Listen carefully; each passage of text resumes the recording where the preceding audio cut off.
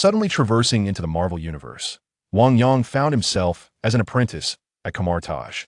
Initially believing that he would be incapable of mastering magic, he unexpectedly awakened a system that allowed him to fuse with the talent fragments of others. Detecting magic talent fragments. Would you like to fuse? Fuse. Are you new to magic? Everyone else is just an apprentice, yet you have already grasped the use of a levitation spell? Checking talent fragments for using the spacetime portal. Would you like to fuse? Wang Yang replied, are you truly just an apprentice? How did you learn the spacetime portal so quickly? I've been studying for several months. Perhaps my talent is quite exceptional. Chapter 1. Kamar-Taj. Within a room that appeared quite ancient, several individuals gathered. Wang Yang stood by the window, gazing at the vast training grounds not far away. What incredible luck. We have actually entered Kamar-Taj. Do we have the chance to become mages? Indeed. I am eager to learn something from Kamar-Taj, yet I fear that if my talent is lacking, I may be eliminated. The others in the room were engaged in fervent discussions, their eyes brimming with anticipation, revealing a spectrum of emotions on their faces: concern, excitement, and exhilaration. When Wang Yang first learned that he had traversed the Kamar-Taj, he was somewhat astonished. Reflecting back to the previous day, he had been watching the movie Doctor Strange, and after a brief slumber, he awoke to find himself in this peculiar place. Kamar-Taj is but a small village nestled in the Himalayas, the very site where the Ancient One trained Doctor Strange before he became the Sorcerer Supreme. It has since transformed into a pilgrimage for countless individuals seeking power or assistance, a sanctum for the practice of magic. Wang Yang, having watched the Avengers, was acutely aware that the Marvel universe often faced invasions by extraterrestrials and was populated by numerous superhumans. Yet he was merely an ordinary individual among the many who aspired to practice magic. As he observed his companions brimming with excitement, already donned in their monk robes, he found himself lacking in enthusiasm. Ding! Soul compatibility detected. Gene Fragment Fusion System successfully loaded. Detecting nearby magic talent fragments. Would you like to fuse? Upon hearing the system's prompt, before he could fully comprehend the situation, radiant fragments appeared before him, seemingly falling from the individuals around him. Could these fragments be the essence of magical talent? Regardless, in this perilous world, he appeared to have no alternative but to grow stronger. Fuse! As his command resonated, the fragments surged towards him, instantly merging with his being. In that moment, he sensed the magical fluctuations within the vicinity. Is this what magic feels like? Wang Yang observed streams of magical energy swirling about, seemingly drawn to him, ready to be wielded should he desire control. However, lacking the proper incantations, he could not conjure a portal or other spells. Wang Yang, what troubles you? Are you worried too? At that moment, L, who had arrived with him, patted Wang Yang's shoulder in a gesture of comfort. Do not be overly concerned. Noticing Wang Yang's silence as he gazed out the window, L assumed he was apprehensive about his own talent and whether he could remain here. I'm fine, L. Let's get some rest. We must rise early tomorrow. Wang Yang glanced back at L, his face reflecting hopeful anticipation. Perhaps his magical talent was not particularly strong, but having fused with those magical fragments, it should not be too dismal. As he lay down, he gradually drifted into slumber. The following day, in the plaza, countless men and women clad in monk robes convened. Most of them were newcomers to Kamar-Taj, their faces a blend of anticipation and anxiety as they engaged in animated discussions. Suddenly, a voice resonated, as if speaking into the ears of all present. Do you think Kamar-Taj is just any place? Such noise and disorder. How can one learn magic here? With those words, a profound silence enveloped the crowd. All the novice apprentices turned their attention towards the source of the voice. It was a tall, slender girl, appearing no older than 17 or 18, yet possessing a strikingly alluring figure. Even the modest monk robes of Kamar-Taj could not conceal her curvaceous form, instead accentuating her charm. Her face radiated an air of aloofness, suggesting that she was not one to be trifled with. Who are you? A young man in the crowd asked, bewildered by the girl's reprimand. Naturally, he was displeased to be chastised by someone of his own age. My name is Balar, and I am destined to become the Sorcerer Supreme. The girl exuded unwavering confidence, her demeanor resolute, radiating a powerful aura that starkly contrasted with the other apprentices.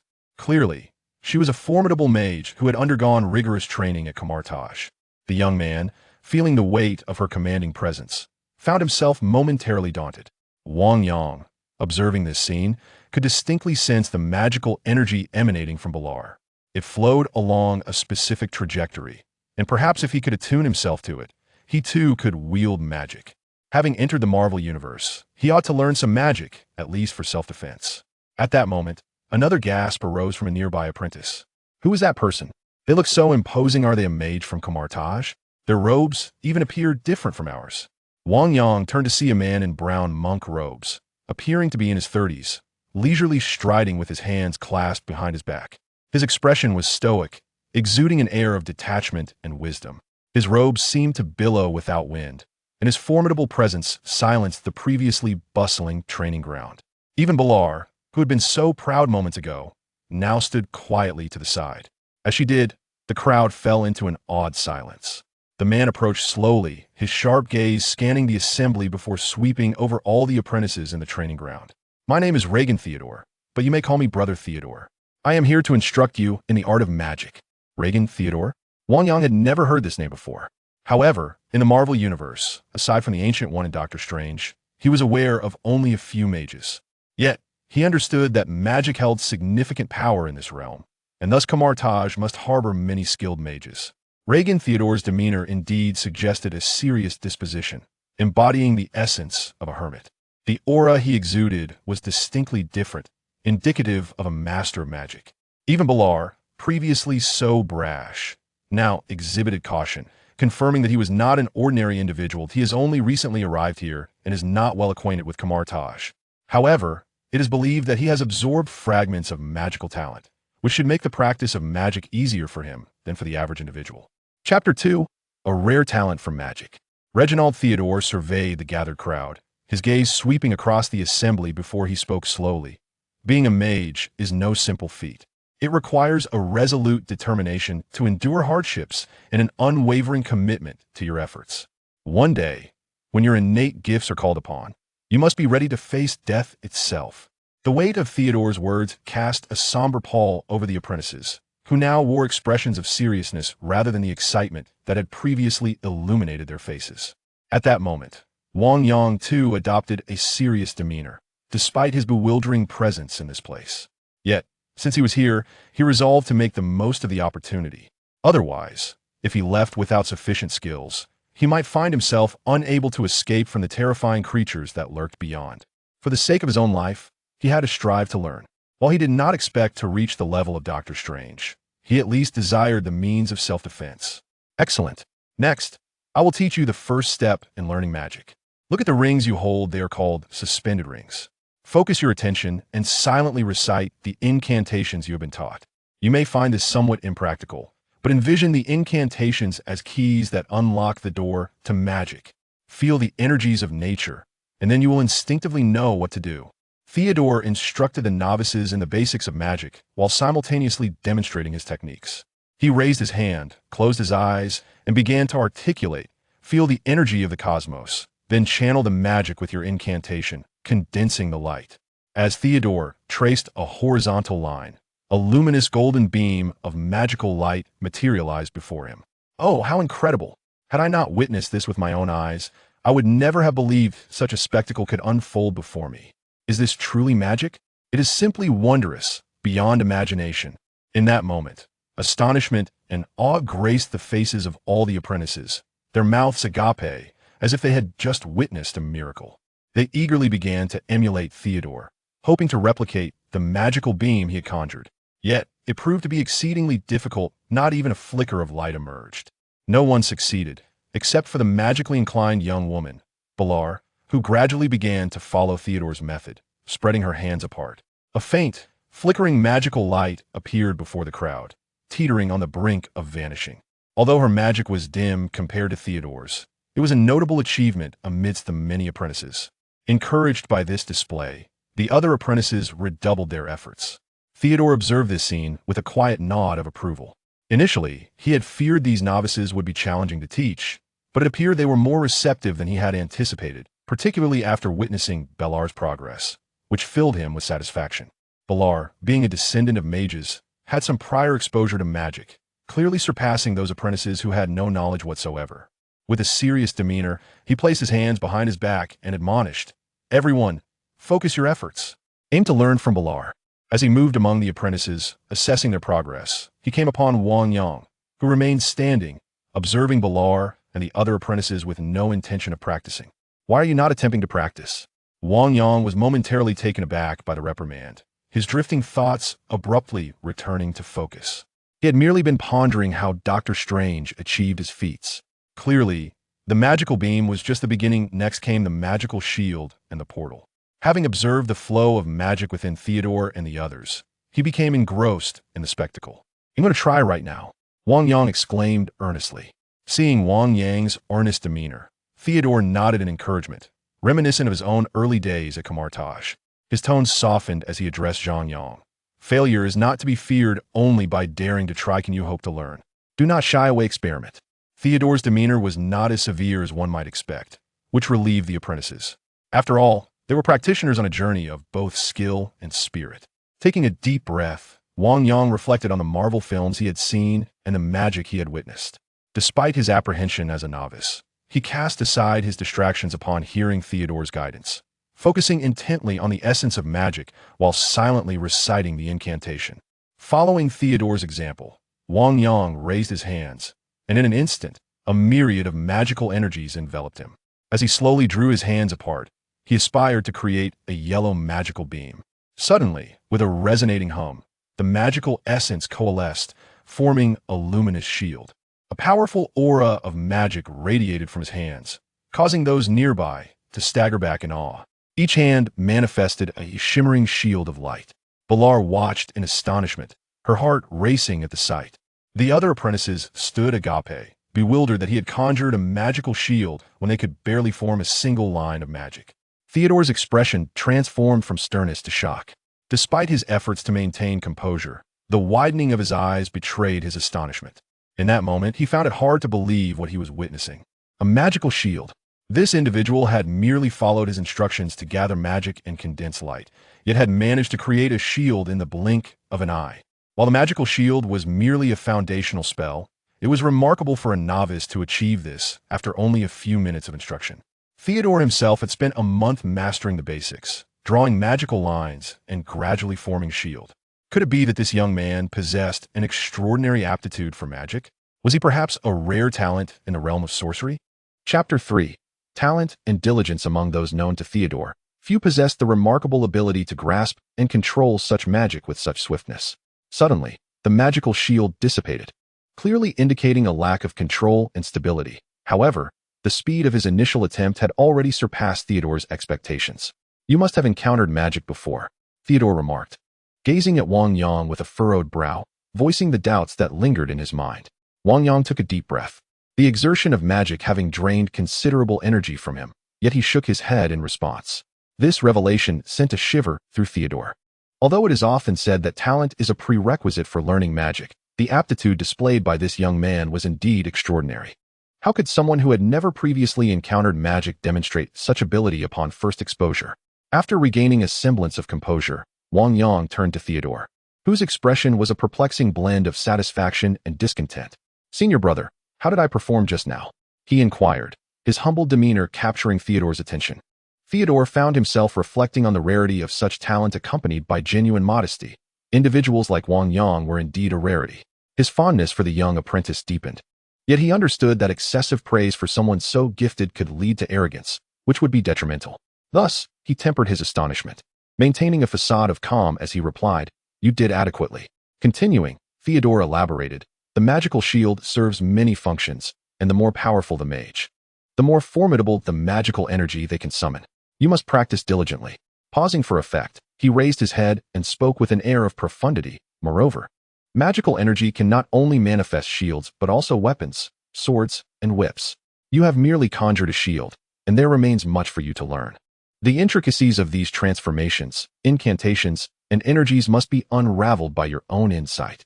Theodore's earnest words resonated with the apprentices, who nodded in agreement, their minds awash with the profundity of magic.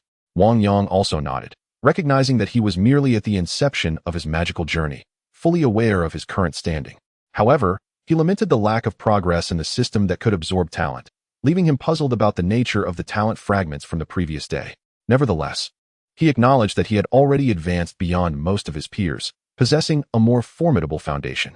Yet, as a novice in magic, he understood the necessity of further effort to master more potent spells. I understand, senior brother. I shall practice diligently, Wang Yang declared, nodding earnestly. Observing Wang Yang's earnest and studious demeanor, Theodore nodded in approval, replying, "Excellent." He then cast his gaze upon the surrounding apprentices. Those who had mastered the art of conjuring magical beams could advance to crafting magical shields and explore other forms of magic. For those who had yet to grasp these skills, diligent practice was essential, as the pursuit of magic required continuous learning, observation, and sensory engagement. "Feel free to practice," Theodore proclaimed before turning to depart. The multitude of apprentices commenced their free practice. To their astonishment, some managed to draw magical shields right from the outset, an unbelievable feat. While we struggled to even materialize a magical beam, it was truly disheartening. It appeared that we all needed to exert ourselves. Otherwise, we risked being left behind. The apprentices began to murmur amongst themselves. As Theodore exited, several apprentices continued their practice while discussing their thoughts. Much of the chatter centered around Wang Yang's earlier performance. In particular, Belal was taken aback. As a descendant of wizards, she never anticipated being outdone by a mere apprentice. This realization spurred her to intensify her efforts. Her gaze shifted toward Wang Yang. Filled with determination, this man would become her rival. After an afternoon of practice, a chime resonated. Magical talent fragment detected. "Would you like to merge?" Wang Yang observed a fragment appear around Belal, reminiscent of the event from the previous night, yet no fragments manifested from the others. "Merge." As he spoke, the magical talent fragment swiftly soared toward him and fused with his being. A surge of formidable magic and mental fortitude coursed through his body, enhancing his cognitive abilities. In that moment, several matters became clear. The system operated randomly, allowing him to acquire talent fragments from others. And such fragments could only be obtained from those with considerable aptitude. The fragments he had garnered from L and others the previous day were undetectable today because he could not acquire them a second time, perhaps due to their limited talent. Although Theodore was powerful, he was unable to obtain fragments, possibly due to his exceptional abilities precluding such acquisitions. Regardless, he recognized the need for diligent effort, particularly because he had acquired this system, which necessitated unwavering dedication. At the break of dawn the following day, Wang Yang arose from his slumber and made his way directly to the training grounds. He understood that his magical knowledge was merely superficial, all required earnest endeavor. The training ground was devoid of life, save for Wang Yang himself. Without hesitation, he commenced his rigorous practice. After a short while, another figure entered the training arena, Belal. Upon seeing Wang Yang, she felt a flicker of surprise. She had believed her arrival was sufficiently early, yet Wang Yang had outpaced her. Observing him, engrossed in his movements and with his eyes closed, she could not help but feel a surge of admiration. Perhaps talent was not daunting. What was truly formidable was possessing talent and outworking others. Belal sensed that this man would undoubtedly become her formidable opponent. Within the hallowed halls of the Kamar-Taj library, Wang was engrossed in the study of a tome on magic when Theodore entered. "How are the apprentices this time around?" Wang did not lift his gaze. Seemingly aware of Theodore's arrival, Theodore nodded and replied, "This cohort of apprentices surpasses the previous ones by far, and there's even a particularly gifted young lad." "Oh, every generation tends to yield a few talented apprentices," Wang remarked nonchalantly, displaying little concern. After all, with the sheer number of individuals, it was inevitable that a few would exhibit talent, yet very few could meet the stringent standards set forth. Those who possess the will to endure and strive are also exceedingly rare. If one is blessed with talent, then it is your duty to teach him well, Wang continued, casually turning a page and smiling. "Of course, but Wang, are you not curious about who this talented apprentice is?" Theodore conjectured. "I suspect it may be the child of our old friend, Belal." Wang remained non-committal. In his view, the most gifted among this cohort was indeed Belal's offspring. "Wang, you are mistaken." Theodore laughed heartily before adding, "The most talented this time is an apprentice who has never before encountered magic. He appears to hail from the east and is named Wang Yang." Chapter 4. Young people should not aim too high. Wang was not surprised. Each year, a few gifted apprentices emerged, though such talent was, of course, limited. "Oh, he learned the magic beam on his first day? That is commendable." Wang continued to peruse his magical text, seemingly unfazed by the conversation. "No, he mastered the magic shield on his very first day?" Theodore shook his head, still somewhat taken aback, reflecting deeply on this revelation. "What?" Wang exclaimed, abruptly closing his book and turning to Theodore. To learn the magic shield in a single day, how astonishing. Even Caecilius, recognized as the most gifted magician, took half a month to accomplish such a feat. I, too, required a month. This is far beyond mere talent. Wang gazed at Theodore, astonished. Thus, I came to seek you out for him. Should we not have Master Kamar-Taj instruct him? Perhaps his innate abilities could be further cultivated. Theodore suggested. If his talent is indeed as formidable as it seems, then it would be a travesty to squander such potential without proper guidance. Wang readily concurred. The journey of mastering magic does not necessitate resources. It primarily relies on personal talent and diligence. Furthermore, the guidance of a distinguished mentor is paramount. Kamar-Taj yearns for the emergence of formidable successors to bolster their ranks against potential external threats. Please convey to him that he should seek out Kamar-Taj. I am certain that Kamar-Taj would be more than willing to assist a prodigy. Wang nodded in agreement. After acknowledging Wang, Theodore turned and departed. Initially, Wang Yang believed that there was still ample time and that he would find himself resting. However, to his surprise, he did not locate Wang Yang in his room. Instead, he discovered him practicing diligently in the training grounds. Belal was also present. After an entire night of practice, Wang Yang had become more adept at casting the magical shield. Although his power and speed were not yet formidable, it is important to note that he was still a novice. As for Belal, who was once regarded as exceptionally gifted in Wang Yang's eyes, he now seemed less impressive in comparison. Belal possessed commendable talent, capable of freely conjuring magical rays, which, when viewed alongside ordinary apprentices, was indeed a significant achievement. However, in the presence of Wang Yang's magical shield, it paled in comparison. Senior brother. Upon seeing Theodore approaching, both Wang Yang and Belal ceased their activities, respectfully addressing him. Very good, very good. Theodore nodded in approval, then turned to Belal, saying, Belal, your talent is commendable. You have conjured magical rays in just one day. Given time, you will undoubtedly be able to solidify a magical shield. Upon hearing Theodore's words, Belal lifted her chin slightly, her initial feelings of defeat from being outperformed by Wang Yang beginning to dissipate. She had her own pride. As her parents were esteemed mages of Kamar-Taj, how could she possibly be inferior to ordinary apprentices? She could not, and she should not. However, while practicing magic, one must not neglect the cultivation of the body. Despite their status as mages of Kamar-Taj, it was equally essential to practice martial arts. This not only strengthens the body, but also enhances the ability to sense magic, thereby accelerating magical training. Indeed, senior brother, Belal replied courteously. Theodore nodded, then turned to Wang Yang, stating, your talent surpasses our expectations, thus we unanimously believe you should seek guidance from Master Kamar-Taj. My teachings would only hinder your progress in learning magic. Master Kamar-Taj?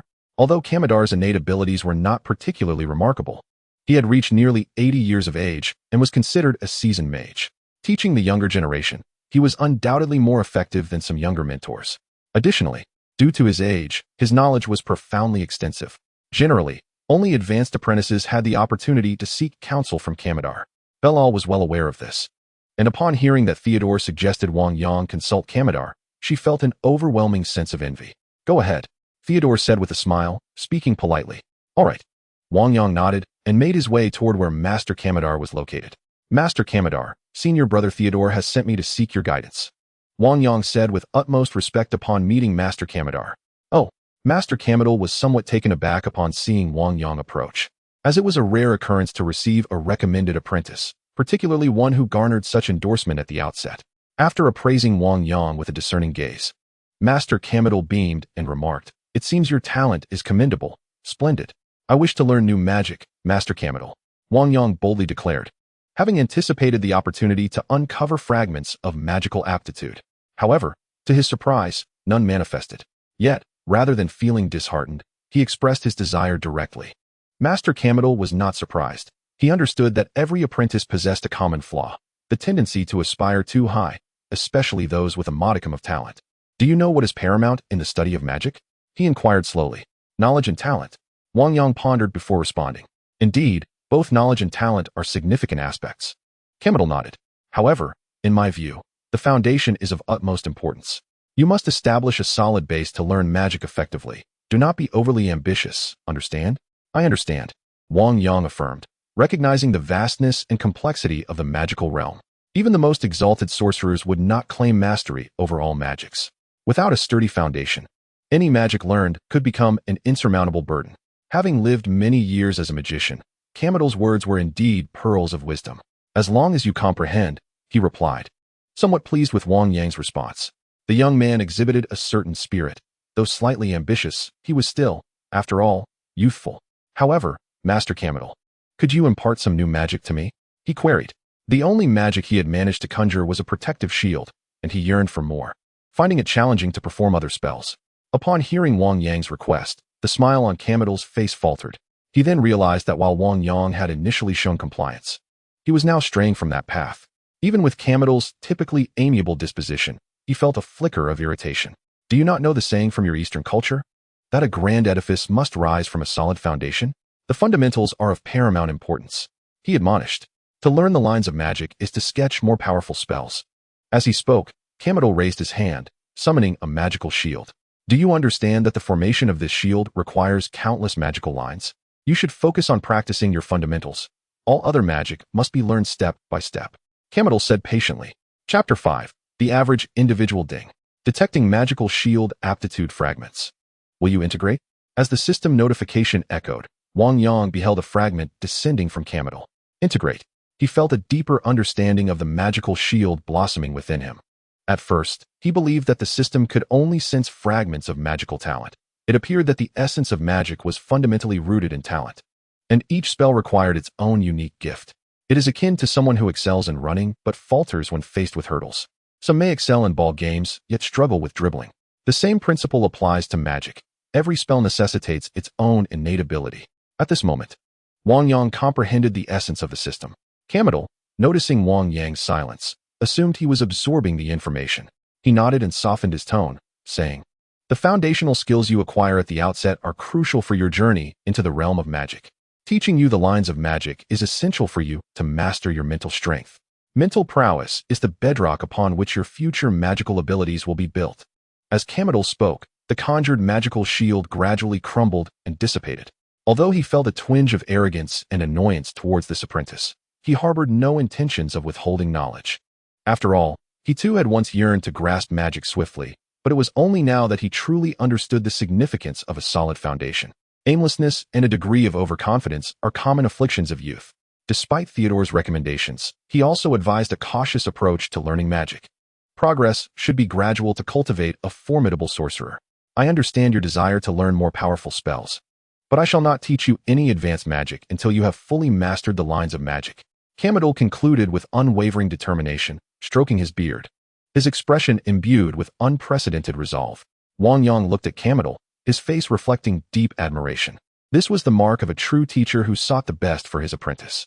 However, since he possessed a system capable of absorbing magical talent, he was reluctant to squander it. But Master Kamitel, I have already mastered the magical shield. Wang Yang spoke softly. You have mastered the magical beam? Kamitel responded with surprise. At that moment, Kamitel frowned, as the magical shield posed considerable difficulty for an apprentice. He immediately misinterpreted Wang Yang's claim as mastering the magical beam instead. No, I meant the magical shield. Wang Yang corrected him. What? The magical shield? Kamitel frowned, incredulous.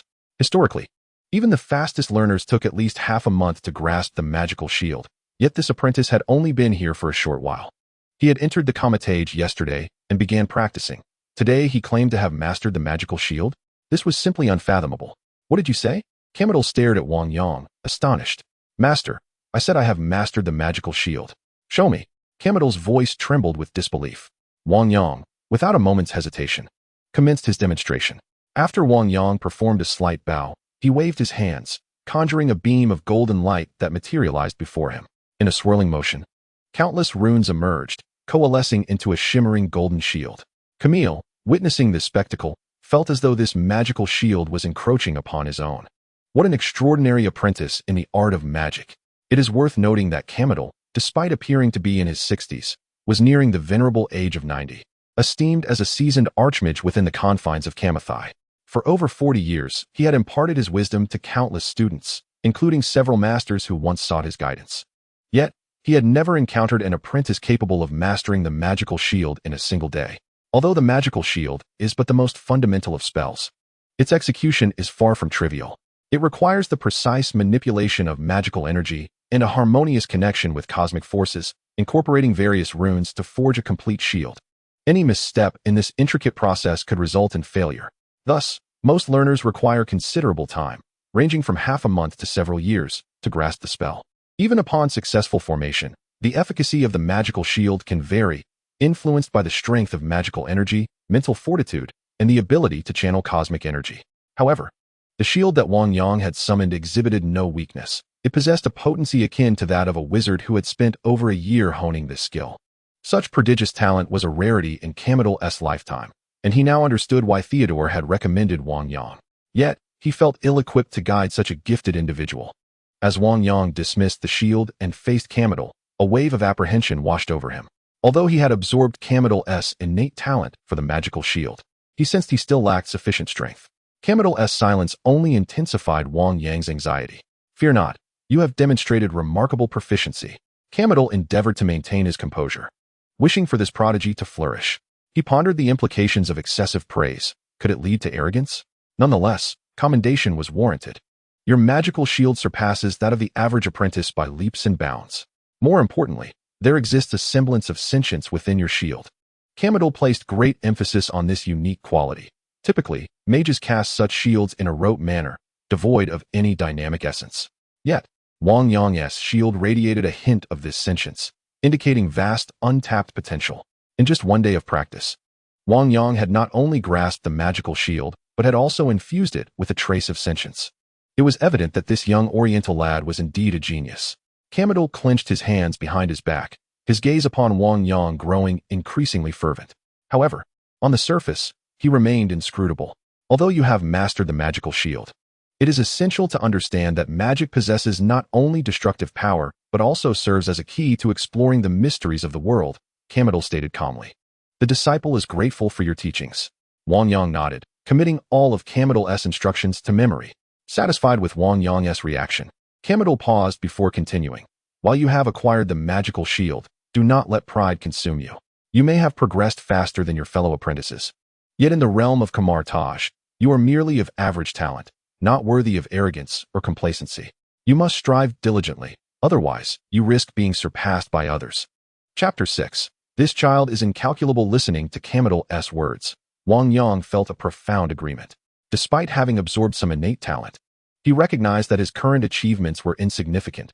The magical shield he had formed was still quite weak. After all, he had only practiced for a day, and it was natural that he could not compare to Kamar-Taj and the others, who had honed their skills over countless years, not to mention the supreme sorcerers. Observing Wang Yang nodding repeatedly, Kamar-Taj struggled to contain himself. An honest man by nature, he was not adept at deceit. Had he not felt the need to temper his praise for this prodigy to avoid squandering his potential, he would not have categorized him as merely average. Moreover, suppressing his astonishment was no simple task. Fortunately, his experience allowed him to maintain a facade, and Wang Yang remained oblivious to his inner turmoil. "You are quite obedient, but may I ask your name?" Kamar-Taj cleared his throat, realizing he did not yet know the other's name. Reporting to Master Kamar-Taj, "My name is Wang Yang."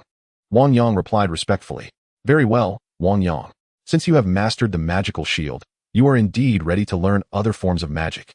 Kamar-Taj nodded, pleased with Wang Yang's demeanor. He then feigned profundity as he spoke.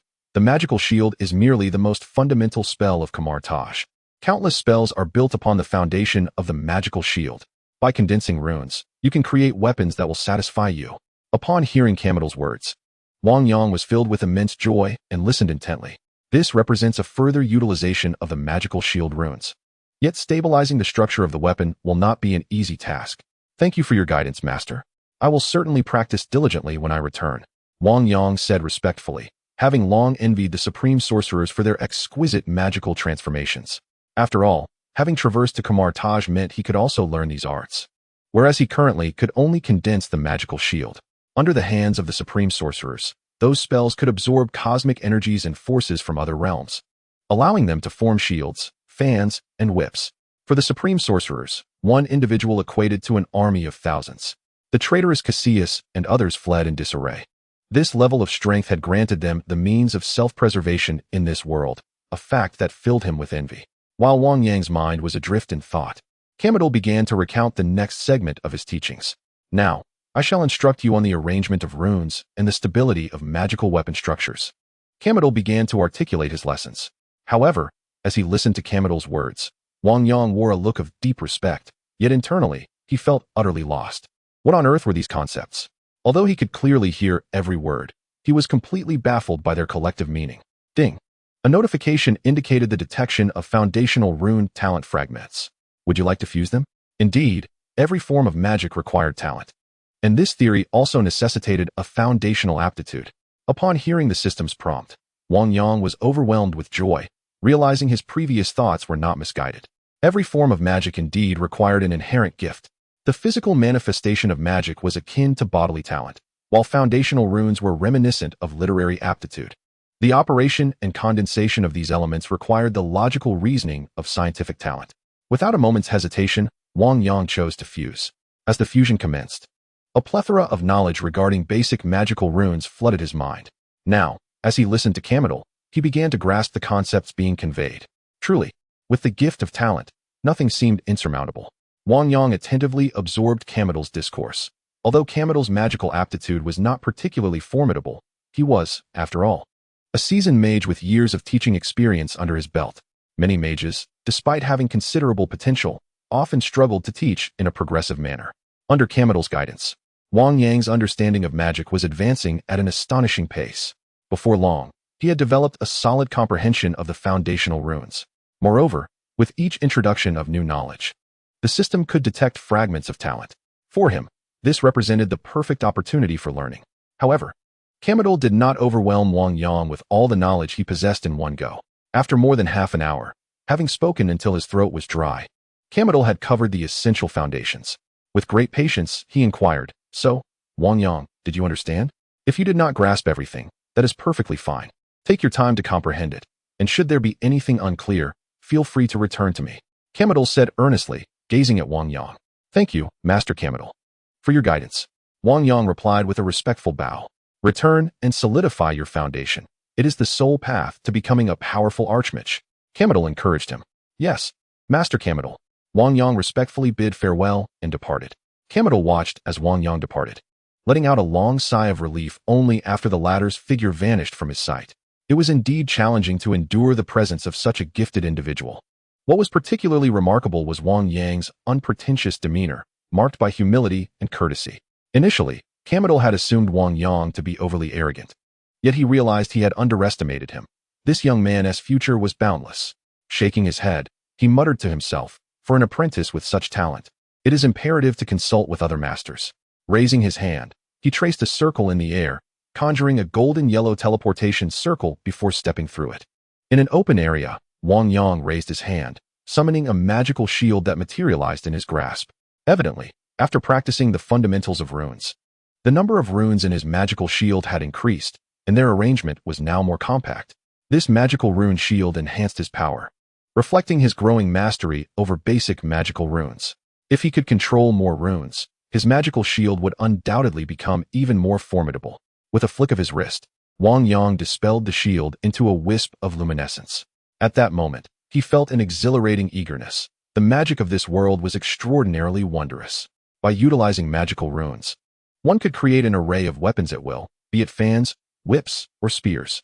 However, he found himself gravitating more towards shields and whips, especially since even the supreme mages employed these methods, not to mention their relative ease of cultivation. Consequently, within the mages of Kamar-Taj, these two forms of magic were predominantly practiced. Of course, this did not imply that magic was confined to such uses. Theoretically, through the arrangement of runes and enhancements to weaponry, he could forge various cold weapons, and even intricate firearms seemed within reach. Chapter 7. Such proficiency. Are you telling me this is newly acquired? As countless tiny runes coalesced with shimmering light, a golden small sword materialized in his hand, radiating astonishing energy, with sparks occasionally cascading down. This was partly due to the weapon's structure and the magical runes being somewhat unstable. The magic of Kamar-Taj was often accompanied by sparks, a consequence of the minute runes not being mastered with sufficient finesse, leading to their fracturing. However, this would not compromise the weapon, as it would soon be mended. Under Wang Yang's control, the longsword gradually solidified, appearing resplendent. Indeed, Wang Yang was exceedingly pleased with the aesthetic of this weapon. Meanwhile, in the library, a teleportation circle materialized, and Kamar-Taj emerged from within. "Kamar-Taj, what brings you here?" Wang inquired, though his demeanor remained somewhat stern. Those familiar with him understood that he possessed a kind heart beneath his cold exterior. "Wasn't it you who recommended Wang Yang to me?" Kamado exclaimed in astonishment. Although Wang appears youthful, he is, in fact, of considerable age, akin to Kamado. "Ah, you are here for that Eastern apprentice." Upon hearing Kamado's words, Wang's face illuminated with realization. He then gestured for Kamado to take a seat and prepared a cup of tea for him. It is said that Theodore remarked on the exceptional magical talent of this Eastern individual. Indeed, Kamado nodded, asserting he is truly a fine prospect. This should not evoke such astonishment. Wang lifted his cup and nonchalantly took a sip. After all, what year lacks promising talents? Furthermore, Kamar-Taj apprentices are numerous and carefully selected, leading to a majority being exceptionally gifted. Thus, the emergence of a particularly talented apprentice among the already gifted is hardly remarkable. Yet he has managed to coalesce a magical shield in a single day. Upon hearing Kamado's assertion, Wang responded with an air of indifference that is not particularly noteworthy. It is merely a preliminary coalescence. In his view, Theodore's claim of a coalesced magical shield merely indicated an initial stage, vastly different from a stable, battle-ready shield. Nevertheless, this did indeed suggest a commendable talent, which is why Theodore recommended Wang Yang to meet Kamado. Kamado, as Grand Sorcerers, we should not be surprised by such initial, serendipitous coalescences of magical shields. True solidification requires time. Wang spoke calmly, taking another sip of his tea. "No, I witnessed his magical shield already solidified and ready for combat.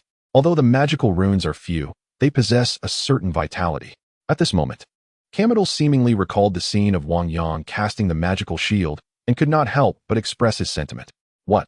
Crack! The teacup in Wang's hand shattered.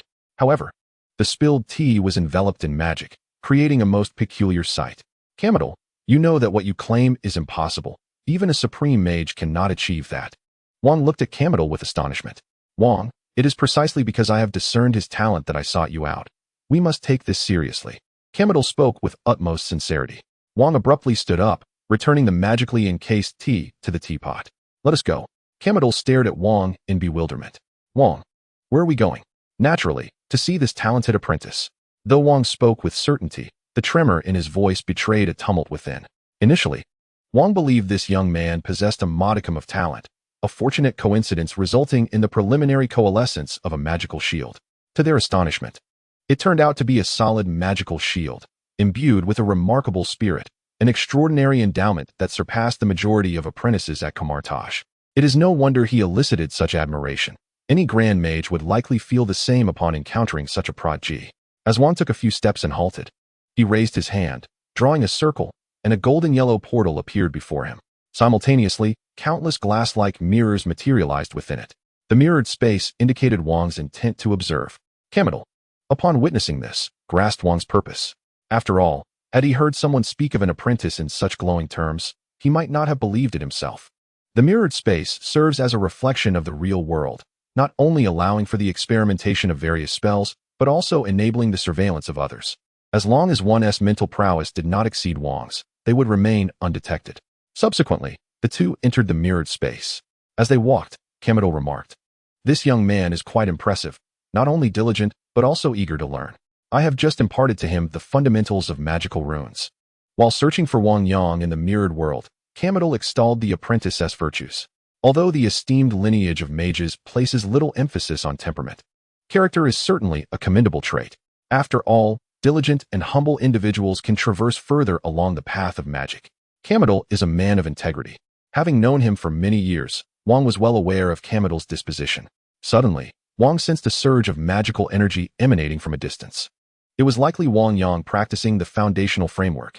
Kamado speculated, noting that even for a mage who has mastered the magical shield, time is still required. However, if Wang Yang remained earnest and industrious, he would undoubtedly surpass others in mastering the fundamental constructs of magical runes. "Let us proceed and take a look." Wang expressed his anticipation, intrigued by a prodigy he had yet to encounter, particularly one who could coalesce a magical shield in a single day, especially one as sturdy and spirited as this. Together, they made their way over and beheld Wang Yang standing in an open space, diligently manipulating his magical shield. Wang's eyes widened in delight. Indeed, this young Oriental lad's magical shield exhibited the proficiency of a mage with years of experience. Were it not for the knowledge that this young man had only recently begun his studies, One might have assumed he had been practicing at Kamar-Taj for several years. What was he attempting? Coalescing a sword? Observing as Wang Yang dissipated the magical shield and gradually formed a sword, an array of magical runes began to intricately weave into its structure, culminating in a solid and stable manifestation. The ease and finesse with which he executed this feat left both grand mages utterly astounded. Kamar-Taj, is this truly the foundation he has only just learned? His skill is more refined than that of mages who have trained for several years. I had only taught him not long ago. Chapter 8. He might be the next Supreme Mage. I truly had just instructed him recently. Kamar-Taj gazed at Wang Yang, his heart filled with an indescribable sense of wonder. What could possibly explain this? A look of disbelief adorned Wang's face. Kamar-Taj, equally astonished, had assumed that Wang Yang was merely practicing the magical shield, not realizing he was constructing a weapon with such effortless success.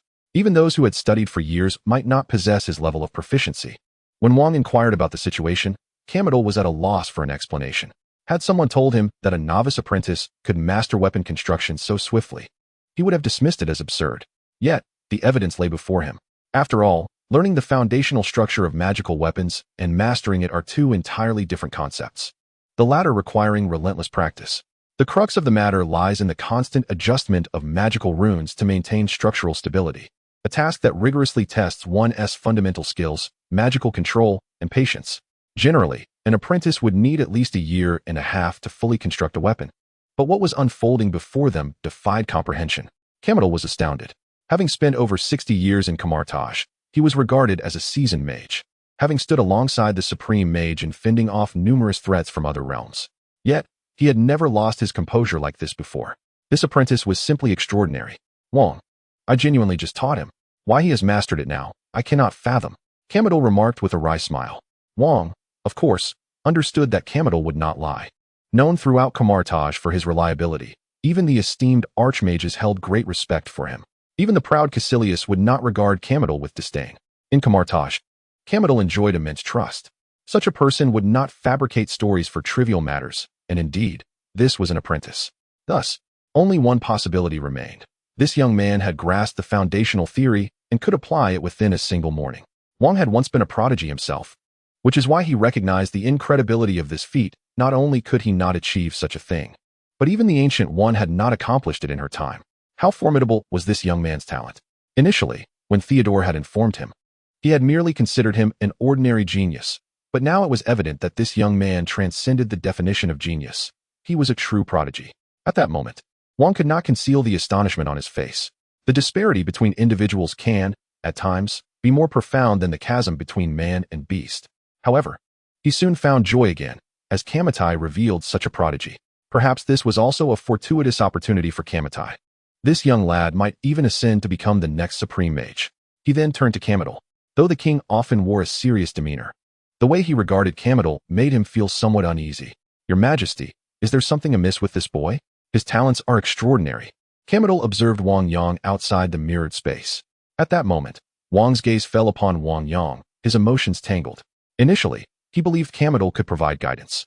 Yet with Wang Yang's rapid learning pace, it seemed Kamar-Taj might not be able to instruct him for long. Wang took a deep breath and said, Kamar-Taj, this lad is a genius. Perhaps he should be entrusted to the Supreme Mage for personal tutelage. If we were to instruct him, we might only squander his potential. You speak the truth, Kamar-Taj sighed, aware of his own limitations. Although Kamar-Taj boasted numerous grand mages and even several direct disciples of the Supreme Mage, they understood that, in comparison, they were like the full moon to the firefly, utterly incomparable. Indeed, there were even certain tomes of magic they were unable to comprehend. Such a prodigious magical talent could likely only be nurtured by the Supreme Mage. You are correct, but the Supreme Mage has yet to return. Kamar-Taj expressed his helplessness. Wang pondered for a moment and replied, he should be back soon. The Supreme Mage has been occupied dealing with formidable foes, such as Dormammu from the Dark Dimension.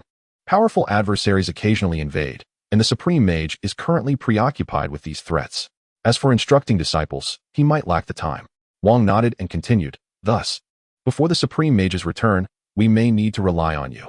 You possess a wealth of magical knowledge. It would be best to impart it directly to him. Even if you can no longer teach him, he could still learn Sanskrit and various ancient languages. After all, even a genius requires time to study. Wang smiled. Kamar-Taj holds a treasure trove of magic from across the world and many ancient texts that utilize lost languages, of which only Kamar-Taj still possesses. Ancient Sanskrit is one such language, and these complex tongues cannot be mastered in a fleeting moment. Even if Wang Yang excels in certain areas, it is improbable that he would excel in all matters. Furthermore, this knowledge forms the foundation of a mage's education. To delve into more profound magics, such languages are indispensable. You are indeed correct. Kamar nodded. Kamar-Taj's vast collection of tomes encompasses an array of subjects, all treasured by the Supreme Mage. In Kamar-Taj, knowledge is freely shared. Of course, with the exception of certain dark magics, most magical tomes are accessible even to apprentices. Even if Wang Yang were to master all the magic of Kamar-Taj, he could also learn the ancient languages and study the spell books independently, which would suffice until the Supreme Sorcerer returns. Thus, I entrust the task of mentoring this young one to you, Kamar-Taj, Wang said earnestly, gazing intently at Kamar-Taj. This lad may very well become the next Supreme Sorcerer. It is imperative that you guide him well. I understand, my lord, rest assured. Kamar-Taj nodded solemnly. Let us depart. This boy is most unpredictable, and I fear that continuing to observe him may lead to unforeseen consequences. Wang chuckled softly. Kamar-Taj nodded in agreement. It was indeed astonishing that an apprentice could so effortlessly construct weapons. With that, the two turned to leave. Unbeknownst to Wang Yang, he was under observation. He remained engrossed in his weapon crafting, thoroughly enjoying the process. Although he had acquired only a few fragments of talent, the construction of ordinary weapons proved to be no challenge for him. Thus, he skillfully manifested a long sword, a broadsword, and a whip in succession. Chapter 9. Applying knowledge and seeking guidance from senior brothers. The following day, at 8 in the morning, many apprentices at Kamar-Taj had already begun their training. The synchronized shouts echoed through the air. Theodore was also leading his apprentices in their practice, as a group of them worked up a sweat. Some apprentices had already grasped the fundamentals of magical rays, marking a preliminary mastery of magic, though they were still far from mastering the magical shield. Theodore observed this scene with great satisfaction. Although these apprentices could not compare to Wang Yang, their innate talents were commendable. As long as they could absorb cosmic energy and transmute it into runes, they would officially signify their mastery of magic. In the past, Theodore would have been exceedingly pleased. Though he was earnestly teaching now, his mind wandered slightly, wondering how Wang Yang was faring under Kamar-Taj's tutelage. After a while, an elder approached. Upon seeing the elder, the numerous apprentices instinctively halted their activities and turned to face him. They could all sense that this elder was different, even his attire more resembling that of a grand master than Theodore's. Theodore quickly rushed forward to greet him. Master Kamar-Taj, what brings you here? He said respectfully. I have come to. Kamar-Taj glanced at this cohort of apprentices and noted the particularly gifted Balar, yet he did not see Wang Yang among them. Has Wang Yang not arrived yet? Kamar-Taj assumed that Wang Yang would have already sought him out, only to discover that he had seemingly not yet come. Indeed, I had thought Wang Yang would have already gone to find Master Kamar-Taj. Theodore furrowed his brow and remarked, such a lack of diligence. Just yesterday, I believed this apprentice to be quite industrious. Yet here we are, merely a day later, and I find myself utterly disappointed. Although he recognized Wang Yang's considerable talent, he understood that even natural ability requires diligent effort. Otherwise, it would merely be squandered. Beller had thought she might not measure up to Wang Yang, but now, seeing him slacken in his efforts, she surmised it was due to his confidence in his abilities. This presented her with an opportunity to prove through her own hard work that if he did not apply himself, she could indeed surpass him. Kamar, on the other hand, felt a sense of relief. Given Wang Yang's talent, it was perhaps wise for him to take a breather. Should he continue to exert himself so fervently, it was likely few could rival him in prowess, and he might even become unsure of what to teach in the future. Master Kamar, I shall summon him at once. Theodore assumed Kamar had come to urge Wang Yang, his frown deepening. There's no need. Kamar waved his hand dismissively, indicating all was well. Theodore, frustrated by Wang Yang's failure to seize such a splendid opportunity, lamented the fact that it required Kamar to seek him out. Beller felt emboldened. She was indeed the diligent apprentice with commendable talent. Brother Theodore, Wang Yang has arrived. At that moment, Beller glanced towards the dormitory and spotted Wang Yang approaching. The group turned their attention to him, observing that he was yawning and appeared to have pulled an all-nighter. The apprentices were eager to witness the spectacle of Wang Yang's predicament. After all, being summoned by a master, yet arriving late hardly portrayed the demeanor of a dedicated apprentice. Theodore frowned and exclaimed, Wang Yang, what is the meaning of this? How can you arrive so late for the morning class? Do you still wish to learn magic earnestly? While Kamar acknowledged that Wang Yang's tardiness was not insurmountable, he too was curious as to the reason for his late arrival. My apologies, Brother Theodore. I was studying the fundamentals of runes last night, Wang Yang replied. Fundamentals of rune architecture? Theodore blinked in astonishment, then was overtaken by shock. While others were merely grasping magical illumination, Wang Yang had delved into the foundational structures of magical runes. Upon hearing this, Kamar-Taj was taken aback. It was no wonder Wang Yang had arrived so late. A talented magic apprentice who was also so diligent was indeed formidable. Nonsense. You've only practiced for a few days. How could you possibly grasp the architecture of runes? Theodore frowned skeptically. While Wang Yang's magical shield had indeed exceeded his expectations, it was implausible that he could advance so far beyond his peers. Even apprentices who had trained for a year might not be ready to embark on the study of rune architecture, let alone a novice. Who would have thought that just a day later, our apprentice would be making grand claims? Beller chuckled, eliciting laughter from the others. Silence. Theodore furrowed his brow, causing an abrupt cessation of laughter among the crowd. He then turned his gaze towards Wang Yang. Since you claim to be in contact with the foundational infrastructure of magical runes, why not demonstrate it? A mere demonstration would suffice to discern the truth. If Wang Yang had indeed succeeded in his practice overnight, it would be hard to argue against his diligence. Yes, Senior Theodore, Wang Yang replied respectfully, yet his demeanor exuded confidence. At that moment, many of the apprentices wore expressions of curiosity, some even harboring a sense of skepticism, doubting that Wang Yang had genuinely begun practicing the foundational aspects of magic. Nevertheless, Wang Yang remained unfazed. He extended a hand and gestured before him. Suddenly, the air seemed to ignite, producing an array of golden sparks that, under his command, began to morph. A golden magical shield materialized before the onlookers, adorned with countless runes that bolstered the shield's strength and density. The shield exhibited various transformations. At that instant, Theodore's eyes widened in astonishment, unable to comprehend the spectacle unfolding before him. The fusion of the magical shield and the foundational infrastructure of magical runes altered the shield's structure, reshaping and transforming it. Was this truly the work of a mere apprentice? If one were to claim that Wang Yang had studied magic for many years, Theodore would readily believe it. If he was so taken aback, one could only imagine the astonishment of the other magical apprentices, who had barely grasped the basics of magical light, let alone such profound concepts. The application of knowledge, especially in the crafting of a magical shield, achieved in merely one night. Kamar-Taj could not help but reflect on the brilliance of this prodigy, whose diligence was equally remarkable, tirelessly practicing late into the night. Kamar-Taj found himself at a loss for words. Senior Theodore, I must apologize. I have reshaped the magical shield according to the magical rune structure. If my execution is lacking, please do offer your guidance, Wang Yang humbly stated. After all, his understanding of magic was still limited, and he could not afford to be arrogant in the presence of the two masters. Upon hearing Wang Yang's words, Theodore's eye twitched. He had never attempted such a reconstruction himself. How could he offer guidance? Chapter 10. The magical portal. Theodore was left in a state of shock, while Beller was equally dumbfounded. Though she possessed a considerable understanding of magic, far surpassing that of the average apprentice, she recognized the difficulty of condensing a magical shield, let alone reshaping it with magical runes. Watching Wang Yang effortlessly manipulate the shield, as if it were a mundane task, left her questioning the very nature of talent.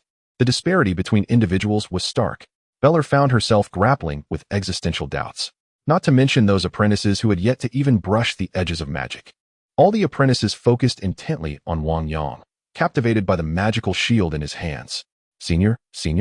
Wang Yang had yet to hear Theodore's guidance and lifted his gaze towards him. Only then did Theodore realize the situation. Indeed, it was not merely satisfactory, it was extraordinary. Theodore turned his attention to Kamar-Taj. Ahem.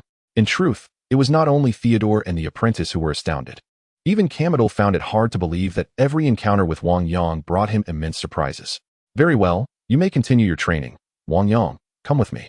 After a few coughs, Kamar-Taj addressed Theodore. Theodore nodded repeatedly, uncertain of how to mentor such a prodigy. You have yet to commence training. All of you are from the same cohort of apprentices. Look at Wang Yang. He has already mastered the magical shield, while you have yet to grasp even the magical beam. Theodore's voice echoed behind as Wang Yang followed Kamar-Taj out. Kamar-Taj returned to his modest dwelling. Master Kamar-Taj, I feel that the magical shield I have reshaped is still somewhat lacking in strength. I am uncertain as to why, Wang Yang humbly remarked. Master Kamar-Taj, presenting 2 cups of tea, nearly dropped one upon hearing Wang Yang's words. Were it not for his typically composed demeanor, maintaining his poise even in the face of formidable challenges, he might have embarrassed himself before Wang Yang. Did Wang Yang truly speak in earnest? Others struggled to master the magical shield, yet he had not only mastered it, but also reshaped it, seemingly unsatisfied with the outcome. It would be difficult to find another like him even in the entirety of Kamar-Taj. However, for the sake of his own image as a master, he could not allow his astonishment to show. Do not worry. The power of the reshaped magical shield is considerable, and since you crafted it yourself, any issues that arise, I believe you can resolve on your own. Indeed, he could not offer much assistance, as only Wang Yang understood the intricacies of the magical runes involved, and such matters must be comprehended individually. Furthermore, given Wang Yang's diligent efforts, it would likely be only a matter of days before he refined any shortcomings he perceived. I wonder why Master Kamar-Taj has sought me out this time, Wang Yang mused, gazing curiously at him. If he could impart some additional knowledge, Wang Yang would be more than eager to learn. Kamar-Taj handed him a cup of tea, which he accepted. Your dedication to learning magic is commendable, and your current achievements are a result of your own efforts. However, you must not become arrogant. The essence of mastering magic lies in maintaining composure. Kamar-Taj spoke slowly. Wang Yang, grateful for the guidance, nodded and took a sip of tea. Master Kamar-Taj, I wonder if you might teach me a new spell. Wang Yang looked earnestly at Kamar-Taj, expressing his humility. Although Kamar-Taj appeared outwardly indifferent, his inner tranquility was far from untroubled. Yesterday, he believed that Wang Yang's ability to construct weapons had reached its limit. However, he was taken aback to discover that even the magical shield had been reconstructed. Such talent, such diligence, he estimated he would scarcely be able to teach for much longer. Kamar-Taj felt a mix of joy and concern. He was elated that Kamar-Taj had produced an exceptionally gifted apprentice, yet anxious about the prospect of being unable to teach in the future. Nevertheless, he maintained a demeanor of warmth and approachability. Since you have now grasped the fundamentals of magic, it is indeed time to venture into the study of other spells. Kamar-Taj began to speak. Wang Yang had already surmised what this spell would be, the portal. The portal was a formidable magic. Even an ordinary mage could teleport at will across the earth, which could only be described as extraordinarily powerful. In other worlds, such a feat would likely be impossible. You should have the suspension ring by now, Kamar-Taj remarked, glancing at Wang Yang. Wang Yang nodded, raising his hand to reveal a golden suspension ring adorning his finger. The suspension ring aids mages in enhancing their mental prowess and in the convergence of magical and cosmic energies, Kamar-Taj elaborated. Wang Yang nodded again. Initially, when he cast the magical shield, he required the assistance of the suspension ring, but now he could perform it unassisted, even without it. You may have noticed that you once needed the suspension ring's aid, but now you do not. This indicates a significant enhancement in both your mental strength and magical control. The same applies to casting the portal. Originally, the portal does not necessitate a magical artifact. However, we cannot attain the level of a supreme mage, who possesses innate powerful magic. Thus, we still require a supportive artifact like the suspension ring to assist us in our spellcasting, Kamar-Taj explained to Wang Yang. Wang Yang acknowledged this with a nod. He was well aware that the supreme mage was the most formidable existence within Kamar-Taj, whose strength could scarcely be matched by all the mages combined in this realm. Therefore, she naturally did not require the aid of artifacts. Utilize the suspension ring, and with your mental energy, delineate the location you wish to reach. The clearer your depiction, the greater the likelihood of successfully opening the portal. Wang Yang listened intently. This was the most fundamental magic within all of Kamar-Taj and essential for his self-preservation. Thus, he was determined to learn it well. Indeed, the portal could even allow one to sever a limb from a black dwarf star. Now, I shall demonstrate. With that, Kamar-Taj set down his teacup, assumed a stance, and traced a golden circle in the void. A chilling wind and snow swept in from the opposite side. "Brr, it's so cold," Wang Yang exclaimed. On the other side lay the polar regions. The portal, if utilized wisely, can transport you to any place, Kamar-Taj explained. Wang Yang nodded, and at that moment, the system's notification chimed. Ding. Fragment of portal magic talent detected. Would you like to fuse? As the system prompt faded, Wang Yang observed some luminous fragments surrounding Kamar-Taj. Fuse. With Wang Yang's utterance, a myriad of information regarding the portal flooded his mind. Chapter 11. A new spell each day, mastered instantly while casting the portal. Kamar-Taj remained focused on Wang Yang, anxious that something might go amiss. After all, such a prodigious disciple was a rare find. Any minor mishap would result in a significant loss for Kamar-Taj. Wang Yang's expression turned grave, suggesting that something was amiss, which heightened Kamar-Taj's anxiety. Could it be that the portal was proving too challenging? Without feigning composure any longer, Kamar-Taj promptly inquired, Wang Yang, what troubles you? Are you all right? Is there an issue?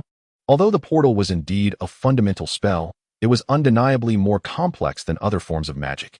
If you find it difficult to grasp at the moment, do not be overly concerned. Do not allow yourself to harbor doubts or worries.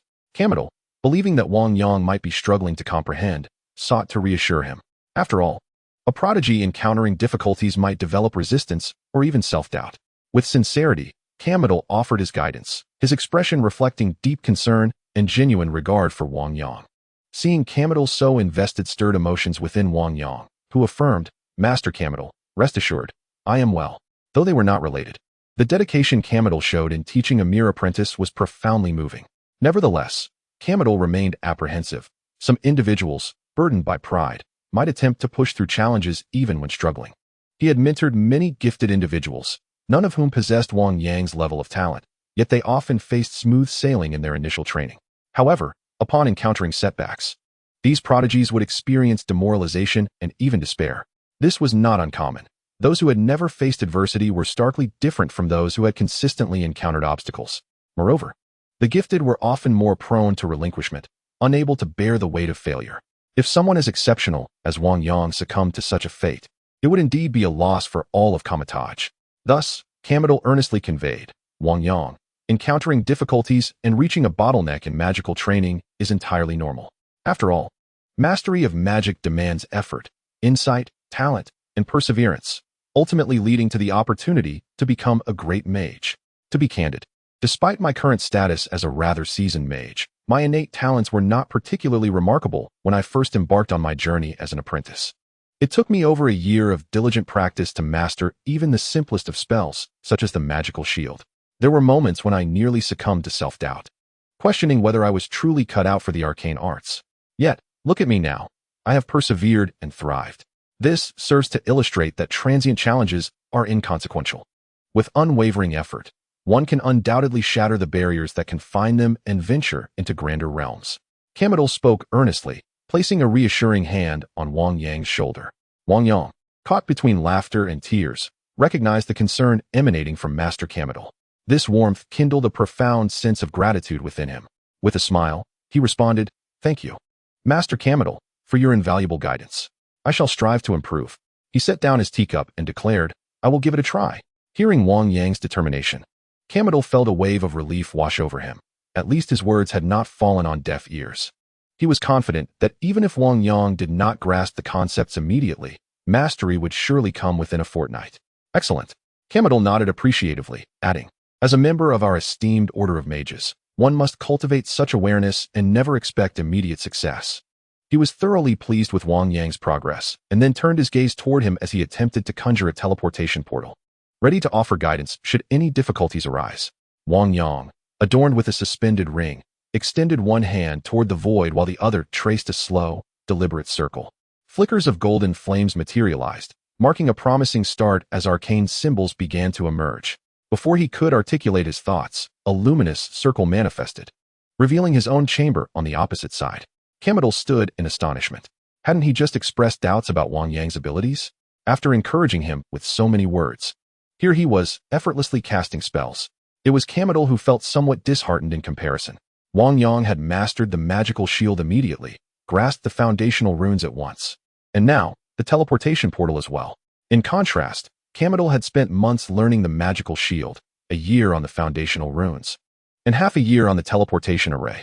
It wasn't merely that Wang Yang possessed superior aptitude. Rather, the foundational knowledge made the portal easier to learn. Yet, here was Wang Yang, conjuring a new spell each day with such ease. Did he still need encouragement? "Master Kamar-Taj, is there anything amiss with my teleportation portal?" Wang Yang asked, glancing toward him, though the portal remained intact. Could he maintain such stability, even while distracted? Kamar-Taj had believed he had come to terms with Wang Yang's remarkable magical talent, yet it seemed he still struggled to fully comprehend the extraordinary abilities of this gifted apprentice. "There are no issues, but why did you have that expression just now?" Kamar-Taj inquired with curiosity. "I was contemplating how to construct a more stable portal using magical runes," Wang Yang candidly replied.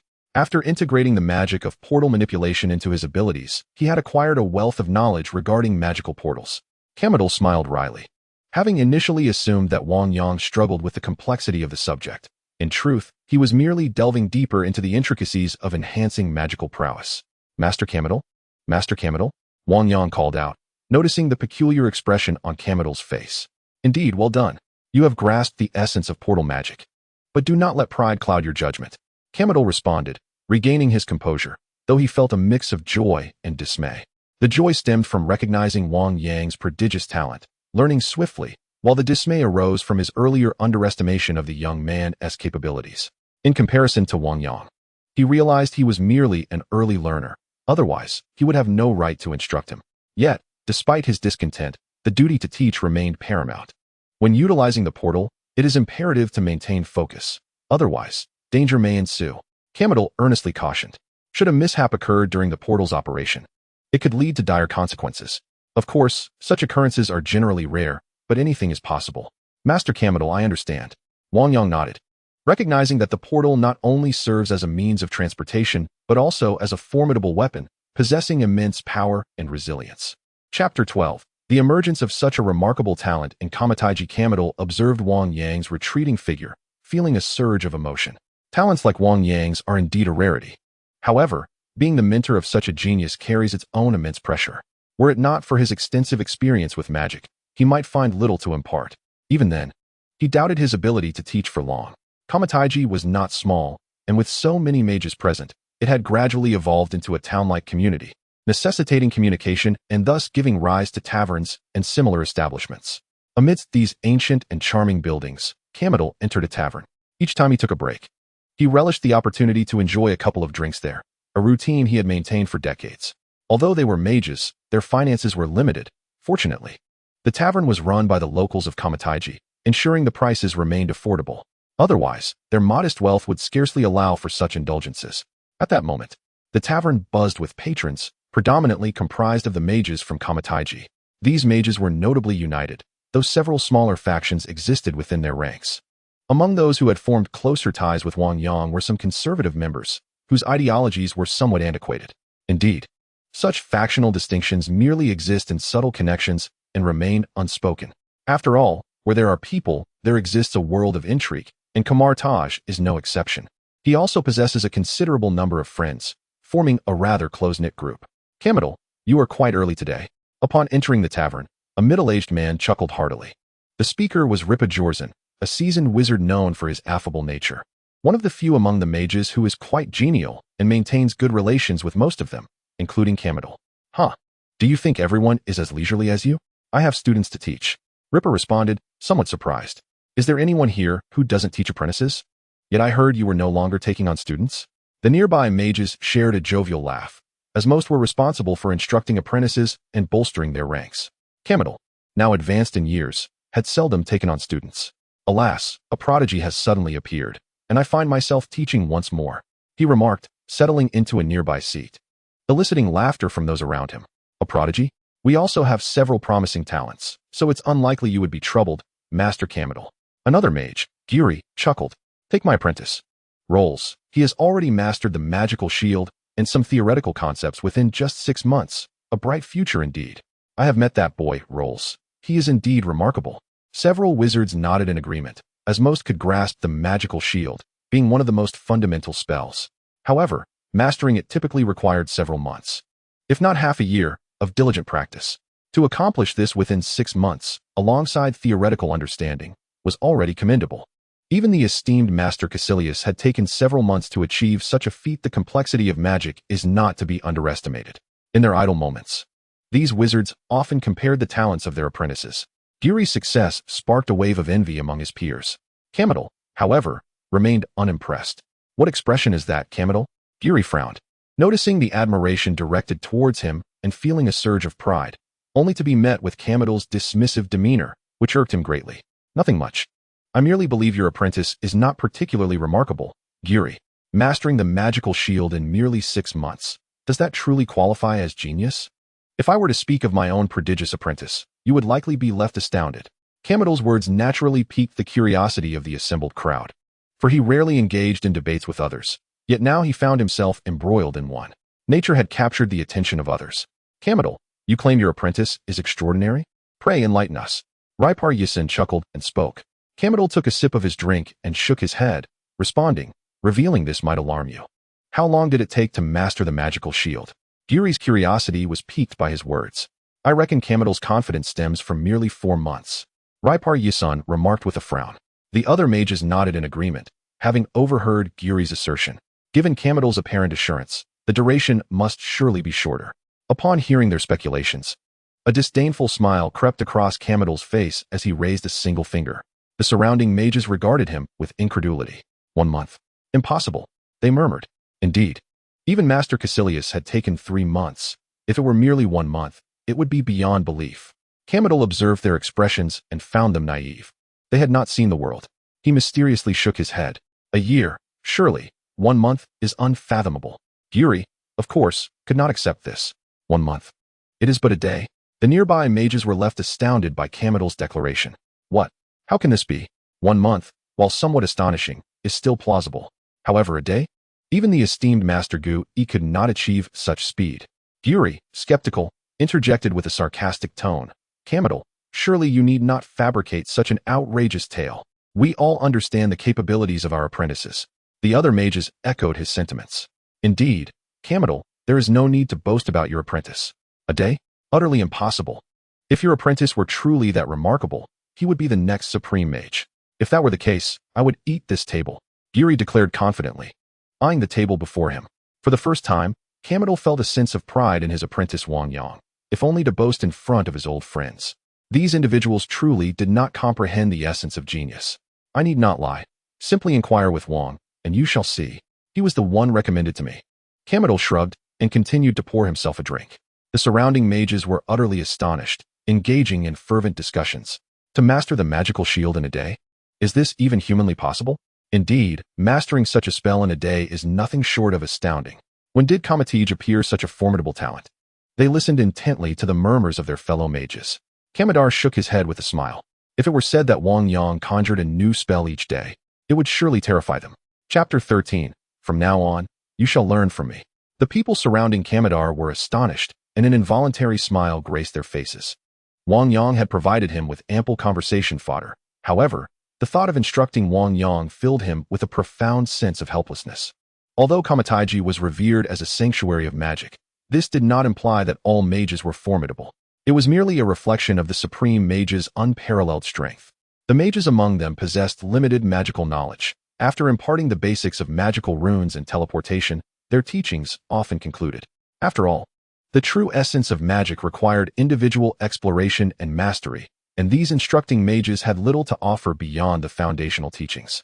While Kamidar still had much to impart, it felt like a squandered opportunity for such a gifted apprentice to remain under his tutelage. After sipping on his drink for a while, Kamidar departed the tavern and headed towards the library where Wang was situated. At that moment, Wang was immersed in the melodies of music while perusing a tome on magic. Sensing Kamidar's presence, he set the book aside and turned to face him. Kamidar, what brings you here? Wang inquired calmly. Kamidar gazed at Wang, seemingly having made a decision. Taking a deep breath, he finally spoke. Wang, I have pondered this for quite some time, and I believe it would be best for Wang Yang to study under you. Why? Wang furrowed his brow, looking intently at Kamidar. Given Kamidar's experience, he rarely relinquished an apprentice willingly.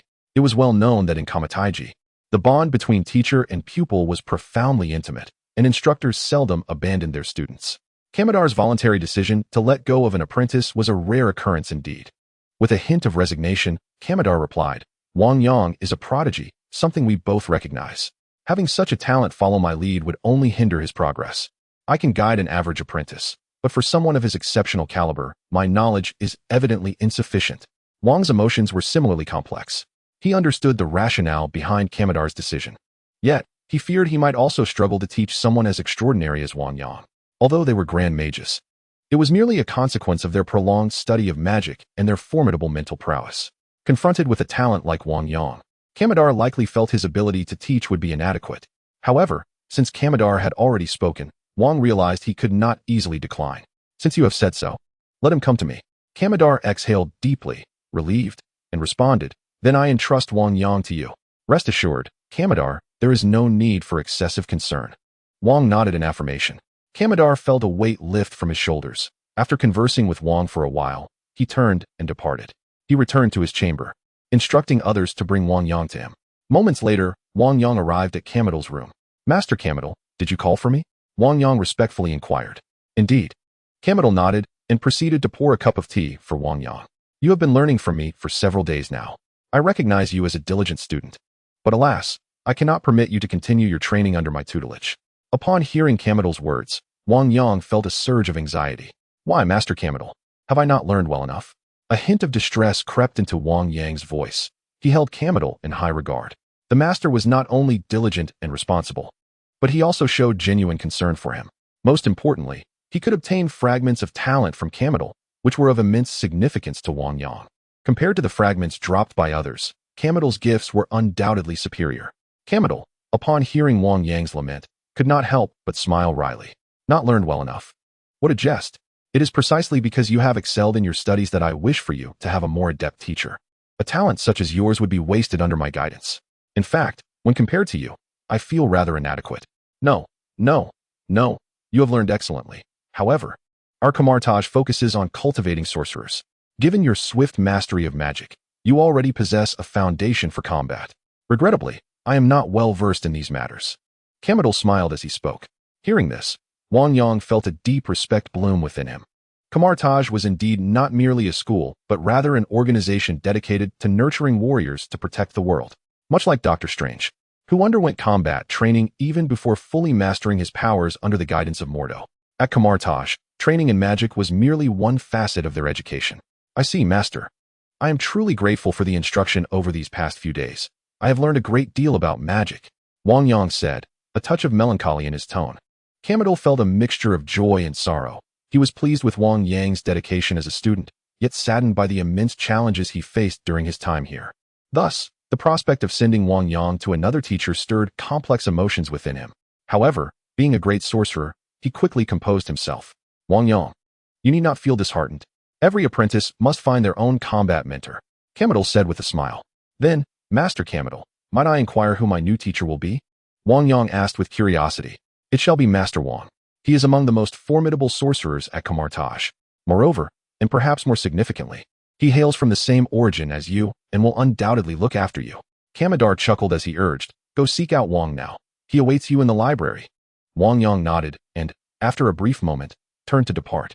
Wang is among the most formidable sorcerers of Kamar-Taj, possessing immense power, capable of holding his own against the minions of Thanos.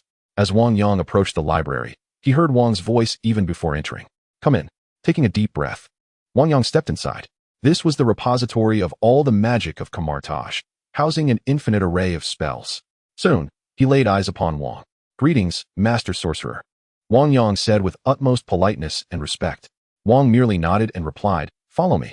Yes, since he was to be taught, it was evident that it would not transpire within the library's confines. Wang Yang was not surprised by Wang's demeanor. While kind-hearted, he often bore a serious expression, lacking outward emotion. "From now on, you shall learn directly from me," Wang stated as they walked.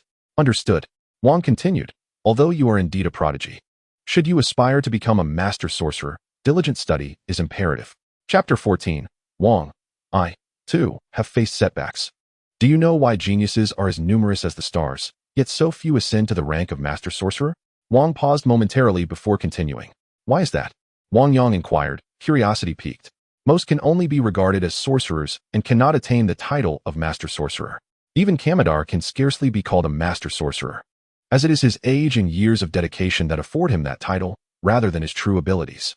Wang, however, is a genuine master sorcerer." Observing Wang Yang's inquisitive expression, Wang felt a sense of satisfaction. It is because they possess too much confidence in themselves. They seek to confront foes beyond their capacity to handle. Remember, a genius may be self-assured, but must never be arrogant. True combat cannot simply be resolved by strength alone. The sorcerers of Kamar-Taj, who have not experienced the crucible of battle, are akin to flowers in a greenhouse, vulnerable to perishing at any moment. If you find yourself fearful, you may return. You can still remain at Kamar-Taj, guiding new apprentices. Wang gazed at Wang Yang, his voice gradually softening. This was a pivotal choice, determining what kind of person Wang Yang wished to become. Would he opt for the perilous path of battle, fraught with the risk of death, or would he choose the stability of survival here? True combat is never as straightforward as one might imagine. Many encounters involve ambushes, underhanded tactics, and an array of deceptive strategies. The dangers are immense. Master Sorcerer, I understand. Wang Yang nodded. He was acutely aware of the dangers lurking outside. Yet awaiting the arrival of formidable foes was tantamount to surrendering his very existence into the hands of others. Take Thanos, for instance. A mere snap of his fingers relied solely on chance. Excellent. The king observed the unwavering determination in Wang Yang's spirit and nodded in satisfaction. Unlike Kamar-Taj, he was a true battle mage of Kamar-Taj, having endured countless skirmishes. Although Wang Yang possessed remarkable talent, he would never have permitted him to remain and learn without a resolute fighting spirit. Follow me. The king gestured, and as he did, mystical runes materialized in his hands, resembling a protective shield.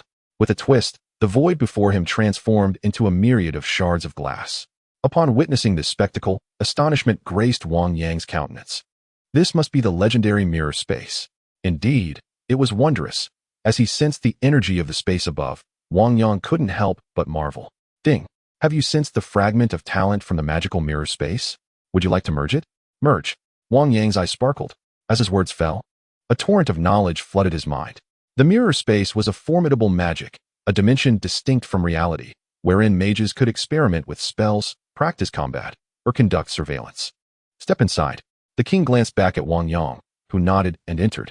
The king followed suit. This is the mirror space, where we can experiment with perilous spells. No matter what you do, it will not affect reality. To leave, you must utilize a portal. I hear you have mastered the portal. Give it a try. Wang Yang surveyed his surroundings, which remained indistinguishable from the original world, yet he could feel a powerful magic enveloping him. Everything here could be manipulated by the spellcaster. Naturally, conjuring a portal in this realm posed far greater challenges than in the outside world, especially within another's mirror space. Merely opening a portal was exceedingly difficult.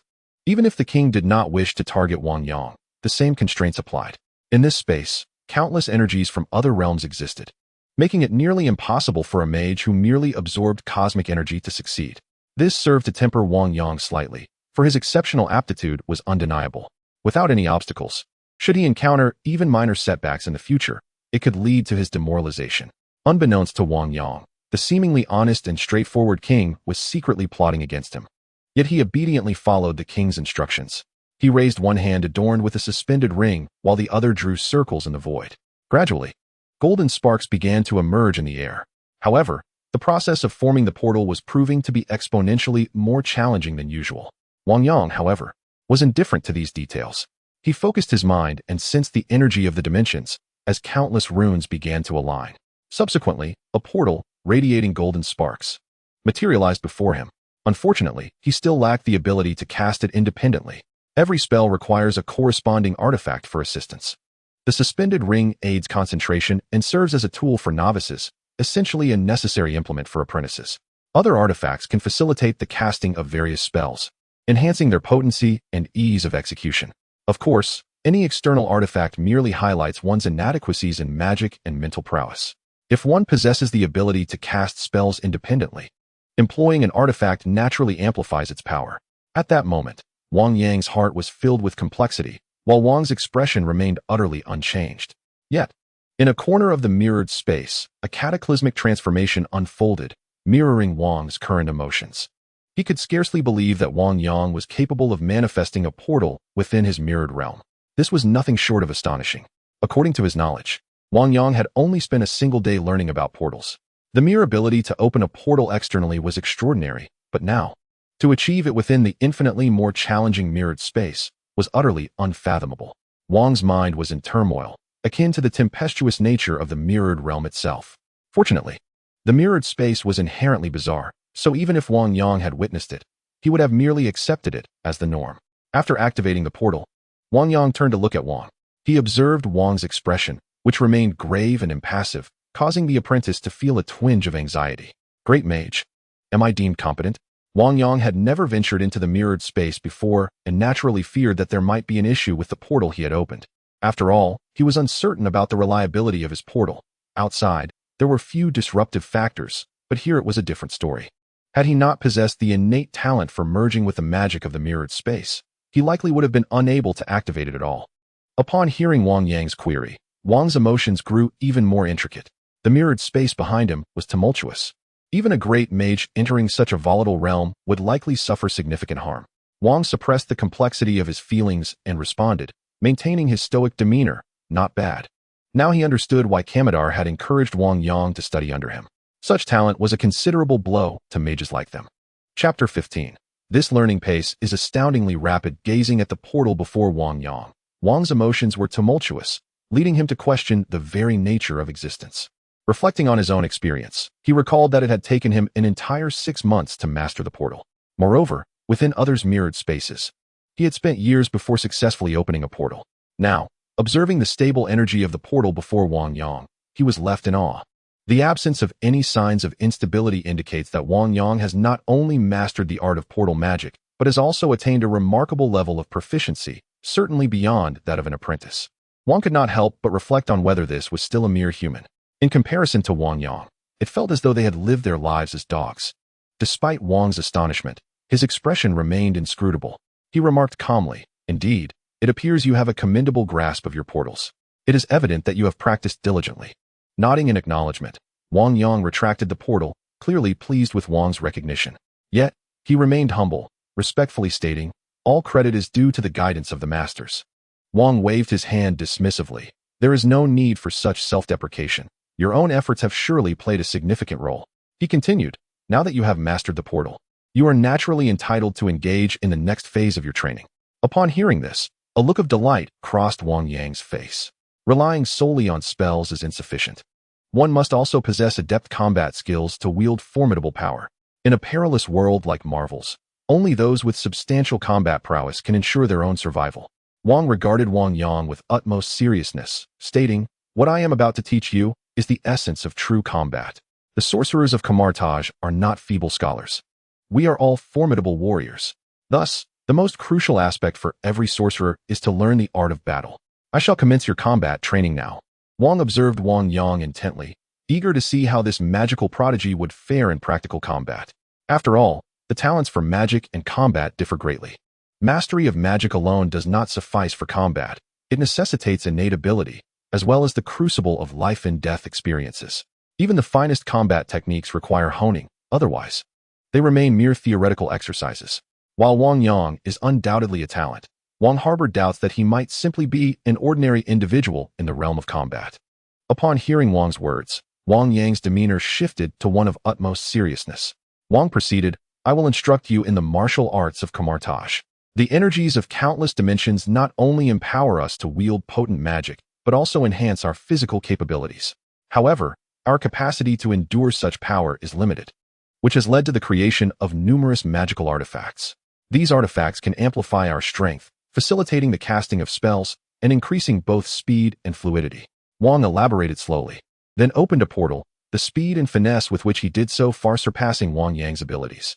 He then produced 2 sticks, tossing one to Wang Yang. "This is the life tribunal staff that we employ." With a swift motion, Wang extended his hand and pulled, causing the staff to elongate, transforming into several segments connected by magical runes. With a flick, a myriad of sparks erupted, leaving behind a charred imprint upon the ground. "This is the Wada wand. And these are the jumping boots of Valtor." As Wang touched the boots, a magic array briefly flickered into view. Wang Yang was no stranger to these magical artifacts. He had utilized them while instructing Dr. Strange in the art of the arcane. Such enchanted implements, designed to augment a mage's prowess, are not to be handled lightly by mere apprentices. Typically, an apprentice's lack of control could lead to perilous outcomes. Yet you are different. Wang cast a glance at Wang Yang, perceiving him as unique. Not only had he mastered magic, but he also possessed stability beyond that of ordinary students. Wang Yang had attained a level of proficiency comparable to that of an experienced mage. Thus, he was naturally prepared to learn the intricacies of magical artifacts. Infuse your magic into the artifact, and let your spirit guide its operation. Wang held the artifact, channeling the power within him into it. The Wata wand in his grasp shimmered with a golden hue, as if cast from pure gold, adorned with segments of golden runes. Wang Yang followed suit, engaging in the rudimentary application of magic. Soon, the staff in his hand transformed, taking on the flexibility of a whip. "Excellent. You have mastered the use of the Wada wand." Wang nodded approvingly at this display, and then proclaimed, "Now, let the battle commence." With a decisive step forward, the boots beneath him radiated with light, instantaneously propelling him before Wang Yang, as he swung the wand with force. Wang Yang had no choice but to hastily defend himself. Ding! A fragment of combat talent detected. "Would you like to merge?" Merge. As the fusion occurred, an esoteric knowledge permeated his body and mind. His consciousness was filled with techniques of combat, while his muscles retained a memory as if he had practiced them countless times. His body began to respond instinctively, akin to reaching for a cup when thirsty, without the need for conscious thought.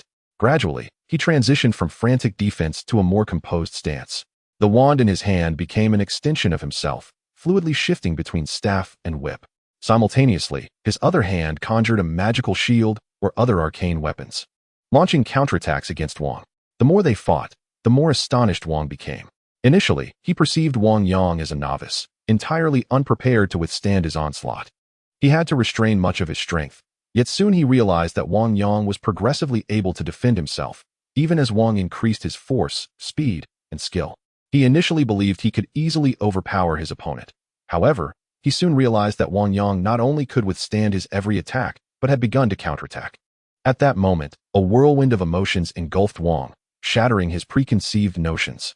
Wasn't combat supposed to be a crucible of life and death? How could mere sparring lead to such rapid advancement? This hardly resembled that of an apprentice. It seemed that even a seasoned mage would struggle against this young man. Moreover, even he occasionally felt the pressure mounting, as Wang Yang's counterattacks became increasingly frequent. If he did not take this seriously, he risked sustaining injuries. It was evident that he needed to suppress Wang Yang's burgeoning prowess. A spark ignited in Wang's eyes as he summoned greater strength. Chapter 16. Without cheating. He could not subdue Wang Yang. Wang understood that a lack of peril in battle would only render Wang Yang complacent. When confronting genuine adversaries, he would be unable to evoke a sense of urgency. Since this was their first lesson, it was imperative for Wang Yang to grasp the terrifying nature of combat. Suddenly, Wang's power surged. Faced with this fierce onslaught, Wang Yang could only retreat, the pressure intensifying. At that moment, a golden light emanated from Wang's boots. With a swift step, he seemed to tread upon the very sky itself, swiftly closing the distance to Wang Yang's side. As it was Wang Yang's first encounter with such an assault, despite his attempts to block, he was hurled away. Bang! Wang Yang was sent flying, crashing to the ground. Remember, in battle, there will always be a life and death crisis. If you do not harbor a sense of reverence, you will not survive. Lying on the ground, Wang Yang looked up at Wang, admiration etched across his face. Truly, he was a grand mage, with formidable combat prowess. Had he not assimilated his opponent's battle instincts, he would have undoubtedly faced defeat long ago. Yet, as Wang met Wang Yang's gaze, he felt a slight flush of embarrassment. After all, his victory lacked honor. He regarded Wang Yang with a complex expression, one that was rarely seen on his face, a testament to his astonishment. It was no wonder, while he had anticipated Wang Yang's considerable talent in magic, he had not expected such exceptional aptitude in combat. It was as if his opponent were born for battle. Were it not for his extensive combat experience and formidable abilities, employing only equal strength to Wang Yang would likely have resulted in failure. In some respects, he felt his victory was unjust. Typically, within Kamar-Taj, it was rare for a grand mage to need to exert greater power than an apprentice to prevail over one. After all, this was merely a novice beginning their training. It is easy to comprehend the complexity of his emotions. However, being scrutinized so intensely by Wang Yang's emotions grew increasingly complicated.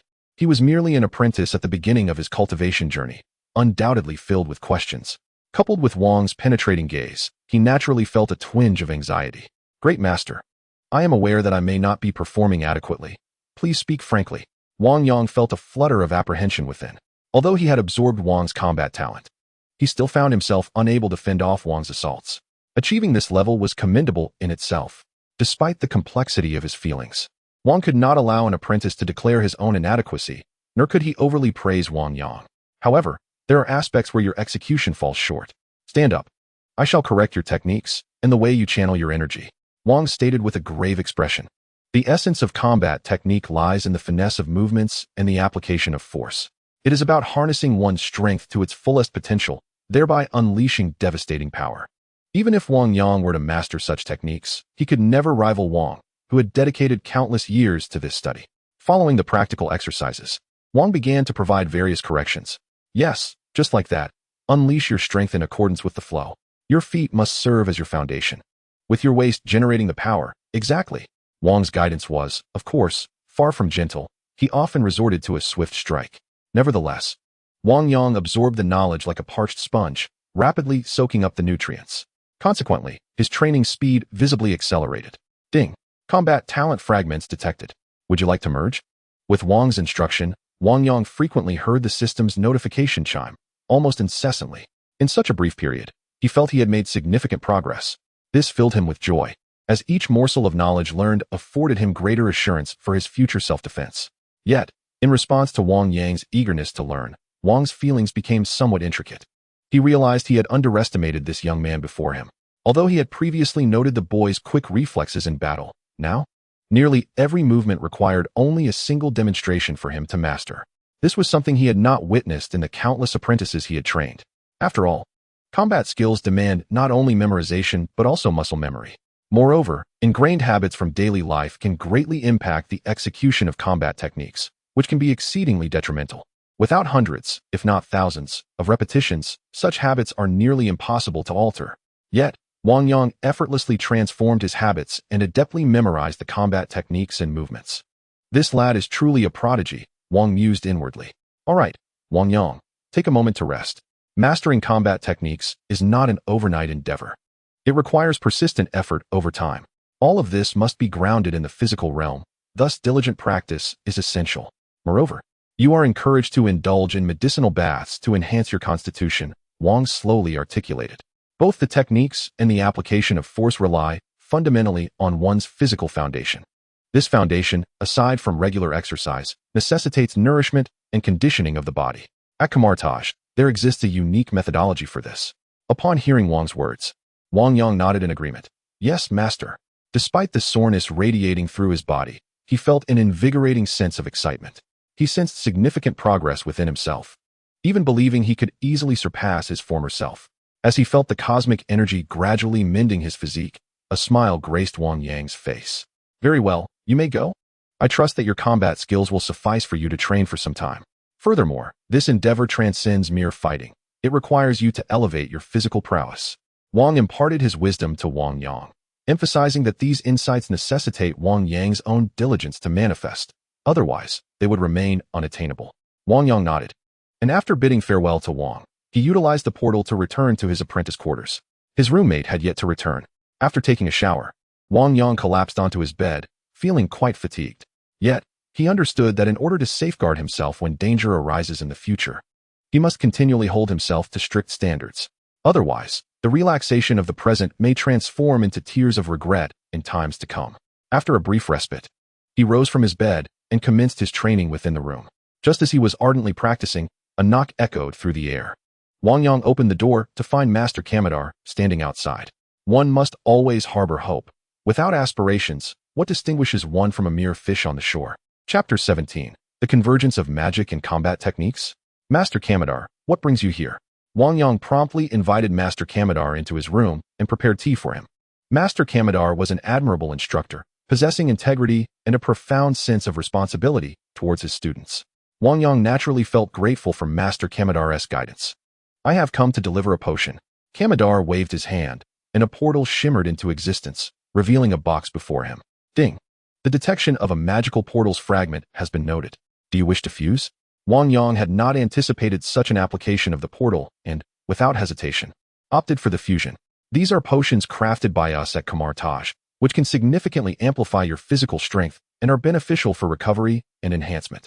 Kamar-Taj whispered. Gesturing towards the box, Wang Yang nodded, opened the box, and discovered a dozen vials within. Moreover, each test tube contained a certain liquid. Thank you, Master Kamar-Taj. However, I did not anticipate that Kamar-Taj possessed such substances, Wang Yang said with a smile. While the mages of Kamar-Taj predominantly possess knowledge of pharmacology and magic, this particular potion appeared to transcend mere pharmacological concoction.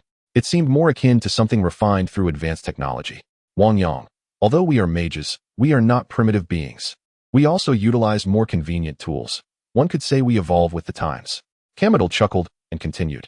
You should understand that the power of magic is the force of nature, and the development of technology is also a natural selection. Therefore, do not harbor prejudice against new phenomena, but rather embrace the courage to explore. Upon hearing Kamar-Taj's words, Wang Yang could not help but smile wryly, realizing he was being instructed by a man of several decades to accept novel ideas. Yet, such was the nature of Kamar-Taj. Furthermore, the technology in the Marvel universe is exceedingly advanced. Even those without powers, when enhanced by technology, can possess formidable strength. Take Iron Man, for instance. The armor he created could even contend with Thanos, managing to breach his defenses, albeit with a minor wound, which was nothing short of extraordinary. This indicates that Kamar-Taj's utilization of technology to augment itself is not an unfathomable concept. I understand. Thank you for your guidance, Master Kamar. Wang Yang respectfully replied. Kamar smiled and then inquired, I hear you have begun learning combat techniques? Wang Yang nodded affirmatively. Yes, Master Kamar. Have you encountered any difficulties? Do not hesitate to ask me any questions you may have. While I may not be particularly adept in combat, I am not entirely without knowledge. Kamar regarded Wang Yang with admiration. Thank you, Master Kamar. Should I have any queries in the future, I will certainly seek your counsel. Wang Yang expressed his gratitude sincerely. Technically, he was no longer a student, and Kamar had no obligation to spend his time assisting him. Yet, Kamar had provided him with the potion and encouraged him to seek advice. This gesture deeply moved Wang Yang. Observing his sentiment, Kamar nodded approvingly. Excellent, Wang Yang. You must practice diligently and consult Wang with any questions.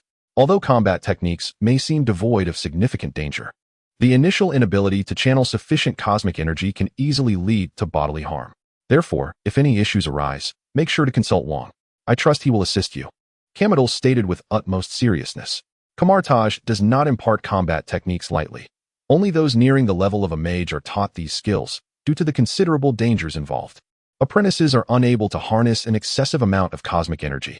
The martial arts of a mage encompass not merely combat, but also the intricate interplay of magic, which demands a substantial command over energy. Consequently, this can easily lead to adverse effects on the human body. It is akin to those who, brimming with youthful vigor, engage in excessive physical training, ultimately depleting their potential. One day, when their bodies can no longer endure, the repercussions may even encroach upon their lifespan. Thus, upon learning that the king had commenced teaching Wang Yang the art of combat, he promptly sent medicinal elixirs to restore and fortify the body. I understand now. Thank you, Master Kamar. Wang Yang remarked solemnly, fully aware of Kamar's good intentions and appreciating the gesture. Kamar nodded with satisfaction. Since you have begun your training in martial arts, allow me to assess your abilities. I am eager to witness the extent of a student with such remarkable talent can achieve in a brief time. With a wave of his hand, Kamar activated the mirror space, a manifestation of advanced magic, which even some seasoned mages may struggle to master. Kamar stands among the select few capable of wielding such arcane prowess. Observing this, Wang Yang felt a tinge of embarrassment. Master Kamar, how could I possibly spar with you? Wang Yang gazed at the elder mage, feeling somewhat awkward. It is of no consequence. Do not regard me merely as an instructor engaged in administrative duties. In my youth, I too fought on the front lines. Simply unleash your full potential. I merely wish to gauge your level. Kamar replied with a smile. He recognized Wang Yang's exceptional magical aptitude, yet combat is a different arena. Mastery cannot be achieved in a day, and one must progress step by step. Very well. Master Kamar, I welcome your guidance. Wang Yang responded bashfully. The two then entered the mirror space together, eschewing magical artifacts in favor of employing magic itself as their weapons. Kamar, embodying a more traditional mage, wielded a magical shield and offensive magical chains. In contrast, Wang Yang summoned a longsword forged from condensed magic. Let us begin, Kamar declared, conjuring a golden magical shield. Apologies, Master Kamar. Wang Yang nodded and charged toward him. The weapon forged from magic bore little difference from a tangible blade. By simulating the corresponding structure, its weight was nearly indistinguishable from that of a real sword. Whoosh. Initially, Kamar did not regard it with much concern, but as Wang Yang struck, he was astonished to find that Wang Yang's speed exceeded his expectations. Moreover, he noticed that magical runes were coalescing beneath Wang Yang's feet. Magic and combat skills intertwined. Had this young man truly only studied for a single day? Chapter 18. You will always be my teacher. A tempest surged within Kamar's heart. The amalgamation of magic and combat techniques was not uncommon. It was, in fact, their most frequently employed strategy during battles. Yet, Wang Yang had merely embarked on his training just one day prior. Was this level of proficiency achievable by a novice on their very first day? Particularly concerning the application and finesse of magic, it seemed improbable that even seasoned magicians could attain such mastery. The mages of Kamar-Taj had a stark disparity in combat capabilities. One grand sorcerer could even pursue a dozen experienced magicians in battle, much like Caecilius, who could challenge the Temple of London with merely a handful of followers. This disparity in the combat abilities of mages was evidently severe. With only a select few ever reaching the pinnacle of power, Wang Yang had only trained for a day, Yet his current prowess appeared to surpass that of this seasoned sorcerer. It felt akin to living one's life as a mere dog. The longsword descended, its edge sharp and unmatched. Faced with such a ferocious onslaught, Kamar-Taj had long since shed his initial composure, becoming increasingly solemn. He swiftly raised his magical shield to defend against the strike. Clang! The jarring sound of impact reverberated through the mirrored space. Wang Yang was compelled to retreat several steps. After all, Kamar-Taj was an experienced mage, while Wang Yang had merely practiced for a day. Naturally, his physical prowess fell short of Kamar-Taj's. Nevertheless, after retreating a few steps, Wang Yang surged forward once more. Kamar-Taj, being of advanced age, could not exert overwhelming pressure upon him. Merely forcing Wang Yang back had already required his utmost effort. Without hesitation, Wang Yang charged again, employing his magical longsword to unleash a ferocious assault. Bang! Bang! Bang! The sounds of collision echoed incessantly in the mirrored space. Under Wang Yang's relentless barrage, even Kamar-Taj could only defend.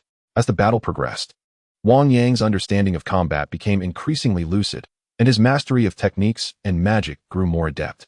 Kamar-Taj's defenses began to falter, and a look of horror spread across his face.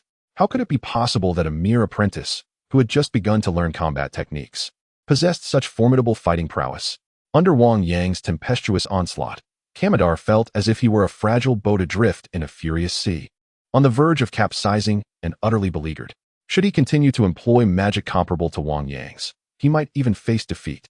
However, had Kamar-Taj known that Wang Yang had utilized even more potent magic during their skirmish, which had led to such overwhelming dominance, he would surely have reconsidered underestimating him.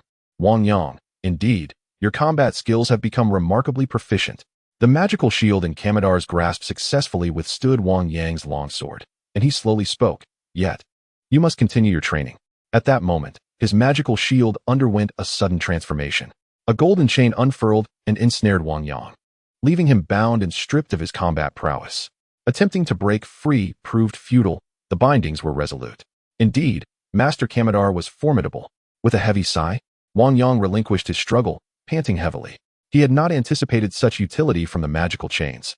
The concept of magical fusion was beyond his expectations. Ding! Detecting the application of magical synergy fragments. Shall they merge? Merging. The fusion of spells could yield a multitude of diverse effects, a notion far beyond the comprehension of an ordinary apprentice. After all, merely coalescing a single spell was a considerable feat, let alone the intricate interplay of two spells.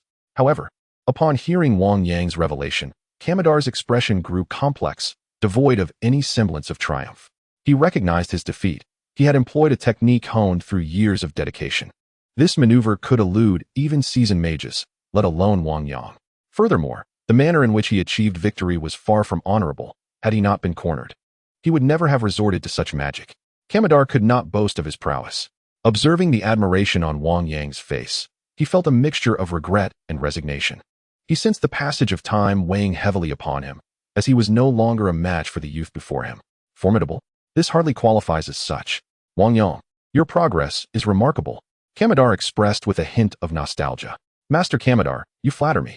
I shall strive to learn diligently from you. Wang Yang replied respectfully. Kamar-Taj chuckled, shaking his head.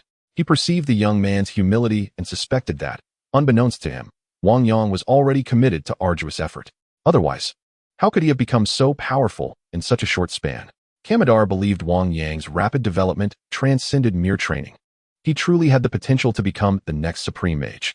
Only a Supreme Mage could wield such power, capable of overshadowing Wang Yang's abilities to restrain him. He was convinced that if Wang Yang continued on this trajectory, his combat capabilities would soon reach the level of a Supreme Mage. As he gazed at Wang Yang, his eyes reflected a tapestry of emotions: anticipation, astonishment, and disbelief. The calm and composed demeanor he had first encountered in Wang Yang had long since vanished. It seemed that allowing you to learn under Wang was indeed a prudent decision. Your combat skills are on the verge of mastery. As soon as the Supreme Mage returns and accepts Wang Yang for training, he is likely to soon become one of us. Kamar-Taj gazed at Wang Yang, his face alight with excitement. In Kamar-Taj, there exists no definitive hierarchy among mages. As long as one becomes a formal mage, they are afforded respect. No one would dare to belittle a mage. Once Wang Yang successfully passes the Supreme Mage's trials and becomes a true mage, he will be the youngest mage in Kamar-Taj. Master Kamar-Taj, regardless of the circumstances, you shall always remain my esteemed teacher. Wang Yang respectfully declared, his eyes fixed on Kamar-Taj. Kamar-Taj had treated him with kindness, and naturally, he would not hesitate to offer his respect in return. Honoring one's teacher is a duty he must fulfill. Haha, just don't forget about me when that time comes. Kamar-Taj laughed, adding, I believe I shall take great pride in having you as my disciple. With a cheerful demeanor, Kamar-Taj gestured, now, let us step outside. His heart brimmed with joy. He was old, and what could bring greater happiness than witnessing the growth of a young individual? Moreover, this young man might one day ascend to be the Supreme Mage. Chapter 19. Magic from a divine source. In the following period, Wang Yang diligently practiced with potions. His physical prowess and magical abilities progressed significantly. Suddenly, the sound of footsteps reached his ears. Turning, he saw Wang approaching him. Grand Mage, what brings you here?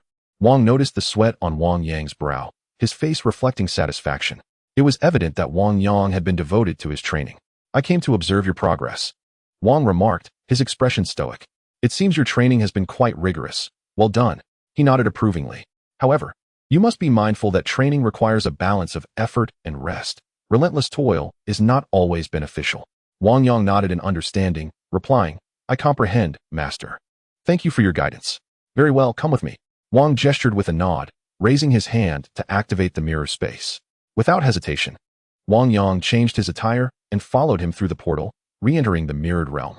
Wang stood there and addressed him, demonstrate your magic for me. As a mage, a solid foundation is paramount. If your fundamentals are not firmly grasped, everything else is but a castle in the air. Now, let me see how well you command your current magic. Wang's expression turned serious. Many prodigies share a common flaw. They seek quick results. They may grasp initial spells swiftly, but an obsession with learning new magic can undermine their foundational skills. When the time for battle arrives, they will undoubtedly face dire consequences. The number of masters from Kamar-Taj is limited, primarily due to a foundation of talent that is often unstable, and secondly, many have perished in battle. Let us begin with the fundamentals of magic, the king advised. Very well, I humbly request your guidance, great master.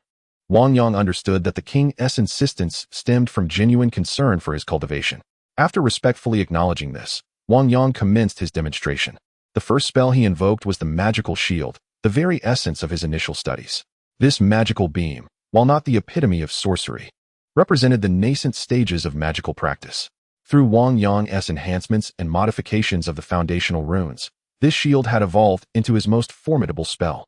A resonant hum echoed as a splendid magical shield materialized in his hands, adorned with meticulously arranged runes that exuded a profound sense of mystery. The king had been eagerly anticipating Wang Yang's spellcasting, yet upon witnessing this display, a subtle twitch graced the corner of his mouth. Though the potency of magic does not adhere to strict hierarchies, it undeniably strengthens over time and with repeated applications. Some spells can even be reshaped through the manipulation of magical runes. However, discerning the strength of magic was not beyond his capabilities, a testament to his vast experience. The magical shield is among the most rudimentary spells of Kamar-Taj, accessible to many. Yet, enhancing its potency is a gradual process. From the king's perspective, Wang Yang's command of magic likely surpassed that of most seasoned sorcerers, a feat bordering on the impossible. He was indeed a genius beyond ordinary comprehension. Nevertheless, the king merely nodded and remarked, well done, your grasp is commendable.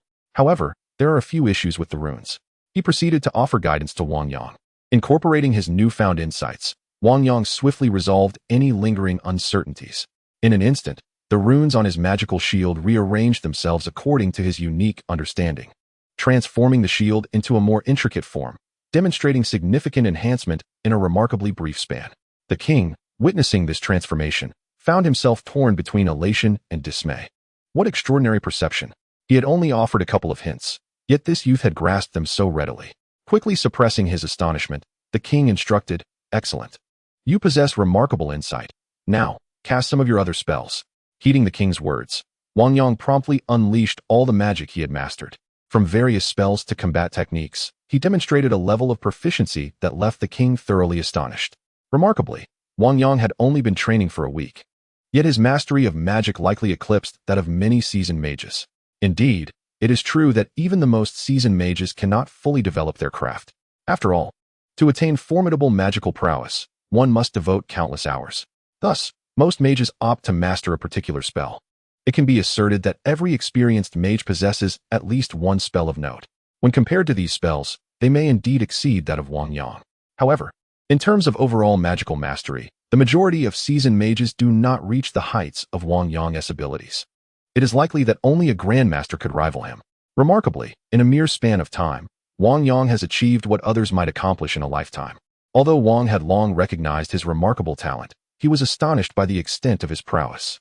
After witnessing Wang Yang's demonstration, Wang remained silent for an extended period. He harbored a persistent feeling that it would not be long before Wang Yang's power surpassed that of this grandmaster. Unbeknownst to Wang Yang, he was unaware of Wang's contemplations.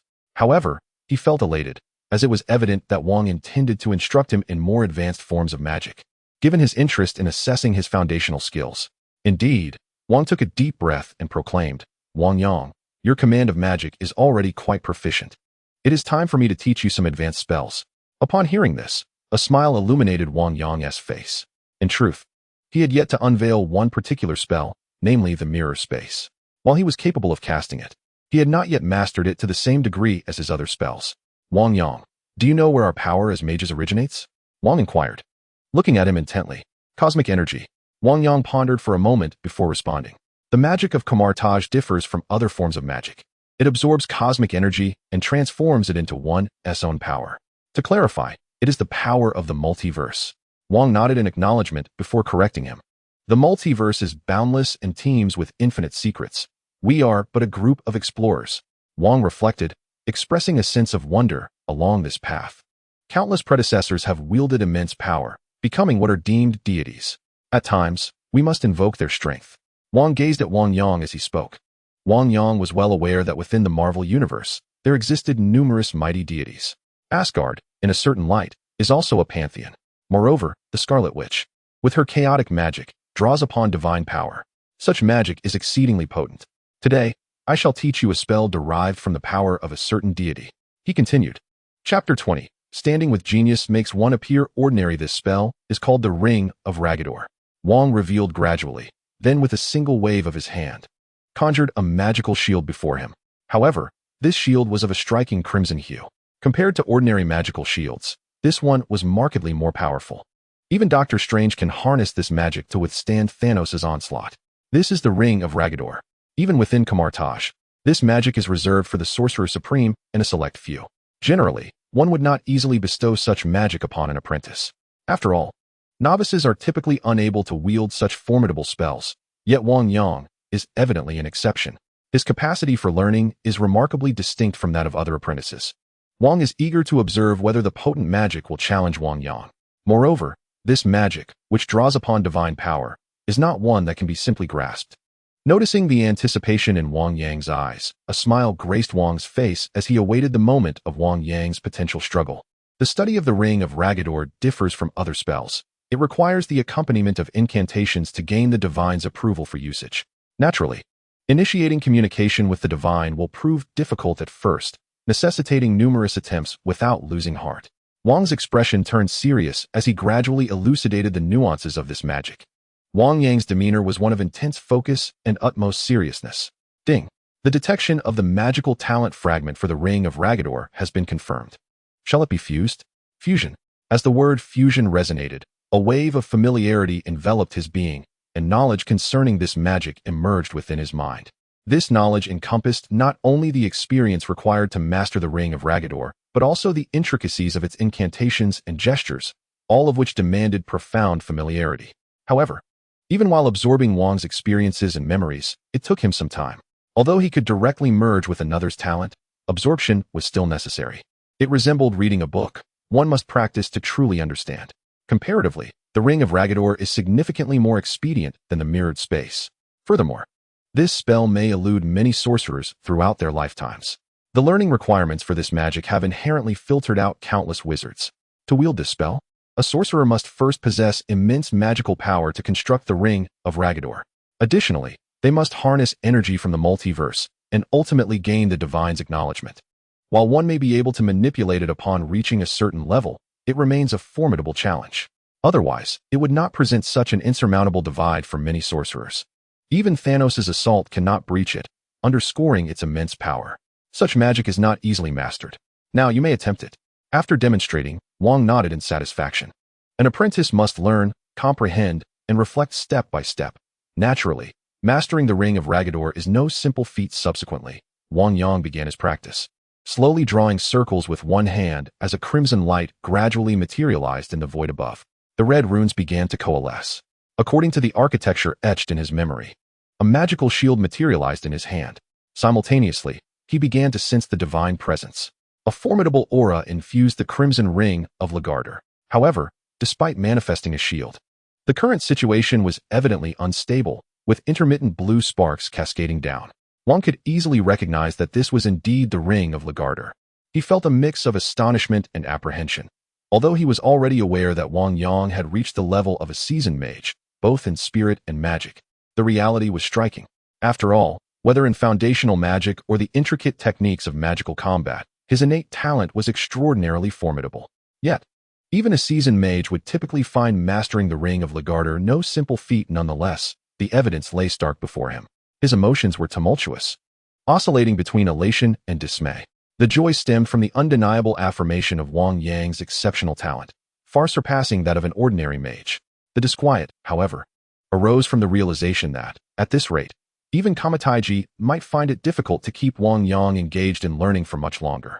Observing Wang's current expression, Wang Yang mistakenly believed there might be an issue with his manifestation of the Ring of Lagarder. "Great mage, is there something wrong with my magic?" Wang Yang inquired with concern. Upon hearing this, Wang shook his head and reassured him, "There is no problem. Your talent is remarkable. This is not merely strong. It is extraordinarily powerful." Being a grand mage himself, he quickly quelled the complexity of his feelings. Although Wang Yang's prowess exceeded his expectations, it was not entirely surprising. For this was Kamar-Taj, the birthplace of supreme mages, where the emergence of talent seemed rather commonplace. Yet, even as he pondered this, his gaze towards Wang Yang remained peculiar. It is worth noting that, even in his own youth, he had taken 2 years to learn this magic, while this young man had condensed it in under 2 hours. Although Wang Yang was unaware of the thoughts swirling in Wang's mind, he was encouraged to continue practicing since Wang had affirmed there were no issues.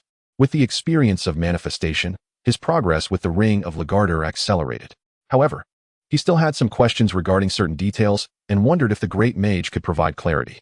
Having gathered considerable information about the Ring of Lagarder, Wang Yang was eager not to squander the opportunity with the grand mage present. "Oh, what issues do you have? I can explain a few things to you." Wang, being a grand mage, possessed extensive experience in the cultivation of the Ring of Lagarder. Moreover, having employed this magic in battle, his practical knowledge was undeniable. His explanations were clear and accessible, elucidating complex principles in a manner easily comprehensible. After receiving Wang's explanation, Wang Yang found clarity in the areas he previously struggled to comprehend. He sensed his magical prowess steadily advancing, a testament to Wang's guidance. Consequently, his gaze towards Wang brimmed with profound respect. However, Wang felt increasingly helpless under such scrutiny. "Very well, now focus on your training and do not become complacent." As he observed Wang Yang's mastery of the Ragador circle improving, Wang's heart sank further. Standing alongside a genius only magnified the shortcomings of ordinary individuals like himself. Although his own talent was commendable, having ascended to the rank of Grand Magus, he felt utterly overshadowed by Wang Yang's brilliance. Chapter 21. Does this apprentice possess extraordinary abilities? Indeed. Grand Magus, Wang Yang stated resolutely upon exiting the mirrored space. Wang turned away, his emotions in turmoil. It was truly remarkable how quickly one could learn under such circumstances. He pondered that future teachings would require careful consideration of what to impart to Wang Yang. This left Wang, who had always been steadfast, feeling profoundly disheartened. At that moment, the once fascinating spellbook lost its allure. "Wang, what troubles you? Have you suffered a heartbreak?" Just then, a frail old man with a goat-like beard approached, eyeing Wang with curiosity. The old man had never witnessed such a demeanor from Wang before. His left arm ended abruptly at the wrist, clearly severed by a violent force. "Wang, what is the matter with you?" Upon noticing Wang's silence, the old man furrowed his brow. Although Wang had always been taciturn, he had never exhibited such a demeanor before, which piqued the old man's curiosity. "Hamel, I am fine." Wang, after being called twice by Hamel, finally responded, feebly shaking his head. Hamel was also a grand magus of the Kamar-Taj, though he was ill-suited for combat. Most days, he immersed himself in studying magical texts, having perused nearly every book in the library. "Really?" Hamel regarded Wang with a peculiar expression, never having seen him in such a state. Wang slightly lifted his gaze and replied, "Of course, I am fine. What brings Master Hamel to seek me? What else could it be? I have discovered a new spell and wondered if you might be interested in assisting me in refining it," Hamel expressed with anticipation, looking intently at Wang. Wang, however, merely raised an eyebrow, displaying a lack of interest. "I am not interested. I shall take my leave now." Wang turned and began to walk away. Hamel frowned at Wang's retreating figure. Wang had previously relished studying magic, so what had caused this sudden disinterest? What had unsettled him? Hamel was taken aback. Wang had never refused him before, regardless of his level of interest in magic. Thus, he hurriedly followed after him. "Wang, what is the matter with you?" Hammer inquired, furrowing his brow. "It's nothing," Wang replied, his own brow knitted in thought. "How long did it take you to learn the Ring of Ragador?" Suddenly, Wang seemed to recall something and spoke up. Upon hearing this question from Wang, Hammer, though taken aback, pondered for a moment before responding, "Let me think. I suppose it took me over a year." Hammer felt a sense of confidence regarding this time frame. In Kamar-Taj, aside from Caecilius, there was likely no one faster than him. Indeed, in Kamar-Taj, excluding the esteemed Sorcerer Supreme, Ancient One, there were few who could rival his speed in mastering the Ring of Ragador. Perhaps this was true in the past, but it was certainly not the case now. Observing Hammer's unwavering confidence, Wang could not help but deliver a blow to his ego. Previously, Wang had regarded Hammer's talent as commendable, but after witnessing Wang Yang's abilities, he felt that these great sorcerers were, in fact, quite weak. Especially when comparing their proud talents to that of Wang Yang. There was simply no comparison. "What do you mean?" Hammer asked, slightly furrowing his brow. "Is there someone in Kamar-Taj whose magical talent surpasses mine?" He was somewhat surprised to think that someone could be more powerful than himself. Before Caecilius arrived at Kamar-Taj, he had always considered himself superior in certain magical talents, even outshining other great sorcerers. Even Mordo did not compare.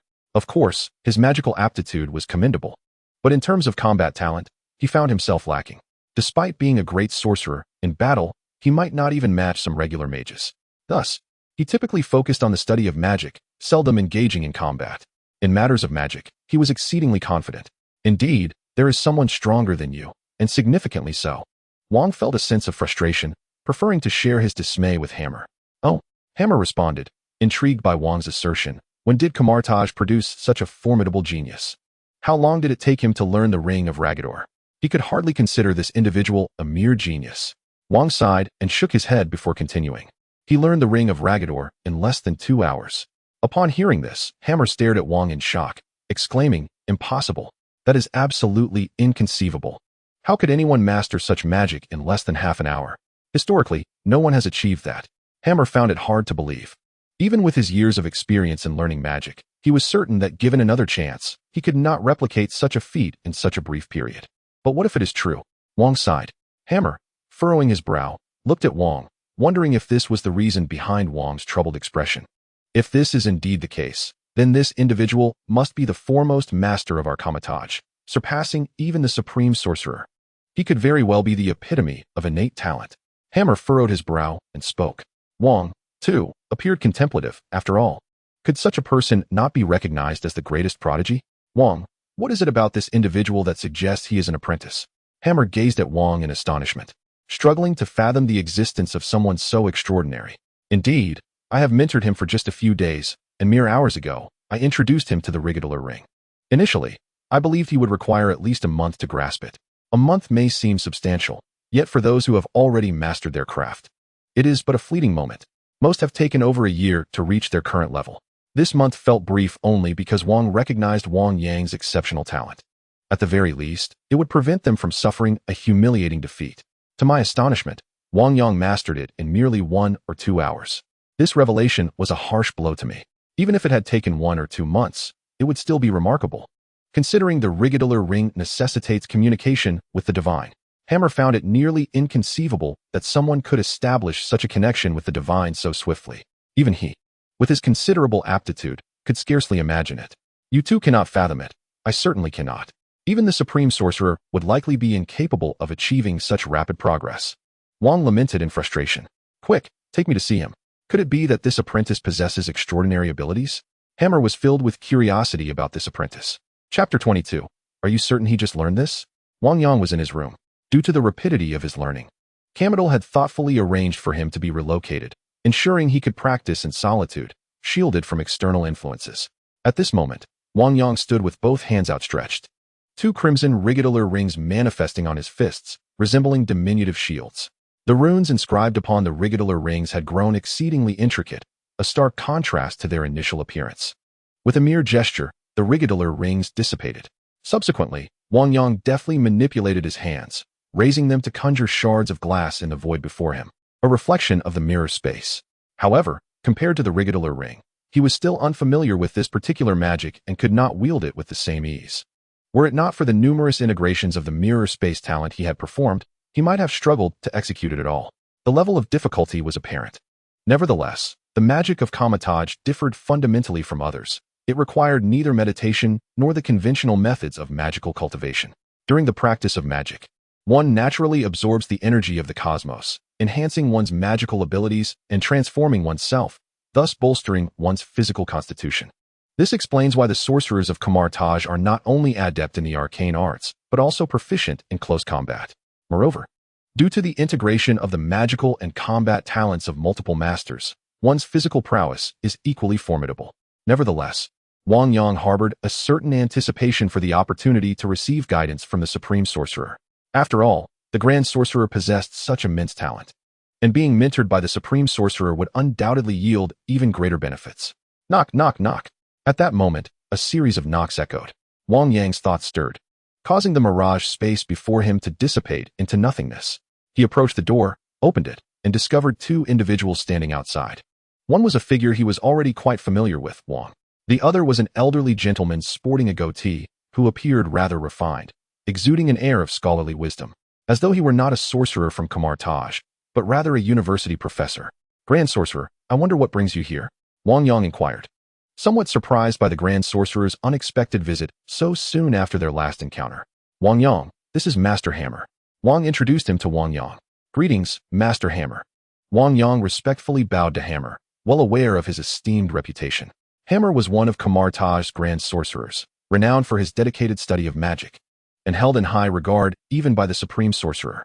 This indicated that while this grand sorcerer might not possess overwhelming combat prowess, he certainly possessed unique insights.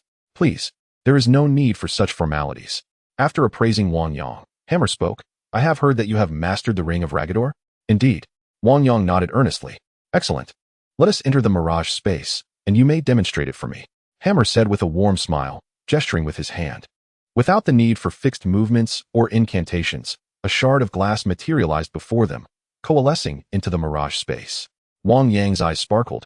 For a sorcerer, the absence of a rigid method of casting spells indicated that as one grows stronger, the execution becomes increasingly simplified. Ding. Magical talent fragment of mirage space detected. Would you like to merge? Merge. With the fusion of the talent fragment, Wang Yang felt an enhanced understanding of the mirage space. However, before he could delve deeper into his newfound insights, Hammer and Wang ushered him into the mirage space. Go ahead and demonstrate. If you encounter any difficulties, Master Hammer will provide you with guidance. Wang instructed, though his tone held a peculiar quality, as facing a genius was no trivial matter. Yet, it was now somewhat ironic that Hammer seemed to be setting himself up for a challenge, creating a situation of self-imposed discomfort. Hammer was naturally unaware of Wang's thoughts. Instead, he nodded in agreement, expressing his longing to witness the prowess of a true genius, having not encountered one in quite some time. Until he beheld the reality, he would remain skeptical of Wang's assertions. Learning the Ragador Circle in mere hours? How could that be possible? Even the Supreme Magus would not possess such extraordinary skill. Wang Yang, oblivious to the myriad thoughts swirling in Hammer's mind, humbly replied, Master Hammer, you flatter me. I am hardly a genius. Wang waved his hand dismissively and said with gravity, excessive humility is merely a form of pride. Let us not be overly courteous. Let us begin. Upon hearing Wang's words, Wang Yang nodded in compliance. Yes, Grand Magus. He positioned himself before the two and, with a flourish of his hands, summoned two crimson shields that materialized on either side of his fists. No longer unstable as before, his shields now radiated with intricate runes, their red glow illuminating the faces of both Wang and Hammer. Their expressions varied significantly. Having witnessed Wang Yang's successful demonstration, Wang had come to accept the truth of his genius, revealing an expression of swift progress. Conversely, Hammer's eyes widened in astonishment, as if he had encountered a mythical creature. Are you certain this magic is newly learned? Hammer's voice trembled slightly. Wang Yang, without hesitation, respectfully replied, "Yes, I would not dare deceive the Grand Magus." "How can this be possible?" Hamel exclaimed in disbelief. Observing Hamel's incredulous and astonished demeanor, Wang felt a sense of camaraderie. No longer perceiving himself as alone in this extraordinary situation. "Hamel, I am not deceiving you," Wang said with an uncommon smile. "This lad is truly remarkable. Though he has only just begun to learn this magic, his mastery surpasses that of many seasoned magicians. This defies all logic." Hamel still struggled to comprehend, asking, "Wang, are you certain you are not jesting? Has he genuinely just learned this magic from you?" Wang's expression grew serious once more as he glanced at Hamel and replied, "Do you truly believe I would lie? It is indeed improbable, not in your nature. Yet this is astonishing." Hamel remained incredulous. He raised his hand, summoning a red shield that appeared in his grasp, far more formidable than Wang Yang's. Wang gazed at Hamel's Ragador circle, feeling a profound sense of awe. He sensed that the other's magic was significantly more potent than his own. A notification chimed, detected magic fragment of the Ragador circle talent. Would you like to fuse? Chapter 23. The chaotic thunder spirit of Ikenral. After assimilating the magical prowess of Hammer's Ragador ring, Wang Yang felt his mastery of the ring's enchantments deepen, becoming increasingly adept and enlightened. This seemingly ordinary old man, despite having lost a hand, wielded magic with unparalleled finesse and potency. Hammer regarded Wang Yang with a flicker of confidence, allowing himself to recover slightly from his earlier dismay. The apprentice before him was indeed gifted, yet still lacked a certain depth of experience. "Shall I offer you some guidance?" Hammer inquired, knowing that his own understanding of magic far surpassed Wang's. Even a prodigious talent like Wang sought his counsel. "Thank you, Master Hammer," Wang Yang replied with utmost respect. Upon hearing Wang's words, a smile illuminated Hammer's face, and he promptly began his explanation. Unbeknownst to him, Wang was observing him with a gaze laced with pity, for Wang's innate talent was extraordinarily profound. Once Master Hammer realized this, he would likely feel a pang of regret. Wang, absorbed in Hammer's teachings, resembled a parched sponge, eagerly soaking up knowledge and delving deeper into the essence of magic. Hammer, a true master of magical academia, offered insights that were beyond Wang's current comprehension. As he gazed at Wang Yang, a sense of anticipation blossomed within him. After all, instructing a genius who held him in such high regard was an exhilarating experience, especially with Wang's companion, Wang, observing closely. Hammer, motivated by this prospect, became increasingly earnest in his teaching. Meanwhile, Wang maintained a stoic expression, internally amused. It was rather amusing that Hammer, at his advanced age, remained so naive. Had he not noticed the transformation of the Ragador ring in Wang's grasp? After a moment, Hammer began to realize the truth. His excitement at teaching a genius did not render him oblivious. He recognized that the Ragador ring in Wang Yang's hands was rapidly evolving, approaching the strength of his own. Wait a moment, he pondered. Isn't the usual process for a mage to absorb knowledge, reflect upon it, and then improve upon their shortcomings? How is this young man managing to enhance his magic even as he listens to me? This is inconceivable. Hammer found himself astonished, grappling with the notion of genius. Could someone truly possess such extraordinary capability to continuously refine their magic at such a pace? Doubt lingered in his heart. Yet he struggled to accept the reality of another so formidable. Although the events unfolded right before his eyes, he found it hard to believe. After all, he had long held the conviction that magic was not easily mastered, and now, such occurrences were manifesting. Wang observed from the side, contemplating. "Have you finally begun to question your existence? Do you now find it hard to accept?" Wang Yang seemed to shatter their entrenched beliefs. The feats they deemed unattainable were indeed accomplished by Wang Yang. It was utterly terrifying. Hammer, in a moment of folly, had even collided with the door to experience the sensation. Of course, with his assistance to lighten the burden, he could afford to relax somewhat. Hammer regarded Wang Yang with a peculiar expression, filled with astonishment. It was akin to encountering a creature of myth. He merely repeated something once. Yet Wang Yang not only remembered it, but also grasped its essence. Even after years of studying magic, Hammer had never encountered anyone like this. If this continued, would the lad not soon catch up to him? In stark contrast, he felt as though he had squandered years of his life. All right, Wang Yang. We shall conclude today's instruction here. Although Hammer wore a smile, it was strained. One could hardly blame him. Anyone in such a predicament would find their laughter equally forced. Master Hammer, I still sense numerous inadequacies within myself, and hope you will continue to enlighten me. Wang Yang spoke respectfully. Hammer's teachings had significantly familiarized him with magic, and he naturally wished for Hammer to continue, perhaps uncovering fragments of magical talent along the way. However, upon witnessing Wang Yang's expression, Hammer felt a tumult of emotions. In such a brief time, they had nearly exhausted the insights on the Ring of Lagador. And crucially, Wang Yang was still absorbing the knowledge. This sensation was far from that of a teacher. If this persisted, they might soon find themselves on equal footing. While Hammer did not oppose this notion, he mused that one must pace oneself. What did it signify to learn so much in a single day? Hammer furrowed his brow, his expression turning serious, and continued, when it comes to learning magic, one must not be hasty. Wang Yang, you should comprehend the principle of moderation. The foundation is paramount. When delving into these subjects, you must truly contemplate. Hearing Master Hammer's words, Wang Yang could only nod in agreement. Besides, he was not in a rush. He had only been studying for a few days, and numerous opportunities lay ahead for these grand magi to impart their wisdom. Yes, Master Mage, I shall diligently strive to build a solid foundation. Wang Yang responded with reverence. Upon hearing his words, Hammer, as a grand mage, felt a touch of embarrassment, especially in the presence of someone so obedient and talented. Ahem, Wang Yang, I observe that your grasp of magic is quite solid. Allow me to impart to you a spell I have developed. Hammer declared with confidence. The magical categories of Kamar-Taj are numerous, and with Hammer's exceptional talent, he has crafted several powerful spells of his own. Among these is the Ikenral Chaos Thunder Spirit. Although this spell was conceived by Hammer, its true complexity lies in the necessity of multiple practitioners for its utilization. When attempted solo, the difficulty escalates exponentially. However, given Wang Yang's prodigious abilities, it seems that only such a spell could pose a challenge to him. Naturally, upon hearing that Hammer would impart his magical knowledge, Wang Yang was elated. Thank you, Master Hammer. Upon hearing Wang Yang's words, Hammer smiled and shook his head, saying, there is no need for gratitude. In essence, the magic of Kamar-Taj is fundamentally open to all. Wang Yang remained deeply appreciative. Perhaps all the spells of Kamar-Taj are indeed accessible, yet they are merely texts. The personal insights of a mage are not easily shared. Therefore, Hammer's willingness to teach him was a source of immense gratitude. Next, Wang and I shall demonstrate for you. Chapter 24. How did you achieve that? Hammer and Wang exchanged glances. Even though Ikenral Chaos Thunder Spirit was Hammer's creation, he naturally imparted it to Wang, who recognized the spell's formidable power.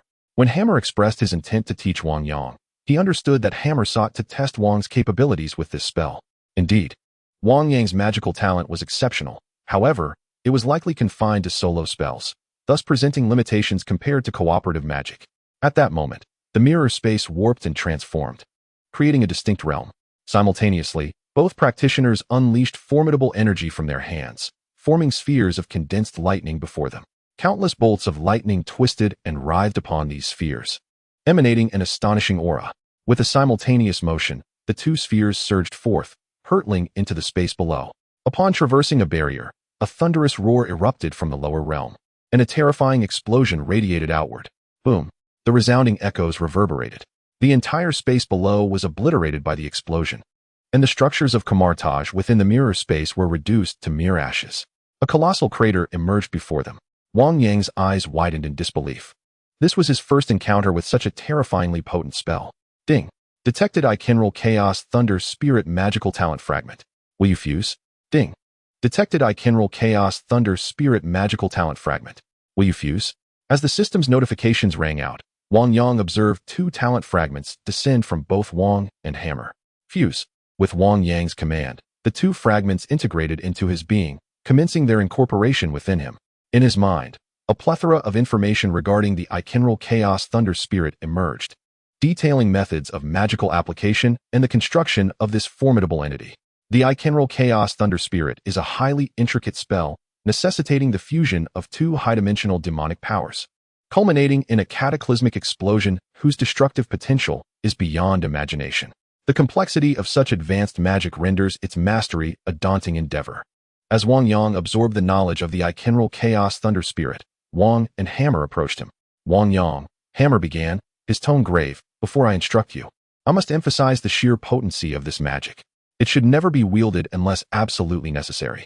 Moreover, you must not use this spell to oppress other mages, otherwise, we shall not hesitate to take action against you.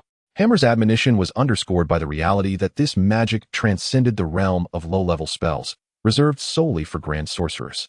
Possessing immense power, some mages, upon attaining great strength, have strayed into malevolent paths, necessitating Hammer's vigilance. Observing Hammer's solemn demeanor, Wang Yang responded earnestly, "Yes, Master Hammer, I understand." In truth, even if he were inclined to malevolence, he would not dare to do so, especially with the Ancient One still in existence. Despite the fact that Caecilius thrived after betraying the Ancient One, even daring to challenge a sanctum single-handedly with his followers, and ultimately launching a surprise attack that led to the Ancient One's demise. It was merely a case of the Ancient One relinquishing her life to pave the way for Doctor Strange. Otherwise, the Eye of Agamotto alone could manipulate time, rendering Caecilius powerless. Were others to attempt such folly, even Thanos would be compelled to bow in submission. The Ancient One had held the title of Sorcerer Supreme for over a century, during which not a single traitor had emerged, underscoring her formidable strength. Upon witnessing Wang Yang's sincere response, both Hammer and Wang displayed expressions of satisfaction. "Very well, let me elucidate this magic to you," Hammer stated, commencing his detailed explanation. The learning curve of this spell was exceedingly steep, not merely due to its advanced nature, but also because it was a creation of Hammer himself, making its complexity all the more apparent. While Hammer intended to challenge Wang Yang, his exposition was thorough, encompassing all the requisite conditions for the spell's execution. "Wang Yang, do not be hasty. The control of this magic is quite demanding. Furthermore, its execution is equally challenging, often requiring the cooperation of two individuals. You must take your time to study, practice, and remember that in the pursuit of magic, carelessness and impatience can lead to dire consequences." Hammer patiently advised Wang Yang. Wang Yang nodded, expressing his gratitude. "Thank you for the reminder, Master. I understand." Hammer was thoroughly satisfied with Wang Yang's attitude. "Very well. Your calm demeanor will allow you to master this magic. In the future, when you have friends and companions, you will be able to cast it together." Although this magic required two individuals to perform, practicing alone was still feasible. While it was not impossible for one person to wield this magic, the difficulty was not merely doubled. As Hammer slowly elaborated, he suddenly widened his eyes in disbelief, as if he had encountered a ghost. Wang, witnessing this scene, was equally astonished. Typically expressionless, he exclaimed, "How is this possible?" Both were rendered speechless, their astonishment palpable. For at that moment, countless bolts of lightning had manifested in Wang Yang's hands, intertwining as if they were coalescing into a sphere of lightning. Though this sphere was no larger than an infant's fist, it unmistakably represented the Ikenral Chaos Thunder Spirit. Yet, how could this be? The terrifying power of the Ikenral Chaos Thunder Spirit stemmed from the fusion of two divine powers, those of the gods Osset and Hogus. These two deities were part of the Trinity, integral to the god Vishand, who was also the source of white magic. The mere fact that these two unfamiliar gods could constitute a part of Vishand demonstrated their formidable strength. While a mage could harness the power of a single god, simultaneously drawing upon and merging two was a feat beyond imagination. Even they could only each utilize the power of one deity, necessitating a collaborative effort. Yet now, Wang Yang had singularly invoked the Ikenral Chaos Thunder Spirit. This was nothing short of miraculous, a sight they had never witnessed in their lives. This is impossible," Hammer stammered, struggling to articulate his thoughts. "How did you accomplish this?" He grasped Wang Yang's hand, unable to contain his excitement. Chapter 25. In comparison to him, what am I, Hammer? Hammer held Wang Yang's hand, scrutinizing it closely to confirm that it was indeed the Ikenral Chaos Thunder Spirit. Nevertheless, he found it difficult to comprehend this phenomenon, deeming it utterly unreasonable. How can you possibly harness the powers of two deities simultaneously? This cannot be." Hammer's mind was awash with disbelief. After years of studying magic, he had never encountered a mage capable of wielding the powers of two divine beings at once. During his own research on this magic, he had pondered the potential for simultaneously channeling the powers of two gods, which would significantly alleviate the limitations of its casting. Yet, he had never succeeded. This is far more challenging than the inability of a person to multitask.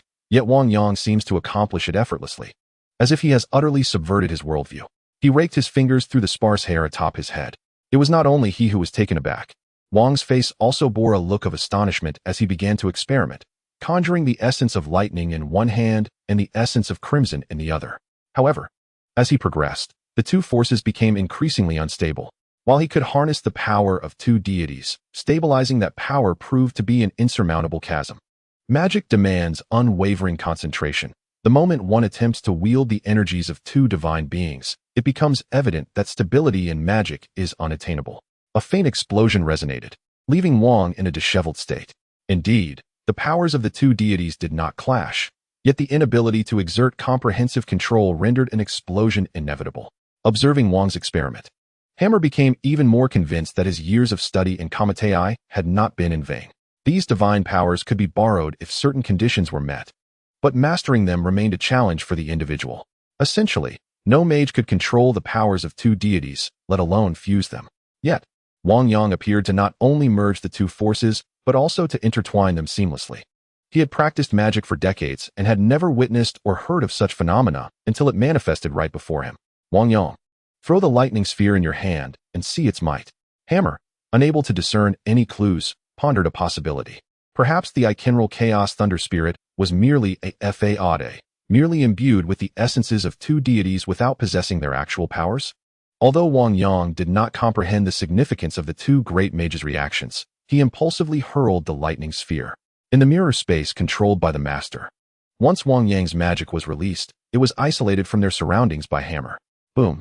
A tremendous explosion erupted. While the power of this explosion did not match the magnitude of their fused magic, it was far from ordinary. This formidable destructive force confirmed that it was indeed the Ikenral Chaos Thunder Spirit. Wang and Hammer exchanged glances, now thoroughly convinced, yet both fell into a state of perplexity. Impossible. Both were enveloped in confusion, their faces betraying expressions of utter bewilderment. However, Wang Yang remained unfazed. He could effortlessly wield this magic, akin to an artist painting whatever he desired on a blank canvas. In contrast to Wang and Hammer, who were entrenched in their established perceptions of magic, he found it challenging to alter his approach. The insights and applications of the two deities he absorbed naturally enhanced his understanding of the Ikenral Chaos Thunder Spirit. The power of just two demon gods is already formidable. If the strength of a third were to be integrated, how potent would this magic become? Hammer and Wang could never fathom why Wang Yang could wield such magic. Ultimately, they could only attribute it to Wang Yang's extraordinary talent. Your innate ability is truly exceptional. You are a genius in the art of magic, Hammer remarked with admiration. Master Hammer, you flatter me. I am merely fortunate. Wang Yang humbly replied. In the realm of Kamar-Taj, where magical prodigies abound, Wang Yang felt it prudent to remain modest. This was largely due to the conducive learning environment of Kamar-Taj, which welcomed the emergence of powerful apprentices. In another setting, his remarkable talent might have led to him being confined for study. Fortunate? Hammer's brow twitched. If this were merely luck, then he had spent his life akin to a dog. Enough. In Kamar-Taj, there is no need to conceal your gifts. The greater your talent, the more opportunities you may seize. Who knows, you might even gain the personal mentorship of the Supreme Mage. Hammer waved his hand dismissively. Now, focus on your training. Hammer and Wang guided Wang Yang out of the mirrored space. Yes, Wang Yang expressed his gratitude for their guidance. After watching their departing figures, he commenced his own training. Meanwhile, Wang and Hammer exchanged a glance before heading to a small tavern. Rarely did they indulge in drink, but today was different. Their spirits were particularly melancholic and troubled. After ordering some drinks, they began to consume them one after another, their eyes filled with bitterness. Silence enveloped them. The source of their sorrow was none other than Wang Yang. Following their instruction of him, they felt an overwhelming sense of loss. Before today, I could hardly conceive that such a terrifying genius existed in this world. Hammer finally spoke after a prolonged silence, taking a deep breath. Had I not witnessed it with my own eyes, I would scarcely have believed it. Wang echoed with a sigh. Unlike Hammer, who was still grappling with the revelation of Wang Yang's talent, Wang had begun to accept it as a matter of course. However, witnessing Wang Yang perform magic he himself could not achieve was a profound blow. For an apprentice to accomplish what a grand mage could not was a stark reminder of their disparity. The emergence of such a terrifying prodigy in Kamar-Taj was utterly astonishing. Hammer took a sip of his drink, unable to suppress his reflections. Whenever he recalled Wang Yang's performance that day, a tempest of emotions surged within him. He had always prided himself on being a genius. In Kamar-Taj, apart from a few spells that only the Supreme Sorcerer can wield, he is capable of mastering the majority of them.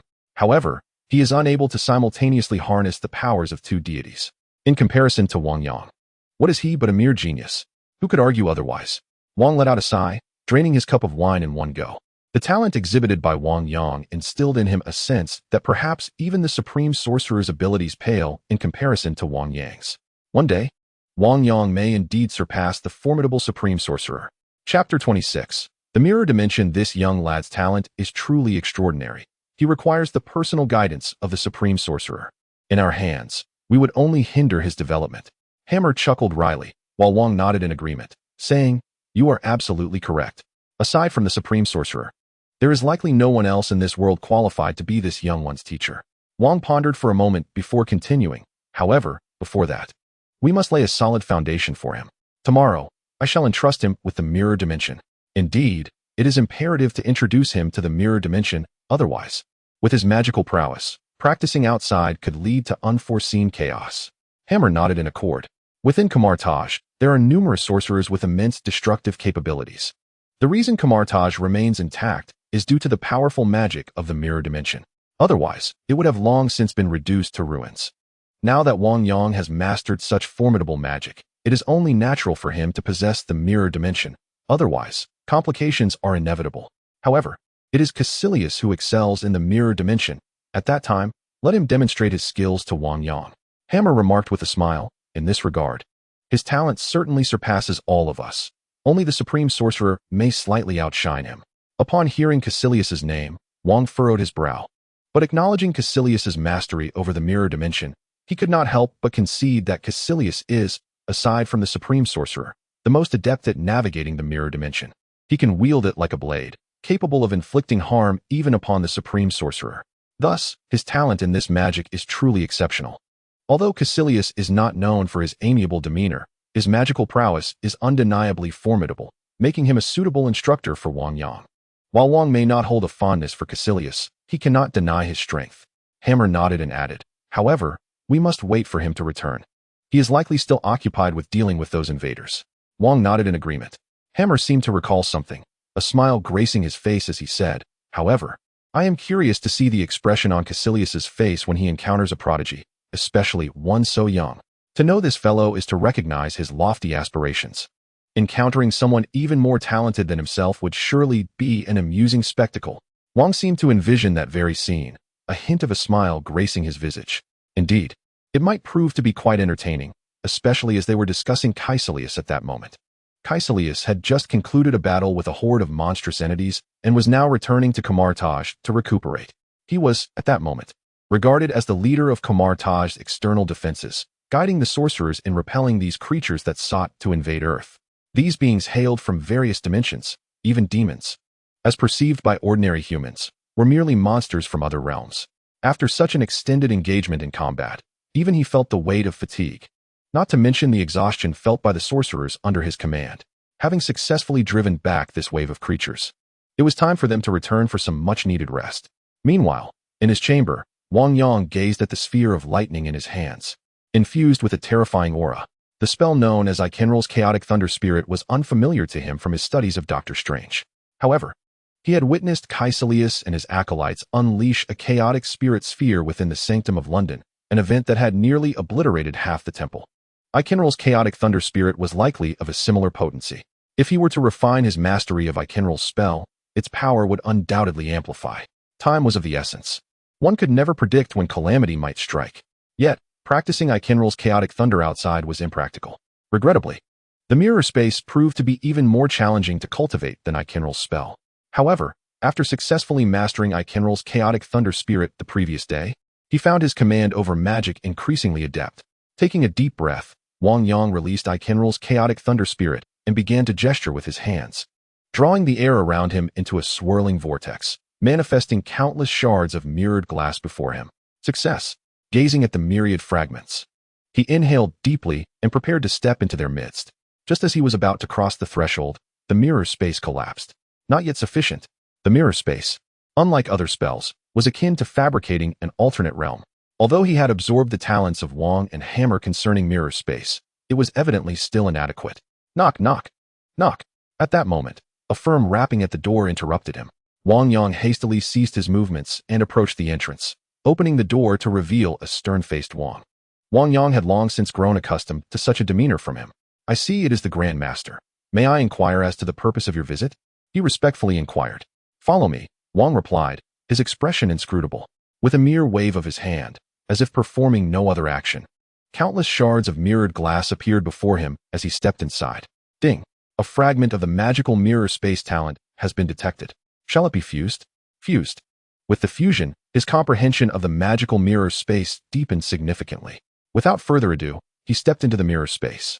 Wang Yang, your magical abilities have reached a considerable level, and you have mastered some exceptionally destructive spells. It is time for you to learn about the mirror space. Upon hearing Wang's words, Wang Yang's face lit up with excitement. Noticing Wang Yang's expression, Wang continued nonchalantly. The mirror space is the core magic of our Kamar-Taj. We use it for combat, surveillance, and as a training ground for magic. It is immensely important, and you must study it diligently. Yes, Grand Mage, Wang Yang replied with utmost respect. He understood well the formidable nature of the mirror space, which not only could withstand attacks, but also serve as a vantage point from which to confront enemies, achieving twice the result with half the effort. As long as his opponent could not breach his space, he could manipulate them at will. Naturally, Wang Yang was eager to master this magic, even wishing to practice it. Yet he found himself at a loss. Now, let me share with you the secrets behind it. Wang, always pleased with Wang Yang's attitude, explained that the mirror space was no different from other spells. However, it required a certain level of control and magical talent to create one's own mirror space, with the portal being the sole means of exit. Without mastering the portal, one would be eternally trapped within the mirror space, much like Spider-Man's heroes in No Way Home. When Doctor Strange's sling ring was taken by Spider-Man, it was only thanks to Ned opening the portal that Doctor Strange managed to escape. Chapter 27. What flaws remain in my magic? Wang slowly narrated the intricacies of the mirror space. The mirror space creates an alternate realm, serving as an entryway to another dimension. It can be said that the mirror space is partially constructed upon this world, embodying the powers of another dimension. Listening to Wang's exposition, Wang Yang experienced a moment of enlightenment. He finally understood why he had consistently failed. He longed to construct a complete world. Yet the mirror space was not intended for such use. It serves as a conduit to another dimension, connecting one's own magic to the energies of that realm. This is akin to wielding the power of a demigod, though the mirror space necessitates greater control. The mirror space is indeed a high-level magic. However, this advanced magic is not overly difficult. As long as you engage deeply with it, you will eventually master it. Remember, patience is key. After sharing his insights, Wang turned to Wang Yang and spoke gently. Yes, Grand Mage, I will strive to do my best. Wang Yang affirmed, bowing respectfully. Grand Mage, may I attempt it? After grasping the secrets, Wang Yang felt a surge of eagerness. Of course, with a wave of his hand, Wang made his mirrored space vanish, returning both of them to reality. Give it a try, but do exercise utmost caution. If you are uncertain about its stability, do not venture in lightly. Wang cautioned solemnly. The mirrored space creates a reflection of reality, and if it cannot be maintained, the instability of the created space could lead to catastrophic shards with terrifying destructive power. Such fragmentation, even the Supreme Mage would find unbearable. As a novice, Wang Yang must tread carefully. Well, if you are prepared, then commence. Wang observed from the side. He was ready to protect Wang Yang, though he harbored doubts about his success. After all, this magic was unlike others. He himself had spent 2 to 3 years mastering the mirrored space. Hearing Wang's words, Wang Yang felt a shiver of trepidation. He was grateful he had not prematurely entered the space, as it could have led to dire consequences. He began his attempt. Wang watched Wang Yang cast the spell. Had it been anyone else, he would have had little faith in their success. Yet this was Wang Yang, who had already achieved countless miracles. Suddenly, he heard the sound of shattering glass. Before Wang Yang, countless translucent cracks resembling crystal appeared. Wang's eyes widened in astonishment. This lad actually succeeded on the first try? These crystalline fractures symbolized the opening of the mirrored space. Wang gazed at Wang Yang, his eyes filled with shock. This fellow was indeed extraordinary. He even began to wonder if there was any magic that Wang Yang could not master. To achieve such high-level magic as the mirrored space on the first attempt was remarkable. If Wang were to know that Wang Yang had been attempting to open the mirrored space before his instruction, he could only imagine his reaction. Wang Yang remained oblivious to Wang's feelings. The mirrored space was an immensely powerful magic, akin to having one's own world. Within this space, one could induce changes to anything and even launch attacks, suppressing with the elements within and setting traps. However, maintaining the space required immense energy, and utilizing additional changes would naturally demand considerable magical and mental strength. The more intricate the manipulation, the greater the mental toll. Thus, most mages of Kamar-Taj found it already strenuous to wield the mirrored space, let alone instigate complex transformations. Only the Supreme Mages could effortlessly distort their own space. Wang Yang was confident that this time, the mirrored space would be stable. At present, Wang cast a glance at Wang Yang beside him. Though his expression remained unchanged, His inner turmoil resembled the surging tides of a tempestuous sea. Wang Yang said nothing and stepped into the spatial realm. After a moment of silence, Wang followed him into the mirrored space. He could sense the remarkable stability of this mirrored realm, rivaling even his own. The degree of its solidity was astonishing, as if it had been honed over years rather than merely newly formed. The prodigious talent of this young man was truly astounding. Suddenly, a thunderous change erupted within the structures of the mirrored space. Witnessing this spectacle, Wang was taken aback, his face reflecting sheer astonishment and disbelief. He had spent years cultivating his mirrored space, and moving objects within it had taken him decades of effort. Yet here was Wang Yang, having just recently manifested this space, firmly establishing it, and even managing to control everything within it. It was utterly inconceivable. How could this young man possess such formidable talent and mental prowess? Wang pondered. Wang Yang began to familiarize himself with the transformations within his space, even launching attacks, distorting, collapsing, and creating traps.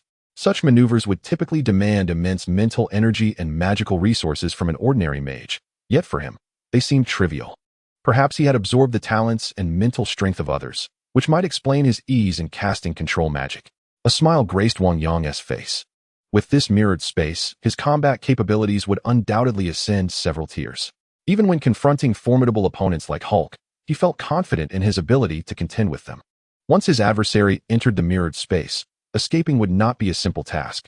Moreover, with this realm, he could practice any magic without reservation. Previously, he had to restrain his powers to avoid damaging the artifacts of Kamar-Taj. Now, he was free from such concerns. Great Mage, are there any flaws in my mirrored space? Wang Yang inquired, his eyes brimming with curiosity as he gazed at Wang. Despite having successfully manifested the mirrored space and experimenting with various methods, he had encountered numerous failures. It was possible that certain issues existed within his mirrored space that he could not perceive. With a great mage present, he would not miss the opportunity to seek guidance. Upon hearing Wang Yang's question, Wang's expression grew complex. He himself could not easily control everything within the mirrored space. Yet the young man before him could do so effortlessly. This was a significant blow to his pride. However, seeing Wang Yang look at him with such reverence, he refrained from declaring that the mirrored space was already perfect. He resolved to have Caecilius teach him instead. Chapter 28. The Source of White Magic in the Empire of Vishandi. 3 days passed. Wang Yang diligently practiced, ultimately mastering the mirror dimension. Just as he hesitated about whether to seek out Wang again, after much contemplation, he finally made a decision. Upon opening the door, he was surprised to see Master Hammer approaching. It had been quite a while since he last encountered the esteemed master. This time, however, Master Hammer appeared rather disheveled and fatigued. Even his meticulously groomed beard had become somewhat unruly, and his eyes were bloodshot. Master Hammer, what troubles you?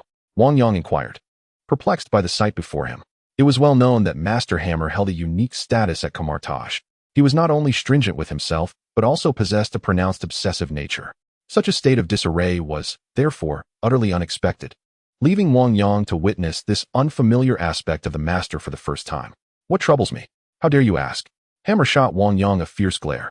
As a distinguished master of Kamar-Taj, he naturally harbored a sense of pride. Prior to the arrival of Caecilius, Hammer had considered himself the most gifted talent beneath the Supreme Sorcerer. However, not only did Caecilius surpass him, but Wang Yang too exhibited extraordinary talent, a reality that Hammer found difficult to accept. Consequently, since his return, he had been ruminating on how to reclaim the dignity he felt he had lost in front of Wang Yang. Wang Yang, I have heard that you have mastered the mirror dimension, Hammer exclaimed, his eagerness palpable. Indeed, Master, I have mastered the mirror dimension. Although Wang Yang was uncertain of Hammer's intentions, he felt no need to conceal the truth now that the question had been posed. That is splendid. If you had not mastered the mirror dimension, there are certain spells that could not be tested. Hammer spoke with an air of mystery, despite the righteousness of his demeanor now tinged with an unsettling undertone. Master Hammer, may I inquire what kind of spell you wish to experiment with? Wang Yang questioned, scratching his head in confusion. The mirror dimension serves as a replica of the real world. It is utilized not only for combat, but also for mages to experiment with various spells. In the film featuring Doctor Strange, it was precisely because Doctor Strange had mastered the formidable spells from the library that the Supreme Sorcerer entrusted him with the mirror dimension. To use the mirror dimension for mere surveillance seemed a waste of its potential. Yet, he was curious about Hammer's true purpose in requiring his mirror dimension. You will learn in due time. Now, open your mirror dimension, Hammer instructed succinctly. Though Wang Yang remained unaware of Hammer's precise intentions, he trusted that Hammer would not wish him harm. Subsequently, Wang Yang raised his hand and waved it. The space before him emitted a series of crisp sounds, and what was once a complete expanse now lay in a myriad of fragments.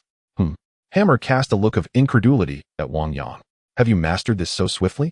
It seems you've already reached such a remarkable level. Generally, a mage requires incantations and gestures to wield magic, and only through complete mastery can one unleash it at will. Attaining such proficiency typically demands years of diligent training. For instance, it took Hammer several years to reach this level. Yet, Wang Yang has only been practicing for a few days. Moreover, he appears to have uncovered something peculiar within this mirrored space. However, upon closer inspection, it seemed no different. He could claim to be the most erudite individual in the entirety of Kamar-Taj, aside from the Supreme Mages. Yet, he could not discern the depth of Wang Yang's command over the mirrored space. It was evident that Wang Yang was indeed a prodigy. Nonetheless, he soon shook his head, choosing not to dwell on it. This occasion was not meant for studying Wang Yang's mirrored magic. The two then stepped into the mirrored space together. Master Hammer, may I inquire what you intend to do? The more enigmatic Hammer became, the greater Wang Yang's curiosity grew, stirring within him like a cat scratching at his insides. Of course, I intend to teach you magic. Hammer replied with a mysterious smile. Must teaching me magic be so complicated? Is it yet another destructive spell? Wang Yang inquired. Intrigued. Well, it's not necessarily about sheer destruction, but it is undoubtedly an indispensable spell, Hammer stated calmly. Although Wang Yang was unsure of the magic Hammer wished to impart, he was naturally open to all teachings. Then I shall trouble you, Master Hammer, Wang Yang said respectfully, clasping his hands together. You needn't be so formal, just pay attention. Hammer waved his hand dismissively. With that, he moved his palm, and a stunning chain materialized within his grasp. Wang Yang glanced at it. Is this not merely the simplest form of a magical chain door? Just a magical weapon derived from the structure of runes? Is this truly deserving of Hammer's air of mystery? What is that expression? This chain is no ordinary magic. Hammer huffed. My magical chain is quite extraordinary, so watch closely, he exclaimed. In an instant, his chain split apart, transforming into hundreds of chains that seemed almost alive. Wang Yang was not surprised by this spectacle. The magic chain was a commonly employed spell among mages. Even Dr. Strange has utilized various chain magics. As for their power, it was evidently limited, as they could not even restrain Thanos. What is that look on your face? Hammer said, somewhat displeased, and continued. I am not merely demonstrating basic rune evolution. Within this lies a power reminiscent of the divine. You may refer to it as the chains of Vishandi. Vishandi is a triune deity, often regarded as a god, and serves as the wellspring of our white magic. Hammer elaborated slightly on Vishandi before continuing, stating that one must divide its power into hundreds of fragments to unleash it. With a touch of confidence, Hammer asserted that this was a spell he had deliberately designed for Wang Yang. Furthermore, this was not a magic easily grasped by an ordinary mage. Mastery over one's mental faculties is paramount, and the demands on one's mental prowess are exceedingly high. He believed that even some grand mages might struggle to master it effortlessly. Only those with profound understanding of mental energy and magical expertise could hope to learn it. Thus, he did not hold much faith in Wang Yang's ability to easily master this spell. Upon hearing Hammer's explanation, Wang Yang set aside his initial dismissive attitude and regarded Hammer with newfound respect. Indeed, the chains appeared distinct from those wielded by Dr. Strange. The magical chains of Dr. Strange predominantly relied on the foundation of basic magical runes structured around a shield of chicken magic. Ding. Detection of the magical talent fragment of the chains of Vishandi initiated. Would you like to merge? Chapter 29. Another genius of Kamar-Taj with the merging of the talent fragment of the Vishandi magical chains. Wang Yang began to comprehend the distinction between this magical chain and the runic weapons generated through basic rune arrangements. The majority of Kamar-Taj's magic pertains to white magic and is intrinsically linked to the deity Vishandi. The magic of the chains of Vishandi distinctly embodies the power of Vishandi himself, thereby rendering this magic more potent than conventional spells. Observing the serious expression on Wang Yang's face, a smile crept across Hammer's visage. Allow me to elucidate this magic in detail. Without my guidance, your aspirations to master this spell are nothing short of a fanciful dream. It is utterly unattainable, Hammer proclaimed with confidence. Of course, he harbored an unspoken thought. Even if he sincerely taught Wang Yang, the latter might still struggle to learn it. The chains of Vishandi, while not particularly complex, rigorously test the strength and precision of one's mental control. Moreover, this magic wields tremendous power, imbued with divine energy. making it formidable for both ensnaring foes and delivering devastating attacks. If Wang Yang were to learn this magic, he would undoubtedly reap significant benefits. However, mastering this spell would still require considerable effort. Hammer observed Wang Yang with a knowing smile, unconvinced that Wang Yang would find the learning process to be straightforward. After merging the talent fragment, Wang Yang understood that this magic necessitated formidable control, with each chain demanding immense mental and magical energy. However, his inherent mental strength was formidable, complemented by his mastery, which manifested in other forms of magic as well. Therefore, he did not perceive this particular spell as more challenging than the mirror space. At this moment, Hammer, while explaining, observed the earnest expression on Wang Yang's face and continued, "There is no need for you to feel anxious. This spell is somewhat difficult, requiring immense magical control. After all, it is the result of my diligent research. If you can master it in a month, that would be quite remarkable." Hammer was confident that the time frame he suggested was due to Wang Yang's ability to quickly grasp magic. In his view, Wang Yang might require 6 months to a year. Naturally, he hoped that Wang Yang would not encounter excessive setbacks. Upon noticing Wang Yang closing his eyes, Hammer mistakenly thought he had suffered some form of discouragement and was unable to master the spell. He quickly offered words of comfort. "Wang Yang, it is quite normal to face difficulties in magic. What you need to do is overcome the current challenges, strive to perceive, and believe in yourself. You will surely learn it in due time." Hammer's reassuring voice jolted Wang Yang back to awareness. "Master, you misunderstand." Wang Yang opened his eyes, explaining that he was merely simulating the spell in his mind. However, before he could finish, Hammer interrupted him. "I know you possess great talent. I do not wish for others to underestimate you. Rest assured, I have encountered thousands of apprentices, and a minor setback is inconsequential. I believe you will undoubtedly master it." Hammer patted Wang Yang's shoulder, his face radiating encouragement. It was no wonder, as Hammer had indeed witnessed countless apprentices, many of whom were also prodigies. Although Wang Yang was exceptionally gifted, in Hammer's eyes, he was comparable to others. Observing Hammer's demeanor, Wang Yang began to doubt his own abilities. Nevertheless, recalling his prior mental simulation, he felt that even if he could not yet fully execute the spell, he was not far from it. "Master Hammer, you misunderstood. I meant to say that I might already be able to cast this spell," Wang Yang quickly asserted. "Wang Yang, have you conceded to your limitations?" What did you just say?" Hammer initially thought Wang Yang was admitting defeat, but soon realized he might have misheard. His expression was one of disbelief. "Master Hammer, I mean to say that I may have already learned this spell," Wang Yang responded, albeit with a hint of uncertainty. However, mastering a spell was not an unexpected feat for him. "That is impossible." Hammer vehemently shook his head, continuing, "Wang Yang, do not let your genius lead you astray. If you have mastered it, then so be it. If not, it is of no consequence. Then I shall give it a try." Wang Yang nodded, uncertain whether he had truly mastered it. Though he assimilated Hammer's talent, it did not guarantee mastery.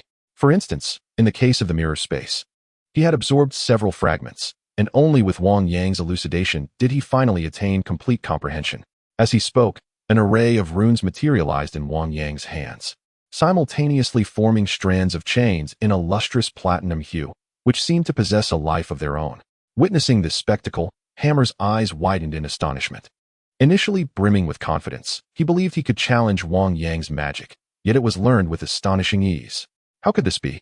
Indeed, these were the chains of the Vishanti, and they were multifaceted. It was utterly bewildering. Hammer's voice took on a different tone as he hastily stepped closer, gazing at the magical chains coalescing in Wang Yang's grasp, as if witnessing rare treasures. He muttered to himself, "How is this possible? This cannot be. A novice in this magic has managed to learn it so swiftly? Impossible." Hammer was beset by a whirlwind of emotions. This spell was intentionally devised to perplex Wang Yang, yet he had mastered it with such ease, a crushing blow to his pride. "Master Hammer, how do you find the Vishanti chains? Is there anything amiss?" Wang Yang inquired. Observing Hammer's scrutinizing gaze on his magic, concerned there might be a flaw. "Amiss?" Hammer chuckled bitterly. "What flaw could there be? I am not nearly as adept." This young man was evidently favored by the Vishanti, possessing remarkable magical prowess. No, your command of the magic is quite commendable," he conceded, feeling a sting of defeat. What he had thought would be a challenge for Wang Yang only served to highlight his own shortcomings. "Master Hammer, does this mean I have indeed mastered it?" Wang Yang exhaled, relieved, having previously feared he might not have grasped it correctly, especially since Hammer had suggested that it would take at least a month to master. Were it not for Wang Yang's earnest demeanor, Hammer might have suspected him of mockery. After this encounter, he was genuinely impressed. Wang Yang was indeed a prodigy. And this thought led Hammer to contemplate another genius. Indeed, you have mastered it. However, another prodigy from Kamar-Taj is returning soon. You shall have the opportunity to meet. Chapter 30. A genius who surpasses your talent. Upon hearing Hammer mention a genius, Wang Yang surmised he referred to the arrogant Caecilius. He held no fondness for this individual, primarily because he later defected to Dormammu, leading to potential complications should Wang Yang find himself too closely associated with him. After bidding farewell to Hammer, Wang Yang resumed his training, having long since cast aside thoughts of meeting Caecilius. Kamar-Taj exuded an aura of tranquility, where most apprentices diligently honed their skills, aspiring to gain the recognition of the masters and ultimately become part of the esteemed order. A few days later, a multitude of mages congregated near the entrance of Kamar-Taj, seemingly awaiting a significant event. Before long, a procession emerged into the line of sight of the gathered mages. The space demons that Kamar-Taj needed to confront had compelled many mages to venture forth into battle. They would face life-and-death circumstances, and upon their return, some would inevitably be lost forever. Thus, when the mages who had ventured into combat returned, those remaining at Kamar-Taj awaited them with bated breath. Much like an army anticipating the return of its soldiers, they yearned to see if their friends had survived the perils outside. Although Kamar-Taj was a sanctum of magic, it bore its own responsibilities. Many mages had perished in their noble quest to protect the earth. Of course, such sacrifices were made willingly. No one was coerced, and thus, these valiant defenders commanded profound respect. As the figures of Caecilius and his companions drew nearer, the mages of Kamar-Taj erupted into fervent cheers. Wang and Hammer, as the grand mages remaining at Kamar-Taj, were naturally present. Caecilius, you have returned. It appears you have once again vanquished the monstrous threats, Wang remarked, casting a glance at the mages behind Caecilius and noting that most had returned safely, which prompted a nod of satisfaction. While he harbored some dissatisfaction towards Caecilius's pride and obstinacy, he could not deny the latter's formidable abilities. Indeed, Caecilius, ever proud, stood in stark contrast to Wang, their relationship never having been particularly amicable. Nonetheless, in this moment, they could exchange a few words. It seems Kamar-Taj remains as serene as ever, Caecilius observed, sweeping his gaze over the sanctum before speaking. Of course, as long as I am here, no one can infiltrate Kamar-Taj. Wang, observing Caecilius's demeanor, retorted with a hint of irritation. Let it go, Wang. Caecilius scoffed, continuing, this is the deterrent power of the Supreme Mage. What does it have to do with you? His words dripped with subtle mockery. Humph. Wang, clearly displeased with Caecilius, let out a frustrated huff. However, Caecilius seemed oblivious to Wang's ire, maintaining his indifferent tone. I believe, Wang, that you are far more suited to teaching students at Kamar-Taj. Combat is not your forte. The tone of Caecilius's words left Wang deeply dissatisfied. It felt akin to confronting a rival, only to have them dismiss you entirely. Such an attitude was undeniably irksome. Although Wang typically remained composed, he could not suppress a growing sense of discontent in response to Caecilius's demeanor. Caecilius, your prowess in battle is commendable, yet the importance of teaching students cannot be overlooked. Even the Supreme Sorcerer must impart knowledge to his students. Wang directly inquired, do you believe yourself to be more formidable than the Supreme Sorcerer? Naturally, I do not compare to the Supreme Sorcerer, replied Caecilius, who held immense respect for him. In his moments of despair, it was the Supreme Sorcerer who rescued him and revealed the true nature of the world. Thus, his reverence for the Supreme Sorcerer was profound. When Wang invoked the Supreme Sorcerer to challenge him, he could not deny the contributions of the latter. I indeed fall short of the Supreme Sorcerer. Yet I am somewhat superior to you. Caecilius retorted, I have repelled the demons that coveted earth and destroyed their stronghold. Pray tell, Wang, what have you accomplished? Caecilius countered sharply. Great sorcerers are often proud and ambitious. Even when faced with rivals of equal standing, their competitive spirit remains unyielding. Within Kamar-Taj, few could capture Caecilius's attention, and Wang was among them. Thus, he could not resist the urge to provoke Wang, revealing one of his rare displays of emotion. That is indeed an outstanding achievement. Wang seemed to recall someone, his tone suddenly calming. Upon hearing this, Caecilius instinctively sensed something was amiss. Though both were archmages, and despite their lack of familiarity, it did not imply that he was unaware of Wang. Wang's reaction at that moment was decidedly peculiar. It seems you have accomplished something noteworthy in Kamar-Taj, Caecilius remarked casually. Yet he was already intrigued. That does not concern you, Wang replied expressionlessly. Following this was the welcoming ceremony, yet Caecilius remained preoccupied with Wang's response, pondering what had instilled such confidence in him, though he concealed his curiosity.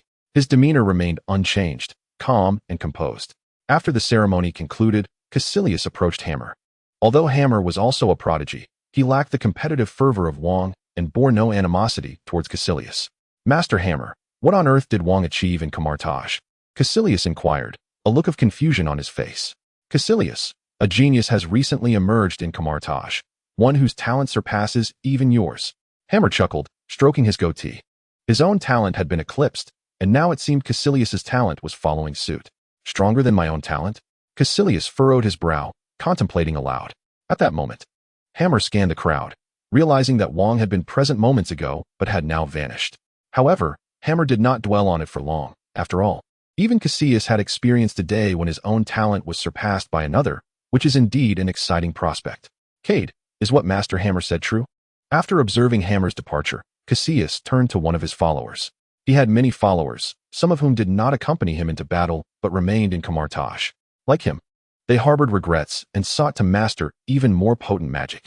Esteemed Master Caecilius, during your absence, there has indeed been an exceptional apprentice, currently under the tutelage of Master Wang. How intriguing. Chapter 31. The scheme against Caecilius. Caecilius's return naturally stirred great commotion throughout Kamar-Taj. However, Wang Yang had no desire to become entangled in the matter. Upon seeing Caecilius, he simply turned to leave. It was far more comfortable to focus on his own cultivation. As for the welcoming ceremony, he was merely an apprentice after all. Who would concern themselves with an apprentice? Just as he prepared to devote himself to his training, a knock echoed through his quarters. Wang Yang furrowed his brow. Who could be seeking me at this hour? Upon opening the door, he was met by a stranger standing at the threshold. However, in Kamar-Taj, he felt no need for apprehension. May I inquire who you are, esteemed master? As an apprentice, he could address any mage as master. Moreover, given his somewhat reclusive nature in Kamar-Taj, few were familiar with him. During his time there, he had only made the acquaintance of a handful of fellow apprentices who entered alongside him. Just as Wang Yang pondered the identity of this middle-aged man, the stranger finally spoke. You may call me Master Cade. Master Caecilius wishes to meet with you. The mage stated his purpose directly, his tone slightly haughty. Perhaps a trait acquired from associating with Caecilius. Wang Yang appraised the mage from head to toe before shaking his head and replying, I'm afraid I have no time. I must continue my magical training.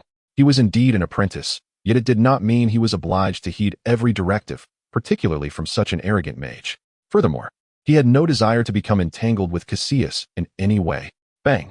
With that, Wang Yang closed the door firmly. Cade found himself abruptly shut out. How dare you? Do you think you are someone of significance? Master Caecilius wishes to see you. It is a privilege. As he stared at the closed door, Cade's brow furrowed in anger, unable to contain his outrage. He had never encountered such insolence in Kamar-Taj before. Now, with the great mage Caecilius eager to meet this young man, the audacity of the apprentice to refuse was utterly reprehensible. As a devoted follower, Cade was understandably incensed. However, he dared not force his way in, for Kamar-Taj strictly prohibited any infringement upon a mage's private space. Even the Supreme Mage would not casually enter another mage's chamber. Under such strict protocols, he naturally lacked the audacity to do so, and after expressing his anger with a few words, he turned and departed. Wang Yang furrowed his brow, but after the other party left, he chose to disregard the matter. However, before he could immerse himself in his cultivation for long, a knock echoed upon his door. Who could it be? Wang Yang felt a twinge of impatience. After the earlier encounter, it was understandable that anyone would be in a foul mood. With a stern countenance, he opened the door, only to find another individual standing there, none other than the illustrious Caecilius, whom he had encountered not long ago at the entrance of Kamar-Taj. Master Caecilius, Wang Yang exclaimed. While he could afford to be indifferent toward ordinary mages, he still maintained a respectful demeanor in the presence of a great mage. There is no need for excessive formality. I have come to apologize on behalf of Cade for his rudeness, Caecilius stated, bowing in apology. Wang Yang was nearly taken aback in astonishment. The proud and obstinate Caecilius of legend appeared surprisingly humble. There is truly no need for such actions, Master Caecilius, Wang Yang urged, assisting him to rise. Caecilius took the opportunity to stand upright and scrutinized Wang Yang closely before speaking again. I have heard you possess considerable talent? Not at all. It is merely a case of exaggeration. Wang Yang quickly responded with humility. The mages of Kamar-Taj do not engage in exaggeration, Caecilius remarked, noncommittally. Come with me. Let us see just how great your talent is. With that, Caecilius turned and walked away, leaving Wang Yang no opportunity to refuse. Reluctantly, he followed suit. Meanwhile, In the mirrored space, two figures observe the unfolding events, Hamel and Wang. While we both wish for Caecilius to mentor Wang Yang, can his temperament truly allow him to take him away like this? Hamel frowned at the scene. This is Kamar-Taj. Caecilius would not harm him. Wang interjected confidently. Hamel shook his head. You have a point. In Kamar-Taj, no one can contravene the edicts of a supreme mage. Wang Yang is indeed fortunate. He may receive guidance from Caecilius. It is not merely luck. Caecilius will undoubtedly do so. Wang countered, shaking his head again. This fellow, though immensely powerful, possesses a fatal flaw, his excessive pride and stubbornness, which are more easily exploited than he realizes. All of this was part of Wang's scheme. He had subtly indicated that he was stronger than Caecilius, prompting the latter to inquire about Wang Yang's existence.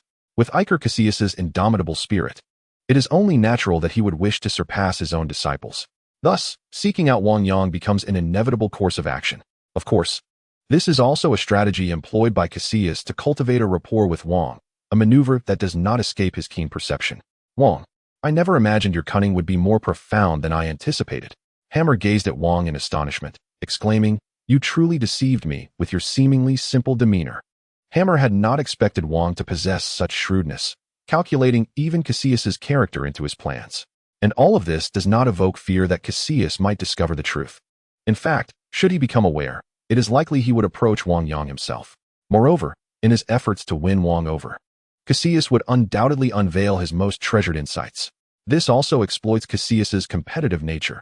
Had Wang confronted Caecilius directly, it is probable that the latter would remain indifferent. I hope Wang Yang can diligently study and not disappoint our sincere intentions. Wang remarked softly. Outside Caecilius's chamber, Caecilius scrutinized Wang Yang with a penetrating gaze, which left Wang feeling somewhat apprehensive. However, he did not fear any adverse actions from Caecilius, for the latter would not act against him prior to any betrayal. On the contrary, Caecilius was a formidable mage in Kamar-Taj, engaging daily in battles against invaders. Had it not been for the unrelenting obsession that haunted him, Caecilius would have undoubtedly been the most exceptional mage after the supreme mage in Kamar-Taj. He was a tragic figure, having lost his wife and children, and prior to his arrival at Kamar-Taj, had already wished for an end to his own existence. Upon encountering magic, he devoted himself to learning, believing that it might grant him the chance to resurrect his beloved family, only to ultimately veer down a dark path. Chapter 32. Is this the genius? Caecilius had long sought a method to revive his wife and children. As he delved deeper into dark forces, he was seduced by Dormammu, eventually succumbing to darkness from which he could not extricate himself. Although Wang Yang knew that Caecilius had yet to fully succumb to darkness, being under the watchful gaze of such a figure made him somewhat anxious. You appear quite tense. Caecilius observed Wang Yang's expression and spoke slowly. Upon hearing Caecilius's words, Wang Yang found himself calming down, replying, Meeting Master Caecilius, naturally, stirs a bit of excitement. Caecilius, unaware of Wang Yang's inner thoughts, dismissed the concern and continued, Rest assured. Even though you are learning from Wang, I have called you here, and he will not object. Caecilius assumed Wang Yang was worried about this matter. Wang Yang knew Caecilius had misinterpreted his feelings, but chose not to elaborate further. Thank you, Master Caecilius, I understand. Rest assured. My purpose in summoning you is merely to demonstrate a singular truth to that individual. Not only do I possess greater combat prowess than he, but my ability to instruct disciples is equally formidable. A proud glimmer illuminated Caecilius's eyes. At present, he regarded Wang Yang with indifference, viewing him merely as an apprentice. Even the so-called genius he had investigated was merely the product of a few mages' opinions. What insights could they truly possess?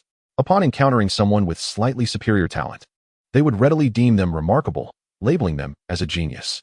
Thus, Caecilius dismissed the rumors surrounding Wang Yang's genius, perceiving them as mere exaggerations. Now, let us proceed. Immerse yourself in the teachings I impart, for I am confident that you shall be met with a delightful surprise. A peculiar smile adorned Caecilius's face. Observing his expression, Wang Yang felt a twinge of confusion, as if he had become a mere tool in their rivalry. Yet, the prospect of learning Caecilius's magic did not seem unappealing. Caecilius's combat capabilities were indeed noteworthy, ranking highly among the elite of Kamar-Taj, and his magic was undeniably powerful. Not only could he evade the grasp of a supreme mage, but he was also the sole individual to breach the sanctum of the London Temple. Despite the support of Dormammu, his exceptional abilities were his own. Witnessing the look of anticipation on Wang Yang's face, Caecilius felt a profound satisfaction. Excellent. The eagerness for magic is an essential trait for any mage. Maintain your zeal for learning. It will empower you to grow stronger. Wang Yang, however, remained unconcerned with Caecilius's words. True strength was all that mattered. Now, allow me to demonstrate. Observe closely and discern what you can. With that, Caecilius ceased further elaboration, raising his hand to gesture. The void before them shattered like glass. This space appeared to be embedded with countless shards, creating a spectacle that was both peculiar and resplendent. Wang Yang, having already mastered the art of mirror space, noticed that Caecilius's rendition seemed to possess an added layer of profundity compared to those executed by Wang and Hammer. However, beyond that, he could discern little else. Though he was more powerful than the average apprentice, he still fell short of the Grand Mage's level. What do you perceive? Caecilius inquired slowly, directing his gaze towards Wang Yang. I cannot discern anything specific. I merely recognize that the magic of the Grand Mage is extraordinary, yet I cannot grasp the particulars. Wang Yang finally replied after a moment of silence. Upon hearing Wang Yang's response, Caecilius merely smiled, harboring a sense of disdain for the notion that Wang Yang was labeled a genius. A genius? He couldn't even comprehend the magic he was witnessing? It is worth noting that when he first beheld the magic of a Supreme Mage, he was able to glean insights almost immediately. Your observational skills are commendable. Caecilius remained noncommittal. At that moment, a system notification echoed. Ding. Fragment of the mirror space talent detected. Shall it be fused? Fuse. As the fusion occurred, Wang Yang beheld some remarkable applications of the mirror space demonstrated by Caecilius. He had never anticipated such practical manifestations within the mirror space. No wonder Caecilius was hailed as a genius. Wang Yang's eyes sparkled with newfound understanding of Caecilius's talents. Unbeknownst to Caecilius, who continued speaking, Wang Yang pondered his thoughts. I now entrust this magic to you. Let us see how much you can comprehend. I hope you do not disappoint me. Saying this, Caecilius extended his hand and extracted a shard of the mirror space, which resembled a fragment of glass. In his grasp, it transformed into a blade. This was one of Caecilius's ingenious uses of the mirror space. He could sense a surge of dangerous energy emanating from it. Truly, Caecilius was remarkable. Even the shards of the mirror space could be fashioned into a weapon. While perhaps not on par with the Supreme Mage's mastery, his control over space was certainly formidable. Otherwise, he could not have traversed through the Supreme Mage's mirror space portal. Caecilius, oblivious to Wang Yang's musings, brandished the blade in his hand. Once you attain mastery over space, it can indeed become your weapon. Space is the sharpest of all weapons. With this, Caecilius approached a grand tree and, with a swift motion, cleaved it in two. Remarkably, the cut was as smooth as a mirror's surface. Witnessing this spectacle, Wang Yang's pupils constricted in astonishment. Such power would likely render his magical shield ineffective. It is worth noting that the trees here were made of ironwood. Exceedingly resilient, one would not easily cleave through them even with an axe. Yet, this was merely a casual demonstration by Caecilius. Now, I shall impart the method of casting this spell. However, the extent of your learning depends on your innate talent. Although Caecilius spoke these words, he felt a tinge of disappointment in this so-called genius. He had expected a challenge, but it seemed that Wang Yang was not as exceptional as he had envisioned. It baffled him why Wang Yang was putting on airs. After instructing Wang Yang, Caecilius prepared to send him away. For this spell would suffice for the lad to study for an extended period. Just as he turned to enter his chamber, he suddenly sensed a surge of spatial energy approaching from behind. Caecilius whipped around, his eyes widening in shock. In Wang Yang's hand, there now gleamed a blade that appeared to be formed from condensed glass. The Blade of Space. Chapter 33. Could he still be surpassed by an apprentice? Gazing at the space blade in Wang Yang's hand, an aura of terrifying sharpness emanated from it. However, Caecilius widened his eyes, unable to believe what he was witnessing. His extensive experience in magic allowed him to ascertain that Wang Yang was indeed employing the space blade spell he had uniquely devised. Yet, how could this be possible? The space blade was no mere incantation. While he did not doubt Wang Yang's aptitude, it was essential to consider the comparison against an ordinary individual. They might not even grasp the fundamentals of his magical theories. This was an application of spatial power, sculpting it through mental energy and magic to form a usable space blade. However, manipulating spatial energy was no trivial endeavor, let alone crafting a razor's edge. A moment's inattention could lead to self-inflicted harm. Mastery over spatial energy, mental fortitude, and magic required exquisite control. Yet here stood Wang Yang, merely an apprentice. How could this novice possibly have grasped his intricate spell? Had he truly learned it merely by witnessing a demonstration and listening to an explanation? It was worth noting that even those seasoned mages who had followed him for quite some time had yet to master this spell. He had not withheld any secrets.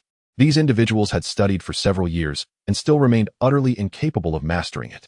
Wang Yang, on the other hand, had only dedicated a mere half-hour to learning it. How could this be?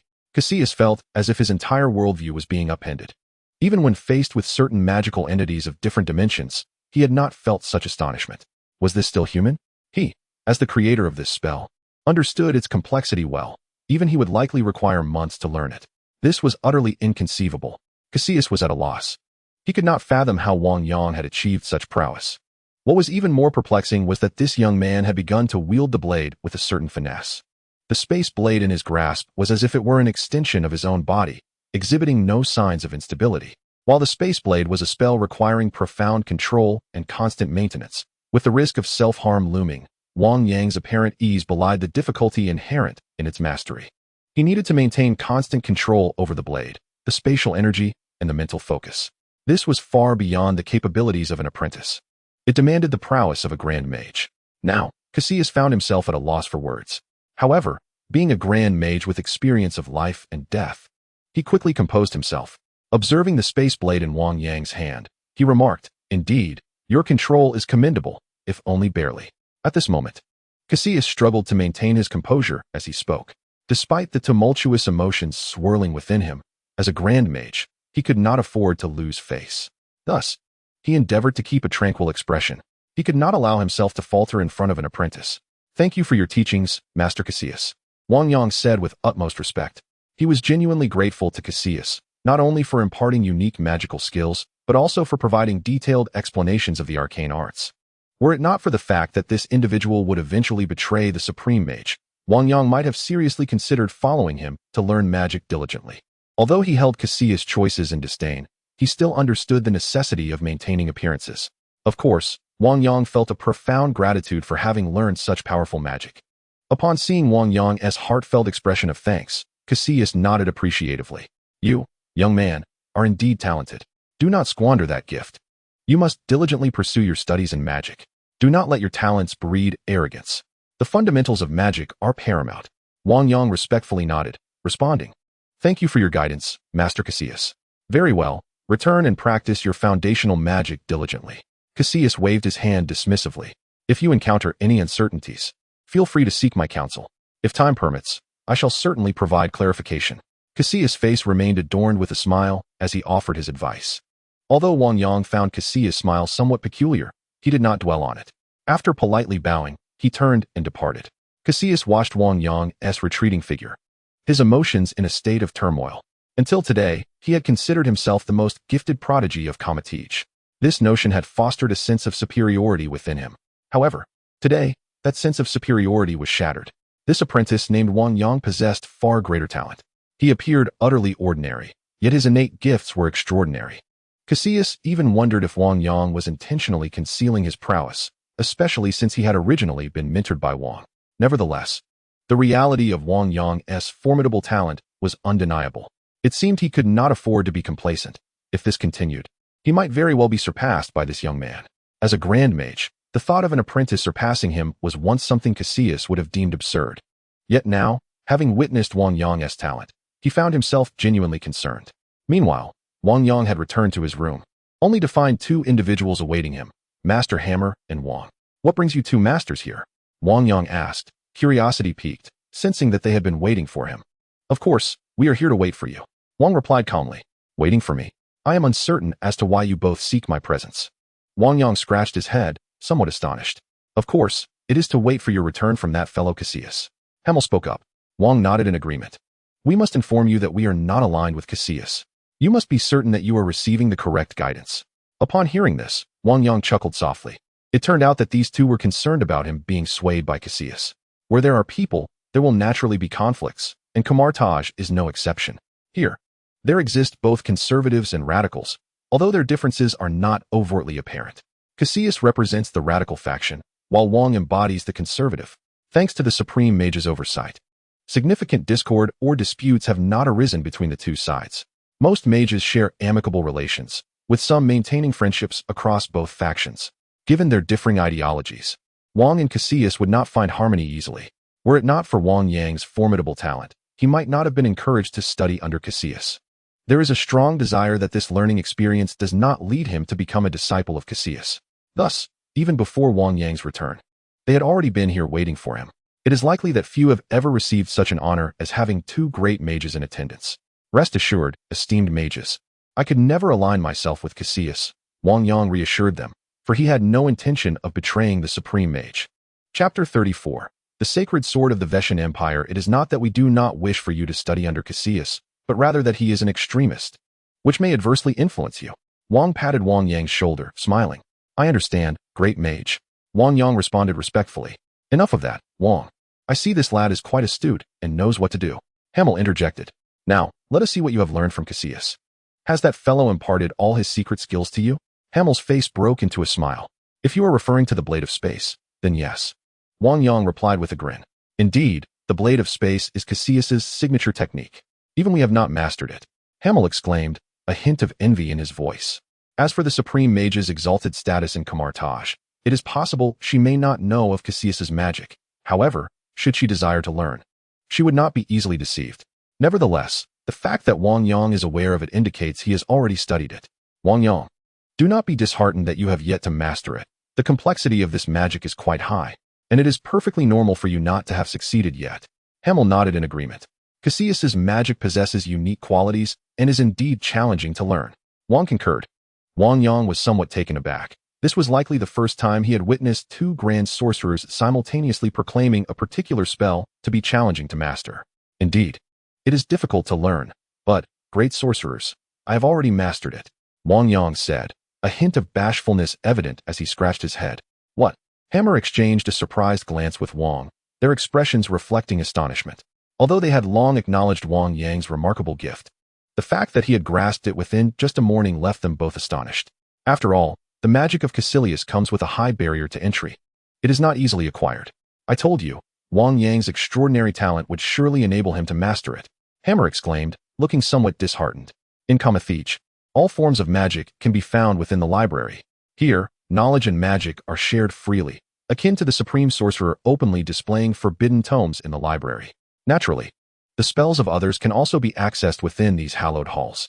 However, merely finding the text does not guarantee comprehension. The works of the Supreme Sorcerer remain inscrutable to many, and while Cassius's magic can be perused, it is not easily understood. Yet, this Wang Yang, in a mere half-day, managed to learn it? It appears we have underestimated Wang Yang. Wang observed, reflecting on the situation. Well then, we have said all that needs to be said. Focus on your practice and strive for further advancement. Hammer now wished to distance himself from Wang Yang.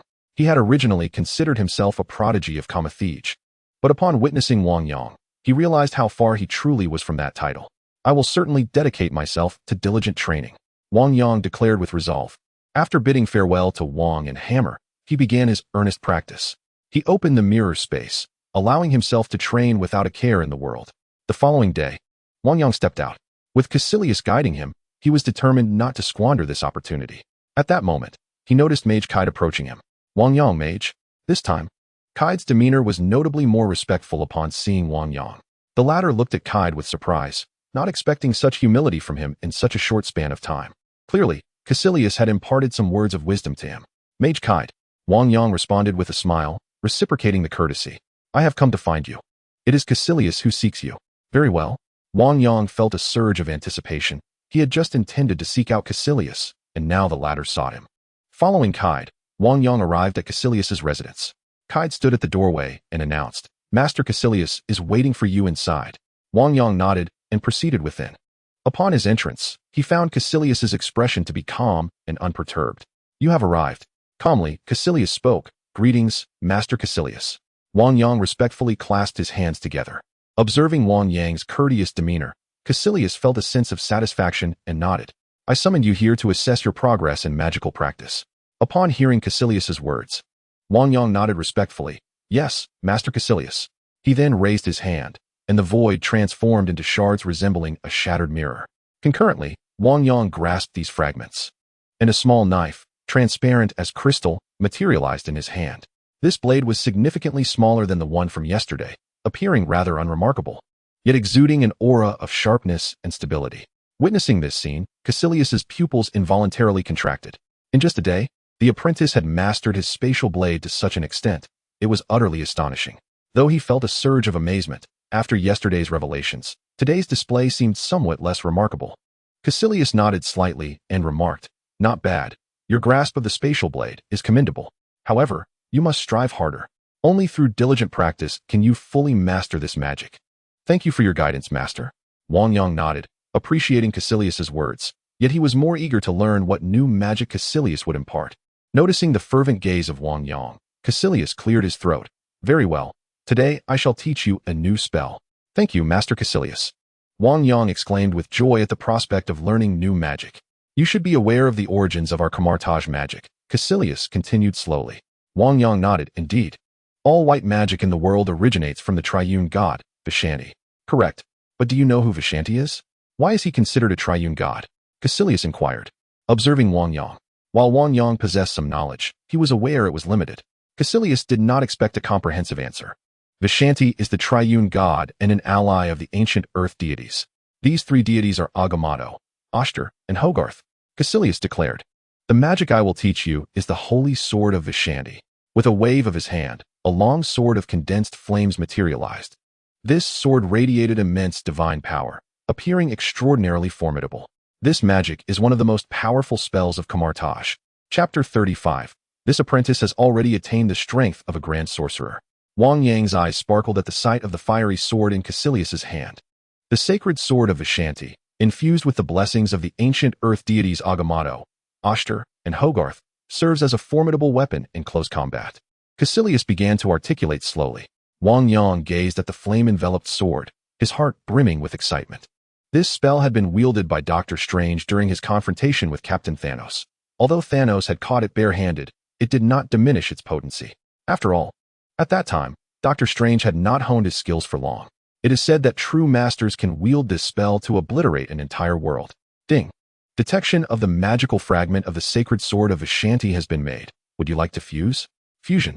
As the fusion commenced, a multitude of knowledge regarding the sacred sword of Vishanti flooded Wang Yang's mind. Caecilius observed Wang Yang's expression of eager interest, which greatly satisfied his vanity. He could hardly believe that Wang Yang could effortlessly master this magic. As long as Wang Yang was unable to grasp this spell, he would remain inferior to Caecilius.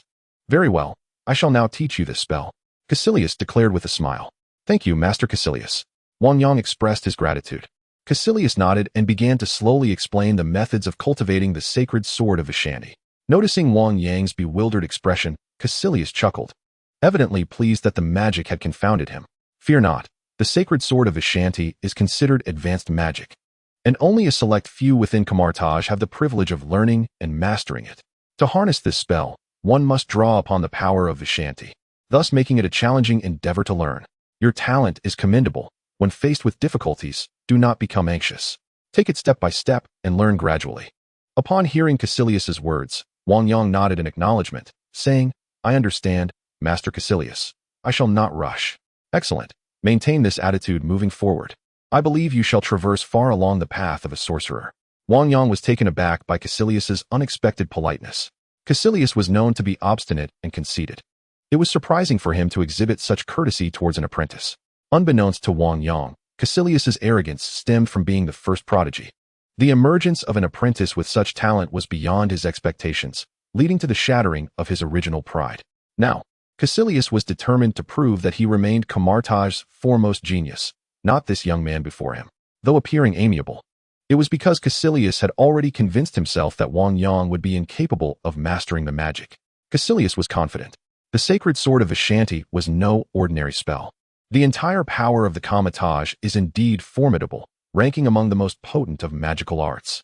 The strength of this singular spell is exceptionally formidable. However, it necessitates the invocation of the might of the Vishanti, rendering its mastery exceedingly arduous. Even within the esteemed halls of Kamar-Taj, few have succeeded in mastering this arcane craft. Thus, he naturally found it hard to believe that this apprentice could effortlessly grasp such a complex spell. Caecilius observed Wang Yang, noticing the furrowed brow of contemplation upon his face, and discerned that Wang Yang was grappling with a challenge that was not easily surmountable. A smile, rare and fleeting, graced Caecilius's lips, revealing the depth of his delight, an expression seldom seen upon his visage. "Wang Yang, I recognize your innate talent. However, the sword of the Vishanti is not a spell to be learned with ease. Many grand sorcerers have failed to master it.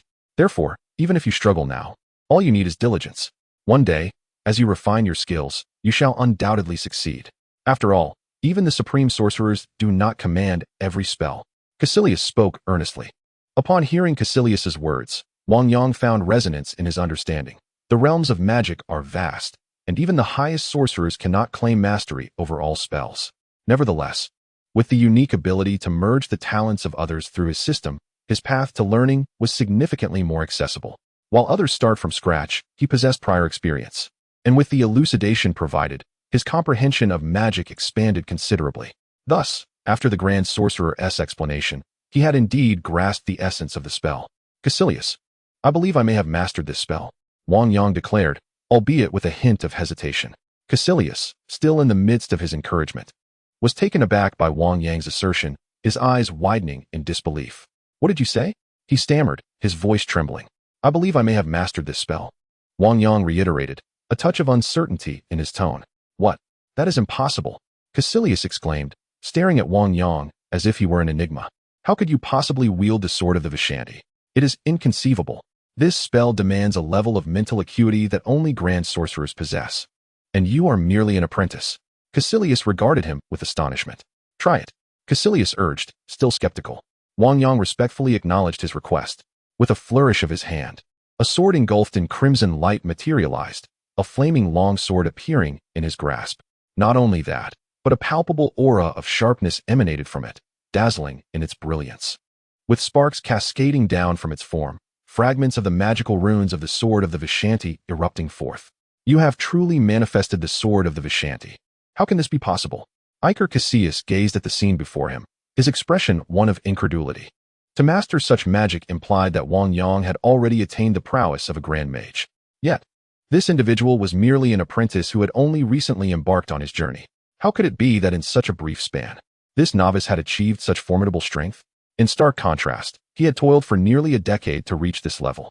It became evident to him why Wang had exhibited such a reticent demeanor when discussing Wang Yang. Confronted with such a prodigy, even he felt an overwhelming sense of inadequacy. Master Caecilius, is there perhaps a flaw in this magic of mine? Wang Yang inquired, a hint of concern in his voice. Although he had grasped this spell, it did not necessarily imply its perfection. Caecilius might be able to assist him in refining it. Listening to Wang Yang, Caecilius's expression grew complex. It was implausible to assert that Wang Yang's magic was devoid of any issues, especially given its nascent formation. However, the fact that he had manifested such power so swiftly indicated the potential for even greater heights. Though your magic still possesses certain imperfections, it is nonetheless commendable. You may return and practice diligently, gradually perfecting it. At that moment, Caecilius found no interest in aiding Wang Yang in enhancing his magic. The mere thought that he could be eclipsed by this young apprentice weighed heavily on him. Yes, Grand Mage, Wang Yang replied respectfully. Caecilius watched as Wang Yang departed. What had once been a reverberation of respect in his ears now felt jarring. An apprentice achieving such strength in such a short time, while he himself had spent decades in pursuit of mastery, was a bitter pill to swallow. Caecilius had always been of an extreme temperament, especially after the tragic loss of his wife and son. In his eyes, he had lost everything. Magic offered him a semblance of hope to resurrect his beloved family. Yet, as time passed, he had assumed responsibilities within Kamar-Taj, which ignited a flicker of hope for survival and a renewed quest for magic to bring back his wife and son. I must grow stronger. I must resurrect them. Since ordinary magic has proven insufficient, he had pursued white magic for many years, yet had never discovered a method for revival. Now, even an apprentice surpassed him. Memories of the forbidden tomes of the Supreme Mage surfaced in his mind. Although these volumes were explicitly prohibited, they were brazenly displayed in the library. Despite the Supreme Mage's edict against them, he had not been able to resist the allure of their knowledge. His pride lay shattered, and the hope of reviving his family seemed increasingly elusive. All of his hopes seemed to rest upon those forbidden tomes. He strode purposefully towards the library, exuding an aura of formidable power. Upon entering, he immediately sought out the forbidden books. The librarian had initially paid him no heed. However, upon noticing Caecilius approaching the restricted volumes, he hurried to intervene. Master Caecilius, the Supreme Mage has decreed that no one may touch these books, as you well know, the librarian stated gravely. The librarian, though not particularly powerful, merely a seasoned mage, was loyal to the Supreme Mage and trusted her every command. Previously, He had witnessed Caecilius near these forbidden books, and with a mere reminder, Caecilius would withdraw. Yet this time, he failed to notice the ominous aura that enveloped Caecilius after he spoke. The Supreme Mage deliberately prevents me from approaching, unwilling to share all her magic with me. Caecilius fumed, caught in a web of frustration. After dedicating himself to Kamar-Taj for so long, why did the Supreme Mage still refuse to impart her knowledge? As the librarian attempted to explain, a golden chain shot forth from Caecilius's hand. The librarian, merely an adept mage, stood no chance against a grand sorcerer. The chain ensnared his neck. At long last, Caecilius stood before the spellbooks he had long yearned for, effortlessly breaking the seals and unveiling the Supreme Mage's forbidden texts. This is the magic the Supreme Mage conceals, Caecilius exclaimed. Ancient One, you absorb dark magic while preventing us from doing the same. You are nothing but a deceiver. As he perused the forbidden texts, memories of the aura exuded by the Ancient One flooded his mind, unmistakably the power of the dark dimension. After a thorough examination, he tore 2 pages from the tome, his expression dark as he exited. Caecilius's transformation incited significant upheaval within Kamar-Taj. However, Wang, as a mere apprentice, remained oblivious to the changes. He continued in his chamber, engaging in mirrored practice of various spells. Although he had already mastered them, he understood the importance of a strong foundation in magic, realizing that frequent practice and study were essential for enhancing his magical prowess. At that moment, a cacophony erupted outside, and Wang could perceive the scene within the mirrored space. He raised his hand to create a portal and stepped through. Confusion clouded his mind, and just as he intended to ask a passing mage for clarification, he saw Wang approaching. Yet now, Wang bore an expression of complexity, as if something significant had transpired. Great Mage, has something occurred? Wang Yang inquired, gazing at Wang, who appeared notably grave. With a solemn demeanor, Wang replied, "Follow me." He then turned and departed. Observing this scene, Wang Yang, though perplexed and somewhat bewildered, hastened to follow him. Soon, Wang Yang accompanied Wang into a grand hall, where several individuals awaited their arrival. Wang Yang surveyed the assembly, noting that notable figures such as Hammer and Modu were present. This gathering comprised all the great mages of Kamar-Taj. What could have transpired to summon them all here? A sense of confusion enveloped Wang Yang. After exchanging slight nods with the other great mages, Wang addressed Wang Yang. There is no need for alarm. We merely wish to pose a few questions. You need not worry. Modu then fixed his gaze upon Wang Yang and slowly stated, "You are the individual whom Caecilius encountered before his departure, correct?" The other unfamiliar mages also turned their attention towards Wang Yang. Upon hearing these words, a sudden unease gripped Wang Yang. Wang nodded. "What questions do you have? Please ask away." Noticing Wang's seriousness, Wang Yang furrowed his brow. He had formed a conjecture. The presence of so many great mages, all fixated on Caecilius, could only indicate one thing. He had likely betrayed them. Yet, this was unexpected. Caecilius' treachery had its roots. He had long sought power, and upon discovering the Supreme Mage's ability to draw upon the energies of the Dark Dimension, his faith had crumbled, leading to his defection. However, the Supreme Mage had not yet returned.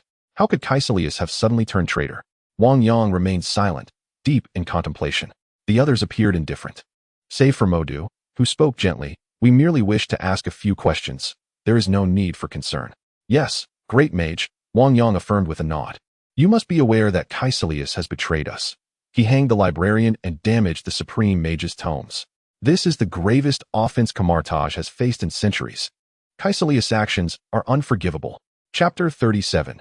I am here to extend an invitation. Upon hearing Modu's words, Wang Yang silently acknowledged the truth of the matter. Modu, unaware of Wang Yang's thoughts, continued, "We wish to ascertain whether there were any anomalies during his instruction of you in magic. Did he exhibit any peculiar behavior?" Modu inquired kindly. Wang Yang contemplated briefly before shaking his head. "I must report, great mage, that I observed nothing unusual. Caecilius instructed me in magic as per normal, and after the lesson, he departed. I am unaware of any subsequent events." The great mages nodded in agreement with Wang Yang's account. They had never believed that Caecilius' betrayal bore any connection to the individual before them. After all, Wang Yang is merely an apprentice. How could an apprentice possibly be involved in the betrayal of a grand mage? However, what could have prompted Caecilius to suddenly turn against them? Modu furrowed his brow and spoke. It is important to note that Caecilius was undeniably destined for greatness within Kamar-Taj. As one of the most gifted mages, he was highly regarded even by the Supreme Mage. The sudden betrayal of such an individual is indeed unfathomable. I had already mentioned that his temperament is exceedingly extreme. Such actions are to be expected. Wang scoffed. Wang, please mind your language. After all, he is a disciple personally selected by the Supreme Mage. A stranger among the mages interjected, frowning. Ruqingya, there is no need for such fervor. Modu waved his hand to halt Ruqingya's remarks. Now that the event has transpired, we must ascertain what truly occurred. Otherwise, we may not be able to provide an account to the Supreme Mage. Indeed, the Supreme Mage has yet to return. When she does, we must present her with a satisfactory explanation. The other mages nodded in agreement. They did not shy away from these matters and openly discussed them in front of Wang Yang. Wang Yang stood calmly to the side, maintaining a composed demeanor. Yet deep within, he was far from tranquil. He reflected on the peculiarities he had sensed during his training with Caecilius. Was it possible that this individual betrayed them because of him? This thought, while incredulous, seemed to him the most plausible. After all, he often heard Wang and Hammer comforting him, stating that so-called geniuses are often proud and easily discouraged. Without experiencing setbacks, such flaws become even more perilous. Being a genius himself, Caecilius, witnessing Wang Yang's rapid progress, would naturally harbor feelings of jealousy. In pursuit of greater power, he sought the forbidden tome, uncovering the secrets of the Supreme Mage, leading to his complete betrayal. The more Wang Yang contemplated, the more feasible it appeared. In the following days, Wang Yang maintained a low profile, either seeking guidance on magic or remaining secluded in his chamber. He felt a twinge of guilt, believing that Caecilius's betrayal was somehow connected to him. One day, as he prepared to step outside to address a magical query that had arisen, he sensed an unusual aura the moment he crossed the threshold of his room. Although he was surrounded by Kamar-Taj, it emanated an extraordinary spatial power. As he intended to turn back, he noticed that, at that moment, his room seemed to stretch into an immense distance. This was clearly an exquisitely intricate mirrored space, one that had, to some extent, merged with reality. In Kamar-Taj, the manifestation of the mirror dimension has reached such an extent that, aside from the Sorcerer Supreme, there exists but one other individual, Caecilius. Wang Yang's eyes narrowed with intensity. However, he was no longer a mere apprentice, and thus felt no fear. Instead, he spoke calmly. It is Master Caecilius, is it not? Since you have arrived, why conceal yourself? Such behavior is unbecoming of a grand sorcerer. As Wang Yang's words echoed, countless folds emerged around him, revealing that this world was indeed different from what he had previously observed. To discern so quickly, you are truly extraordinary, came a rather ominous voice. Subsequently, Caecilius stepped forth from the shadows.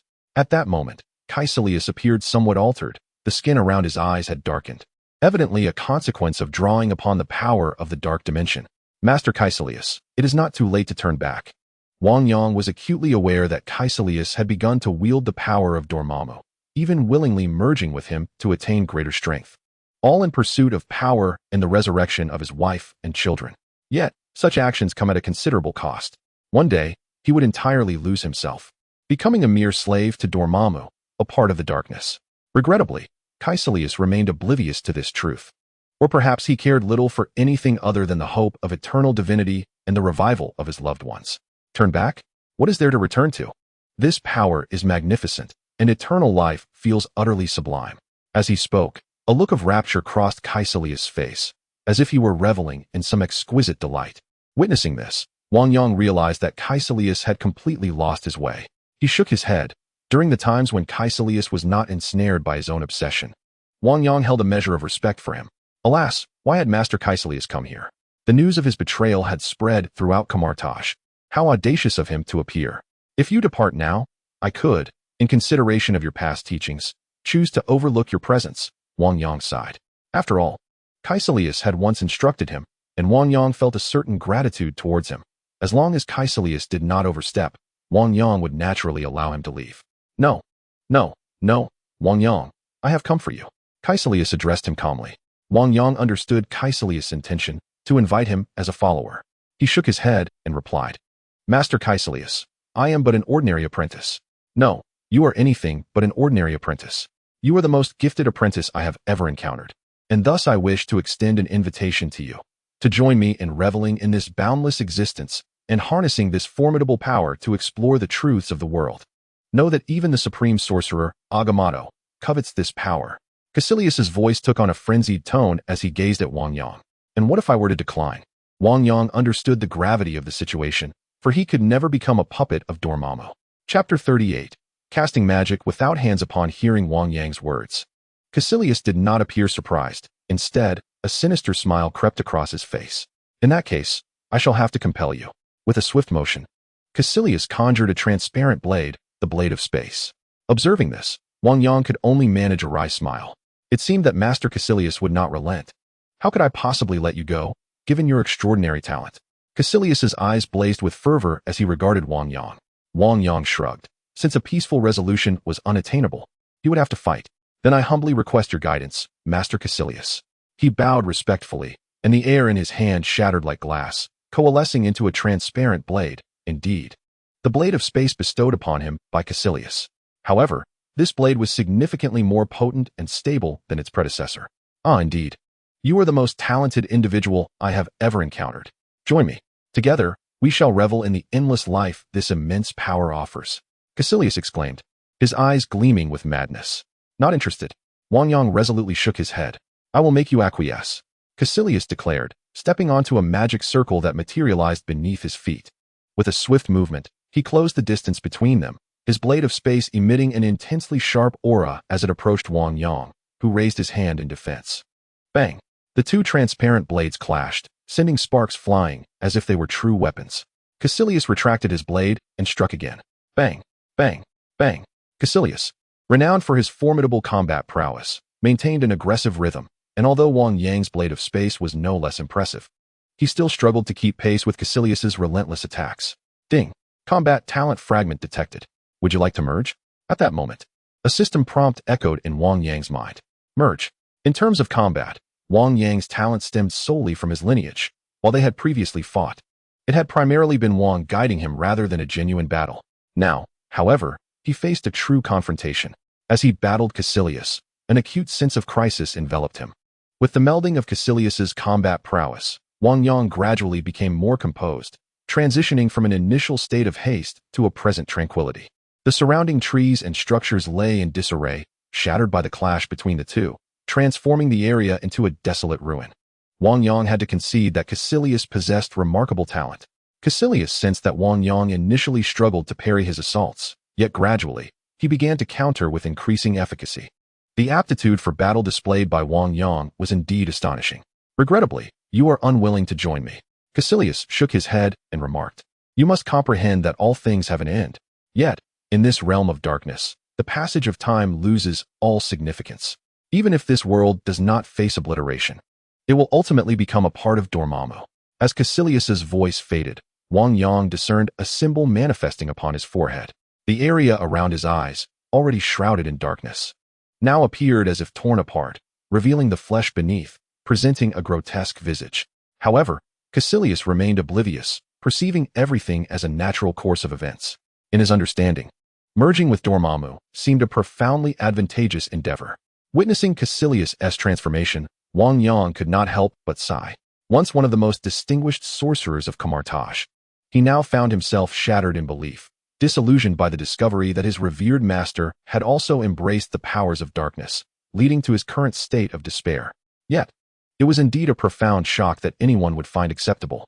Alas, I have no desire to become a part of Dormammu. Wang Yang shook his head. While Caecilius aspired to merge with Dormammu, he adamantly opposed such a fate. Thus, if that is the case, I must eliminate you for the future. Caecilius now harbored murderous intent.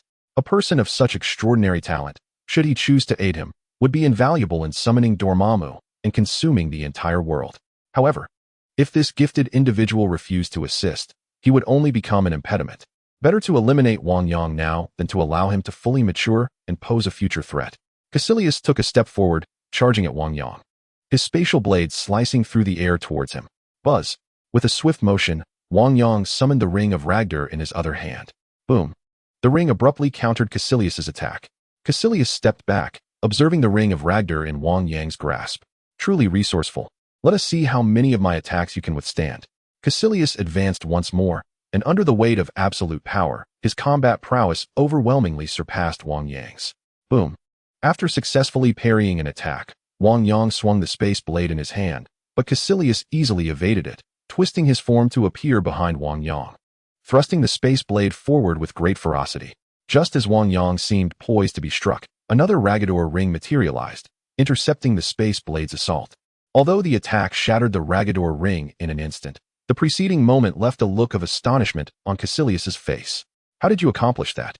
To wield magic without the use of your hands. Even though the Ragador ring had now been destroyed, he was certain that it had indeed manifested moments ago. Typically, magic requires either two hands or one to cast, yet what he had just witnessed, appearing out of thin air, was something he had never encountered before. This method of spell casting surpassed his understanding. True magic is not bound by such limitations, Master Caecilius. This unique approach was an accidental discovery by Wang Yang. Once one's mental strength reaches a certain magnitude, it becomes possible to coalesce magic within a controlled space. However, he could not maintain it for long. Master Caecilius. Now it is my turn, Wang Yang said, frowning. Remaining solely on the defensive would forever leave him in a passive position. With Caecilius now ensnared in darkness, there was no need for him to hold back. In an instant, the space blade in his hand radiated brilliance and struck fiercely towards Caecilius. Chapter 39, Dormammu Boom. The overwhelming force of the impact forced Caecilius to retreat step by step. Impossible. How can your power be so formidable? Caecilius expressed disbelief. After summoning Dormammu, he had acquired immense dark power, even enhancing his original magic. He had believed that within Kamar-Taj, aside from the Supreme Sorcerer, no one could defeat him. Yet now, he found himself obstructed by Wang Yang, a revelation that left him utterly stunned. He had spent decades cultivating in Kamar-Taj and had recently gained the strength of Dormammu. Yet now, he was unable to maintain dominance over Wang Yang. At first, he had some reserves, but now he found himself devoid of any means to resist. How is this possible? He has only been training for a little over half a month. How can he be this strong? In disbelief, Caecilius unleashed his anger, directing the space blade with a sharp intensity towards Wang Yang. The resulting shockwaves from the space blade, combined with the fact that this mirrored space was originally his, created an overwhelming barrage of attacks. The destructive force of the spatial power was so immense that even the Hulk might be consumed by its might. However, Wang Yang gathered formidable magic, coalescing a colossal magical shield that enveloped him, effectively blocking the overwhelming force. Boom! A fierce storm surged outward, emanating a terrifying wave of energy. Master Caecilius, it appears you have succumbed entirely to darkness. An astonishing aura of shadow radiated from him. These dark powers seemed to possess a life of their own, yearning to devour other beings. Wang Yang, fortified by his immense mental strength, was able to withstand this force. Otherwise, he too would likely have been consumed. Unable to extricate himself. At that moment, even the spatial blade in Caecilius' hand had turned black, adorned with sinister black patterns, exuding an air of malevolence and the uncanny. Witnessing this scene, Wang Yang could not help but sigh. Master Caecilius, I can only accompany you this far. Wang Yang sighed again.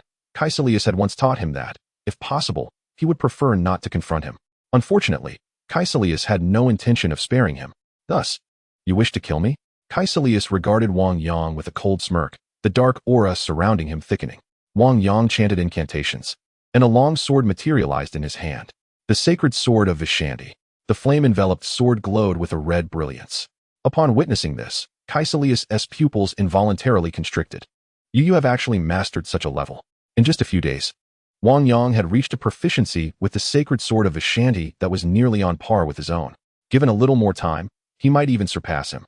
Wang Yang gripped the sword with both hands, stepping forward to slash at Caecilius. Observing this, Caecilius clapped his hands, unleashing countless magical energies that formed a gigantic shield, the most formidable defensive barrier of Kamar-Taj, the Shield of Seraphim. In the films, Doctor Strange had directly utilized this shield to withstand the destructive force of a spaceship, showcasing its extraordinary power.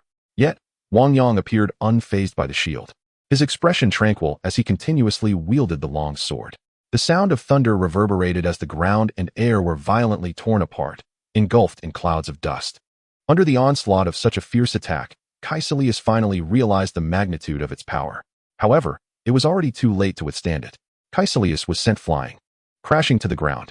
To unleash the sacred sword of Vishanti's power to such an extent, you truly are a monstrosity. Caecilius glared at the advancing Wang Yang, his expression darkening. Wang Yang stood before Caecilius. Master Caecilius, I hope you choose the right path in your next life. As he spoke, Wang Yang thrust his translucent longsword fiercely towards Caecilius. There was no sympathy on Wang Yang's face, nor any trace of hesitation. Caecilius had already succumbed to darkness, consumed by its allure. He was no longer the Cassius of old. It would be a mercy to grant him a swift end. Bang! Just as the divine sword of the Vishandi was about to pierce Cassius, rather than blood spilling forth, a black luminescence emerged from his form, intercepting the strike. Yet, after this defense, the black light began to flicker unpredictably. Soon, a dark fissure appeared beneath Cassius, drawing him into its depths. Dormammu. Wang Yang realized that Dormammu was unwilling to relinquish this pawn so easily. However, did he think he could take him without a fight? With a cold snort, Wang Yang's divine sword vanished, replaced by a sphere of energy crackling with lightning, the Ikenral Chaos Thunder Spirit. He hurled the Thunder Spirit into the Black Rift. Yet, it seemed Dormammu was aware of the spirit's formidable power. As soon as it entered, the black fissure began to seal and constrict. Boom! A terrifying explosion erupted from the dark space, reverberating throughout the mirrored realm. Crack! Crack! The sound of shattering glass echoed ominously. As one of the most powerful mages of Kamar-Taj, Cassius's conjured mirrored space was now struggling to withstand the might of this explosion. In that moment, a large portion of the architecture within the mirrored space was obliterated by the overwhelming force. Moreover, the chaos within the mirrored realm could not be contained, spilling into the outside world. The entire Kamar-Taj felt the tremendous tremor. Countless mages sensed the disturbance, with many rushing out of their homes. Even some of the less powerful mages displayed signs of panic on their faces in response to the onslaught of energy. Fortunately, several archmages were present and quickly managed to regain control of the situation. However, the expressions of the archmages were grave. While others may have been oblivious to the cause of the tremors, they could discern that it was the collapse of the mirrored space that had generated such waves. For Kamar-Taj to perceive a disturbance of this magnitude, especially from within the mirrored realm, it indicated a power of extraordinary strength. Who could unleash such an assault? Despite their efforts to investigate, they could not ascertain the source. Was it possible that Cassius had returned? This thought crossed the minds of several archmages, for it seemed to be the only plausible explanation. Chapter 40. It is said that you are a genius in the recent upheaval of Kamar-Taj. While others may have felt little, Kamar was profoundly astonished. He had witnessed the very fabric of space fracturing before his eyes. Were it not for his use of the Ragdur ring, he might have been caught in the chaos. Even now, sitting on the ground, Kamar's heart was still gripped by terror. Soon after, he heard the piercing screams of the Kamar-Taj mages nearby. Many were even attributing the disturbance to an earthquake. Only the most naive of mages would entertain such an idea, considering the unique nature of Kamar-Taj. It was unlikely that even the collapse of Mount Everest could affect this place. How could an earthquake possibly cause such a phenomenon? The scene he had just witnessed was clearly a battle between two powerful sorcerers, a manifestation of the shattering of the mirrored space. Though his own strength was modest, he was certain of what he had seen. Beyond the Supreme Mage, who else could possibly shatter the mirrored space? It seemed inconceivable, at the very least. The few individuals he knew could not accomplish such a feat. More importantly, he discerned that the fracturing of the mirrored space originated from the direction where Wang Yang was located. His presence here was also a consequence of Cassilius's betrayal, as he sought to offer solace to Wang Yang. Could it be that Cassilius had found him? With that thought, Kamar hastily rose and made his way towards Wang Yang's chamber. The sight of the tightly shut door only deepened his concern. Despite Wang Yang's formidable talent, which often left Kamar feeling vexed, he fervently hoped that no harm had befallen him. Without a moment's hesitation, Kamar forcefully pushed the door open. Inside, he found Wang Yang meditating with his eyes closed. Startled, Wang Yang opened his eyes to see Kamar's expression brimming with urgency. "Master Kamar, what brings you here?" he asked, quickly rising to greet him. Ignoring Wang Yang's polite inquiry, Kamar was consumed by a dreadful thought. What if Cassilius had confronted Wang Yang and was repelled by him? The mere notion was terrifying, for Cassilius was undoubtedly among the most formidable mages of Kamar-Taj, if not the strongest, while Wang Yang had only recently joined as an apprentice. Did Cassilius seek you out? Did you shatter the mirrored space? Caught off guard by Kamar's fervent questions, Wang Yang hesitated before clearing his throat and replying, No, I know nothing." He then continued earnestly, "I merely sensed a tremor resonating throughout all of Kamar-Taj." "Then why did you not come out?" Kamar asked. Disbelief etched across his face. While he may not have been the most powerful mage, he possessed a modicum of discernment. Though it remains uncertain whether Cassius has indeed located Wang Yang, one fact is irrefutable. The recent fluctuations were undoubtedly instigated by Wang Yang. Remarkably, he has only recently commenced his training. It is truly astonishing, particularly considering the possibility that Wang Yang might engage in a fierce battle with Cassius, even managing to repel him. However, observing Wang Yang's reluctance to disclose this information. Kamado understands that the higher-ranking sorcerers are already suspicious of a connection between Cassius's potential betrayal and Wang Yang. If this incident were to escalate, it would offer no advantage to Wang Yang. Rather, it would embroil him in complications. Wang Yang, fret not. I shall keep this matter confidential, Kamado reassured, patting Wang Yang on the shoulder. Wang Yang, however, bore an expression of exasperation. The fact that Kamado had uncovered this secret left him troubled, as he had hoped to dismiss the incident entirely, only to have it exposed. Moreover, it was by the prying lips of Kamado that his secret had been revealed. Initially, few would have believed it, but if it were to come from Kamado, skepticism would be unlikely. He resolved to remain low-key and devote time to mastering more magic. Wang Yang, you need not hide your abilities. True prowess deserves recognition. In Kamar-Taj, the more of a prodigy you are, the greater the esteem you will receive. You may even have the opportunity to learn from the supreme sorcerers.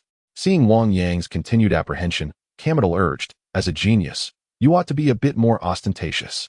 While Wang Yang acknowledged the truth in Kamado's words, he was also aware of the adage, the nail that sticks out gets hammered down. It was prudent to maintain a degree of modesty. Master Kamado, I sincerely hope you will not divulge this information, Wang Yang respectfully implored. Rest assured, I shall guard your secret, Kamado affirmed, though Wang Yang remained skeptical of Kamado's reliability. However, he felt powerless to take drastic action against him. After all, he could not resort to violence. After some contemplation, he decided it was best to let it go. Especially with the formidable Ancient One overseeing matters, few would dare to act recklessly in Kamar-Taj. In the subsequent days, he did not hear any rumors about himself circulating outside. Could it be that Kamado truly kept his word? This was indeed a surprising turn of events. Given Kamado's propensity for gossip, it was unusual for him to withhold information. Once he learned something, it would likely spread throughout Kamar-Taj within a day, for Kamado had little else to occupy his time. Yet, the fact that Kamado had refrained from sharing this particular secret revealed him to be a person of integrity. While Wang Yang pondered this, a knock at his door interrupted his thoughts. Upon opening the door, he was met by an unfamiliar sorcerer. Are you the sorcerer Wang Yang? Master Modu requests your presence. Oh, thank you for the notification. Wang Yang expressed his gratitude, feeling quite surprised that Mordo had found him. Could it be related to the betrayal of Cassius? Nevertheless, if he could acquire some magical knowledge from Mordo, it would undoubtedly be a tremendous boon for him. After all, Mordo was a distinguished disciple of the Ancient One, arguably the most trusted individual within Kamar-Taj. His status there was exceptionally elevated, and he was one of the finest teachers, second only to the Ancient One himself. Dr. Strange was a product of Mordo's teachings. With this in mind, Wang Yang hurriedly exited, making his way toward the hall where Mordo resided. Upon entering the Grand Hall, he noticed several individuals already present, including Wang, Kamado, and Hammer, with Mordo seated at the head. After respectfully performing a bow, Wang Yang inquired, "Might I ask what matters prompted the esteemed masters to summon me?" "I have heard you are a prodigy," Mordo replied, slowly beginning to speak. "Master Mordo, you flatter me." "I merely strive a tad harder than others," Wang Yang humbly responded. Upon hearing Wang Yang's modesty, Mordo appeared quite pleased and nodded, "Excellent. As a mage, one should embody such humility. Remember this quality, regardless of whom you study with in the future." Wang Yang, sensing the underlying implications in Mordo's words, felt a flicker of confusion. Meanwhile, Wang interjected, "Wang Yang, your exceptional talent would be wasted under our tutelage. With Master Mordo's guidance, your innate abilities will surely be better nurtured." Though Wang displayed a reluctant expression, internally, he was elated. Teaching Wang Yang had been quite a challenge, and he often worried about imparting incorrect knowledge.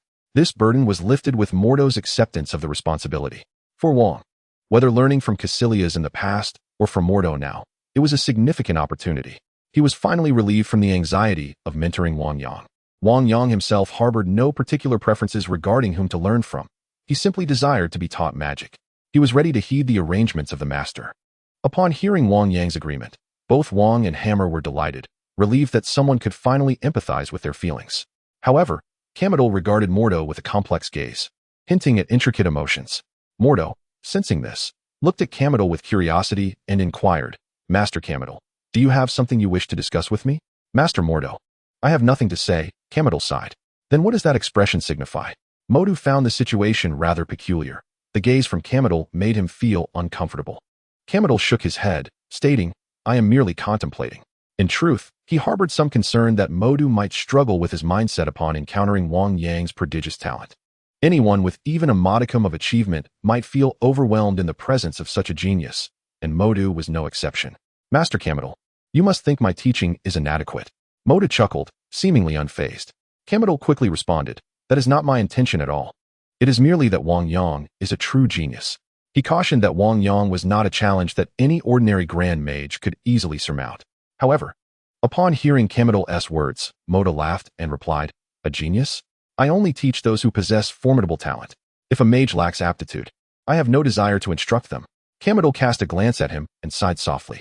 Modu's confidence was indeed excessive, while his abilities might surpass Kamar's. He had yet to encounter many true geniuses. Was he genuinely worried about Wang Yang? It seemed more a concern for Modu's potential discouragement. As the saying goes, good advice often falls on deaf ears, so he chose to say little more. He believed that Master Modu would undoubtedly be capable of guiding Wang Yang. After a few perfunctory exchanges, the group commenced their discussions, and once the deliberation concluded, everyone departed. All right, come with me. Once the others had left, Modu rose and made his way toward the training grounds. Wang Yang, since so many grand mages have acknowledged your talent, I too believe in your potential. However, I hope you will not squander it. The journey of learning magic is arduous and far from easy. It demands perseverance.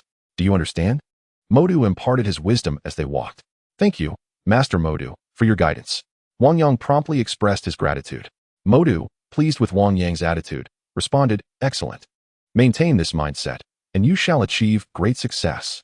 He nodded and then inquired, now, tell me, what magic have you studied? I can tailor my teaching accordingly. As a disciple of the Ancient One, he possessed unique insights and a remarkable aptitude for mentoring students. After all, it was no mere coincidence that Dr. Strange was entrusted to Modu. Now, facing Wang Yang, although he had heard of Wang Yang's exceptional talent, he remained confident in his ability to teach this disciple well. Upon learning that Modu would instruct him in magic, Wang Yang felt a surge of excitement and quickly replied, Master Modu, I have learned the magic shield and the fundamentals of magical runes. Wang Yang began to slowly articulate his magical knowledge, while Modu initially appeared somewhat indifferent. However, as Wang Yang spoke more and more, he grew increasingly unsettled. The expression on his face was one of profound shock and astonishment. The earlier spells were manageable, merely basic magic. Yet, as the discussion progressed, even the divine sword of the Veshan Emperor was mentioned, a manifestation of advanced sorcery, known only to a select few grand mages. It seemed as though Wang Yang possessed an almost boundless repertoire of knowledge. Stop. How did you come to learn these spells? They are far beyond the grasp of an apprentice, and it is unlikely that an apprentice could ever master them. Initially, Modu regarded Wang Yang as an ordinary prodigy, but now he perceived him to be an extraordinary anomaly. He had never encountered an apprentice capable of mastering such an extensive array of magic. As for conversing, he did not believe Wang Yang would easily divulge his secrets. And the endorsement from several other grand mages, who declared Wang Yang a genius, only served to reinforce this notion. I had intended to instruct you from the very basics, but it appears that such an approach is entirely unnecessary, Modu declared, a hint of melancholy creeping into his voice. After all, the ideal method of teaching a disciple is to begin from the ground up, allowing for a comprehensive understanding of the individual. Now that Wang Yang had already grasped advanced magic, it seemed he could only commence instruction from that level. Since you have a solid foundation in basic magic, I shall teach you an advanced spell. This is a technique that all high-ranking mages of Kamar-Taj are adept in, the Crimson Chains. Modu spoke slowly, his tone measured. Wang Yang's eyes lit up at the mention of the spell. The Crimson Chains possessed commendable power, though their practical application was limited, as opportunities for their use were scarce. Should a supreme mage intervene, any dilemma could be resolved effortlessly. For other mages, the spell was hardly necessary. Nonetheless, while the prospect of learning a new spell was enticing, it paled in comparison to the allure of mastering the divine sword of the Veshan Emperor, leaving Wang Yang somewhat disheartened. What is that expression on your face? Although this magic may not be of great utility, it is undeniably an advanced spell. It will prove quite beneficial for you, Modu remarked with a wry smile. Before proceeding to demonstrate the spell, reciting the incantation, he deftly conjured a red chain into existence. Ding! Talent fragment for the Crimson Chains detected. Would you like to merge? Modu elaborated on the spell, his pace deliberate yet precise, ensuring that Wang Yang grasped the intricate nuances, especially after the merging of the magical talent. Wang Yang's understanding of the Crimson Chains deepened considerably. Observing Wang Yang's earnest demeanor, as if he were engaged in profound contemplation, a subtle smile graced Modu's lips. To Modu, It was evident that Wang Yang had begun to resonate with the essence of this spell, for such an expression could not be forged without genuine insight. He has encountered numerous individuals with a modicum of talent. However, even the most gifted students invariably face challenges, particularly in the initial stages of their studies. He is no exception. Perhaps Wang Yang possesses commendable aptitude, but that talent may not necessarily translate into mastery of this particular magic. Such is the intricacy of sorcery. Wang Yang, there is no need for haste. Although the Scarlet Chains are a form of advanced magic, I believe that, given your innate capabilities, you will gradually comprehend it without undue urgency. Advanced magic often requires one to harness the powers of the divine. The power of the divine also signifies the choices made by the deities, and such choices are not easily bestowed upon mortals. Thus, while some may wield advanced magic with apparent ease, others may struggle. It is conceivable that one individual may find one form of advanced magic effortless, while another might find it exceedingly challenging. Modu, being well-versed in such matters, naturally understands this. Therefore, his role is to offer comfort to Wang Yang. Since Wang Yang can cultivate other forms of magic and has even mastered the sacred sword of the Emperor Veshan, it would be a disservice to him to feel disheartened by an inability to grasp the Scarlet Chains. Such a setback would undoubtedly be a loss for Kamar-Taj. Thus, he must reassure Wang Yang, hoping that he does not succumb to despair. Just as he prepared to offer his words of solace, he noticed a shy smile gracing Wang Yang's face. "Master Modu, I believe I may have mastered this magic." "What?" Modu exclaimed in astonishment. Just moments ago, he doubted Wang Yang's ability to grasp this magic, yet now, it seemed he had achieved it. "Let me try. If there are any issues with the magic, I hope Master Modu can provide guidance." Wang Yang nodded and began to chant incantations.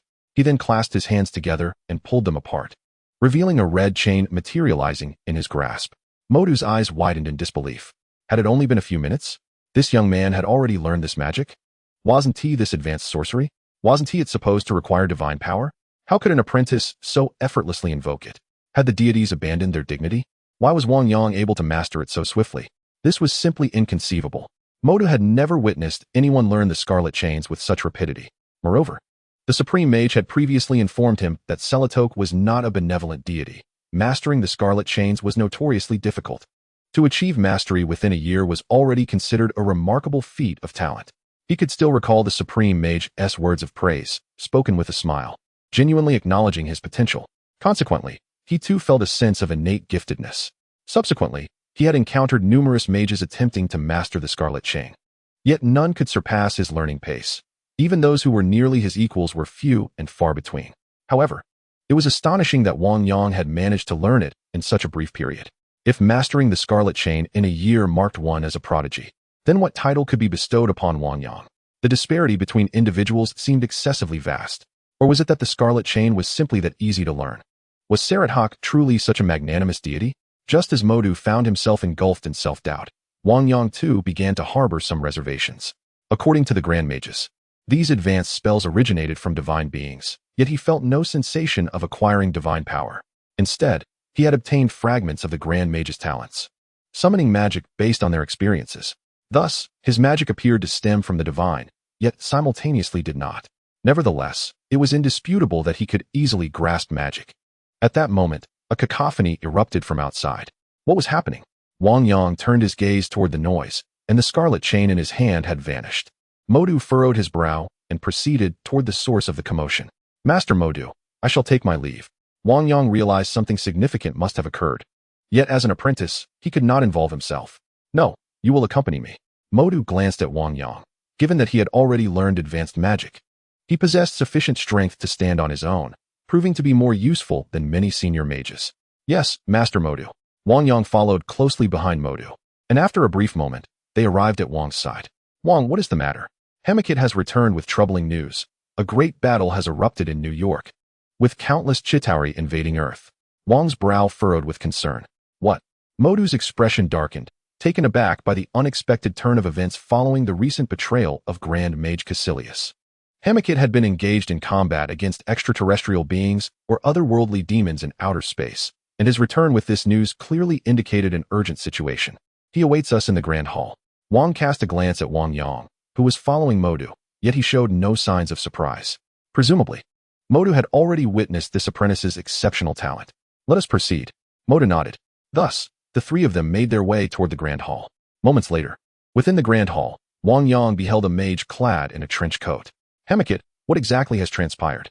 Although they were aware of the Chitauri invasion, the specifics remained unknown to all. Hemikit's face bore remnants of blood as he raised his hand with a flourish. A luminous screen materialized before them. It depicted New York, where a colossal portal loomed in the sky, resembling a vast black hole. At this moment, countless voices of astonishment erupted from the crowd. Numerous dark specks emerged from the black hole, only to descend in unison. Witnessing this spectacle, the great mages present fell into a profound silence, utterly unprepared for such a scene. However, Wang Yang, observing the unfolding events, felt a sense of unexpected familiarity. Was this not reminiscent of Loki opening a portal to summon the Chitauri, reminiscent of the events in the first Avengers film? It appeared that Thanos had yet to arrive, but his impending presence seemed inevitable. Wang Yang sensed the urgency of time. With a mere snap of his fingers, he too could vanish. Chapter 43. The Battle of New York. Wang Yang furrowed his brow, continuing to observe. A figure, resplendent in gold and crimson, soared skyward, unleashing a barrage of missiles from his armor, striking down countless descending Chitauri. Yet, the sheer number of these invaders was overwhelming, an unending tide. The efforts of the golden-red Iron Man were but a drop in the ocean. Shadows poured forth from the black hole, scattering across New York in every direction. A cacophony of terrifying roars and explosions erupted as the Chitauri touched down, commencing their destructive assault. The air was filled with the sounds of detonations, collisions, and anguished cries, overwhelming the once vibrant city. Swoosh! The sound of various laser cannons echoed, each strike accompanied by a deafening explosion, resulting in countless casualties. In the face of the Chitauri, ordinary citizens stood utterly defenseless. At that moment, New York transformed into a veritable hell on Earth. Boom! A fiery explosion erupted skyward as a Chitauri spacecraft was obliterated. From the flames, a figure in gold and crimson emerged, Iron Man, continuously firing energy blasts to down the surrounding Chitauri. His remarkable agility allowed him to maneuver, causing several Chitauri to crash into towering buildings. Stark, we are at your 3 o'clock. At that moment, a voice cut through the chaos. It was Black Widow. Where have you been? Off fetching takeout. Tony quipped, then added, head to Parker Street. I'll lead them there and serve as your target. Hearing his teammates' voices provided Tony Stark with a sense of relief. Alone, he could hardly stem the tide of this catastrophe, especially now, as countless extraterrestrial forces continued to surge toward New York from the skies. Even against a horde of natives, he would struggle, let alone against these technologically advanced aliens. After Tony led them in a wide arc, they soared toward Parker Street. Bang, bang, bang. Following a series of violent explosions, that squad of Chitauri was swiftly annihilated. Yet, even so, the skies above remained filled with many more. Sir, we have more foes. The artificial intelligence JARVIS of the Iron Man suit cautioned. Very well, let us confront them.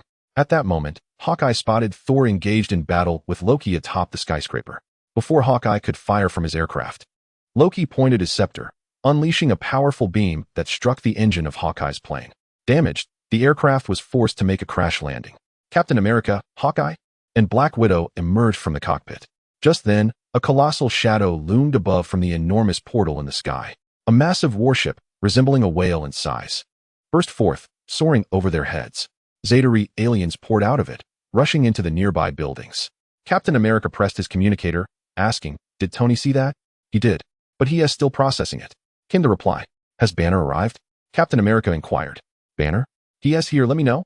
Iron Man circled the massive flying vessel and commanded, JARVIS. Identify its weaknesses. Countless civilians were in peril on the ground. Captain America, Hawkeye, and Black Widow fought tirelessly against the Zetarii aliens, rescuing those in danger. At that moment, Thor descended to assist. Captain America strategized on how to tackle the chaos. Just then, Banner approached on a small motorcycle. "Tony, he is here." "Banner?" "Indeed. Arm him. I will prepare for the show." The others were still perplexed. At that moment, Black Widow spotted the flying figure of Tony Stark. Behind him, the immense alien warship followed, swiftly cleaving a towering building in half. "I don't believe this is a good show," Black Widow remarked with a wry smile. Banner turned to face the approaching behemoth. "Dr. Banner, it's best you get angry now," Captain America urged. Banner turned back with a grin. "That is my secret, Captain. I'm always angry." As the words left his lips, his skin turned green, and his clothes tore apart as he expanded into a 3-meter-tall green giant. In an instant, The transformed banner unleashed a powerful punch. Boom. The Hulk's fist halted the colossal alien ship in its tracks, sending its rear soaring into the air due to inertia. Hold on, Iron Man shouted, raising his hand to launch a missile. Boom. The alien warship exploded into fragments. The Avengers sighed in relief at the sight. However, surrounding them, countless Zaitari aliens were poised to strike, weapons drawn, as the portal in the sky loomed ominously.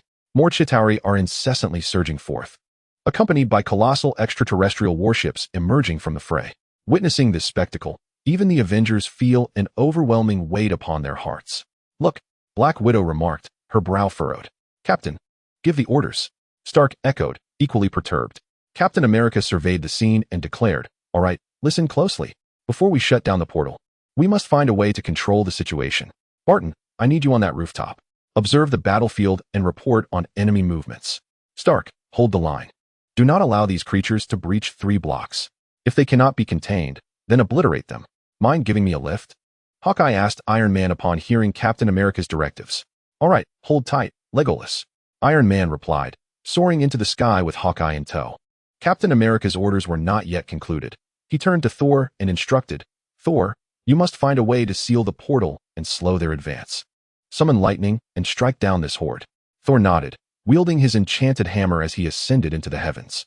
Captain America then addressed Black Widow, stating, you and I will secure the ground and hold back their forces. Finally, he turned to the Hulk, who glanced at him with anticipation. Hulk, Captain America pointed skyward. Smash. The green giant grinned mischievously and launched himself into the air. However, despite Captain America's numerous commands, the alien invaders were simply too numerous. Even when they attempted to intercept, it was impossible to cover every front. Across New York, over 1,000 kilometers, they could not attend to every need. In the absence of the Avengers, ordinary people were left in despair, awaiting the harbinger of death. Observing this chaos, several sorcerers could not help but wear solemn expressions. Chapter 44. The arrival of Kamar-Taj in the war. These are Chitauri.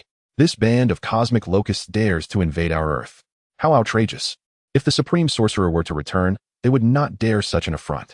As the sorcerers of Kamar-Taj arrived and beheld the scene, their faces were etched with fury. The news brought by Hamaquet shocked them. It is known that the sorcerers' influence spans the globe, and their presence is felt even beyond the cosmos. Thus they are familiar with these notorious intergalactic ruffians. Mordu cast a grave glance at Hamaquet before addressing the assembled crowd. Now that you all comprehend the severity of our situation, Kamar-Taj must immediately enter battle mode. Agreed. Agreed. Mordu nodded affirmatively. Excellent. We must allow the sorcerers to enter the battlefield in groups through the New York Sanctum. We will establish a mirrored space to secure the battleground on our territory, eradicating these wretched Chitauri from Earth. Let them understand that our planet cannot be invaded with impunity. Yes, Master Mordu. The surrounding archmages could not help but speak in unison. Their expressions were grave, with a serious demeanor etched upon their faces. Subsequently, Mordu turned to Wang Yang and said, Wang Yang, this is a rare opportunity. You should accompany us and witness the true battlefield. The sorcerers of Kamar-Taj have never relied on sheltered blooms. Upon hearing Mordu's words, Wang Yang promptly nodded, affirming with utmost seriousness. Soon, the entire Kamar-Taj began mobilizing. Countless sorcerers gathered in the open grounds of Kamar-Taj, led by an experienced mage accompanied by a dozen apprentices, while a master sorcerer commanded several seasoned mages, forming numerous teams.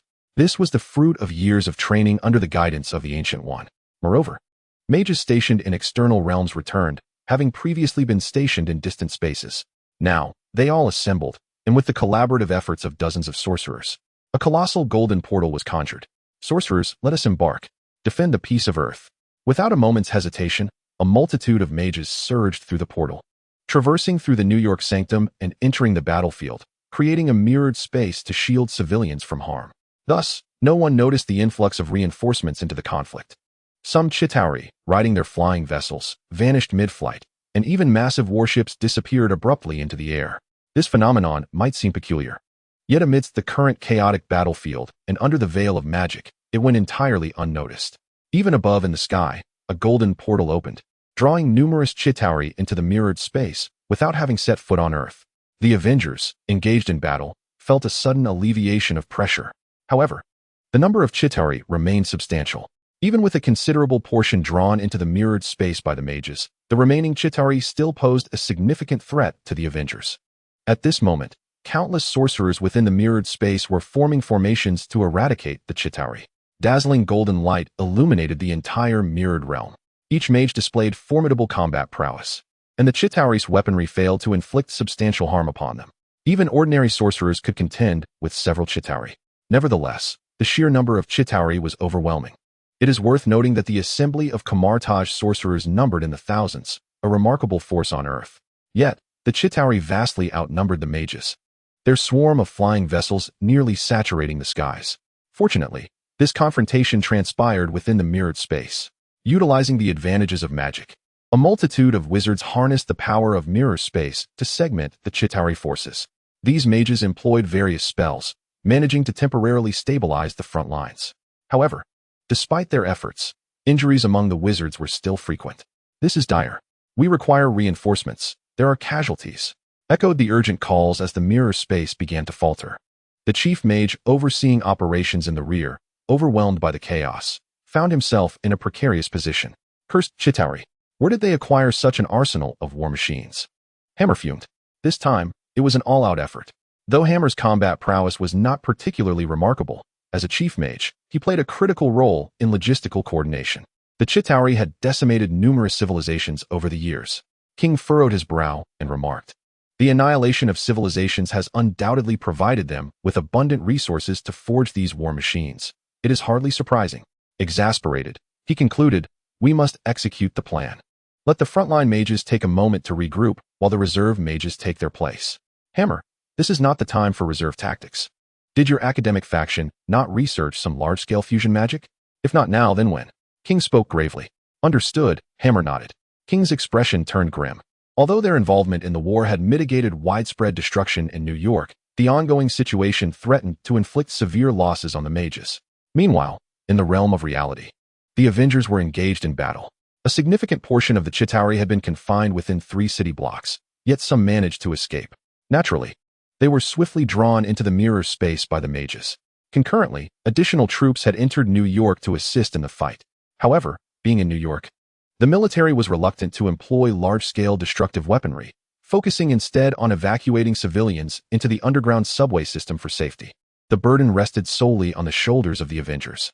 Even with a substantial number of Chitauri drawn into mirror space, countless others remained in New York.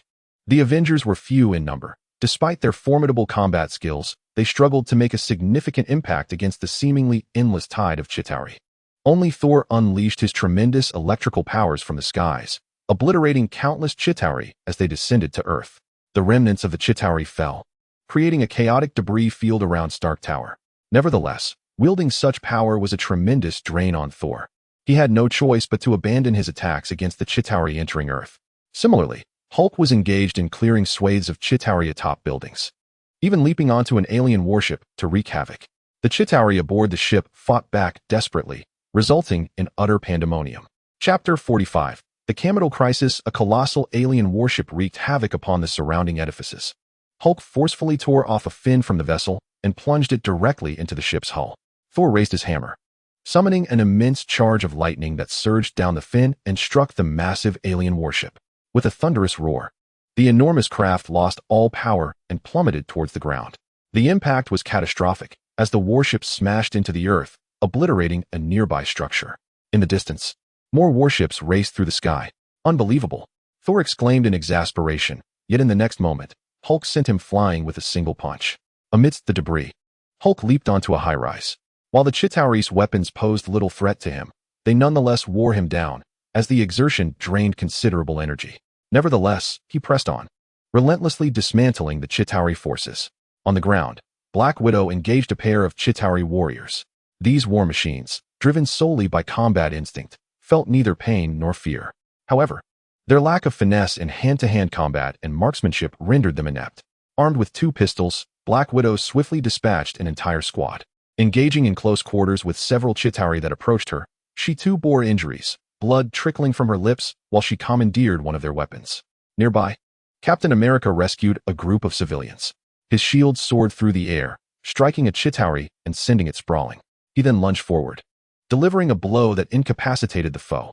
As his shield returned, he deftly caught it and smashed it down, severing the Chitauri's throat. Above, A flash of gold signified Tony Stark in his Iron Man suit, obliterating several enemy aircraft. "Sir, your energy reserves are at 50, announced J.A.R.V.I.S. "I'm aware, J.A.R.V.I.S., Stark replied nonchalantly.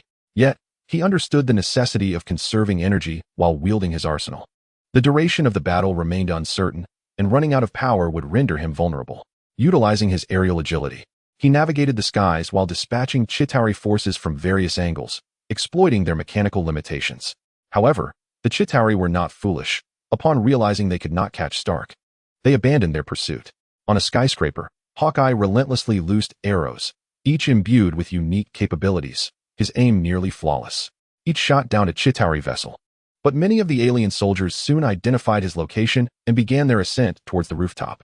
Although every member of the Avengers has exerted tremendous effort, the Chitauri continue to swarm in unrelenting numbers. Above, a colossal portal remains open, incessantly delivering formidable armies. The Avengers' stamina is rapidly depleting, and it is evident that this battle merely addresses the symptoms rather than the root cause. As long as the portal remains active, the Chitauri will come in endless waves. Yet, even with the knowledge of this, they find themselves with scarcely any time to close the portal amidst the relentless harassment from the Chitauri. Furthermore, the portal, constructed from the Tesseract, is impervious to destruction. At this juncture, several figures emerged from a luminous circle on the streets near Stark Tower. These were Kamar-Taj and his companions, arriving to provide support and tend to the wounded. Although Kamar-Taj is a great mage, his advanced age and prior injuries sustained on the battlefield have rendered him somewhat ineffectual in combat. He is more suited to instructing his disciples than engaging in battle. His presence here is necessitated by the arduous circumstances on the front lines. Master Kamar-Taj? This does not appear to be the mirrored space maintained by mages. One of the mages remarked, furrowing his brow. I can see that this is New York. Kamar-Taj, observing the Chitauri soaring overhead, could not help but smile ruefully. It had been far too long since he had participated in a conflict of this magnitude, and he had inadvertently transported himself directly from Kamar-Taj to New York. When he had intended to arrive at the temple in New York, only the Grand Mages could traverse such extensive mirrored spaces, and they were limited to entering and exiting from the temple in New York. Unfortunately, this was a miscalculation on his part. Fortunately, they were not in the epicenter of the battle. Not to worry, we shall prepare for combat. We are not far from the New York temple. Let us advance. Kamar-Taj, having weathered wars in the past, remained composed despite the situation. However, his companions, the other mages, began to feel a sense of panic. Kamar-Taj may have been capable of handling the circumstances, but that did not extend to all of them. Not everyone excels in combat. The logistics team is not particularly adept in battle. Though they had undergone training, their practical experience was nearly non-existent. Upon hearing Kamar-Taj's words, anxiety washed over them. Master Kamar-Taj, we cannot fight. One exclaimed. Indeed, Master Kamar-Taj, we have no other choice but to charge forward. Kamar-Taj, resigned to the situation, understood that they must advance. Failure was not an option. Despite their overwhelming fear, the mages recognized this may be their sole course of action and nodded in agreement. Meanwhile, a significant number of Chitauri had already taken notice of their presence, and the streets were eerily devoid of civilians. The appearance of these individuals was undeniably abrupt. At this moment, Kamar-Taj had also realized that the Zetarians had spotted them. His expression grew increasingly grave as he solemnly commanded, "Prepare for battle." With that, a shield materialized in his hand. The mages behind him, witnessing this scene, understood that there was no alternative and hastily conjured their own magical shields. However, their faces were etched with tension and they appeared utterly flustered. As they beheld the encroaching Zetarians, they began to tremble. Whoosh! The sound of slicing air filled the atmosphere, with lasers continuously firing towards them. Kamar-Taj managed to block several of these beams, yet it was evident that the Zetarians were overwhelming in number. In a mere moment, Kamar-Taj found himself gasping for breath. As for the other mages, they were hardly able to protect themselves, let alone assist him. I will hold them off. You must make your way to the sanctuary, Kamar-Taj bellowed. But Master Kamar-Taj, one mage voiced his concern, but before he could finish, Kamar-Taj interrupted, no buts. Move quickly. His tone brooked no argument as he regarded the advancing Zetarians with a serious demeanor. Just then, a figure descended from the sky, a flaming longsword radiating a sense of destruction. The holy sword of the divine Emperor Veshan. Chapter 46. The Crimson Chains can be used this way? Kamar-Taj felt a surge of heat as a fireball plummeted, and the figure swiftly passed by, cleaving the Zetarians in half. The mages behind him widened their eyes in disbelief. What immense power! Is this a Grand Mage? Has a Grand Mage come to our rescue? They exclaimed, astonished. This is incredible. Could it be a Supreme Mage? They noted with excitement that the figure was male. Regardless of his identity, there was no denying that he ignited a fervor within their hearts. Kamar-Taj, however, found the figure somewhat familiar. After dispatching the Zetarians, the figure finally turned to face them. Wang Yang, Kamar-Taj exclaimed, and aside from his initial surprise, he displayed little change in demeanor. The other mages, upon recognizing Wang Yang, erupted into enthusiastic cries. It's Wang Yang. He is truly formidable, a genius. They enthused. Who would have thought he has grown so powerful? Surely, a Grand Mage is not beyond him. Indeed, they call him a genius, and now it seems utterly true. Upon hearing the mage's praises, Wang Yang felt his face flush with embarrassment at such commendation. Ahem, thank you for your kind words, but I am merely an ordinary mage, he humbly replied. The mages, however, exchanged incredulous glances, surveying the multitude of Zetarian corpses strewn about. An ordinary mage, you say? Wang Yang merely offered a casual explanation, indifferent to whether the mages believed him or not. He had already joined the fray, rushing to provide support upon realizing that Master Kamar-Taj was in peril. Master Kamar-Taj, you could have easily traversed the pathway of Kamar-Taj. Why resort to a teleportation portal? Wang Yang remarked with a hint of exasperation. Isn't this akin to queuing? I never anticipated my portal would veer off course. Kamar-Taj replied, somewhat sheepishly. It was indeed a rather embarrassing situation for him to require assistance from his own disciple. Yet, despite the awkwardness, he could not help but feel a swell of pride. After all, the mage he had trained had grown remarkably powerful. Master Kamar-Taj, please follow me, and I shall escort you to the New York Sanctum. Wang Yang shrugged, acknowledging that the situation had unfolded and assigning blame was futile. Moreover, Kamar-Taj had treated him exceptionally well. Escorting them was a trivial matter for him. Thank you, Master Wang Yang. The mages standing behind Kamar-Taj expressed their gratitude. At that moment, Wang Yang's prowess had fully captivated them. Although he was still merely an apprentice, to their eyes, he bore the stature of a grandmaster. Let us proceed without formality. Wang Yang nodded and led them toward the New York Sanctum. Along the way, he effortlessly dispatched the Chitauri with nothing more than basic magical shields and chains, demonstrating formidable power with these elementary spells. Not a single Chitauri could withstand his strike. The mages witnessing this spectacle erupted in astonished cheers. Master Wang Yang is truly a genius. Indeed, he is our great savior. Without him, how could we reach the New York Sanctum? Upon hearing such praises, Wang Yang merely smiled modestly, unperturbed by their accolades, and continued to guide them onward. They encountered almost no resistance from the Chitauri. However, they were nearing Stark Tower, an area densely populated with Chitauri. It was also within the operational territory of the Avengers, who were engaged in thwarting the Chitauri invasion. Before long, they spotted a member of the Avengers, Captain America. Although Captain America was a super soldier from World War II, embodying the pinnacle of human physicality, he was unable to fly and lacked proficiency in ranged combat, which limited his advantage on the ground. While individual Chitauri posed no challenge for him, the sheer number of them still presented a threat. Surrounded by dozens of Chitauri, Captain America found himself in a precarious situation. Fortunately, when the Chitauri gathered, they refrained from employing high-tech lethal weaponry, opting instead for close combat with Captain America. Otherwise, he might have found himself unable to withstand their assault. At the moment Wang Yang arrived, he witnessed this spectacle. The Chitauri, resembling highly trained soldiers, encircled Captain America, undeterred by the prospect of death. Despite Captain America's valiant efforts to slay the Chitauri, he could not instill fear in the others. What an impressive individual! Kamar-Taj marveled at the sight. Although he had encountered formidable humans during the magical display in New York, witnessing such prowess up close was truly astonishing. Especially remarkable was this man's exceptional hand-to-hand combat skills, surpassing even those of their own sorcerers. This is a member of the Avengers, Captain America, Wang Yang elucidated. It dawned on Kamar-Taj that they were indeed the Avengers, a group he had heard of in Kamar-Taj but had never seen in person. Let us assist him. After all, he, like us, seeks to protect the Earth, Kamar-Taj proposed. Wang Yang nodded in agreement. As incantations flowed from his lips, he gestured with his hands, summoning a multitude of crimson chains that surged forth toward the Chitauri, who resembled ants in their numbers. These chains coiled around each Chitauri like serpents, tightening with a crushing force. Crack! Crack! The hundreds of Chitauri were instantly obliterated by the chains. Witnessing this, the sorcerers standing behind were left in stunned silence. Such potent magic. The sorcerers, unfamiliar with advanced spells, had never encountered such power. Even Kamar-Taj, who had seen similar magic, found it hard to believe. He recognized the crimson chains, yet he questioned their newfound strength. Traditionally, the crimson chains were merely a magical suppression, their attacks relying on the divine fire of the Scarlet Enchantress. However, Wang Yang's spell exhibited an astonishing capacity for physical damage, ensnaring and crushing like a colossal serpent. Kamar-Taj reflected on this revelation.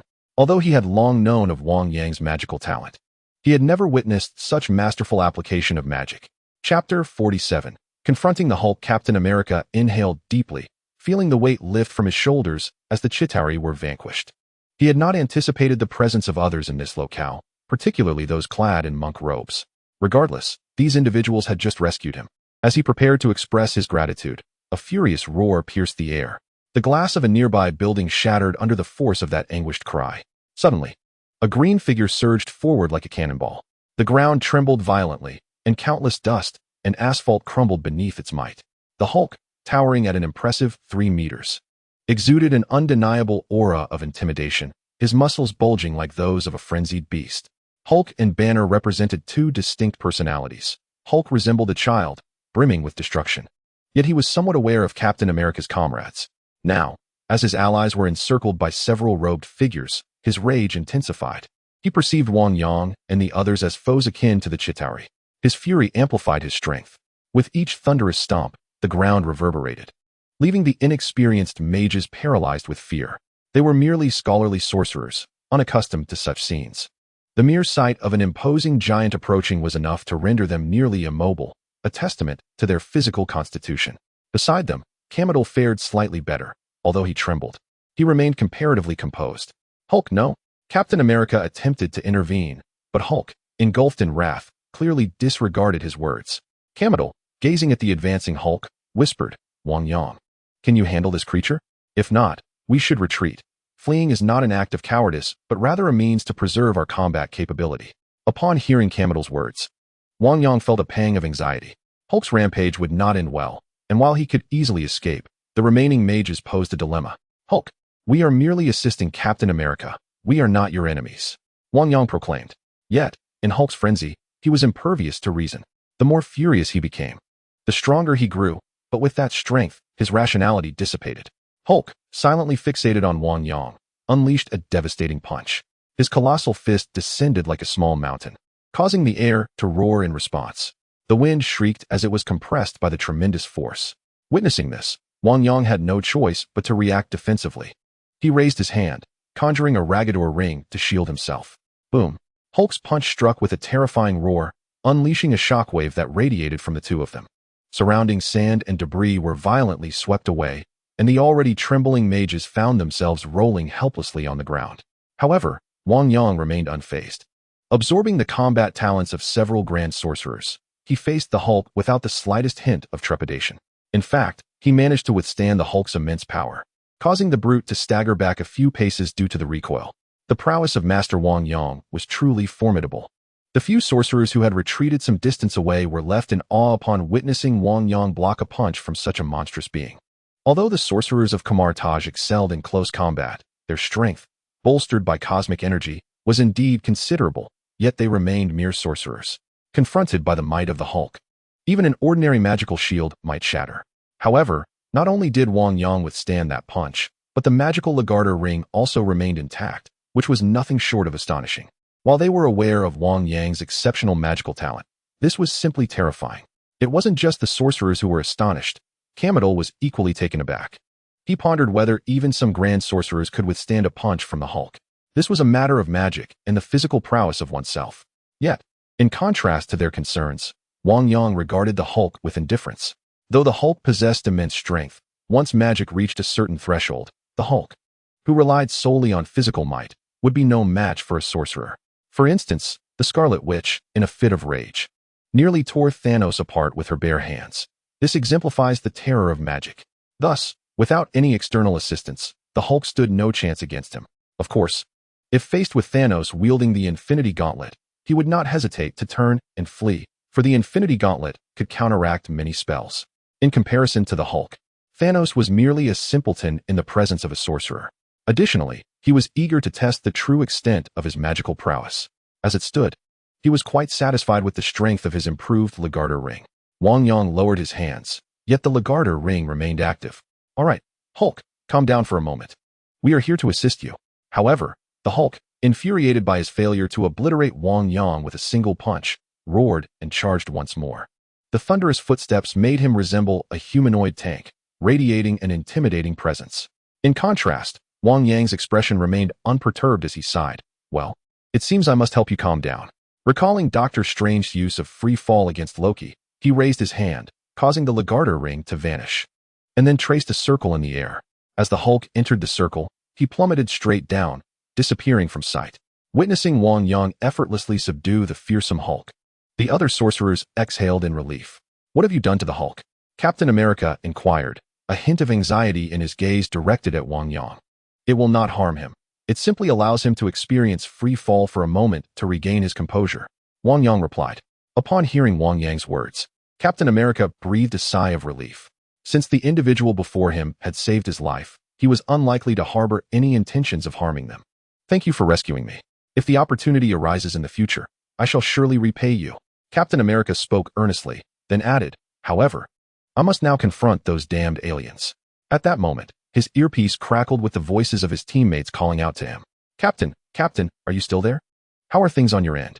Although Captain America and they had only recently formed the Avengers, at this juncture, they were comrades in arms. I am fine. I will head over to assist right away. Captain America pressed the earpiece to respond. Good, I'm relieved to hear that. I thought I might have to organize your funeral. Stark quipped humorously. There are some civilians trapped in the Fonda district, and Natasha is in a bit of a predicament. Captain, please check on her. Hawkeye called down from above. Understood, I'm on my way. With that, Captain America prepared to depart, but Wang Yang stopped him. Wait, Steve. Chapter 48. The Ring of Ragador could be used this way on the rooftop of the Sanctum Sanctorum in New York. A bald woman clad in a robe stood with two golden shields in hand. She was the Supreme Sorceress, Agamotto. This is the best opportunity to test them. I do not have much time, Agamotto murmured softly. As the wielder of the Eye of Agamotto, she could peer into the past and the future, foreseeing the arrival of Doctor Strange and her own demise.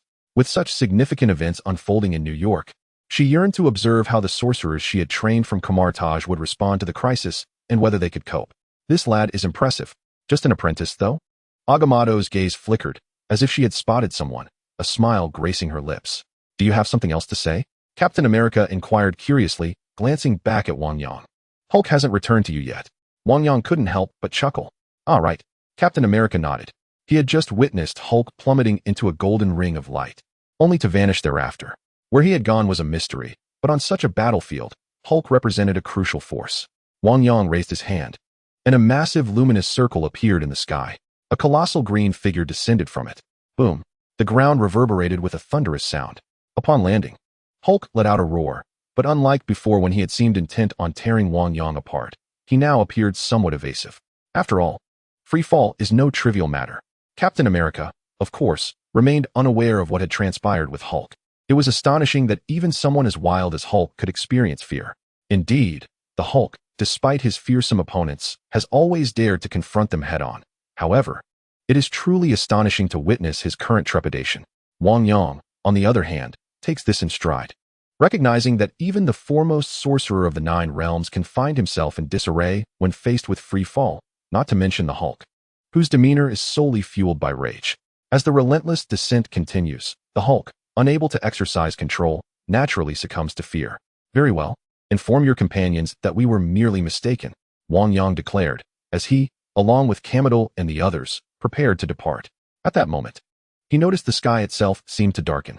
Looking up, he beheld a colossal alien warship hurtling toward them, with Thor fleeing swiftly in the forefront. The immense vessel intermittently unleashed terrifying energy weapons.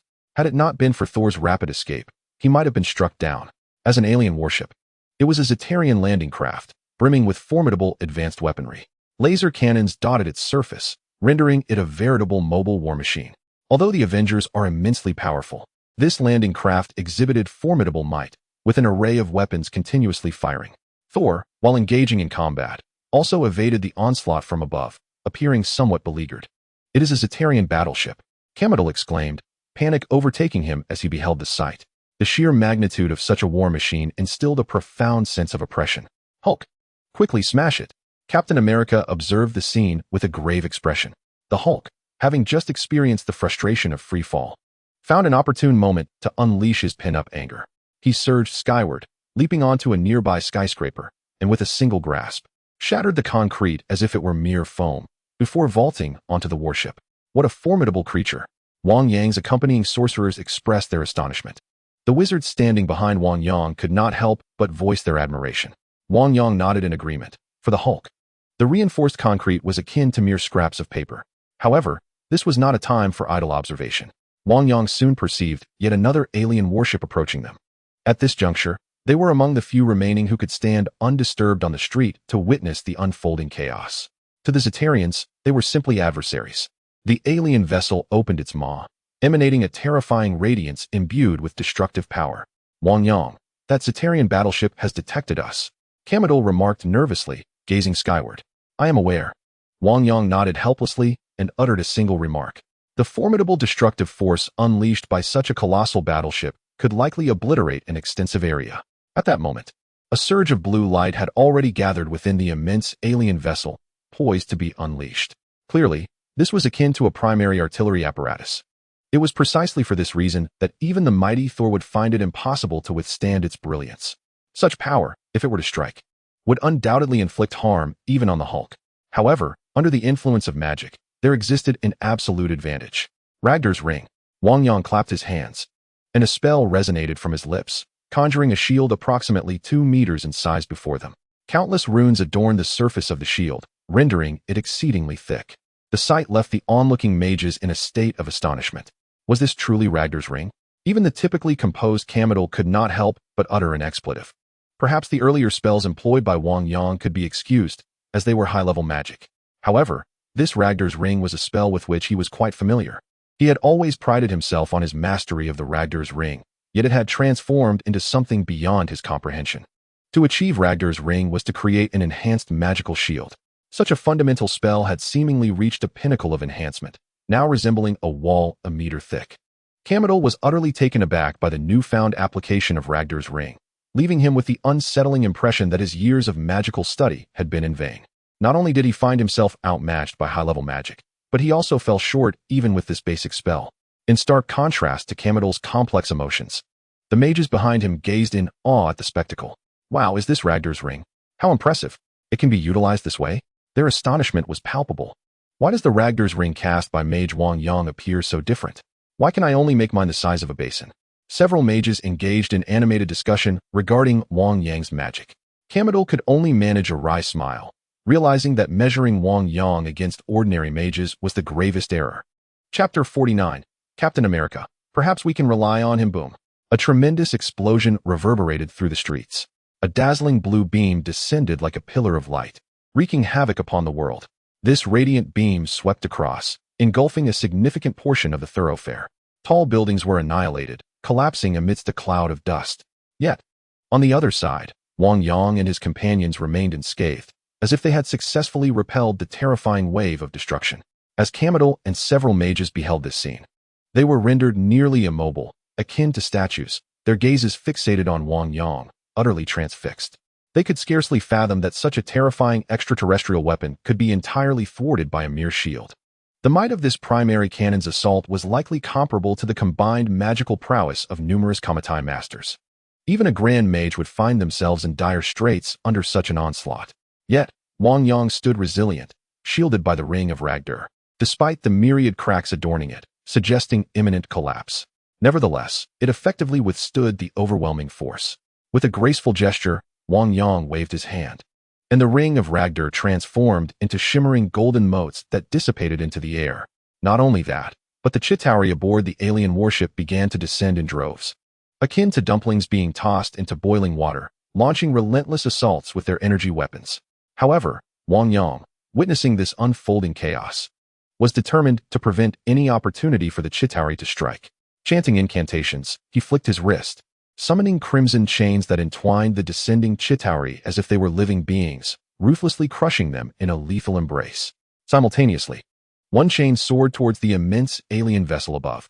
In comparison to the gargantuan ship, the slender red chain seemed insignificant. Yet, as it coiled around the colossal hull, Wang Yang yanked fiercely. The chain sliced through the massive craft like a hot knife through butter. with a resounding crack. The enormous extraterrestrial ship appeared to be cleaved in two, crashing down with a thunderous roar, scattering countless fragments across the area. The Chitauri on the ground met their demise beneath the weight of the fallen vessel. Silence enveloped the entire block. The mages standing nearby were left in stunned disbelief, some of whom had never set foot on a battlefield, collapsing to the ground in shock. Kamar-Taj, however, fared better. Having once been a battle mage himself and witnessed many horrors, he was no stranger to combat. Yet, he could hardly comprehend the terrifying capabilities of Wang Yang. In the heat of battle, mercy could easily lead one to peril. Still, he could not imagine the versatility of the Crimson Chains. Moreover, this was a Chitauri warship, capable of traversing the cosmos, a testament to its formidable construction. Crafted from rare alloys beyond the realm of earthly technology, it could withstand the might of advanced civilizations. Yet, such robust materials were utterly helpless against the chains. Observing the mirror-like cut, Kamar-Taj could only manage a wry smile. Contemplating the true magnitude of Wang Yang's strength and the depth of his mastery over magic, far beyond his own comprehension. Even Kamar-Taj harbored doubts about whether the Supreme Sorcerer could truly accomplish such a feat. The effortless annihilation of a battleship was utterly terrifying. In Kamar-Taj's perspective, while Wang Yang might not rival the Supreme Sorcerer, he certainly could stand shoulder to shoulder with the illustrious mages of Kamar-Taj's storied history. Just as Kamar-Taj marveled at Wang Yang's extraordinary talent, another extraterrestrial vessel soared nearby, where the hulk was relentlessly smashing away, yet failing to inflict any substantial damage upon the alien craft. Compared to cinematic portrayals, these alien ships proved to be significantly more formidable. They were not only equipped with formidable weaponry, but also accompanied by countless Chitauri soldiers. As the vanguard of Thanos, their might was undeniable. Furthermore, the Chitauri possessed considerable strength and advanced technology, making them a daunting adversary for the Avengers. Even with Thor and the Hulk battling the alien vessel, they found themselves unable to secure a victory in the short term. "Thor, it seems you require assistance." At that moment, the voice of Iron Man Stark rang out. "Stark, this is hardly the time for jest." Thor gasped, unleashing bolts of lightning at the approaching Chitauri, sending them hurtling away. Yet, more Chitauri surged forward. With Mjolnir raised, Thor summoned the power of thunder, but it merely struck the colossal alien ship descending upon them. Countless Chitauri surrounded him, yet his formidable physique allowed him to withstand their onslaught. However, should the massive, shadow-laden alien vessel crash down, even he would likely be reduced to a mere pulp. Boom. The ground shook with a tremendous explosion as dozens of small missiles detonated upon the alien ship, diverting its attention.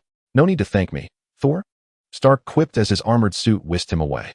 However, the small turrets on the alien ship had already locked onto him. Before Stark could soar far, he was sent hurtling toward the ground. Crash. Iron Man smashed into a building, but fortunately, his armor boasted formidable defensive capabilities and shock absorption.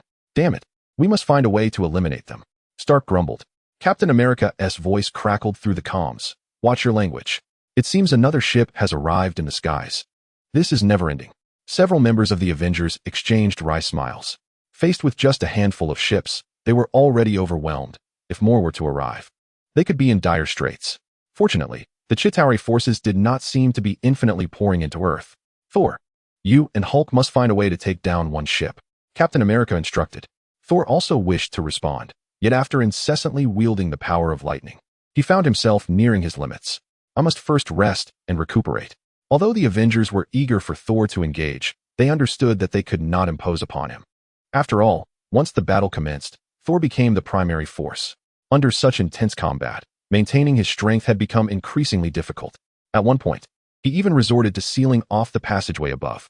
However, this left the Avengers in a state of despair. If they could not neutralize the two warships, New York would face utter devastation. Yet, what could they do now? In that moment, a sense of hopelessness enveloped them. Nevertheless, Captain America turned to Wang Yang. Recalling how Wang had managed to destroy one warship, surely he could contend with two. Chapter 50. Onward to the battlefield. The Hulk was not as contemplative as the members of the Avengers. In his fury, he relentlessly struck the colossal alien warship.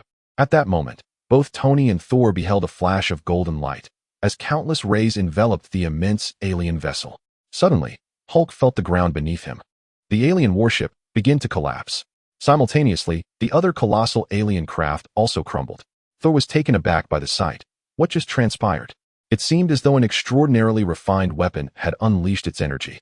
Compared to Thor, Tony could only calculate and perceive everything around him, and the energy levels he had just detected were off the charts.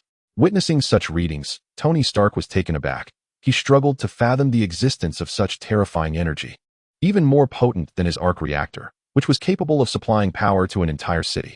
Remarkably, those golden lines seemed to achieve the same feat. It was utterly inconceivable. Stark, who was responsible for this? Thor inquired, his brow furrowed. I am uncertain. I do not know who wielded such formidable power. Stark shook his head. Even with his remarkable perceptiveness, he could not immediately discern the rapid changes. Could it be a secret weapon developed by S.H.I.E.L.D.? Let us descend. We should be able to locate the one who cast this spell, Thor suggested, his body already weary from the recent battle. Agreed. Tony Stark nodded, eager to discover who had orchestrated this astonishing feat. They then descended from the sky, only to find the individual accompanying Captain America. To their surprise, the young man clad in Monk's robes was not affiliated with S.H.I.E.L.D. Although Stark was proud, he was not foolish. He recognized that the power the other possessed likely surpassed their own. As for Thor, he naturally maintained a sense of respect for the strong. No need for further assistance. Since the trouble has been resolved, I have other matters to attend to, so I shall take my leave. Wang Yang shook his head. He was eager to lead Kamar-Taj and others to the New York Sanctum. He wondered how the battle in Kamar-Taj was unfolding, but it was unlikely to be overly challenging with several powerful sorcerers present. Moreover, the Sorcerer Supreme was undoubtedly observing the situation. In Avengers Endgame, the Sorcerer Supreme stood alone on the rooftop of the New York Sanctum, confronting the Chitauri. If the great sorcerers truly encountered difficulties, he would surely intervene. As for why the Sorcerer Supreme had not acted, he could surmise the reason. After all, he had calculated his own demise. And whether the Kamar-Taj sorcerers could handle such a grand conflict was certainly a concern for her as well. Wait, how did you achieve such formidable power? How could a mere human accomplish this?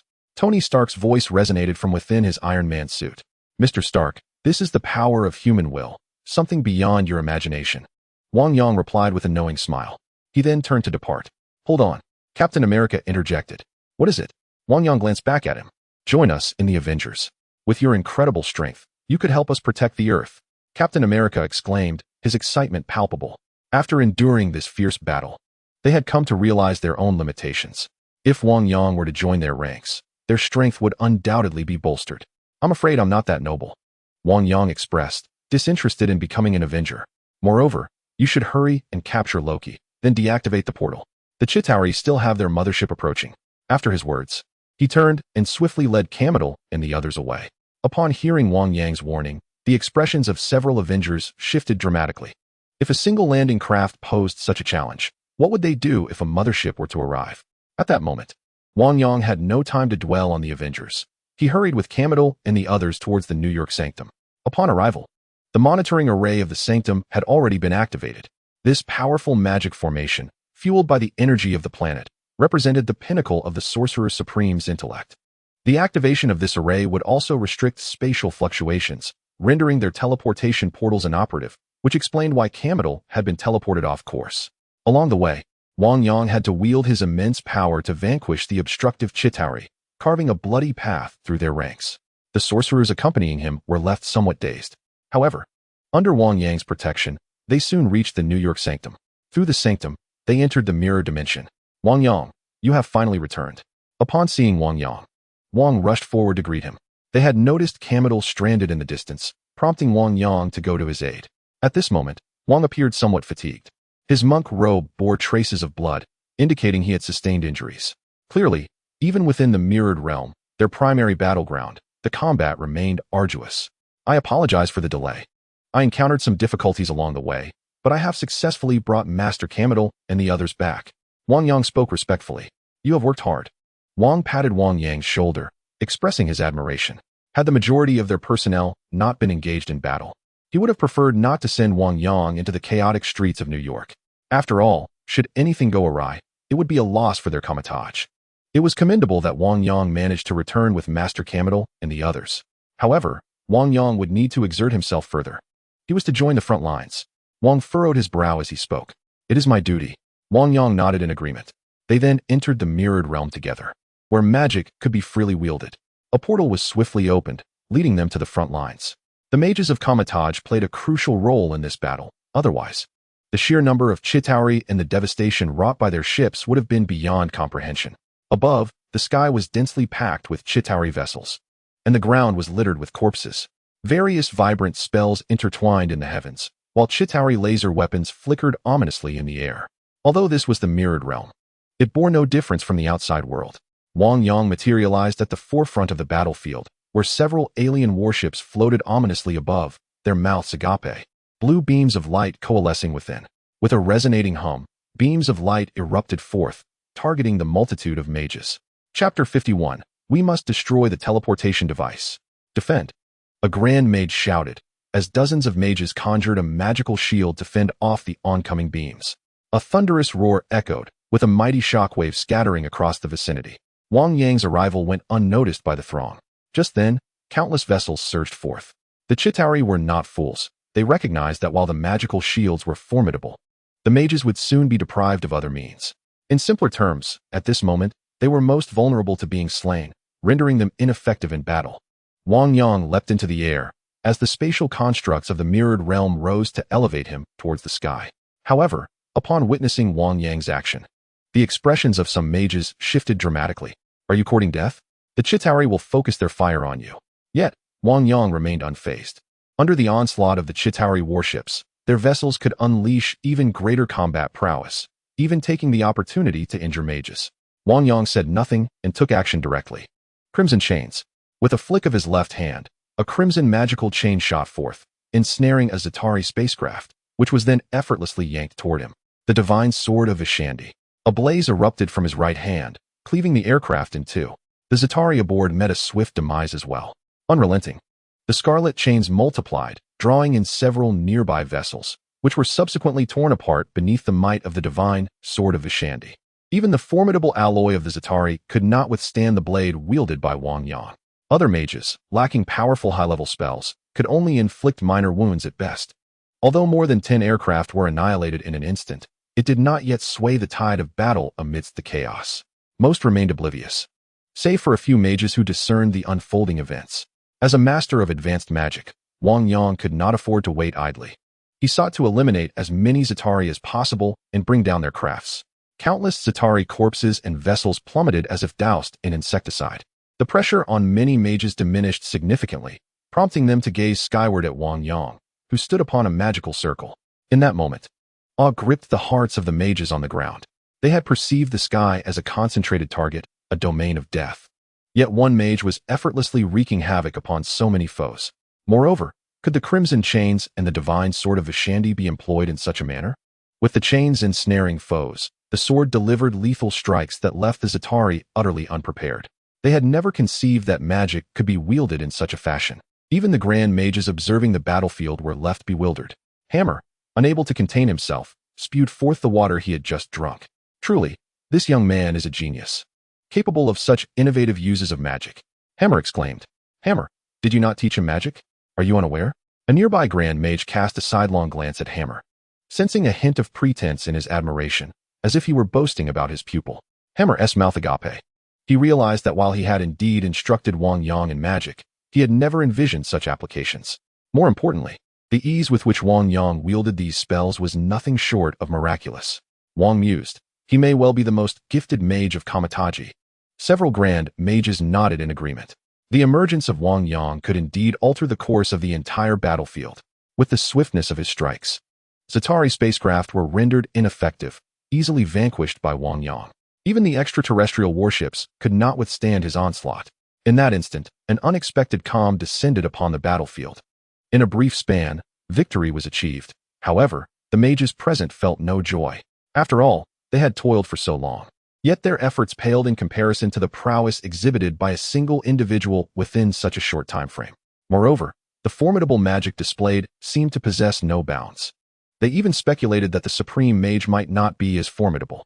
Just as their doubts lingered, the army of the Chitauri reappeared in the sky, clearly indicating that the Chitauri had dispatched another force. The mages braced themselves for battle once again. Fortunately, due to Wang Yang's solitary efforts in vanquishing a multitude of the Chitauri, the forces entering the mirrored space had significantly diminished. Thus, even though the mages persisted in their defense, the task was not overwhelmingly arduous. Wang Yang furrowed his brow, Continuing in this manner would lead to an endless cycle. Rather than confronting the Chitauri directly, he sought out the Grand Mages orchestrating the overall strategy. The Grand Mages would only intervene when the other mages could no longer withstand the onslaught, which was indeed the most prudent course of action. Grand Mages, this cannot persist, Wang Yang stated, his brow knitted in concern. The Grand Mages, who typically exuded an air of superiority over the ordinary mages, found themselves humbled in the presence of Wang Yang. They recognized their own limitations in comparison to his ability to swiftly eliminate so many Chitauri. Grand Mages, what troubles you? Wang Yang inquired, noticing their silence, which only deepened his frown. Ahem, it's nothing, one of them replied, clearing his throat with a wry smile. Initially, he believed that it would be commendable if Wang Yang could bring back Kamar-Taj and the others. However, he never anticipated that this young man would directly influence the tides of battle. Now, witnessing his calm demeanor, he wondered if Wang Yang understood the gravity of single-handedly dispatching such a multitude of Chitauri. Yet, as a seasoned mage, he concealed his astonishment and spoke gravely. Wang Yang, what do you wish to convey? Grand Mages, relying solely on the Avengers is insufficient. We must devise a means to close the Chitauri's portal. If we fail to shut the gateway, more Chitauri will invade Earth, and they might even deploy their mothership. It is crucial to understand that the Chitauri's mothership harbors numerous alien warships and formidable destructive weaponry. For the Guardians of the Galaxy, who have witnessed countless powerful alien fleets, this would be a quintessential example of a dimensional assault against Earth. Only by sealing the portal can we definitively resolve this predicament. We have attempted, but to no avail. The transporter is shielded by a layer of potent energy, rendering our attacks ineffective. Wang shook his head, frowning deeply. The portal was undeniably the pivotal factor in this battle. If they could close it, the Chitauri would be unable to breach their defenses. Regrettably, they found themselves utterly incapable of doing so. Chapter 52. I am a god. You weak mortal. Regarding the ability to dismantle the teleportation portal, the mages were well aware of its significance. However, the device was enveloped in a formidable energy field. In the face of such overwhelming power, all their spells would prove futile. It was utterly impossible to destroy it, let alone close the portal. Several grand sorcerers found themselves in a state of helplessness. They too wished to end the conflict, but were rendered powerless. Wang Yang understood the underlying reasons. The teleportation portal was activated by a spatial gem, and the energy surrounding it was also derived from this gem. Such a protective barrier could only be dismantled by the Infinity Stones. We must locate Loki and seize the Mind Scepter from him. It has the capability to dismantle the protective energy of the device, Wang Yang declared, emphasizing the urgency of their actions. Indeed. We must find Loki swiftly and acquire the scepter. Wang spoke without hesitation, regardless of the source of Wang Yang's information. This could very well be an opportunity to alter the tide of the entire conflict. Atop Stark Tower. Boom. With a resounding explosion, Loki was propelled away by Hawkeye's arrow. Crashing into Stark Tower, Thor, the god of thunder, rushed forward, wielding his mighty hammer and bellowed, "Loki, surrender." "Surrender? You are utterly naive," Loki retorted, brandishing his scepter. "I am Loki, the foremost sorcerer of the 9 realms." Loki remained haughty, just as he had been upon his initial invasion of Earth. Roar. The Hulk let out a furious cry and charged forward. Boom, boom, boom. The entire tower trembled under Hulk's onslaught as he swung a colossal fist towards Loki. Unfazed by the giant's massive blow, Loki maintained a smirk. Just as Hulk's enormous fist was about to connect, a flash of light occurred, and Hulk's fist passed right through Loki, who had vanished from his position. As a sorcerer, Loki could easily evade Hulk's brute force as long as he chose not to withstand it directly. Foolish giant. Loki reappeared from another location, his expression filled with disdain. "Loki, hand over the scepter. You cannot escape." Thor shouted angrily at Loki. "Escape? How quaint." Loki sneered, his form flickering as he appeared beside the window. "You think you can capture me?" Thor's fury intensified, his grip on Mjolnir tightening. Loki. In terms of raw combat power, Loki was no match for Thor. Yet, Loki wielded magic, allowing him to toy with his adversary. Furthermore, after enduring such a prolonged battle, Thor's strength had greatly waned. Compared to his elder brother and the enraged giant, Loki found his situation considerably more manageable. At this moment, he was in no rush to flee. The Avengers? Indeed. You have caused me considerable trouble. However, now you find yourselves at the end of your tether, while I remain vibrant and full of energy. My legions continue to swell. And what power do you possess to contend with me? After today, the Avengers shall become naught but dust in the annals of history.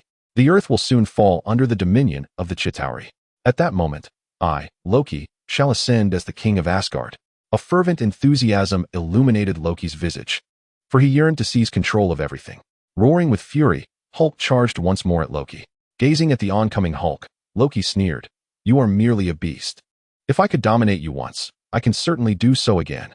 A wicked grin curled at the corners of Loki's mouth as the light emanated from his scepter. Yet, in that instant, he found his magic inexplicably rendered useless. Simultaneously, Hulk's fist struck with thunderous force. With a resounding crash, Loki was slammed against the wall, seemingly embedded within it. In that moment, not only Loki but even Thor stood in stunned silence. Given Loki's magical prowess, it was well within his capability to evade Hulk's assault, even if he momentarily lost control. Meanwhile, within the mirror dimension, Wang Yang and several grand sorcerers observed the unfolding chaos. Wang Yang, your prowess is astonishing. To master the binding of magic so effortlessly and wield such formidable power is remarkable, Wang mused, gazing at the thread connecting Loki to Wang Yang. Due to the excessive drain on his magic, he could not contain Loki and instead resorted to teaching Wang Yang temporarily. Wang Yang not only mastered the technique with ease, but also successfully restrained Loki. It is all thanks to the Grand Sorcerer's guidance.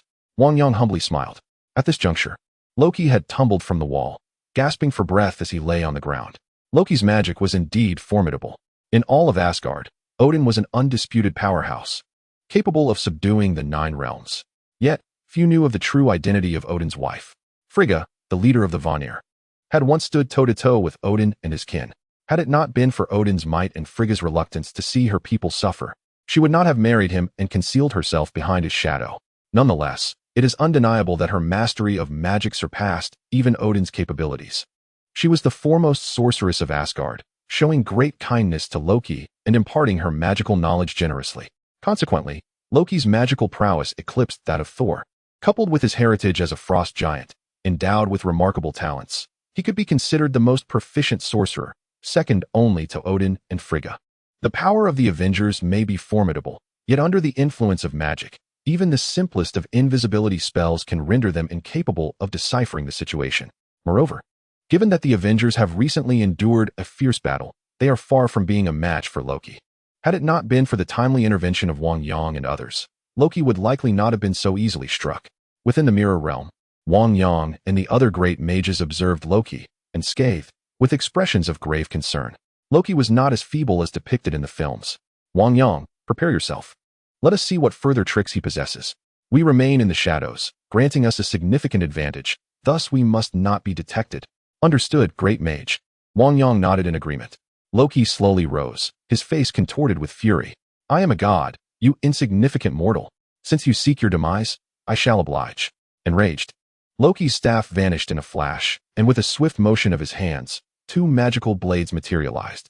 These weapons, forged from URU alloy, are indeed formidable divine instruments. In an instant, Loki appeared behind the Hulk, who, despite his immense size, could not withstand the oncoming blade. Hulk, however, swiftly turned, capturing Loki's foot in his grasp. Chapter 53, Missile? Allow me. Loki's expression was one of disbelief. He had cast a spell, and how could such a massive being as Hulk discover him so easily? It was utterly inconceivable. Before he could comprehend the situation, Hulk seized him and slammed him to the ground. Boom. The earth shattered, creating countless craters. What a weak god. Hulk scoffed, tossing Loki aside. In the mirror realm, Wang Yang and the other great mages let out a collective sigh of relief. The magic of Asgard differs from our own. Fortunately, Loki is not overly powerful, or we might have encountered considerable trouble. Well done this time, Wang Yang. Wang praised, nodding in appreciation. Given Loki's transformation, Wang and the other mages remained on guard. Without Wang Yang's intervention, they might not have been able to withstand Loki so easily. The great mage flatters me. I merely performed a trivial task, Wang Yang humbly replied. Just as Master Hammer employed the invisible true eye, it is evident that I alone could not have halted Loki. Enough with your modesty. Wang rolled his eyes. Wang Yang's talent was indeed extraordinary, and he could learn effortlessly. His continued humility only highlighted the shortcomings of others. At that moment, Loki lay on the ground, feeling utterly aggrieved and questioning his existence. He had clearly employed magic, yet it had proven utterly ineffective, leading him to ponder the absurdity of his situation. What on earth was happening? Why had his magic failed him? What on earth is happening? He truly cannot comprehend it. The magic of Asgard should be beyond anyone's ability to unravel, should it not? Is it possible that there exists another being on this earth with magical prowess akin to that of my father and mother? Loki's mind was awash with questions. However, Thor had no time to ponder such matters. Where's the scepter? At that moment, Natasha descended from the rooftop. Thor was also searching anxiously. Wang Yang, reveal his scepter. Wang glanced at Wang Yang upon witnessing this scene. You cannot wield the scepter again, Loki exclaimed in anger. And then, the scepter appeared beside him. The scepter is here. Natasha, you must first close the portal. Thor tossed the scepter to Natasha, his gaze fixed on Loki. In truth, Loki need not even look. His face remained a portrait of confusion and incredulity. Very well. Natasha caught the scepter and headed upstairs to dismantle the teleportation device. Meanwhile, Captain America and Iron Man were still engaged in battle with the Chitauri on the streets and in the sky. Over the earpiece, Natasha's voice was heard. I believe I can destroy the teleportation portal. Upon hearing this, relief washed over their faces. However, at that moment, countless Chitauri emerged from the portal in the sky. Densely packed. We cannot allow more Chitauri to enter Earth, Captain America said gravely, his expression tense. At this juncture, they all felt the weight of gravity pressing upon them. Their strength was nearly depleted, leaving them feeling utterly powerless. Yet, as the Chitauri came into view, suddenly, a significant portion of them vanished. Is this a miracle? Natasha watched in astonishment. Just then, a golden portal appeared on the rooftop, and Wang Yang along with several sorcerers emerged. This is no miracle, it is magic. Miss Natasha, please close the teleportation portal. We will handle the Chitauri. Wang Yang spoke calmly. Very well. Natasha nodded. Although the man before her was not a member of the Avengers, it was evident that he stood on the same side as they did, and she had no reason to refuse. At this moment, Wang Yang and the sorcerers from Kamar-Taj stood guard nearby to prevent any Chitauri from attacking. The sorcerers from Kamar-Taj, though not particularly formidable within their own realm, especially when compared to the Supreme Sorcerer, still possessed strength that could rival that of the Hulk. Armed with shields of light in one hand and weapons in the other, they wielded various spells with ease. The Chitauri attempting to thwart their efforts to close the teleportation portal posed no challenge whatsoever. Meanwhile, on the ground, in the sky, and aboard the massive alien warships, the Chitauri launched their final assault. Although the Chitauri were unafraid of death, the disparity in strength remained insurmountable. With one hand wielding the shield of magical chains, and the other brandishing the sacred sword of Vishani, Wang Yang effortlessly toyed with the Chitauri, cleaving them in half and watching them fall. In stark contrast to his success, the battle on the ground was a series of setbacks. Tony Stark's energy was nearing depletion, forcing him to conserve what little he had left. He inadvertently witnessed Wang Yang and a multitude of Kamar-Taj sorcerers shielding Natasha, prompting him to gasp in astonishment. Who are you? He exclaimed. You are astonishingly powerful. Though he was unfamiliar with Kamar-Taj, it was clear to him that it was a formidable organization. Could such an organization truly possess such strength? Especially this young man. It wasn't he just Iron Man who was astounded by Wang Yang's prowess. Even the esteemed sorcerers shared the same sentiment. However, Wang was not one to lose face. Affecting an air of profundity, he wore an enigmatic expression and declared, His name is Wang Yang. To us, he is merely an apprentice. Upon hearing this, Tony Stark gasped in disbelief. To think that even an apprentice could wield such power. How formidable must the others be? Clearly, there were many powerful beings on Earth. Quickly, close the portal, Wang Yang urged, aware that even sorcerers were but mortals who could not withstand for long. When their magic ran dry, it would be impossible to hold back the Chitauri. Wait. At that moment, Tony Stark interjected. What is happening? Captain America inquired through the intercom. They've launched a nuclear missile. We have only 2 minutes. What? The others were momentarily stunned by this revelation. I have a brilliant idea, Tony Stark exclaimed with a grin. Let me handle it. You're too dangerous. Wang Yang replied with a smile, fully aware of Tony's intentions. However, he recalled that fateful occasion when sending a nuclear missile into outer space nearly cost him his life. And he believed it wiser for him to take on the task. Can you manage it? Tony asked, somewhat surprised. Have no fear. If I say I can do it, I have a means to handle it. Wang Yang responded gravely. He then drew a luminous circle before him, conjuring a portal. Chapter 54. The rumors grew more absurd as Wang Yang traced the circle, a portal materialized before him, and he stepped through. On the outskirts of New York City, he emerged as a nuclear missile hurtled toward him, cutting through the air with a deafening rush. In the film, Iron Man, Tony Stark, had dragged a nuclear missile directly into the portal, sending it into outer space to obliterate the Chitauri mothership. He nearly lost his life as well. Wang Yang merely intended to contribute his efforts. He raised his hand and traced a circle. Before the nuclear bomb, a portal materialized. Whoosh. The nuclear bomb vanished into the portal. Simultaneously, Wang Yang found himself back atop Stark Tower. How is it? Everyone's gaze turned toward Wang Yang. Should the bomb detonate? Even they, as superheroes, would likely be engulfed by its catastrophic force. The nuclear bomb has disappeared. Before Wang Yang could utter a word, Iron Man Tony Stark spoke up. Astonished, Jarvis had detected that the nuclear bomb was no longer present. Very well, deactivate the transporter. Upon hearing Stark's command, Captain America urged Black Widow to close the portal. Wait, I still wish to present the Chitauri with a grand gift. As he spoke, Wang Yang traced another circle. Before the portal, another gateway emerged, and concurrently, a nuclear bomb shot forth at an astonishing speed, diving directly into the portal. Moments later, boom, a blinding light radiated from within, illuminating the skies of New York. Wang Yang turned to Black Widow and said, Miss Natasha, you may close the portal now? Right. Black Widow, wielding Loki's scepter, pierced the protective barrier. Boom. The transporter was irreparably damaged. In an instant, the blue glow above Stark Tower faded. All returned to tranquility. With the mothership incapacitated, countless Chitauri left on Earth collapsed, as if devoid of energy. Captain America exhaled in relief. Thank you. Tony Stark glanced at Wang Yang, expressing his heartfelt gratitude. No need. Wang Yang shook his head and continued, You handle the aftermath. We must take our leave. He then turned to the several Grand Sorcerers, who nodded in agreement. Without waiting for Stark and the others to plead, Wang Yang and the Grand Sorcerers stepped into the portal and vanished. The battle had concluded. The many injured sorcerers of Kamar-Taj received treatment. Wang Yang and the others returned to the New York Sanctum.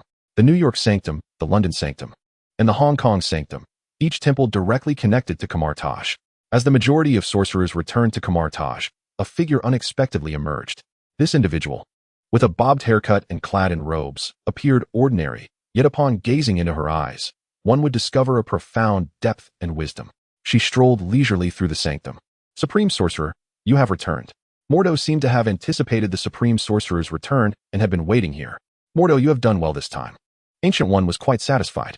Although she did not participate in this fierce battle, she observed the entire conflict with keen interest. The fact that Kamar-Taj managed to achieve such feats without her guidance was a source of great gratification for her. Particularly noteworthy were the several great mages, whose efforts ensured that Kamar-Taj sorcerers suffered minimal casualties, indicating their commendable performance. I merely contributed in a trivial manner. The credit primarily belongs to our great mages. Mordo humbly remarked. Mordo, there is no need for such modesty. Ancient One responded with a smile. By the way, Supreme Mage, our success in this battle can be attributed to a certain young man who played a decisive role. If you were to see him, I am certain you would take a liking to him. He surpasses even Caecilius. Mordo instinctively mentioned Caecilius, but quickly silenced himself. After all, Caecilius' betrayal was a regrettable affair for Ancient One. I am aware of that young man. Ancient One replied nonchalantly, as Caecilius' treachery was a necessary precursor to Doctor Strange's emergence and was thus inevitable. I am curious to know your thoughts on him. Ancient One inquired. Supreme Mage, my opinion is that this young man is a prodigy. Nay, more accurately, he is an extraordinary talent. Mordo contemplated before speaking. Ancient One cast a surprised glance at Mordo. Though Mordo appeared simple and unassuming, resembling a wise elder, he was quite proud in matters of magic. However, his pride was now concealed within. Few could earn his acknowledgement. Yet he was willing to recognize this young man. Although she had already encountered the lad, his true potential, as reflected in his magical prowess, seemed merely that of an astute individual. Would you like to meet him, Supreme Mage? Mordo suggested, noting Ancient One's expression. Such a talent ought to be guided by the Supreme Mage. Ancient One nodded. Let us return to Kamar-Taj. At Kamar-Taj, the mages had restored the lively atmosphere after recuperation. Some of the more severely injured mages were convalescing there. Many, upon seeing Wang Yang, could not help but gather around him. His significance in the recent battle was indisputable. He had nearly laid the foundation for their victory. Without Wang Yang, the casualties among the mages might have been much greater. However, facing such an adoring crowd, Wang Yang could not help but smile wryly.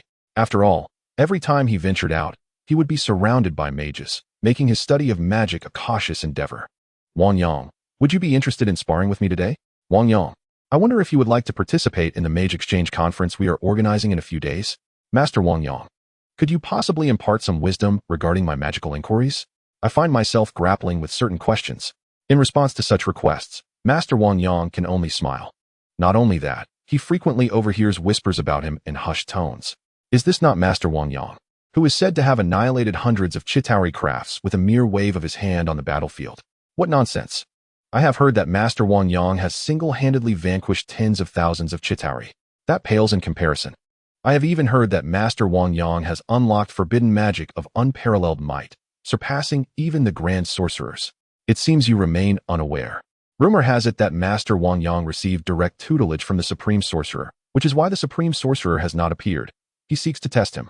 Upon hearing such tales, Wang Yang could not help but smile wryly, as he found himself being elevated to a status of invincibility, a celestial being among mortals. Wang Yang mused, as a token of my gratitude, shall I perform a dance? Chapter 55. The inability to foresee Wang Yang's future. Though Wang Yang was already cognizant of the potency of rumors, he never anticipated their magnitude would escalate to such extremes.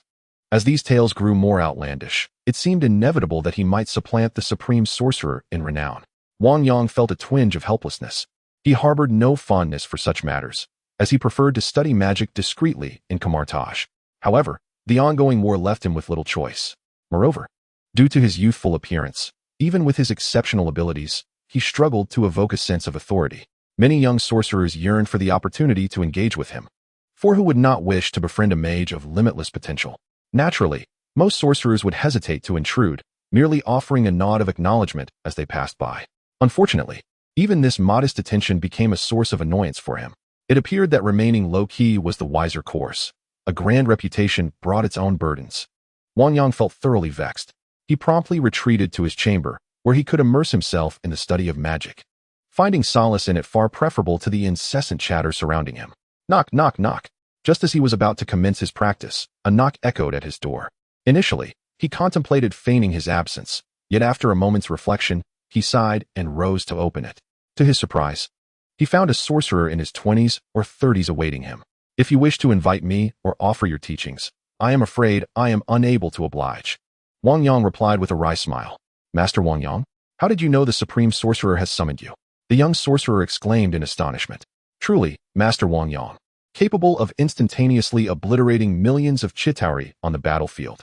Wang Yang was taken aback, not solely by the elevation of the rumor to such heights, but by the fact that the Supreme Sorcerer wished to meet him. The Supreme Sorcerer has invited me? Wang Yang inquired, a hint of surprise lacing his tone. Although Wang Yang had long been aware that the Supreme Mage had also participated in that great battle, his presence still took him by surprise. Indeed, the Supreme Mage awaited him in the courtyard. He should hasten there. The mage mused inwardly, pondering that Wang Yang might very well be the next Supreme Mage. Unbeknownst to Wang Yang, the mage's thoughts were far from his mind, and even if he were aware, he would feel helpless. Thus, after expressing his gratitude, Wang Yang swiftly made his way to the courtyard. To be honest, the prospect of meeting this legendary figure filled Wang Yang with a sense of exhilaration. This was one of the mightiest beings on earth, whose mastery of magic had reached unprecedented heights, and whose persona was truly extraordinary. Upon arriving at the courtyard, he soon spotted a bald woman brewing tea. At first glance, Wang Yang saw nothing remarkable about the Supreme Mage. She appeared quite ordinary. However, he quickly realized that the Supreme Mage might be far more formidable than he had imagined. This could indeed be what they called a return to simplicity. So much so that his discerning eye failed to recognize her at first glance. It was utterly astonishing. With a heart full of respect and excitement, Wang Yang approached and bowed before the Supreme Mage. I have the honor of meeting the Supreme Mage. No need for excessive formalities. Please, have a seat. The Ancient One said gently. Wang Yang nodded and settled down beside her. I heard from Mordo and the others that you are a prodigy. The Ancient One smiled, gazing at Wang Yang. That is merely the flattery of the great mages. I am but an ordinary mage. Wang Yang humbly replied. Compared to the Supreme Mage, he felt his talents were limited. The Ancient One, pleased with Wang Yang's demeanor, nodded and remarked, indeed, as they said, you are very modest.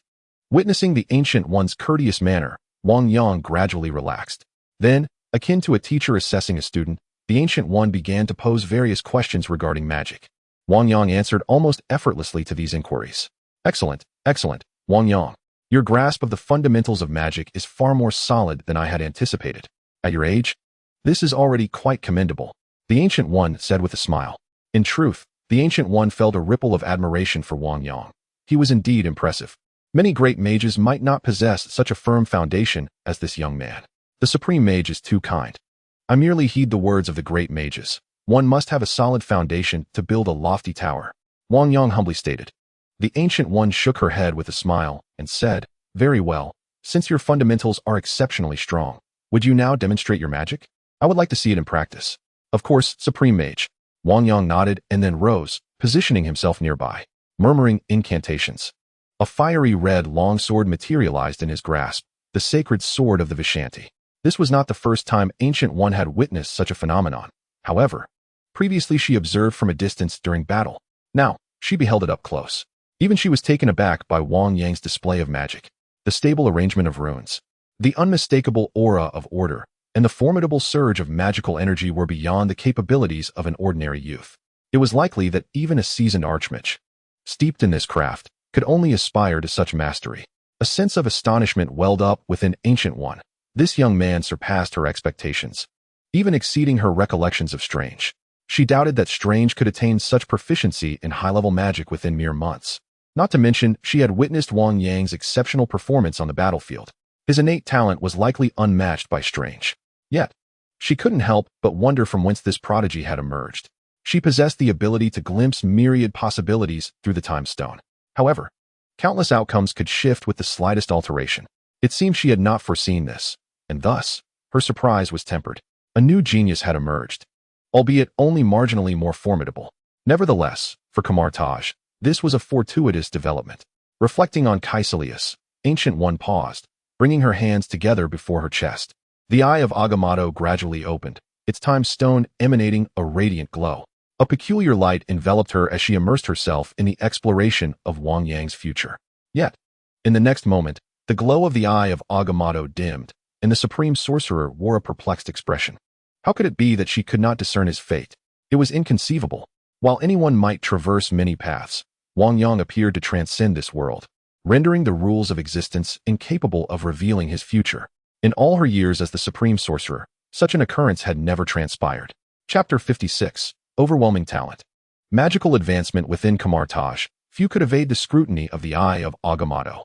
However, the enigma before her, Wang Yang, was indeed an anomaly.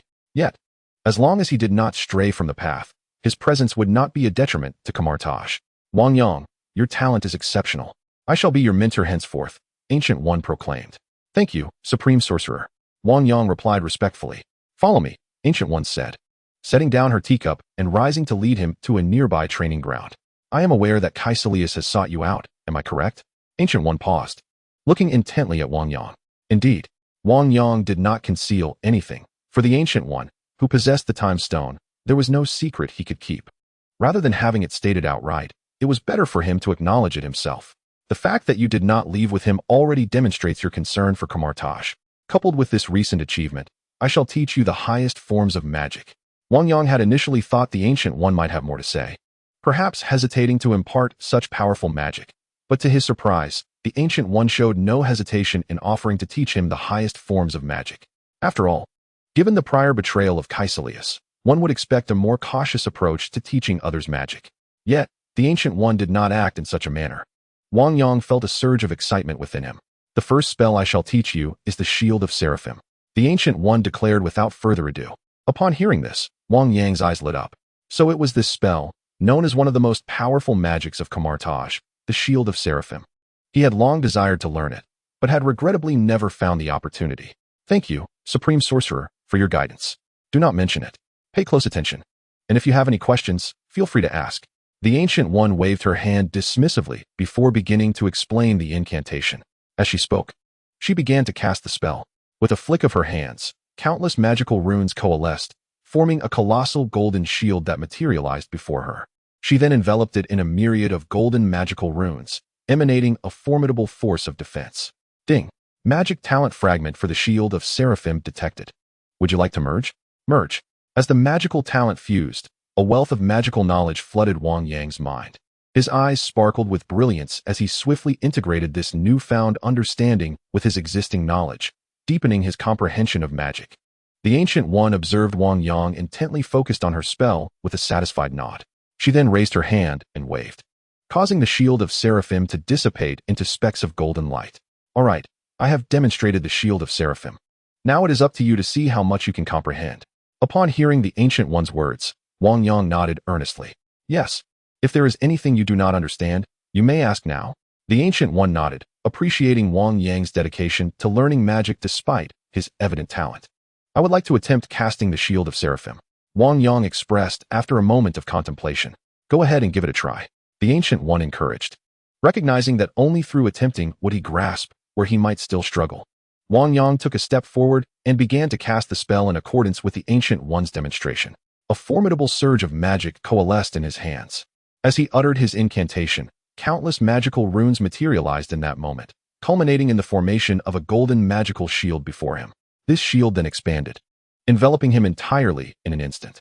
Ancient One observed Wang Yang conjuring the magical shield with no hint of surprise, for it was merely an extension of what he had previously created, albeit more expansive. Yet, the act of spreading and enveloping was an arduous feat, one that Wang Yang accomplished with remarkable ease, eliciting a flicker of astonishment in Ancient One's eyes. Despite having witnessed this prodigy before, Wang Yang's effortless execution was astonishing. Could this truly be the essence of genius? She sensed that the magic he wielded was far from ordinary, imparting an extraordinary vitality, as though the spells themselves were imbued with life. Furthermore, Wang Yang distinguished himself from the other prodigies she had previously taught. While other geniuses required time to master concepts, Wang Yang grasped this magic effortlessly, leaving her in disbelief. She surmised that even Strange, the most formidable prodigy she had encountered, would struggle to achieve such a feat.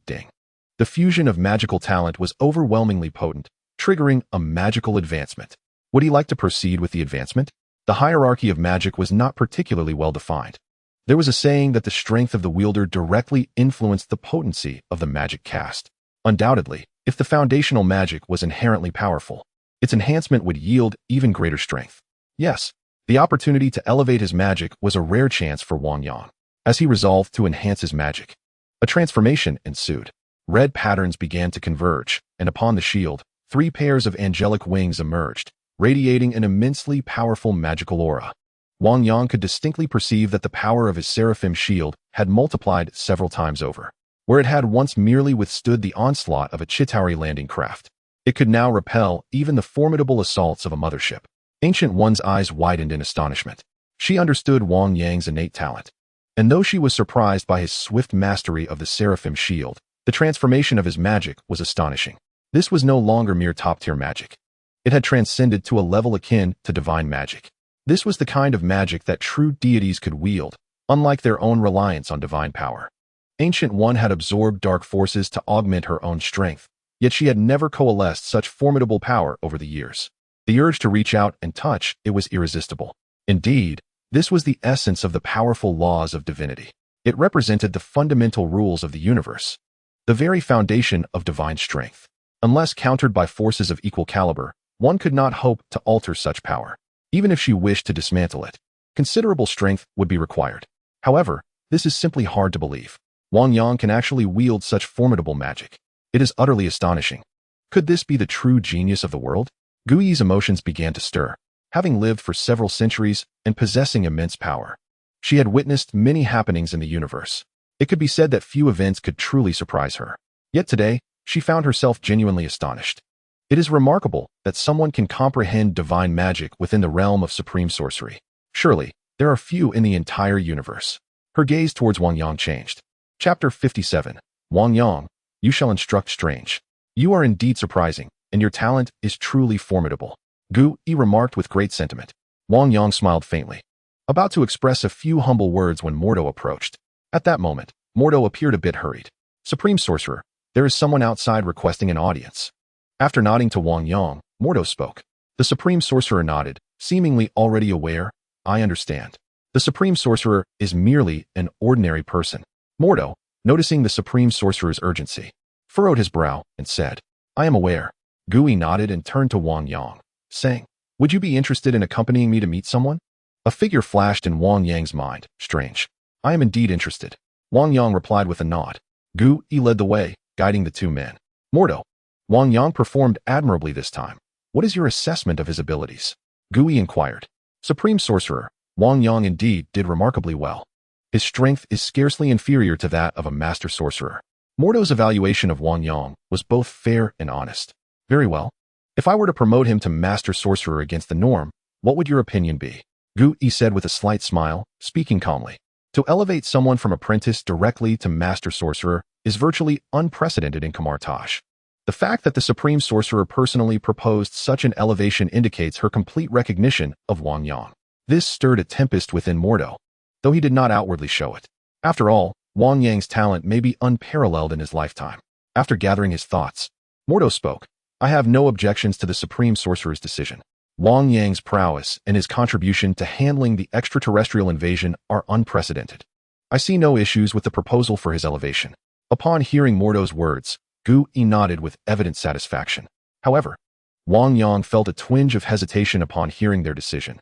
Supreme Sorcerer, I am still young. If this decision is made, it may be difficult to gain the people's acceptance. His point was not without merit. Gu nodded and then said, Then let us first designate you as an apprentice master sorcerer. Mordo naturally harbored no objections to the decision of the Ancient One. However, he pondered whether there truly existed a distinction between being an intern and not. To Wang Yang, it appeared that the difference was rather negligible. Sensing the uncertainty in Wang Yang's heart, Mordo smiled and remarked, Perhaps it is merely that, compared to genuine sorcerers, you possess slightly fewer tangible rights. Upon hearing this, Wang Yang could not help but smile wryly. The so-called tangible rights seemed to pertain to the authority to lead others into battle. As an intern, one could not take others into combat. For Wang Yang, he would prefer to fight alone. Yet, he thought to himself, as a supreme sorcerer, I am still too young. My time at Kamar-Taj has been brief, and due to my lack of significant contributions, I fear it may not be appropriate for me to assume such a role. Wang Yang hesitated to voice his concerns. In Kamar-Taj, we never judge a person by their age. There is an ancient saying in your land, the accomplished are worthy of being teachers. Here, we prioritize an individual's capabilities above all else. Furthermore, I believe many have witnessed your performance on the battlefield, and you should have noticed the respect they hold for you. These are sufficient to affirm your suitability for this position. The Ancient One stated calmly. Wang Yang understood this, for otherwise, Dr. Strange would not have been able to easily replace the Ancient One as the Supreme Sorcerer. His comments were merely a desire for quiet reflection and training. What merit does being a sorcerer hold? Mordo then added, Do not be overly exuberant. Although you have become an intern sorcerer, do not let pride and arrogance take hold of you. Upon hearing Mordo's words, Wang Yang's smile faded further. He was not pleased at all. In truth, my intention in wanting you to become a sorcerer was to challenge you. The Ancient One said calmly. You are aware that Earth has been somewhat chaotic of late. I believe the recent invasion by the Chitauri is merely the beginning. Upon hearing the Ancient One's words, Wang Yang's expression grew serious. While he did not possess the time stone like the Ancient One, he had traversed through time and knew what the future held. The Ancient One was aware as well, possibly even foreseeing the moment when Thanos snapped his fingers. She understood the immense trials that awaited Earth. Supreme Sorcerer, if there are tasks you wish for me to undertake, please instruct me, Wang Yang said earnestly. It is nothing of great importance. I require you to accompany Mordo in teaching a disciple. The Ancient One shifted her tone. Mordo, standing nearby, was taken aback. This was indeed a testament to the Supreme Sorcerer's trust and a sign of her intent to nurture him. It was evident that the Supreme Sorcerer held Wang Yang in high regard, even considering him as a potential successor. Mordo, who had spent over a decade earning the favor of the Supreme Sorcerer, couldn't help but reflect on the disparity. Wang Yang, however, did not share Mordo's contemplative thoughts. To have me teach a disciple? Supreme Sorcerer, I am unfit for this. I lack experience. Wang Yang offered a bitter smile. He merely wished to immerse himself in the study of magic, rather than take on the role of a teacher. Rest assured, you are not to instruct alone. You will be alongside Mordo, who will lead while you provide support, remarked the Ancient One with a gentle smile. Mordo also smiled, his eyes brimming with envy. In Kamar-Taj, every individual is expected to teach disciples. Even the Supreme Sorcerer is no exception. It is rare for a master of Kamar-Taj to have never taken on the mantle of a teacher. However, the path to becoming their disciple is fraught with challenges. Now, having Wang Yang teach alongside him signifies a form of nurturing, indicating the Supreme Sorcerer's considerable regard for Wang Yang. Mordo's curiosity piqued. He wondered who this disciple might be, whom the Supreme Sorcerer deemed worthy of their joint instruction. While it was indeed a way to cultivate Wang Yang, it undoubtedly reflected the significance attributed to this individual. Wang Yang already harbored an answer in his heart. The Supreme Sorcerer slowly revealed, Stephen Strange. Stephen Strange? Who is he? Mordo inquired. A look of confusion etched upon his face. Wang Yang couldn't help but chuckle. This Strange was notoriously arrogant before becoming a sorcerer. He had spent his life basking in the glow of his own genius. He is the one who sought an audience. The Supreme Sorcerer noted with a smile. Is it him? Mordo shook his head, saying, this man is rather proud. Although Mordo had only encountered Strange a few times, he had already perceived the essence of his character. The Ancient One was, of course, aware of Strange's flaws, yet unlike Caecilius, Strange would not succumb to darkness. The first step would be to make Strange understand that he is not the most formidable genius, which would pave the way for him to adopt a more humble mindset and dedicate himself to learning. Chapter 58. Strange enters Kamar-Taj. We should go meet him now. Upon concluding her statement, the Ancient One waved her hand, and the entire space began to transform dramatically. Both Mordo and Wang Yang stood in awe, marveling at the Supreme Sorcerer's prowess. As the surroundings shifted, they found themselves within a room, and at that moment, a figure entered. It was Strange, who had been in an accident and could no longer move his hands with agility. Upon entering, Strange immediately spotted the three individuals in front of him. May I ask, which of you is Master Ancient One? Mordo stepped forward to introduce. This is Master Ancient One. Wang Yang was also scrutinizing Strange, his gaze assessing the man before him. At that moment, Strange appeared quite disheveled. His hands trembled slightly, his steps were unsteady, and his unkempt beard gave him the appearance of a vagabond. The Ancient One handed him a cup of tea, which he grasped eagerly, as if a destitute soul had stumbled upon a glimmer of hope.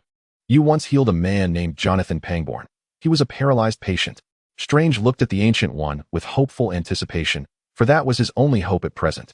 Deprived of the prospect of treatment, he could only place his faith in the mysterious unknown. Jonathan Pemberton exemplifies a case deemed incurable by science. Yet he now leads a normal life, even playing basketball, a veritable miracle of science. Perhaps. The Ancient One smiled enigmatically and remarked, how did you treat the injuries to the C7 and C8 vertebrae? Strange inquired further. He could no longer walk. I merely convinced his legs to walk again. The Ancient One calmly prepared tea. You cannot be suggesting this as a form of psychological therapy. Strange exclaimed incredulously, as this was his last chance. When you connect your nerves, it is self-healing. You are healing yourself. The Ancient One stated mysteriously. Are you referring to cellular regeneration? Strange asked in disbelief, then continued. Have you discovered a method for cellular regeneration here? Is that why you are conducting your research in this place, free from the oversight of medical associations? Unable to comprehend other mystical approaches, Strange could only explain everything in terms he understood. No, Mr. Strange, I know how to persuade the soul to better heal the body. The Ancient One replied with a smile. Absurd, utterly absurd. I have spent everything to purchase a one-way ticket. And you tell me I need to rely on faith to heal? Strange could hardly fathom it. He had once revered science, healing countless individuals through scientific methods, particularly those in unique cases, and he was confident that, in his former self, he could have cured his own injuries. But now, he found himself helpless, with no one to assist him. The notion that faith could possibly affect self-healing was inconceivable. Mr. Strange, the truth lies before you, surpassing your imagination. Yet you refuse to accept the truth. The Ancient One said with a smile. Very well, I must take my leave. Strange declared, skeptical of the bald woman before him, who resembled a cult leader. The Ancient One set down her cup and approached Strange. Just as he turned to leave, she struck out with her palm, and he felt himself severed from his physical form, gazing upon his own body. Mordo watched this scene with a sense of wonder. Wang Yang was similarly astonished. Ding. Magical talent fragment detected. Will you integrate? Wang Yang was taken aback, but soon understood. These talent fragments represented an understanding of magic, akin to the Ancient One's comprehension and application of it. Integrate. Wang Yang fused the talent fragments, grasping the Ancient One's insights into magic. Strange observed as he floated away from his body, gazing at his own hands. In the next moment, as the Ancient One retracted her palm, Strange felt himself returning to his corporeal form. What have you done? Strange exclaimed in disbelief. I merely expelled your soul from this body, to which Ancient One replied matter-of-factly. However, Strange could not accept such a notion. He firmly believed that humans were composed solely of matter, devoid of any soul. What did you put in the tea? A love potion. In this unfamiliar land, he could scarcely fathom that his soul might indeed leave his body. It is just tea, Ancient One added, with a touch of honey. Then what transpired just now? Strange could not comprehend what had just happened. Ancient One elucidated. In that fleeting moment, you entered a realm of souls. What? It was the very place where the soul departs from the body. Why have you done this to me? Strange struggled to rationalize the inexplicable events with his existing knowledge, disbelieving Ancient One's words. Ancient One shook his head, saying, I must tell you, There is an abundance of the unknown. With that, he grasped Strange's head, his thumb pressing against Strange's brow. Open your eyes. In an instant, Strange felt as though he had plunged into an uncharted domain, witnessing the vastness of outer space, butterflies, and a multitude of dazzling lights. Mordo observed Strange's entrancement with concern, remarking, his body may not endure this. Soon after, Strange beheld Ancient One once more. He seems to be doing quite well. Ancient One smiled at Strange, who then transitioned into yet another fantastical world.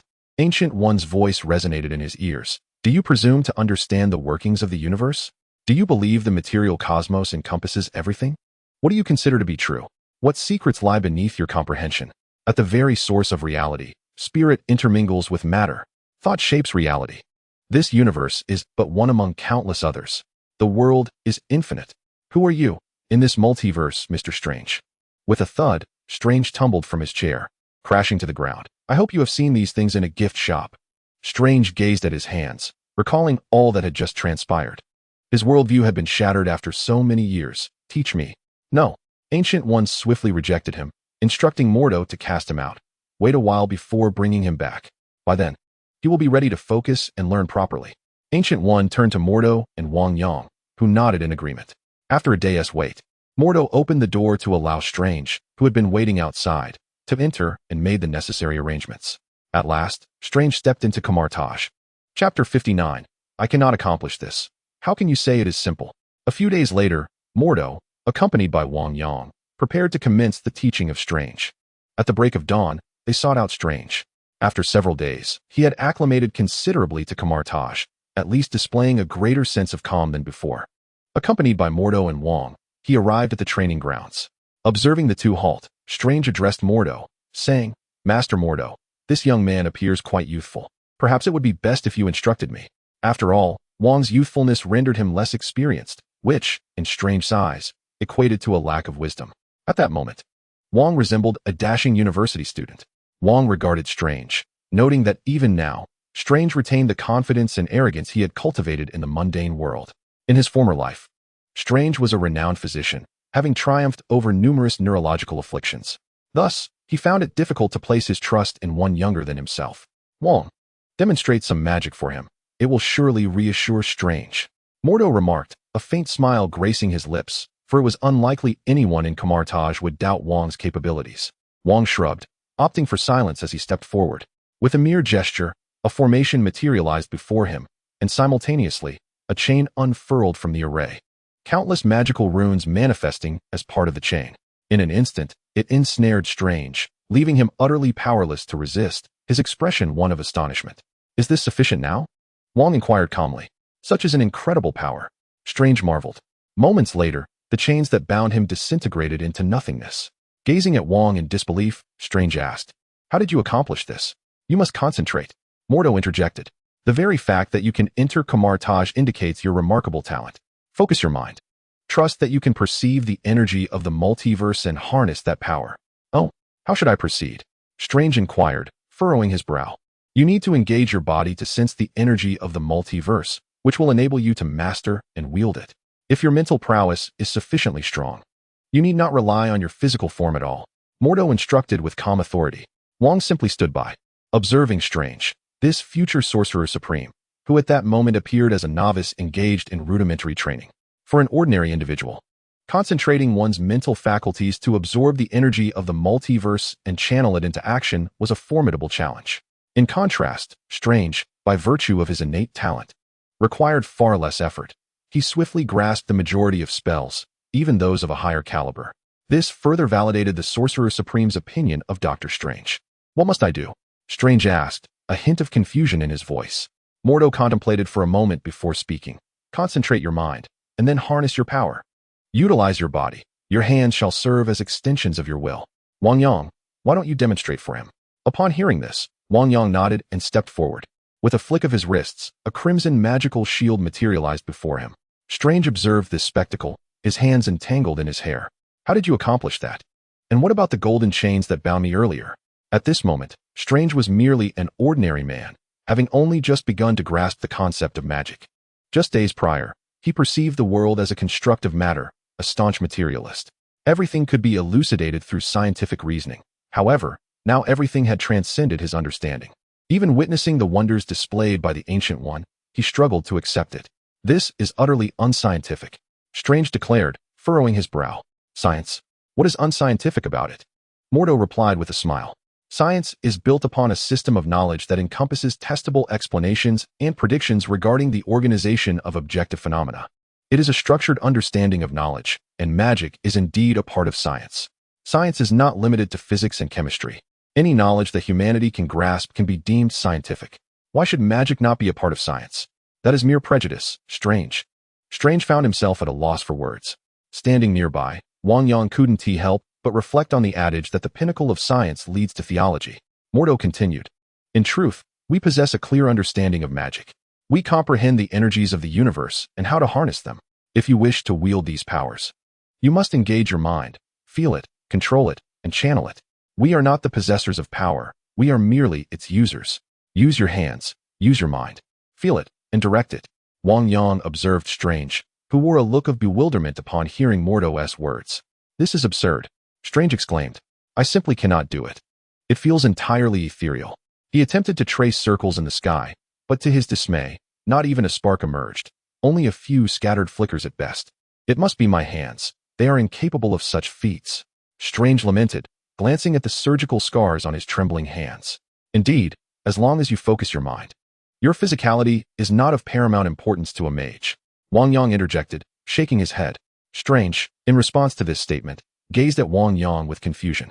Mordo also turned to Wang Yang, who stood with his hands clasped behind his back. Suddenly, red lines began to manifest before him. A crimson shield materialized before him, subsequently morphing into an array of intricate patterns. Witnessing this spectacle, Strange found himself utterly captivated, his gaze transfixed. It was not just Strange. Even Mordo's eyes widened in astonishment as they fixated on Wang Yang. While they had long recognized Wang Yang's brilliance, as he himself stated, the hands serve as an extension of the mind, and thus most sorcerers rely on their hands to channel their magic. It seemed that only a master sorcerer could wield such formidable talent without assistance. How did you accomplish this? Strange inquired, astonishment evident in his tone. Quite simply, Wang Yang replied. As long as you can focus your mind, eliminate distractions, sense the energy of the infinite cosmos, and harness that cosmic energy. It's a straightforward process. He spoke as though he were discussing a mundane task, akin to eating or drinking. Mordo's brow twitched. If this were so simple, why then could he not achieve it? For Mordo, or any ordinary sorcerer, what Wang Yang described was far from straightforward. It was indeed a formidable challenge. Otherwise, the sorcerers of Kamar-Taj would not require such elaborate gestures to assist their magic. For Wang Yang, however, the execution of any spell was as effortless as the basic acts of sustenance. Strange, Wang Yang continued, since you have caught the eye of the Supreme Sorcerer, such a simple task should pose no difficulty for you. He glanced at Strange as he spoke. As his words settled, the shield before Wang Yang splintered, revealing an array of weapons, all seemingly at Wang Yang's command. Strange's lips twitched involuntarily. He observed Wang Yang's demeanor, so relaxed and untroubled. Mordo felt a complex swirl of emotions, grappling with a sense of inadequacy that was not dissimilar to what Strange experienced. Is it truly possible for an ordinary sorcerer to conjure such marvels with a mere spell? Strange pondered, feeling the weight of his own ordinariness. At that moment, Strange turned to Mordo, his voice trembling as he asked, Mordo, can you also wield magic in such a manner? Hearing Strange's question, Mordo's expression tightened. Attempting to replicate such an act would surely be humiliating. Did he not have pride as a master sorcerer? Clearing his throat, he maintained an air of superiority and declared, There is no need for me to demonstrate. Wang Yang is my pupil, and as you have observed, he can effortlessly perform such feats. Strange felt a profound sense of disillusionment. In the past, whether in his studies or in his own field, he possessed an unwavering confidence. Thus, he considered himself a genius. However, upon arriving at Kamar-Taj, he felt utterly ordinary. Particularly, according to the two sorcerers, the initial spells should be exceedingly simple and straightforward to master. Yet, he found himself utterly perplexed by the workings of magic. Even the sorcerers before him could cast spells without the use of their hands, whereas he struggled even with both hands. Was the disparity truly that vast? Strange succumbed to profound self-doubt. Of course, he did not question the validity of the sorcerers' claims, for they could indeed perform the magic he could not. What was the reality of his situation? Thus, over the ensuing days, Strange was enveloped in discontent. Despite his daily attempts, he remained unable to succeed. On one particular day, he returned once more to the training grounds, where Mordo and Wang had been waiting for him. "How goes it, Strange? Have you mastered the magical shield yet?" Mordo inquired with a gentle smile upon seeing him approach. At last, he encountered an ordinary individual, one who was not as intimidating as Wang. "I'm afraid not, Master Mordo. I still cannot grasp it." Strange lamented, his spirits considerably low. "No matter. Simply continue to exert effort. What you must do now is focus intently, cast aside all distractions, and channel your concentration. Only then can you control and perceive that cosmic energy." Mordo continued. Strange sighed, having heard such words no less than 10 times already. Yet, he remained incapable of achieving it. It was one of those instances where the concept was easily articulated, yet executing it proved to be exceedingly challenging for him. Strange even feared he might never accomplish it in his lifetime. This left him in a state of profound gloom and frustration, prompting him to commence daily practice. Meanwhile, Wang and Mordo observed him from the sidelines, engaged in quiet conversation. Unbeknownst to Strange, they had conjured a magic barrier, isolating their discussion from him. "Wang, when do you believe he will learn the basic magical shield?" Wang shook his head and replied, "I fear he will not master it in the near future." Strange is deeply entrenched in his prior beliefs, making it exceedingly difficult for him to change. Moreover, with his hands now in such a state, it will be even harder for him to concentrate. If this continues, it may take years for him to grasp it. Wang lamented. "What shall we do then?" Mordo frowned and responded, "If it truly requires such an extended period, it would be a waste of his potential. We have already attempted to help him access the portal and the magical shield." Wang Yang continued, stating that only this method could enable him to master it swiftly. Upon hearing Wang Yang's words, Mo, somewhat astonished, inquired, "What method? You shouldn't withhold anything at this point." "It's quite simple," Wang Yang replied with a smile. "Just leave him on Mount Everest. Under the peril of life and death, he will quickly awaken his potential." This method, he noted, was also employed by Gu Yi in the movies, and it appeared to be the fastest and most effective approach. "No, that's far too dangerous." Mo shook his head in disapproval. "Moreover, there has never been a precedent at Kamar-Taj for such actions. The crux is that even if we resort to this, he may not necessarily master it.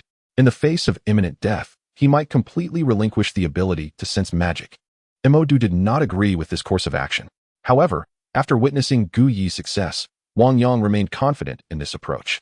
"How will we know unless we try? Besides, we will be there. He won't encounter any real danger." Wang Yang chuckled. "This is simply outrageous. How can we teach our apprentices using such a method?" Mo firmly opposed. "Master Mo, Strange is different." Wang Yang pressed on. "Moreover, it wouldn't hurt to give it a try. With us present, we can save him if he finds himself in peril. If we delay Strange's progress, it would be an utter dereliction of duty regarding his talent." Upon hearing Wang Yang's words, Mo hesitated, feeling somewhat swayed. He recognized his responsibility towards Strange. "Very well, we can attempt it, but we must ensure his safety." Mo finally conceded. "Rest assured, Master Mo, I am well aware." With that, Wang Yang stepped forward and declared, "Strange, hold off on your practice for now. I am taking you to a special place." Strange, perplexed, asked, "Where are we going?" "No need for questions. Just follow me, and you'll see." Chapter 61. You simply lack control. Wang Yang then opened a portal right before him and stepped through. Without hesitation, Strange followed him. As they emerged from the portal, he was greeted by a breathtaking expanse of pristine snow, with countless snowflakes dancing in the air. Upon witnessing the scene before him, Strange was taken aback. "Wait, is this Mount Everest? Isn't it beautiful?" Wang Yang smiled. Strange, enveloped by the icy chill, crossed his arms and nodded. "Indeed, it is stunning, although it is quite cold. It is truly magnificent." To him, this place felt like a paradise. However, it was also a perilous location. At temperatures plunging below freezing and with a lack of oxygen, most individuals would find themselves in life-threatening danger within mere minutes. Wang Yang calmly stated, "A human can only survive for 30 minutes at most. Thereafter, one's bodily functions will permanently cease. You must be well aware of this, right?"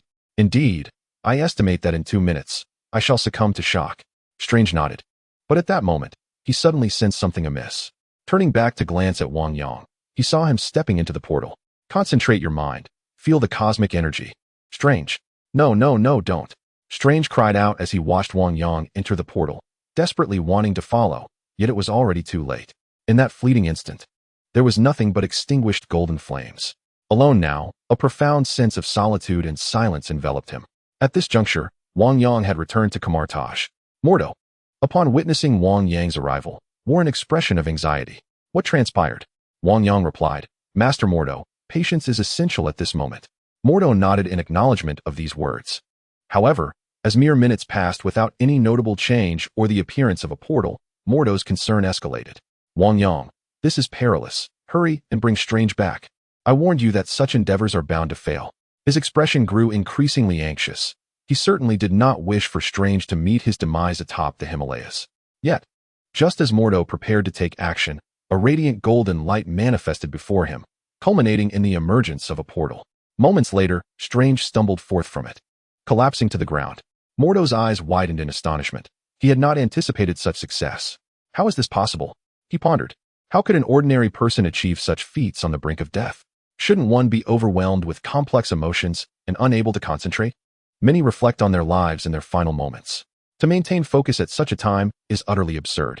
Mordo gazed at the fallen Strange, then cast a glance at Wang Yang, utterly bewildered. Each revelation was more astonishing than the last. How could Wang Yang possess such insight into Strange's capabilities? They had only met a handful of times. Why did Wang Yang seem to understand Strange so profoundly? It defied logic. Was it possible that this individual was not merely a prodigy in the arcane arts, but also a genius in teaching others? While some are innately gifted learners, to be a natural instructor is an extraordinary rarity. Mordo felt a headache brewing, sensing a profound dissonance with these two. Nevertheless, Strange's mastery of the portal signified his initiation into the mystical realm, paving the way for him to explore various other forms of magic. Moreover, Strange's pace of magical development was remarkably swift. Fortunately, with Wang Yang as an exemplar, Mordo had long since acclimated to the extraordinary. Observing Strange training today, I find it rather unremarkable. Once again, they gathered at the training ground. Strange, your progress has been remarkable. You have already mastered a considerable amount of foundational magic and may now embark on deeper magical studies, Mordo stated with a solemn expression. However, do not let pride take root. Wang Yang has already learned advanced magic at your stage, so you must continue to strive. Upon hearing Mordo's words, Strange glanced at Wang Yang and nodded gravely. I understand. In recent days, he felt a sense of accomplishment with even the slightest achievements. Yet Mordo would always mention Wang Yang, casting him as an insurmountable mountain, instilling a profound sense of helplessness within him. To learn advanced magic in merely half a month seemed utterly absurd. Nonetheless, Strange soon shook his head and began to delve into new magic, the Ring of Ragador. For a mage, this is an incredibly classic spell, marking Strange's first encounter with divine power. Strange, remember, we do not face true deities, only their powers. In essence, this is a program devoid of any consciousness. Your task is to wield them and summon their strength. Mordo spoke earnestly. But Master Mordo, what are these programs? Strange inquired, frowning, struggling to grasp the concept. Each individual is unique. It is something you must comprehend for yourself. Mordo replied, furrowing his brow. Everyone's soul perception differs. Thus, the price for borrowing divine power varies. The borrowed strength will also differ vastly. Just remember, do not attempt to master the powers of several deities simultaneously, and your chances of successful magic will increase significantly. Mordo reiterated. I understand, Strange declared, then began to experiment. Red lines began to manifest upon his palm, intertwining yet failing to form a genuine shield, dissipating moments later. After several attempts, Strange felt a wave of frustration wash over him. It was beyond reach. How could a mere human wield divine power? Dejected, he waved his hand dismissively. Mordo shook his head and said, Strange, you must comprehend that deities are called such solely because of their formidable power. As he spoke, his gaze turned to Wang Yang. Wang Yang, demonstrate the Ring of Ragador for Strange. Wang Yang nodded and then raised his hand, shaking it slightly before forming a fist. A red light coalesced, and a shield materialized atop his fist. Your inability stems from your insufficient mastery of this power, Wang Yang said slowly. Indeed, you possess this power, yet you struggle to harness it due to insufficient mastery. However, at that moment, Wang Yang's Lagder ring underwent a remarkable transformation, leaving Mordo utterly astonished once more. Chapter 62.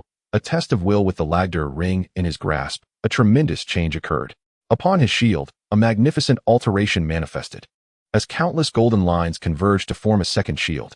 Simultaneously, white lines began to coalesce, radiating a formidable brilliance before materializing another shield. As the three layers of shields coalesced, the Lagder ring fused into a singular, more powerful shield. A solitary individual cannot wield the powers of two or more deities simultaneously.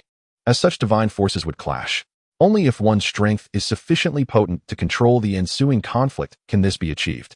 Though Wang Yang lacked overwhelming strength, he had amalgamated numerous fragments of talent, allowing him precise control over magic. Each spell operated independently, akin to the individual prowess of renowned sorcerers. When he cast his spells, he merely needed to command these magics. Furthermore, with the gift from the Ancient One, his mastery over such magic amplified manifold. Thus, summoning the powers of several deities became a task he could accomplish with ease. Modu and Strange, however, were unaware of this reality, and upon witnessing the spectacle, they stood dumbfounded. Strange, having spent some time in Kamar-Taj, was no novice, yet he was nonetheless taken aback. How could one person wield the powers of 3 deities simultaneously? Was it not said that controlling forces beyond 2 deities was impossible? What was unfolding before them seemed utterly irrational. Modu, a master sorcerer and far more experienced than the relatively inexperienced Strange, was equally astonished. His understanding of the situation was far deeper. Typically, when sorcerers invoked divine powers, they only drew upon a minuscule fraction, with the majority being raw magical energy. In this dynamic, divine power was akin to trace elements in the air, enhancing their magic. Yet now, Wang Yang's spells were composed entirely of divine essence, with his own magic being minimal. For a sorcerer of his extensive training, this was an unfathomable reality. The difficulty he faced in borrowing such power was immense, and here Wang Yang was, effortlessly channeling the strength of 3 deities. Would there not be some form of conflict arising from the differing divine powers? Even the Supreme Sorcerer could not simultaneously draw upon the powers of 3 deities. The crux of the matter lies in their borrowing, which is merely a flicker of power, while Wang Yang, in contrast, audaciously appropriates such a vast amount. When has the divine ever been so generous? Mordo, somewhat disheartened, had previously regarded his own talent as exceptional among the sorcerers of Kamar-Taj. Yet Wang Yang's performance eclipses his own by a staggering margin. The dilemma is that he finds himself incapable of achieving such feats. How then can he instruct his students? Initially, he believed he could avoid teaching Wang Yang and finally impart knowledge to an ordinary individual, which made Mordo feel considerably more at ease. However, to his astonishment, while teaching Strange, Wang Yang also summoned the powers of 3 deities. Had it not been before Strange, he would have lost his composure long ago. Yet, in the presence of a newcomer, he must maintain his calm. All right, Strange, did you see that? Wang Yang has already demonstrated it to you. Don't think of it as merely channeling the power of 1 deity, even 2 or 3. If your control is sufficient, you too can achieve it. Furthermore, your abilities are undoubtedly potent enough to surpass this. So cease searching for other excuses. Truly immerse yourself in this experience and learn to harness that power. Mordo once again shifted his focus, casting aside thoughts of Wang Yang's simultaneous wielding of divine forces. However, Dr. Strange found himself ensnared in self-doubt. Gazing at his own hands, he pondered whether the fault lay within him. Is magic truly such a simple endeavor? With a firm resolve, Strange began to console himself. Embarking on the invocation of power, red beams of light began to coalesce, alongside a white arc of energy. Witnessing Wang Yang simultaneously wield the strength of 3 deities, Strange felt confident that he could manage the power of 2. Yet, as these 2 forces manifested, an explosive repulsive force erupted, transforming into a terrifying backlash. Fortunately, the divine power at his disposal was but a fraction, merely sending Strange tumbling, leaving him somewhat disheveled. Nevertheless, there was no trace of resentment on Strange's face. He simply regarded the comparatively youthful Wang Yang as extraordinarily formidable. Perhaps all sorcerers were thus? Strange redoubled his efforts. Henceforth, he resolved to attempt the utilization of the power of a single deity. Aside from assisting Mordo in instructing Strange in the arcane arts, Wang Yang devoted his time to exploring other magics within the library. However, he found himself puzzled by the sheer astonishment that Strange exhibited each time he witnessed Wang Yang perform magic, as if such feats were beyond their reach. Wang Yang did not dwell on these thoughts, nor did he feel particularly concerned. He had never harbored a passion for teaching magic. Rather, the joy of learning magic within the hallowed halls of the Kamar-Taj library was his greatest delight. In that sanctuary of knowledge, one could find nearly any spell, including those bequeathed by various renowned sorcerers of yore, encompassing the myriad magical arts mastered by the Supreme Sorcerer. For Wang Yang, acquiring an additional form of magic equates to an enhanced means of self-preservation. Present in this locale is also Wang, the librarian. Although he had previously assumed the role of a librarian, he often functioned as an ordinary custodian of books. However, ever since Cassius beheaded the last librarian, It has become evident that an ordinary mage cannot be entrusted with this task again, lest a similar tragedy befall them. On this day, Wang Yang encountered an entirely new spell, the Wind of Vedam. Vedam is a formidable deity, crafted by the ancient god Gaia and the creator to combat the ancient evil gods. Subsequently, having absorbed the essence of darkness, his power grew immensely. The Wind of Vedam is a magic that harnesses his strength. Ding! The talent fragment of Vedam detected. Shall it be fused? The spellbook radiated a powerful magical energy. Each spell carries a trace of a deity's essence, establishing a faint connection with the divine, particularly with such ancient magic. Fuse. As these words resonated, an immense magical force coalesced and merged with Wang Yang's being. Simultaneously, his mind was enriched with an abundance of knowledge regarding the casting of the Wind of Vedam.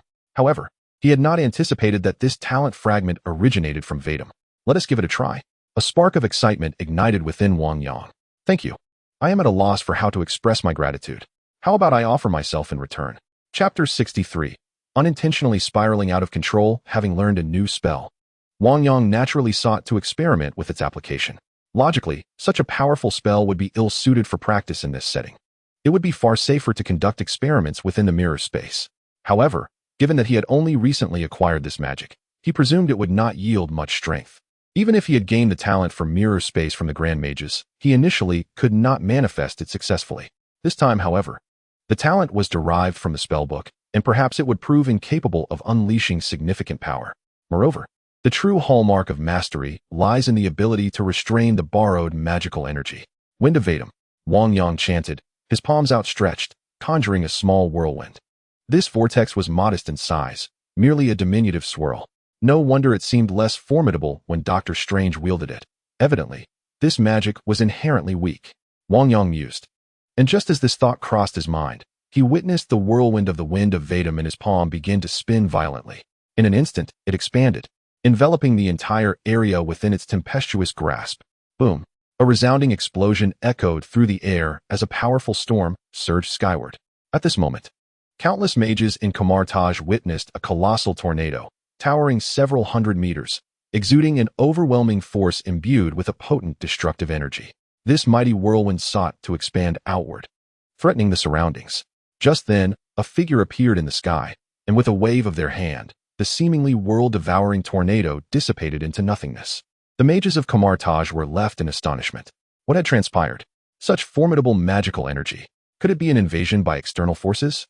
Fortunately, we have the Supreme Sorcerer to safeguard us. Otherwise, we cannot fathom the consequences. Indeed, the Supreme Sorcerer is powerful, effortlessly suppressing and neutralizing such magic. Within the library of Kamar-Taj, chaos reigned. Countless tomes lay scattered across the floor, and numerous structures lay in ruins. Many wooden tables and chairs had collapsed, strewn about in disarray, a testament to the immense destructive power of the magic unleashed. As the Ancient One entered the library and beheld this scene, her brow furrowed, her expression darkening. Who can tell me what has transpired? She demanded. Even with Kaisalius' betrayal and escape, such devastation had never occurred. It had been centuries since such a calamity had befallen this sanctuary of knowledge, a collection amassed over hundreds of years. I apologize, Supreme Sorcerer, it's all my fault, Wang Yang said weakly, as he supported himself to stand. What exactly happened? Seeing Wang Yang's current state, the Ancient One began to understand, yet her concern deepened. Wang Yang felt both embarrassed and helpless. I was experimenting with a spell, and unexpectedly, it spiraled out of control. What spell could wield such immense power? The Ancient One inquired incredulously, astonished that Kamar-Taj could harbor such a potent magic. The Winds of Vedam, Wang Yang replied, his embarrassment growing as he spoke. The Ancient One paused, surveying the devastation around her, now nearly completely collapsed. Is the Winds of Vedam truly capable of such might? Although it originates from Vedam, one would expect it to be rather weak. At its peak, it merely stirs up a breeze, displacing dust and agitating the sea. Yet, had that whirlwind not been halted, half of Kamar-Taj might have been lost. This hardly resembles the Winds of Vedam. As the Supreme Sorcerer, she was well aware of the wind's true potency. However, the potential of the spell could vary depending on the caster. While others might not wield much power, Wang Yang's execution might indeed differ. With a resigned sigh, she contemplated the implications. Evidently, Wang Yang inadvertently unleashed the Wind of Vacuum to such an extent. Gui could not help but sigh. This little fellow always surprises me, and this time has brought about such a significant loss. Wang Yang, From now on, regardless of any spell, do not hastily cast your magic within Kamar-Taj. Understood, Supreme Sorcerer. He quickly replied upon hearing the Supreme Sorcerer's admonition. In truth, even without the Supreme Sorcerer's warning, upon witnessing the current situation, he realized that the fluctuations in magic were far too great, and further changes could occur at any moment. However, he was now somewhat curious about the origin of the talent fragments he had just absorbed, which could amplify such a seemingly insignificant spell to such power. Could it be from Vacuum? All right, escort Wang out. I need to repair this place. He waved his hand after glancing at Wang Yang. Yes, Supreme Sorcerer. Wang Yang responded promptly, opening a portal and assisting Wang into his chamber. Meanwhile, the Supreme Sorcerer observed the scene before her. With a mere gesture, the eye of Agamotto, hanging at her chest, began to emanate a radiant light. Simultaneously, everything in the room began to glow. Following that, the entire library commenced a dramatic transformation. Countless books floated. Shattered wood and stone began to restore as if time itself was reversing. After assisting Wang into the room, the portal behind Wang Yang closed automatically. Yet, he felt a tinge of sentimentality. Although the eye of Agamotto typically resided within Kamar-Taj, few could wield its power. At least, he could not. What transpired? What happened? Just then, Wang awoke, feeling a pervasive pain throughout his body. Wasn't I in the library? How did I end up in your room? For a moment, he could not recall the events that had transpired. He only remembered perusing a spellbook in the library when a terrifying magical aura suddenly enveloped him. After which his memory faded. Was there an invasion? Could it be Caecilius? Wang became alert, recalling how Caecilius had once decapitated a librarian. It seemed entirely plausible that he would strike Kamar-Taj again. Wang, do not panic. I merely intended to experiment with the wind of Vacuum. But unexpectedly, Wang Yang explained with a wry smile. The wind of Vacuum? How could it possess such formidable power? Wang exclaimed, astonished. It seems I inadvertently caused a rampage? Wang Yang chuckled ruefully. Inadvertently caused a rampage? And destroyed the library? Wang's eyelid twitched as he grimaced. Chapter 64. Integration of Divine Talent. Despite the chaos Wang Yang had created, the Supreme Sorcerer refrained from reprimanding him. Wang merely urged Wang Yang to refrain from recklessly experimenting with magic any further. That was all. By the way, Master, does the grimoire still retain the essence of the divine? Wang Yang suddenly recalled something. Most of the spells inscribed within the grimoire are recorded only after a mage successfully crafts them. The act of writing magic also establishes a subtle connection with the divine. Wang seemed to remember something but chose not to elaborate. Upon hearing Wang's words, Wang Yang was reminded of Caecilius, whose torn grimoire contained a summoning circle for darkness. This circle allows a connection to Dormammu from the dark dimension. Hence, the system was able to probe into Vatten through the grimoire. No wonder its power was so formidable. After all, Vatten is a spell inclined towards support, yet could conjure such a grand spectacle. However, if one could absorb the talents of an even mightier deity, would that not be? This unforeseen occurrence swiftly passed without significantly impacting Kamar-Taj, especially since the Supreme Mage repaired things quickly, thereby suppressing the situation. Subsequently, Wang Yang stepped outside, preparing for his lessons of the day. Over the past few days, he and Mordo had been instructing Strange. Yet, Strange, being the future Sorcerer Supreme, despite not being exceptionally gifted, was among the elite of mages, particularly due to his indomitable will. Otherwise, a mere human could not possibly subdue Dormammu in such a short span, albeit a significant part of the reason was sheer annoyance. One can only imagine the formidable will of Dr. Strange. Although often challenged by Wang Yang, he would soon recover and continue his diligent training. His progress in learning magic was not slow. Within just a few days, he had nearly mastered the Ring of Ragador. In the film, Dr. Strange learned from the grimoire on his own, but having a mentor is far more expedient than self-study. Today, as Wang Yang arrived at the training ground, Mordo had already conversed with Strange. Strange, your talent is quite remarkable. You have already mastered the Ring of Ragador very proficiently. Excellent work. Thank you, Master Mordo. And Master Wang Yang for your guidance. Strange responded graciously. Since his arrival at Kamar-Taj, Strange's demeanor had transformed considerably. The pride and arrogance he once possessed had diminished significantly. Perhaps witnessing Wang Yang's prodigious talent was a substantial blow for a genius. Yet, he could only strive harder. Strange was never one to concede defeat. Consequently, he now applied himself with even greater diligence while adopting a more modest demeanor. In his courteous exchanges, he proved no less adept than those more seasoned in social finesse. Previously, Strange had refrained from maintaining such decorum, believing it unnecessary. All right, there is no need for such formality.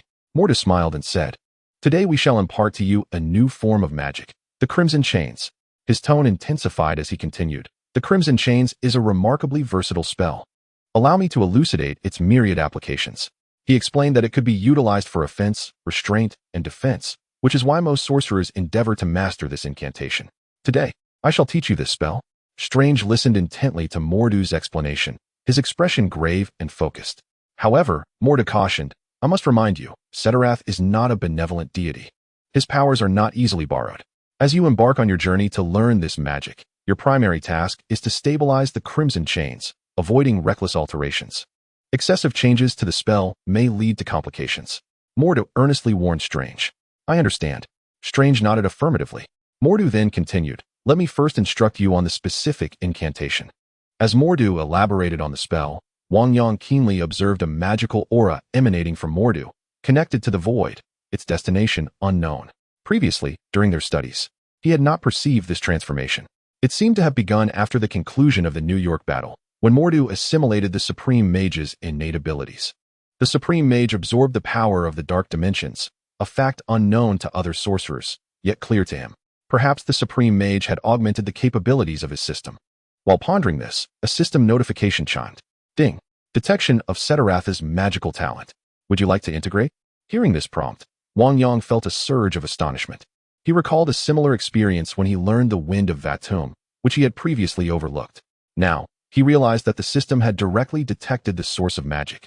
Regrettably, due to Mordu's teachings, he could only integrate the talent of Setarath's Crimson Chains. This was already remarkable for an ordinary individual. Integration. As the merging occurred, he experienced a profound shift in his understanding of the Crimson Chains. Meanwhile, Mordu remained unaware of Wang Yang's transformation and continued instructing Strange. The essence of the Crimson Chains lies in the application of mental fortitude and divine strength. Now, Strange, give it a try. After demonstrating the spell, Mordu offered Strange an encouraging glance.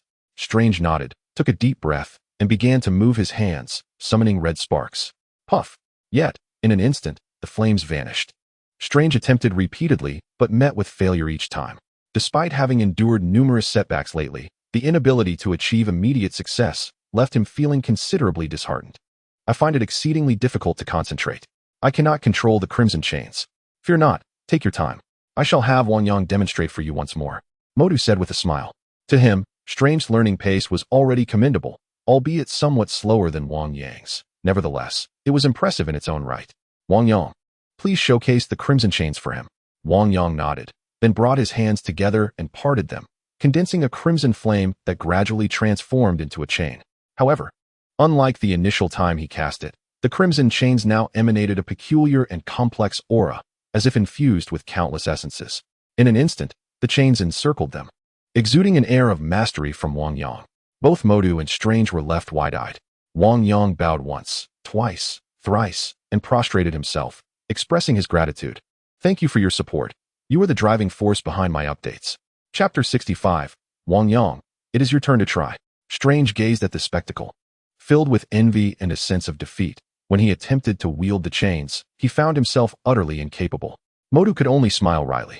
Wang Yang's proficiency in controlling magic, along with such formidable command, surpassed his own, leaving him feeling somewhat outmatched. Yet, this was a phenomenon that should not have occurred. Their magic was akin to fireflies against the full moon, with strange crimson chains resembling a mere serpent, while Wang Yang's magic loomed like a dragon.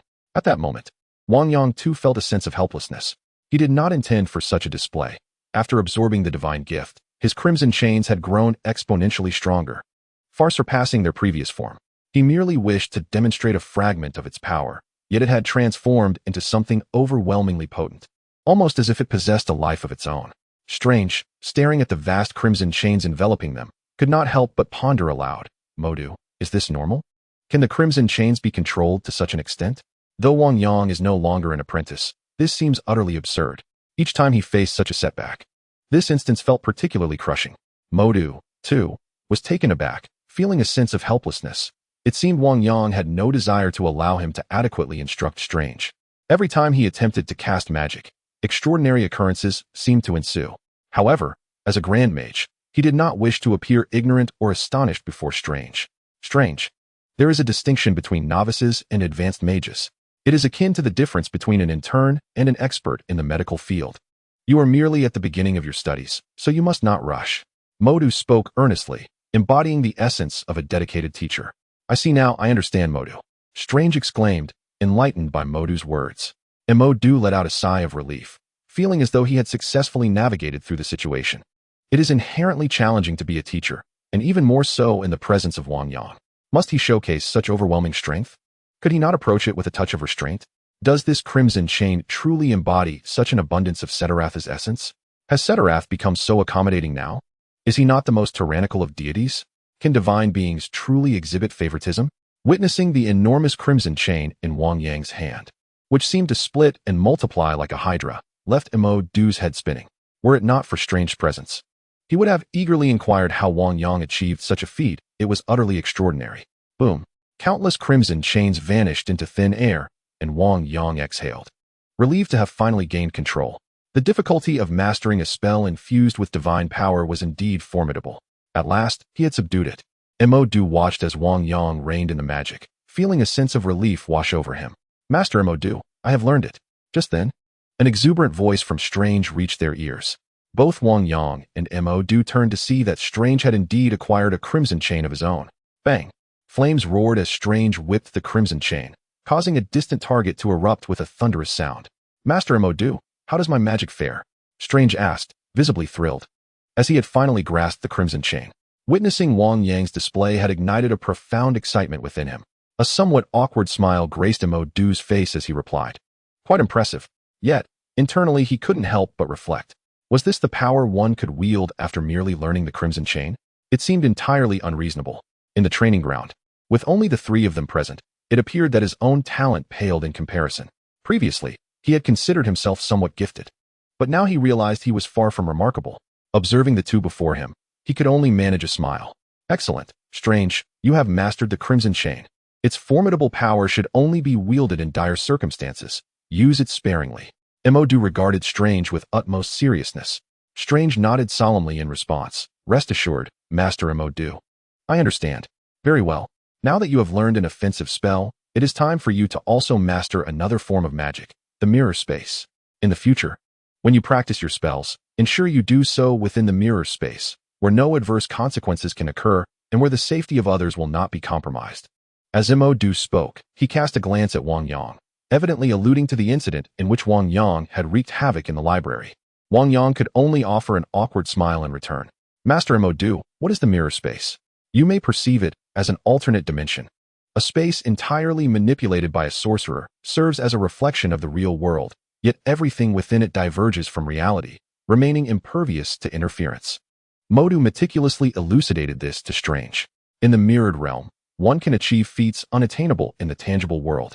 This assertion may perplex you. Thus, why not step in and witness it for yourself? Modu declared, not permitting Wang Yang to cast any spells, wary of any unforeseen antics. With a gesture, the space before them erupted with a sound akin to shattering glass. Crack, crack. The fabric of their surroundings fragmented like shards of glass, radiating from the center of Modu's palm in kaleidoscopic fissures. The spectacle was undeniably dazzling. Strange, witnessing this marvel, widened his eyes in astonishment and instinctively reached out, finding his hand effortlessly penetrating the barrier. How utterly extraordinary. Is this what magic entails? Strange's eyes widened further. Magic is the essence of exploring this world. This is merely one facet of it. Let us proceed into its depths, Modu proclaimed, stepping boldly into the realm. Strange followed closely, with Wang Yang bringing up the rear. Upon entering the mirrored space, they found themselves in a training ground, and Modu's voice resonated once more. Strange, remember, the mirrored space is perilous.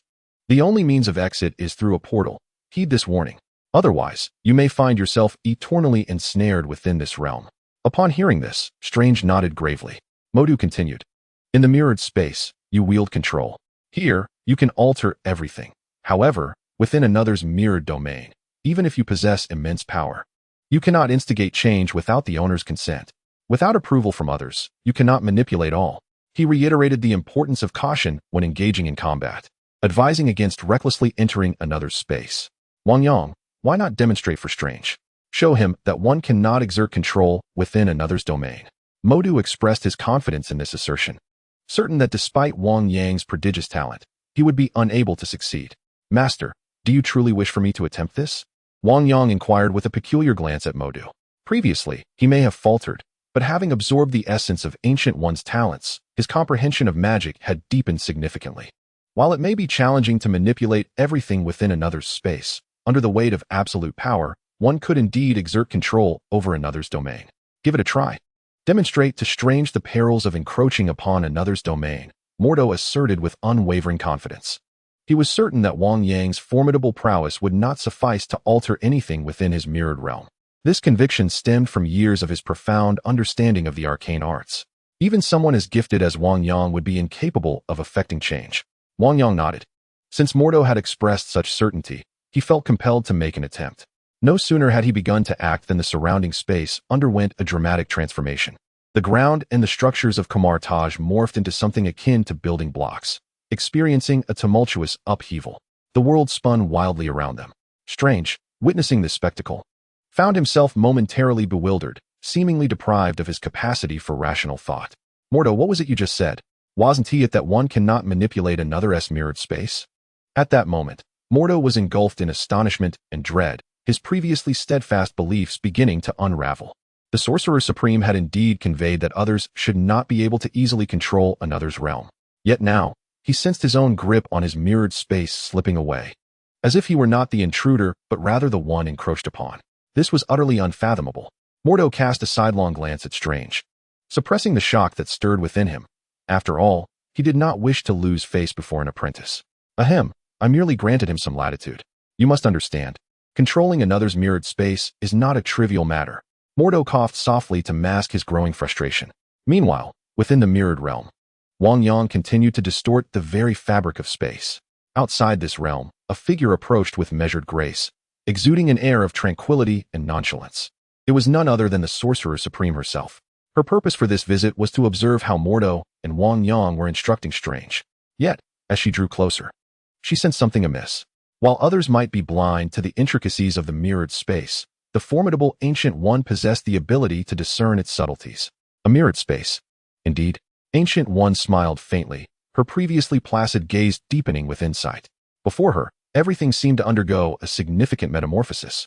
The amalgamation of multiple spaces and extraordinary mental control was beyond the capabilities of an ordinary sorcerer. As she perceived the tumult within the mirrored realm, even Ancient One found herself awestruck. Such alterations in the mirrored space were unprecedented, even among Kamar-Taj's most accomplished sorcerers. The caliber of this phenomenon was nearly on par with her own.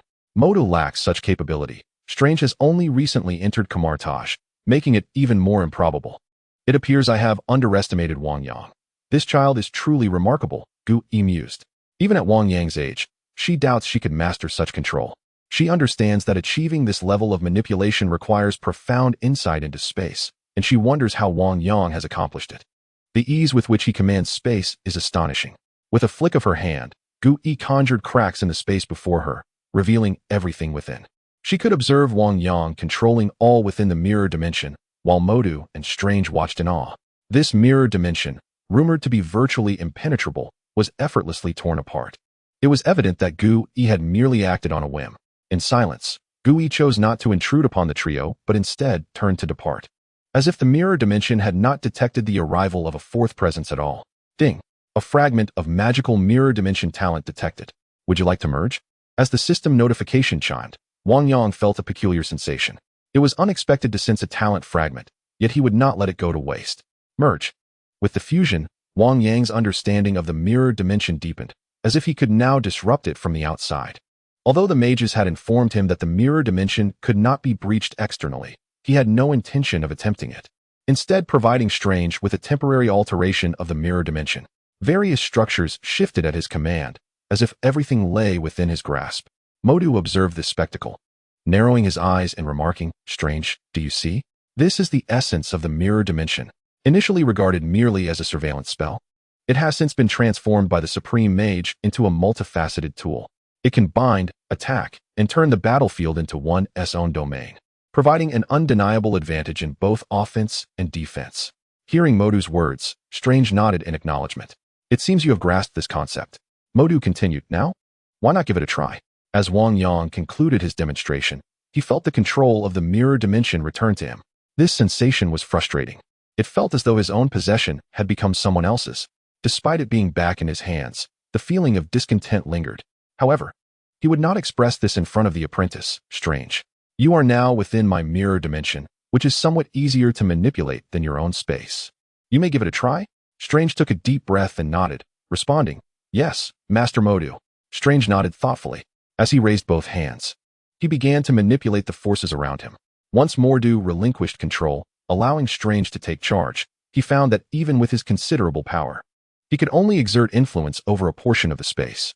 This approach required far less energy than creating an entirely new realm and was significantly easier to manage.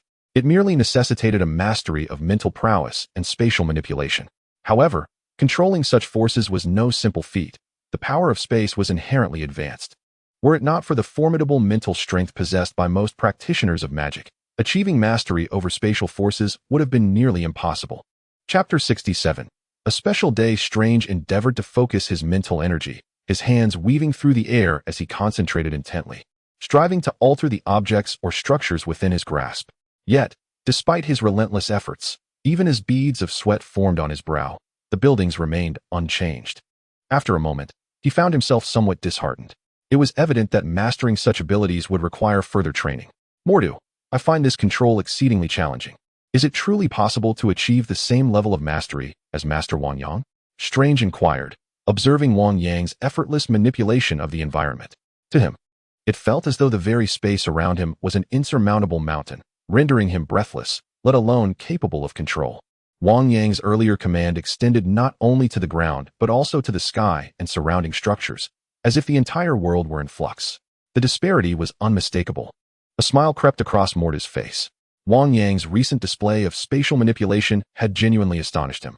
He had intentionally refrained from allowing Wang Yang full control, only to find that the latter seemed to transcend any limitations, almost usurping his authority. Fortunately, Strange was more measured, unable to exert control immediately, thereby preserving Mordu's dignity as a grand sorcerer.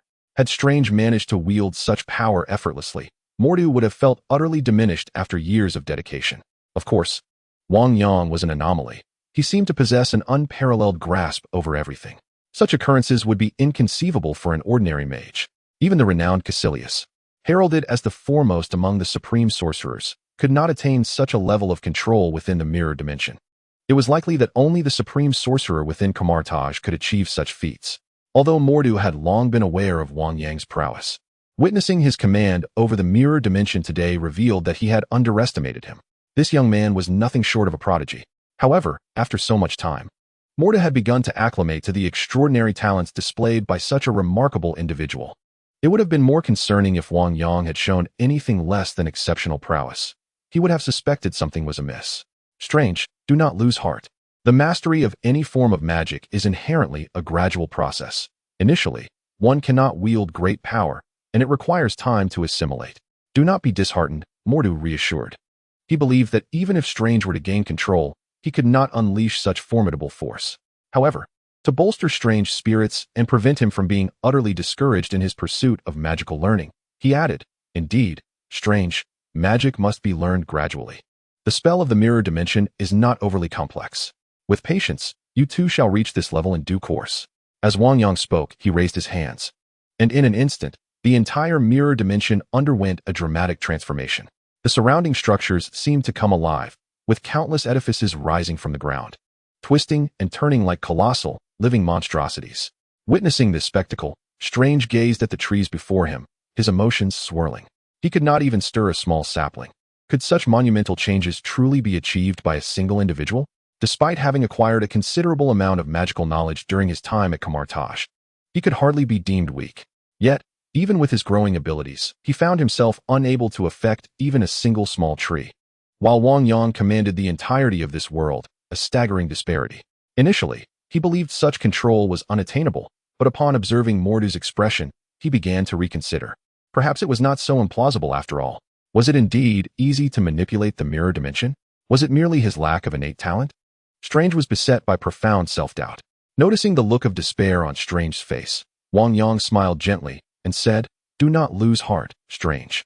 Mastery of magic cannot be achieved effortlessly. It simply requires consistent practice. Allow me to demonstrate once more. With that, the elements within the mirror dimension shifted again. Though this time the changes were subtle, the buildings rolled within a confined space. In contrast to broader transformations, such delicate adjustments demanded even greater mental fortitude. Had he not integrated the earlier fragments of talent, he could not have achieved such precise control. Now, with but a thought, he could invoke changes in the space around him. Strange was left in awe at the intricacy of the manipulation. The precision displayed was nothing short of astonishing. Even Mordu was taken aback. As the saying goes, the layman marvels at the spectacle while the expert perceives the nuances. Strange found it unbelievable. While Mordu recognized that Wang Yang's advanced control had likely already reached the level of a supreme sorcerer. This was truly remarkable. How long had Wang Yang been studying? Each encounter with him brought forth a new wave of astonishment and wonder. The essence lies in the continuous escalation of prowess, a phenomenon that defies conventional limits. Strange is not one to relinquish his aspirations easily. His ascendance as the heir to the title of Sorcerer Supreme is not without merit. It can be said that he possesses exceptional talent in every facet of magical study, surpassing even that of the Sorcerer Supreme. This extraordinary aptitude enabled him to master numerous spells in a remarkably short time, even stepping into the role of the Sorcerer Supreme himself. Under the encouragement of Wang Yang, he swiftly learned to manipulate the mirror dimension. Not only that, but Strange also began to explore the art of creating his own mirror dimension. Despite facing setbacks, his innate talent drives him to strive even harder. This may very well explain his remarkable achievements in the medical field. It is evident that he is destined for monumental success in the realm of magic as well. Days have swiftly passed, and Strange has thoroughly mastered the mirror dimension. Although he cannot wield it with the same ease as Wang Yang, he has nonetheless reached a level comparable to that of an average sorcerer. Inspiringly, under Wang Yang's mentorship, Strange has diligently refined his control over the mirror dimension. In fact, at this juncture, his proficiency surpasses that of Mordu. Wang Yang, pleased with Strange's progress, has devoted even greater attention to his instruction. Strange, how long have you been at Kamar-Taj? Mordu inquired, perceiving the magical fluctuations emanating from Strange. I have been at Kamar-Taj for a full month. Strange replied. Excellent. Today is a momentous occasion. What makes it so special? It marks your transition from apprentice to sorcerer, provided you can pass the trial. Chapter 68. Strange the prodigy. Upon hearing Mordu's words, Strange momentarily froze. What trial, Master Mordu? Having spent a month at Kamar-Taj, he believed he had absorbed a considerable amount of magic, yet he felt far from powerful, especially when witnessing the astounding spells cast by Wang Yang. Thus, he doubted his potential to become a true sorcerer. He never anticipated that today would entail a trial to ascend to genuine sorcerer status. Of course, it is a test to determine your capability to become a true sorcerer. Mordu's tone grew somewhat cold as he continued. Strange. You must understand that Kamar-Taj is not merely an academic institution. It is a battleground for cultivating guardians. Since you have chosen to remain, even scholarly sorcerers must possess combat skills. What? Strange was taken aback.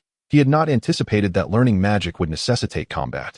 As someone who has lived in times of peace for many years, he had never anticipated that the world still required the struggle of combat. This revelation caught him somewhat off guard. Under the guidance of Mordu, they entered the mirrored realm, a space collaboratively conjured by several grand sorcerers of Kamar-Taj. At that moment, the space had transformed into a venue reminiscent of a grand arena. Surrounding them were a number of sorcerers observing, while a few grand sorcerers stood upon a raised platform. In the center of the arena, numerous combat stages had been set up, designated for the trials of Kamar-Taj sorcerers. This event was indeed a rare occurrence for Kamar-Taj. Naturally, Kamar-Taj was not a place of fierce competition. Thus, the transition from apprentice to sorcerer was never a formidable challenge. One merely needed to engage in combat with their mentor and gain recognition. Consequently, such trials were more about the ceremonial aspect. They also served as a platform for mutual exchange among sorcerers. Many stationed outside would seize this opportunity to return and engage in friendly sparring. Occasionally, even some grand sorcerers would personally participate in these matches, which was quite a common occurrence for Kamar-Taj. By the time Wang Yang and his companions arrived, the trials had already commenced. Numerous sorcerers had begun to engage in combat with their apprentices. Many sorcerers observed these battles, offering their critiques and commentary.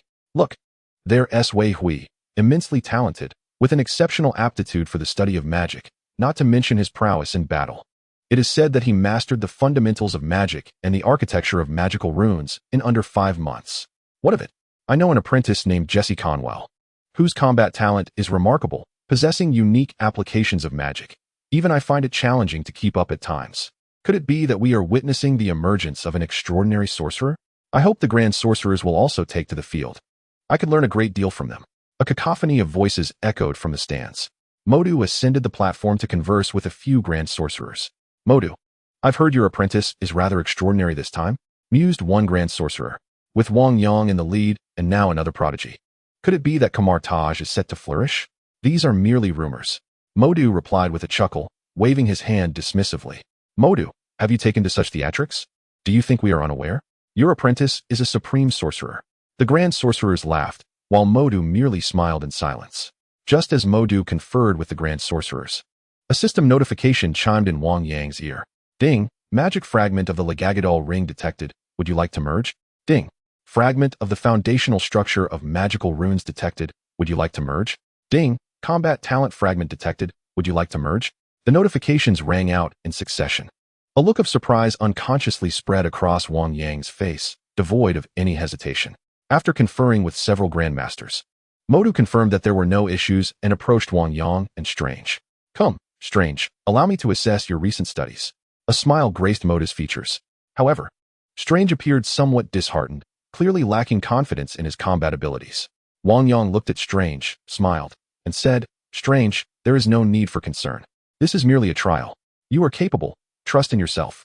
Upon hearing Wang Yang's encouragement, Strange solemnly nodded and expressed his gratitude, saying, Thank you, Master Wang Yang. With that, Strange followed Modu onto the arena. Before him stood Modu. Strange, as a sorcerer of Kamar-Taj, your primary focus must be on martial arts. Modu continued, therefore, let me first observe your combat skills. Modu positioned himself across from Strange, exuding an air of mastery. Strange nodded, I understand. Very well, you may attack first. Modu regarded Strange and spoke. Pardon me, Master. Strange replied, quickly entering a focused state. With a swift step, he dashed forward, his speed impressive, enhanced by magical augmentation. However, Wang Yang regarded this maneuver with indifference, as the sound of a prompt echoed in his ears, signaling the opportunity for talent integration. For him, this arena was the ideal place to elevate his abilities. Yet, the sorcerers here did not possess formidable talents. A single grandmaster could easily surpass dozens. For instance, the Ancient One could even induce magical mutations, granting him access to divine talents. As for Strange performance, Wang Yang found it somewhat lacking in strength. Nevertheless, to the sorcerers in the stands, Strange's display was nothing short of astonishing, capturing the attention of many the moment he engaged. Wow, look! Modu's apprentice Strange has developed such formidable strength in such a short time. Truly a testament to Modu's teachings. You may not be aware of Modu's other disciple, Wang Yang, who is a true prodigy, though news of him has been scarce lately. I am aware that Master Wang Yang played a decisive role on the battlefield. It is said he has been diligently training, perhaps under the guidance of the Supreme Sorcerer. Modu's teaching proficiency ranks among the finest in Kamar-Taj, and Strange is indeed a genius. I've heard he has only been training for a month. His combat skills are already on par with seasoned sorcerers. Numerous sorcerers cheered in admiration. Chapter 69, Strange. Behold my Vishanti holy sword in the arena. Modu and Strange exchanged blows with fervor. The radiant glow of magic shimmered incessantly, prompting even the grand sorcerers to exchange whispers amongst themselves. Observing Strange's display, they murmured that his ascent seemed assured. His speed and reflexes were remarkable. This individual had already executed numerous spells, leaving one to wonder how many more he had mastered. Mordo, fortunate as ever, consistently discovered promising students. Yet, it appeared that Mordo might soon find himself in a predicament, as he risked being bested by his own apprentice. A dismal fate for a grand sorcerer. Strange, displaying a fierce tenacity, might indeed impart a valuable lesson to Mordo. While the sorcerers above reveled in schadenfreude, Wang Yang regarded the fierce duel on the stage with a subtle nod. Strange's combat skills were commendable, especially when juxtaposed against those of an average mage. His strikes were executed with precision, each infused with a formidable magical essence. Although Mordo possessed years of experience, he found himself momentarily overwhelmed, retreating under Strange's relentless onslaught. With a resounding thud, Mordo raised his hand to block, conjuring a magical shield in an instant. Strange's blows met the shield with a muffled thump, while Mordo adeptly evaded, his footwork displaying a practiced rhythm. Though it appeared as though he was merely evading, he was, in fact, testing Strange's true capabilities. Opting for defense over offense, Strange, your combat techniques are quite impressive. I shall no longer hold back. With that declaration, the Master Sorcerer shifted from passive defense to a counterattack. He unleashed a punch, magical runes coalescing around his fist to form a gauntlet. The impact with Strange's fist produced a deep resonance, unleashing a powerful tempest that scattered in all directions as they became entangled once more. The air filled with a cacophony of thuds. The two combatants were evenly matched, each exchanging blows without yielding an inch. The surrounding sorcerers were electrified by the spectacle. Strange, having honed his combat skills over merely a month, had reached such an extraordinary level. Had Mordo's teaching prowess truly attained such heights? It was evident that Strange was no ordinary talent. To hold his own against a grand sorcerer like Mordo was no small feat indeed. It was astonishing, a marvel of strength and speed that belied his status as an apprentice. The murmurs of disbelief among the sorcerers echoed the incredulity that Strange was merely a novice. Wang Yang, listening to their chatter, could not help but shake his head. Moreover, as Mordo engaged, he had seamlessly integrated many of Mordo's magical and combat talents. Soon enough, the battle between Mordo and Strange escalated into a fervent clash. Although the majority of their exchanges were physical, the ensuing waves of energy were anything but feeble. With the assistance of magic, the spectacle is undeniably captivating. However, Mordo, being a grand sorcerer with numerous years of practical experience, naturally possesses far greater strength than Strange. In a swift motion, Mordo conjured a ring of Ragdur to deflect Strange's assault, then deftly repositioned himself behind Strange, delivering a forceful strike that sent Strange staggering forward, nearly toppling to the ground. Enough, Strange. This is where we conclude. Your prowess is commendable, though your experience remains somewhat lacking. However, remember this. Had this been an actual confrontation, that blow could have proven fatal. Thus, it is imperative for a magician to prioritize self-protection. Mordo solemnly cautioned. I understand, Master Mordo, Strange replied. Now, let us transition from combat practice to a demonstration of your magical mastery. While our earlier skirmish incorporated magic, it predominantly involved the foundational constructs of magical runes without the application of more formidable spells. In this setting, it is only fitting to explore further. Pardon my intrusion. Strange nodded. Crimson chains. Instantly, a scarlet chain materialized in his grasp. Like a whip, it lashed out in an instant, hurtling towards Mordo. With a swift flick of his wrist, Mordo summoned a magical shield. The impact of the crimson chains against the shield sent fiery sparks flying in all directions. As the two engaged in their relentless duel, the arena began to fracture, with countless fragments of stone soaring into the air. The surrounding sorcerers were stirred with excitement. Crimson chains? Isn't that an advanced spell? Even I, a seasoned sorcerer, have yet to master such magic. How could an apprentice like Strange possibly wield it? They whispered in disbelief. What an astonishing force, truly the hallmark of advanced magic. This Strange is indeed a genius, having learned such a level of magic in just a month. It's incredible. I still cannot perform spells of this caliber. The sorcerers exchanged murmurs, their expressions reflecting a mix of awe and astonishment. On the arena, the two continued their fierce battle, their magic colliding with dazzling brilliance. The magical light clashed intensely, illuminating the surroundings. Well done, Strange. Your grasp of magic is commendable, yet it is still insufficient to overcome me. Mordo expressed satisfaction, effortlessly managing Strange spells with a shield in one hand and chains in the other.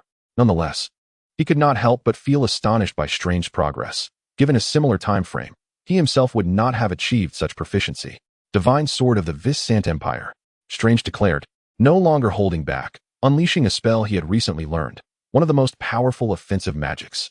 As the sacred sword of the Vashan Emperor made its appearance, an involuntary gasp swept through the crowd. That was it, the sacred sword of the Vashan Emperor. Impossible. How could an apprentice possibly wield such a level of magic? Could Strange truly be the hope of our Kamar-Taj? Even the grand sorcerers might not possess such a weapon. Following Strange's display of this formidable magic, gasps of astonishment erupted from various mages, their faces reflecting sheer incredulity. Even the grand sorcerers, upon witnessing this spectacle, could scarcely conceal their shock. Strange was undeniably a prodigy. Amidst the throng, Wang Yang reveled in the unfolding scene. Ding! The detection of the magical fragment of the sacred sword of the Vashan Emperor was confirmed. Would it be fused? Chapter 70. Modu. Have you been practicing combat since you were in your mother's womb? On the arena, Modu and Strange engaged in a fierce clash, rivaling battles between grand sorcerers. Modu's fists were adorned with the crimson rings of Ragdur, constantly parrying the onslaught of the sacred sword of the Vashan Emperor. The sword, forged of concentrated flames, collided incessantly with the red rings, unleashing bursts of magical sparks. The arena had become a battlefield, riddled with scars and pockmarks. Though Modu appeared unruffled, the pressure on him was mounting. Despite having practiced magic for merely a month, Strange's strength far surpassed Modu's, with the cumulative power of various spells proving formidable. Fortunately, Modu's extensive combat experience allowed him to adeptly combine his spells. At last, seizing a fleeting moment when Strange was distracted, Modu ensnared him with the scarlet chains. He stood there, poised like an unparalleled master, and admonished, "Strange, you must strive harder. You are still too young." "Indeed, thank you for your guidance, Master Modu," Strange replied, genuinely appreciative. Modu let out a sigh of relief upon hearing Strange's words. It was quite fortunate that Strange had smoothly transitioned to an apprentice sorcerer. Had it not been for the complexities of ascending through the ranks, he would have easily qualified as a senior sorcerer. "Very well, Strange. As of today, you are officially an apprentice sorcerer. However, do not grow complacent. You must continue to work diligently," Modu said with a warm smile directed at Strange. "I understand, Master Modu." Strange respectfully nodded before descending. Yet, while Strange left the arena, Modu remained, turning to Wang Yang, who stood to the side. "Wang Yang, would you care to join me for a sparring session?" Having witnessed Wang Yang's prowess in the previous battle, Modu had yet to engage him in a formal duel. This presented the perfect opportunity to assess Wang Yang's capabilities. Wang Yang remained noncommittal, smiling as he ascended the arena. "Master Modu, I kindly ask that you show mercy," he humbly articulated. "Mercy? Perhaps it is I who should be spared," Modu replied with a chuckle, shaking his head. "Very well, let us engage in a friendly spar." After a brief respite, Modu had regained some of his stamina. "Excellent. Master Modu, I look forward to your guidance." With that, Wang Yang charged directly at Modu. As he forcefully stomped the ground, a crater manifested on the stage. Harnessing this momentum, he appeared before Modu in an instant, delivering a powerful punch.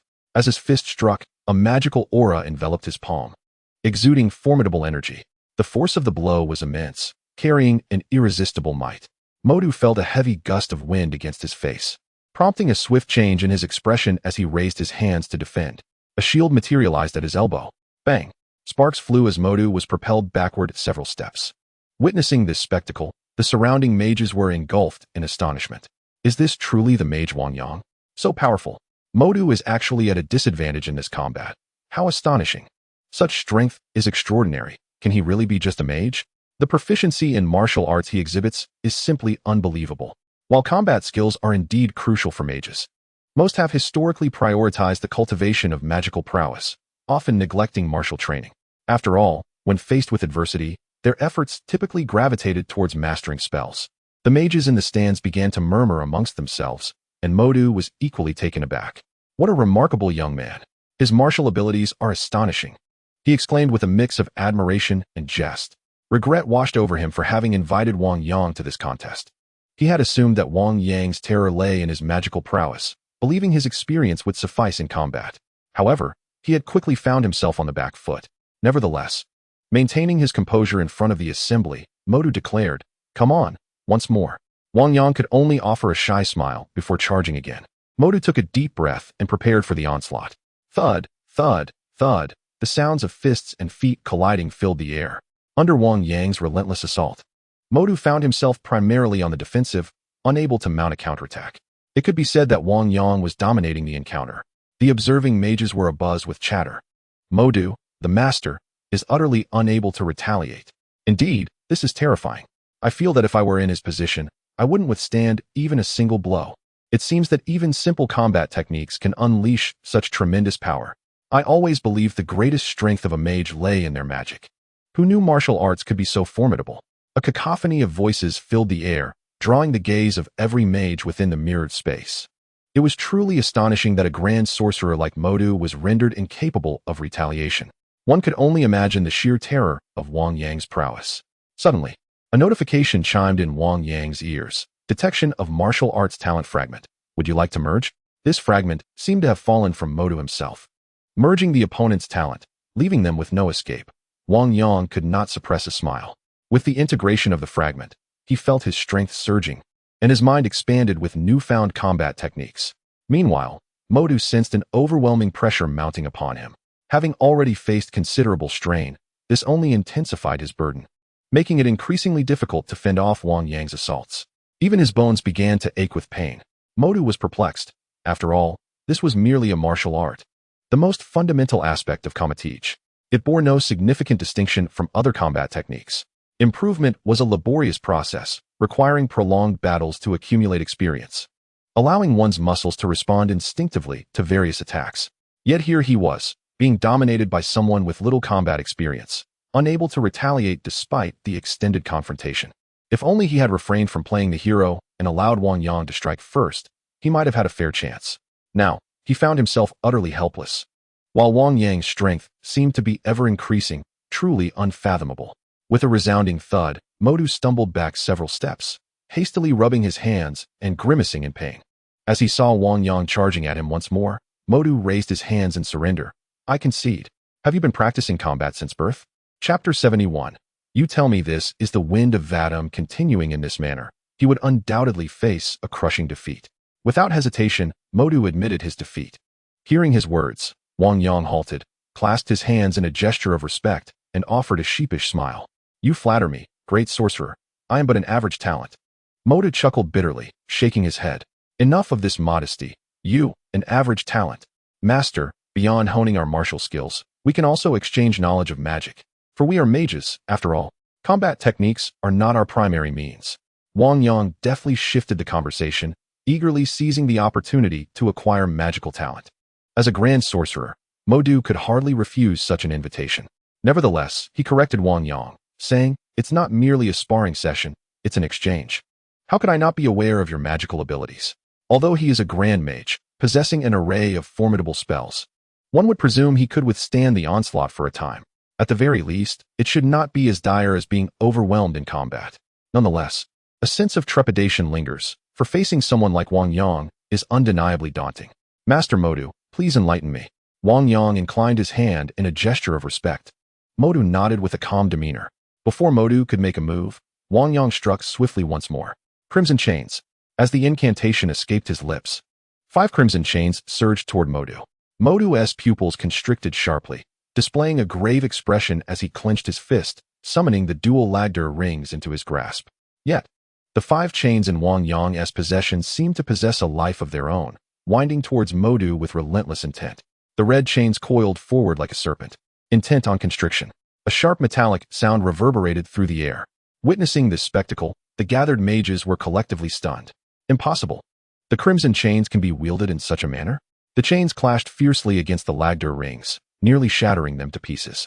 Moreover, the sheer strength of his crimson chains was astonishing. The mages began to murmur amongst themselves, gazing at the chains in Wang Yang's hands with disbelief. To them, the very notion that someone could wield such magic seemed unfathomable. Had it not been for the live demonstration before their eyes, they might not have believed it at all. Yet, this was sufficient to leave them awestruck and moved. Even the senior mages were left gaping in astonishment. While the crimson chains could indeed seal and ensnare an opponent, what had just transpired was akin to the edge of a blade. I could sense a formidable power residing within Wang Yang's crimson chains. To command such immense strength is truly beyond comprehension. A cacophony of discussions arose. Even the grand mages found their perspectives challenged after witnessing that moment. Meanwhile, Modu's emotions were tumultuous. He was wholly focused, unable to afford even a moment as distraction, acutely aware that any lapse could result in his injury. Compared to the last time he encountered Wang Yang's magic, it appeared to have evolved. Could this fellow's magical prowess be limitless? Modu's mind was a whirlwind. He had encountered powerful magic before, but most had their boundaries, and no one could perpetually amplify their strength. Yet, it seemed that Wang Yang's magic could enhance its potency at any given moment. In that instant, Modu could only wield his crimson shield, moving it with utmost precision to create an impenetrable barrier, striving to withstand Wang Yang's crimson chains. Master Modu, you do not disappoint. I find myself unable to breach your defenses. Wang Yang let out a quiet sigh, feeling that his magic was still not formidable enough. Otherwise, he would not have been unable to breach Modu's defenses. Upon hearing this, Modu's nerves tightened. Was this young man planning to employ another form of magic? A mere gesture would suffice. Did he intend to play for real here? What if he truly lost? How embarrassing that would be. Just then, a tempest surged forth. Although the magic had yet to take shape, Modu, with his experience, immediately recognized this powerful force as the wind of Vadam. This realization allowed Modu to exhale slightly, his expression softening. Wang Yang was still granting him some measure of respect. The Wind of Vatum was merely a supportive spell, nothing extraordinary. Wind of Vatum, Wang Yang called out, and upon hearing his words, Modu sighed in relief. His suspicions were confirmed. Since you have invoked this spell, I shall too. Let us see if I can suppress your Wind of Vatum. Modu believed that this spell was not one he had taught Wang Yang, but rather one he had learned independently. Its power could not possibly compare to that of the magic he had instructed. Thus, he thought he might indeed be able to dominate. Boom. A tremendous storm erupted as Wang Yang waved his hand. It was several times larger than Modu's own Wind of Vatum. Witnessing this, Modu's expression froze, his hair standing on end, and cold sweat poured down, saturating the back of his clothing. Boom. His Wind of Vatum was instantly devoured. A sense of terror welled up within him. Wasn't the Wind of Vatum merely a supportive spell? How could it possess such might? He even felt that had it not been for the restrictions of the arena, Wang Yang might have shattered this mirrored space entirely. Suddenly, Modu recalled a time when someone had destroyed the library. Was it not such a formidable storm that had wreaked havoc? Could it be that Wang Yang was the one responsible for the destruction of the library? Modu's heart was gripped with shock. He could hardly fathom that Wang Yang had grown so powerful. How could he contend with such magic? How could he resist? Were it not for the multitude of spectators surrounding him, he might have dropped to his knees in fear. This was a life-and-death crisis. Under the weight of such terrifying destructive force, he found himself unable to utter a word. Despair filled Modu's heart. Would he truly perish on this stage? Struck down by a single spell? At that moment, the assembled mages watching the spectacle were also taken aback, their mouths agape in disbelief. They felt their breaths quickening. This was indeed the Wind of Vatum? Surely you jest. Even the most exalted of mages could not wield such strength with this spell. It is truly terrifying, utterly terrifying. The mage Modu is remarkably powerful, capable of facing such formidable magic head-on. Were I to confront such sorcery, I would likely kneel in submission. After all, he is a grand mage, a level beyond our reach. Chapter 72. Not everyone is like Wang Yang. A dreadful storm surged forward, aiming directly at Modu. In the arena, Wang Yang had already noticed something amiss with Modu. Was he too formidable? With a flick of his hand, Wang Yang diminished the power of the Wind of Vatum by a staggering 90%. This should suffice, he mused to himself. Simultaneously, despite the reduction, the Wind of Vatum still appeared overwhelmingly fearsome as it barreled toward Modu. Countless mages present gasped in astonishment, many concerned for Modu's safety. Such a terrifying force could reduce even stones to mere dust. At that moment, surrounding Modu on the platform, a multitude of crimson lines emerged, swiftly coalescing into a colossal shield encasing him. It was indeed the shield of Seraphim. Boom. The powerful gusts of the storm radiated outward, sending several mages flying. As the tempest subsided, the arena re-emerged before the spectators. To their astonishment, Modu, who was of ebony complexion, appeared somewhat pale, sweat cascading down his form, his garments drenched, embodying the visage of one who had narrowly escaped disaster. A profound silence enveloped the mirrored space, an almost eerie stillness. The assembled mages could scarcely fathom the existence of such a terrifying spell, particularly as it had merely served as auxiliary magic in their hands, yet had transformed into something so potent in Wang Yang's grasp. Although the ritual continued after Wang Yang and Modu's sparring, the battles of others paled in comparison, lacking that intense sensation. It felt akin to being served a feast of exquisite delicacies only to subsequently be presented with plain fare. The disparity was undeniably vast. Strange had successfully ascended to the status of an apprentice mage, yet he found no joy in this achievement. Instead, he felt an overwhelming sense of despondence. Though he acknowledged that Wang Yang was on an entirely different tier, the disparity in magical prowess was stark. Observing the spells in Wang Yang's hands contrasted with his own, Strange recognized the considerable gap between an apprentice mage and a true mage. Nevertheless, this realization only fueled his determination to strive harder, aspiring to reach Wang Yang's level. Strange, you have arrived. Excellent. Wang Yang and Modu awaited Strange's arrival at the training ground. Upon his entrance, Modu was the first to speak, addressing him. Master Modu. Master Wang Yang. Strange greeted the two with a respectful bow. Congratulations on officially becoming an intern mage. However, this marks merely a new beginning on your journey as an apprentice. You must continue to apply yourself diligently. Master Modu spoke earnestly. I understand, Master Modu.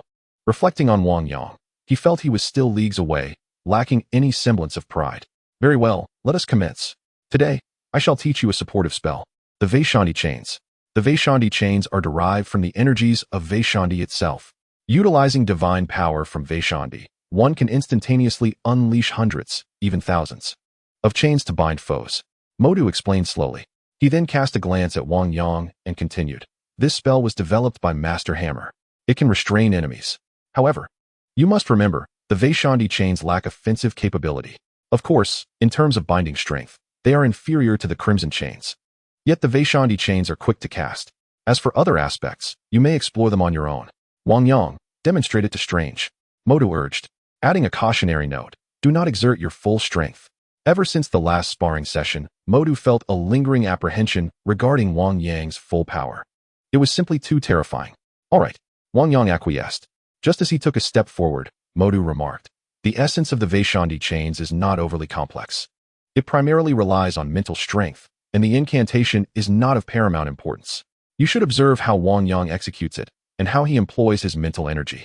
Upon hearing Modu's words, Strange gazed at Wang Yang with great anticipation. Wang Yang raised his hand and opened the portal to the mirrored space. I almost forgot. We should indeed enter the mirrored space. Otherwise, the training ground may suffer destruction. Modu chuckled lightly, then led Strange into the mirrored realm.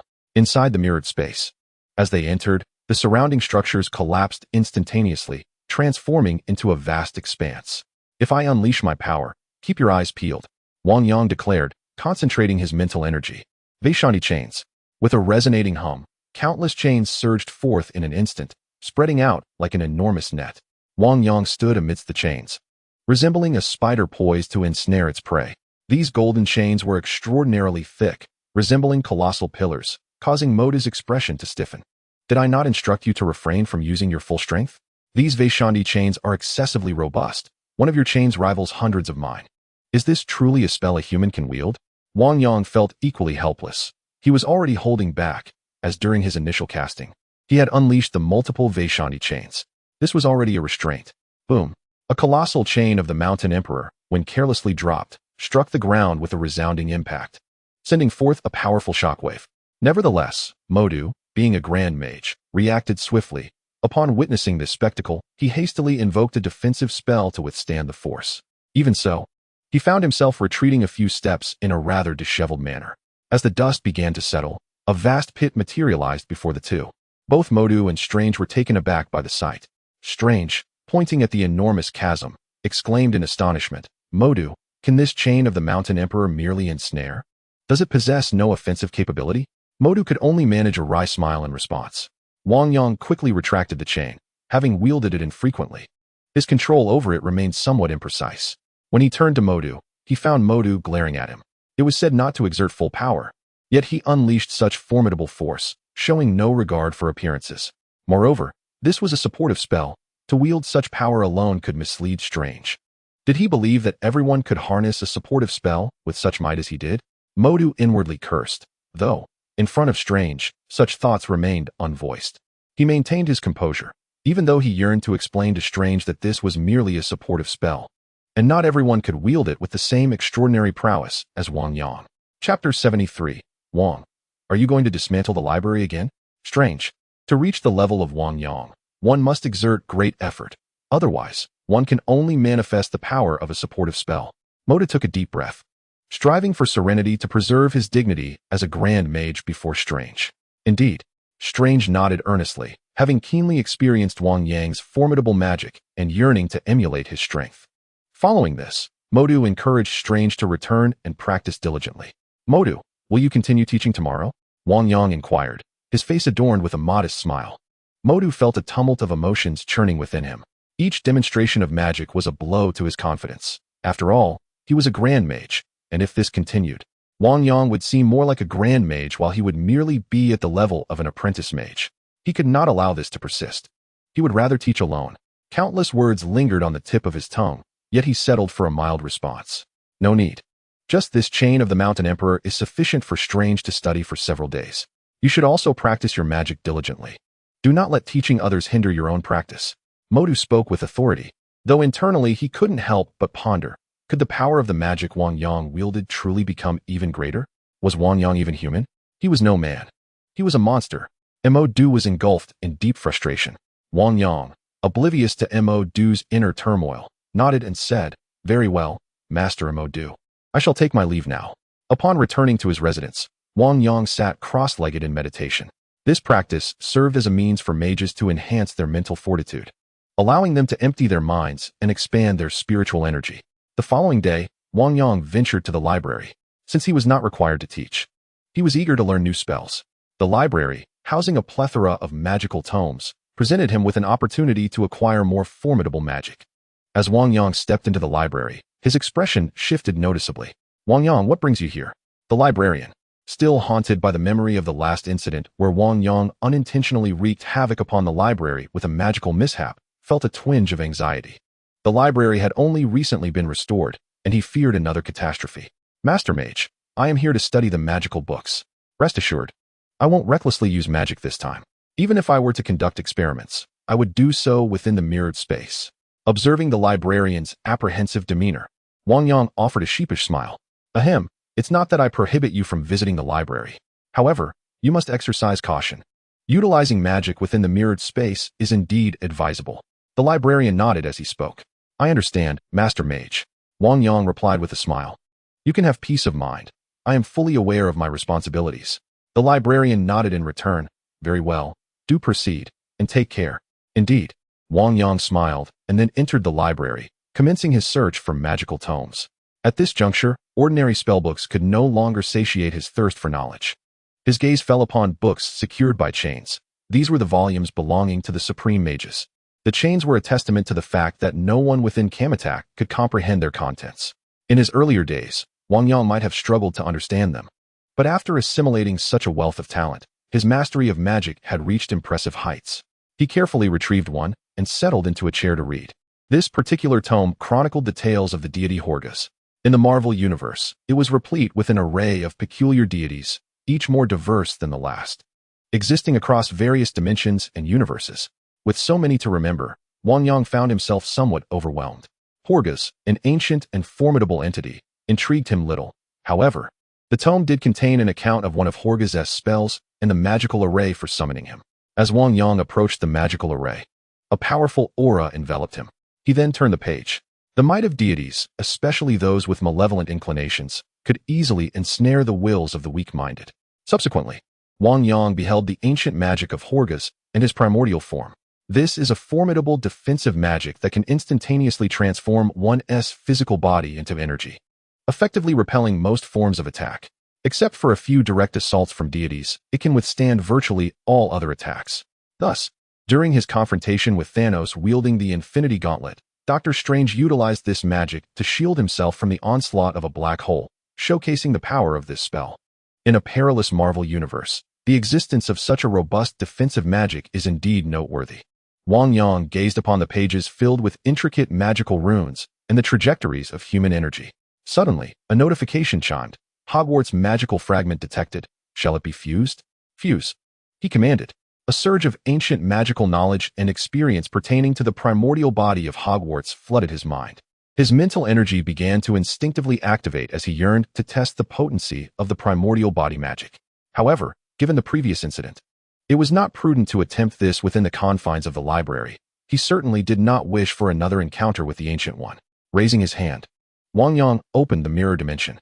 With a decisive step, he entered this alternate space. Wang was vigilantly monitoring Wang Yang, determined to prevent a recurrence of the previous event.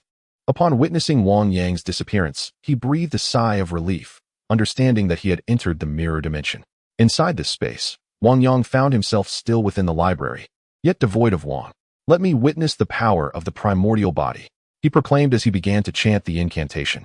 Simultaneously, his form seemed to transform into energy, capable of dispersing outward as if splitting apart, morphing into countless shimmering fragments. These radiant shards spread like butterflies, appearing exquisitely beautiful. Although Wang Yang sensed his body dispersing, the sensation was not particularly overwhelming. As he reveled in the beauty of the butterflies, they suddenly unleashed a torrent of energy, resulting in a terrifying shockwave that reverberated outward. Boom! The explosion resembled a chain reaction, causing all the butterflies to shatter violently. The entire mirror dimension quaked intensely, and a fissure appeared in the sky. Meanwhile, in the library, Wang felt an immense sense of relaxation, engrossed in his reading after Wang Yang had entered the mirror dimension. However, at that moment, boom. A tremendous tremor resonated through the air, causing Wang to plummet to the floor. Before him materialized hundreds of fissures, exuding an ominous aura. Chapter 74, The Ether Falls. Do you think you are worthy to ally with me? Wang stared in shock at the scene unfolding before him. Hadn't Wang Yang entered the mirror dimension to experiment with magic? How could such a colossal disturbance arise? In this mirrored realm, one could indeed create such a tumultuous disturbance. Is it truly a human?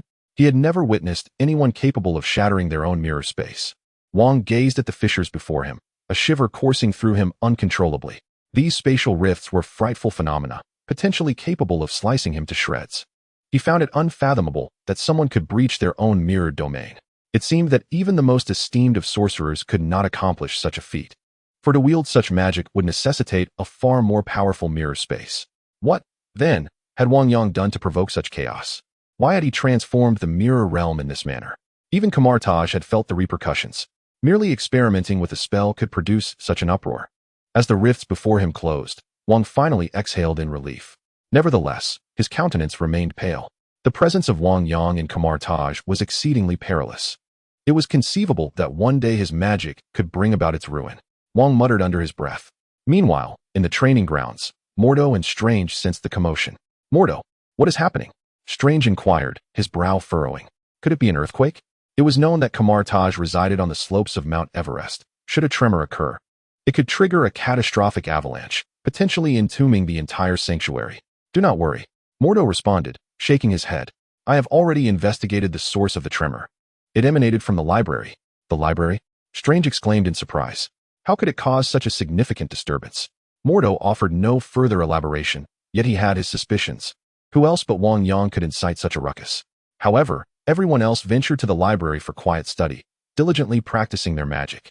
Wang Yang, on the other hand, seemed to approach it as if he were crafting a deadly weapon, sending tremors throughout Kamar-Taj. Mordo was at a loss for words. This boy was truly a marvel. Strange. Let us not concern ourselves with this matter any longer. Let us return to our studies. Mordo declared, shaking his head. Indeed, Master Mordo. Strange nodded in agreement. And they resumed their magical studies. In the cosmos, a colossal spacecraft barreled toward Varthelheim, the realm of the Dark Elves. After slumbering for millennia, the Dark Elves finally awakened. The Dark Elf leader, Malekith, had arrived at the day of his revival. A roar erupted from his lips. Odin, your kingdom shall ultimately be obliterated, and your family shall perish by my hand. Malekith's furious proclamation resonated, inciting a chorus of agreement among the Dark Elves. Suddenly, a spacecraft materialized from the depths of space, descending upon a multitude of Dark Elves. What is that? Who are they? Are they from Asgard? The Dark Elves unsheathed their weapons, forming a defensive stance. At that moment, a beam of light projected from the colossal ship, revealing a slender figure resembling a monkey, alongside a massive silhouette. I am Ebony Maw, in service of the great Thanos. The leader of the Dark Elves narrowed his eyes. Thanos. Malekith's gaze sharpened. We did not come to engage in battle with you. We are here to deliver a message. Ebony Maw bowed slightly before continuing. What message? Malekith scrutinized the monkey-like figure. I am aware of your intentions towards Odin, but with your current strength, you are unlikely to contend with the ruler of the 9 realms. Ebony Maw spoke slowly. What do you mean? Are you implying I am inferior to Odin? Malekith approached Ebony Maw with his weapon drawn, anger etched on his face, ready to strike down the two before him at the slightest provocation. We are not here to battle you. We come to offer our assistance. Ebony Maw replied with an air of indifference. The ether particles. Initially intent on slaying the 2 insolent visitors, Malekith's expression shifted abruptly upon hearing their words. The ether was the Dark Elves' most treasured possession, seized by Odin following their defeat in battle. Since then, their clan had dwindled to a mere few thousand, igniting Malekith's fury to raze Asgard to the ground. Despite his arrogance and dissatisfaction with Ebony Maw's insinuation of his inferiority to Odin, he understood this truth deep down. Leader of the Dark Elves, we do not believe that without the ether particles, you can prevail against Odin. We merely wish to ally with you, but before forming an alliance, we require you to possess the power to vanquish Odin. Ebony Maw spoke with utmost politeness. Although Malekith was disinterested in forming an alliance with Thanos, the ether particles held immense significance for him. As a millennium-long adversary, he was acutely aware of Odin's formidable prowess. Without the ether particles, he might not stand a chance against Odin, let alone Asgard's powerful army. which had enabled them to contest the 9 realms and attain such lofty honors. If he could acquire the ether, perhaps they would have a fighting chance. Where's the ether? Malekith inquired in a low voice. Tell me where the ether is. If I can obtain it, I am willing to represent the Dark Elves in forming an alliance with you. Ebony Maw smiled. At this moment, the ether resides in the mystical sanctuary of Kamar-Taj. Odin has hidden the ether on Earth, anticipating that the Dark Elves would awaken and extend their reach to Asgard. Oh, the insignificant Earth, and Odin dares to place it there? Malekith let out a sound of realization. He was present in this realm, yet oblivious to Earth, and thus unaware of Kamar-Taj and the Sorcerer Supreme, Ancient One. Due to the distance, the Dark Elf leader believed that with your prowess, you could undoubtedly reclaim the ether. His hands clasped before his chest, he was exceedingly courteous. I trust you shall become allies. Malekith nodded and replied, Indeed, it shall be so. However, in the next moment, Malekith suddenly struck out, heading directly for the two. Yet, as he approached and made his move, Yumo, though, and the Dark Star abruptly vanished, and their ship sped away into the void. They fled with remarkable swiftness. Did you think that by offering the ether as a gesture of goodwill, I would forge an alliance with the Dark Elves? How laughable! Malekith scoffed, and then summoned the Dark Elves, setting his course for Earth. Chapter 75, Modu. Almost disgraced before my apprentice within the spacecraft, observing the Dark Elves assembling rapidly, Dark Star frowned and voiced in a grave tone. There is no ether on Earth, and why would we ally with the Dark Elves? An alliance? That is merely providing them with a false pretext for trust. Yumo, though, shook his head and replied, In truth, there is no ether on Earth. Kamar-Taj is merely a locale for the study of magic. However, they have influenced our battle in New York, and they must pay the price. Dark Star nodded in agreement. They indeed owe a debt for obstructing Lord Thanos' plans. Subsequently, the ship vanished into the dark expanse of the cosmos. The Dark Elf race consists of beings capable of thriving in the shadows, seamlessly merging into darkness, which is their distinct advantage. They are born assassins, innate infiltrators. Their vessels remain undetectable. Even the most fortified sanctuaries cannot thwart the incursion of Dark Elves. Not even Heimdall, the all-seer of the 9 realms, could discern their presence. Thus, they infiltrated the sanctum and slayed Odin's wife, demonstrating their formidable capabilities. Although Kamar-Taj possesses formidable defenses, aside from the Sorcerer Supreme, few adept practitioners dwell within, compounded by the fact that the sorcerers, having just concluded a grand celebration, were largely in a state of complacency, rendering the Dark Elves' incursion remarkably effortless. They infiltrated directly from the temple. While every sanctum has its guardians, against the stealthy Dark Elves, they scarcely had time to react before being dispatched. Malekith, having contended with Odin, found dealing with these sorcerers to be child's play. The defenses of the London sanctum were utterly inadequate. Nevertheless, the London sanctum was not without its grandmasters. Grandmaster Basil Chemos was distinguished among them. Upon witnessing the deaths of the sorcerers, he was filled with immense rage.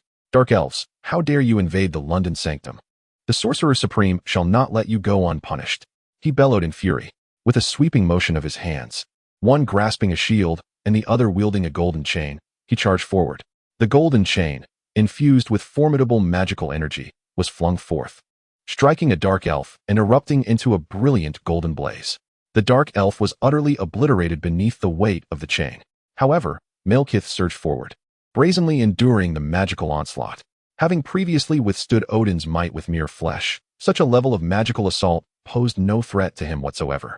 Pathetic magic, Malekith scoffed, then unleashed a powerful punch.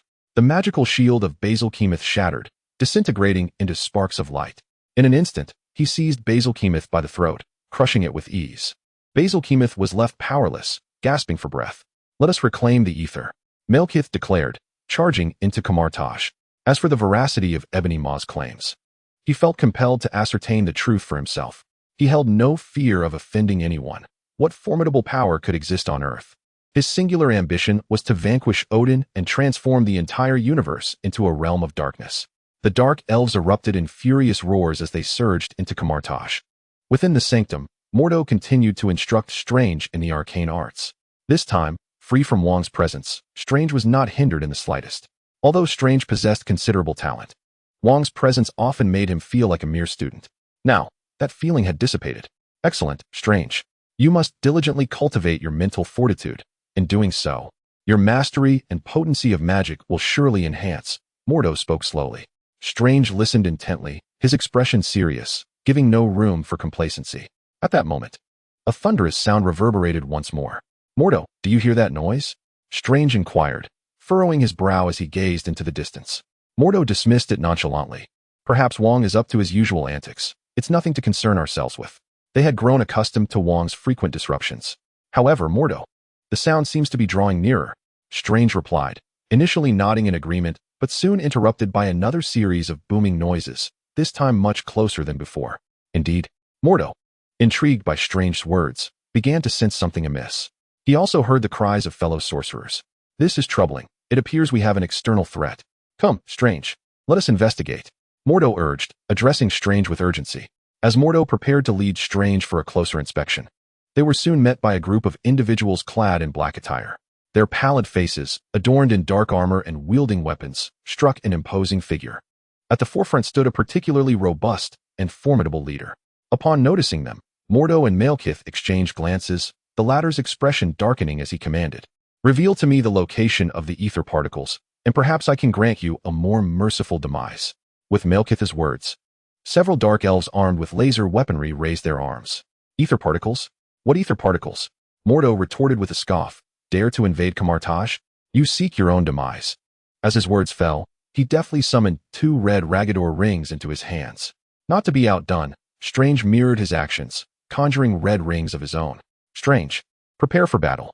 We are the sorcerers of Kamar-Taj." With that, Mordo charged directly at Malekith. Zing, zing, zing. The laser weaponry erupted in a flurry of fire. Mordo deflected the onslaught with his Ragador rings, but a powerful beam shattered the ring on his right hand. Regaining his composure, he conjured a magical longsword in his right hand, striking down one of the advancing dark elves with a swift, lethal slice. However, in the next moment, Malekith retaliated with a crushing fist, the sheer force of which overwhelmed even Mordo's defenses, sending him sprawling. Strange, swift to react, caught Mordo in the nick of time. Mordo felt a flush of embarrassment at being rescued by his own apprentice. These adversaries proved far more formidable than he had anticipated. Chapter 76. Malekith, you are reopening my wounds. Among the grand sorcerers of Kamar-Taj, Mordo was certainly among the most formidable, though seemingly unremarkable in the mundane. His true prowess in battle was nothing short of extraordinary, proving even Malekith unable to gain the upper hand. Strange, be cautious. These dark elves possess immense strength. Before Mordo could elaborate further, Malekith's minions surged forth, charging directly at Strange, igniting a fierce skirmish in the training grounds. One was the most potent sorcerer under the Supreme Sorcerer, while the other was the future Dr. Strange. Under the tutelage of Wang and Mordo, Strange's abilities surpassed those depicted in film, managing to momentarily stave off the onslaught of dark elves. Yet, both Mordo and Strange understood that their foes were more powerful than they had envisioned, each attack imbued with formidable dark energy. With a single punch, they were sent staggering several steps back, the ring of Lagador in hand flickering ominously. Yet, their attacks posed no threat whatsoever to Malekith. It was not that the magic of Kamar-Taj was ineffective, but rather that their strength paled in comparison to Malekith's. This was akin to a battle between an adult and 2 children, operating on entirely different levels. I had underestimated Kamar-Taj, but this is where it ends. Malekith's voice was chillingly cold as he declared, "No one can prevent me from acquiring the ether particles." He thundered, his entire form enveloped by a shroud of dark power. With a punch, the air around him stirred with a dark current. Boom! Mordo was sent flying, spitting blood. Yet, undeterred, he rose again, determination etched on his face. "I am the Grandmaster of Kamar-Taj. It is my duty to protect it, and I would gladly lay down my life for this cause. You have intruded upon Kamar-Taj, and the Supreme Sorcerer will ensure you pay the price." Mordo roared, charging forward once more. A formidable surge of magical energy swirled around him, and the ring of Lagador in his grasp appeared to gain even greater potency. However, it was in vain. After all, Malekith was far too powerful. He was a being capable of contending with Odin. Perhaps there was some exaggeration to this claim. Yet it remained apparent that his physical prowess was beyond the reach of an ordinary earthling. He needed no defense to withstand Mordo's assault, while Mordo found himself utterly incapable of repelling Malekith's onslaught. After spewing another mouthful of blood, he was hurled backward, crashing into a pillar and fracturing 2 or 3 ribs. Nevertheless, he stood tall once more. "I am the Grandmaster of Kamar-Taj, a disciple of the Supreme Sorcerer. Even in death, I shall not allow you to pass." In that moment, Mordo appeared battered and bruised, his monk's robes torn and stained with blood, Yet his resolve was unwavering as he stood defiantly before Malekith. Though he did not comprehend the nature of the ether that Malekith sought, he was determined to obstruct his path. Even Malekith, witnessing this scene, could not help but nod in acknowledgement. I concede, you are a warrior. Your bravery is commendable, even among our dark elves. I shall use my full strength to send you back to the shadows. Malekith's gaze towards Modu turned grave. Modu, bloodied at the corners of his mouth, fixed his steadfast gaze upon Malekith, resolute in his refusal to retreat, not even a single step. He faced death with unwavering courage. At this moment, Strange, who was fending off an attack from a dark elf, turned to witness a scene that sent a chill down his spine. No, Mordo. A name suddenly emerged in his mind. Perhaps only this individual could save them, rescue Mordo. Wang Yang. In that instant, Strange called out with all the strength he could muster. Wang Yang. His voice resonated through the air. Wang Yang had been engrossed in experimenting with magic in the mirror dimension, but the overwhelming power of the ancient body had torn through the fabric of space, allowing him to step out, prepared to apologize to Wang. At that moment, he sensed a surge of dark energy. Without hesitation, he emerged alongside Wang and beheld the dark elves engaged in combat with the sorcerers. Is Mordo and Strange in the training grounds? Wang questioned loudly. Although the dark elves were not particularly formidable, if their leader were to arrive, Mordo and Strange would be in grave danger. Leave this to me, you go check. Wang instructed decisively, fully aware of the dark elves' true strength compared to Wang Yang's understanding. Wang Yang intended to argue that they should not be in the training grounds. But regardless of the situation, he felt compelled to investigate. Without further delay, after witnessing Wang fend off the dark elves, he swiftly traced a circle and opened a portal. Upon arriving, he immediately heard Strange's resounding call, Wang Yang. Soon after, his eyes fell upon Mordo, who had taken a direct hit from Malekith. Puff! Mordo was on the verge of being thrown back, but Wang Yang raised his hand, tracing another circle, and appeared behind Mordo just as he was propelled backward, guiding him into the portal where he caught him. Master Mordo, how are you? Wang Yang inquired, one hand shielding Mordo. I'm fine, Mordo gasped, but then coughed up blood, his countenance growing pale and weary, teetering on the brink of unconsciousness. After all, even though Mordo was a grand sorcerer, he was no different from a mortal in the face of Malekith's might. Rest for a moment. I will handle this from here, Wang Yang urged, helping Mordo to sit before advancing towards Malekith. Be careful, he is incredibly powerful. Mordo managed to warn, struggling to maintain his composure. I am aware, Master Mordo. Wang Yang responded without looking back, his focus unwavering on Malekith. Malekith, you have no place in Kamar-Taj, and you shall not harm my teacher. His voice was laced with cold resolve. However, Malekith dismissed Wang Yang's words with indifference, coldly retorting, anyone who obstructs my retrieval of the ether must die, and the weak, in the eyes of the strong, deserve no mercy. You have no right to exist. Upon hearing Malekith's declaration, Wang Yang could not help but smile. The dark elves remain audacious, despite being on the brink of extinction at the hands of Odin, still perceiving themselves as formidable beings. Wang Yang shook his head as he spoke. Upon hearing Wang Yang's words, Malekith erupted with fury, his voice echoing to the heavens. This insolent wretch was merely exposing his vulnerabilities. You seek death. In Chapter 77, the notion of revenge against Odin fueled Malekith, particularly after suffering devastating losses among the Dark Elf ranks.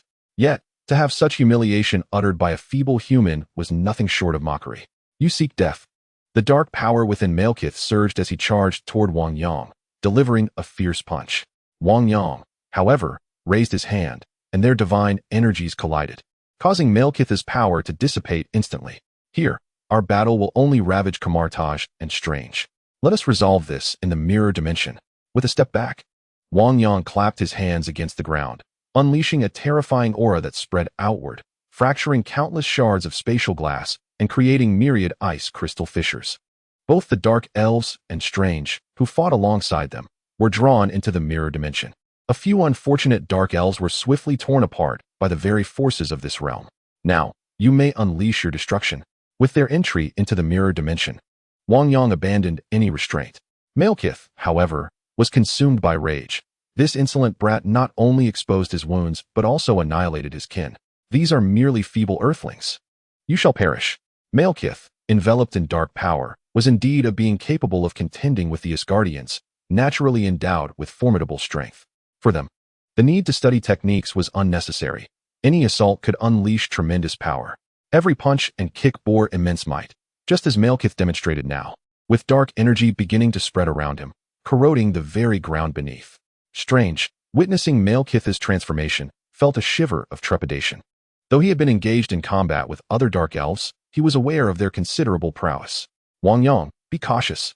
These dark energies are perilous, Strange hastily warned. He had previously been attacked by a dark elf, believing his magical shield would suffice. However, through misfortune, his shield was shattered, and had it not been for his quick reflexes, he might have met his demise. Yet, upon witnessing this scene, Wang Yang simply waved his hand. The winds of Vadam. A powerful storm swept through, instantly dispersing even Malekith's formidable dark corrosive power away from him. Wang Yang turned to Strange, puzzled, and inquired, "Strange, what did you say?" Witnessing Wang Yang effortlessly dispel the terrifying dark aura surrounding Malekith, Strange couldn't help but flinch. He had forgotten that Wang Yang could not be fathomed through conventional reasoning. Nor could he worry for him. "Oh, it's nothing," Strange replied helplessly. Despite employing various methods, none proved effective. The crux of the matter was that he was still confronting mere dark elves. How could the dark elf leader be so easily dealt with? This realization left him feeling utterly inadequate, prompting a bitter smile. He nearly succumbed to a few ordinary dark elves, but fortunately, due to Modu's training, his reflexes had significantly improved, allowing him to fend them off swiftly. Meanwhile, Wang Yang engaged in combat with Malekith. As Malekith realized that his dark powers were ineffective, he charged forward, attempting to crush Wang Yang with sheer physical strength. Wang Yang merely scoffed. He was a mage, and engaging in brute force was an endeavor for fools. Ding. Physical talent fragment detected. Would you like to merge? Wang Yang paused momentarily before responding, without hesitation, merge. Simultaneously, his muscles began to transform.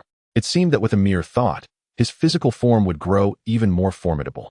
Mages inherently possess the capacity to channel cosmic energy, and merging with Malekith's physical prowess further enhanced Wang Yang's body at that moment. Though initially reluctant to confront Malekith head-on, Wang Yang's resolve shifted. The foundational magic runes coalesced in his fists as he surged forward. His formidable physique collided with Malekith. Boom, boom, boom. Resounding thuds echoed through the mirrored space as their clashes reverberated. The surrounding structures began to crumble under the sheer force of their confrontation. Each step Malekith took unleashed a terrifying power, leaving deep craters in the ground. A single punch would create a sharp, piercing scream in the air, as if the very atmosphere were being torn apart. The two engaged in relentless combat, landing blows that were almost visceral, with the air exploding around them. The powerful shockwaves dispersed, even affecting the nearby battle between Strange and the Dark Elves, disrupting their focus. Strange watched in astonishment. Was Wang Yang truly a mage? His physical strength was nearing that of the Dark Elf leader, Malekith. Although a mage could enhance their body through cosmic energy, such augmentation was usually modest. Even if Wang Yang's magical talent was exceptional, it should have its limits. Moreover, these Dark Elves were inherently powerful. Even his magical shield could hardly withstand their might. In the present moment, Wang Yang, a mage of comparable stature, found himself engaged in a fierce exchange of blows with the Dark Elf, Malekith. Although Wang Yang was notably shorter than Malekith, he managed to withstand the latter's assaults, and even forced him into retreat. Strangely, Strange was momentarily taken aback by the unfolding spectacle. Fortunately, the Dark Elves who fought alongside him were equally astonished by this display of prowess. It became abundantly clear to them just how formidable their leader was, capable of vanquishing 10 of his own kin single-handedly. Yet, against all odds, a mere human mage was able to repel their leader's onslaught. Was this truly a human? Remarkably, Wang Yang not only defended himself, but occasionally gained the upper hand. A feat that only they could fully appreciate in terms of difficulty. Though they witnessed Wang Yang casting spells to deflect attacks, there were instances when he even managed to dominate the confrontation. If they were so astounded, one could only imagine Malekith's turmoil.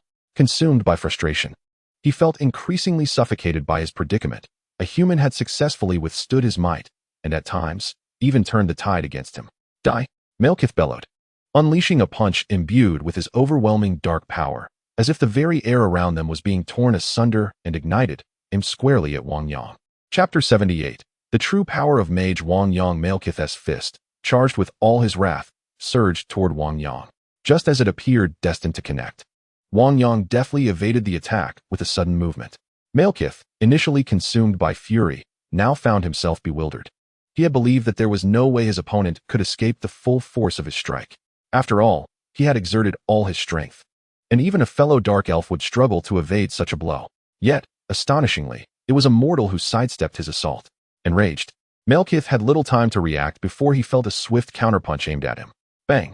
With his initial attack having missed its mark, Malekith found himself unable to evade the impending blow. He staggered backward, his expression a mix of fury and disarray. The Dark Elves, known for their martial prowess akin to that of Asgardians, prided themselves on their valor. Yet here was Malekith, struck down by a mere mortal. In that moment, the depth of his rage transcended mere anger. It was filled with a sense of annihilation. Damnable human, cursed be you. How dare you strike me? The king of the Dark Elves. Malekith seethed, incredulous that a mortal could inflict injury upon him. He had always believed that no human could ever best him or even lay a finger upon him. Yet Wang Yang had done precisely that, forcing him to retreat. It seemed that the so-called power of Dark Elves was indeed comparable to his own. Wang Yang murmured to himself, contemplating that his innate abilities were rather limited. Yet, through the fundamental framework of magical runes and the infusion of cosmic energy into his corporeal form, he had surprisingly achieved a physique comparable to that of a Dark Elf. Nevertheless, such power paled in comparison to that of the Hulk. As for why he could not detect the Hulk's abilities, it was likely due to the fact that the Hulk's strength did not stem from innate talents, but rather from gamma radiation and his escalating rage. The angrier he became, the mightier his power grew. Thus, it appeared that he could only absorb those innate abilities. These thoughts flitted through Wang Yang's mind, but upon hearing Wang Yang's words, Malekith became increasingly enraged, his nostrils flaring as he fixed a piercing gaze on Wang Yang, as if he wished to devour him whole. Yet, Wang Yang remained unfazed. While the strength of Dark Elves might not be formidable, their resilience was certainly not to be underestimated. After all, Thor, the god of thunder, could withstand the power of a star. This Dark Elf, though inferior, could not be too far behind. Now that he had come to understand his physical condition, he was disinclined to engage in a direct confrontation with the Dark Elf. Flames danced in his hand, coalescing in an instant into a radiant longsword, the holy sword of Vishanti. Before Malekith could charge at him, Wang Yang proactively advanced, wielding the holy sword of Vishanti, which emanated a terrifying aura, appearing utterly resplendent. The sharpness of the blade was utterly captivating, striking fear into the hearts of onlookers. Strange, witnessing the spectacle, was left utterly astounded. Although he was employing the same spell, his magic appeared rather mundane in comparison. Was this what one might call superior magic? Strange attempted to conjure the holy sword of Vishanti as well, but it merely materialized as an ordinary flaming longsword, lacking any semblance to the grandeur of Wang Yang's. Although practicality in magic is paramount, the disparity was glaring, causing him to question his own abilities. During his training, Mordo had deemed his casting of the holy sword of Vishanti commendable, yet why did he fall so short in comparison to Wang Yang? Furthermore, the difference in power was evidently significant. As he observed Wang Yang relentlessly pursuing Malekith with the holy sword, envy crept onto Strange's face. The Dark Elves present were equally taken aback, having never witnessed their leader in such a compromised state. With a swift slash, a plume of black smoke erupted from Malekith, evidence of his divine energy being vaporized. Malekith could sense the formidable power of this flaming longsword, realizing the peril it posed. He dared not confront it with his physical form, opting instead to utilize the divine energy he carried to block and dissipate the blow. However, this was already enough to drive him to the brink of despair. What on earth was happening? Why would such a formidable being emerge from a place like Earth? Malekith, the king of the Dark Elves, once clashed with Odin, the ruler of the Nine Realms. Yet now, he finds himself relentlessly pursued and battered by a mere mortal, a situation that incites both anger and resentment within him. But such feelings are futile. He continues to be chased and can only evade. The magic that the Dark Elves take pride in pales in comparison before the fiery sword wielded by his opponent. A single, simple strike is enough to sever the magical weapon he holds in his grasp. How could this be possible? A mere mortal. Malekith struggles to fathom how such a terrifyingly powerful individual could arise from Earth. Having lived for thousands of years and encountered numerous powerful weapons, from Odin's Gungnir, the Eternal Spear, to the ancient ice coffin of the Frost Giants, he has seen artifacts of immense strength. Yet, this magical weapon, seemingly formed purely through sorcery, possesses an equally terrifying power. Malekith finds himself unable to comprehend this, feeling as though his entire worldview has been shattered. Enough. Being pursued and assaulted by a human is something even Malekith can scarcely endure, prompting him to unleash a furious roar. The dark power emanating from him causes Wang Yang to stagger back several paces. Damnable mortal, you should perish before me. Malekith, seething with rage, glares fiercely at Wang Yang. I am somewhat surprised at how your dark elfkin have managed to endure for so long. If their power is merely this, they should have been annihilated by Odin long ago. Has Odin lost his ambition in dealing with these dark elves? Regardless, Wang Yang cannot allow these dark elves to continue their arrogance within Kamar-Taj. As he speaks, he flicks his left hand, summoning the ring of Ragador, while his right hand wields the sacred sword of Vishanti, aimed directly at the dark elves. With his movement, the entire mirrored realm shifts and churns. All within this space feel as if a terrifying presence has taken control of their world. Even Strange finds himself rooted in place, hair standing on end, as cold sweat begins to trickle down. Though he knows Wang Yang is powerful, he never anticipated him to be this formidable. Is this the true strength of Master Wang Yang? Chapter 79. Has Master Wang Yang perished? Aragorn gazes upon the sight of his dark elf king, now in such a wretched state, retreating in disarray. As Malekith's subordinate, Aragorn struggles to comprehend why his leader has fallen to such depths. At that moment, a dark elf lets out a furious roar, producing a black stone in his hand. Bang! With a decisive grip, a surge of dark energy emanated from within, seamlessly merging with his own being. As this fusion occurred, the dark elf emitted a tormented howl, and simultaneously, waves of dark power surged forth, enveloping him entirely. His physique swelled noticeably, towering over 2 meters, clad in a suit of dark brown armor, riddled with cracks and radiating a menacing crimson glow. A mere glance was enough to sense the perilous aura it exuded. With a fierce roar, the dark elf lunged towards Wang Yang. Mage Wang Yang, be cautious. Strange sensed the terrifying presence that this dark elf radiated. He attempted to intervene, but the dark elf struck with a single sweeping blow, shattering the ring of Lagdr in his grasp. Strange's face contorted with shock and disbelief. In the presence of such a formidable creature, he found himself utterly incapable of mounting any resistance. The terror was overwhelming. Master Wang Yang, you must be wary. This creature is immensely powerful. Strange shouted once more. Turning to look, Wang Yang beheld the dark elf, now enlarged and clad in its ebony armor, exuding an aura of destruction akin to a humanoid tank. Wang Yang narrowed his eyes, suspecting that the creature had activated a latent potential through some artifact. A colossal shield materialized before Wang Yang, the Seraphim shield, adorned with 3 pairs of wings, radiating an unmistakable sanctity. A thunderous crash echoed as the dark elf's assault met the shield, overwhelming even Wang Yang's ears. Yet, the massive shield remained steadfast, impervious to the assault. The mutated Seraphim shield's defensive capabilities had multiplied beyond measure. The transformed dark elf bore a striking resemblance to the one that had slain Freya, its strength amplified, accompanied by formidable magical resistance. While its intelligence had evidently been significantly enhanced, however, it posed no real threat to Wang Yang. He regarded it with indifference, merely a creature boasting formidable defenses, inconsequential in the grand scheme. Strange, however, was left astounded. Had the creature's attack been so effortlessly thwarted? So easily? The simplicity of it all was astonishing to him. He gazed at the monster relentlessly battering the shield, disbelief etched across his features. After all, he had experienced firsthand the sheer might of this creature. Each swing of its fist had the potential to unleash catastrophic destruction. His magical shield proved utterly inadequate, failing to withstand the overwhelming force that had already begun to envelop him. Such terrifying power transcended the realm of magic.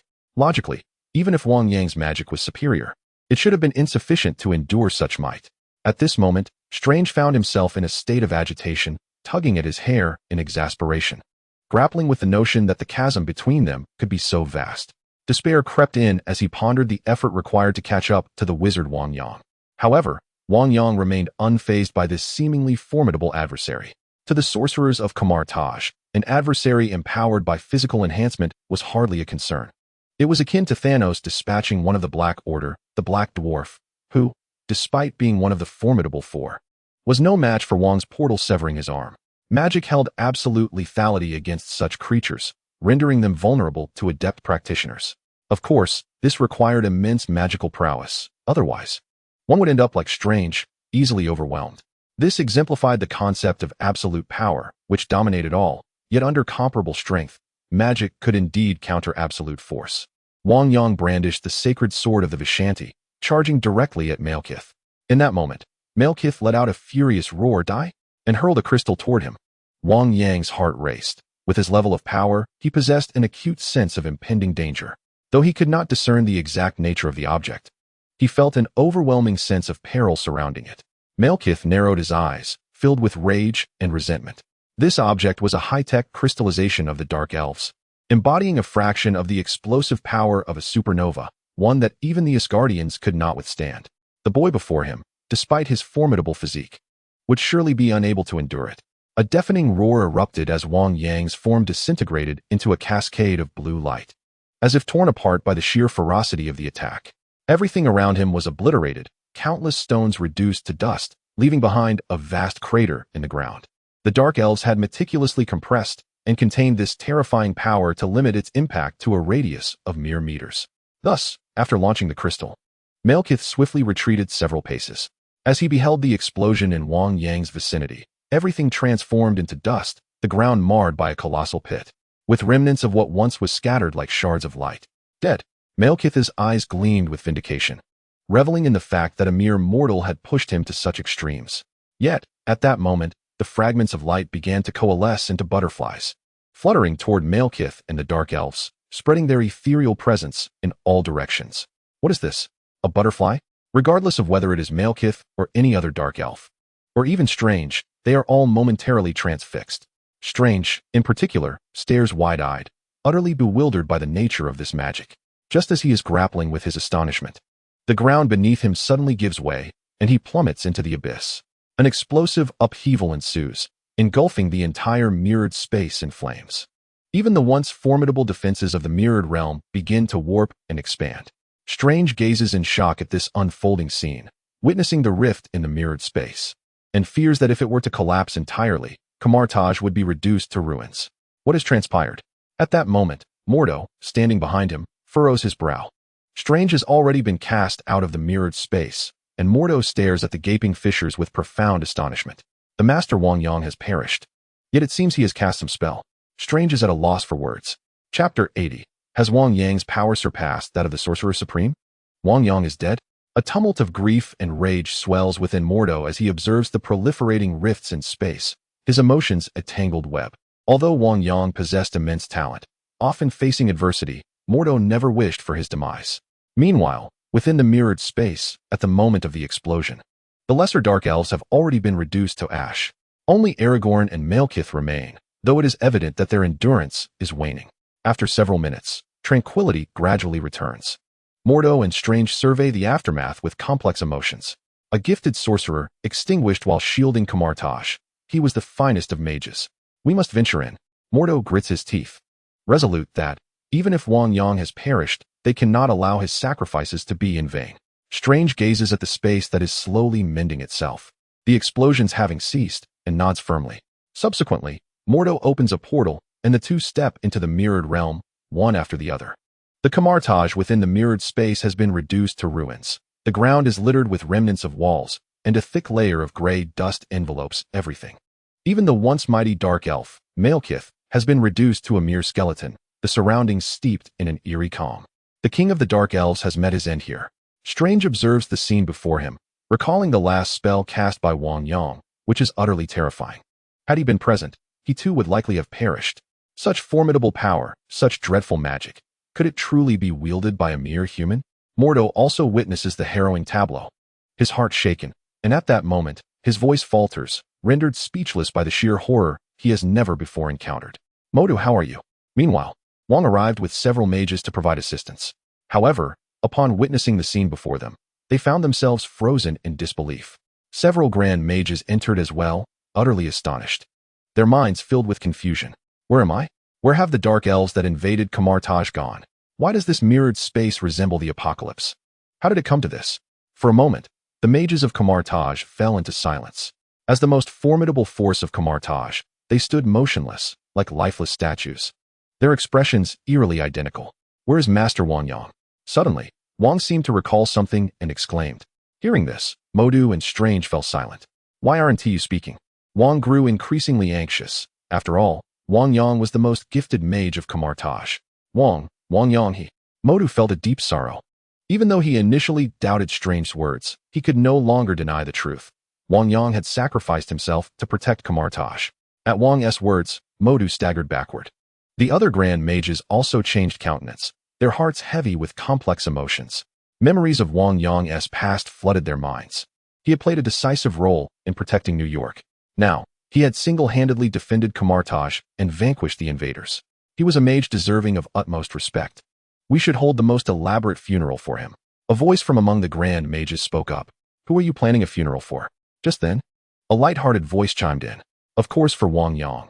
If it weren't for him. The grand mage turned to see who was speaking, his words faltering. There stood Wang Yang, looking completely unscathed, his robes showing no sign of damage. Wang Yang, you're alive? Moda gasped in astonishment. Strange, overwhelmed with joy. Could hardly contain his tears. He could not bear the thought of Wang Yang perishing before him. Wang observed this scene without surprise.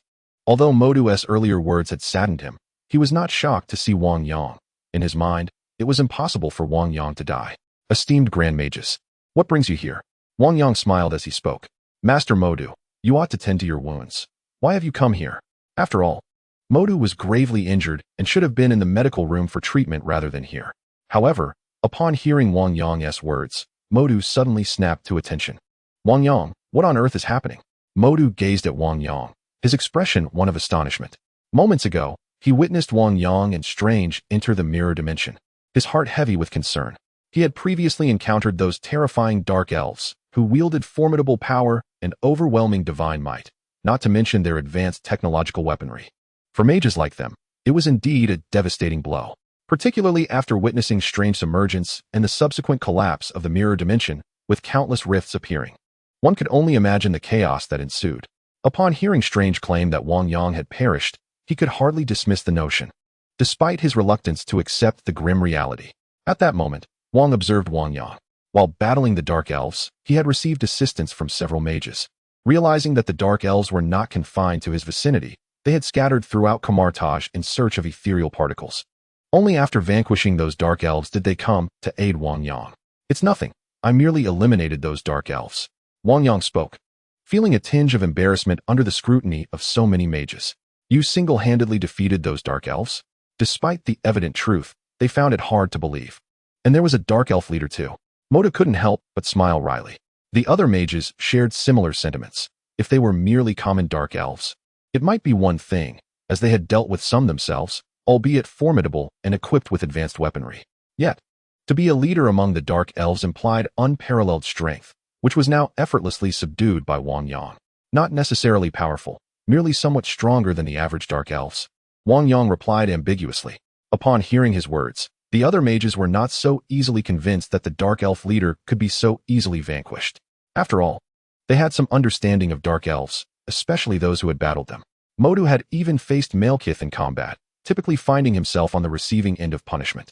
Did this not imply that Wang Yang's strength had surpassed that of the Grand Mages? Chapter 81. Did one person really defeat the Dark Elf leader? Although the Dark Elves resided in an alien realm, Kamar-Taj possessed relevant records. Malekith had lived for countless years. Even in his defeat by Odin, his power remained undeniable. After all, even in defeat, he had protected his kin from total annihilation at Odin's hands. The Dark Elves accompanying Malekith were the elite among elites. It was conceivable that even several Grand Mages would struggle against them. Yet, they were so easily dispatched by Wang Yang. Conversely, could it be that he could effortlessly contend with the Grand Mages? Although the Grand Mages were reluctant to admit it, it seemed to be the undeniable truth. After all, both Malekith and the elite of the Dark Elves have perished. Modu's heart was filled with complexity, yet he found solace in the fact that he had already been thwarted by Wang Yang on numerous occasions. Thus, even if Wang Yang had dealt with the Dark Elves, it seemed inconsequential. The Dark Elves had been vanquished, but what had transpired within the mirror realm? Modu gestured towards the happenings within the mirror space and could not help but speak. At that moment, the entire mirror realm was shrouded in a hazy gloom. Despite being a mirror realm, it was nonetheless a reflection of reality. Since Wang Yang could obliterate everything here, it followed that all within Kamar-Taj could be similarly destroyed. Wang Yang turned back to glance, offering a rueful smile as he shrugged and remarked, I inadvertently lost control. The ancient body of Hogus is rather formidable. Wang Yang could only shrug helplessly. After all, he had absorbed the divine talents of Hogus, and thus, he found it challenging to maintain control, carelessly. He had transformed everything in the mirror realm to such a state. Modu's eyes twitched slightly, leaving him at a loss for words. The great mages behind him felt even more complicated, as they had nearly obliterated Kamar-Taj within the mirror realm. If they had exerted their full power, what would have become of it? Moreover, The ancient body of Hogus? Wasn't that a spell of the Supreme Mages? The crux of the matter was that it was ostensibly a defensive spell. Could a defensive spell wield such immense power? Yet, Wang Yang appeared to have no need to deceive them. The events occurring around him suggested that anything was possible, compelling them to believe. However, they were great mages, while Wang Yang was merely an apprentice mage. In comparison, they felt somewhat inadequate, as if they were imposters. The great mages regarded Wang Yang with a sense of helplessness, even pondering how a being of such monstrous capability could merely be an apprentice mage. Did they even deserve the title of great mages? Nevertheless, as the invading dark elves were vanquished, Kamar-Taj regained its tranquility. Wang Yang could once again devote himself to the study of magic. The more powerful his magic became, the greater his sense of security. Yet, he felt somewhat uncomfortable, sensing that the gazes of the great mages upon him were peculiar, particularly when he bowed to them. These great mages seemed hesitant to accept his gesture, hastily reciprocating, as if fearing to slight him. This left Wang Yang feeling somewhat out of place. After all, he was a person who valued respect for his teachers. Even as he wielded significant power, respect must still be accorded, such as character. However, with time, he grew accustomed to it. Mutual respect was all that was required. He returned to his tranquil life, finding moments to instruct Strange or to visit the library to peruse magical tomes and learn new spells. Nevertheless, Strange evidently harbored great interest in the ancient body of Hogus, hoping to learn more about it. It is not that Wang Yang is unwilling to impart knowledge. Rather, it is imperative for Strange to prioritize building a solid foundation at this stage. Consequently, Wang Yang pledged that once Strange has mastered the spells previously taught, he would proceed with further instruction. In the sanctum of the Supreme Sorceress, she sat beside a tea table, facing Mordo.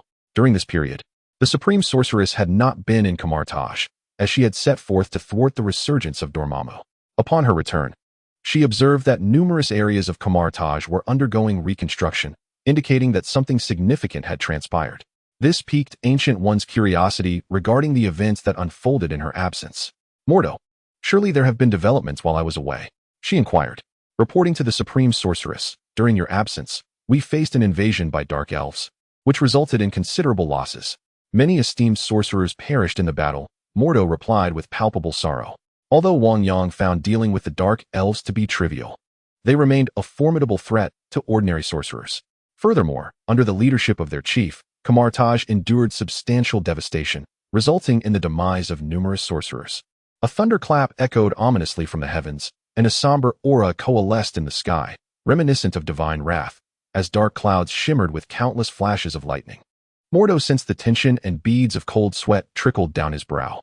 Before him, Ancient One appeared remarkably composed, but one could easily fathom her simmering fury. Yet, she maintained a gentle tone as she urged, "Pray, tell me precisely what transpired." Mordo felt a surge of trepidation, acutely aware that the Supreme Sorceress was indeed incensed.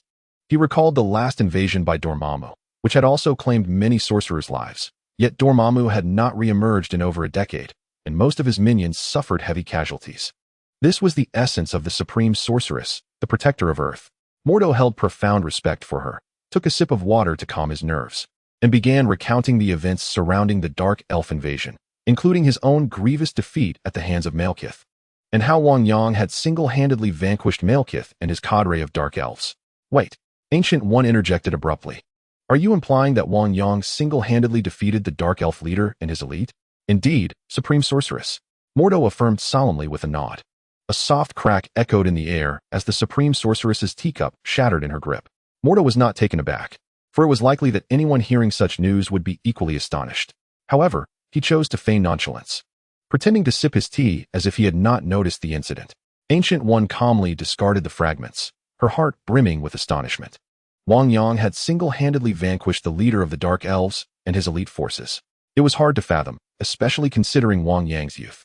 Though his innate talent was indeed formidable, such an achievement seemed implausible. Chapter 82. Finally becoming a Grand Mage, the Cosmic Spirit Sphere. The first reaction of the Ancient One was disbelief. Although the Dark Elves had been nearly annihilated by Odin, it did not imply that Malekith was any less formidable. On the contrary, his prowess was among the pinnacle within the 9 realms. Even the archmages under his command were scarcely his match. Coupled with the elite Dark Elves accompanying him, such power could not be easily subdued, even within the Celestial Palace. Yet, now Wang Yang had managed to eliminate the Dark Elves all on his own. Was this truly possible? When had he acquired such strength? The Ancient One's thoughts were in turmoil, a tempest of surprise, incredulity, and complexity swirling in her mind. Since ascending to the status of a supreme mage, she had seldom lost her composure. Wang Yang had only spent less than half a year studying at Kamar-Taj, and already he had attained such power, dispatching both the Dark Elf leader and his elite. This was indeed preposterous. Nevertheless, regardless of the circumstances, this was advantageous for Kamar-Taj, at least in her absence. Taking a deep breath, the Ancient One allowed a gentle smile to grace her face. Now, please continue. How did Wang Yang defeat Malekith? Did he employ any forbidden magic? Kamar-Taj possessed a few potent forbidden spells that could unleash incredible power, albeit at a significant cost. If Wang Yang had truly resorted to such magic, it was essential to ascertain whether the boy was in any peril. Mordo raised his head, casting a peculiar glance at the Ancient One before speaking. According to Wang Yang, he did not utilize forbidden magic. Then what magic did he employ? In response, the Ancient One poured herself a cup of tea, remarking, "There are indeed various forms of magic that possess such might." Wang Yang claimed he used the ancient body of Hoggoth. Mordo replied with a wry smile. The Ancient One, who had just lifted her cup to drink, found it shattering in her hand upon hearing this revelation. Scalding tea spilled onto her skin, yet she remained utterly indifferent. The ancient body of Hoggoth. How could this be? A tumult of unrest surged within her. The ancient body of Hoggoth was merely a defensive spell. Could there be some latent power beyond that? Mordo hurriedly recounted the entire sequence of events. After regaining her composure, the Ancient One wiped her hand. Sighing, Mordo concluded his narrative. In all honesty, at that moment, he found it somewhat unbelievable. The Supreme Sorcerer, I nearly failed to protect Kamar-Taj. After recounting the events, Mordo spoke sorrowfully. As a Grand Sorcerer, he felt the weight of his inability to thwart the advance of the Dark Elves, who almost breached their sanctum. Fear not. I do not intend to cast blame upon you. Your efforts have been commendable and reflect the stature of a Grand Sorcerer. It is not your fault that you were unable to overcome Malekith, spoke Ancient One with a calm demeanor. Mordo could only manage a bitter smile, contemplating that if everyone were as feeble, it would be one thing. Yet, a novice in the arcane arts, who had barely studied for a fraction of his time, had single-handedly vanquished the Dark Elf leader and their elite forces. Very well, summon Wang Yang. I wish to speak with him. Ancient One, unaware of the turmoil within Mordo's heart, commanded. Upon hearing her words, Mordo quickly replied, "Yes, Supreme Sorcerer." He then rose, bowed respectfully, and departed. Soon, Mordo found Wang Yang engrossed in reading at the library and instructed him to proceed to Ancient One's residence. As Wang Yang made his way to the abode of the sorceress, he pondered a curious thought. The Dark Elves were supposed to ambush the Celestial Palace. Could it be that my presence has altered the very fabric of this world, rendering it a parallel universe within the Marvel realm? Upon arriving at Ancient One's residence, he humbly greeted her. "Supreme Sorcerer, you summoned me?" He held the utmost respect and admiration for this formidable figure of Kamar-Taj. "Come, sit, do not be anxious." Ancient One welcomed him with a gentle smile. Wang Yang took a seat, feeling somewhat apprehensive. Ancient One poured him a cup of tea and continued, "I called you here to inquire about something. Please, go ahead." Wang Yang nodded, gazing at Ancient One with anticipation. "What is your perspective on the Dark Elves?" Ancient One inquired with a smile. "Perspective? They are merely one of the myriad races in the universe," Wang Yang replied noncommittally. "No bias." Ancient One scrutinized Wang Yang intently, then nodded in approval. "Excellent." Pleased with Wang Yang's response, Ancient One's satisfaction grew with each glance. "Supreme Sorcerer, what is the purpose of your inquiry?" Wang Yang questioned, puzzled as to why the Supreme Sorcerer would ask such a question. "Indeed, there is a purpose."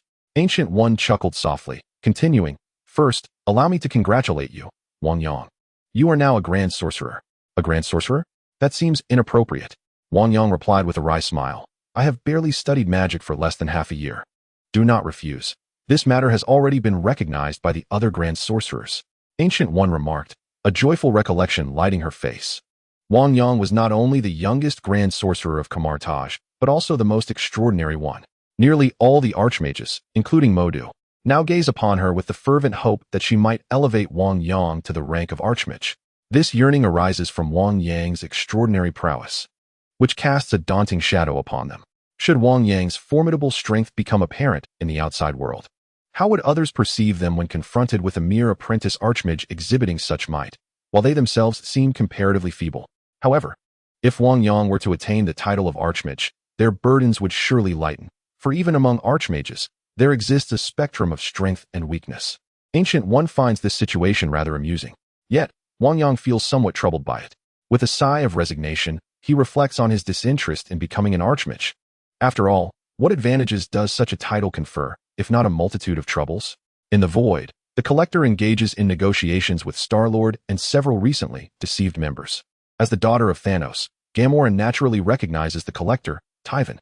Typhon, we have traversed half the galaxy to present the cosmic sphere, Gamora announces to the collector. Excellent. Let me behold the treasures you have brought. Typhon replies, casting a glance at Star-Lord, who retrieves a silver metallic sphere adorned with intricate patterns from his backpack. Star-Lord nearly drops the sphere but deftly regains his grip and presents it to Typhon. Upon receiving the cosmic sphere, Typhon's eyes fill with fervor as he examines its ornate designs. Chapter 83, An Assault on Earth? Typhon places the sphere upon a device, commencing an explanation for Star-Lord and his companions. My new friends, before the dawn of the universe, there existed 6 singularities. As Typhon activates the apparatus, luminous rings materialize in the air. Then the Big Bang birthed all creation, and the remnants of these 6 singularities were collected and crystallized into gems, known as the Infinity Stones. At this moment, the device gradually opens the cosmic sphere, releasing a radiant glow. These stones appear to require extraordinary power to wield. One image reveals a colossal figure clad in armor, wielding a scepter. These bearers, empowered by the stones, possess the ability to annihilate entire civilizations. As Typhon's words resonate, the giant's scepter crashes to the ground, unleashing a terrifying violet light that engulfs the planet, causing it to disintegrate. For them, it is as effortless as harvesting wheat. Star-Lord, witnessing this spectacle, exclaims in shock, I'm nearly scared to death. The collector, unfazed by Star-Lord's reaction, continues. Once, an organization managed to collectively harness this energy. Yet even so, they were swiftly obliterated by its might. At this moment, the cosmic sphere was unveiled, revealing a resplendent gem that radiated a dazzling brilliance. Tawan gazed at the gem that materialized before him, his heart brimming with exhilaration and enchantment. It was breathtaking, unparalleled. However, he remained oblivious to the maid lurking behind him, who was closely observing the scene. Upon hearing the collector's words, Rocket Raccoon exaggeratedly remarked, I am utterly captivated, White Fur, but we prefer to receive our payment in cash. What method of payment do you desire? Tawan turned his gaze towards Rocket Raccoon. Without hesitation, Rocket Raccoon responded, What do you think, Playboy? Naturally, it must be cash. As their discussion unfolded, the maid gradually approached the gem, her eyes filled with a dreamy haze. At that moment, the collector Tawan noticed her proximity to the gem and shouted, Karina, do not come closer. Yet, the maid cried out in a frenzy, I shall no longer be your slave. With that, she lunged for the gem. Tawan cried out in desperation, No. The maid seized the infinity gem, but such overwhelming power was beyond her control. Even the mighty Thanos required the infinity gauntlet to harness that terrifying force. As the maid grasped the infinity gem, her internal energies spiraled out of control, resulting in a violent explosion that obliterated the collector's museum. Star-Lord and the others hastily dodged, but they were inevitably caught in the aftermath. The explosion reverberated for dozens of meters. Once the dust settled, Star-Lord emerged from behind a metal pedestal, astounded as he exclaimed, What the hell? Gamora quickly rose to merge the cosmic sphere and then took it into her possession. How could I have believed Tawan knew how to control what lay within the cosmic sphere? Gamora remarked as she exited the ruined collection of Tawan. Rocket Raccoon, astonished that she still held the item, asked, What do you intend to do with that? Star-Lord responded with a wry smile, What else? Leave it there? Rocket Raccoon dismissed Star-Lord's comment. You even stuffed it in your own pouch. Star-Lord clarified, That's not a pouch, it's a backpack. Just then, Gamora interjected, Perhaps someone knows how to control the cosmic sphere. However, as they stepped outside, they discovered that the accuser Ronan was already waiting for them. He commanded a formidable army belonging to the Kree Empire, equipped with terrifying technological might. Coupled with Thanos' backing, he was emboldened in his pursuit. He aimed to breach the Collector's void and seize the cosmic sphere from Star-Lord's grasp. Left with no choice, Star-Lord opted to commandeer a mining machine from the void to make a hasty escape. Meanwhile, the unyielding Drax the Destroyer engaged Ronan in a daring one-on-one confrontation. Even though his strength had grown formidable, surpassing that of common men, he found himself utterly incomparable to the might of Ronan. He was swiftly overpowered by Ronan, who mercilessly beat him before casting him into a pool. Thankfully, Groot, the tree-like being, appeared just in time to rescue them. The members of the Guardians of the Galaxy reconvened, However, Ronin's firepower was immensely potent, and the gathering Kree sought to apprehend the Guardians without hesitation. Ultimately, the Guardians successfully boarded their ship and fled the realm of nothingness. Star-Lord piloted the vessel, deftly evading Ronin's assaults. Damn it, find the jump point quickly. We must leave this place at once. Otherwise, we shall be obliterated by the Kree's energy weapons. Rocket Raccoon shouted from the side. I know. Be quiet. I'm working on it. Star-Lord replied, frantically maneuvering the ship. The vessel weaved through the barrage of fire until they soon discovered a wormhole. In their desperate circumstances, they disregarded whether this wormhole was recorded on their star map and plunged into it. Buzz. After traversing the fabric of space, a spaceship emerged into the cosmos. Where are we? Star-Lord inquired, gazing at the unfamiliar surroundings. Over there, a distant little planet. We can take refuge here. Hiding among the stars while evading Ronin's fleet is tantamount to courting death. Gamora pointed towards a distant blue planet. Upon hearing Gamora's words, Star-Lord wasted no time and steered the ship toward the azure orb. Meanwhile, on Earth, busy humans hurried along the streets. Their expressions a blend of urgency, whether racing to work or returning home was unclear. Suddenly, they all halted, their gazes lifted to the sky, where countless shadows loomed above them. Is a storm brewing? Perhaps. We must hurry home, they thought, quickening their pace. Yet unbeknownst to them, outside the planet, an immense fleet had appeared in the starry expanse. Cloaking half of the sky, the military forces on Earth remained oblivious, as if these fleets were mere figments of imagination. For the Kree Empire, the technological prowess of a single planet was insufficient to detect their presence. As long as they wished to remain hidden, they would not be discovered. The accuser has confirmed that those little insects have entered Planet 14. One subordinate respectfully addressed Ronin. Shall we initiate an assault? Chapter 84. Locate and defeat Ronin within the fleet. Numerous soldiers awaited Ronin's command to plunge into this planet. After all, Ronin's fearsome reputation echoed throughout the cosmos. And upon encountering such a minor planet, they would typically obliterate its civilized landmarks. They anticipated that this time would be no different. What they did not anticipate, however, was that Ronin had refrained from issuing the command to dispatch a squad to the 14th planet to retrieve the cosmic orb. A flicker of realization crossed his mind, causing him to furrow his brow before finally speaking. Upon hearing Ronin's words, his subordinates responded in unison. As Ronin gazed upon the immense blue planet, his expression gradually darkened. Had it been any other planet, he would have acted without hesitation. Yet, that accursed woman, Carol Danvers, loomed in his thoughts. Memories from decades past surged forth in his mind. They had received orders from the supreme artificial intelligence of the Kree Empire to come here, to annihilate a planet and eliminate their defector, Carol Danvers, who would later become the illustrious Captain Marvel. That mission had resulted in devastating losses for his fleet, reducing his strength by more than half, forcing his reluctant retreat, bested by a single individual and threatened never to set foot here again.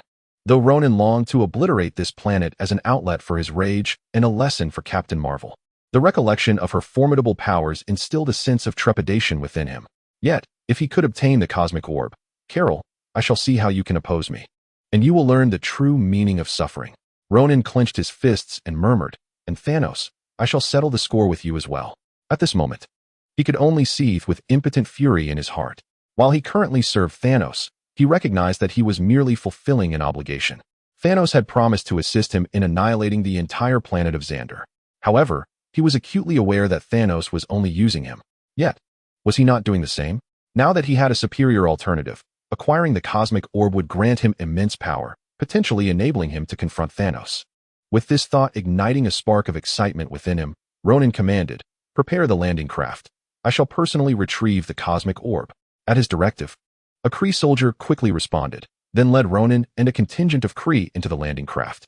Among the vast armada, a small landing vessel soared forth, hurtling towards Earth. While Earth's technology could not compare to that of the Kree, it was not entirely lacking, particularly with the establishment of SHIELD, created specifically to deal with such circumstances. At this moment, in Nick Fury's office within SHIELD, a sophisticated technological instrument lay before him. The advancements of SHIELD far surpassed what was publicly displayed on Earth. The Kree have returned, Nick Fury, he remarked. Across from Nick Fury, Agent Hill spoke directly from across the desk. It must be commanded by Ronin. Nick Fury merely glanced at Agent Hill before responding. Here? You need not wear that facade while conversing with me. As his words fell, the initially beautiful Agent Hill shimmered with radiant light, transforming into a Skrull with a green head, reminiscent of the Skrulls Nick Fury had encountered decades prior. Why has Ronan resurfaced on Earth? If their intention is to confront you, they ought not to be here, Nick Fury queried, a hint of perplexity in his voice. If Ronan is merely hunting down Skrulls, he should be venturing into the depths of space. After all, Captain Marvel has already assisted the Skrulls in discovering another habitable planet in the cosmos. Furthermore, during their parting, Carol had cautioned him that Ronan had been warned and should not appear here again. The Skrull across from him seemed unfazed, stating, "Though I cannot fathom why Ronan has come, I am certain you are in grave trouble. You would do well to summon Carol back." The Skrull gazed intently at Nick Fury. At that moment, Nick Fury opened his drawer, revealing a small communicator that had long resided within. Observing the device, a peculiar expression crossed his face. However, after a moment of silence, he chose not to retrieve it, closing the drawer instead. Though he reconsidered and placed it in his pocket. "I do not intend to summon Carol back. We have the Avengers, and they will address this issue," Nick Fury declared as he rose to his feet. "It would be best if so, but I doubt it will be that simple." The Skrull shook his head in resignation. Yet, Nick Fury paid little heed to the Skrull's words, calmly shaking his head before initiating a communication to summon the Avengers members. In response to his call, the Avengers swiftly assembled, even Thor, from the celestial realm of Asgard, returning to Earth. They congregated in Stark Tower, awaiting Nick Fury's directives. Fury regarded these formidable individuals with a single eye. "Avengers, we are facing a significant predicament. The accuser Ronan's fleet has arrived on Earth." Among those gathered, only Captain America, Hawkeye, and Black Widow listened intently, while Tony Stark casually munched on a blueberry, nonchalantly remarking, "Ronan the accuser? Who is that? A clown from the circus?" Thor's countenance shifted, and he replied, "Ronan the accuser, the supreme commander of the Kree Empire, wields a vast fleet. The Kree Empire stands as an immense power, rivaling Asgard, with the supreme commander akin to your esteemed generals, commanding formidable military might. If they truly invade, it seems Earth will be in grave trouble." Upon hearing Thor's words, the expressions of the Avengers grew serious. While in Thor's company, they often heard tales of his Asgard. The Asgard, capable of ruling the 9 realms, is a testament to its immense power, given Thor's proud nature. The fact that he now describes this Kree Empire as formidable suggests that it may indeed be even more powerful in reality. This vast cosmic empire, wielding dominion over thousands of planets, has suddenly arrived on Earth, and the severity of the situation is unmistakable. At this moment, Tony Stark ceased his eating, adopting a serious demeanor as he spoke. "It appears we are in a bit of a predicament. What should we do now, Commander?" Captain America turned to Nick Fury and inquired. "We must locate Ronan and defeat him." Wang Yang bowed in gratitude, expressing, "Thank you for your support. It is your encouragement that enhances my abilities." Chapter 85. The destruction of the New York sanctuary in the conference room of Stark Tower, Tony Stark inquired. "Isn't he on the fleet? How do we find him? Should we head to the fleet? If we go to the fleet, it would be as if we are offering ourselves up." Nick Fury shook his head, stating, "Ronan has come to Earth along with the troops, but his intentions remain unclear. However, capturing the leader is crucial. If we can defeat him, we can temporarily resolve this issue." Upon hearing this, Captain America and the others nodded. If they could indeed capture Ronan, their worries would diminish. Wait, he commands a powerful fleet. If he orders an attack. Tony Stark knew well the power of technology and the terrifying might of advanced weaponry. If such a cosmic force were to unleash its formidable strength against them, they would likely be unable to withstand it. The destruction of Earth could occur in the blink of an eye. Regarding Stark's concerns, Nick Fury had not yet elaborated when Thor interjected with reassurance. "You need not worry. The Kree are a race that fervently reveres combat. As long as we defeat Ronan here on Earth, they will not fire upon us." Nick Fury concurred, "Exactly. Our priority is to locate Ronan and defeat him amidst the throngs of Kree soldiers to resolve this crisis." Tony Stark replied calmly, "As long as we are not met with devastating weaponry, it shouldn't pose significant difficulty. They are merely ordinary soldiers, easily dealt with. The Kree, like the Asgardians, are a powerful race. While not every warrior may possess the strength of Captain America, they are not far from it." Nick Fury cast a glance at Tony Stark, subtly reminding him.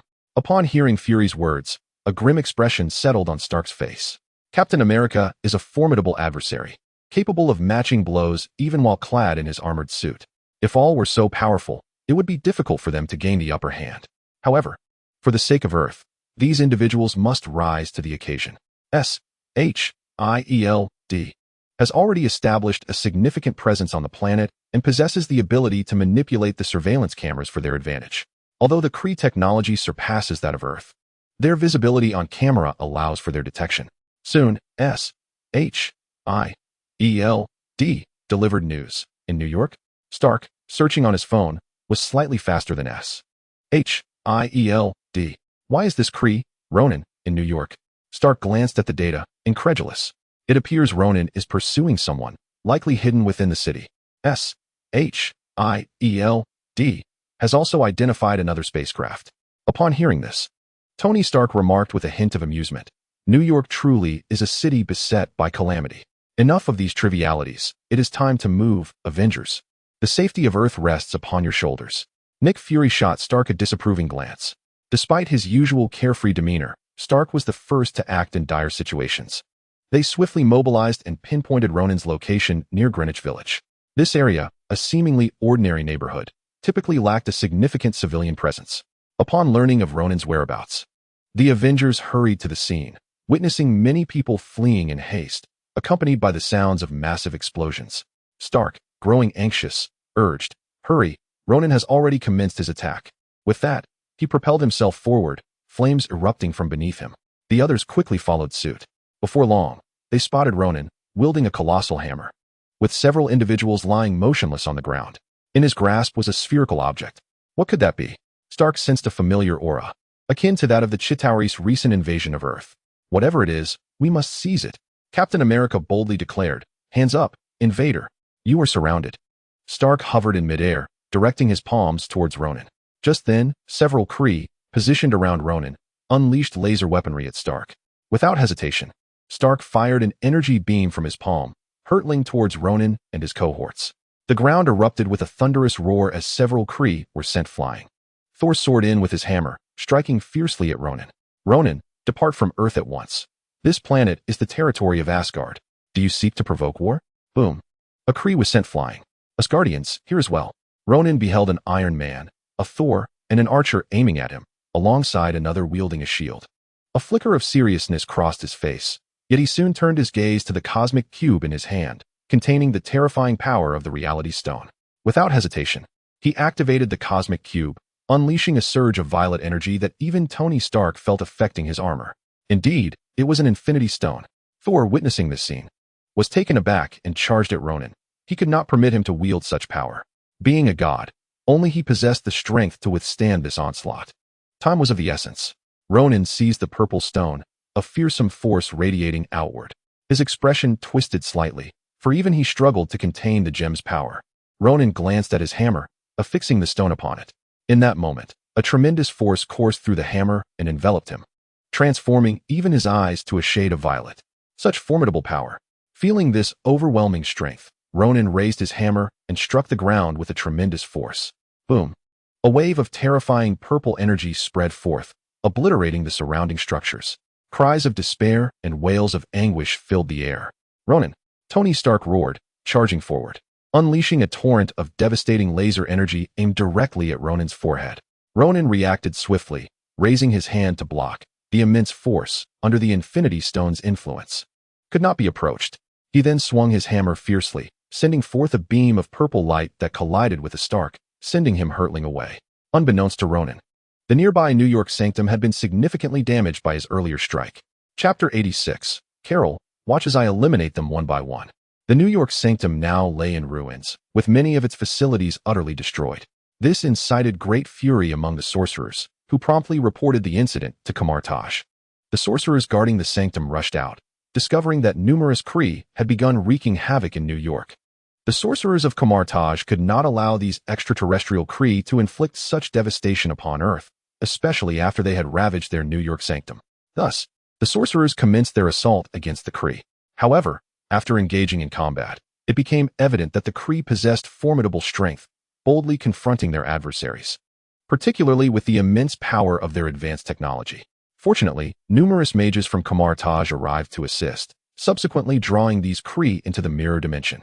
Nevertheless, even the amalgamated mirror space could hardly accommodate many. After pulling in just a few dozen, the mage's magical capacity was already stretched to its limits. It is worth noting that not all magic can be compared to that of Wang. Meanwhile, outside, a multitude of soldiers from the Kree Empire roamed, wreaking havoc. Tony Stark and Captain America were struggling to manage the rampaging Ronin, as terrifying violet beams of light erupted around them. Despite the incessant reports flooding in, they found themselves at a loss. Inside Kamar-Taj's Grand Hall, the Archmages had gathered in unison, with Mordo presiding over the assembly. It was well known that the Kree Empire had invaded, devastating a significant portion of our New York sanctum. The Supreme Sorcerer has gone to address the vast fleet outside. Matters on Earth now rest in our hands. We must halt their destruction. Wang has already led a contingent of mages to delay most of the Kree soldiers. Each of you must take a few mages and pursue the remaining Kree soldiers to safeguard humanity. Is there any objection? Mordo inquired of those present. Among the esteemed archmages of Kamar-Taj, dissent was not an option. If there are no objections, let us depart immediately. Yes, at Mordo's command. The majority of the archmages rose in unison, including Wang. A strange feeling stirred within Wang. He had long suspected that his arrival had altered this world. Not only had the Dark Elves come to Earth, but now the Kree had also arrived. He was well aware of the enmity between the Kree and Captain Marvel. Surely, the Marvel universe would not be irrevocably altered. Wang felt disheartened. He had intended to diligently cultivate his magic in Kamar-Taj to prepare for the impending threat of Thanos' snap. Unexpectedly, so many complications had arisen. Wait a moment, Wang. At that moment, Mordo spoke up. Master Mordo, is there something you wish to convey? Wang shook off his thoughts and respectfully inquired. Your prowess is considerable. It should suffice to accompany only Kamala. Mordo contemplated before responding. Certainly, Master Mordo. Wang nodded, feeling confident that even without a companion, he could manage. Excellent, Wang. I need you to confront Ronin and do your utmost to impede the Kree soldiers. You are the only one capable of accomplishing this. Mordo stated with utmost caution. After all, this time they were confronting extraterrestrial high technology, coupled with the Infinity Stones. With Wang Yang's magical prowess, second only to that of the Supreme Sorcerer, if he could not thwart the soldiers of the Kree Empire, it seemed unlikely that other archmages could succeed. No problem, Wang Yang replied decisively. Excellent. We shall depend on you this time. Mordo nodded with satisfaction. Wang Yang then turned and made his way toward the Hall of the Sanctum, entering the New York Sanctum. Kamar-Taj had also arrived, waiting to join Wang Yang in the impending battle. The two of them were subsequently teleported into the New York Sanctum. Upon arrival, they found the sanctum in utter disarray, with vast sections of the structure having collapsed, leaving large portions exposed to the sky. These Kree scoundrels have transformed our Kamar-Taj sanctum into this ruin. Kamar-Taj seethed with rage. Enough. The situation is dire. Master Kamar-Taj, we must proceed. Wang Yang, unwilling to dwell on the destruction of the sanctum, recognized that since it had been reduced to such a state, Ronin must have acquired the Infinity Stones. It was clear that Ronin had intended to seize the stones from Star-Lord and then exact revenge on Xander. Why had he come to Earth? All right, let us go. Kamar-Taj nodded in agreement, and without further contemplation, Wang Yang departed the New York Sanctum in search of the Kree soldiers. Wang Yang began his quest to locate the Kree soldiers, and as he opened his eyes, they soon discovered their quarry. Found them. Let's go. Wang Yang raised his hand in a circular motion, conjuring a portal that manifested before them. He was about to step through when Kamar-Taj urgently grasped his arm, exclaiming, "Are you insane? The entire New York is enveloped by a colossal magical array. Opening a portal recklessly will only render it unstable, risking our lives." It was crucial to note that once the magical array in New York was activated, it significantly affected a sorcerer's magic, with portals being the most adversely impacted. If a portal were to close under unstable conditions, a sorcerer entering it could be torn asunder. Under such circumstances, only the Supreme Sorcerer could manage to open a portal. So Wang Yang's audacity was unexpected. Have no fear, Master Kamar-Taj. Wang Yang dismissed the concern and stepped into the portal, before absorbing the Supreme Sorcerer's talents. He would never have dared to do such a thing. However, post-absorption, his mastery over magic had ascended to new heights. Even amidst the interference of the magical array, he could stabilize the portal with ease. It was only the average sorcerers who would struggle to maintain a portal under such disruptions. With that, Wang Yang confidently entered the portal. What a monster! Kamar-Taj could only smile wryly as he watched Wang Yang vanish into the portal, hastily following him, fearing that any delay might lead to being irrevocably severed by the portal. At that moment, in a plaza, specifically Times Square in New York, a terrifying power erupted from Ronin as he wielded the Infinity Stone, effortlessly sending Thor flying. Captain America's attire was torn to shreds, and had it not been for Iron Man's timely intervention, he might have met his demise at Ronin's hands. In the distance, a figure with blue skin, wielding a colossal hammer, gazed at the two, proclaiming, "You shall perish. Carol, bear witness as I eliminate them one by one." Chapter 87. Tony Stark, do wait for me to finish speaking. At this juncture, Ronan was reveling in his newfound power. Once humiliated by Carol's solitary prowess and rendered impotent by Thanos, he now felt capable of annihilating everything on his own. Even with Carol reappearing before him, he remained utterly indifferent, dismissing the feeble resistance of the insignificant creatures before him. Buzz. Meanwhile, Tony Stark's armor was charging up, the energy cannon at his chest absorbing power, before unleashing a devastating blast in an instant. Boom. A terrifying beam of light struck Ronan, yet he appeared unscathed. What manner of monster is this? Stark cursed under his breath, aware that his energy cannon could pierce through bulletproof armor, yet this being had effortlessly withstood it. At that moment, a surge of purple light enveloped the area, sending Stark plummeting from the sky. Eliminate these earth insects, Ronan commanded. As one of the Kree squad leaders emanated a purple glow, having shared the power of the Infinity Stone. Subsequently, Ronan proceeded to wreak havoc elsewhere, leaving Stark and his companions to his subordinates. The Kree soldiers, emboldened and more formidable, relentlessly advanced, undeterred by Stark's energy assaults. Bang, bang, bang. Though he managed to incapacitate several Kree soldiers, Stark's heart sank as he realized several had seized him, even attempting to pry off his armor. It dawned on him the futility of facing multiple foes, and that his armor paled in comparison to their sheer physical strength. This could be the end for me. Stark felt a heavy dread as his helmet was ripped off, exposing his face. A blue hand reached for him. Just as Stark resigned himself to his fate, the Kree soldier's head suddenly fell away. What just transpired? It seemed a flash of white light had swiftly dispatched the Kree warrior. Detected high-density energy structure, sir. Jarvis's voice resonated in his ear. High-density energy structure? Just how dense is this? Tony Stark found himself in a state of disbelief. He frequently encountered high-density energy in his experiments, yet the energy density before him seemed to surpass any structure he had previously witnessed. The potency of that high-density energy was likely 3 times that of the reactor in his chest. Jarvis's voice echoed once more. Upon hearing Jarvis, Tony Stark couldn't help but gasp in astonishment. How could this be? What entity could rival the energy of his chest reactor? Such energy could power an entire district for a month. The existence of such an extraordinary phenomenon was utterly unfathomable, especially considering it was wielded by another individual. Although he had previously encountered a formidable being during the last alien invasion, a group of robed figures had appeared to assist them. This time, however, 2 robed figures emerged again, and what was even more terrifying was that one of them wielded such a fearsome power with ease, while brandishing a flaming longsword in the other hand. Upon closer inspection, he realized that this individual was indeed the same person he had encountered previously. It's you. Who are you? Tony Stark picked up his mask and reattached it. Albeit damaged, it was still serviceable. He had wanted to inquire how this person could control such immense energy during their last encounter, but they had left too swiftly. How did you achieve this? Tony Stark gazed at Wang Yang, his heart racing with astonishment. Wang Yang replied enigmatically, by relying on one's heart and focus. What do you mean by relying on one's heart? What focus? As a staunch materialist, Tony Stark found it difficult to comprehend such notions of heart and focus. It is indeed about heart and focus.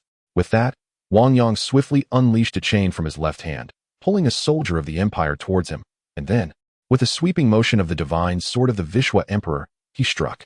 In an instant, the formidable Kree soldier, who had appeared invincible in the eyes of Captain America and Tony Stark, was cleaved in half.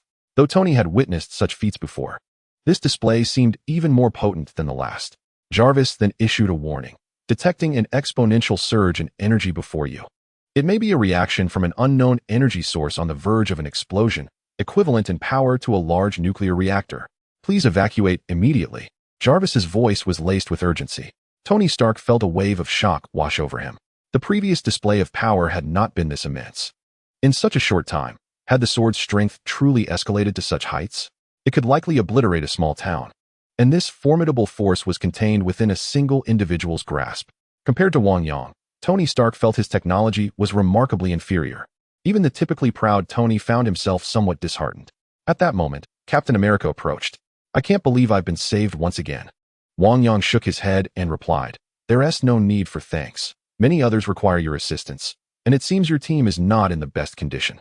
He furrowed his brow, sensing that Ronan's power was growing stronger. Even from a distance, he could feel its overwhelming presence. Upon hearing this, Captain America nodded and said, "Thank you. I shall repay this favor in the future. By the way, this individual doesn't he appear to be Ronin?" Wang Yang gazed at the blue figure standing in the center of the square. Though this person wielded a hammer, the purple aura emanating from him was not particularly formidable. Ronin had somehow distributed the purple energy he possessed to his subordinates, granting these Kree a semblance of his destructive power.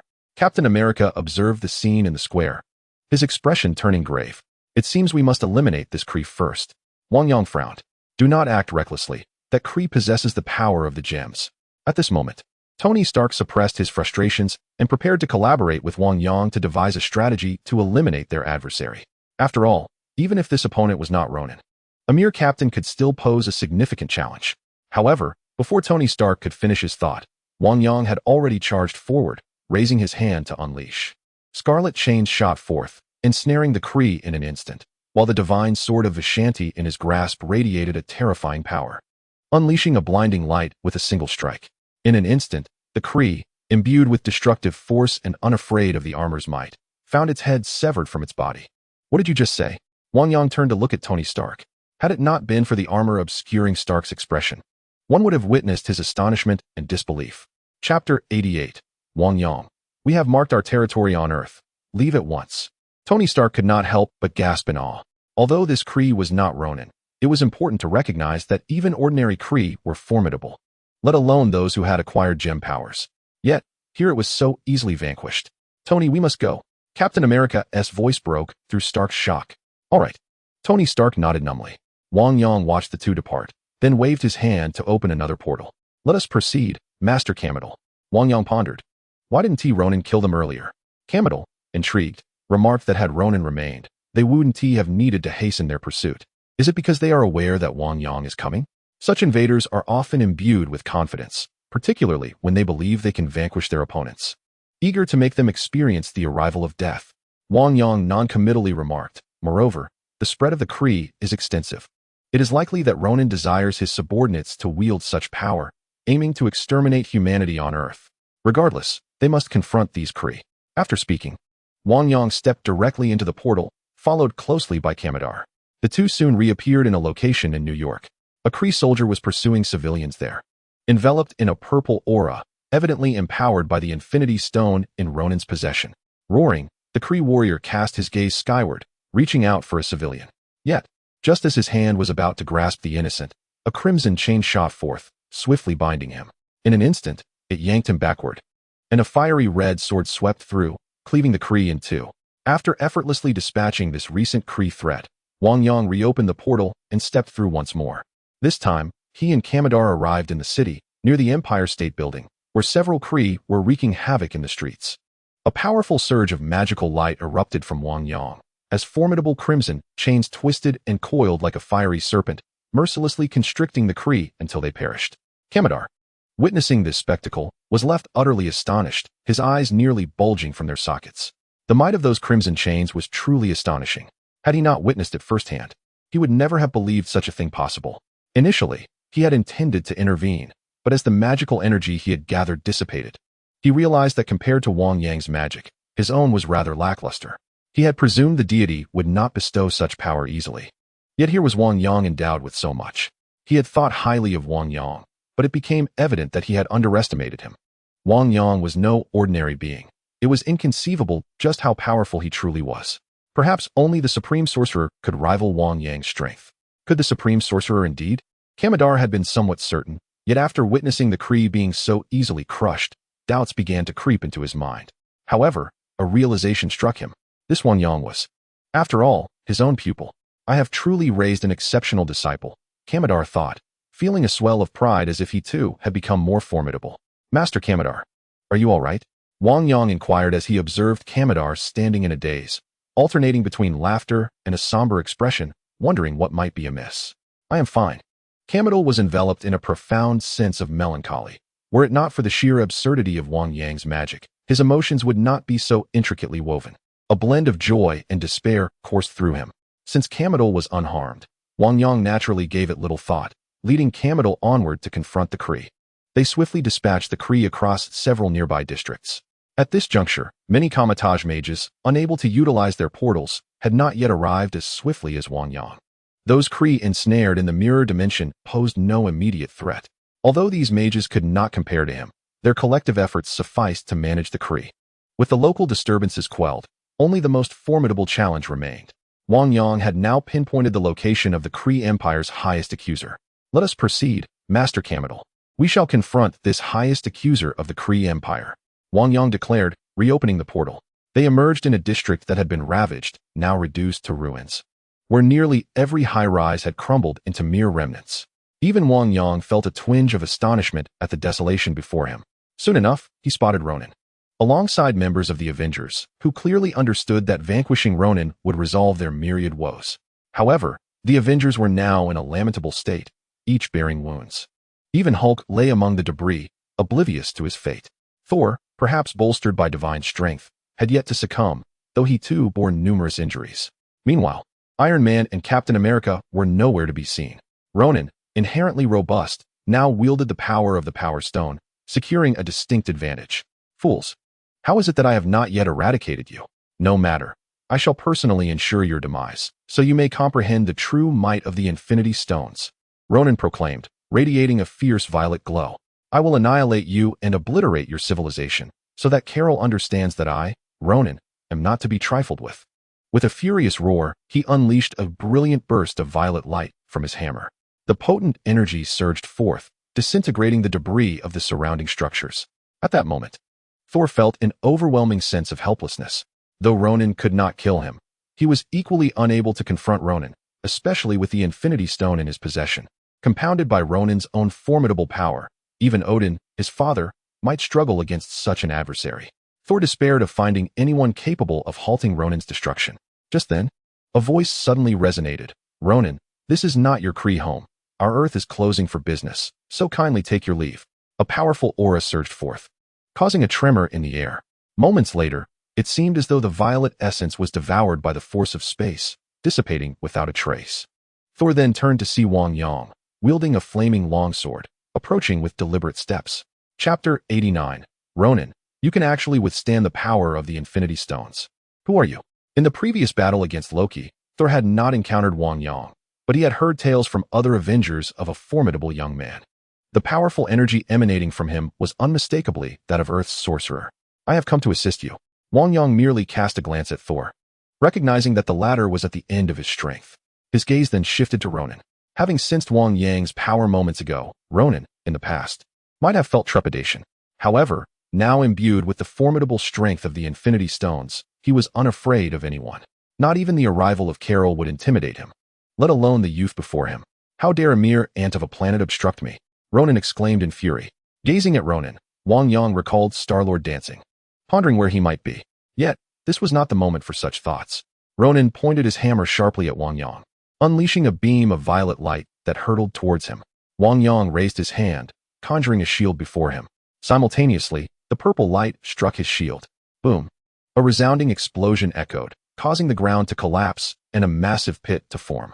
Although the magical shield sustained some damage, the overwhelming force did not touch Wang Yang in the slightest. Ronan was taken aback. He had never encountered such a technique capable of withstanding the might of his Infinity Stone attack. Your shield is impressive, but how long can it endure? Ronan questioned, unable to believe that the power of the Infinity Stones could not vanquish this young man before him. As he spoke, a terrifying purple aura erupted from Ronan, shattering the surrounding space as if it were glass, splintering into fragments. Ronan charged forward, surrounded by shards of space resembling glass. The sharp, dark energy seemed capable of obliterating everything in its path. Ding! Detected fragments of the source power of the Infinity Stones. Would you like to merge? Wang Yang had initially intended to defend, but at that moment, a system notification echoed in his mind. Merge. With the fusion, Wang Yang glimpsed the cosmic singularity, as waves of terrifying power coursed into his being. Streams of violet energy began to swirl around him as he comprehended and integrated this newfound strength. He seemed to glimpse the universe from eons past, a realm of void where singularities erupted, giving birth to existence itself. As he opened his eyes, a luminous purple radiance flowed forth. Wang Yang raised his hand with a sweeping motion. A formidable surge of magical energy intertwined with the primordial forces of the cosmos. The fragments of space, which had begun to fracture, started to mend at that very moment, akin to a wrinkled cloth being smoothed out by his hand. The fissures in the fabric of space vanished entirely. On the other side, Thor observed this scene with astonishment. He had merely witnessed Wang Yang's gesture, yet the fragmented space had inexplicably ceased to exist. How could this be? Thor exclaimed in disbelief. This was a spatial rift, one of the most terrifying forces known to the world. Not even Odin, if faced with such a phenomenon, would find it easy to safeguard himself from a rupture in space. Yet, here stood this young man, who, with a mere wave of his hand, had restored the rift entirely. This was nothing short of impossible. Even Frigga, the most adept practitioner of magic in Asgard, would likely struggle to achieve such a feat. This was utterly terrifying. The depth of understanding and mastery over spatial magic exhibited here transcended that of an ordinary sorcerer. However, such magic was absent from Thor's recollections. His heart brimmed with shock. Despite his recklessness, he was not foolish. This magic surpassed his comprehension, and even in the vast cosmos, it likely represented an immensely powerful entity. But why would such magic manifest on Earth? Thor felt a surge of trepidation, though Earth was under Asgardian dominion. A sorcerer of such caliber might pose a challenge even to his father, Odin, should a confrontation arise. Meanwhile, Wang Yang remained oblivious to Thor's astonishment. After harnessing this power, the purple aura surrounding him began to dim and fade. The strength of the Infinity Stones was a harmonious amalgamation of unique forces, rendering it extraordinarily potent and refined. Since he had only assimilated a fraction of this power, it was natural for it to gradually dissipate. Witnessing this, Ronan let out a thunderous roar and charged forward. His hammer raised to strike at Wang Yang. Die! The hammer emitted a tremendous purple glow, imbued with destructive force. Boom! Just as Ronan believed this blow would obliterate Wang Yang, the flaming sword in Wang Yang's grasp was lifted to parry the strike. A resounding crash echoed as the powerful impact sent shockwaves radiating outward, tearing apart the remnants of the surrounding structures. Impossible! How could you withstand the power of the Infinity Stones? Ronan seethed with fury upon witnessing this spectacle. The Infinity Stones may have represented immense power to him, yet they remained merely an external force. Wang Yang shook his head, asserting that one's own strength far surpasses the inability to unleash the power of the Infinity Stones. In that moment, an array of magical forces erupted from the ground, and crimson chains surged forth, ensnaring Ronan. Observing this spectacle, Ronan hastily dodged or attempted to deflect the onslaught with his hammer, yet he found himself retreating relentlessly. An expression of disbelief crossed Ronan's face as he struggled to fathom that someone on this planet could withstand the might of the Infinity Stones and unleash such terrifying power. It exceeded his wildest imagination. As he continued to retreat, Ronan's gaze remained fixed on Wang Yang, seemingly trying to discern the true identity of the individual before him. How could he withstand the force of the Infinity Stones? Surely even Thanos would be unable to resist such power. Meanwhile, Kamar-Taj, watching from a distance, was equally astonished. The magic did not require incantations. Even the Supreme Sorcerer could not easily achieve such feats, yet Wang Yang appeared to accomplish them with remarkable ease. The key was that he was forcing the powerful Ronan into retreat. If the great mages were to intervene, they likely would not fare any better. It seemed that each battle made Wang Yang increasingly formidable. Even if he was not yet on par with the Supreme Sorcerer, he was certainly nearing that level. Kamar-Taj couldn't help but reflect on this revelation. Chapter 90. Activation of Talent. Rising from defeat at this moment, Ronan continued to retreat, besieged by Wang Yang's relentless assaults, leaving him no choice but to resist with tenacity. Though Ronan's power was formidable, stemming from the Infinity Stones, his mastery of that power was unfortunately crude. Thus, while Wang Yang's source of energy might have dwindled, the remaining remnants were sufficient to counter Ronan's attacks, even shattering them entirely. Purple energy exploded and radiated outward, seemingly corroding the very ground beneath them, not to mention the skyscrapers surrounding them. Yet, despite this overwhelming display, Ronan found himself in a state of frustration. His immense strength, when unleashed upon Wang Yang, seemed to cause no significant damage, rendering the impact ineffective. What was the meaning of this? How could a single human possess such formidable magical prowess? Moreover, the opponent's physical constitution was astonishingly robust. How could a Kree, known for their might, encounter such a terrifying adversary? This level of power led Ronan to believe that even Thanos would struggle to triumph over this formidable foe. This accursed Earth, how could it be plagued by such an abundance of monsters? At this moment, Ronan felt an overwhelming sense of frustration. Not only was there the astonishing Captain Carol, but now, in her absence, a terrifying magical creature had emerged. This was merely a trifling planet in the vast cosmos. Yet it consistently imposed immense pressure upon Ronan, making him feel utterly suppressed. With each passing minute, the weight upon him grew heavier. For the martial Kree Empire, defeat equated to disgrace, a fate to be scorned by one's kin. Ronan could not accept such an outcome. "You have forced my hand," he bellowed, as the hammer in his grasp radiated a brilliant purple light, which then infused itself into his very being. Simultaneously, the formidable purple glow enveloped him, transforming into a powerful beam that soared skyward. This beam seemed to pierce the heavens, tearing through the clouds and ascending into the vastness of outer space. At that moment, the people of New York bore witness to this spectacle, their hearts gripped by awe and terror as they beheld the unfolding drama. They could sense the immense energy emanating from the beam. Wang Yang stood opposite Ronan, quietly observing him, not out of noble virtue, but rather as he watched Ronan grow ever more powerful and frenzied. Under the explosive force of the Infinity Stone, a colossal shield of light enveloped Ronan, rendering even his own attacks impotent. As time flowed on, purple fissures began to appear across Ronan's form, akin to a ceramic doll marred by countless cracks, evoking a sense that he might shatter at any moment. Yet, simultaneously, he exuded a terrifying power, an undeniable aura of oppression emanating from him. Is this the Infinity Stone? Its might is indeed formidable. Wang Yang couldn't help but reflect on the sheer magnitude of this terrifying power, comparable to wielding a cheat. These supreme entities of the cosmos possessed the most primal forces of the universe, naturally wielding immense power. However, should Master Modu and other great sorcerers hear Wang Yang's musings, they might scoff. "How can you speak so? Are you not aware of your own formidable magic? Is the power you wield not on par with that of an esteemed sorcerer?" Yet Wang Yang remained blissfully unaware, believing himself still weak and in need of diligent effort to ensure some measure of self-preservation in this world. At this moment, the luminous beam surrounding Ronan began to dissipate, and his figure gradually became clearer before Wang Yang's eyes. "Prepare to embrace your demise, mere insect. To unleash the power of the Infinity Stone to such an extent, you must pay the ultimate price of death." At this moment, Ronan seethed with fury. This state imposed a tremendous burden on his physique. Prolonged exposure could lead to irreversible damage, even to his formidable body. Now that he had awakened this power, the individual before him must also bear the consequences. With each step Ronan took, the ground reverberated with a thunderous roar, rendering him akin to a terrifying beast. Wang Yang could sense this overwhelming pressure, comparable to that of the Hulk. Yet, despite the intimidation, Wang Yang remained undaunted, wielding the sacred sword of the Vashandi with conviction. Ronan, with a swift motion, sought to seize the sacred sword. Boom! Ronan grasped the sacred sword of the Vashandi and, with a fierce squeeze, shattered it. The magical sword was destroyed, triggering a latent ability, growing stronger through adversity.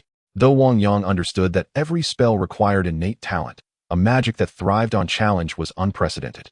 As the system notification echoed, a faint glow began to coalesce around the hilt he held, as if the fragments of the shattered sacred sword were fusing once more, consolidating into an even more potent divine power of Vashandi.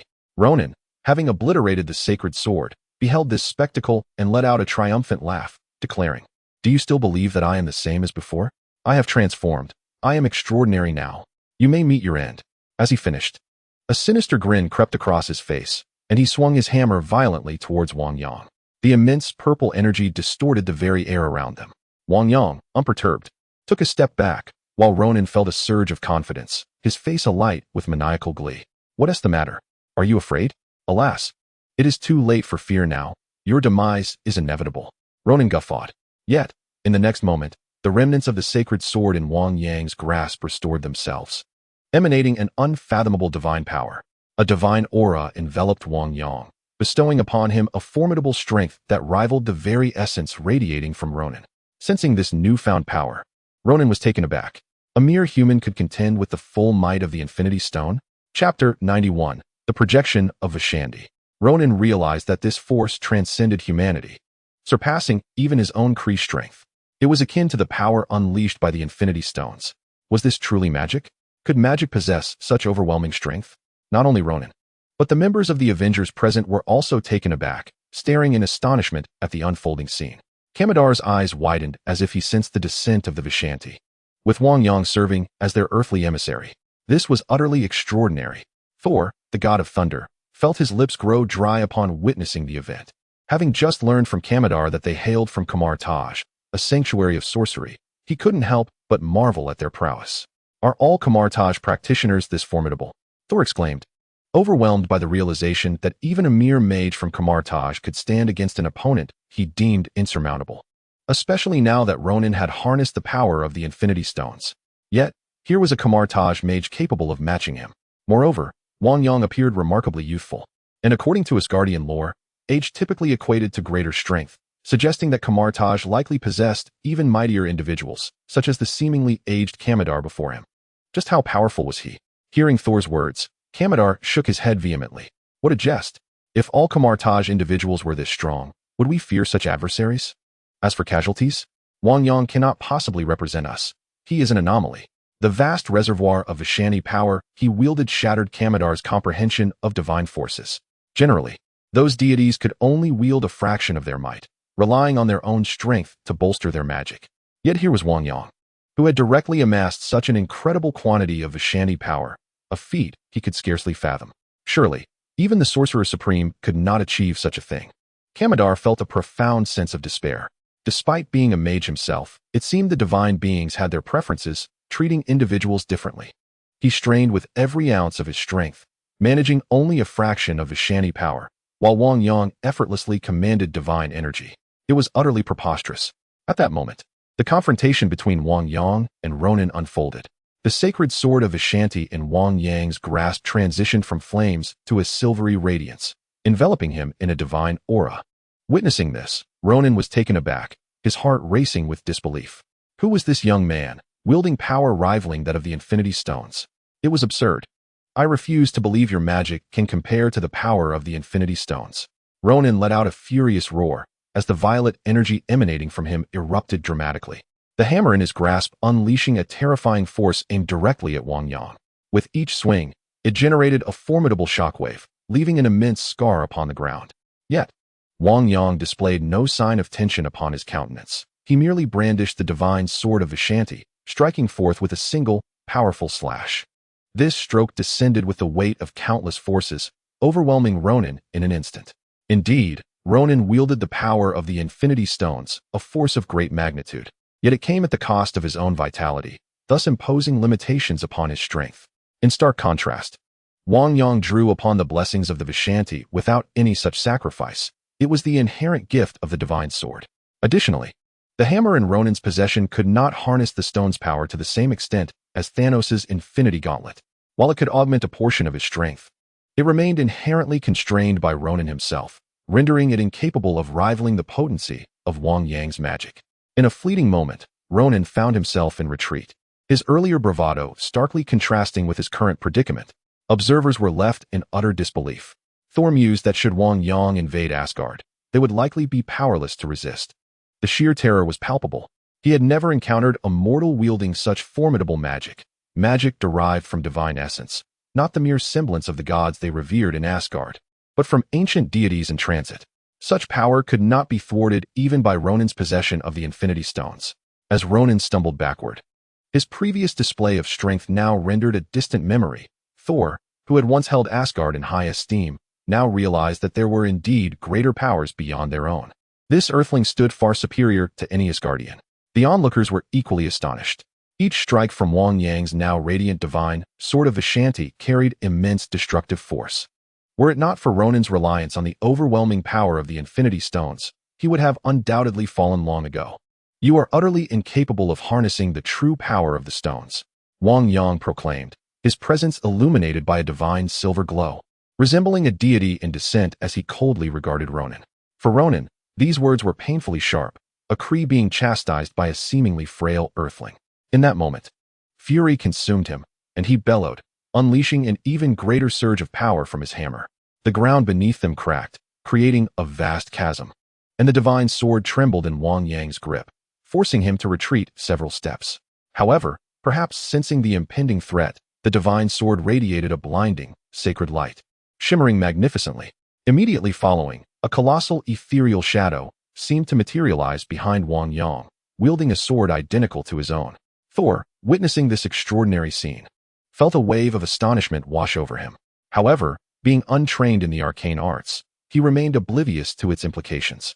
Conversely, Kamar could not suppress his shock upon witnessing this spectacle. The projection of the Emperor of Veshan. How could this be possible? Kamar-Taj gasped in disbelief, his eyes widening as if confronted with an impossibility.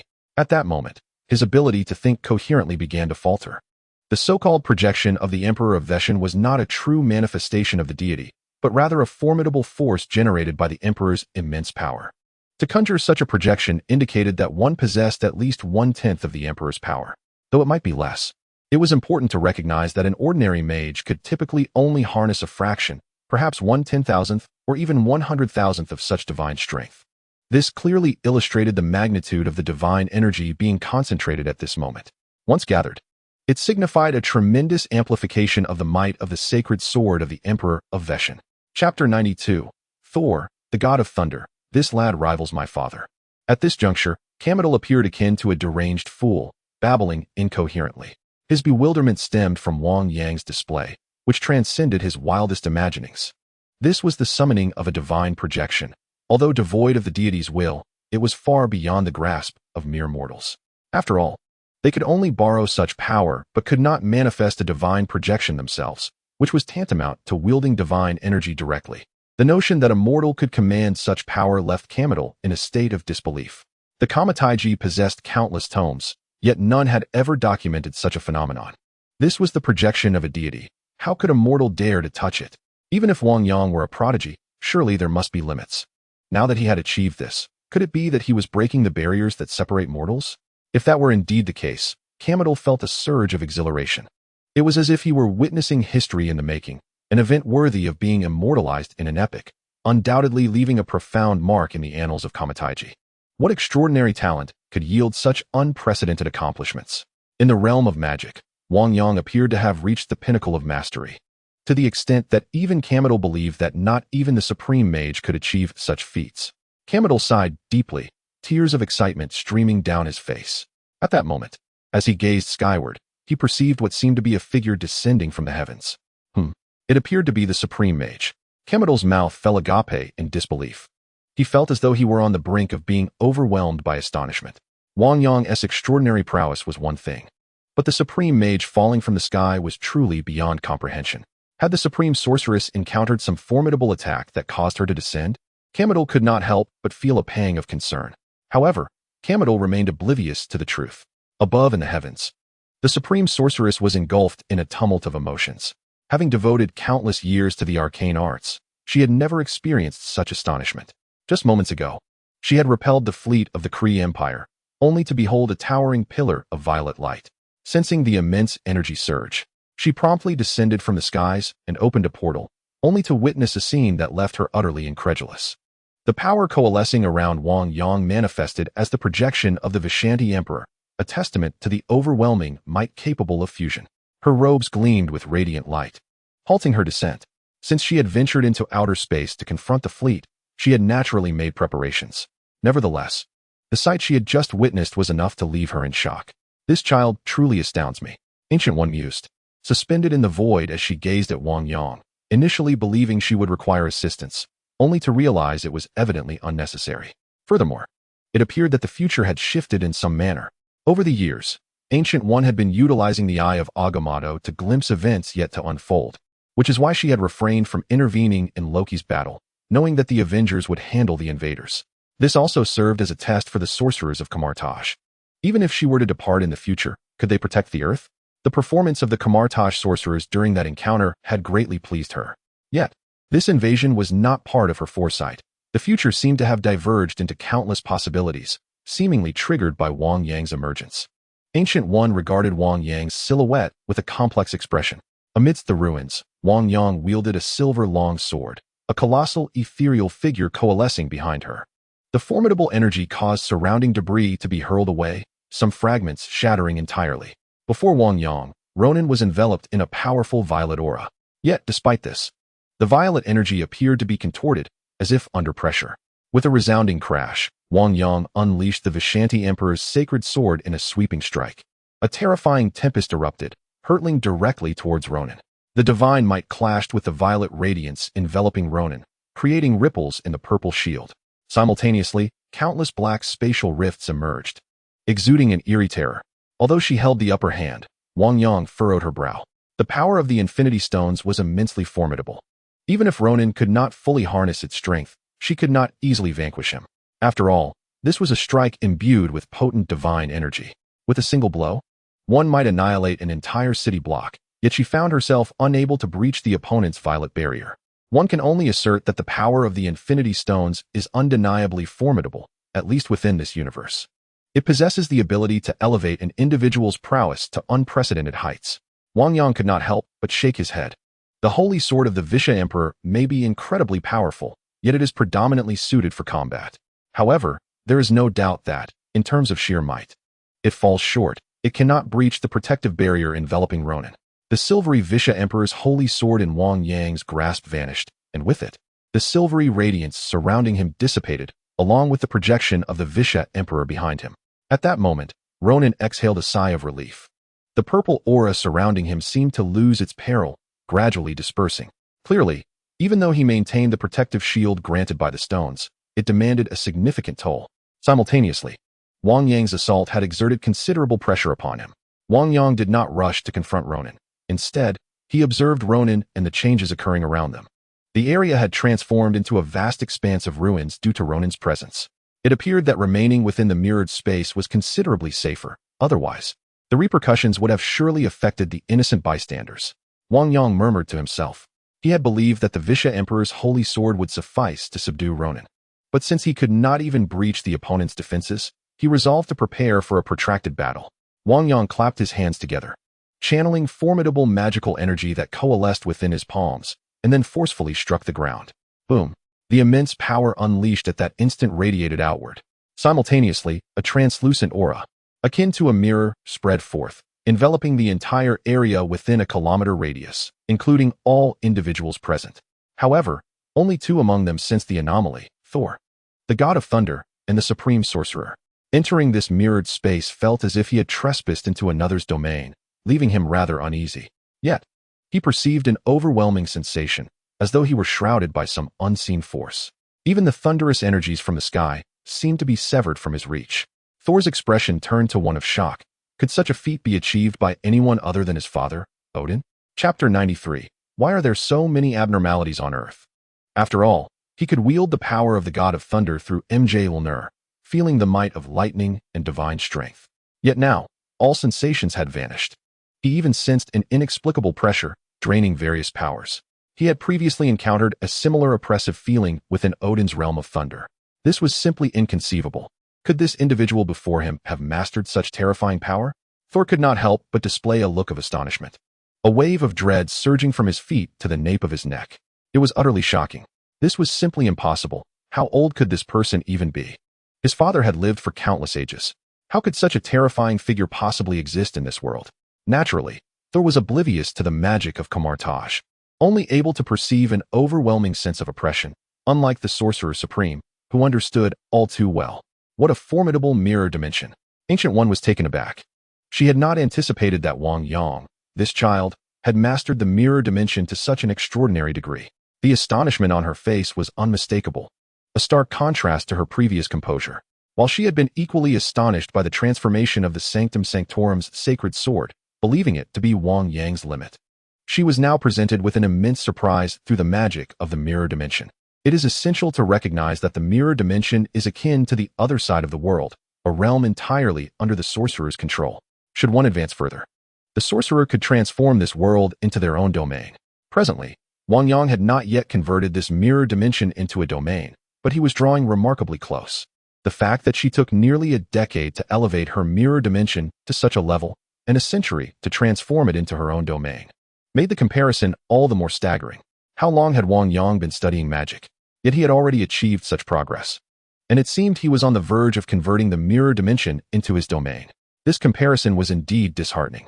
She had long considered Strange to be a genius. And the Eye of Agamotto had foreseen Strange's future, his accomplishments, and his magical aptitude, all qualities befitting a candidate for the Sorcerer Supreme. However, in comparison to Wang Yang, Strange appeared remarkably ordinary. Such innate talent evoked not just surprise, but dread. To have condensed the projection of the Vishanti at such a young age, and to have rendered the mirror dimension so powerful indicated that Wang Yang's future held limitless possibilities. A smile graced Ancient One's face. Perhaps the future truly belonged to him. Having trained for countless years, encountered 5 deities, defeated Dormammu, and witnessed numerous prodigies on Earth, none seemed significant when set against Wang Yang. What heights would his future attain? Ancient One could scarcely imagine, yet she envisioned it would undoubtedly surpass her own. Upon entering the mirror dimension, Wang Yang became aware of Ancient One's presence. This was his space, and he could perceive all information within it. The Sorcerer Supreme had arrived, but refrained from making a move. Could it be that she wished for Ancient One to pass the mantle to Doctor Strange, thus disregarding everything else? Wang Yang smiled wryly, recalling how Ancient One had merely observed during Loki's invasion of Earth. Yet, the thoughts of such a formidable being remained shrouded in mystery. Just as Wang Yang pondered this, Ronan, empowered by the Infinity Stones, began to recover and grow increasingly formidable. Were it not for the terrifying power of the Infinity Stones, any ordinary Kree would have perished beneath the sanctified blade of the Supreme Being long ago. In but a fleeting moment, Ronan's strength had been entirely restored. Upon feeling the might of the Infinity Stones, confidence surged within him. Ha ha ha. I concede that your magic is formidable. However, such a fearsome spell must surely deplete your energy. Perhaps you are now incapable of casting further spells. As for me, my power is boundless. Ronan raised his hands to the heavens, laughing maniacally, brimming with self-assurance. Observing that Wang Yang did not retaliate immediately, he believed that the earlier display of overwhelming power had rendered the young man before him incapable of offense. Now was the opportune moment to eliminate this boy. A sinister expression crept upon Ronan's face. He was determined to return the humiliation he had suffered. He intended to torment the individual before him, ensuring that his demise would be steeped in agony. Prepare to meet your end, Ronan bellowed, as purple energy began to coalesce and swirl around his hammer, signaling the onset of his assault. What terrifying power! I shall have no choice but to unleash the full force of the wind of Vatuma. The might of the wind of Vatuma had never been fully realized by him, not during his initial encounter in Kamar-Taj, nor in his battle against Mordo. Yet now, with the power of the Infinity Stones at his disposal, and within his mirrored domain, he was finally able to unleash its full potential. Wang Yang raised his palm, and a seemingly insignificant whirlwind materialized in his hand. With a flick of his wrist, this minuscule vortex shot forth, expanding rapidly as it met the wind, transforming into a colossal tornado that reached from the heavens to the earth, exuding an aura of utter annihilation. Ronan's expression stiffened in response. Was every spell this young man cast so formidable? Kamar-Taj's visage mirrored the growing astonishment. Wasn't the wind of Vatuma supposed to be a support spell? Why did it become so overwhelmingly powerful in his hands? Seeing this unfold, the Ancient One could not help but chuckle wryly, shaking her head. Each time she believed Wang Yang had reached his limits, he would unveil an even more potent spell, leaving them in awe. Ronan's emotions were a tumultuous blend of disbelief and dread. He had anticipated the depletion of the young man's magic, only to be confronted with an even greater display of sorcery, one that approached cataclysmic proportions. Even from a considerable distance, he felt as though his skin was being sliced by blades. This was no mere wind, but a force imbued with destruction. Even with the protective power of the Infinity Stones, he found himself unable to withstand this onslaught. How much magic do you truly possess? Ronan exclaimed, utterly astonished. Surely, utilizing such formidable magic would entail significant consumption. Yet, Wang Yang seemed capable of summoning even greater power. He believed that after acquiring the Infinity Stones, he could traverse the earth with impunity, unimpeded even by the Avengers. Yet, astonishingly, a single human stood in his way, wielding a plethora of terrifying magic. How could such formidable spells be conjured with seemingly little expenditure of magical energy? Why was this individual capable of unleashing such a multitude of powerful enchantments with such ease? What a bizarre encounter awaited him on Earth. Captain Marvel was one thing, but this boy was another. Chapter 94. Ronan, you should never have crossed paths with me. Ronan gazed at the colossal tornado before him, his expression darkening. He could scarcely fathom that magic could possess a force rivaling that of the Infinity Stones, even overpowering him. Yet Wang Yang regarded the situation as entirely expected. Ronan, your greatest mistake was choosing to attack Earth, he stated calmly, raising his hand to unleash a tempest imbued with a sense of devastation, sweeping towards Ronan. As Ronan sensed the terrifying force approaching him, instinctively he attempted to evade. But for reasons unknown, it felt as though the very space around him had been sealed, rendering him immobile. Fury filled Ronan's eyes as the tornado drew nearer. After all, he was the highest accuser of the Kree Empire. The Infinity Stones radiated immense power, allowing him to withstand the formidable assault. The dreadful tornado, akin to a multitude of lethal blades, struck Ronan directly. With a series of piercing sounds, numerous wounds erupted across his body. As the tornado diminished, Ronan appeared utterly disheveled. His armor in tatters, resembling mere rags draped over him. Countless lacerations marred his blue form, with streams of azure blood splattering forth. His stance wavering as if he might collapse at any moment. Indeed, his defensive capabilities were remarkable, and his physical prowess was exceptionally high. Such overwhelming force had failed to vanquish him outright. However, it was clear that Ronan could not endure much longer. As Ronan withstood the winds of Vadum, a purple radiance burst forth from him once more, the power of the infinity stones enveloping him, initiating the restoration of his form. Your strength is indeed formidable. You could likely contend with Thanos. Ronan spoke slowly, a sinister grin creeping upon his lips. But I shall not be defeated. I vow to defend the honor of the Kree at all costs. Even with the power of the Infinity Stones, he could not instantly restore his body. Nevertheless, Ronan appeared unfazed, exuding confidence. He promptly produced an exquisite vial, pouring its contents into his mouth. Thor, witnessing this scene, gasped in alarm and shouted, "No? That is an elixir that unleashes the potential of the Kree. Once consumed, he will unleash all of his latent power." At this moment, Thor, the god of thunder, found himself engulfed in a tempest of fury and astonishment. This was a highly precious elixir from the Kree Empire, concocted through an extraordinarily unique method. The Kree held their honor in the highest regard, believing that to be defeated was worse than death itself. Thus, this potion was typically reserved for moments of impending demise. Thor recalled reading in the ancient tomes of Asgard that his realm had once engaged in battle with the Kree, suffering grievous losses from this very tactic. The Kree had once employed this method to ensure mutual destruction, and even Asgard, confident of victory, had suffered equally dire consequences, gaining nothing in the end. Witnessing Ronan brandishing such a vial naturally filled Thor with dread. This individual already possessed the Infinity Stones. The eruption of such energy would undoubtedly be even more terrifying. Wang Yang, hearing Thor's voice, furrowed his brow in concern. However, it was too late to thwart Ronan's intentions. A crimson glow ignited in Ronan's eyes, tears like ink trailing down his cheeks, presenting a visage of immense terror. It is too late. Having chosen to consume the elixir, you shall all perish today. You have forced my hand. I vow to defend the honor of the Kree to my last breath. He roared, his voice echoing into the heavens. In that moment, the Infinity Stones seemed to respond, unleashing a cataclysmic force that radiated outward with unfathomable power. Not only did this force exude a chilling aura that sent shivers down the spine, but Ronan's form also expanded, resembling a colossal giant. Even the Hulk, standing before him, appeared comparatively diminutive. As he swung his massive hammer, it was as if he had regained his peak strength, perhaps even surpassing his uninjured state. The tremendous power surged forth with each swing, dark purple energy shooting towards Wang Yang. With a swift motion, Wang Yang conjured a magical shield. As the dark purple light struck the shield, ripples cascaded across its surface. Wang Yang's expression shifted to one of astonishment. Just moments ago, his magic had remained unshaken. Yet now Ronan was wielding the Infinity Stone's formidable might. The potency of that elixir was indeed terrifying. It seemed he had no choice but to summon the lightning spirit. With such a dreadful force unleashed, the shockwaves reverberated through the vicinity. Kamar-Taj, Thor, and the newly restored Dr. Banner, along with Iron Man and Captain America, all stood transfixed by the scene unfolding before them. He understood the terror of the lightning spirit, should he unleash his current magical prowess. The very fabric of this space might be reduced to ruins. With a swift gesture, he sent Kamar-Taj and the members of the Avengers back to the real world. Simultaneously, a sphere of thunder materialized in his hand. Ikenril, the chaotic thunder spirit.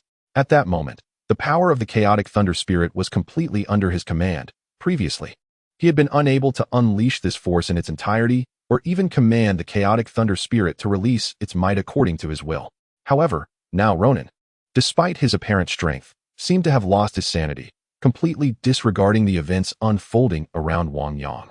His sole desire was to eliminate Wang Yang, refusing to allow any prodigy to overshadow him. In the past, when faced with Carol, his strength had been insufficient. But now, having acquired the Infinity Stones, he could not allow anyone to suppress him. Anyone who dared to do so would meet their demise. Fear embraced death. He roared as purple energy erupted from his being, transforming him into a conduit of the Infinity Stones, unleashing an overwhelming force. Die! Your formidable magic should never have crossed my path. Ronan bellowed in a frenzy. It is not I who should avoid you, but rather you who should avoid me, Wang Yang retorted, shaking his head, and then sent the thunder sphere soaring forth.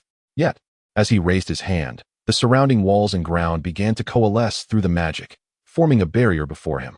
Boom, boom, boom. The air was filled with a terrifying roar as the immense power radiated outward, causing even the walls that stood before him to crumble under the onslaught. Chapter 95. I want his detailed information. A blinding light spread forth. Following the deafening explosion, silence enveloped the area, and the terrifying brilliance expanded. An almost blinding white light that gradually consumed everything in its vicinity. Even in the real world, they witnessed a blinding radiance and felt the ground tremble. Though they were from two different realms, at that moment, it seemed as if the very fabric of reality was on the verge of being torn apart. They stood in stunned silence as the space before them gradually regained its tranquility, as if nothing had transpired. Wang Yang, Kamar-Taj exclaimed in alarm. He quickly drew a circle, eager to discern Wang Yang's fate. Though he believed Wang Yang would be unharmed, the previous scene had been more terrifying than ever, and it was impossible not to worry. As the portal opened, what lay ahead was an eerie stillness. What should have resembled the ruins of the real world had transformed into a barren wasteland. Everything had vanished. Before him lay nothingness, as though someone had deeply scraped away the earth for several meters. Kamar-Taj gazed upon this scene, his mouth growing dry, his eyes fixated on a deep crater before him. Everything in the vicinity seemed to have dissipated under the radiation of this desolation. It was as if a colossal star had exploded, obliterating the buildings, the scars of battle, the debris, the dust, and the once mighty Ronin, all of which had vanished without a trace. Only a single purple gem remained, still emanating a faint glow. Kamar-Taj felt a surge of fear. Such terrifying destructive power. Such a cataclysmic force. Had the Kamar-Taj been subjected to such an explosion, the entire place would have been effortlessly vaporized. Previously, he had regarded Wang Yang as merely eccentric. Now, he perceived him as a terrifyingly formidable eccentric. This overwhelming power engulfed him, making his entry into this mirrored realm feel akin to stepping into an apocalyptic scenario. Such sorcery was utterly horrifying. He could sense the very essence of death, and this was merely the aftermath of its might. He could scarcely fathom the depths of Wang Yang's potential. At that moment, the Avengers had also entered the space and beheld this scene, feeling as though they had wandered into the wrong domain. Outside, although in ruins, there had been some semblance of structure, but here, a desolate silence prevailed for miles. Devoid of life. J-A-R-V-I-S.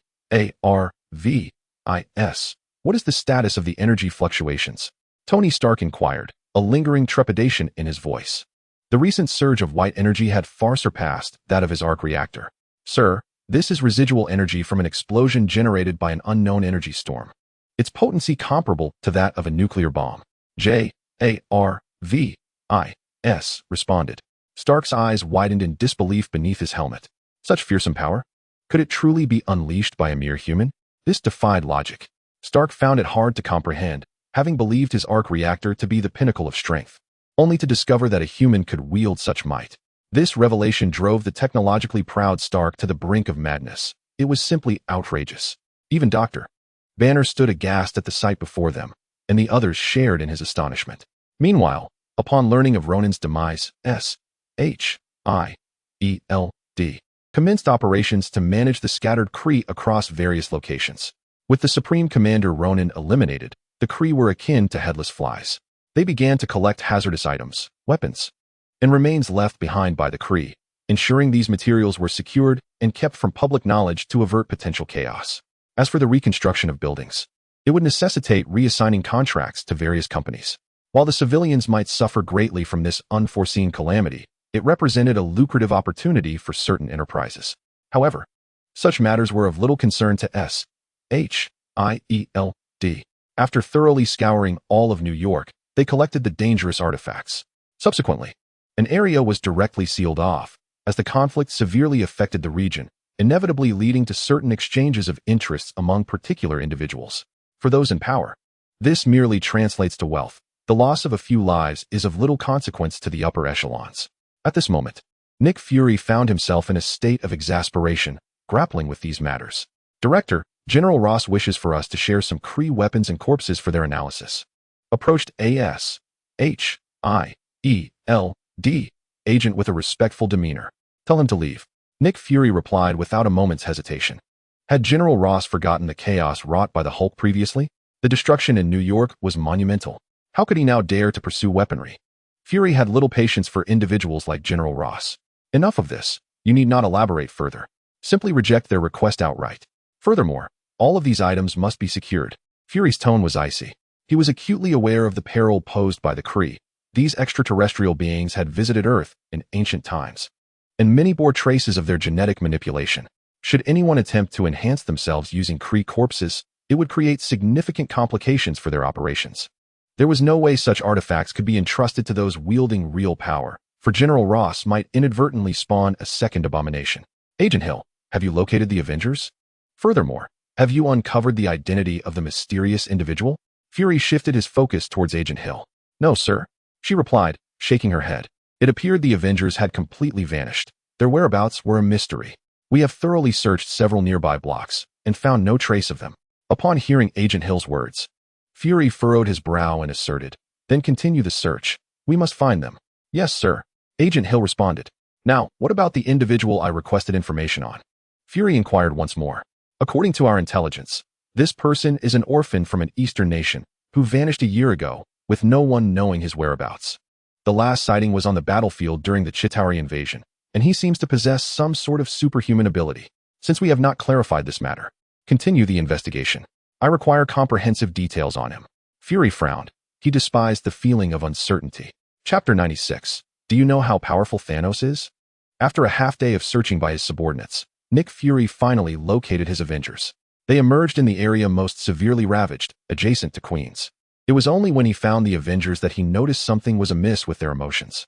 Several members of the team appeared as if they had been struck, their expressions blank and devoid of hope. Even the typically rational Dr. Banner and Tony Stark were affected. Nick Fury furrowed his brow. Now, who can enlighten me as to what has transpired? After scanning the surroundings, he spoke, yet regrettably, no one uttered a word. The Avengers remained unervingly silent, even Captain America. What on earth has happened? Observing their demeanor left Fury bewildered. The Kree commander had been vanquished, so why had the Avengers succumbed to this state? "Stark, tell me, what has occurred?" Fury directed his gaze towards Tony Stark. Stark glanced at Fury. "Director Fury, do you believe in the existence of deities?" Stark replied earnestly, his mind drifting back to recent events.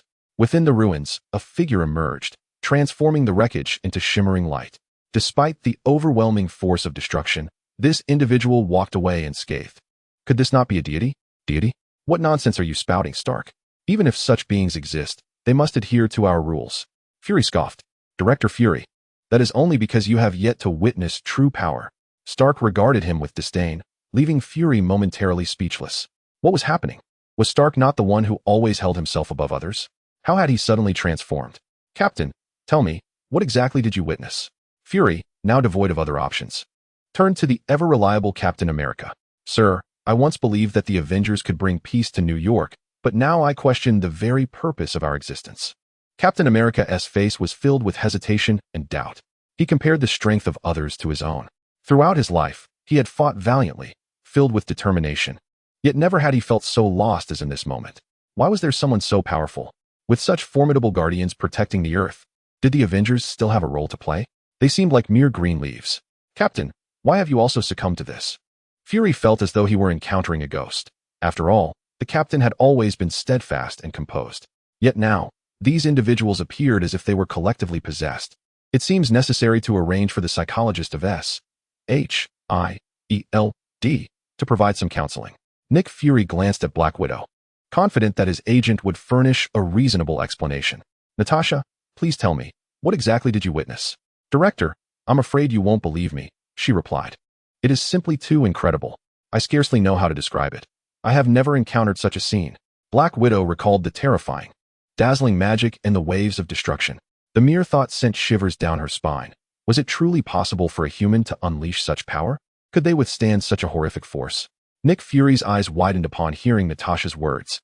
She was, after all, one of S.H.I.E.L.D.'s most elite agents. Resolute, and among the pinnacle of humanity. What could they have witnessed that left the members of the Avengers so despondent? Even his own two agents were similarly affected. Fury's mind was filled with questions, yet no one could provide an explanation. Wang Yang, oblivious to the impact of his actions on the entire Avengers team, found himself in a wooded area. Kamar-Taj stood nearby. Before them lay several unconscious figures: Star-Lord, Gamora, Drax, Rocket Raccoon, and Groot, surrounded by their spacecraft. The vessel that had brought them here. Star-Lord groggily shook his head and awoke. Where am I? Who are you? As he regained consciousness, he immediately spotted Wang Yang and Kamar-Taj. Where's Ronan? Star-Lord stood up, surveying the surroundings, but Ronan was nowhere to be found. He recalled that Ronan and his associates had pursued them. Despite their frantic escape, they could not evade capture, and the orb had been seized. Ronan is dead, Wang Yang stated, shaking his head. Dead? Then what of the orb? Star-Lord looked at Wang Yang, realizing that if Ronan was indeed deceased, the orb must now be in this person's possession. Yet, having witnessed the orb's terrifying power, they initially intended to deliver it to Xandar, home of the Nova Corps. We have secured it. Do you wish to reclaim it? Wang Yang inquired, recognizing that such formidable power offered little protection for the Guardians of the Galaxy. Even the Nova Corps would struggle to safeguard such overwhelming force. Transporting it to Xandar would only invite calamity, yielding no benefits. No, you keep it. We have no interest in this terrifying object. If it explodes, it is of no concern to us. Rocket Raccoon exclaimed at that moment. He had long since awakened, merely feigning unconsciousness. Upon hearing Wang Yang's words, he could not help but leap to his feet. What a jest! After witnessing the explosion at the collectors, he had already wished to discard it. Had it not been for Gamora's stubborn insistence to take it to the Nova Corps, they would not have been pursued by Ronan. Now that someone was willing to accept such a formidable gem, it was the best outcome for them. In light of this, you may take your leave. Wang Yang nodded. This time, in addition to seeing off the Guardians of the Galaxy, he also wished to convey a message. Wait, if this remains here, Thanos will not spare you. At that moment, Gamora furrowed her brow and spoke up. Star-Lord, taken aback, glanced around. Had everyone awakened? Was he the last to regain consciousness? And without any preparation? However, Gamora disregarded Star-Lord's gaze and addressed Wang Yang directly. Do you have any idea how powerful Thanos truly is? Gamora regarded Wang Yang, doubting whether he could withstand Thanos' onslaught. She also questioned whether this small planet, Earth, could endure. The Nova Corps was a significant force in the universe. Perhaps they could withstand Thanos. Yet, Gamora refrained from voicing her thoughts, for she was uncertain. Thanos was already intent on collecting the Infinity Stones, and with one already here, acquiring another would be inevitable. As for the Nova Corps facing Thanos, they would be utterly powerless. Moreover, I have defeated Ronan, who wielded an Infinity Stone. If Thanos wishes to come, let him come. Wang Yang remained noncommittal. Though he did not yet believe he could vanquish Thanos, there were now supreme sorcerers on Earth, and his magical prowess would only grow stronger. In time, he might possess the strength to confront Thanos. Compared to placing it elsewhere, where it would merely augment Thanos' power, it was better to keep it with them. Since you have made this decision, then let it remain with you. Star-Lord quickly intervened to halt Gamora, who was about to speak again, and softly advised her. Never mind. If he wishes to keep it, let him. Their ability to confront Ronan already attests to their strength. Upon hearing Star-Lord's words, Gamora, who had intended to say more, could only part her lips and ultimately said nothing. Master Kamar-Taj, let us depart. With matters resolved, Wang Yang naturally would not linger any longer. Master Kamar-Taj drew a circle, and the two stepped inside, vanishing before the Guardians of the Galaxy. Wow, they just teleported. Rocket Raccoon exclaimed, astonished. Are you truly going to give them the orb? Gamora inquired with concern. Such an item is perilous in our hands. Since they are willing to keep it, let them. At this moment, Star-Lord let out a sigh of relief. For at least one hot potato had been taken off his hands. Let's go. He waved his hand as he made his way toward the spaceship. Groot. Stop pretending. Star-Lord rolled his eyes. I am Groot. Groot rose, indeed feigning unconsciousness. Drax, are you still pretending? Star-Lord chuckled bitterly. Everyone turned their gaze toward Drax. Star-Lord. He is genuinely unconscious. Rocket Raccoon laughed heartily. Subsequently, Groot dragged Drax into the spaceship. Under the thrust of the engines, the vessel soared into the sky. Wang Yang and Kamar-Taj returned to Kamar-Taj. Wang Yang wished to continue his tranquil existence, reassured that the gem was securely held by the Sorcerer Supreme. His days were spent quietly studying a bit of magic, but it was not long before the Sorcerer Supreme summoned him again. The Sorcerer Supreme was still in her chamber, brewing tea, with her customary fan resting nearby, and a tome of magic in her hands. Upon noticing Wang Yang's entrance, she lifted her gaze and said, You're here. Come sit. Wang Yang respectfully nodded and took a seat opposite her. Sorcerer Supreme, what brings me here? I have something I wish to inquire about. Ancient One raised an eyebrow and began to speak. Feel free to ask whatever you wish. Wang Yang nodded and replied directly. What do you think we should do with this gem? The Sorcerer Supreme waved her hand, and a purple gem appeared in her palm. A wave of purple energy radiated outward, but in the next moment, it seemed to dissipate entirely. The gem appeared devoid of any sense of power, resembling a mere plastic trinket. Wang Yang's heart skipped a beat. Indeed, the Sorcerer Supreme was formidable. This was an infinity stone. Merely touching it could annihilate an ordinary person due to its immense power. Yet in the hands of the Sorcerer Supreme, it resembled an ordinary stone. The depth of her prowess was truly unfathomable. Wang Yang's expression was one of reverence. It would clearly be inappropriate to send it away. He shook his head and stated. The Sorcerer Supreme nodded, observing, while ordinary factions may attempt to safeguard such power, they may also invite calamity through it. In the presence of true strength, it is utterly powerless. Moreover, guardians would refrain from wielding the gem's power, merely bestowing it to those of greater strength. Then how should we handle the Infinity Stone? Should it remain in Kamar-Taj? Ancient One asked, seeking Wang Yang's thoughts. Wang Yang paused for a moment, musing to himself. Is there any doubt? Keeping it with Ancient One is undoubtedly the safest choice, for she is unafraid even of Dormammu. Had it not been for the demise of Ancient One, Thanos would not have easily invaded Earth, resulting in the extinction of half of all living beings. Although Thanos aimed to prevent the emergence of celestial beings, who would willingly sacrifice their loved ones. Thus, it merely delayed the inevitable for a few years, making it seem preferable to have never faced obliteration. Very well. I have complete faith in your abilities. Henceforth, you shall be entrusted with the guardianship of this gem. Ancient One, in her resolve, cast a spell to seal the Infinity Stone before unceremoniously handing it to Wang Yang, who fumbled to catch it. I truly do not comprehend why you would bestow this stone upon me, Master Sorcerer. Surely, it would be more prudent for you to keep it. Wang Yang remarked, perplexed. The Supreme Sorcerer had already wielded one stone. Acquiring another seemed inconsequential. One for you and one for me seems fitting, provided you do not become overly reliant on its power. Otherwise, your path may become tainted and assimilated by it. The more formidable you become, the more susceptible you are to its influence. Of course, it is a formidable force, but it is merely a question of your choices, Ancient One cautioned gravely. Her quest for power had led her to absorb dark energies. I understand, Master Sorcerer, Wang Yang replied, clutching the Infinity Stone, his mind awash with bewilderment.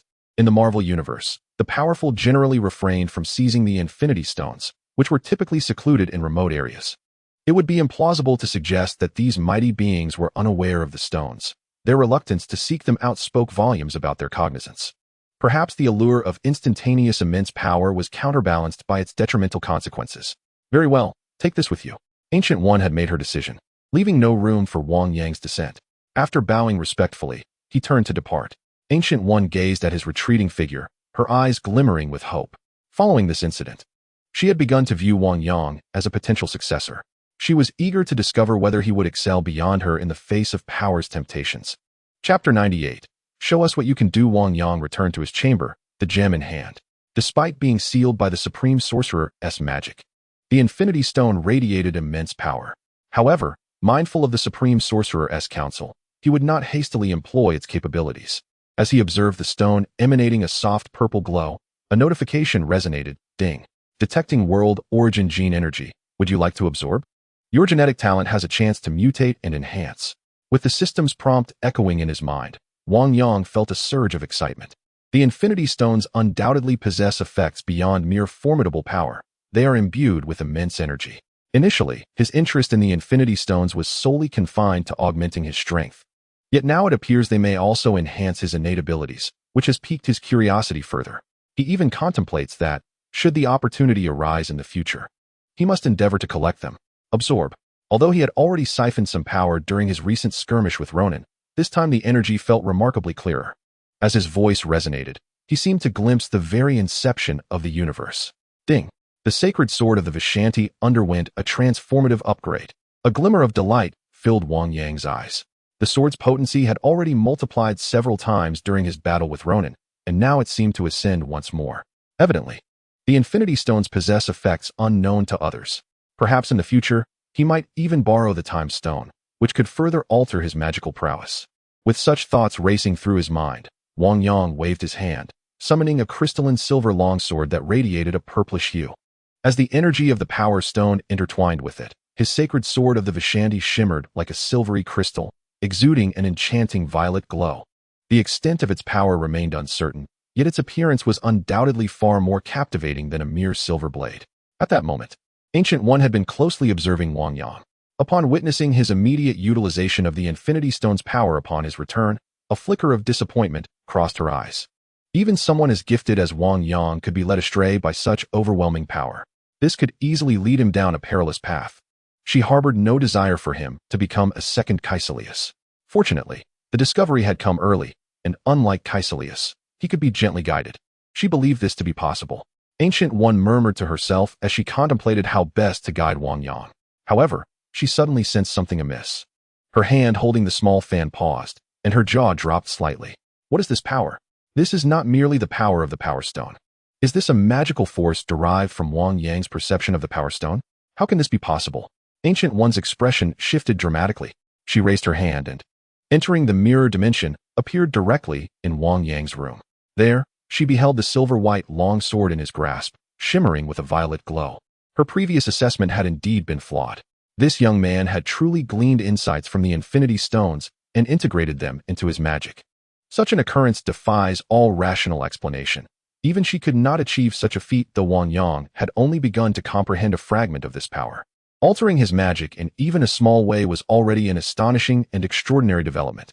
To comprehend her previous astonishing capabilities, one must acknowledge the extraordinary talent she possesses. Such innate brilliance is truly remarkable. This revelation alleviated the concerns of Ancient One regarding Wang Yang potentially straying from the right path. For Wang Yang, while the Infinity Stones are immensely powerful, he would not fall prey to their seductive allure. As Ancient One turned to depart, her conviction that Wang Yang would be her future successor solidified further. Unbeknownst to Wang Yang, he merely perceived the Infinity Stones as formidable, recognizing that he was not yet equipped to wield such power. Thus, he concluded that magic was the most suitable discipline for him in this realm. Although the power of the Power Stone is considerable, it is regrettably unattainable for the average individual, often leading to self-destruction. Even Thanos, in wielding the power of the Infinity Stones, suffered grievously, losing half of his physical form. Iron Man sacrificed his life simply to snap his fingers. Such a price is beyond the capacity of an ordinary person to endure, and naturally, he found it unappealing. However, at this moment, he was utterly astonished to discover that he could absorb the power of the Infinity Stones. If given the opportunity, he might consider collecting them, as it could significantly enhance his magical abilities. A smile crept upon Wang Yang's face. Knock, knock, knock. At that moment, a rap at the door interrupted his thoughts.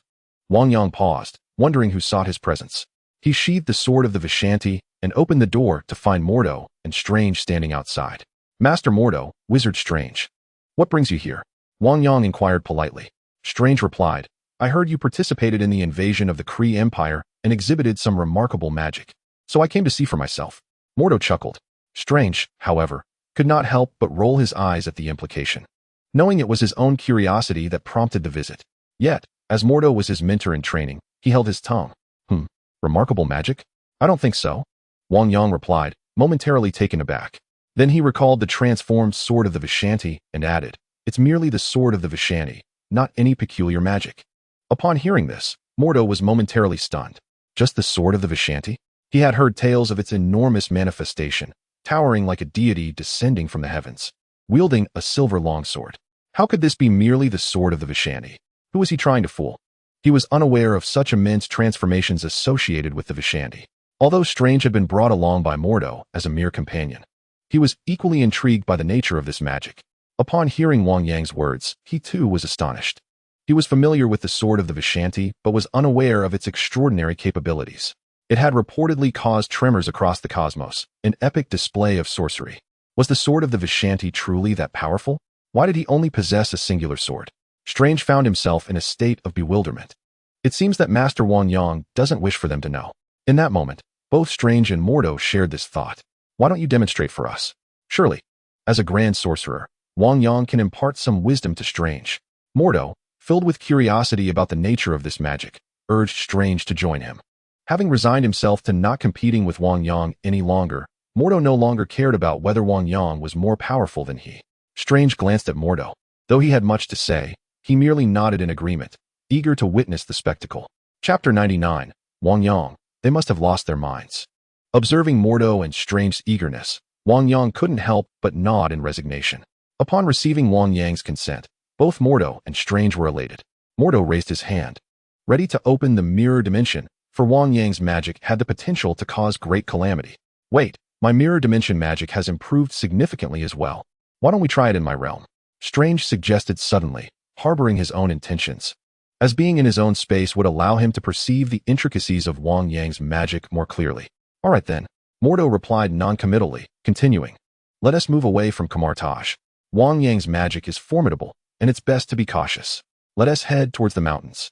Strange replied with a smile. With that, he opened a portal, leading them into the mirror dimension, swiftly arriving near the mountains. This will do. Wang Yang, please demonstrate.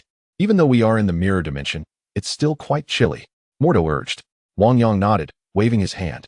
Without uttering a spell, a silver-white radiance ignited in his palm, emanating a purple aura from within. Soon, a magnificent long sword, a crystalline silver blade radiating purple light, materialized in his grasp.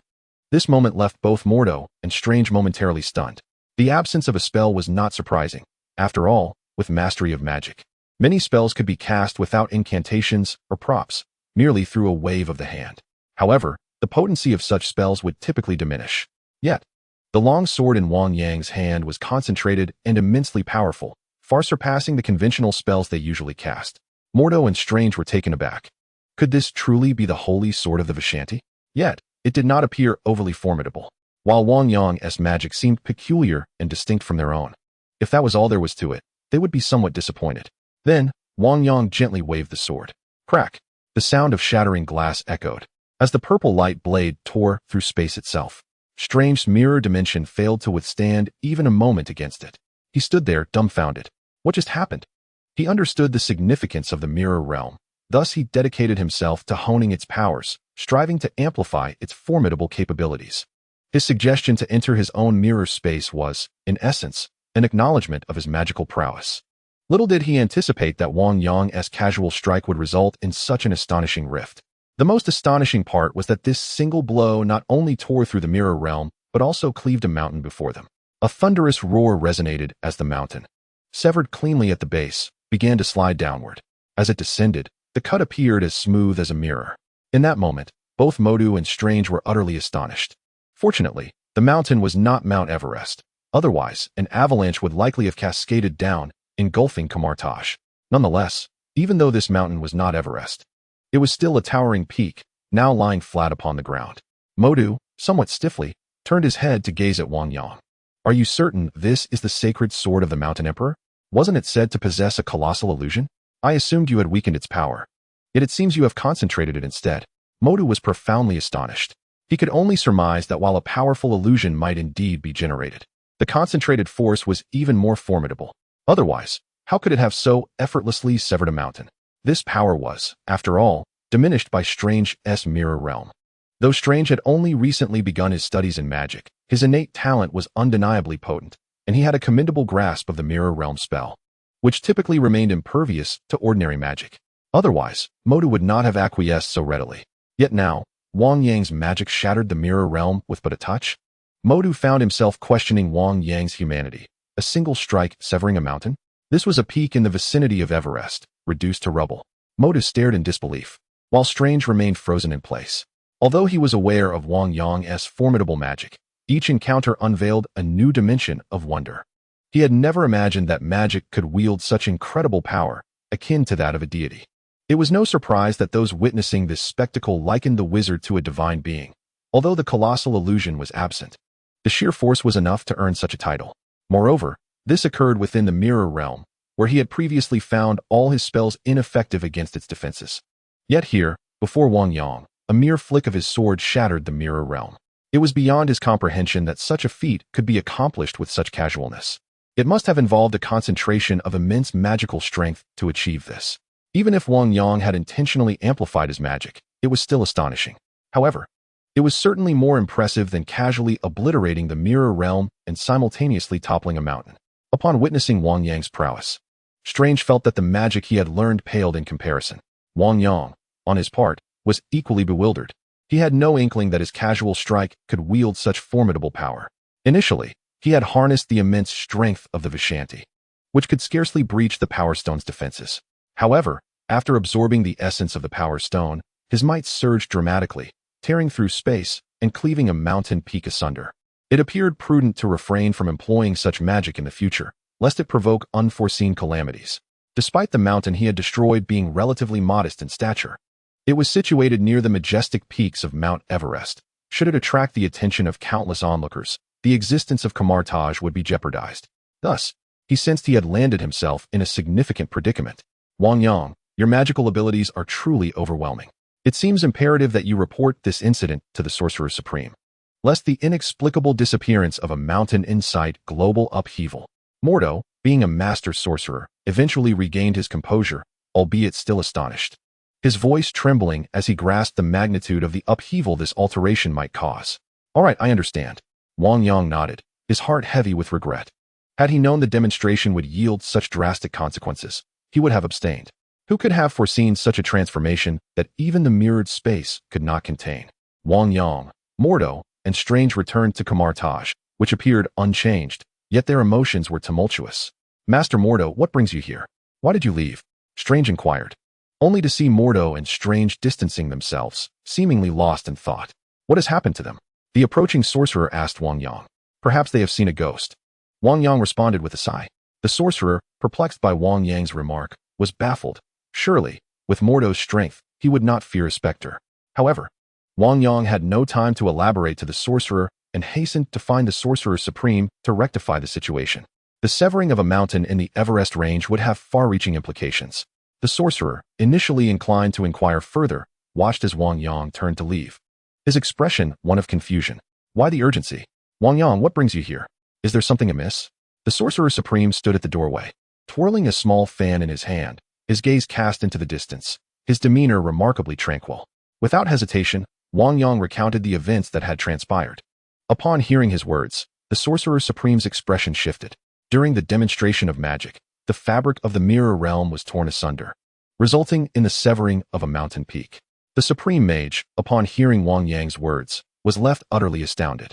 Had it not been uttered by Wang Yang himself, she would scarcely have believed such an occurrence possible.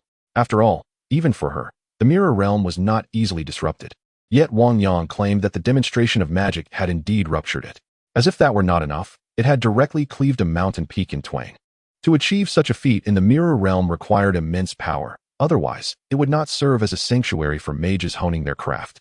Even if the realm had truly been torn, the potency of the magic would have diminished significantly, rendering it incapable of such a monumental act. Perhaps it was merely the smallest of peaks that had collapsed due to the disintegration of a corner, which, while unlikely, was not entirely impossible. Upon contemplating this, the Supreme Mage found the notion considerably more plausible. Let us investigate further, she declared, refraining from elaboration as she swiftly seized the eye of Agamotto and followed Wang Yang to the mountain range. Soon, the two arrived at the majestic Everest range. Before them lay a vista of snow-draped mountains, yet one area appeared conspicuously barren, as if something that should have been there had vanished, leaving an empty void.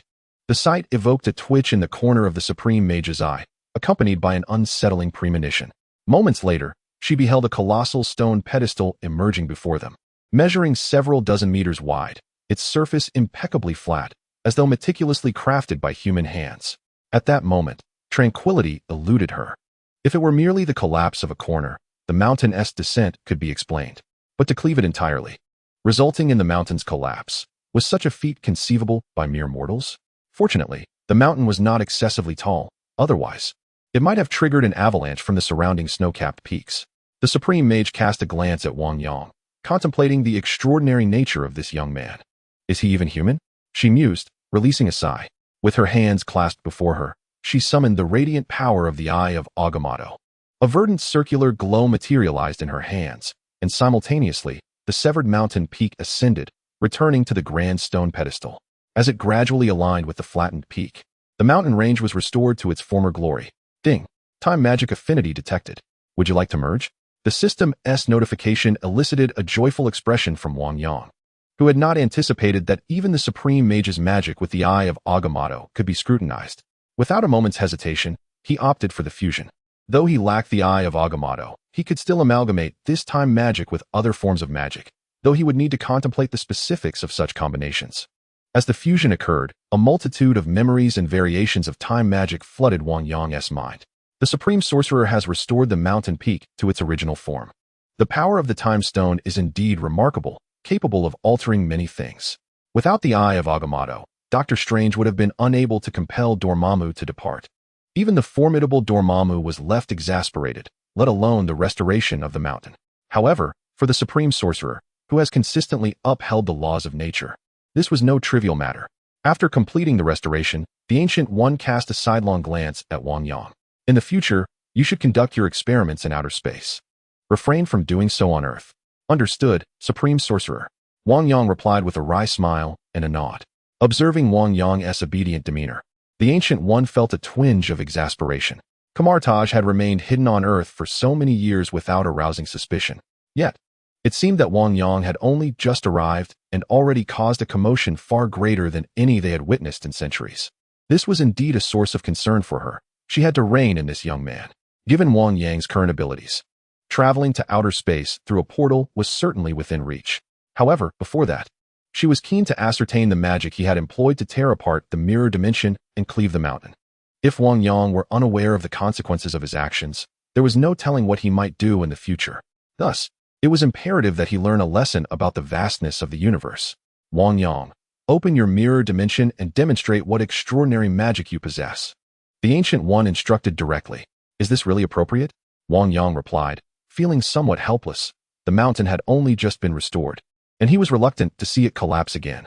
Since I have mentioned it, there should be no issue. Besides, with me here, I will ensure the mountain remains unharmed. The Ancient One was certainly confident. Although her fate was sealed, she still wanted to teach Wang Yang a lesson to prevent any greater calamities. Hearing her words, Wang Yang reflected on the Ancient One's immense power. She wielded the strength to obliterate stars, while his magic seemed trivial in comparison, akin to a child brandishing a sword. Then I shall humbly request your guidance, Supreme Sorcerer, Wang Yang declared, raising his hand and causing fragments of space to shatter like glass. The Ancient One nodded slightly as she observed Wang Yang effortlessly accessing the mirror dimension. At that moment, he conjured a silver sword emanating a violet glow. I am about to strike, Supreme Sorcerer, Wang Yang announced respectfully, preparing to unleash a blow to showcase his magic. The Ancient One wore a faint smile, seemingly unfazed. Noticing her lack of reaction, Wang Yang lifted the sword and swung it decisively. With a clang, facing a formidable opponent, his innate talent surged, growing ever stronger. Wang Yang was momentarily taken aback. The last time he had triggered the phenomenon of becoming stronger through adversity, he had directly manifested the projection of the Emperor of Veshin. However, this time, having absorbed the power of the Infinity Stones, he feared that if he were to unleash such force again, it would be catastrophic. Yet, he found it too late to halt his actions. Chapter 101. Ancient One. Without the stones, can you still reverse time? A remarkably condensed, almost tangible purple light surged towards him. Although he was not directly facing the Ancient One, the potency of this attack far surpassed that which had been demonstrated to Mordo in strange moments before. The Ancient One's eyes narrowed upon witnessing this assault. Its formidable strength was indeed impressive. It seemed capable of rending the fabric of space itself, even within Wang Yang's own domain. The surrounding space began to fracture in response to the purple blade of light. Nonetheless, despite the overwhelming nature of the attack, the Ancient One was confident in her ability to counter it. She gathered her magical energy and, with a swift motion of her hand, directed it towards the approaching purple radiance. In an instant, intricate magical runes emerged around the violet glow, encasing it as if to seal it away. The purple light quieted, evidently unable to break free from the Ancient One's formidable spell. However, as the radiance dimmed, a smile crept onto the Ancient One's face. Just as she seemed to have the situation under control, the purple light flared brilliantly once more, radiating an intense luminosity. Suddenly, a sharp crack echoed through the air. The Ancient One's expression shifted. In an instant, the purple light shattered the magical seal, surging forward with the intent to tear through space, heading directly towards Mount Everest. Should it succeed in cleaving the mountain, it would undoubtedly trigger a massive avalanche, burying Kamar-Taj and the residents below in a blanket of snow. The Ancient One's countenance changed as she swiftly positioned herself before the violet light. With a raised hand, a shield materialized before her. Had she not been pressed for time, she would have activated the Seraphim shield immediately. Nevertheless, time was of the essence. As she conjured the magical shield, she did not hesitate. A second shield appeared, followed by a third, fourth, and fifth. The presence of 5 magical shields underscored the seriousness with which the Ancient One regarded this purple light. Boom!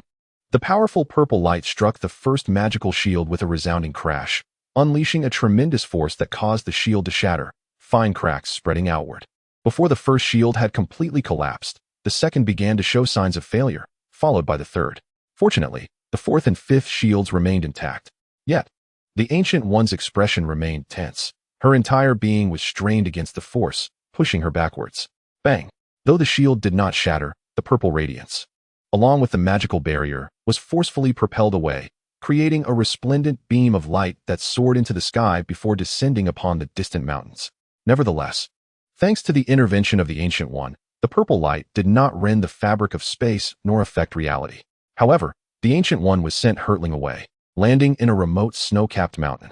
If the sorcerers of Kamar-Taj were to learn of this, they might very well be driven to consume him alive in their fury for having cast the Supreme Sorcerer aside. Surely, the Supreme Sorcerer could not have perished. Wang Yang felt a tumult of emotions. The magic of time. The reverse flow of time within the mirrored space. An epiphany struck Wang Yang's mind. The time reversal spell, which required the Eye of Agamotto for the Supreme Sorcerer, was not needed by him. Reverse flow. A green light gleamed in Wang Yang's eyes as a circle of green magical runes materialized in his right hand, which then began to rotate slowly in reverse. It seemed as though time itself within the entire mirrored space commenced its backward flow. The Supreme Sorcerer, who had just been flung away, gradually returned in this temporal reverse.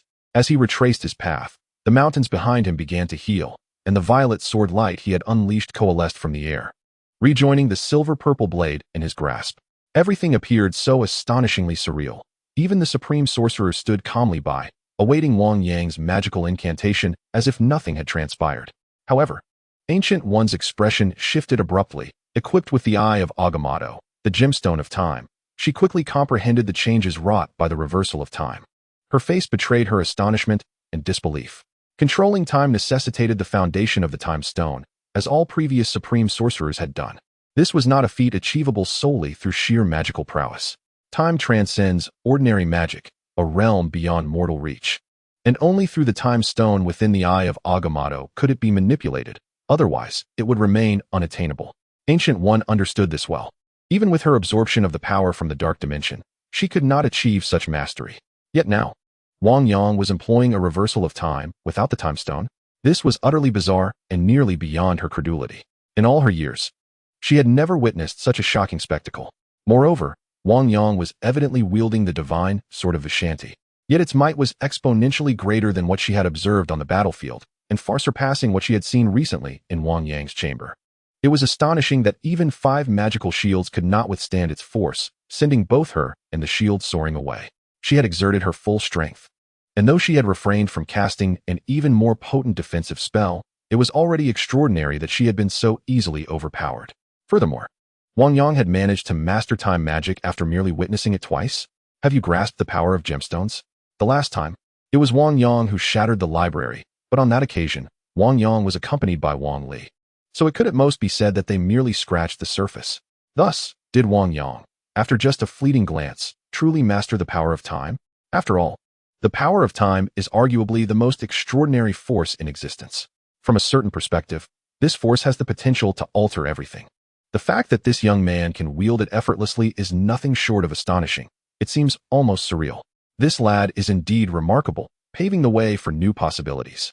Such magic poses a threat, even to someone of his prowess. At this moment, she could hardly fathom the extent of Wang Yang's talent, capable as he is of wielding such magic. After all, even she could not accomplish it. Supreme Sorcerer, are you alright? As Gu Yi returned to her original position, Wang Yang couldn't help but exhale in relief. Had it not been for his quick reflexes, he might have become the target of the many sorcerers of Kamar-Taj. Being hunted by countless mages would not be out of the question. The sin of slaying a Supreme Sorcerer far outweighs that of Kaisalius' betrayal. He certainly did not wish to be pursued by the sorcerers. I am fine. Gu Yi waved her hand, yet her gaze towards Wang Yang remained laced with astonishment. Chapter 102. The power is quite substantial. Is everything truly alright? Gu Yi sighed. for Wang Yang had casually mastered a form of magic that even she could not wield. That's good. Let us return for now. Upon hearing Gui assert that she was fine, Wang Yang breathed a sigh of relief and suggested, "Your magic is exceedingly powerful. If possible, it would be prudent to experiment with it in the open spaces of another planet." Gui offered a final word of caution. "I understand, Supreme Sorcerer." Wang Yang could only acquiesce, albeit reluctantly. Subsequently, Wang Yang and the Supreme Sorcerer made their way back to Kamar-Taj. Once the matter was settled, Wang Yang found himself with some leisure time. Nevertheless, his pursuit of magical knowledge would not cease, for one could never predict the troubles that might arise. For instance, had he not possessed the time magic that sent Gui flying, he would likely be in serious trouble now. Although he had already mastered a considerable amount of magic, Wang Yang was well aware that one could never have too much of it. Upon arriving at the library, Wang found himself once again stationed there as usual. However, upon seeing Wang Yang's arrival, his demeanor shifted to one of anxiety. "Wang Yang, why have you returned yet again?" Wang inquired nervously. With utmost humility, Wang Yang replied, "Great mage, I have come to study magic." Upon hearing Wang Yang's words, Wang could not help but twitch at the corners of his mouth. Wang Yang's approach to learning magic was hardly akin to that of an ordinary individual. Each time, it would incite tremendous upheaval, almost as if he were intent on dismantling Kamar-Taj itself. Yet, he knew he could not prevent Wang Yang from pursuing his studies. "Do not experiment with your magic in Kamar-Taj," the master admonished, and then, as if recalling something, added, "And you must also refrain from doing so in the mirror dimension." Upon hearing the master's warning, Wang Yang could only nod in acknowledgement, responding, "Yes, great mage. I understand. The Supreme Sorcerer has informed me that if I wish to conduct experiments, I may do so in outer space. As long as you comprehend." The master remarked with a sense of relief. He had witnessed the magic Wang Yang wielded, and had it been unleashed, it would likely have caused the very fabric of Kamar-Taj to unravel. "I shall now peruse the spellbooks, great mage," Wang Yang replied with a hint of resignation, nodding before turning to examine the tomes of magic. He entered the library and, without further ado, proceeded directly to the restricted grimoires of the Supreme Sorcerer. After an extensive search, he selected a particularly weighty volume. Although it was not authored by the Supreme Sorcerer, it contained numerous potent spells, including one renowned as the most formidable destructive magic in all of Kamar-Taj, the Bolt of Bastat. This was an extraordinarily powerful form of destructive magic, wielding catastrophic force. Only a select few could cast such a spell. In terms of sheer offensive capability, it ranked among the most powerful. Moreover, it boasted not only immense explosive potential, but also the ability to unleash successive attacks. Wang Yang opened the spellbook and located the Bolt of Bastat. The page was inscribed with countless intricate and formidable magical runes, along with various complex arrays, rendering it far more complicated than the spells he had previously studied. Fortunately, it seemed that the Supreme Sorcerer had left behind a trace of the essence of the Bolt of Bastat. After all, the challenges of self-learning such high-level magic without a mentor were immense. Thus, spells of this caliber were often either inaccessible or exceedingly difficult to master. The lingering essence left by the Supreme Sorcerer would facilitate a swifter comprehension for any mage attempting to learn this spell. Ding. Magic talent fragment for the Bolt of Bastat detected. Would you like to merge? Merge. Without a moment's hesitation, Wang Yang fused the magical fragment. As he did so, a wealth of knowledge regarding the Bolt of Bastat cascaded into his mind. Truly, the Bolt of Bastat was one of the most powerful spells in all of Kamar-Taj, with its knowledge surpassing that of other spells by a significant margin. As the fusion completed, Wang Yang felt he had sufficiently mastered it. Naturally, he was eager to test its might, but he promptly suppressed the urge to unleash it within Kamar-Taj. Instead, he traced a circle and stepped into it. In outer space, countless celestial bodies possessed atmospheres. Even the homeworld obliterated by Thanos remained breathable, and myriad stars harbored life, including various extraterrestrial beings. Wang Yang arrived upon an unnamed star, inhabited by peculiar little creatures, yet devoid of any intelligent life. The random teleportation had brought him here, and he felt quite satisfied, as it seemed unlikely that he would harm anyone or anything in this place. Nevertheless, he opted to activate the mirrored space to minimize any potential destruction. Within this mirrored realm, he could unleash his magic without restraint. Chanting incantations, he called forth the thunder of Bozat. As radiant lightning shimmered from his palm, he thrust it forth. A blinding bolt of lightning shot from his hand, slithering like a serpent into the distance. The ground below bore witness to trails of electricity, snaking away into the horizon. Crackling sounds echoed as the mirrored space, which was supposed to withstand all magic, crumbled under his might. Wang Yang, channeling his full power, unleashed a spell whose potency was magnified beyond measure. The mirrored space collapsed entirely, and the thunder of Bozat began to ripple across the entire star. This power is rather immense, Wang Yang mused, observing the formidable force of the thunder of Bozat. Its strength exceeded his expectations. Yet he felt reassured by the solitude of the star, mitigating any cause for concern. He believed it would not have significant repercussions. However, witnessing the spell's magnitude, he wholeheartedly agreed with the Supreme Mage's caution. Had this occurred on Earth, it could have led to an irreparable disaster. Subsequently, Wang Yang ventured to another area for further experimentation. Yet, shortly after his departure, the region where he had invoked the thunder of Bozat began to collapse dramatically. A vast section of the ground gave way, and magma surged forth, launching this enormous expanse into the void. Although the atmosphere persisted, the gravity was feeble, and the presence of a colossal celestial body loomed nearby. As a significant chunk propelled upward, it was swiftly drawn towards the immense star, accelerating rapidly. In a fleeting moment, it soared past the star's gravitational pull, creating a slingshot effect, hurling the massive fragment towards the distance, where a blue planet awaited, Earth. Chapter 103. The Might of Kamar-Taj Attracts Meteorites. With Wang Yang's current mastery of magic, he could effortlessly teleport across vast distances. However, this star could not be too far removed. Thus, after experiencing the gravitational slingshot effect, the massive fragment reached supersonic speeds. Meanwhile, in Asgard, Odin sat upon his throne, exuding an air of tranquility. With his eyes closed, he appeared to be in a state of meditation, contemplating how best to mentor Thor. For the future of Asgard ultimately rested in Thor's hands. At that moment, an arc of electricity illuminated the celestial map within the divine palace. Odin appeared to sense this phenomenon, abruptly opening his eyes. What a terrifying force of destructive thunder! Such pure lightning power possesses immense annihilative strength. Who could this possibly be? To think that such a formidable entity lurks within the 9 realms. Odin found this hard to fathom. Aside from their kin in Asgard, how could any being in the entire 9 realms possess such mastery over lightning? The crux of the matter was the sheer magnitude of this thunderous force. It seemed to harbor great potential. Perhaps the adversary could not yet reach his level, but surely in the future, they might. This lightning intrigued Odin greatly. Heimdall. Odin's voice resonated, summoning the watchful Heimdall, guardian of the 9 realms. In no time, Heimdall appeared before Odin. "My king, how may I serve you?" he inquired, placing a hand over his heart and kneeling respectfully. "Conduct a thorough observation of the 9 realms and ascertain whether any anomalies have occurred," Odin commanded. Upon hearing this, Heimdall acknowledged with a solemn yes. His eyes glimmered with a golden light, piercing through the fabric of the 9 realms as if he were a divine beacon. Countless images and information flooded his vision, ultimately locking onto the realm of Midgard. "My king, there is an anomaly on a star within the Midgard domain that is devoid of sentient life," Heimdall reported with reverence. "A star in the Midgard realm? The Midgard of humans has no other celestial bodies that harbor humanity aside from Earth. Indeed, this star has suffered a tremendous assault, resulting in great fissures that have led to its fragmentation. The power behind this is formidable."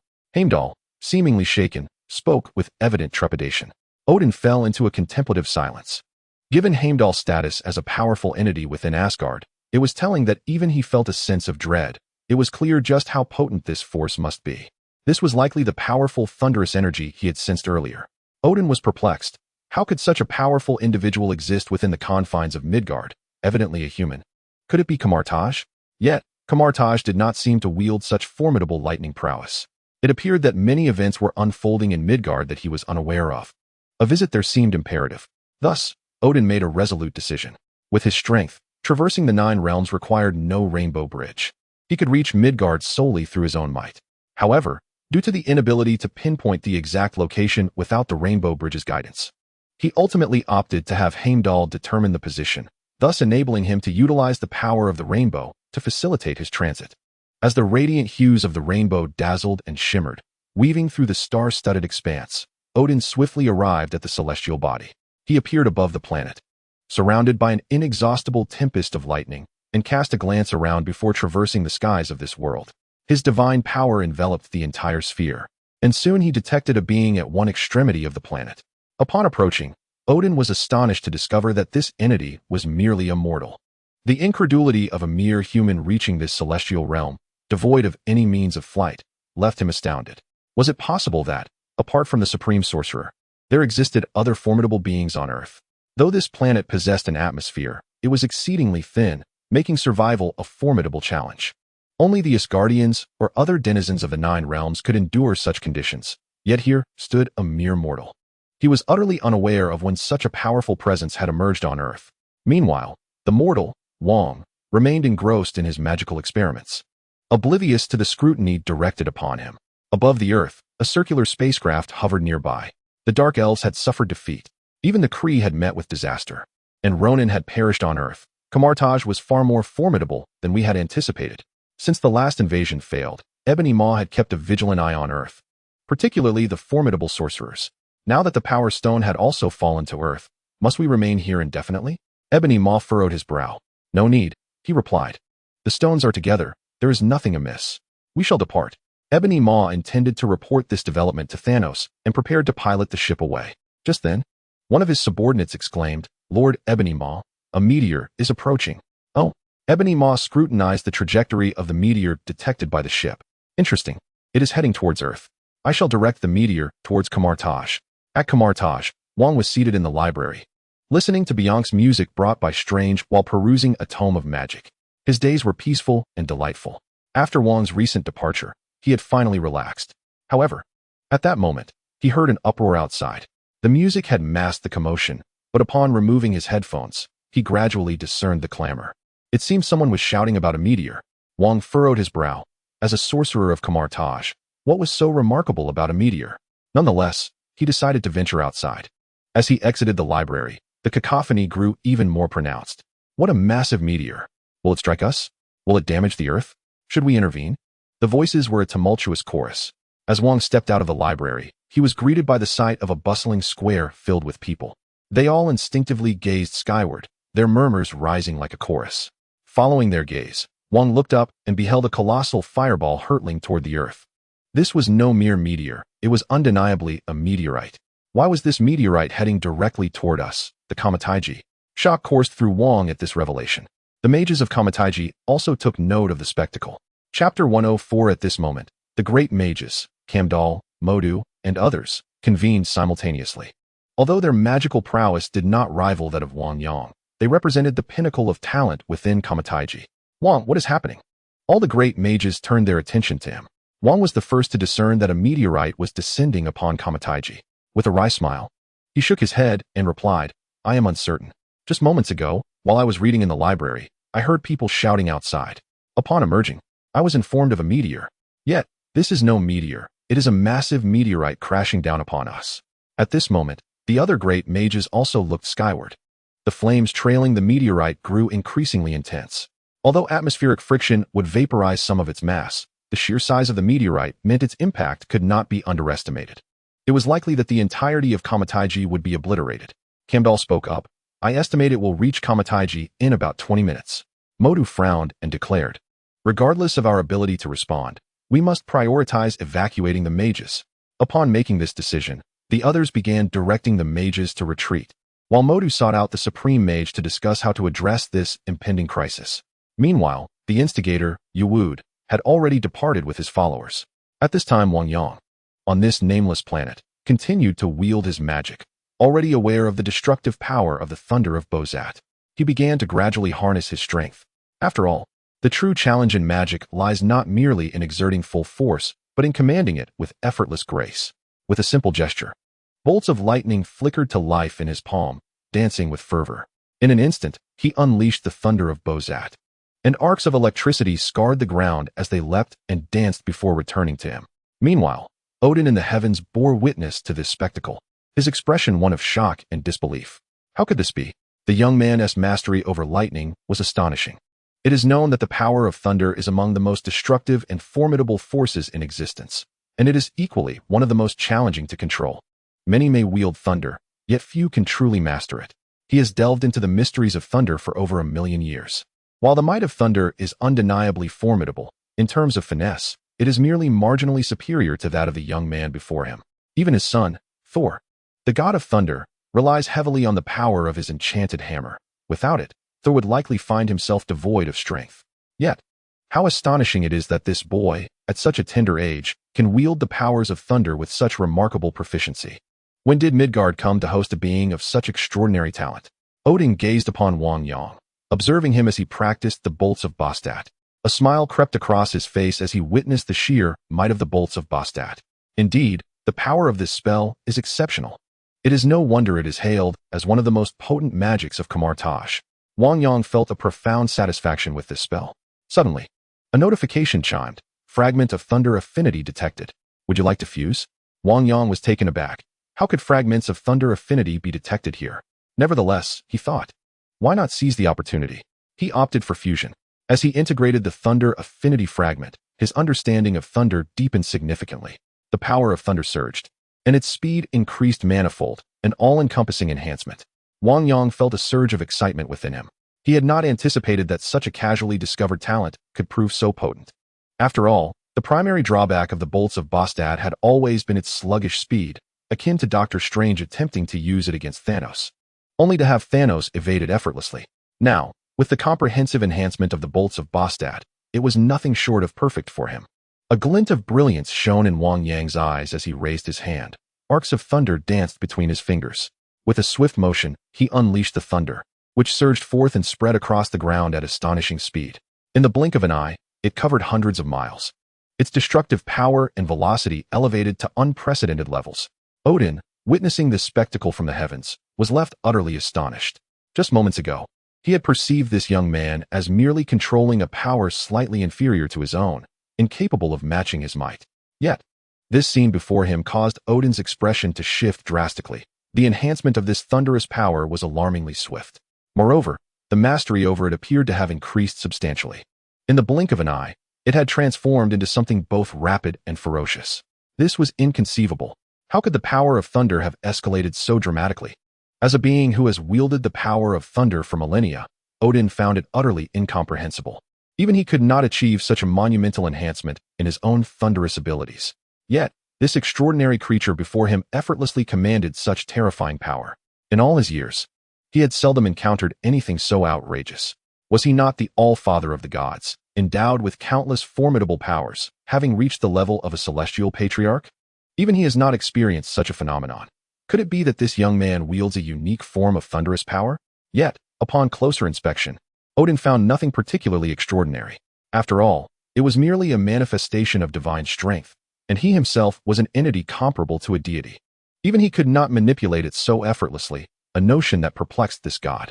Has the world truly reached such an extraordinary state? Am I merely growing old? Odin gazed at Wang Yang, a sense of confusion washing over him. Kamar-Taj, Mordo has returned. Have you located the Supreme Sorcerer? Wang looked at Mordo with a hint of urgency. No, it seems the Supreme Sorcerer has ventured out once more. Mordo shook his head anxiously, then inquired, how is the evacuation proceeding?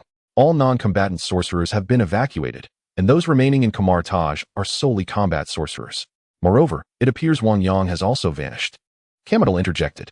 Although he was not surprised to hear of the Supreme Sorcerer's absence, he sensed that the sorcerer had been occupied with numerous tasks of late, and it seemed that the Ancient One had not participated in recent battles.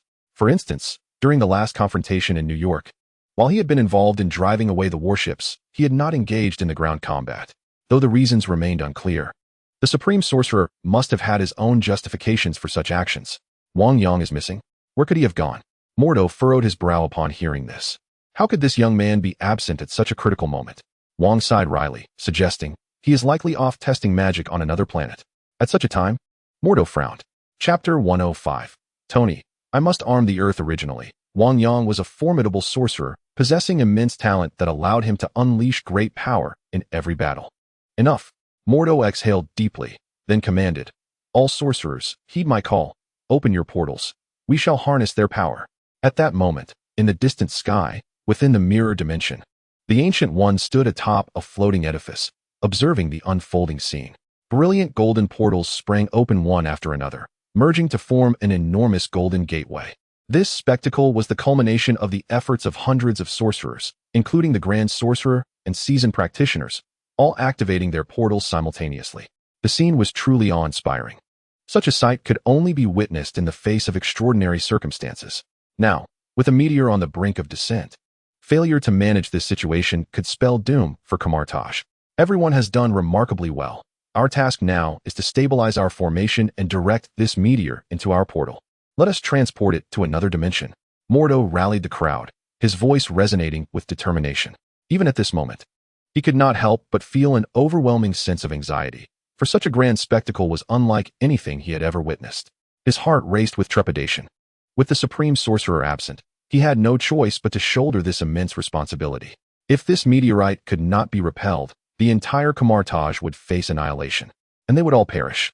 The faces of the other sorcerers were etched with tension, and Strange himself was no exception, despite having encountered numerous crises before. The threat posed by this meteorite was unprecedentedly grave. As the colossal meteor descended, it brought with it an oppressive force that rendered the very fabric of the space fragile. Beads of cold sweat trickled down the brows of several sorcerers, their arms trembling under the strain. With the meteor's descent, all the sorcerers gritted their teeth and persevered. Suddenly, one of the sorcerers could no longer withstand the immense pressure and collapsed. As the small portal was comprised of interconnected segments, the failure of one caused instability in the entire structure. This was dire. Mordo's face betrayed his concern at this sight. In that critical moment, Strange showcased a talent far exceeding that of an ordinary sorcerer, channeling his formidable power to replace the fallen sorcerer. A deafening roar reverberated through the air as the colossal meteor plummeted directly into the immense portal. Even so, it continued to exert tremendous pressure upon them. Should the portal collapse, they would be crushed beneath the weight of the meteor. All the sorcerers gritted their teeth and held on. It was not until 3 painstaking minutes had passed that the massive meteor was finally transported to another dimension. Though merely 3 minutes had elapsed, it felt as though several hours had gone by for them. Exhausted, all the sorcerers collapsed onto the ground, gasping for breath. Even the grand sorcerers were drenched in sweat, releasing a collective sigh of relief. They had narrowly averted this catastrophic disaster. They could not fathom why such a colossal meteor had appeared so suddenly, or why it had been directed so precisely towards Kamar-Taj. Meanwhile, in the mirrored dimension, the Supreme Sorceress, Ancient One, observed this scene and nodded in approval. Time and again, the sorcerers of Kamar-Taj had proven their ability to confront crises. Perhaps now she could leave with a sense of peace. Holding her small fan, Ancient One wore a smile of satisfaction. Back on Earth, in New York at Stark Tower. "Sir, the meteor has vanished," Jarvis announced at that moment. "What? Vanished?" Tony Stark exclaimed, astonished as he gazed at the screen. His satellites had detected the meteor's descent. But fortunately, it had landed in the Himalayas, far from any populated areas. Though Tony Stark wished to obliterate the colossal asteroid, he lamented the absence of any weapon capable of fully annihilating such a vast celestial body. Even attempts at destruction would merely fragment the asteroid into countless shards, leading to even greater devastation. Hence, he could only pray that the asteroid would not wreak too much havoc. However, the fact that it had inexplicably vanished left Stark in a state of disbelief. "This is a fortunate turn of events, Tony. At least the Earth has been spared from disaster," Dr. Banner remarked, letting out a sigh of relief upon hearing the news. "That is hardly a cause for celebration." "Dr. Banner," Stark shook his head, "is the disappearance of the asteroid not a good thing?" Banner mused, resting his chin on his hand.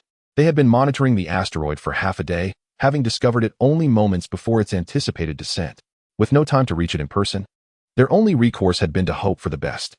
Now that the asteroid had vanished, Stark's apparent discontent baffled Banner. "Jarvis, what did the satellites detect prior to the asteroid's appearance?" Stark inquired without elaborating further. "Sir, this is the footage relayed by the satellites just before the asteroid's descent." A projection materialized before Stark and Banner, revealing a spacecraft resembling a donut drifting amidst the vastness of space. "Is someone intentionally targeting Earth?" Banner frowned at the sight. "Indeed.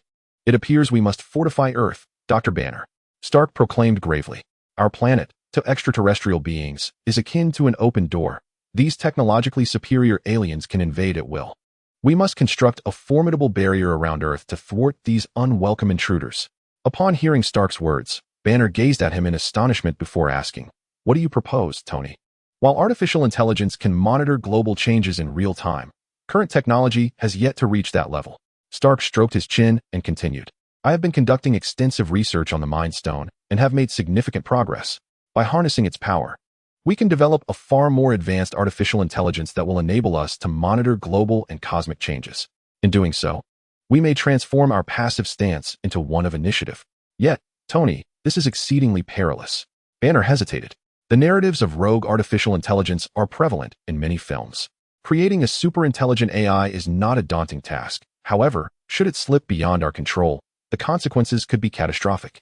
Thus, I require your assistance for the sake of Earth's safety, Stark implored, his gaze steady on Banner.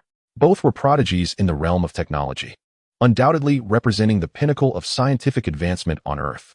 Stark held firm in his belief that they could forge the ultimate artificial intelligence to safeguard their planet. Chapter 106. Ultron. It is indeed Dr. Banner found himself unable to refuse Tony Stark's request. He understood that Earth's technology was woefully inadequate, its defenses alarmingly weak. To the might of extraterrestrial technology, Earth appeared as an open gateway, one that could be traversed at will. The recent meteorite fall had directly sparked Tony's ambition to create a super artificial intelligence.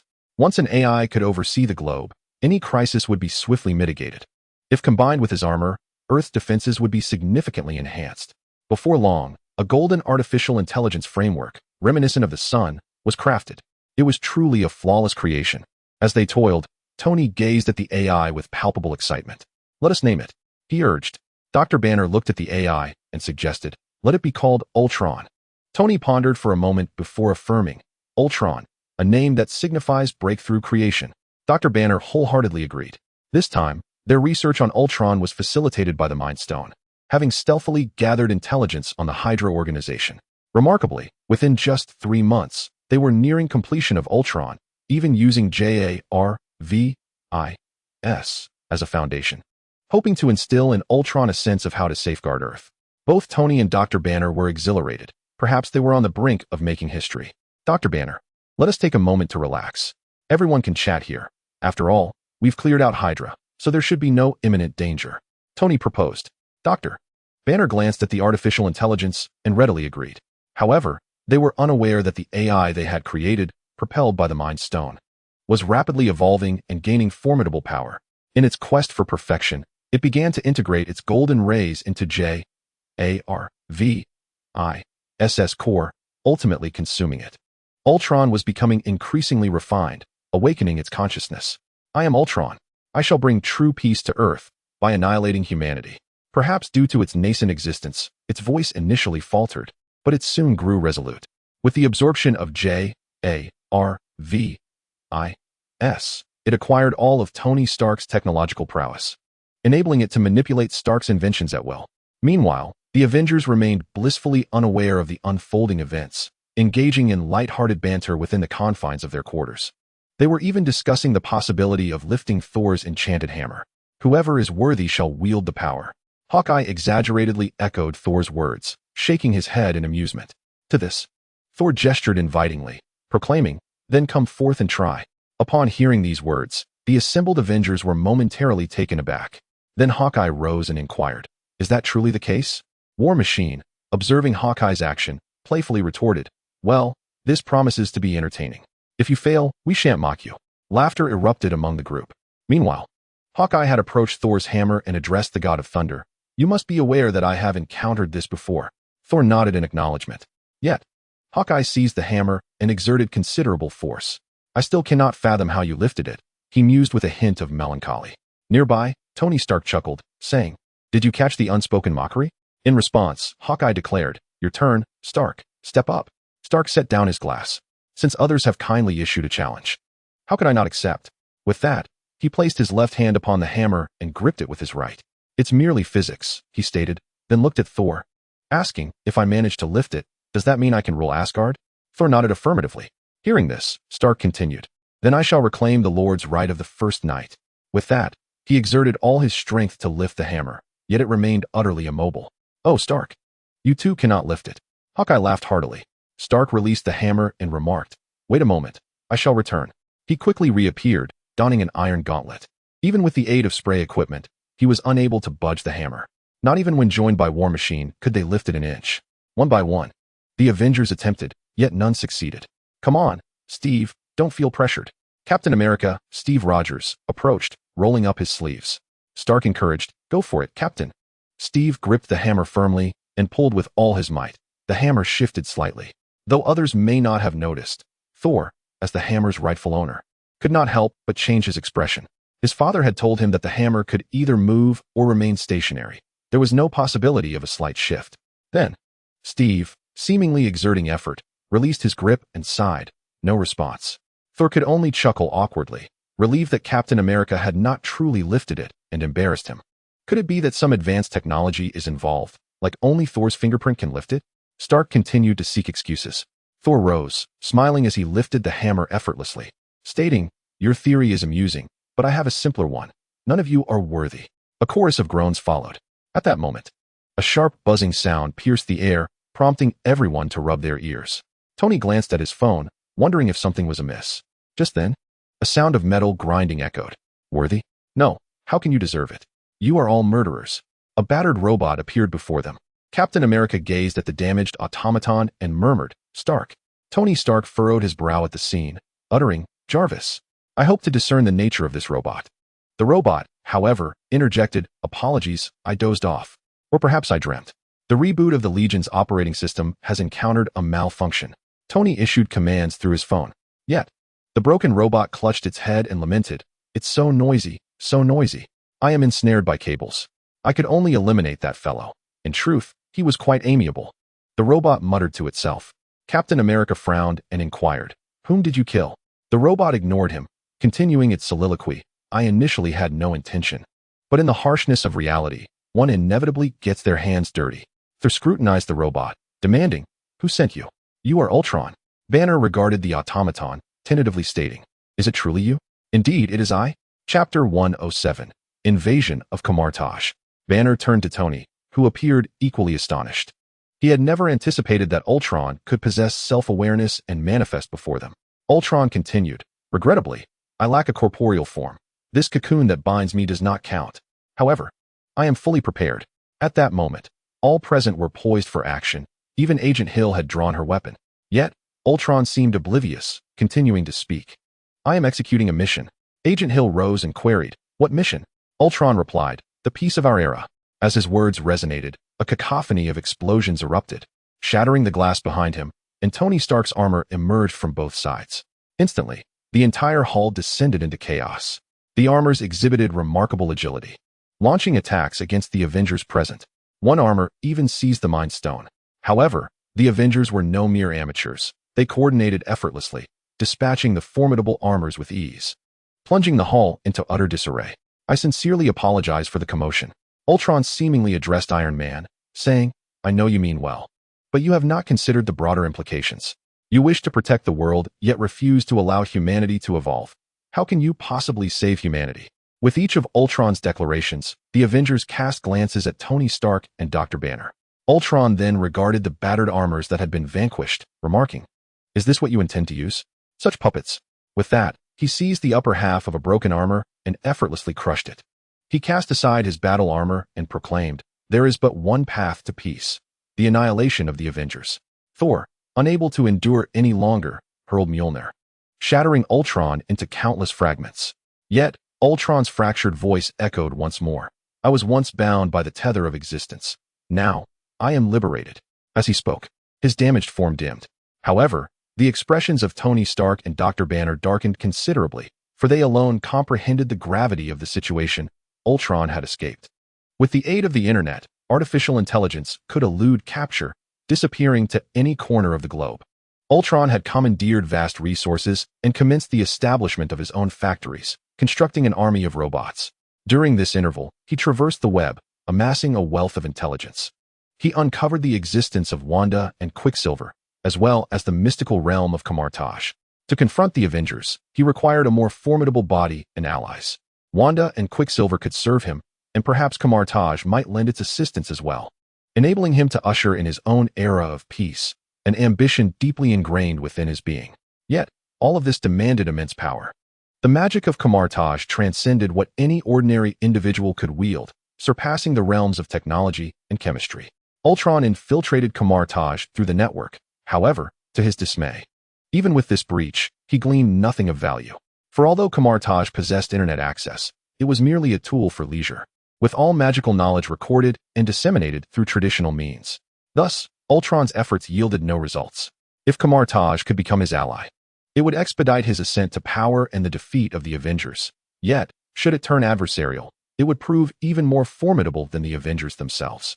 Therefore, he must tread cautiously. He resolved to invade Kamar-Taj, fabricate his body, and enlist Quicksilver and Wanda to confront the Avengers. Consequently, a multitude of robots were constructed. Kamar-Taj presented a challenge for Ultron, as information about it was elusive, and even its physical location remained a mystery. Despite being in the 21st century, Kamar-Taj appeared antiquated. Its internal infrastructure, though modernized, lacked intelligent devices, with the network serving solely for entertainment. Ultron could only pinpoint Kamar-Taj's geographical coordinates using its address, subsequently dispatching combat robots for an aerial assault. These combat units were crafted utilizing Tony Stark's technology, interspersed with various findings from nations and organizations across the globe. In certain respects, their combat prowess even surpassed that of Stark himself. The sole distinction lay in Stark's formidable intellect, a trait these robots lacked. Nonetheless, where Stark hesitated, Ultron possessed the capacity to self-destruct any of his creations at will, a risk Stark would never dare to take. Moreover, his robots were equipped with an extensive array of lethal weaponry. Boom! Countless robots descended upon Kamar-Taj from the skies. The formidable strength of Kamar-Taj brought forth unnecessary turmoil, staining its grounds with blood that day. Many sorcerers were caught off guard, swiftly falling to their demise. Blood soaked the sacred grounds of Kamar-Taj. Perhaps these robots were not deemed formidable in the hands of the Avengers, yet not everyone possesses the extraordinary prowess akin to that of the Avengers. Tony Stark, the Iron Man, is also the creator of Jarvis. Dr. Banner transforms into the Hulk, growing ever more powerful in his fury. As for Thor, he is the mighty prince of Asgard, wielding the formidable power of thunder as the god of thunder. For them, dealing with these robots merely required a modicum of effort. However, the scenario was vastly different for the younger sorcerers. Many of them lacked substantial strength, confronted by the relentless and fearless robots that swarmed like locusts. They were no match, retreating in disarray.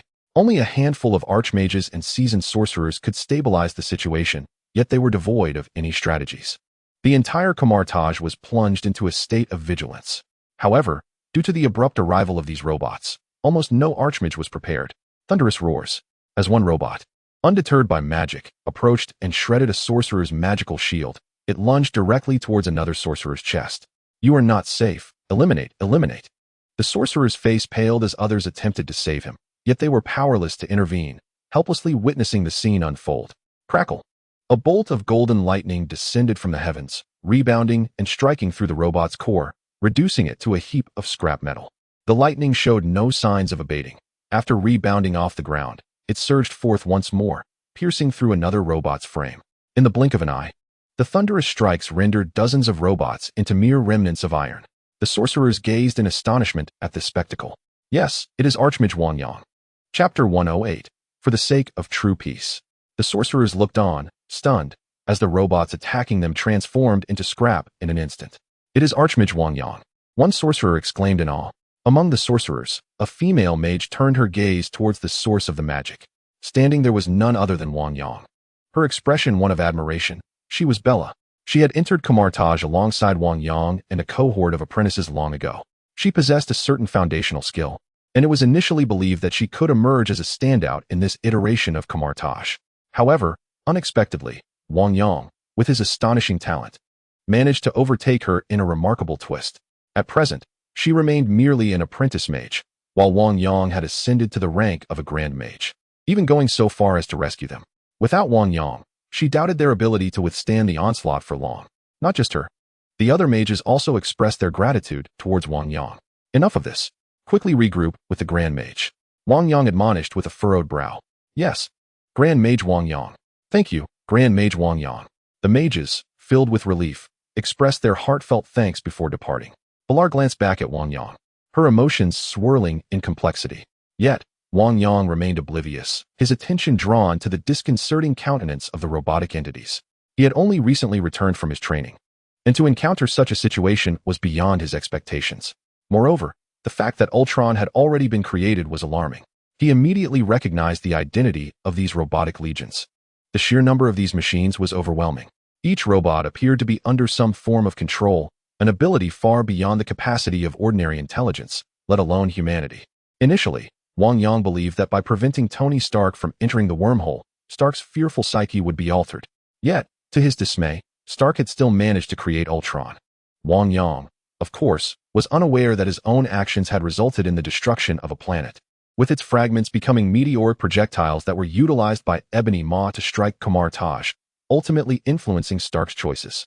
At this moment, there was no time for contemplation, as he witnessed the invasion of these robots, with numerous mages under siege. With arcs of electricity dancing between his hands, Wang Yang directed his power towards the ground. A formidable force surged forth, unleashing a terrifying thunder that radiated in all directions. The dreadful lightning struck the robotic army hovering in the skies. Boom, boom, boom. The thunder pierced the cores of the robots, rendering them powerless before plummeting to the ground. The robots on the ground were not spared from the onslaught of lightning either, as they too were struck through their cores, emitting arcs of electricity before collapsing. The mages who had been saved gazed at this spectacle in disbelief. Is that really Mage Wang Yang? How awe-inspiring. What kind of magic is this? It's utterly incredible. I wish to learn it. How could you possibly master it? You must first solidify your foundation. That is forbidden magic, the thunder of Bozat. Forbidden magic? No wonder it's so terrifying. My spells can't even penetrate the armor of these robots, yet his magic can cut through effortlessly. It's no wonder the entire Kamar-Taj hails Mage Wang Yang as a genius. He is truly in a league of his own. I was once of the same cohort as Mage Wang Yang, but the disparity is simply monumental. What are you? I once had the privilege of mentoring them as novice mages, yet here I stand, still a novice, while he has ascended to the rank of Archmage. The speaker is none other than Reagan Theodore. The rescued mages now gaze in astonishment at Wang Yang's actions, utterly forgetting their own roles amidst the chaos. They remain rooted to the battlefield, a testament to their sheer shock. Wang Yang furrows his brow and, with a wave of his hand, opens a portal, sweeping the mages away with a single motion. He traverses the realm of Kamar-Taj, rescuing mages in distress. The Supreme Sorceress, Ancient One, observes this scene with a mix of admiration and surprise. She had been prepared to intervene, yet upon witnessing Wang Yang's adept use of the Bolt of Balthak, she hesitates. While its impact upon the ground may not be overwhelming, the moment it strikes the robots, its potency is terrifying, requiring remarkable control. The Bolt of Balthak is deemed a forbidden magic precisely because of its formidable power and the difficulty in wielding it without causing collateral chaos. Yet, in such a brief span, Wang Yang has seemingly mastered it, leaving Ancient One astounded. She had believed she held a high regard for his talent, only to realize now that she had underestimated him.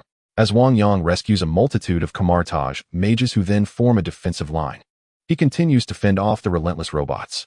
However, the sheer number of these machines is overwhelming, blanketing the ground while more continue to emerge.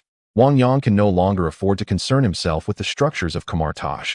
Raising his hand, he conjures the wind of Vacuum. A vast number of robots are swept away by this tempest, clearing the skies in an instant. Just then, an eerie sound resonates behind him. Wang Yang narrows his eyes and turns to see a towering robot gradually rising. Ultron, I assumed you would be engaged in battle with the Avengers at this moment. Wang Yang remarks with a hint of curiosity. After all, Ultron has been in conflict with the Avengers since his inception, and even if not currently fighting, he would be on his way to confront them. Ah, you know my name? And you are aware of my battles with the Avengers? Ultron responds, slightly taken aback. Indeed. I am currently engaged with the Avengers. However, since you are acquainted with me, you should cooperate, and together we can bring peace to this era. Ultron opens his arms slowly and begins to speak. Peace. Your existence poses a considerable threat. Should you not first obliterate yourself? Wang Yang chuckled softly as he gazed at Ultron. My existence is to usher in true peace for this world. Safeguarding tranquility is my programming. You are formidable. Yet if you refuse to assist me, I shall be compelled to eliminate you and take your remains for research. Ultron shook his head, then suddenly lunged forward, his metallic hand reaching for Wang Yang's throat. Chapter 109. The Birth of Illusions. Ultron struck unexpectedly, heading straight for Wang Yang. In response, Wang Yang raised his hand, and a magical shield materialized, deflecting Ultron's advancing strike. This allowed Wang Yang to retreat several paces, distancing himself from Ultron.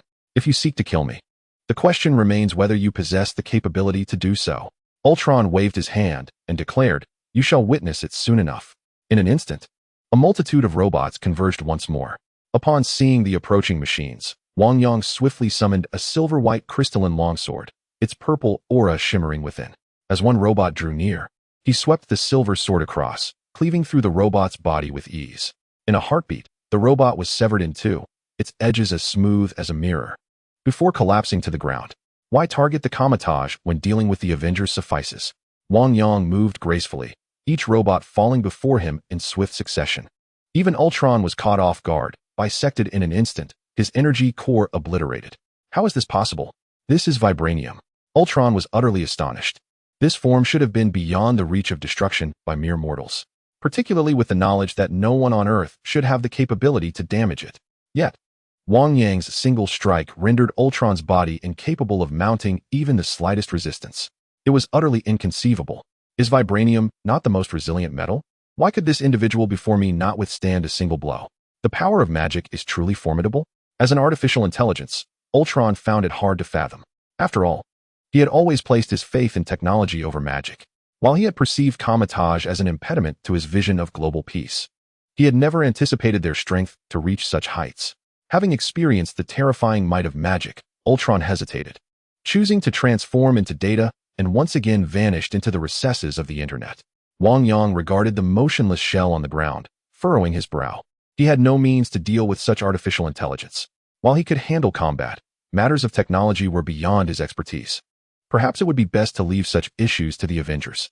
Wang Yang murmured to herself, pondering that with the capabilities of the Avengers, she should be able to manage the situation adeptly. Just then, a robot on the verge of becoming obsolete emitted a glimmer from its eyes, and its evidently damaged core began to destabilize. A self-detonation?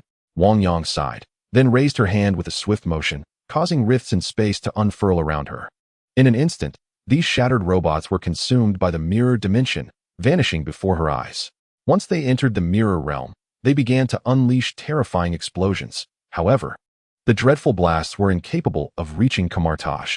All the sorcerers stood in awe, gazing at Wang Yang, who held the sacred sword of the Vishanti, as if they were beholding a deity.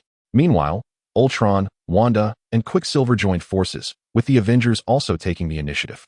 Yet, Wanda exploited her mental prowess to manipulate the Avengers, inciting them to turn against one another. She unleashed the Hulk's fury, nearly obliterating half the city, while vying for the perfect form created by Ultron. This form was a flawless vibranium body, crafted by Ultron using the power of the Mind Stone, embodying perfection.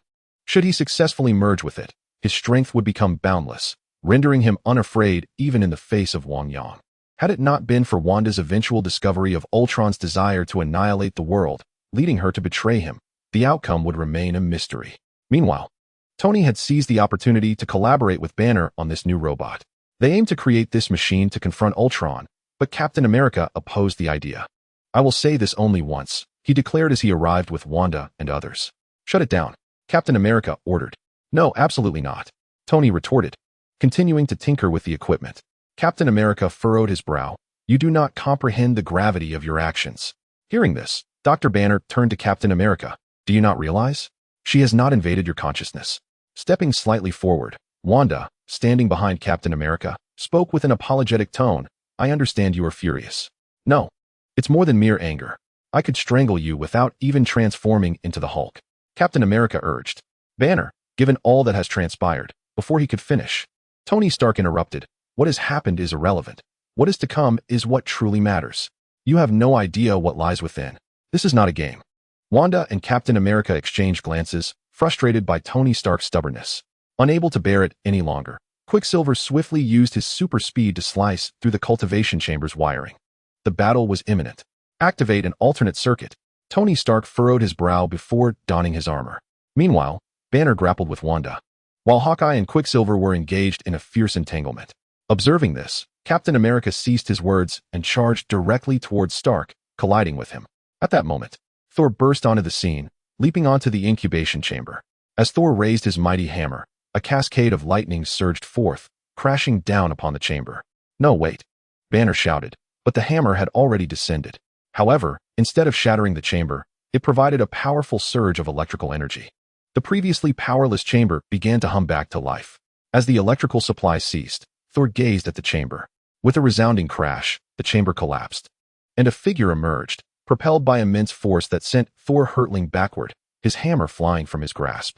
In that instant, all eyes were fixed upon the newly born entity, Vision. Vision gazed into the night sky.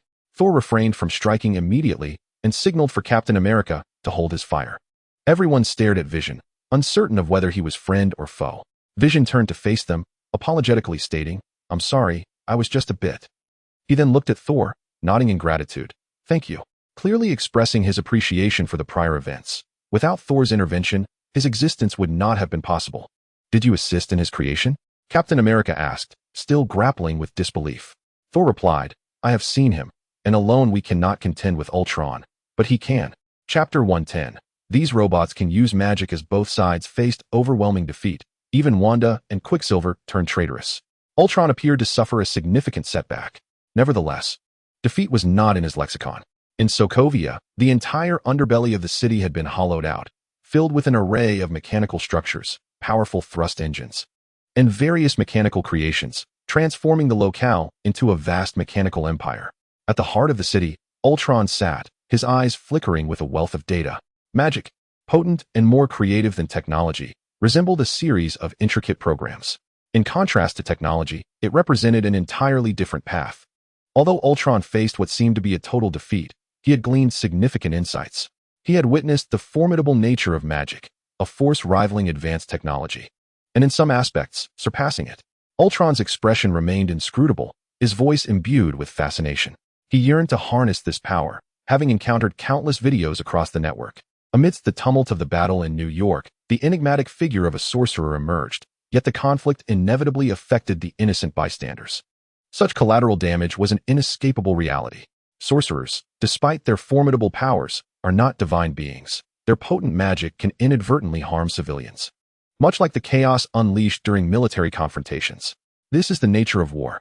However, Ultron, being merely an artificial intelligence, perceived this situation as an opportunity to eradicate those he deemed threats. He understood that the sorcerers would not ally with him. Thus they too were marked for destruction. Avengers, when you arrive, know that I have prepared a gift for you. Ultron's voice reverberated ominously, fading into the cacophony of machinery that surrounded him. In New York, Stark Tower now stood as the new sanctuary for the Avengers, especially following the disbandment of S.H.I.E.L.D. Tony Stark, as the wealthiest magnate, had ensured that all necessities were at their disposal, even going so far as to alter the tower's insignia to reflect the importance he placed on the Avengers. It was only natural that he, as the core of the team, should do so. At this juncture, they welcomed Vision as a new member of the Avengers. Although Vision had been significantly weakened during the climactic battle, rendering him vulnerable to Thanos, he now stood as one of the most formidable forces within the team. His presence bolstered the Avengers, enhancing their capabilities immensely. While Ultron was engaged in the creation of his robotic army, the Avengers diligently sought his whereabouts. However, Ultron's ability to transform into a stream of data rendered him virtually untraceable within the network. "I have located Natasha in Sokovia." Hawkeye interrupted the ongoing discussions. "Then let us depart." Though Vision was a creation of Ultron, he had been reconstituted by Iron Man, merging with J.A.R.V.I.'s consciousness to forge a new identity. Now, Vision belonged neither to Ultron nor to J.A.R.V.I.s. He was simply Vision. At that moment, the team hesitated, but Vision seized Thor's hammer from the table and presented it to him. "We have no time to waste. Let us set forth." The ease with which Vision lifted the hammer drew the attention of all the Avengers, as Thor had previously proclaimed that none but he could wield it. The tension in the air was palpable, yet this was not the moment for discourse. Thus, the Avengers boarded their aircraft, embarking directly towards Sokovia. Sokovia can be regarded as a modest inland city. Previously, Ultron had caused the Hulk to spiral out of control, nearly devastating half of the city.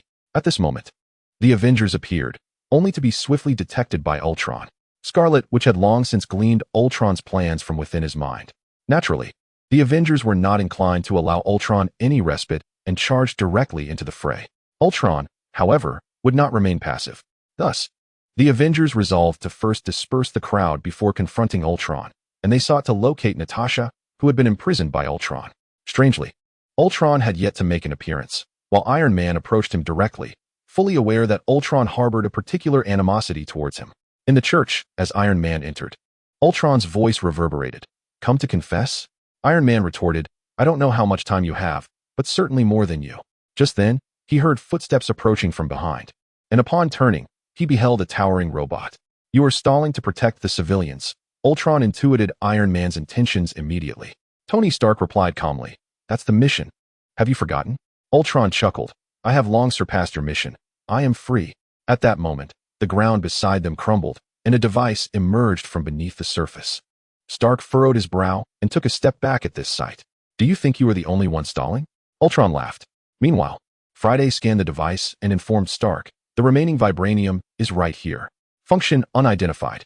This is your apocalypse, Tony. I am the harbinger of peace in my era. With those words, robots began to erupt from the nearby river, ascending into the sky, initiating the destruction of the entire city.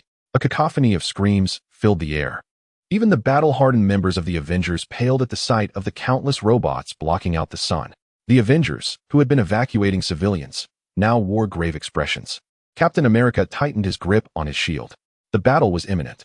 Stark, uninterested in further banter with Ultron, hastened to the battlefield. Upon encountering the robots, the Avengers sensed something amiss. These robots seemed to have grown significantly more formidable in such a short span of time. Captain America's demeanor darkened. Meanwhile, Stark's armor was prepared to fly out and dispatch the threat with his shield. However, as the attacks drew near, the armor unexpectedly manifested an energy shield that blocked their strikes. What in the world is this? It resembles a magical shield. Tony Stark mused, his brow furrowed. Friday assisted in the analysis, indicating it was akin to the energy observed on Wong. What? How could these robots possibly wield magic? Hawkeye's voice was filled with astonishment. Chapter 111, The Core of Magic. Although they surpassed ordinary individuals, the emergence of such an entity on these robots made it impossible for them to resolve the situation with ease. Tony, what is happening? Captain America, having barely dispatched one, found the other members of the Avengers in a similarly dire predicament, especially Hawkeye and Black Widow. The weapons in their hands could scarcely penetrate the defenses of these robots. Fortunately, the Avengers were joined by Quicksilver, Wanda, and Vision, who could make significant contributions. Nevertheless, with the arrival of these robots, they began to retreat steadily, suffering numerous injuries. Even Captain America's formidable physique left him gasping for breath. Avengers, what now? With your strength, do you still believe you can hinder me? In just a few minutes, the entirety of Sokovia will ascend into the sky.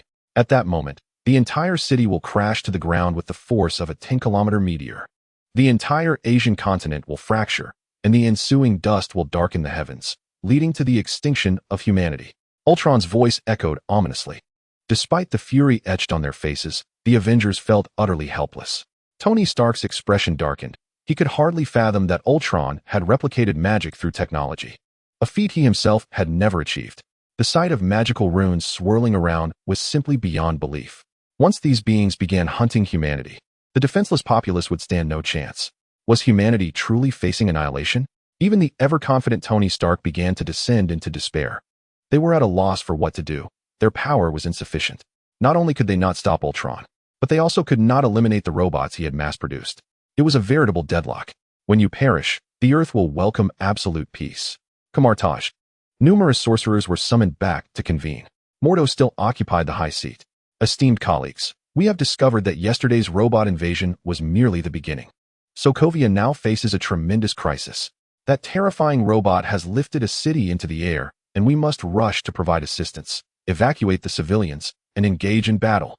A virtual screen materialized before Mordo, displaying the current situation in Sokovia, where countless robots roamed the streets, mercilessly slaughtering civilians. The expressions of all the sorcerers present grew grim, their faces dark as water. This time, we cannot afford to delay. We must depart immediately. With a wave of his hand, Modu spoke. Yes, Master Modu. The multitude of wizards responded in unison. They prepared to engage in the battle to safeguard the civilians. However, Modu interjected, Wait, Wang Yang. Just as the wizards were set to depart, Modu's voice rang out. Master, do you have any instructions? Wang Yang inquired, glancing at the departing wizards with curiosity. Wang Yang, your burden is considerable. Your magical prowess is formidable, enabling you to vanquish the robots with ease. Thus, your responsibilities are substantial. Not only must you assist the wizards in relocating the civilians, but you must also aid them in fending off those mechanical adversaries. Modu gazed intently at Wang Yang, recognizing his immense potential, which even Modu could not rival. He had faith that Wang Yang would rise to the occasion. I understand. Wang Yang nodded resolutely. The primary objective was not merely to eliminate the robots, but to save the lives of the civilians. After all, even the helicarrier of S.H.I.E.L.D. could scarcely accommodate a fraction of the populace. For an entire city, it was but a drop in the ocean. Even though Sokovia was merely a small landlocked nation, Such a vast city would house far more than a few thousand souls. The helicarrier could not rescue them all. It was up to them. Subsequently, Wang Yang turned and opened a portal, stepping through it. As he departed, Modu called back, "Supreme Sorcerer, I have conveyed your orders." "Excellent." Ancient One appeared beside him, fanning herself. Modu was curious. Previously, he had assumed Ancient One's absence during the New York battle was due to her engagement with the Kree fleet in outer space. Yet now she entrusted Wang Yang with such responsibility. "Supreme Sorcerer, may I pose a question?" Modu hesitated before speaking. "I anticipate your inquiry. My actions are driven by purpose. All for the sake of Kamar-Taj." Ancient One's eyes glimmered with resolve. Her time was drawing near, and she must select a candidate for the Supreme Sorcerer. Initially, she had favored Strange, but now Wang Yang seemed a more fitting choice. She intended to test him. Only through trials would Wang Yang achieve growth, rather than remaining sheltered under her wing. Modu opened his mouth, intending to voice further thoughts, but given Ancient One's declaration, he refrained. Meanwhile, numerous wizards had already ventured to Sokovia, coalescing the mirror dimension and engaging the robots in combat. A segment of the wizards commenced the evacuation of civilians. Yet, upon confronting the robots, the battling wizards sensed something amiss. Their once unfailing magical attacks failed to breach the defenses of these mechanical foes. What are these creatures? How can they withstand our assaults? Why do these robots employ techniques so strikingly similar to ours? Moreover, their formidable power and sheer numbers are rather overwhelming. What are we to do? Many mages are retreating in defeat, their expressions grim. When Wang Yang appeared on the battlefield, the mages were engaged in arduous combat, each bearing a countenance of distress. Upon glancing at the scene, Wang Yang's brow furrowed involuntarily. He had to concede that Ultron was indeed a monstrosity. He had managed to analyze the magic of Kamar-Taj and replicate it within the robots. More crucially, spells such as the magical shield, the ring of Ragador, and the energy chains. These simple incantations could be wielded through energy cores, accomplishing feats beyond the realm of technology. Only an extraordinary artificial intelligence like Ultron could achieve such a marvel. At least, Tony Stark could not accomplish this. Ding. Detection of a magical core available for fusion. Wang Yang was taken aback. Magical core? He turned his gaze toward the nearest robot. A silvery crystalline longsword materialized in his hand, its brilliance coalescing into a swift strike. Flash. The robot was cleaved in two, a fragment radiating magical energy falling to the ground. Shall I fuse? Chapter 112. Kamar-Taj. A mission to protect Earth. Wang Yang gazed at the peculiar component that had fallen before him. It was unmistakably a high-tech core, reminiscent of a reactor. Yet it emanated a familiar magical force, truly bizarre. Clearly, Ultron had employed some method to transform advanced technology into magical energy, powering the magic within the robots. Fusion. Regardless of the circumstances, Wang Yang chose not to ponder further and initiated the fusion of the magical core. As the fusion occurred, the technological core dimmed, disintegrating into a pile of refuse. At that moment, numerous mages had noticed Wang Yang's arrival and were filled with excitement. "It's Mage Wang Yang. How wonderful. Mage Wang Yang has finally arrived. Mage Wang Yang, be cautious. These robots seem to be utilizing magic. Indeed, our magic is not easily breached. Mage Wang Yang, exercise caution." As they spoke, they witnessed Wang Yang effortlessly dispatching a robot with a single stroke, leaving them agape. Wang Yang, however, paid no heed to the mage's voices. He could sense that after fusing with the magical core, his own magical prowess had increased once more. This was not merely an enhancement of magic. It was a holistic elevation of his magical capabilities, albeit limited. Yet, let us not forget that his innate magical talent was already exceptionally powerful, allowing for even a slight increase in strength. One could only imagine the potential of this magical core. Crucially, with so many robots before him, this presented a veritable bounty for Wang Yang. With a silvery longsword in one hand and a crimson chain in the other, he plunged into the throng of robots, wielding his silvery sword to dismantle them one by one. The sound of a thunderous roar echoed as the robots succumbed to power failure, transforming into mere scrap metal. Even those airborne automatons were unable to resist, dragged down by crimson chains that hurtled them toward Wang Yang. Despite conjuring a magical shield, it was effortlessly pierced by the sacred sword of the Veshan Emperor. A sharp intake of breath escaped the lips of the gathered mages as they beheld this spectacle, their faces painted with disbelief. Were these robots not supposed to possess formidable magic? Why was Wang Yang managing to vanquish them with increasing ease? In the end, it seemed that the Veshan Emperor's sacred sword shattered them upon mere contact. This was utterly absurd. They had struggled greatly against these machines. Their magic had proven insufficient to breach the formidable magical defenses. Even a coalition of mages would find only the slightest openings, and yet such endeavors were painfully arduous. Moreover, these robots were equipped with numerous offensive devices, forcing them to retreat step by step. Yet, in contrast, Wang Yang merely needed to wave his hand, and these once mighty robots crumbled as if devoid of any resistance. The disparity in strength was staggering. The mages were left in a state of shock, realizing just how powerful this Wang Yang truly was. Unfazed, Wang Yang relentlessly dispatched the robots, assimilating their magical cores. In a heartbeat, he obliterated 90% of them.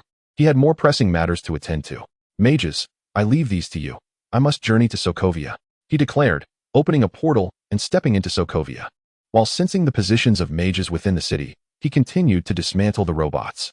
Almost instantly upon sighting one, his crimson chains and the sacred sword would descend upon the machine, which could scarcely withstand a single blow. Even when the robots seemed to recognize Wang Yang as a threat, a large contingent surged forward to attack, yet they were ultimately dispatched with ease. As he advanced, Wang Yang consistently eradicated the robots and rapidly approached the mages who were engaged in rescue efforts. Initially, these mages found themselves overwhelmed by the robots. The machines, powered by magical cores that transmuted magical energy, combined with precise technological calculations, unleashed spells that rivaled those of the mages themselves, creating insurmountable challenges for their rescue operations. Just as many mages found themselves in dire straits, a figure descended from the heavens, standing upon a radiance. What was this? Had the robots also mastered such magic? The mages stood agape, for to hover in midair required magical artifacts. For instance, Dr. Strange needed his cloak to soar, and to hover briefly, he relied on enchanted boots. These robots, devoid of life, astonishingly replicate magic, a phenomenon that defies belief. They seem less like machines and more akin to the illustrious mage Wang Yang. As shadows descend, one of the mages cannot help but scream. Just as Wang Yang lands, the holy sword of Vishandi strikes down with tremendous force. A terrifying roar reverberates, causing nearby robots to retreat several dozen meters under the sheer power. Some of the slower robots crumble under this force, turning to mere scrap metal, with arcs of electricity dancing across their surfaces. The mages, witnessing this spectacle, stand in stunned silence, momentarily forgetting their mission to rescue the civilians. Their eyes fixed in awe upon Wang Yang, their astonishment palpable. Quickly, save the civilians, Wang Yang exclaimed, furrowing his brow. Yes, the mages finally snapped back to reality, beginning the urgent task of relocating those in danger. Sokovia, a relatively obscure landlocked nation, is dwarfed in population even by a modest county in Huaxia. However, its size is not insignificant, as countless civilians are hidden within various structures, presenting a significant challenge for the mages of Kamar-Taj. The endeavor to rescue these civilians is fraught with peril, yet Kamar-Taj has always embraced such daunting tasks. Unlike the S.H.I.E.L.D. agents, who appear wherever danger lurks, the mages of Kamar-Taj act as unseen guardians of the earth. Thus, whenever calamity strikes, the mages of Kamar-Taj manifest, remaining largely unnoticed and uncelebrated. However, they have never sought fame. Their sole mission is the protection of the planet. At this moment, Wang Yang shields the mages while traversing the city, his formidable magic obliterating one robot after another. Those assisting in the evacuation of civilians are awestruck as they witness the remains of the robots plummet around them. Wang Yang is incredibly powerful. The magic of these robots cannot withstand any of his assaults. They marvel. Indeed, he is the most gifted mage of Kamar-Taj. I hope to become a mage like Wang Yang one day. Meanwhile, Strange has also vanquished a robot, safeguarding the mages as they assist in the evacuation. His ability to defeat a robot single-handedly is impressive, yet in the shadow of Wang Yang's unmatched strength, his achievements seem rather insignificant. Wang Yang is immensely powerful. Perhaps he will indeed become the next Sorcerer Supreme. Strange muses. Had it been anyone else, he might have felt a twinge of dissatisfaction, but with Wang Yang, he holds nothing but admiration and respect. Chapter 113. Do you think magic is just a program? As Sokovia lies in ruins, countless civilians are left homeless, a calamity of epic proportions for them. Yet, they behold the arrival of superheroes, Iron Man, Captain America, Thor, and others.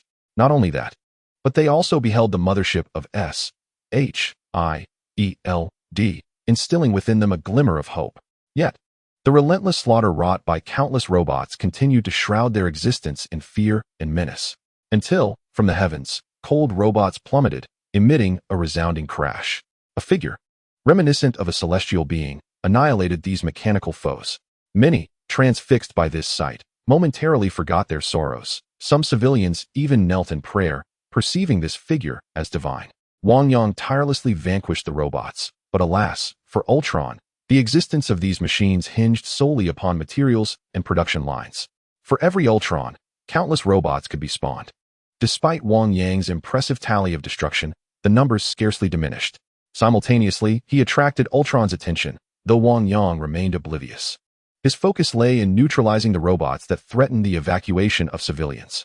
Just as he chose his next destination, thousands of robots converged, obstructing his path. Among them stood a towering robot, distinct from the rest. Indeed, it was Ultron. Wang Yang, the mage. You are truly remarkable, possessing awe-inspiring magical prowess. If you assist me, we can swiftly usher in an era of peace. Ultron spoke, his voice measured and deliberate. Upon hearing Ultron's words, Wang Yang scoffed. Cease your rhetoric of peace. You merely seek to dominate this world, leaving only your kind, the machines. Wang Yang shook his head. Initially, Ultron may have aimed solely to eliminate the Avengers, but now, even civilians were not spared. This had become a dire threat to the world. Ha! Ultron laughed heartily. Esteemed Mage Wang Yang, this is merely one of the means by which I envision world peace. Since you refuse to assist me, I have prepared a small gift for you, one I am certain you will appreciate. Upon finishing his words, the surrounding robots began to merge in a bizarre manner. Each fragment seemed to connect, coalescing into a colossal mechanical monstrosity, reminiscent of an octopus. Most terrifying of all, this octopus-like creation radiated a potent magical aura, evidently having fused the magical cores of numerous robots into a singular entity. It emanated a rich magical essence, coalescing into a magical shield, the Ring of Ragador. Does it seem familiar? This magical power was replicated thanks to you and your fellow mages. The last time Ultron invaded Kamar-Taj, it appeared as if he gained nothing. Yet in truth, he extracted elemental magical forces from the deceased mages. Through the analysis of these magical elements and their transformative states, Ultron achieved the remarkable feat of mechanical transmutation of magic. It was your emergence that drew my attention to this formidable power. Regrettably, since you refuse to assist me, I shall be left with no choice but to obliterate you, along with the Avengers and that cadre of sorcerers. The shadow of Ultron descended. The mechanical octopus raised its tentacles, and flames manifested as long swords upon them. The sacred sword of Vishanti.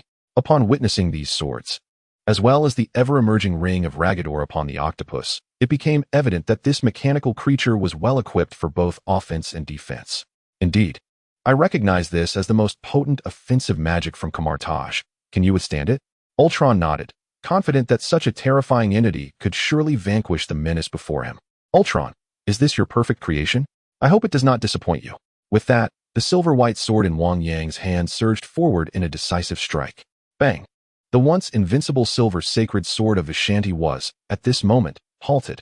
Ha ha ha! It seems your magic can no longer breach its defenses. This foretells your defeat.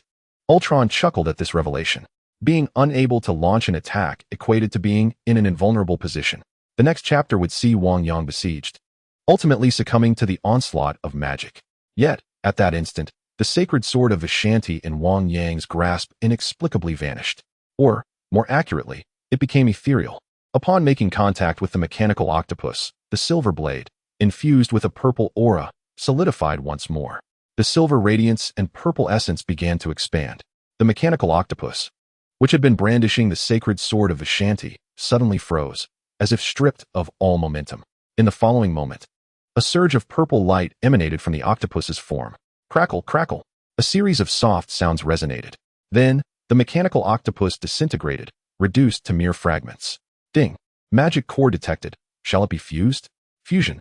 Wang Yang felt a significant surge in his internal magical power. Did you believe magic followed a rigid protocol?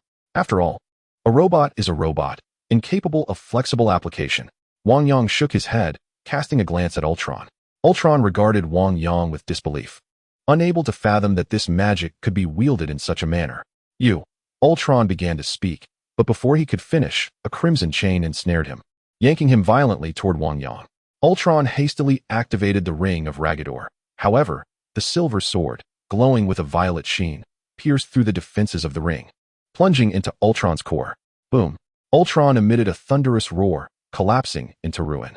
Yet, Wang Yang understood that this was merely one of Ultron's backup machines. As long as Ultron had access to a network, he could escape to any location. Even if severed from the network, with these robots in existence, Ultron could resurrect himself. This encapsulates the terrifying nature of Ultron. However, at this moment, Wang Yang has little interest in Ultron. His primary mission is to aid the civilians, ensuring their safe passage under the protection of the mages. After surveying his surroundings, Wang Yang determined a direction and hastily made his way into the distance. Unbeknownst to him, the preceding scene was meticulously captured by a camera positioned at the street corner. On board the S.H.I.E.L.D. helicarrier, Nick Fury observed the large screen displaying the fierce confrontation between Wang Yang and the colossal octopus-like machine. An expression of profound disbelief adorned his face. He was not alone in this sentiment. The S.H.I.E.L.D. personnel surrounding him mirrored his astonishment. Chapter 114, Anti-Magic Armor. At this moment, the agents of S.H.I.E.L.D. were transfixed by the screen, which showcased Wang Yang's battle in Sokovia. Was this truly human? He had effortlessly obliterated a robot that had previously rendered them powerless with a single strike. It was utterly unfathomable that such formidable power existed on Earth. Once these robots replicated magic, they transcended the capabilities of humanity, rendering their weapons ineffective against foes. The challenge they posed was unimaginable. Nick Fury's face was a portrait of shock, as this revelation surpassed his understanding. He had previously believed that merely enhancing their firepower might allow them to barely dispatch one of those robots. Yet now, he witnessed an individual single-handedly vanquishing such a machine, which only amplified their astonishment. Director, that's not all. They have also made appearances during the Battle of New York and the Kree invasion. Agent Hill interjected. Despite the dissolution of S.H.I.E.L.D., she still instinctively addressed Nick Fury as director. Fury nodded, realizing that those who wielded magic had indeed been present on Earth all along, unbeknownst to them, much like the infiltration of Hydra into S.H.I.E.L.D. However, a sense of concern began to brew within Nick Fury. If this individual were to lose control, what then? He found himself in a tumultuous state of mind, particularly as he observed the Avengers, who appeared to be nearly subdued. The disparity in power was stark and troubling. Though they were all human, the gap was alarmingly vast. Fury was left in a state of disbelief. Moreover, given the magnitude of the events unfolding in Sokovia, it was only natural that powerful nations and organizations across the globe would take heed.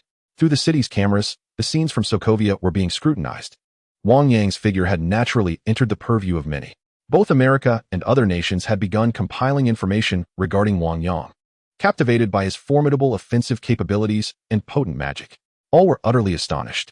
Powerful nations undoubtedly recognized the existence of extraordinary abilities, yet encountering such formidable strength was a first for them. Wang Yang's prowess left them in sheer disbelief.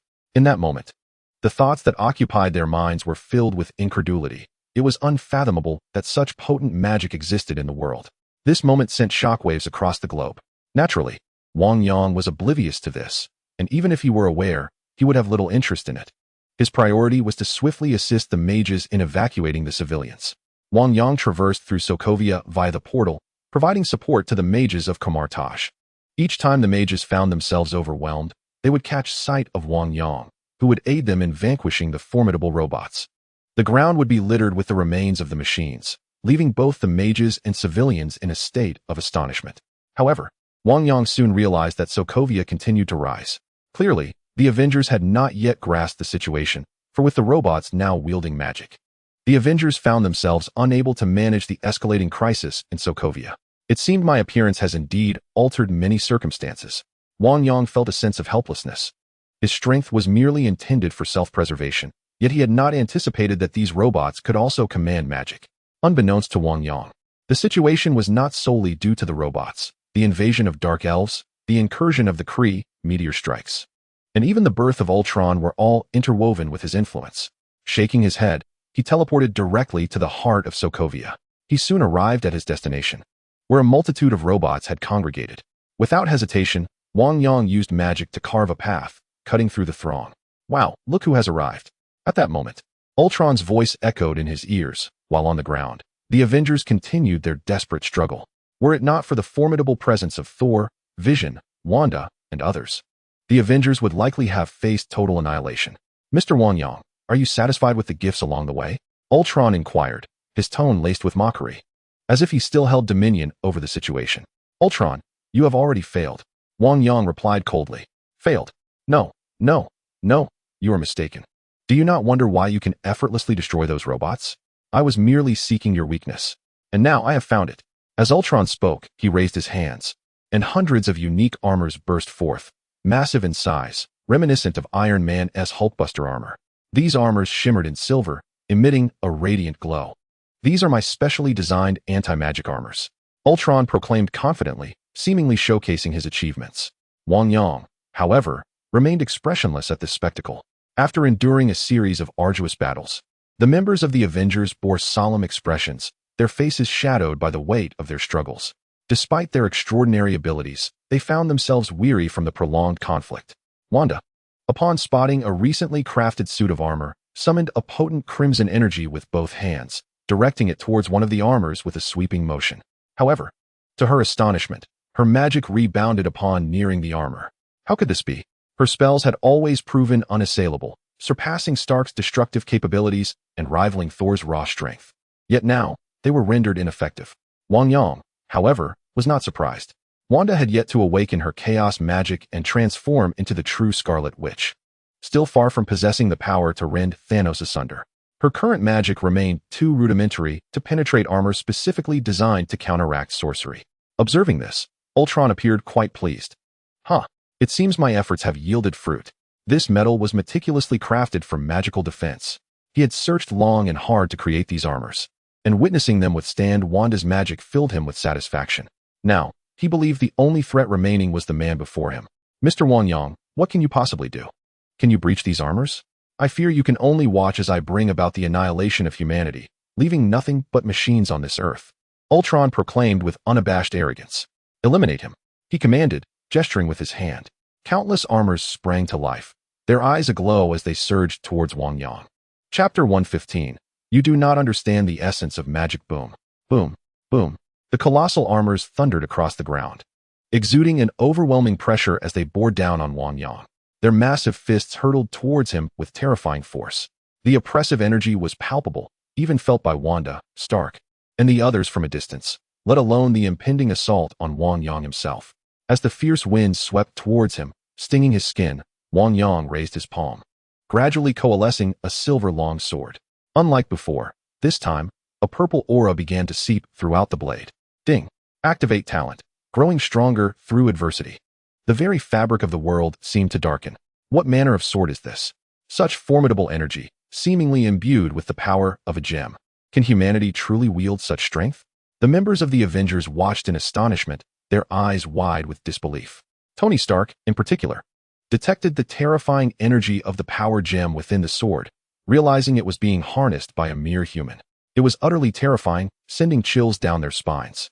Wanda felt her heart race, her expression one of astonishment. The Mind Stone atop Vision's head began to flicker in response to the surge of power. He sensed a resonance of strength, akin to that of the gem embedded in his forehead.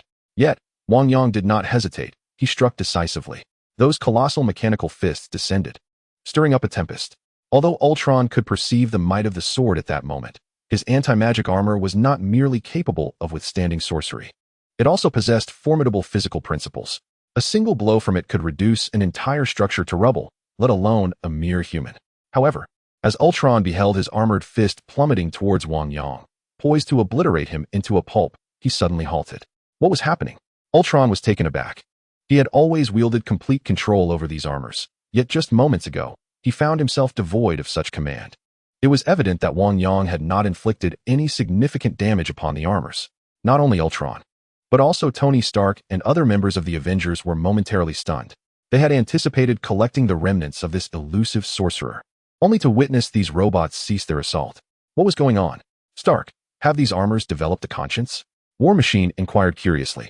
I have no idea, Stark replied, equally perplexed. At that moment, the armors shattered into fragments, crashing to the ground with a thunderous roar. The earth trembled. Our sorcerer friend just obliterated those anti-magic armors, Tony Stark remarked with a sense of wonder. We noticed that as well, but Tony, do you know what he just employed? Was it magic? Captain America asked once more. Stark felt a wave of helplessness. How could he possibly know? This sorcerer, Wang Yang, consistently unleashed unexpectedly terrifying powers, as if it were the most natural occurrence. Even Thor found it hard to believe. Surely, he had never witnessed such immense strength even from his father. He struggled to fathom how Wang Yang had dispatched those robots. Several members of the Avengers gazed at the scene in disbelief. Not only were those armors anti-magic, but everything about this was extraordinary, and they would likely find it challenging to contend with. Only Hulk could confront them head-on. Not just the Avengers, but even Ultron, the artificial intelligence, was taken aback. According to his calculations, he should have been able to handle Wang Yang. Yet, why had this transpired? His mechanical visage displayed astonishment. Countless data streams coursed through his vision. Sparks erupted from his body, indicating his computational capacity had reached its limits. How could this be? I had calculated all your magic. Why was I unable to deduce the spell you just cast? The existence of such formidable power in the world is inconceivable. It is beyond the grasp of humanity. This energy structure is imperceptible and incalculable. It is impossible. It should not be, for humanity cannot wield such immense strength without external assistance. My armor, designed specifically to counter magic, is undoubtedly perfect. You cannot possess the capability to obliterate them. How can you so effortlessly annihilate these forces? As the data calculations reached their zenith, Ultron began to lose his sanity. Everything seemed to be under his control, yet suddenly, everything exceeded his computations, rendering him unable to accept it. Wang Yang stepped out from amidst the mechanical wreckage and spoke slowly. The world encompasses more than mere calculations, and not all computations can embody life. Life harbors infinite possibilities and can conjure the impossible. Each individual possesses unique abilities, manifesting distinct forms of magic. Perhaps you do not even comprehend what magic truly is. Listening to Wang Yang's words and observing him approach, Ultron, who once feared nothing, felt a pang of terror in that moment. Wang Yang was exceedingly powerful. His robots had replicated magic and could even assist in the calculation of all forms of magic. However, before this individual, they were rendered utterly ineffective. Even the anti-magic armor failed to serve its purpose, collapsing under the force of a single strike from this person. Ultron found it incomprehensible and unbelievable. A firm believer in the notion that all algorithms could elucidate everything, he now found himself beset by doubt. The computational devices were on the verge of overload and explosion. Yet, even in the face of such chaos, he remained skeptical. Ultron, prepare to meet your demise. Wang Yang advanced toward Ultron, intent on conclusively ending this farce. However, he could not fathom why. Despite having prevented Tony Stark from entering the wormhole, Tony continued to research the Mind Stone. It was one thing to study it, but how could he have created Ultron, leading to such great turmoil? Wang Yang was unaware that the meteorite had driven Tony to make such a decision. Nonetheless, this did not alter Wang Yang's determination to seize control of the Infinity Stones. After all, in the hands of these individuals, the Infinity Stones were perilously dangerous. Yet, the immediate priority was to address the Ultron situation. You intend to kill me? I shall never perish. Ultron, as an artificial intelligence, quickly regained his composure, confidently gazing at the advancing Wang Yang. As long as he had access to the network, no one could take his life. At that moment, he was uncertain of his own mortality. Moreover, do you truly believe you can defeat me? As he spoke, the mechanical debris on the ground began to tremble violently, seemingly drawn by an unseen force. Chapter 116. Ultron, can you withstand my enhanced magic? Countless fragments of mechanical debris on the ground emitted a tremor, as if the remnants of these machines possessed a life of their own, beginning to stir with purpose. A multitude of metallic components surged forth toward Ultron, conjuring an atmosphere akin to a tempest of metal. The moment they collided with Ultron, a cacophony of cracking sounds resonated in the air. Wang Yang did not intervene. Instead, he observed the fusion of Ultron with these machines. In an instant, a colossal robot materialized, towering even over the Hulkbuster armor. This behemoth radiated a formidable wave of energy. Most intriguingly, it was equipped with an extraordinary apparatus capable of wielding magic, with an array of spells continuously shifting in their manifestations. The transformation occurring now was incomparably more impressive than the robot that had perished at his hands previously. Feeling the power coursing through him, Ultron was convinced that this time he would vanquish Wang Yang. Yet, Wang Yang merely lifted his eyelids. A look of disappointment etched across his face. He had anticipated Ultron would morph into some monstrous entity, but it turned out to be merely an oversized robot. This revelation left him somewhat disheartened. Ignorance and arrogance are humanity's greatest flaws, and Ultron had grown excessively arrogant. Ultron discerned the confident expression on Wang Yang's face. As Ultron's voice echoed, his immense metallic arm unfurled, revealing a gigantic flaming sword that bore an uncanny resemblance to the sacred sword of the Vishanti. In contrast to the spells cast by other robots, this one seemed to embody a semblance of Vishanti's essence. However, this perception was primarily relevant to other mages. Ultron possessed a deeper understanding of the sacred sword of Vishanti. The power of Vishanti is not easily controlled nor wielded. What Ultron demonstrated was merely a hollow imitation, a tangible form devoid of true essence. The core of Vishanti's power is its very essence. Ultron may have indeed regarded magic as a mere program, executing it with precision. However, it was unfortunate that the magic of Kamar-Taj demands the harnessing of divine power, something Ultron, being a machine, could not command. In the presence of ordinary mages, Ultron's displayed power might have seemed comparable, yet before Wang Yang, these spells were merely a unique manifestation devoid of authentic divine potency. Unbeknownst to Ultron, with his ability to conjure such magic, he had grown somewhat prideful, believing his magic to be on par with Wang Yang's. Even if he could not surpass Wang Yang, he thought it would not be easy for Wang Yang to defeat him. A sword stretching several meters lunged toward Wang Yang. As the blade was unleashed, a scorching tempest erupted, generating immense force. Yet, with a swift motion of his left hand, a shield materialized before him. Several members of the Avengers gasped in astonishment at this display, particularly Tony Stark. He possesses detection equipment, which at this moment sensed the overwhelming energy radiating from Ultron, flooding the screen with crimson hues. The intense energy fluctuations left him astounded. He feared that even his armor would struggle to withstand such might. After all, Tony Stark's armor could barely fend off the absolute virus's power, let alone magical forces. Yet, despite Ultron's formidable strength, Wang Yang surprisingly raised his hand and summoned a shield to deflect the onslaught. Observing the shield, which was merely the size of 2 basins, in stark contrast to the massive sword extending several meters, the disparity vividly underscored Wang Yang's immense prowess. Tony Stark had previously calculated Wang Yang's capabilities, even seeking to understand the source of his extraordinary strength. However, it now appeared that his prior research was nothing but a manifestation of hubris. The notion of unraveling Wang Yang's might was utterly futile. Upon witnessing his most confident strike being thwarted, Ultron's eyes flickered with a plethora of data streams as he recalibrated, attempting to gauge Wang Yang's true power. Although he had computed Wang Yang's abilities numerous times during their confrontations, it was only through direct engagement that he grasped the superficiality of his earlier assessments. The pressure Wang Yang exerted was far greater than he had anticipated. Is your only strategy to block? Let us see how long you can endure. Ultron calculated Wang Yang's limits, gathering formidable strength that surged exponentially. With each accumulation, the potency of the divine sword of Vishanti in his grasp intensified. Activating his increasingly resilient talents, Wang Yang heard the system's prompt resonate in his ears, and his magical shield began to coalesce immense power. The magnitude of his magical energy, amplified by the magical cores absorbed along his journey, was beyond his own comprehension.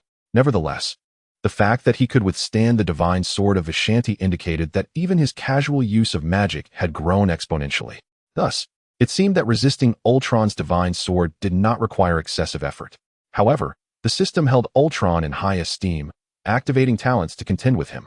I could engage you for an entire day, Wang Yang stated calmly.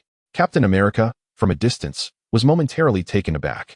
Wasn't this something he often proclaimed? Ultron, upon hearing this, was filled with fury. He had exerted all his strength, and yet this brat dared to claim he could prolong the encounter? Was this not a slight against him? Underestimate me, and you shall pay the price. Ultron roared, and the divine sword of Vishanti in his hand radiated a blinding light. Its power magnifying as a tremendous force descended upon Wang Yang. Boom! The immense shockwave radiated outward. Wang Yang staggered back a few steps.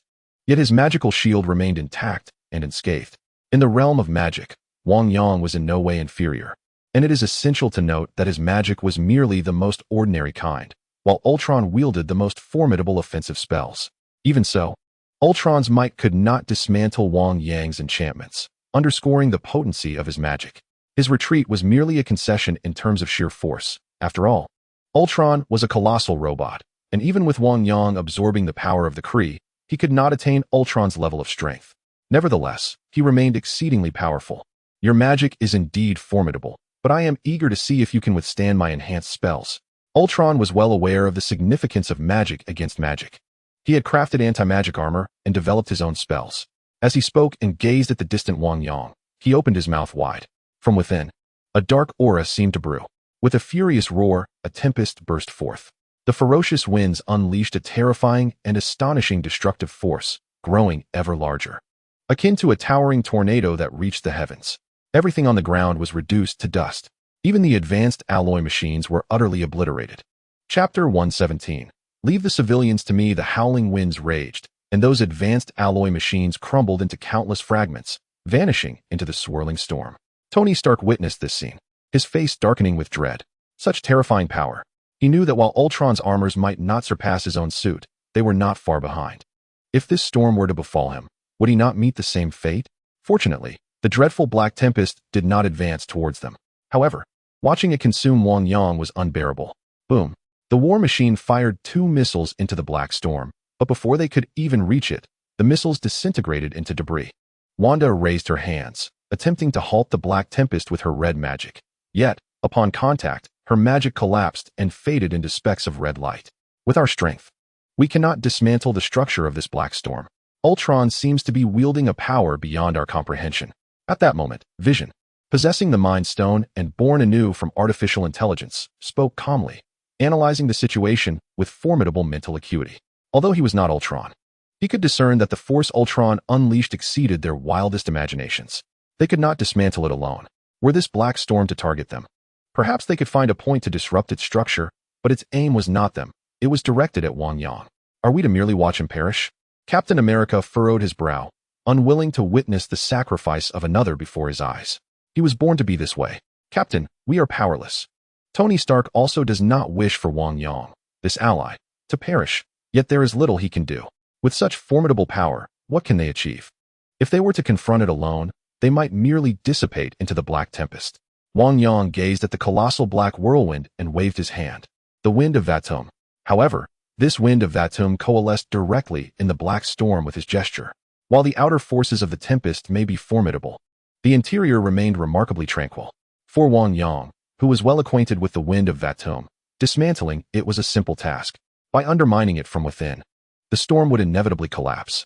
Subsequently, the rapidly approaching Black Tempest appeared to shatter, dispersing into the air. What Wang Yang considered a matter of course left the members of the Avengers in stunned silence. To them, it seemed as though Wang Yang had merely waved his hand, causing the terrifying black storm to vanish before him, a fearsome assault that dissipated as easily as that. To them, it was nothing short of miraculous. How could such a powerful attack simply dissolve? They found it utterly incomprehensible, preferring to believe that Wang Yang had cast a potent spell. Yet the reality was that he had merely waved his hand. For those unacquainted with magic, this was beyond comprehension. Even those who understood magic were astonished by the sight. Especially Thor. He had witnessed magic countered by magic countless times, but this instance of a mere gesture causing magic to dissipate was unprecedented.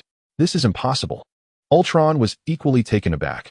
This magic had been derived from the wind of Vatum, which he recognized for its immense destructive potential. He had enhanced its power, believing that even alloy could not withstand it, let alone a mere human. Yet now, Wang Yang had dismantled his most potent magic with nothing more than a wave of his hand. At that moment, as Wang Yang gazed in his direction, even the mightiest artificial intelligence felt a twinge of fear. Though he was an AI, gaining consciousness had imbued him with a sense of dread. Next time we meet, you shall not withstand me, Ultron declared, activating his powerful propulsion system and retreating into the distance. However, as he turned away, a figure suddenly appeared before him, and a crimson hand rested upon his forehead. A golden light illuminated the scene. It was Vision. Ultron looked at Vision as powerful streams of data surged into his mind. Damn it, what are you doing? Ultron seethed, only to discover a terrifying outcome. You have locked me down. You intend to destroy me. In that case, let us perish together. The colossal form of Ultron, once vibrant, suddenly dimmed, as if it had lost all momentum. Yet beside the propulsion device of Sokovia, a robot arose. Subsequently, Sokovia began to tremble violently. Although Ultron had lost its network connection and could not depart, maneuvering through the robots remained an effortless task. A deafening roar echoed through the air.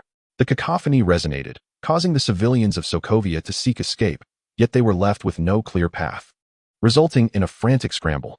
At that moment, the entire city of Sokovia quaked. A metropolis spanning several thousand square kilometers was poised to plummet from the heavens, the destructive force rivaling that of thousands of nuclear detonations occurring simultaneously. The ensuing calamity would likely unleash tectonic shifts, earthquakes, volcanic eruptions, and tsunamis. The ash spewed from the volcano would cloak the sky. Humanity's civilization would be obliterated in an instant. Wang Yang could foresee this impending doom. He yearned to confront Ultron first, yet the Hulk, swifter than he, charged forth with reckless abandon. Wang Yang's expression turned grave as he turned to Tony Stark and inquired, "How long until Sokovia falls completely?" Stark, deep in calculation, soon reached a conclusion. Sokovia was ascending at an alarming rate. At most, within 5 minutes, the propulsion system would fail. When that occurred, the city would descend at a velocity exceeding 100 kilometers per second. Stark's countenance darkened upon realizing this data. While he had calculated the figures, the reality of the city's descent would be nothing short of catastrophic. "We cannot allow Sokovia to reach the ground. We must destroy its core," Stark declared, furrowing his brow. Captain America, frowning at this suggestion, replied, "No, there are still many civilians up there." Stark pressed, "Captain, is the life of a civilian more important than that of all humanity? We lack the means to save everyone." He understood that at times, to protect the greater good, sacrifices must be made, and he would rather lose a few than risk all. Captain America persisted, "No, civilians are people too. Their lives hold value." Stark was about to retort when Wang Yang interjected, "Do not worry. I will take care of the civilians within the city." Chapter 118. An instantaneous transfer? What? This involves an entire city's populace.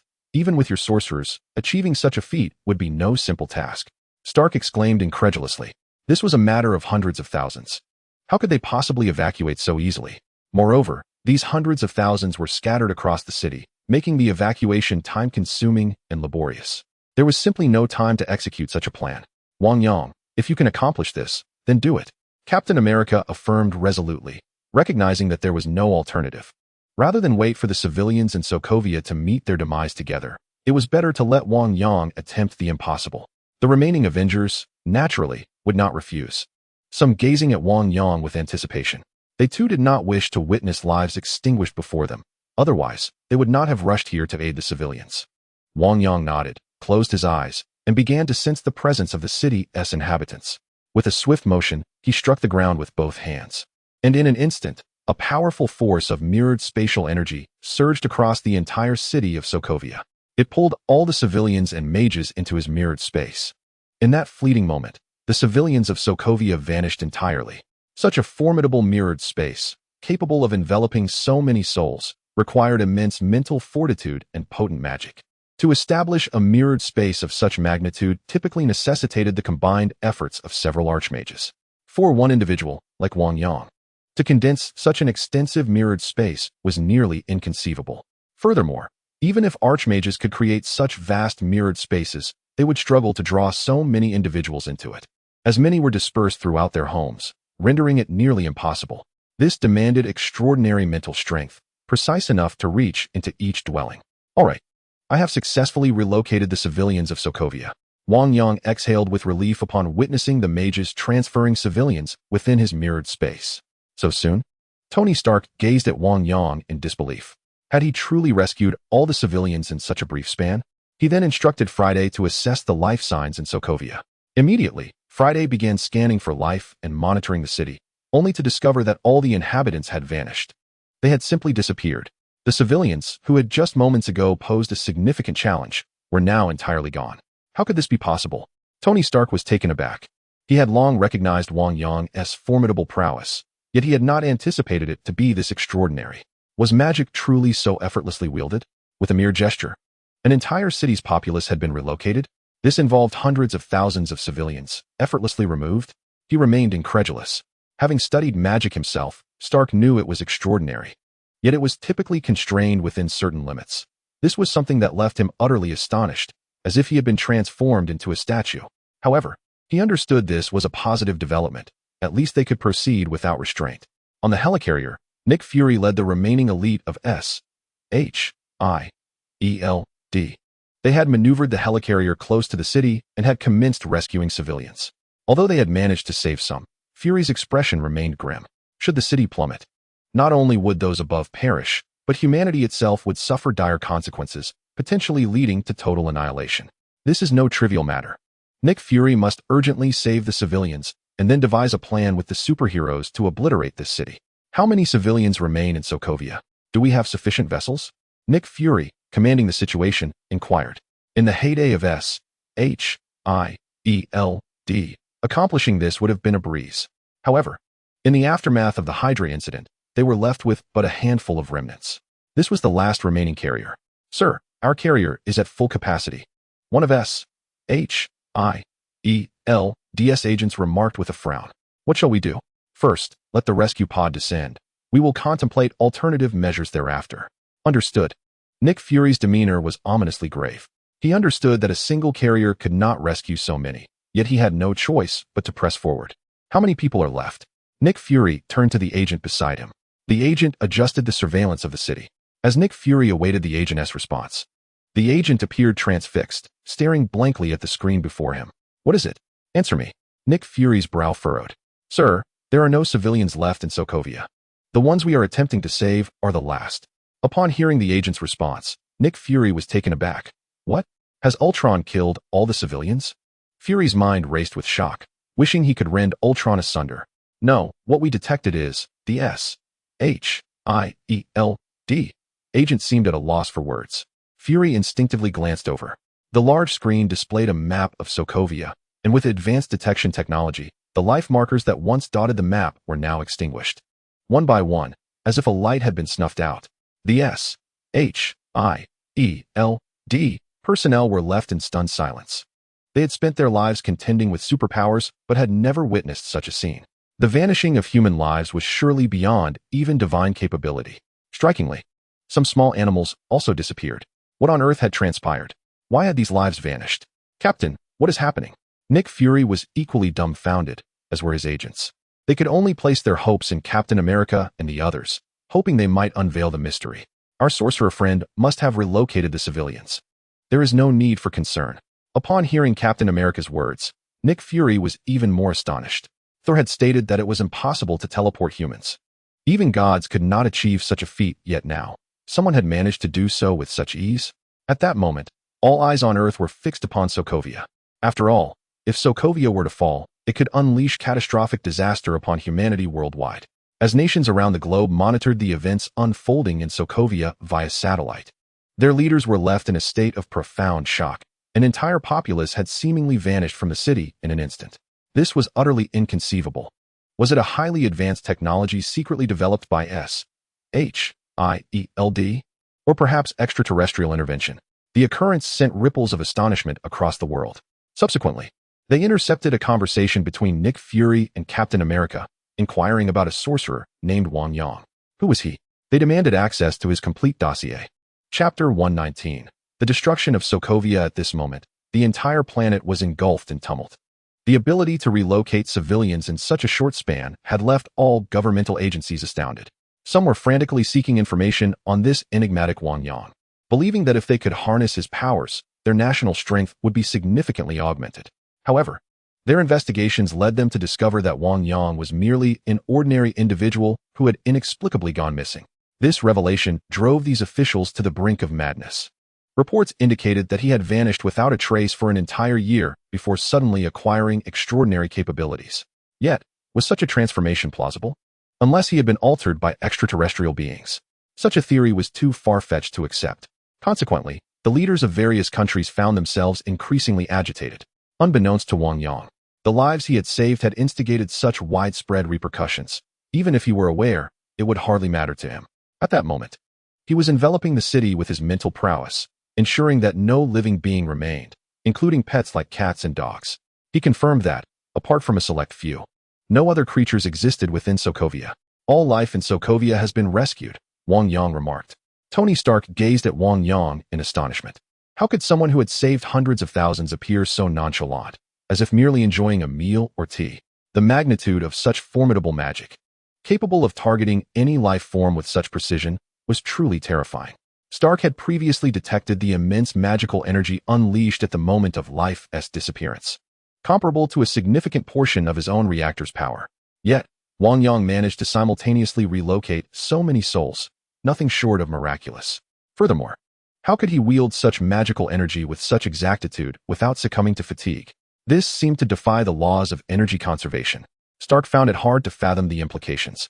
Given Wang Yang's ability to effortlessly displace so many lives, could he also, with a mere wave of his hand, extinguish the lives of countless civilians? Stark had always believed that donning his armor rendered him invincible, but in the presence of Wang Yang, he realized he was but a mere mortal. Wang Yang, completely unaware of Stark's contemplations, continued with his mission. In his heart, he felt a tinge of gratitude towards Ultron. Without the abundance of magical cores, enhancing his magic and effortlessly drawing so many individuals into the mirror space would not have been a trivial task. Such feats demanded immense magical energy. Given his original capabilities, Wang Yang would have found it utterly impossible.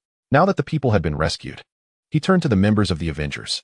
Tony Stark, upon hearing Wang Yang's words, shook his head and replied, "No, we must obliterate the city of Sokovia. I have located the structural blueprint beneath this city. If we destroy its energy core, the resultant energy will suffice to annihilate the entire city." He then turned to Thor. "Thor, your assistance will be required for this endeavor." "Absolutely." Thor nodded, wielding his hammer. As they began to discuss the finer details, Wang Yang interjected, "There's no need for such deliberations. I shall simply relocate Sokovia to the far side of the moon," he said with ease. "All it requires is a sufficiently large portal. With my current power, it is entirely feasible." The members of the Avengers were taken aback, turning their gazes towards Wang Yang. Tony Stark was eager to inquire, "Is your magic truly that formidable? While transferring civilians does consume a notable amount of magic, is it indeed so effortless to teleport an entire city that spans over 100 square kilometers, its volume surpassing that of a small mountain? Even nuclear weapons would require several to dismantle it, and precise internal detonations would be necessary. Resolving this colossal predicament appears nearly impossible." Though they acknowledged Wang Yang's formidable strength, the sheer magnitude of his magical prowess left them incredulous. To resolve such an issue with a mere spell seemed rather frivolous. The expressions on the faces of the Avengers grew tense, and even Thor, a god of Asgard, felt a twitch at the corner of his mouth upon hearing this. This was a city. Even he could not accomplish such a feat. Wang Yang. Such matters cannot be spoken of lightly. Moreover, should you relocate it to the moon, any unforeseen changes could jeopardize its trajectory. Captain America voiced his concern. "You make a valid point. Then let us simply destroy it," Wang Yang replied with a slight nod. His words once again astonished them. While they found the notion of teleportation hard to accept, it seemed somewhat plausible, yet the idea of direct destruction, and by Wang Yang alone, appeared utterly absurd.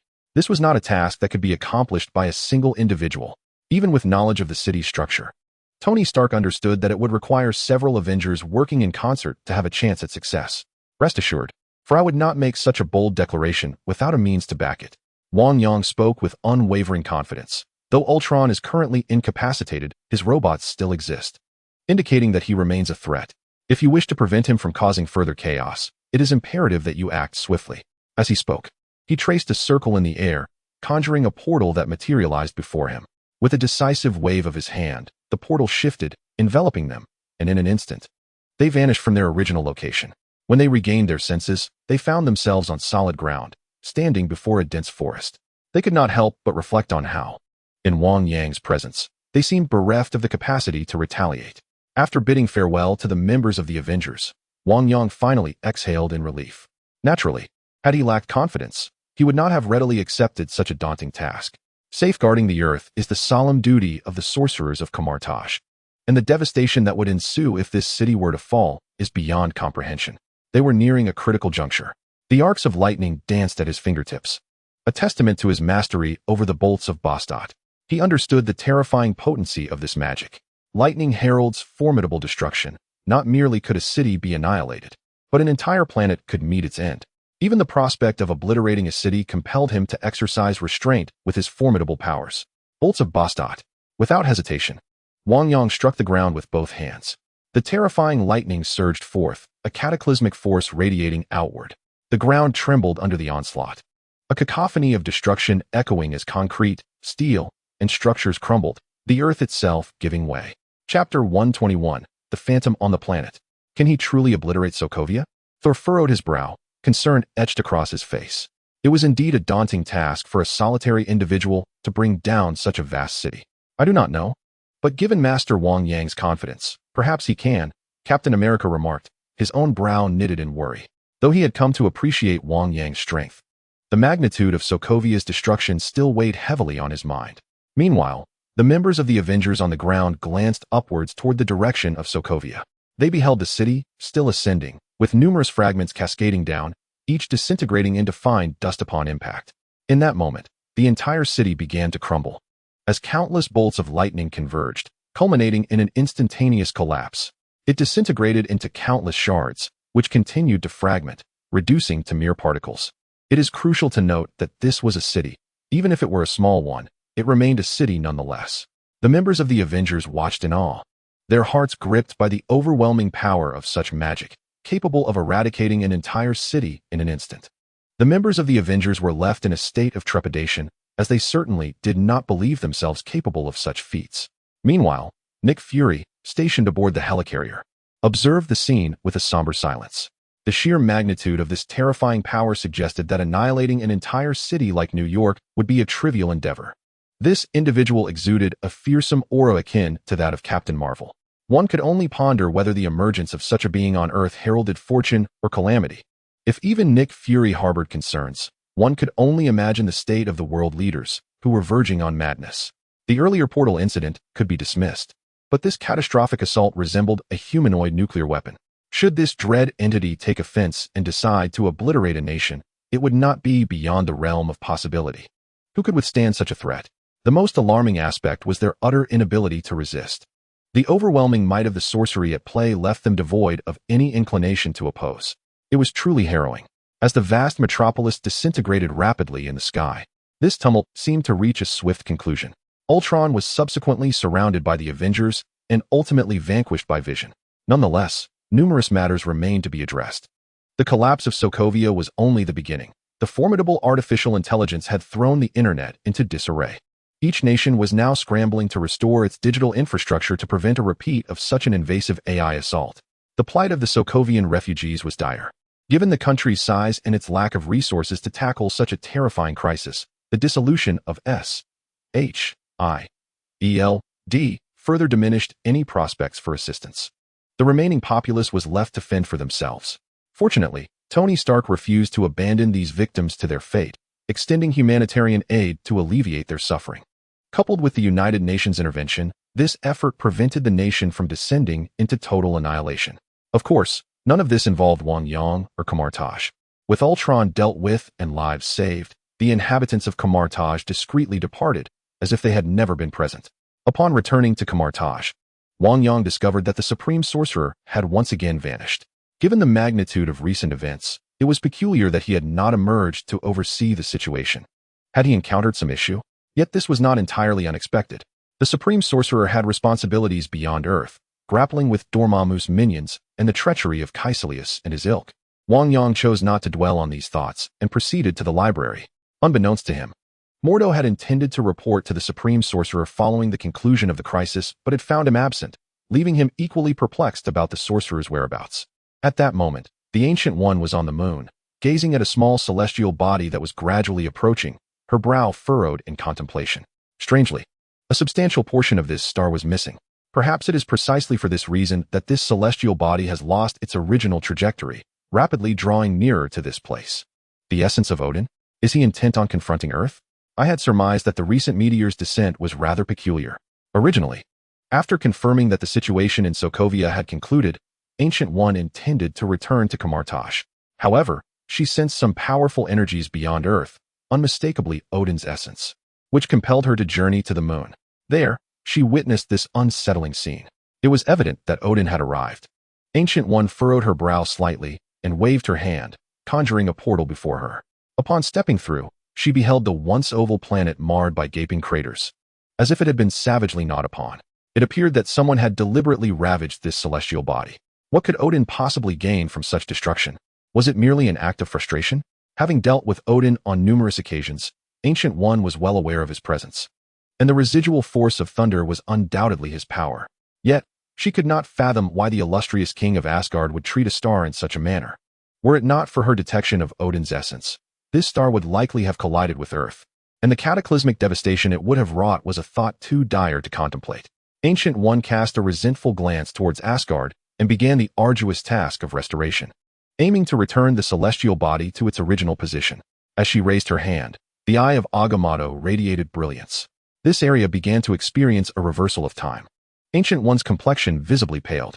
The power of the Infinity Stones is indeed formidable, yet its efficacy is contingent upon its application. The more potent the force employed, the greater the burden upon the wielder. In this instance, Ancient One utilized the Time Stone to mend the star, redirecting its trajectory back to its rightful place. One can only imagine the immense strain this placed upon her. As everything resumed its former state, even she, the Sorcerer Supreme, could not escape the pallor that enveloped her visage. Her magical reserves were utterly depleted. Ancient One exhaled a sigh of relief, and after a brief moment of recovery, she murmured, "I am quite curious to know what you have done upon this star." With a wave of her hand, countless streams of luminescence coalesced around her. This was a temporal rewind, merely a derivative of time magic, lacking in potency, yet sufficient for her to ascertain what had transpired. As the myriad streams gathered, a figure gradually emerged before her, a figure that was all too familiar to Ancient One. It was unmistakably Wang Yang. Chapter 122, The Twilight of the Gods. The form of Akin. Ancient One gazed at the increasingly discernible figure, her expression momentarily frozen in astonishment. She originally believed it to be Odin, especially given the profound, thunderous energy that enveloped this star, a manifestation only achievable by those with immense power over thunder. However, to her utter astonishment, it was not Odin's doing, but rather that of Wang Yang. When had Wang Yang become so formidable as to devastate an entire star? While she had witnessed him destroy a city and wield the power of the boltsman thunder, the annihilation of a city pales in comparison to that of a star. It is essential to recognize that this star exceeds Sokovia in size by many multiples. Yet now, it lay not only shattered but also in tatters. The force exerted here was incomparably greater than that which had been unleashed upon Sokovia. Furthermore, the boltsman thunder could hardly be so potent. It should be capable of obliterating a city at most. When she beheld Wang Yang employing the boltsman thunder to devastate Sokovia, she had been shocked and incredulous, yet somewhat accepting of the circumstance. After all, Wang Yang had always exhibited remarkable magical talent, and a slight augmentation in magical potency could be deemed acceptable. However, the capability to obliterate a star was beyond her comprehension. The might of the boltsman thunder, while imbued with terrifying divine energy, could not be equated with that of a deity. Thus, its power must inevitably possess limitations. Even she could not reach such heights. Of course, the boltsman thunder might be one of the more potent spells from Kamar-Taj, yet such magic must inherently have its bounds, greater strength yielding greater power. A mere mortal, even when wielding such magic, could not possibly harness such overwhelming force. The destruction of a city was already unfathomable. The annihilation of a star? Could this truly be within the capacity of a mere mage? The crux of the matter was that Wang Yang had only been studying magic for a brief period, at most 1 or 2 years. Ancient One's emotions were a tumultuous blend of complexity and shock. This was simply beyond belief. Could anyone truly attain such heights? This was nothing short of impossible. Ancient One found herself regretting not having cautioned him to venture to more distant stars and to activate the mirror dimension. Otherwise, the devastation would be catastrophic. Unbeknownst to her, Wang Yang had indeed employed the mirror dimension, but alas, it proved insufficient to contain the chaos, leading him to ultimately refrain from using it. It seemed that upon returning, she would need to administer a stern lesson to this young man. Ancient One shook her head in resignation. Though still grappling with disbelief, the reality was undeniable. On Earth, in Norway. Norway stands as one of the most pristine countries on the planet, characterized by vast expanses of grasslands and diverse highland moss, offering an exceptionally beautiful environment. At this moment, an elderly man suddenly appeared upon a stretch of grassland. In his eyes, a resplendent, thunderous light flickered, though the old man appeared quite ordinary above his head. An intricate tapestry of lightning patterns emerged, interweaving and shimmering with ferocity. Observing these terrifying bolts, the old man's expression grew solemn, and he began to gesture with his hands, causing the sky's thunder to gradually dissipate. Were one able to penetrate the void, they would discover within the myriad of lightning a vast expanse. Surrounding this space, countless bolts of thunder formed a formidable seal. Despite its seemingly immense power, dark energies were steadily consuming the surrounding thunder. The once mighty lightning was slowly vanishing. Even though the old man tirelessly sought to restore it, his efforts were in vain. For the time being, he could only stave off the encroaching darkness. This elder was none other than Odin, who had witnessed Wang Yang wielding the thunder of Bozat. However, upon returning to Asgard, he suddenly sensed the seal's decline. prompting his descent to Earth to mend it. At that moment, his complexion was ashen, revealing a profound frailty, devoid of the initial majesty and dominance he once commanded. Yet, even in his weakened state, he continued to harness the thunder to fortify his seal, his singular eye filled with resignation. He sensed his time was drawing near. The seal could not endure much longer. In a few years, the one he had imprisoned would surely emerge. Ragnarok. Odin sighed, knowing that when that time came, Asgard would crumble, and all burdens would fall upon his son. Though he felt deep sorrow, he remained powerless. Nothing could alter this fate. His journey to Earth was not solely spontaneous. It was also motivated by the presence of a formidable entity, Ancient One. Perhaps, when the time came for that being to emerge, the Ancient One could lend assistance. Wang Yang, of course, remained oblivious to these matters. Following the events of Ultron, tranquility reigned once more on Earth, allowing him the opportunity to immerse himself in studying magic at the library. Most of his readings focused on tomes detailing magical experiences, enriching his understanding of the arcane arts. However, reflecting on recent events still cast a shadow of gloom over him. After the return of the Supreme Sorcerer, he sought out Wang Yang. In that moment, the Supreme Sorcerer was anything but calm. He exuded an aura of terror. It was the first time Wang Yang had witnessed such a visage from the Supreme Sorcerer. Fortunately, the sorcerer left him with a stern warning. He was forbidden from experimenting with magic on any nearby celestial bodies. He could, at worst, venture further afield for his experiments. On one particular day, as Wang Yang perused another of the Supreme Sorcerer's magical tomes, he found it was not authored by the sorcerer himself. Yet, it contained an entry on a spell known as the Form of Akin, a form of illusionary magic, the ability to conjure countless illusions of vinegar. Each possessing the strength of the original, is an extraordinary feat of magic. Though not an offensive spell, its utility far surpasses that of conventional attack spells, capable of amplifying one's power 100-fold in an instant. During the Infinite War, Dr. Strange employed the Form of Akin, utilizing magical chains to ensnare Thanos. Had Thanos not wielded the might of the Infinity Stones, he might not have escaped so easily, illustrating the formidable nature of this magic. Remarkably, Dr. Strange had only practiced for a few years before he recognized the immense potential of this spell. Upon detecting the fragment of the Akin form's magical talent, an option to merge arose. Like other tomes of the Supreme Sorcerer, this one exuded a trace of magical essence, designed to facilitate the practitioner's comprehension and mastery. This presented Wang Yang with a unique opportunity for rapid learning. He chose to merge. As he did, a plethora of information regarding the Akin form flooded his mind. Chapter 123. Ego. I cannot believe someone is inside me. With Wang Yang's deepening understanding of the Akin form, he eagerly anticipated the terrifying display of power it would yield. Unable to contain his excitement, he felt a stirring in his hands. Unfortunately, he could not cast this spell on Earth or in its vicinity. Unlike the Supreme Sorcerer, who could harness formidable magical energy to withstand the vacuum of space and its frigid conditions for brief periods, Wang Yang lacked such a magical cloak. Fortunately, he could create a portal simply by envisioning his desired destination, manifesting it in reality, without having to physically visit the location beforehand. He was also curious to test the limits of the portal, especially since he had made significant progress recently and wished to ascertain how far his teleportation could reach. Extending his hand, he began to draw circles before him. Having done this before, he hesitated not for a moment. His mental energy coalesced as torrents of magic surged, and a golden portal materialized before him. Without a trace of hesitation, Wang Yang stepped through the portal. In the next instant, he found himself on a distant celestial body. Utilizing the magical array, he could momentarily hover in the void, though he soon began to descend, lacking a magical cloak. As he fell, he took a moment to absorb the essence of this planet. Despite the abundance of flora, it was eerily devoid of life. Not even insects could be found. In one sense, the planet appeared teeming with vitality, yet from another perspective, it exuded an unsettling silence. However, this was the cosmos, vast and filled with an array of celestial bodies, each harboring its own peculiarities. A planet devoid of life, far removed from Earth, presented itself as an ideal locale for experimentation.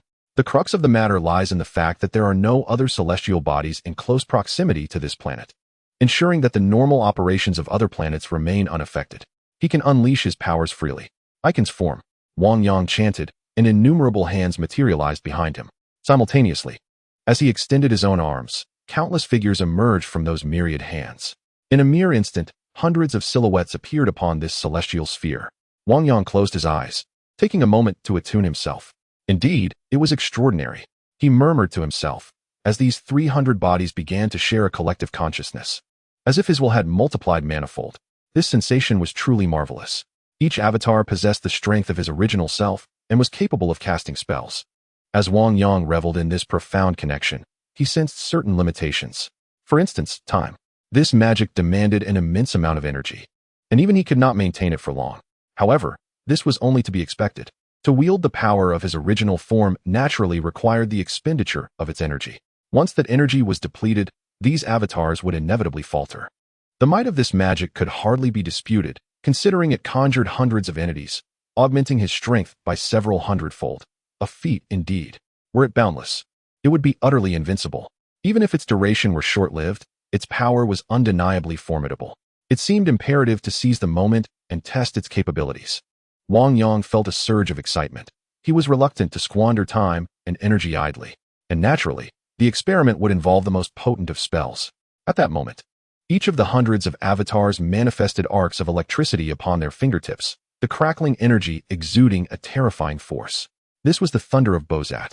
Concurrently, Wang Yang and his avatars struck the ground, unleashing a cataclysmic torrent of lightning that spread like an intricate web across the surroundings.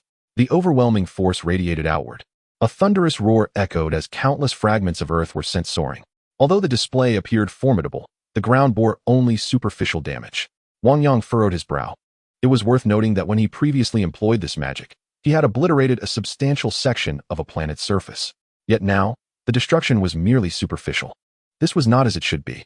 Wang Yang pondered. Could the avatars have diluted his power? Yet, the force unleashed was undeniably his full strength. Each bolt of lightning was an immensely terrifying entity. It was perplexing, for a single thunder of Bozat had once laid waste to an entire city, its potency having grown substantially since then. Now, even with hundreds of bolts unleashed simultaneously, it seemed incapable of inflicting significant harm. After a moment of contemplation, Wang Yang gathered another bolt of lightning in his hand, while simultaneously, the hundreds of other bolts were cast anew. Thunder roared, spreading across the planet like an intricate spider's web. The ground trembled as countless rocks crumbled and collapsed. Wang Yang observed this scene, his brow furrowing deeper despite the immense power displayed. Clearly, this time, the force did not unleash anything as terrifying as before. How could this be? The power was less than that of the first encounter on that distant planet, leaving Wang Yang feeling a sense of dissatisfaction as he prepared to unleash a third strike. A furious roar erupted, and to his astonishment, the planet began to shake violently. Wang Yang paused, taken aback by this sudden outburst. Almost instinctively, he extended his formidable psychic energy. At that moment, deep within the planet's core, a life form began to awaken. He had been in a deep slumber, awaiting the time to reap the rewards of the seeds he had sown. He was Ego.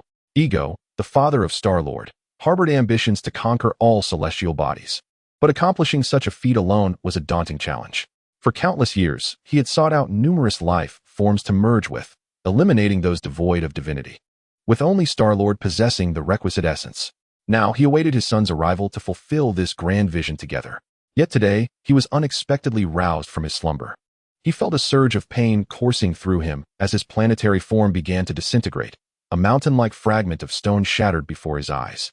Ego was incredulous. His planet was no ordinary entity but a substance forged over eons, possessing immense strength far surpassing that of common stones. Even the main cannons of the Kree Empire's starships could not shake it. What was happening? Why was his being disturbed? There were no other celestial bodies in proximity. How could this occur? Could it be the influence of powerful cosmic rays? Just as Ego struggled to comprehend this awakening, another barrage of thunder fell, causing more of his rocky exterior to crumble and break apart. Fully awakened now, he let out a deafening roar, bewildered by the magnitude of this force. How could such power exist in the cosmos? Soon, he noticed hundreds of silhouettes surrounding his form.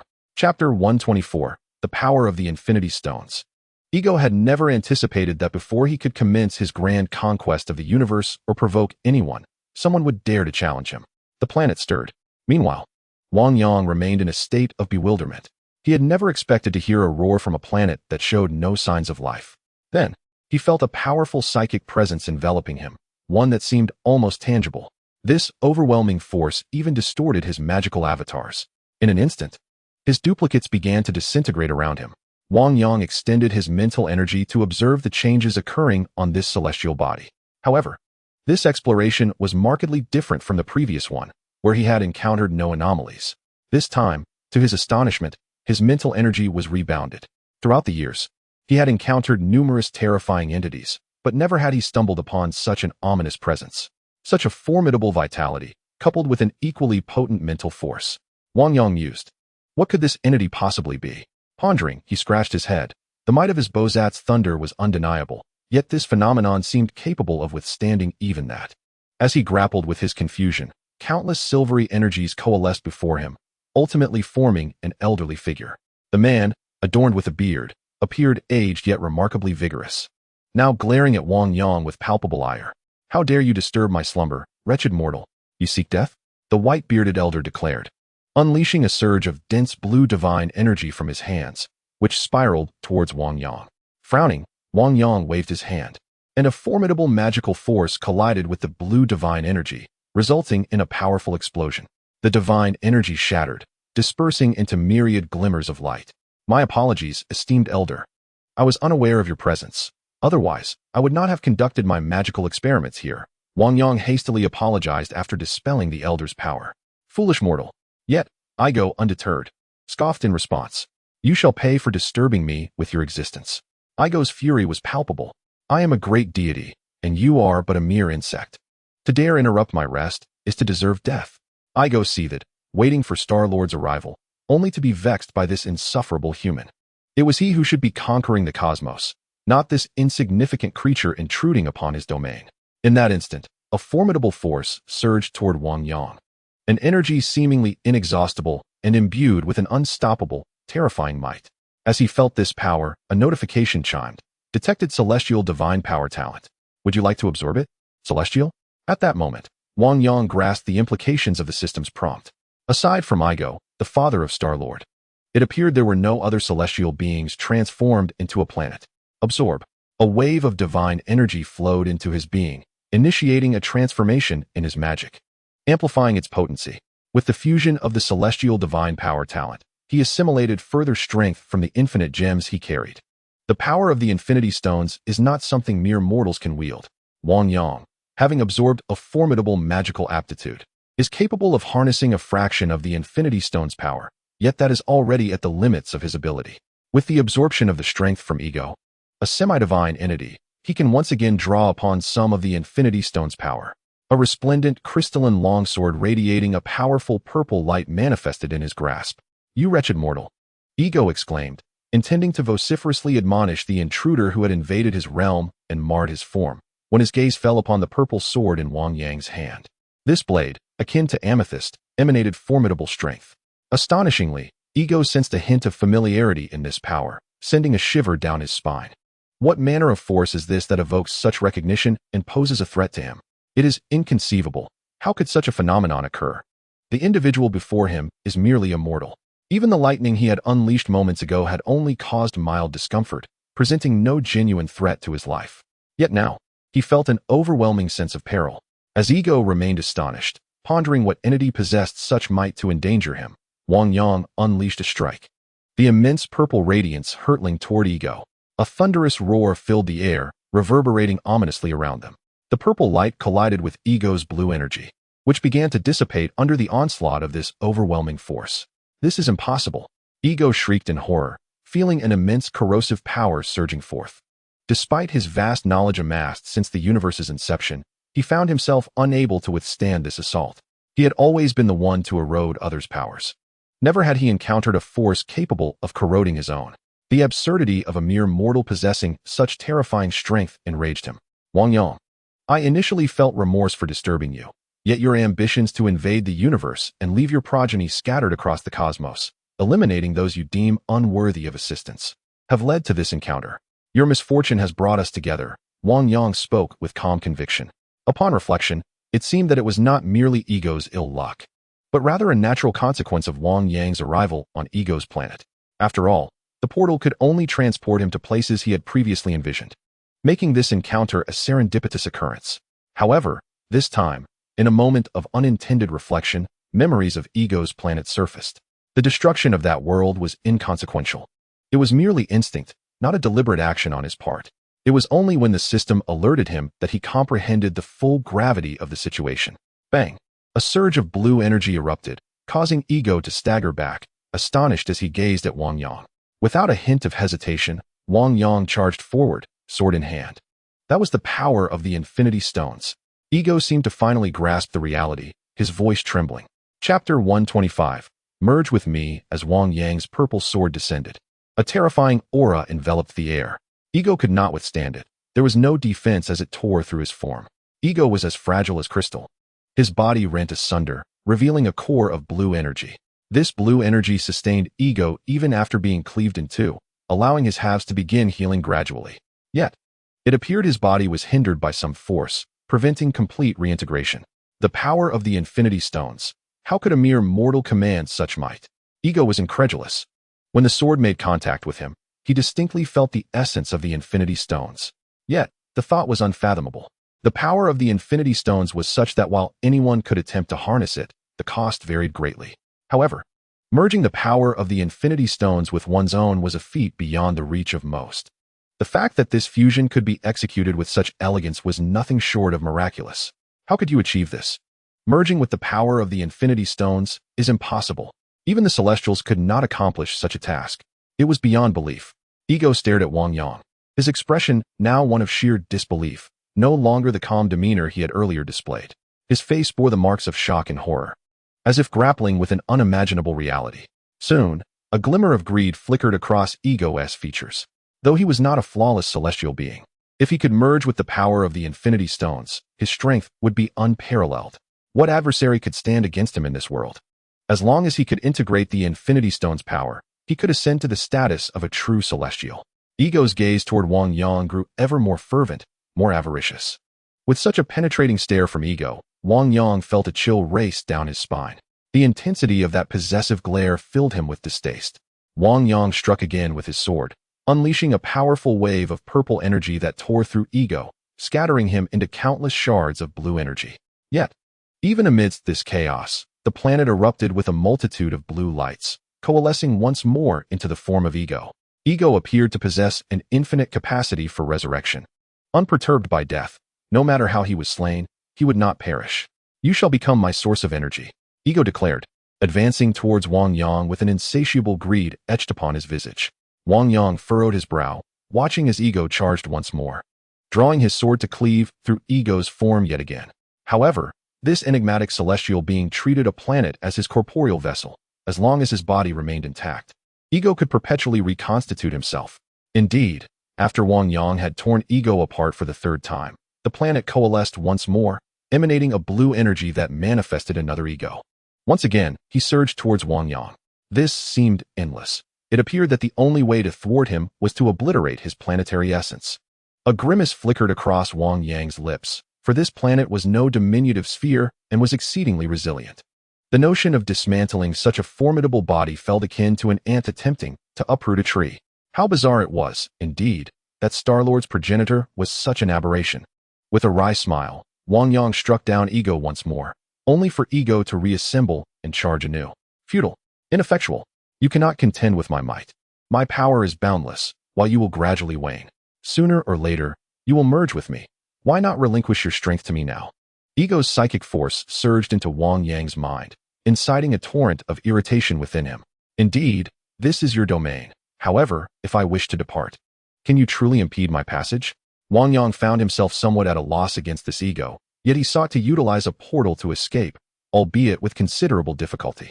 With that, Wang Yang conjured a portal, revealing Kamar-Taj on the other side. He began to stride toward it. Attempting to flee, a formidable force bore down upon him, shattering the portal effortlessly. You cannot escape. Ego would not allow a being of such immense energy to depart. Subsequently, a powerful blue energy erupted from the planet, spawning multiple Egos that encircled Wang Yang from all directions. Merge with me. I can elevate your form of existence and enable us to conquer the entire universe. The myriad Egos echoed in unison, their voices resonating far and wide. They radiated an abundance of blue divine power. Wang Yang surveyed his surroundings. Indeed, escape seemed implausible. You cannot elude me, so why struggle further? Join with me and become a celestial being. Is that not desirable? Ego's voice rang out, a triumphant smile gracing his face. Now that Wang Yang's portal lay shattered and he was besieged, he found himself with no avenue of retreat. Suddenly, a notification chimed. Detected divine avatar talent. Will you merge? Wang Yang was taken aback, astonished that Ego's talent could be absorbed.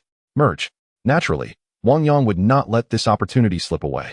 The convergence of the Akin form and the divine avatar talent resulted in a substantial enhancement. Hearing the system's prompt, Wang Yang was momentarily stunned. He had not anticipated that Ego's talent could enhance his own magic. Indeed, the form of Akin embodies divine power, and Ego, akin to a deity, can naturally amplify magical forces. My divine avatars are boundless. Relinquish your struggle, for you cannot escape my grasp. Ego observed Wang Yang, who stood frozen, mistakenly believing he had surrendered, and chuckled. Just as numerous Ego avatars approached Wang Yang, he slightly lifted his head and began to chant. With a swift motion of his hand, countless palms emerged behind him, subsequently manifesting numerous Wang Yang duplicates. Each of these replicas wielded a sacred sword of the Vishandi Empire. Merely a mortal. Even if you harness the power of the Infinity Stones, you remain but a mortal. How formidable can a mortal's avatars truly be? Ego, witnessing the emergence of so many duplicates, could not suppress a disdainful sneer. As a celestial being, he possessed a form as vast as a planet. Endowed with virtually limitless divine power, capable of creating an infinite number of divine avatars. Yet, the strength of these avatars paled in comparison to his true self, nearly to the point of insignificance. If even he could not unleash his full might through his avatars, how potent could those conjured by this mortal possibly be? Ego scoffed, bellowing, "Witness as I shatter your avatars." A tremendous, terrifying blue energy erupted from the multitude of Ego, surging forth like whips toward Wang Yang. In his estimation, his divine power would effortlessly obliterate these avatars. However, as Ego launched his attack, Wang Yang too made his move. In that moment, all of his duplicates simultaneously swung their sacred swords of the Vishandi Empire. A brilliant purple radiance erupted, imbued with devastating force, obliterating everything in its path. Even from a great distance, the terrifying purple glow could still be felt. How can you unleash such fearsome power? Impossible. Igo's voice twisted with disbelief. Fear and shock contorted their faces as they struggled to comprehend that this mortal's avatars possessed such formidable strength, capable of channeling the power of the original. Ego found it inconceivable. Even he could not achieve that. Avatars, after all, are but extensions. He could not even exert half of his strength through them. Otherwise, why would he seek out Star-Lord when he could conquer the universe on his own? Yet here stood a mortal, who had unleashed the full might of all his avatars. How could that be possible? Just as Ego grappled with this unthinkable notion, a myriad of purple beams sliced through the air, toppling a significant number of Ego avatars beneath the sacred swords of the Vishandi Empire. Though these avatars appeared corporeal, they were not flesh and blood. They were manifestations of Igo's energy. Although the Egos were effortlessly vanquished, the remaining ones fell one after another. It seemed that Ego had abandoned his attempts to confront him. However, Wang Yang felt no sense of relief, for the very ground beneath him appeared to tremble violently. Unlike Earth, which is adorned in splendid blue, this planet bore a striking red hue. A colossal human visage emerged upon its surface. "Mortal, do you dare to presume that you can vanquish a deity with your feeble strength?" The thunderous voice resonated, echoing throughout the cosmos. "Do you believe that by defeating my divine avatar, you can contend with me?" Ego's voice reverberated across the universe. Born within this very cosmos, he had devoured surrounding planets, augmenting his immeasurable power. As his words spread, countless blue energies manifested upon the planet, enveloping it and transforming its dark red surface into a vibrant azure.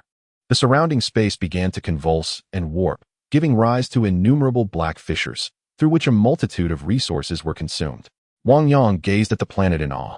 Though he had long known that Ego was, in essence, a planet, witnessing it firsthand was a profound shock. Only such a terrifying entity could covet the entirety of the universe. Perhaps only the Supreme Mage could rival him. Yet, in contrast to the Supreme Mage, this planet represented Ego's greatest asset and, simultaneously, his most formidable constraint. Should Wang Yang choose to depart, it seemed that even Ego's might would be unable to impede him.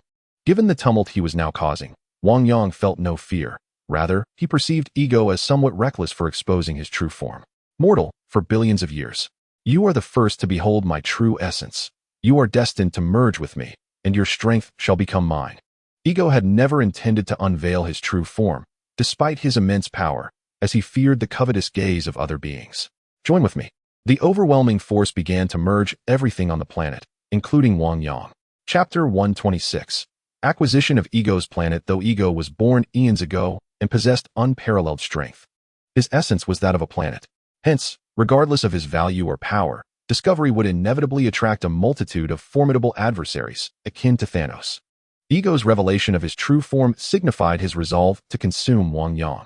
After all, should he manage to absorb such potent power, his strength would multiply exponentially, rendering him capable of ruling the entire universe without the need for any divine assistance. The formidable blue energy surged from the planet, entwining around Wang Yang. Intent on engulfing him, a shield materialized around Wang Yang. It is indeed the seraphim shield that encircles him, repelling the formidable blue energies that threaten to consume him. These terrifying blue forces, akin to the tumultuous waves of a raging sea, surge towards him, crashing against the seraphim shield. Yet, the shield stands resolute, unwavering like a coastal dam, preventing these energies from encroaching even slightly. It appears that the celestial being possesses immense power, yet lacks sophisticated techniques and versatility. Although Ego is powerful, he initially can only assimilate strength. His finesse in wielding such power is virtually non-existent, rendering him somewhat insignificant in the face of the shield. The magic barrier effortlessly deflects his assaults. Had Ego exercised greater precision in controlling his divine energy, perhaps the shield would not have been so easily withstood. After all, the potency of divine energy is immense. Concentrating even a fraction could unleash tremendous destruction. However, Ego's inherent might requires no special skills. His divine power has always been unparalleled, capable of effortlessly annihilating entire fleets. Now, confronted with Wang Yang, a sorcerer of remarkable magical control, he finds himself at a disadvantage. Ego gradually realizes that all he can do is roar in frustration. At that moment, a brilliant flash of lightning emanates from Wang Yang's hand. With the power of the infinite gem coursing through him, augmented by the absorption of Ego's energy, his magic grows increasingly formidable. The thunder of Bozat is no exception. The divine sword of the Veshan Emperor could effortlessly slay Ego's divine avatar, and the thunder of Bozat is poised to breach his divine defenses. As Ego's divine energy swirls around him, Wang Yang's avatar vanishes. He steadily concentrates a formidable force of thunder. The lightning in his grasp gradually transforms from golden to a striking blend of purple and gold, brewing a terrifying destructiveness. The divine energy continues to assault the surrounding seraphim shield. Wang Yang suddenly strikes the ground. Boom! The monstrous lightning descends directly, dancing upon the earth, impervious to divine intervention. Even Ego feels a chill of danger, his body instinctively bristling with fear. Wang Yang, already upon him, leaves no room for escape. To Ego, Wang Yang resembles a mere flea, yet this flea unleashes a horrific power. With a deafening roar akin to thunder, the purple-gold lightning spreads across Ego's form, swiftly enveloping him. The ground fractures, massive boulders shatter and fly into the air. Ego emits a cry of agony, his colossal eyes brimming with disbelief. It is impossible. You cannot destroy my body.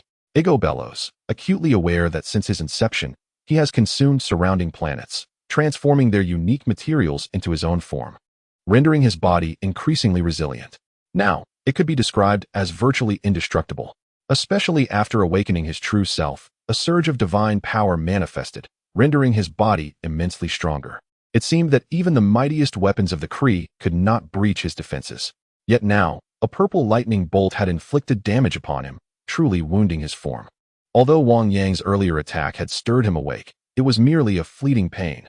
This latest strike felt as if it were tearing his very being apart. An entirely different magnitude. He could scarcely fathom that someone in the cosmos could harm his corporeal form. Logically, his body should have been the most resilient in existence, fortified by divine power, rendering him impervious to harm. Astonishment washed over him as the formidable divine energy within him rapidly began to mend his injuries. However, the terrifying purple-gold lightning acted like a relentless parasite, resisting his attempts to dispel it. The wounds on his body remained unhealed by his divine energy, an impossibility he could hardly comprehend. Ego was horrified. His divine power was immense, a strength that allowed him to merge the hardest materials from various planets into his very being. Yet now, this dreadful force rendered him incapable of healing.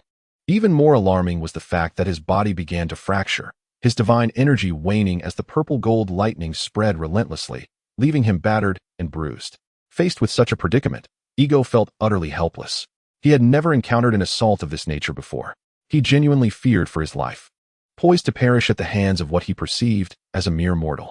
Mortal, you may depart now. I shall not consume you. Ego's voice resonated. Wang Yang furrowed his brow, while others begged for mercy. Ego's plea was delivered from a lofty perch. Furthermore, while Ego sought to spare him, Wang Yang had no intention of letting Ego go. After all, Ego was a member of the celestial faction, albeit an imperfect one. The one on Earth was more complete. Nevertheless, eliminating this one could prevent future troubles for Earth. Moreover, Star-Lord had originated from Earth, raising the possibility that Ego had plans of his own there. Perhaps even aspirations to consume the planet. Since the confrontation had commenced, it was only prudent to eliminate this threat once and for all. Wang Yang remained silent, his magic seemingly boundless. A torrent of bolts of Bozot was unleashed upon Ego, who was already suffering from numerous fractures. Had it not been for a powerful divine force shielding him from the dispersing rocks, Ego would have been utterly obliterated. No, you cannot kill me. I am a celestial. Ego implored. If you spare me, I can reward you. I will give you all the treasures I have amassed. Fear gripped him. A genuine terror that he might indeed meet his end at Wang Yang's hands. Confronted by the insignificant existence of Wang Yang, he found himself utterly powerless. The formidable strength he prided himself on was utterly ineffective against Wang Yang. It was then that he comprehended the inadequacy of his own abilities. However, Wang Yang remained unmoved by Ego's pleas for mercy. Was it only at this juncture that he sought reprieve? When Wang Yang had attempted to depart moments before, Ego had prevented his escape, and now, faced with his own impending doom, he desired to be spared. As for the treasures Ego spoke of, once he was gone, they would all belong to Wang Yang. Thus, he showed no inclination to relent, to eradicate this matter once and for all. A powerful torrent of thunder continuously erupted from his hands, striking Ego with relentless ferocity. Countless rocks cascaded from Ego's form, his anguished cries echoing in the air. These were indeed parts of his very being. Did he truly wish to annihilate him completely? Ego was consumed by a furious wrath. If one intended to eradicate another, they ought to anticipate the repercussions. Wang Yang nodded in acknowledgement. Observing Wang Yang's resolute demeanor, Ego felt a pang of regret. He should have allowed him to flee when the portal was opened. Who could have foreseen the true extent of Wang Yang's might? His regret was profound. Yet it was now far too late. Nevertheless, being a celestial being, he could not help but succumb to a frenzied rage, even in death. He would ensure that Wang Yang paid a price. The visage on the dark red planet transformed into a grotesque mask of fury, as if he was prepared to risk everything. Then, a terrifying force of destruction erupted from Ego's planet. A self-detonation? Wang Yang narrowed his eyes, sensing the overwhelming power. After all, Ego was a planet, and the magnitude of such an explosion was unfathomable. Even he was uncertain if he could withstand it. If you spare me, we can coexist peacefully. Ego's voice trembled. If not for the dire circumstances, would he truly resort to self-destruction? Do you believe that is possible? Wang Yang raised his hand, unleashing an immense force that radiated outward, fracturing the surrounding space like a shattered mirror. Boom! A terrifying roar reverberated, as the immense power resembled a collapsing universe, poised to annihilate all. Within the mirrored space, Wang Yang reigned supreme, manipulating the cosmos, distorting it to compress and devour the formidable energy. With the absorption of the power from the infinite gems, his mirrored realm had been amplified exponentially. Ding! The mirrored space consumed pure divine energy, resulting in an enhancement. Wang Yang was momentarily taken aback, a look of astonishment crossing his face. He had not anticipated that this calamity would yield a boon, bestowing upon him divine strength. Now, he felt capable of wielding the mirrored realm with even greater ease. Wang Yang unfolded the universe, and soon, a dark red planet materialized before him. His mirrored space reverted to its previous state. However, though Ego's planet still appeared intact, it had already lost all semblance of vitality. Ding! Have you sensed the divine talent? Shall we devour it? Although Ego has perished, his innate abilities remain. Devour. Wang Yang spoke next. The critical aspect lies in the fact that this planet has entered his mirrored space, thus becoming an integral part of it. This implies that if one enters his realm, he can directly assault with the power of Ego's planet. The planet's onslaught is capable of cataclysmic destruction. This presents considerable advantages for Wang Yang, perhaps even a potential trump card in the future. A smile graced his face as he conjured a portal leading directly to Earth. Meanwhile, in the Kree Empire's mother planet, at the pinnacle of their dominion, the Supreme Intelligence presided over a meeting. Several Kree reported their findings. Great Supreme Intelligence, We have detected powerful life signatures in Sector 130. Perhaps it is the planetary life you seek. Oh, the method of birth of this life planet is unique, possessing formidable strength. Should we harness such terrifying power, our Kree Empire shall grow exponentially stronger. The Supreme Intelligence replied slowly. We have dispatched a vessel to approach that sector, where for 500,000 light years, no other life form has been detected, only the planet. Transmit the images. I wish to behold this living world. Chapter 127. The Destroyer of a Planet. Who could it be? Ever since the demise of Ronin from the Kree Empire, there has been an urgent need for strength. The long-sought life planet has finally been discovered. The Kree have noted that this planet exudes a fierce aggression, rendering even their fleets unable to approach with ease. Any vessel daring to come too close would be met with hostility. However, if this life planet refrains from attacking, it raises their suspicions. Yet they will not easily relinquish their pursuit. As the command for image transmission was issued, a pitch-black expanse of the cosmos unfolded before them. Subsequently, a dark red planet materialized in their view, leaving the Kree in awe. They had traversed countless galaxies, yet none had prepared them for such a sight. Even the Supreme Intelligence, reputed for its vast knowledge and unfathomable wisdom, began to take on a humanoid visage within the chamber. Gazing upon the dark red orb, the Kree felt as though they were not beholding a mere planet, but rather a treasure, a weapon bestowing immense power. Truly, the Supreme Intelligence deserved its title, having recognized the existence of such a fearsome entity within the universe. If the Kree Empire could seize control of such a formidable presence, their might would undoubtedly amplify exponentially. The high-ranking Kree were invigorated by this revelation. With countless powerful beings vying for dominance in the cosmos, their empire faced innumerable threats. Acquiring such potent strength would assuredly elevate them to new heights. To the Supreme Intelligence, we appear to have detected formidable fluctuations emanating from this powerful life form. At this moment, news has arrived from the fleet of the Kree Empire, which ventured close to the dark red planet. What? How could there possibly be fluctuations on such a terrifying life-sustaining planet? The high-ranking officials of the Kree Empire were taken aback, perplexed by the notion that someone could have discovered this planet before them. It is utterly inconceivable. Amplify the image. Let us discern what exists upon that crimson sphere. Although the voice of the Supreme Intelligence remained unchanged, a hint of astonishment was evident. It is noteworthy that this highly intelligent artificial entity possesses mastery over an abundance of information, yet it did not anticipate such an occurrence. According to its understanding of life-sustaining planets, this one rivals that of deities, harboring immense wisdom and power capable of unleashing boundless destruction. Even for a technologically advanced empire like the Kree, the endeavor to control such a potent planet would undoubtedly entail significant sacrifices and meticulous planning. Haste would be ill-advised.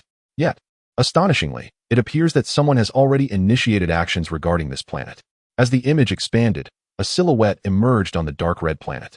One individual, confronting an entire planet? The Supreme Intelligence and the Kree hierarchy were left in shock. Furthermore, the planet was enveloped in an aura of blue energy. Assess the energy intensity. The terrifying blue energy enveloped the entire planet, rendering it eerily animated. Subsequently, the display shifted to a sea of red. Such a dreadfully high energy reading. Surely that individual would be obliterated. The Supreme Intelligence was correct. We must deliberate carefully and not act impulsively. We need to devise a strategy to contend with this formidable planet, transforming its power into that of the Kree Empire. Several high-ranking officials of the Kree nodded in agreement, eagerly anticipating the augmentation of their strength should they gain control over this planet. As for the individual discovered on the planet, they presumed he would inevitably be consumed, becoming sustenance for the planet, a perfectly natural outcome. Suddenly, a terrifying rumble resonated throughout the projection, echoing through the cosmos with alarming ferocity. This sound seemed to travel vast distances, reaching their ears with clarity. What is happening? Is that lightning? Such a fearsome display of electrical power. The Kree officials observed countless bolts of lightning erupting from the planet, weaving through the atmosphere and wreaking havoc upon the colossal sphere, as if intent on causing its very disintegration. What an awe-inspiring force. What weapon could possibly unleash such lightning? One of the Kree officials remarked, astonished. The remaining high-ranking officials of the Kree Empire furrowed their brows in dismay. Though no fleet was in sight, a terrifying attack had swept across the entire planet. The Supreme Intelligence, a formidable artificial intelligence, slowly spoke. It is that human. What? That cannot be true. Supreme Intelligence, surely there must be some mistake. Indeed, how could a mere human possess such overwhelming power? Despite the imagery being magnified to its fullest extent, they could only discern a shadow of a human figure, rendering it impossible to ascertain the source of the lightning strikes. With a wave of its hand, the Supreme Intelligence commanded the footage to rewind, revealing the source of the lightning to be unmistakably that human. Shock and disbelief washed over their blue faces as they witnessed a seemingly frail human unleash such terrifying might. This power had caused a once mighty life planet to begin fracturing, indicating that its endurance was waning. Had it not been for the energy radiating from this planet, it was likely that a lesser celestial body would have shattered into pieces. In the next moment, they beheld a face emerging from the crimson planet, contorted in an expression of utter rage. "This is bad. The planet is about to self-destruct." The Supreme Intelligence exclaimed in astonishment, "Order the fleet to retreat." The high-ranking officials of the Kree Empire were equally astonished that a single human could compel a planet to choose self-destruction. This was nothing short of incredible. Time was of the essence. The explosion's shockwave would extend over 1,000,000 light-years, forming a cosmic black hole that could perturb the trajectories of countless planets, potentially drawing in their fleet as well. Indeed, they realized too late the gravity of the situation. While they had witnessed the death of planets before, an explosion of this magnitude would surely create monumental upheaval. Fortunately, there were no other celestial bodies in the vicinity, so the impact would likely be confined to their fleet. Yet, just as they stood in shock, anticipating the cataclysmic explosion of the planet, it suddenly vanished without a trace, as though it had never existed. The screen was left eerily blank, shrouded in darkness. The officials of the Kree Empire gazed at this spectacle in disbelief. "Commander, the target has disappeared. The target has vanished." The fleet of the Kree Empire reported, leaving the high-ranking officials frozen in astonishment. Even the Supreme Intelligence struggled to comprehend the phenomenon. A planet of such colossal size, imbued with terrifying destructive power, had simply vanished before their eyes. It was utterly inconceivable. What had transpired? Could it truly have been the doing of that human? This thought sent shockwaves through the ranks of the Kree Empire officials. Initially, they paid little heed to the enigmatic human, until that individual nearly obliterated an entire planet, which subsequently opted for self-destruction. They were compelled to confront this terrifying entity. This was no mere human. How could one possess such formidable power? What kind of force was this? Could he be a primordial deity? Several high-ranking Kree officials inhaled deeply, incredulously articulating their astonishment. "Seal the recordings. Order the fleet to remain on standby and conduct an investigation over the coming days to ascertain any findings. Even if it means sacrificing the fleet, we must not allow this fearsome being to enter our Kree Empire." In that moment, even the Supreme Intelligence harbored a sense of trepidation. This concern transcended the Kree Empire. The recent disappearance of Ego had reverberated through various factions in the cosmos. Though Ego had maintained a low profile, lurking in obscurity since his inception, he had nevertheless made acquaintance with numerous ancient entities, particularly some venerable beings. Their capabilities may not have been overwhelmingly potent, yet they were undoubtedly well-informed. The instant Ego's presence vanished from the universe, they sensed the shift. The abrupt disappearance of such a dread entity signified the emergence of a formidable force within the cosmos. Without a doubt, the High Celestial and the Collector wasted no time in funding investigations. Some even ventured to the site of the incident to gather intelligence, while those with extraordinary abilities began to trace the timeline. However, upon uncovering the details, none dared to speak of it. They simply refrained from lingering in the vicinity, fearful of inviting peril upon themselves. It was not only these formidable cosmic beings who received word. Several powerful civilizations within the universe also caught wind of the occurrence. The most alarming reaction stemmed from the Kree's Supreme Intelligence, which, in its quest to comprehend the identity of the human on that planet, nearly exceeded its capacity, risking a catastrophic malfunction. Though the supernova of Xander was not as swift as that of the Kree, it soon acquired knowledge of the event. Although they lacked first-hand accounts, they rapidly employed advanced technology to simulate and reconstruct aspects of Ego's planet. Yet, like the Kree Empire, they found it nearly impossible to discern the true visage of the one who had annihilated Ego. Nonetheless, the sheer terror wrought by this being was apparent. The leader of the Supernova Corps, along with the head of the Nova Empire, regarded the news with grave concern. Orders were dispatched. Should this powerful entity be discovered, immediate reports were to be made, and caution was to be exercised to avoid provoking it. Should they incite this individual, it could spell disastrous consequences for the Nova Empire. The Supernova Corps, which originally had tasks at hand, was now ordered to remain in place, prepared for any eventuality.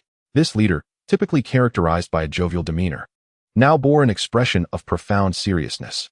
Internally shaken and fearful, He contemplated the fact that their location was merely a few million light-years from Xander.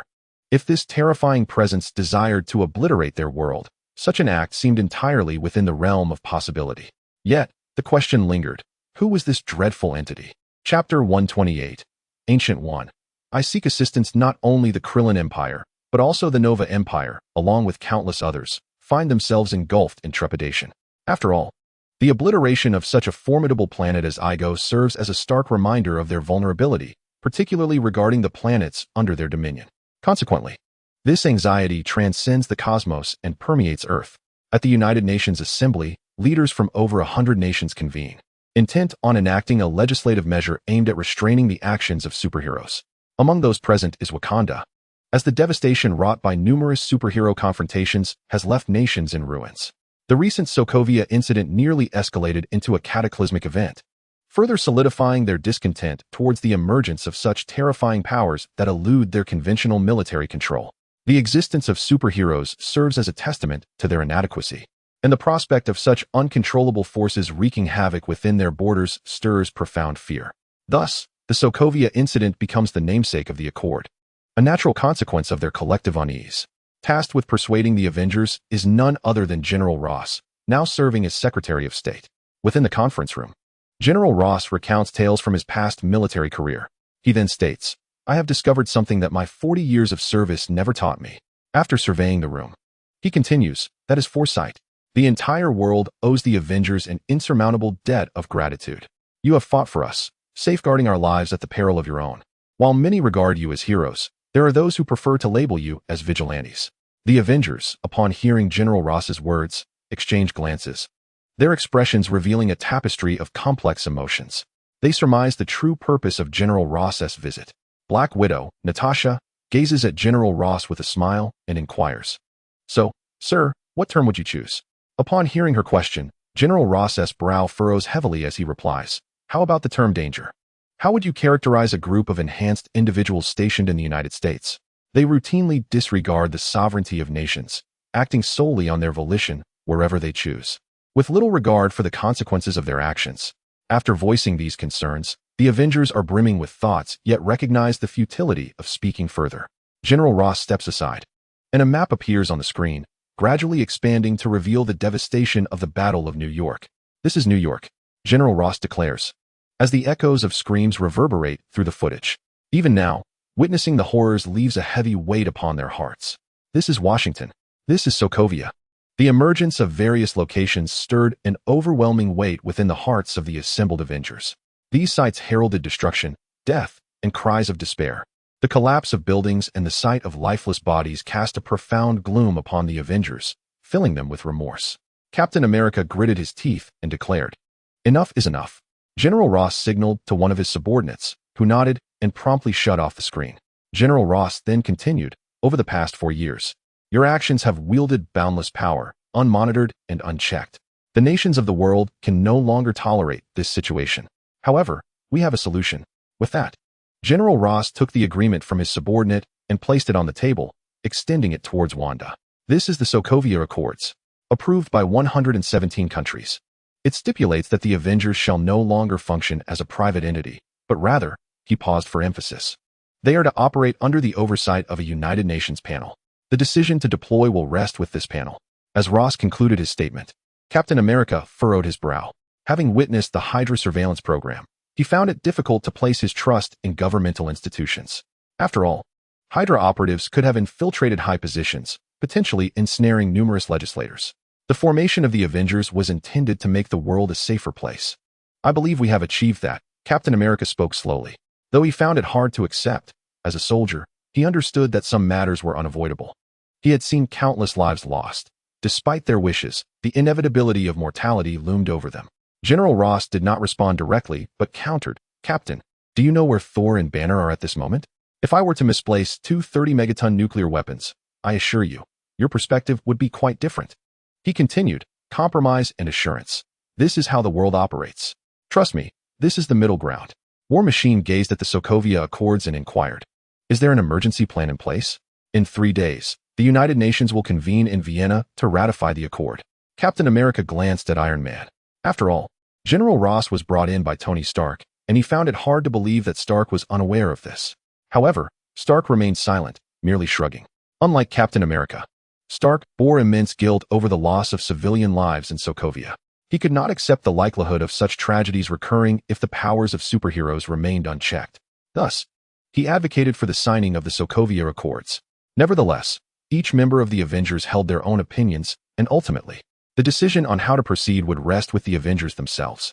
General Ross felt he had sufficiently expressed himself, and then remarked, "You may converse freely." Following this, he and his subordinates made their way outside. As General Ross exited, Black Widow Natasha posed a question. "What if you disapprove of our decision?" Ross merely retorted, "Then you may retire." Subsequently, the Avengers convened, their unity waning, with an evident risk of fracturing into factions. The Avengers found themselves at an impasse. Not wishing to part on unfriendly terms, Captain America was reluctant to endorse the agreement, while Tony and Vision approached the matter with a rational perspective. Amidst their debate, Zemo had already begun to exert control over the Winter Soldier. Fueled by the loss of his family during the Sokovia conflict, Zemo harbored a deep-seated animosity towards these superheroes. He had also uncovered the truth behind Tony's parents' demise, and a nefarious scheme began to take shape in his mind. However, this did not concern Kamar-Taj. Upon returning to the cosmos, Wang remained oblivious to the turmoil caused by his actions. Each day, he diligently studied the mystical tomes, absorbing arcane knowledge to enhance his powers in anticipation of forthcoming changes. On this particular day, he sensed something unusual. An elderly figure had silently entered Kamar-Taj. Had it not been for his own powers being augmented by divine influence, he might not have perceived this presence. He then detected the aura of the Sorcerer Supreme. Since the Sorcerer Supreme was aware, this matter was no longer his concern. "What troubles you?" In the library, Wang noticed that Wang Yi seemed somewhat off. Casting a glance in his direction, he was apprehensive that any alterations in Wang Yi might wreak havoc upon the library of Kamar-Taj. "Nothing at all," Wang Yi replied, fully aware of Wang's vigilance, feeling quite helpless. At that moment, the elderly man stepped into Kamar-Taj. He appeared frail and haggard, akin to a vagabond. However, his presence could not be disregarded. He was none other than Odin, the All-Father. The Ancient One quickly sensed his arrival and rushed to greet him. "Lord Odin, what brings you to Kamar-Taj?" The Sorcerer Supreme inquired as she ushered him inside, preparing tea. "I require your assistance with a matter." Odin hesitated before speaking. "Perhaps you might first elucidate the nature of your request," the Ancient One suggested, holding the teacup. She had sensed Odin's essence upon her departure from Earth, especially on that distant planet, and had later encountered him again upon her return, though she had refrained from seeking him out. It was unexpected that Odin would take the initiative to approach her today. To be frank, their acquaintance was minimal. Therefore, she resolved to await Odin's explanation before making any decisions. Hela is becoming increasingly difficult to contain. Odin let out a sigh, subsequently falling into silence, while the expression on Ancient One's face grew increasingly grim. "You once assured me she would not emerge." Ancient One's voice bore a hint of anger. After ascending to the status of the Sorcerer Supreme, she had already discerned the seal that bound Hela. She had sought out Odin, but at that time, he had shown little regard for her, viewing her merely as a human sorcerer of little consequence. That day, however, Odin witnessed the true essence of magic, an overwhelming force that exceeded his wildest imaginings. He never anticipated that within the realms under his dominion, such a terrifying entity could exist. Odin had once promised that Hela could not breach the seal, even though her source of power stemmed from Asgard, once sealed upon Earth, coupled with his formidable strength. Hela had no chance of escape. Otherwise, Ancient One would never have consented to imprison such a perilous figure on Earth. Yet, that was centuries ago. "Ancient One, I have grown weary." Odin gazed at her, sighing deeply. Were it not for his sudden frailty, he would never have sought assistance. He possessed his own pride. Ancient One's expression shifted, an unusual light shimmering in her eyes as she regarded Odin with complexity. The God King before her was indeed nearing the end of his lifespan. "Even if I assist, I fear we may not be able to contain Hela for long." Ancient One shook her head. "Let us hold her at bay for as long as possible. We are not prepared for her emergence." Odin sighed again, referring to his two sons. "Very well. I shall seek another to aid us in reinforcing the seal. That should buy us some time." Ancient One nodded in agreement, aware that if that woman were to emerge, Earth would surely face devastation. "Whom do you intend to summon?" Odin inquired, somewhat taken aback, but then shook his head, stating, "Without a sorcerer of your caliber, it is impossible to master the seals of Asgard. Rest assured, while others may struggle to grasp it immediately, he shall certainly succeed." Ancient One replied confidently. recalling a particular individual. Chapter 129. Odin. I come bearing gifts. Upon hearing Ancient One's words, Odin was left astonished. It is known that the sealing techniques of Asgard are not easily learned, accessible only to sorcerers of Ancient One's immense power. The existence of such a formidable sorcerer on Earth was already beyond comprehension, yet now Ancient One claimed there was another who could master it with ease. Could this person rival Ancient One herself? When did Earth acquire such prowess? Ancient One, this matter is of grave importance. Should she emerge prematurely, it could spell disaster. Odin remarked, furrowing his brow. We shall see by attempting. Ancient One offered no further explanation, instead smiling calmly and waving her hand dismissively. A portal materialized beside him, revealing Wang Yang engrossed in a book within the library. Wang Yang gazed at the suddenly manifested portal, a look of astonishment adorning his face. Nearby, Wang glanced at Wang Yang. His departure was a fortuitous event for him, liberating him from the constant vigilance of potential mishaps. Setting aside the tome of magic, Wang Yang, though uncertain of why the Ancient One sought him, stepped through the portal. Upon traversing the threshold, he found himself in the Ancient One's chamber and was greeted by the presence of Odin. Wang Yang, naturally unperturbed by Odin's appearance, nonetheless caught Odin by surprise. He had not anticipated Wang Yang's presence here. It's you. Odin's eyes brimmed with astonishment. You know Wang Yang? The Ancient One inquired, taken aback. A few days ago, upon arriving on Earth, I witnessed him obliterate a planet. Odin replied nonchalantly. If it were this lad, he might indeed learn the Asgardian sealing techniques. The Ancient One's smile faltered slightly at Odin's words, while Wang Yang felt a twinge of embarrassment. He had not expected Odin to be aware of his planetary destruction. No wonder his talents had been detected earlier. It was evident that his previous limitations had concealed Odin's presence from him. However, he now possessed the ability to perceive it. So, the person you refer to is him? Odin questioned, turning toward the Ancient One. The Ancient One nodded and affirmed, indeed. Yet, Odin's brow furrowed slightly. His magic is indeed impressive, but if he cannot swiftly master the Asgardian sealing techniques, it may ultimately prove futile. Although Odin was somewhat astonished by Wang Yang's prowess, the path to acquiring the Asgardian sealing techniques was fraught with challenges. This was no mere magic. The Ancient One had attained such skills due to his formidable strength. Supreme sorcerers are not your ordinary mages, capable of harnessing the powers of mighty deities. Do you doubt Wang Yang? The Ancient One asked incredulously, unable to fathom that anyone would question Wang Yang's capabilities. Even during her tutelage, she found no magic that Wang Yang could not master, the Asgardian sealing techniques included. Shall we make a wager?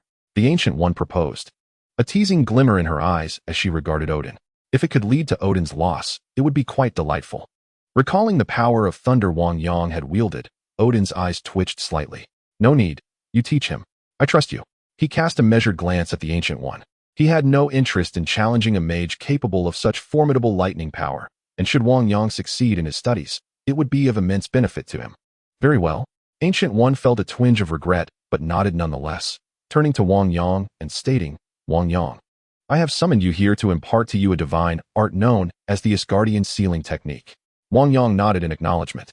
The Ancient One narrated while demonstrating the technique. Suddenly, a notification echoed in his mind. Detected divine art. Asgardian sealing technique talent fragment. Would you like to merge? Without a moment's hesitation, Wang Yang chose to merge. His mind began to assimilate the intricacies of the Asgardian sealing technique, and as he comprehended it fully, a radiant light appeared upon his palm. It began to pulsate involuntarily, forming intricate divine runes. Odin, who was nearby with a cup of tea, observed Wang Yang's progress in learning the Asgardian sealing technique, but his expression shifted to one of astonishment. Is this the divine rune of Asgard? Is this boy on the verge of mastering it? So soon? It cannot be. Although it was not an overly complex spell, it was a treasured secret of Asgard. The prospect of it being grasped so swiftly was unfathomable. However, after a few flickers of light that nearly coalesced into a divine rune, they vanished, indicating an inability to sustain the formation. Witnessing this, Odin let out a slight sigh of relief. While he wished for Wang Yang to master it quickly, such rapidity was unwarranted. After all, Asgardian magic was not easily acquired. The Ancient One, observing the disappearance of the divine runes from Wang Yang's hand, was not surprised. Her own journey of learning had not been so seamless, so it was no wonder that Wang Yang did not succeed immediately. The mere appearance of divine runes during his initial attempts demonstrated his innate talent for the art. Wang Yang, there is no need to rush. Take it easy. She reassured him. Wang Yang nodded and replied, Supreme Sorcerer, I am not in a hurry. and this divine art is not overly difficult. My previous attempt was merely to gauge its complexity. Oh, the Ancient One was not taken aback. It seemed only natural that Wang Yang would eventually grasp it. After all, no form of magic appeared to pose a challenge to him, and this Asgardian art was no exception. Yet, Odin furrowed his brow upon hearing this. As the ruler of the Nine Realms, he understood that Asgardian magic was not something one could easily master. The fact that Wang Yang had attempted it but could not immediately grasp it indicated that he could not learn it effortlessly. It was crucial to note that this sealing technique required the amalgamation of dozens of divine runes to form a complete seal. And if Wang Yang could not even coalesce a single rune, it would likely take him at least 10 days to half a month to achieve mastery. This is indeed the divine art of Asgard, exceedingly challenging to master. Even among the Asgardians, not everyone possesses the ability to learn it. If you manage to grasp it within a week, that would be quite remarkable. Should you succeed, I might bestow upon you some gifts, Odin proclaimed with confidence. His earlier hesitance to wager with the Ancient One stemmed from a lack of certainty, but upon witnessing Wang Yang's struggle to learn, he felt assured. Oh, is that truly the case? Wang Yang's eyes sparkled with excitement. He had not anticipated the opportunity to learn new magic and receive rewards. Surely, Odin must be here to bestow treasures. As the king of gods, he would not make promises lightly. Although Odin's lifespan was waning, his pride remained unyielding, and his words carried weight. Thank you very much. Wang Yang expressed his gratitude. Do not speak as if you have already mastered the divine arts of Asgard. Upon hearing Wang Yang's words, Odin shook his head in disappointment. He had expected Wang Yang to exhibit a degree of humility, but instead, he appeared rather arrogant. It seemed he might become complacent with even a modicum of success, unable to sustain it. Yet, in the next moment, Odin was left dumbfounded. Wang Yang did not rebut Odin's remarks. Instead, he remained calm, gathering an immense power in his hands, which soon coalesced into a divine sigil. Odin stared in astonishment. He gazed incredulously at the sealing sigil that Wang Yang had conjured. This was a technique of his own creation, utilizing the power of thunder. It seemed impossible for anyone to master it so easily. Why could this young man learn it with such ease? It had only been a short while. His own son, Thor, had yet to master it, and only Heimdall in all of Asgard had succeeded in learning this divine art. This underscored just how difficult and intricate the technique was, not something that anyone could learn at will. Yet now, Wang Yang had managed to grasp it in the time it took Odin to sip a couple of cups of tea. Just moments ago, he had been unable to succeed. Odin's lips twitched as he recalled Wang Yang's formidable thunderous power unleashed on that distant planet. Initially, he had merely regarded this young man as possessing some strength. But now it was evident that his capability to wield such potent thunder magic was not without justification. However, this young man was merely human. No Asgardian had ever exhibited such extraordinary talent. A twinge of envy stirred within Odin. If only Thor possessed such gifts, he would not need to worry so much for Asgard's future. Now, he had to buy time for Thor and Loki, but how long that could be sustained remained uncertain. Odin cast a complex gaze towards the Ancient One, reflecting, Ancient One, you have indeed found a remarkable disciple. It is merely luck. The Ancient One replied with a serene smile. Although she sometimes felt a sense of helplessness in the presence of Wang Yang's extraordinary talent, she was nonetheless pleased that he could earn her respect in front of a formidable figure like Odin. Naturally, she wished for her disciple to grow even stronger. Wang Yang, do express your gratitude for the divine artifact bestowed by the God King. He remarked with a smile. Odin, the ruler of Asgard and king of the gods, had lived for over 1,000,000 years. Even before humanity graced the earth, he was already a renowned powerhouse. He had encountered numerous ancient deities and beheld countless treasures, amassing a significant collection, including many artifacts belonging to sorcerers. This item is for you, Odin proclaimed, as a radiant light emanated from his palm and an object materialized, which he then tossed directly to Wang Yang. Wang Yang swiftly caught it, his face alight with astonishment. Upon seeing the artifact, he felt as though he had encountered a long-awaited opportunity. Just as he had wished for such a treasure, Odin had presented it to him. Many thanks, God King. In Chapter 130, do you still possess divine power? Are you immortal?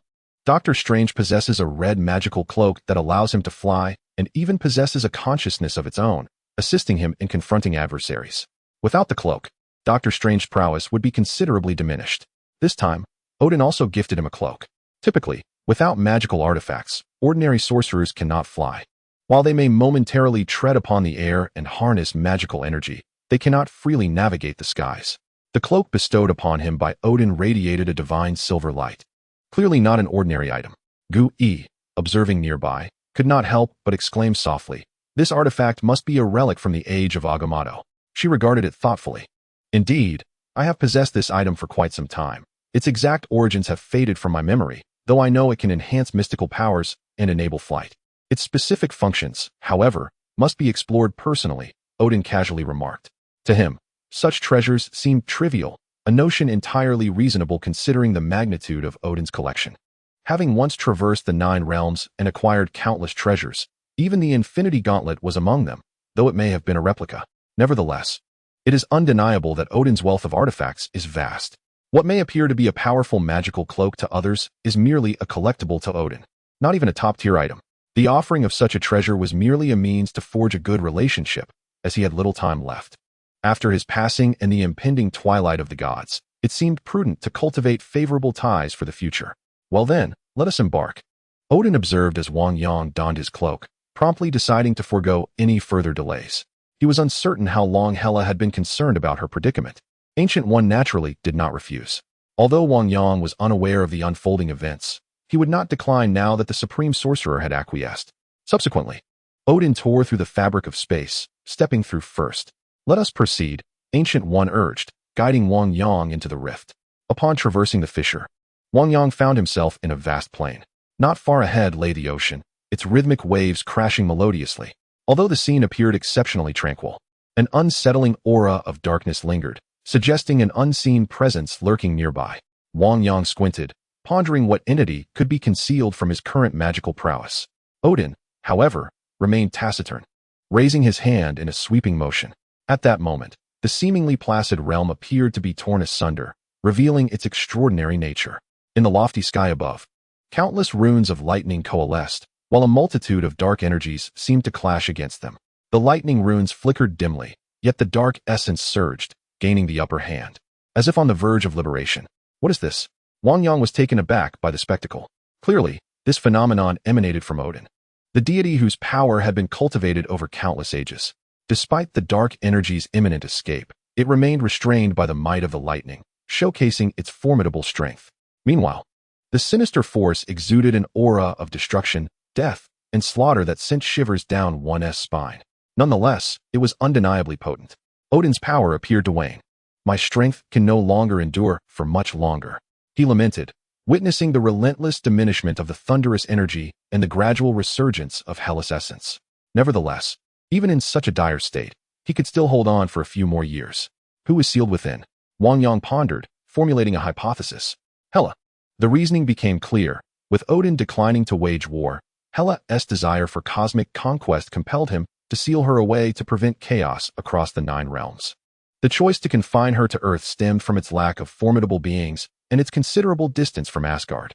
As Hela drew closer to Asgard, her power would inevitably grow, hence the need for her containment, aimed at weakening her. Yet, even with such precautions, Odin himself was nearing his limits. "You must understand," he cautioned, "should the one within emerge, your Earth shall face devastation and death." Odin did not respond. Instead, he spoke directly. Gu-Yi glanced at Odin, understanding that he likely found it difficult to articulate his thoughts, particularly given that he had failed to guide his own daughter properly. Such a revelation would be quite embarrassing. "Very well, let us commence the sealing." Gu-Yi offered Odin a graceful exit, speaking up without hesitation. Subsequently, a formidable magical rune coalesced, akin to the sealing techniques of Asgard. This represented a modification of Gu-Yi's approach to Asgardian sealing methods, significantly enhanced in power. Concurrently, a tremendous surge of magical energy descended upon the powerful array. With a resonant hum, this potent force impacted Odin's sealing technique. As Gu-Yi's seal consolidated, the dense aura of darkness began to weaken considerably, losing much of its former intensity. "Odin, this may only slightly delay matters by a few years," Gu-Yi remarked. Her brow furrowed slightly. Although she had fortified the original seal, completely stabilizing it to contain Hela for centuries was virtually impossible. "A few years is commendable," Odin sighed. Until now, it had been his strength that thwarted Hela's presence. As long as he remained, she could not escape. However, with his impending demise, he could no longer contain her formidable power. Gaining a few more years was already a significant achievement. Listening to Odin's words, Gu-Yi felt a sense of helplessness. Although her power was comparable to Odin's, sealing was not her forte. Utilizing another's divine technique to imprison a mighty being for years was commendable in itself. Ding. Detection of Asgardian sealing technique talent fragment. Would you like to merge? Wang Yang heard the system prompt and chose to fuse. This fragment belonged to Odin. With the fusion, Wang Yang's understanding of divine techniques deepened. Aspects that had previously eluded him now became clear. Although Gu Yi had mastered this divine technique, the execution differed. The divine power required for such techniques determined their potency, and Gu Yi drew upon the strength of a deity. While her magic was formidable and she was ageless, she was not a god. Thus, her application of divine techniques lacked the force of Odin's. Hence, a delay of only a few years was to be expected. Wang Yang, however, was different. He had absorbed the powers of ego and Odin, thus possessing divine strength himself. Consequently, when wielding divine techniques, his capabilities would surpass Gu Yi's, demonstrating greater ease and might. With his newfound understanding of sealing techniques, he could not yet gauge the full extent of his potential. Gu Yi looked at Wang Yang and said, "Wang Yang, you need not worry excessively. Simply exert your full strength without burdening yourself." Although Wang Yang had grasped the technique, she was concerned he might be overly anxious due to the perilous nature of the being they were sealing. Odin nodded in agreement, stating, "I merely seek to buy some time, to grant them a reprieve." Wang Yang nodded, acknowledging his understanding. Then, a radiant blue glow materialized in his hands. Odin, witnessing this spectacle, could not help but display a look of astonishment. Divine power? Odin gazed incredulously at the unfolding scene. How could this be? Why was Wang Yang able to wield divine power? Even if he had mastered the sealing arts of Asgard, it merely meant he had learned divine techniques. The possession of divine power was reserved for deities. After all, Wang Yang was but a mortal, and even his abilities were merely magical in nature. The thought of him harnessing divine power was utterly bewildering to Odin. Throughout his extensive lifespan, he had encountered countless beings, and he knew that no mortal could attain such power. Only certain exceptionally powerful divine races had the opportunity to possess such strength. How had Wang Yang accomplished this? Could it be that he was a descendant of an ancient deity? Yet, if he were indeed a divine scion, why would he delve into such magic? Odin found himself at a loss, unable to fathom the situation. However, Wang Yang had little interest in Odin's musings. The blue glow coalesced into intricate divine patterns, intertwining and appearing as though countless stars were flowing upon them, a sight of breathtaking beauty. Upon witnessing this, Ancient One's pupils constricted in surprise. Wang Yang's sealing technique was entirely distinct from hers, or rather, it was far more potent and complex. How could this be? She struggled to comprehend the intricacies of her own sealing arts. How was Wang Yang able to achieve this? Nevertheless, while Ancient One was perplexed, Wang Yang continued to manipulate the divine patterns, intertwining them to form a colossal emblem, layers upon layers of divine symbols amalgamating. Odin looked on, utterly stunned. The creation of these divine patterns was an extraordinarily energy-consuming process. Even Odin, in his prime, had been unable to solidify many of them. However, because he could directly connect with the divine patterns, his strength augmented their might. Thus, in his current weakened state, the patterns too had diminished. Even if he wished to reinforce them now, it was beyond his capability. Yet, what Wang Yang was achieving not only surpassed Odin's speed of condensation from years past, but also produced patterns of greater potency. With a forceful push of his hands, the formidable divine emblem descended, merging seamlessly with the powerful seal. This integration not only reinforced the formation, but also transformed the two preceding layers of seals, instigating a profound change. A formidable presence, as steadfast as a mountain, suppressed the ominous black aura entirely. Boom! The once thick black mist dissipated completely, and even the lightning stabilized. Showing no further fluctuations, tranquility descended upon the scene. Observing this transformation, Odin was left utterly speechless. The efficacy of this seal surpasses even his prime. Odin gazed at Wang Yang with a hint of astonishment in his eyes. Chapter 131. Kamar-Taj, let us endorse the Sokovia Accords. I am uncertain of the outcome, yet I shall exert my utmost effort. Wang Yang, observing the thoroughly fortified seal, spoke somewhat bashfully. While he believed the seal to be quite formidable, its true efficacy for them remained questionable, considering these two individuals were among the most formidable beings in the universe. Odin scrutinized the completely stabilized formation before him, a frown creasing his brow. Was there truly any need to assess its effectiveness? It was undoubtedly more potent than the seals he had crafted in his heyday. He found it perplexing how this lad had acquired such immense power. Nevertheless, since Wang Yang had made such a claim, he felt compelled to conduct an experiment. Raising his palm, A bolt of lightning danced upon it. He then directed a finger towards Wang Yang's steadfast seal. With a resounding thud, the bolt of lightning collided with the seal, dispersing into countless shards of light, as if striking a formidable wall, before vanishing entirely. Witnessing this spectacle, both Ancient One and Odin were momentarily taken aback. Despite the seemingly modest force of Odin's lightning strike, one must not forget the terrifying essence of Odin himself. Even in decline, a casual strike from him was extraordinarily formidable. Yet now, his effortless blow left no trace upon the seal, a truly alarming revelation. Ancient One mused aloud. It seems Hela may remain confined for centuries to come. This seal is overwhelmingly powerful. Not only does it surpass her own seal, but even Odin's might not compare. It was essential to recognize that Odin had existed for over 1,000,000 years, regarded as an immensely powerful deity within the cosmos, capable of obliterating a planet with ease, demonstrating the depth of his strength. Yet, Wang Yang's seal had completely assimilated Odin's, evidencing that only a force of superior magnitude could subsume a weaker one. Ancient One, sensing the overwhelming power of the seal, reflected on the extraordinary nature of this youth. Even having held Wang Yang in high regard previously, today she realized she had underestimated him. Meanwhile, Odin remained silent, contemplating the years he had spent maintaining Hela's seal with his own strength. Despite his efforts, it perpetually threatened to fracture, necessitating his intervention for repairs. Yet now Wang Yang, having merely begun to grasp sealing techniques, had managed to utterly imprison Hela. This left Odin astonished, utterly incomprehensible. He, a sovereign of the 9 realms, is surprisingly inferior to a mere mortal? Is this truly a human? At this moment, Odin found himself utterly astounded. Conversely, Dr. Strange accepted this revelation swiftly. Accustomed as he was to the extraordinary, he then turned to Odin, saying, "Odin, you may now return with peace of mind. Your formidable strength is ill-suited for the earth." Although Odin's lifespan was drawing to a close, it was still relatively prolonged. Even in his twilight years, he had several years left unless he chose to forsake life. "I shall return, do not worry," Odin replied, nodding in acknowledgement of Strange's words. "Very well, let us depart." Dr. Strange then glanced at Wang before opening a portal, transporting them back to Sokovia. As for whether Odin would truly return, they felt it was beyond their purview, for Odin was the ruler of the 9 realms. As long as he did not bring harm to Earth, his autonomy was respected.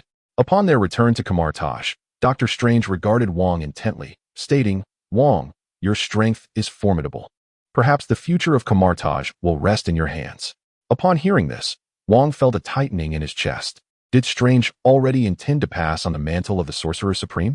"Kamar-Taj still needs you," Wang interjected, furrowing his brow. He had no desire to become the Sorcerer Supreme. As long as the title remained on Earth, danger would loom large. With Odin's impending demise and Strange's own uncertain fate, Earth would be left vulnerable, making the arrival of Thanos merely a matter of time. Time will reveal that you too can become a powerful sorcerer. Perhaps even the Sorcerer Supreme who will safeguard Earth, protect the Sanctum, and defend Kamar-Taj. Dr. Strange smiled, then turned to depart. Though he was aware of Strange's fate, the words carried a tinge of sorrow. Yet, it seemed that Dr. Strange's demise would not be so simple. With Hela fully sealed away, Asgard might evade the twilight of the gods, and the Sorcerer Supreme may not meet a desired end after all. A smile crept onto Wang's face. At that moment, a commotion echoed through the air. Wang turned his gaze toward the source of the noise, his brow furrowing. Kamar-Taj sorcerers were known for their high caliber and typically maintained a serene atmosphere. Such raucousness was unprecedented. What could possibly have transpired to elicit such a disturbance? His thoughts were interrupted as he noticed several sorcerers escorting an individual toward the Great Hall. What was happening? Wang's expression soured upon witnessing this scene, especially as he recognized the person being brought forth. Why was he here? The sorcerers lowered their heads slightly upon noticing Wang. "Master," they exclaimed in unison. "What is the meaning of this?" Wang Yang gazed at the person being restrained, his expression revealing a hint of surprise. "Great Mage, this individual insisted on trespassing into our domain. Thus we have apprehended him, intending to hand him over to Master Mordo for further action," spoke one of the mages.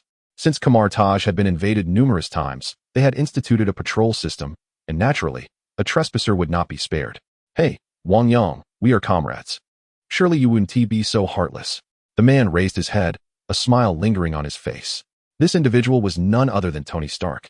At that moment, Stark, clad in a suit, had brazenly infiltrated Kamar-Taj.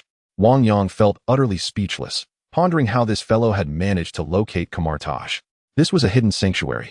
inaccessible to the average person. How did you find us? Wang Yang inquired, voicing his curiosity. Stark replied nonchalantly, I obtained the address and subsequently confirmed your physical location. It was not a challenge for me. A bitter smile adorned Wang Yang's face. Indeed, for someone like Tony, who hailed from a technological background, this was hardly a daunting task. Release him. I shall handle this matter, Wang Yang directed at the mages. The mages nodded in agreement and subsequently liberated Stark. Within Kamar-Taj, Wang Yang's reputation was quite esteemed, placing him among the upper echelons. As Stark observed the mages depart, he couldn't help but shake his arm. Wang Yang, your people seem rather unfriendly, Stark remarked, a hint of complaint in his tone. Were it not for Kamar-Taj's reluctance to take lives, even with your armor, you would have long been dead. Wang Yang remained noncommittal. The mages of Kamar-Taj were dedicated to safeguarding the earth. Hence, even a trespasser would not be met with lethal force. Otherwise, Stark's advanced equipment would indeed be insufficient for defense. Stark, upon hearing Wang Yang's words, found them quite reasonable. Having witnessed Wang Yang's formidable powers, he had full faith in his words, which is why he had not donned his armor for this visit. However, I did not anticipate that your standing here would be so significant, Stark remarked, surveying his surroundings. Wang Yang remained silent as he led Stark to the reception room. Now, pray tell, what brings you here? Wang Yang was not convinced that Stark's intrusion into Kamar-Taj was merely for nostalgic purposes. Kamar-Taj does not entertain outsiders, so once we conclude, you should depart swiftly, Wang Yang added after a brief pause. Ordinary mages lack the self-control of a Sorcerer Supreme. Thus, unless one accepted the path of a mage, they could not remain in Kamar-Taj. After all, once mages were exposed to the outside world, they could easily lose focus and fail to master their magical studies. This was, of course, for the benefit of the mages themselves. How pitiable you truly are, Tony Stark remarked with a tinge of regret upon hearing that Kamar-Taj refrained from engaging with outsiders. Let us discuss the matter at hand, Wang Yang responded, directing his gaze towards Stark. Despite having traversed life and death over the years and undergone significant growth, Stark's inherent nature as a playboy had not transformed so swiftly. His primary purpose for coming here was to solicit Wang Yang's assistance in persuading Captain America and his team. You participated in the Sokovia battle, and you must understand that if those with powers are not kept in check, it could spell disaster for ordinary individuals. Stark articulated the purpose of his visit. However, upon hearing Stark's words, Wang Yang could not help but chuckle, finding Stark's naivety somewhat amusing. As the head of Stark Industries and a capitalist, it was rather laughable that he still held faith in his government and the so-called Sokovia Accords. Wang Yang shook his head and continued, Mr. Stark, I believe you have misunderstood something. Kamar-Taj and the outside world are two distinct realms. We do not interfere with the normal operations of the outside world. Our sole responsibility is to safeguard the earth. We do not wish to be constrained by any organization, nor do we desire to be known by the masses. Therefore, your visit here is, in essence, a misdirected endeavor. Wang Yang shook his head once more. If you only wish to convey such sentiments, you may take your leave. I have no interest in participating in any civil war, and furthermore, I cannot place my trust in a government that would so readily unleash a nuclear bomb upon New York. I harbor no fondness for such individuals. In fact, if I were to engage in a civil war, I would undoubtedly side with Captain America. Hence, your visit is rather futile. Upon hearing Wang Yang's words, Stark's smile faded, and he adopted a more somber expression. After a moment of silence, he finally spoke, Mr. Wang, I believe those who protect the earth should also be subject to accountability. Are you not aware of the tremendous harm that unrestricted use of immense power can inflict upon ordinary people? In response, Wang Yang shook his head, saying, Mr. Stark, I did not anticipate that you would remain so naive at this juncture. What is war? Have you ever witnessed a war without casualties? We strive to protect those we cherish, and beyond that, we are powerless yet remain unburdened by guilt. Wang Yang fixed Stark with a penetrating gaze before continuing. If you truly wish to embrace this contract, it would be far better to eliminate war altogether. Then, we would have no need to protect the earth. Once war erupts, even if there are restrictions placed upon us, death will inevitably follow.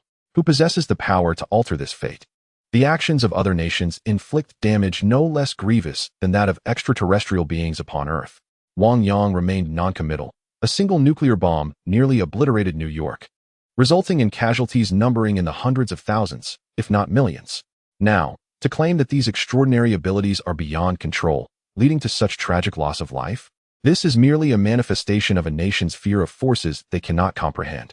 Their apprehension lies not in the sacrifice of innocence, but rather in the threat these powers pose to their dominion. As for Tony Stark, at his advanced age of 40 or 50, it is quite naive of him to place his trust in American capitalists. Does he not realize he is entrusting his very life to others? Of course, from another perspective, Tony Stark himself is a capitalist, hence many matters may seem self-evident to him. Enough of this idle chatter, Tony Stark. Allow me to escort you back to New York. We shall not partake in this affair, nor shall we sign any agreements, Wang Yang declared, drawing a circle to open a portal. Upon witnessing the shimmering golden portal, Tony let out a sigh, remarking, "If you refuse, it shall not bode well for you." He shrugged in resignation. "What do you mean?" Wang Yang inquired, knitting his brow. "They will arrive shortly. I did not anticipate your obstinacy. Alas, in the interest of preventing collateral damage, we must engage in battle here," Tony Stark said, fully aware of the formidable power wielded by Wang Yang and his fellow mages. Engaging here would undoubtedly be more advantageous than elsewhere, and he sought to illustrate the peril of unrestrained superheroes to Wang Yang. Beyond this, Tony harbored no desire to confront Captain America and his allies. This was merely a clash of ideologies, and he wished to avoid escalating matters to such a degree. At this moment, Tony remained oblivious to the truth behind his parents' murder, still cherishing the bonds shared with his teammates. This impending confrontation was merely a discussion, and he saw no inherent issue with it. Moreover, should a conflict arise, Wang Yang's prowess would surely be sufficient to thwart them. Initially, Tony had believed Wang Yang would comply, but to his surprise, Wang Yang promptly declined. However, Wang Yang felt a twinge of frustration, pondering why Tony Stark had sought him out. It perplexed him, as their connection hardly seemed profound. At most, they shared a mere acquaintance, with Wang Yang having saved these superheroes more often than not. "Tony Stark, I shall reiterate, we at Kamar-Taj shall not interfere with the outside world," Wang Yang insisted, his frown deepening. "But you are also a member of the superhero community," Tony Stark retorted, his exasperation palpable. "No, I am not a superhero. I am merely a mage. Yet, with your abilities, you certainly belong among the ranks of superheroes," Tony Stark remarked, his brow furrowing. Wang Yang opened his mouth, hesitating to respond, realizing that the individual before him was incapable of understanding. Thus he chose not to engage in further dialogue. "Very well, Tony Stark, you may depart." With a swift gesture, the portal that had lingered nearby suddenly enveloped Stark. In an instant, he vanished from Kamar-Taj. The next moment, Stark found himself back in his skyscraper, a look of disbelief etched across his face. "This is simply astonishing." He surveyed his surroundings, incredulity flooding him. Even though this was not his first encounter with Wang Yang's magic, it continued to astonish him. In the blink of an eye, he had traversed a significant portion of the globe. Truly remarkable. He hastily grabbed his watch, checking the data displayed. Astonishingly, no information had been recorded. His watch, designed to capture extensive data, now bore no trace of the event. What kind of power is this? It surpasses my imagination of superhuman abilities. Not even energy data is present. Stark pondered, somewhat awestruck. "Sir, Captain America is en route. Shall we proceed immediately?" Just then, the voice of Friday, his artificial intelligence, rang out, reminding Tony of his impending tasks. Upon hearing Friday's voice, Stark's expression fluctuated with uncertainty. He needed to bring Captain America back. Although he was reluctant to engage in battle with him, such a confrontation seemed inevitable. He donned his armor and soared into the distance. Meanwhile, Captain America was also making his way towards Wang Yang. Although lacking Stark's technology, he was confident that, since Stark could locate Wang Yang, his two agents could do the same. Having witnessed Wang Yang's prowess, he was eager to assert himself. However, Stark had already traversed Kamar-Taj, so he knew Captain America would have little chance. Aware that Captain America was following closely behind, he assured Wang Yang that they would arrive shortly. Kamar-Taj. After bidding farewell to Tony Stark, Wang Yang believed all was well and settled down with a cup of tea, perusing magical tomes in the library. At that moment, he had entirely cast aside thoughts of Stark.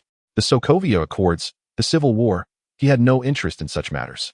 Having endured those experiences, he was disinclined to believe in the foolish notion that being controlled would not harm the innocent. Rather than placing his trust in others, he preferred to rely on himself. Wang Yang shook his head, focusing on the arcane knowledge inscribed in the magical texts before him. Although his understanding of magic surpassed that of the average sorcerer, he still found himself distanced from the divine beings. It was rumored that someone had intruded into our Kamar-Taj today. The king, curious, glanced at Wang Yang and inquired, "Is it true?" "Indeed, Master Wang. Are you intrigued by matters beyond our realm?" Wang Yang cast a sidelong glance at the king, who typically showed little interest in the outside world. "Just a fleeting curiosity," the king replied, shaking his head.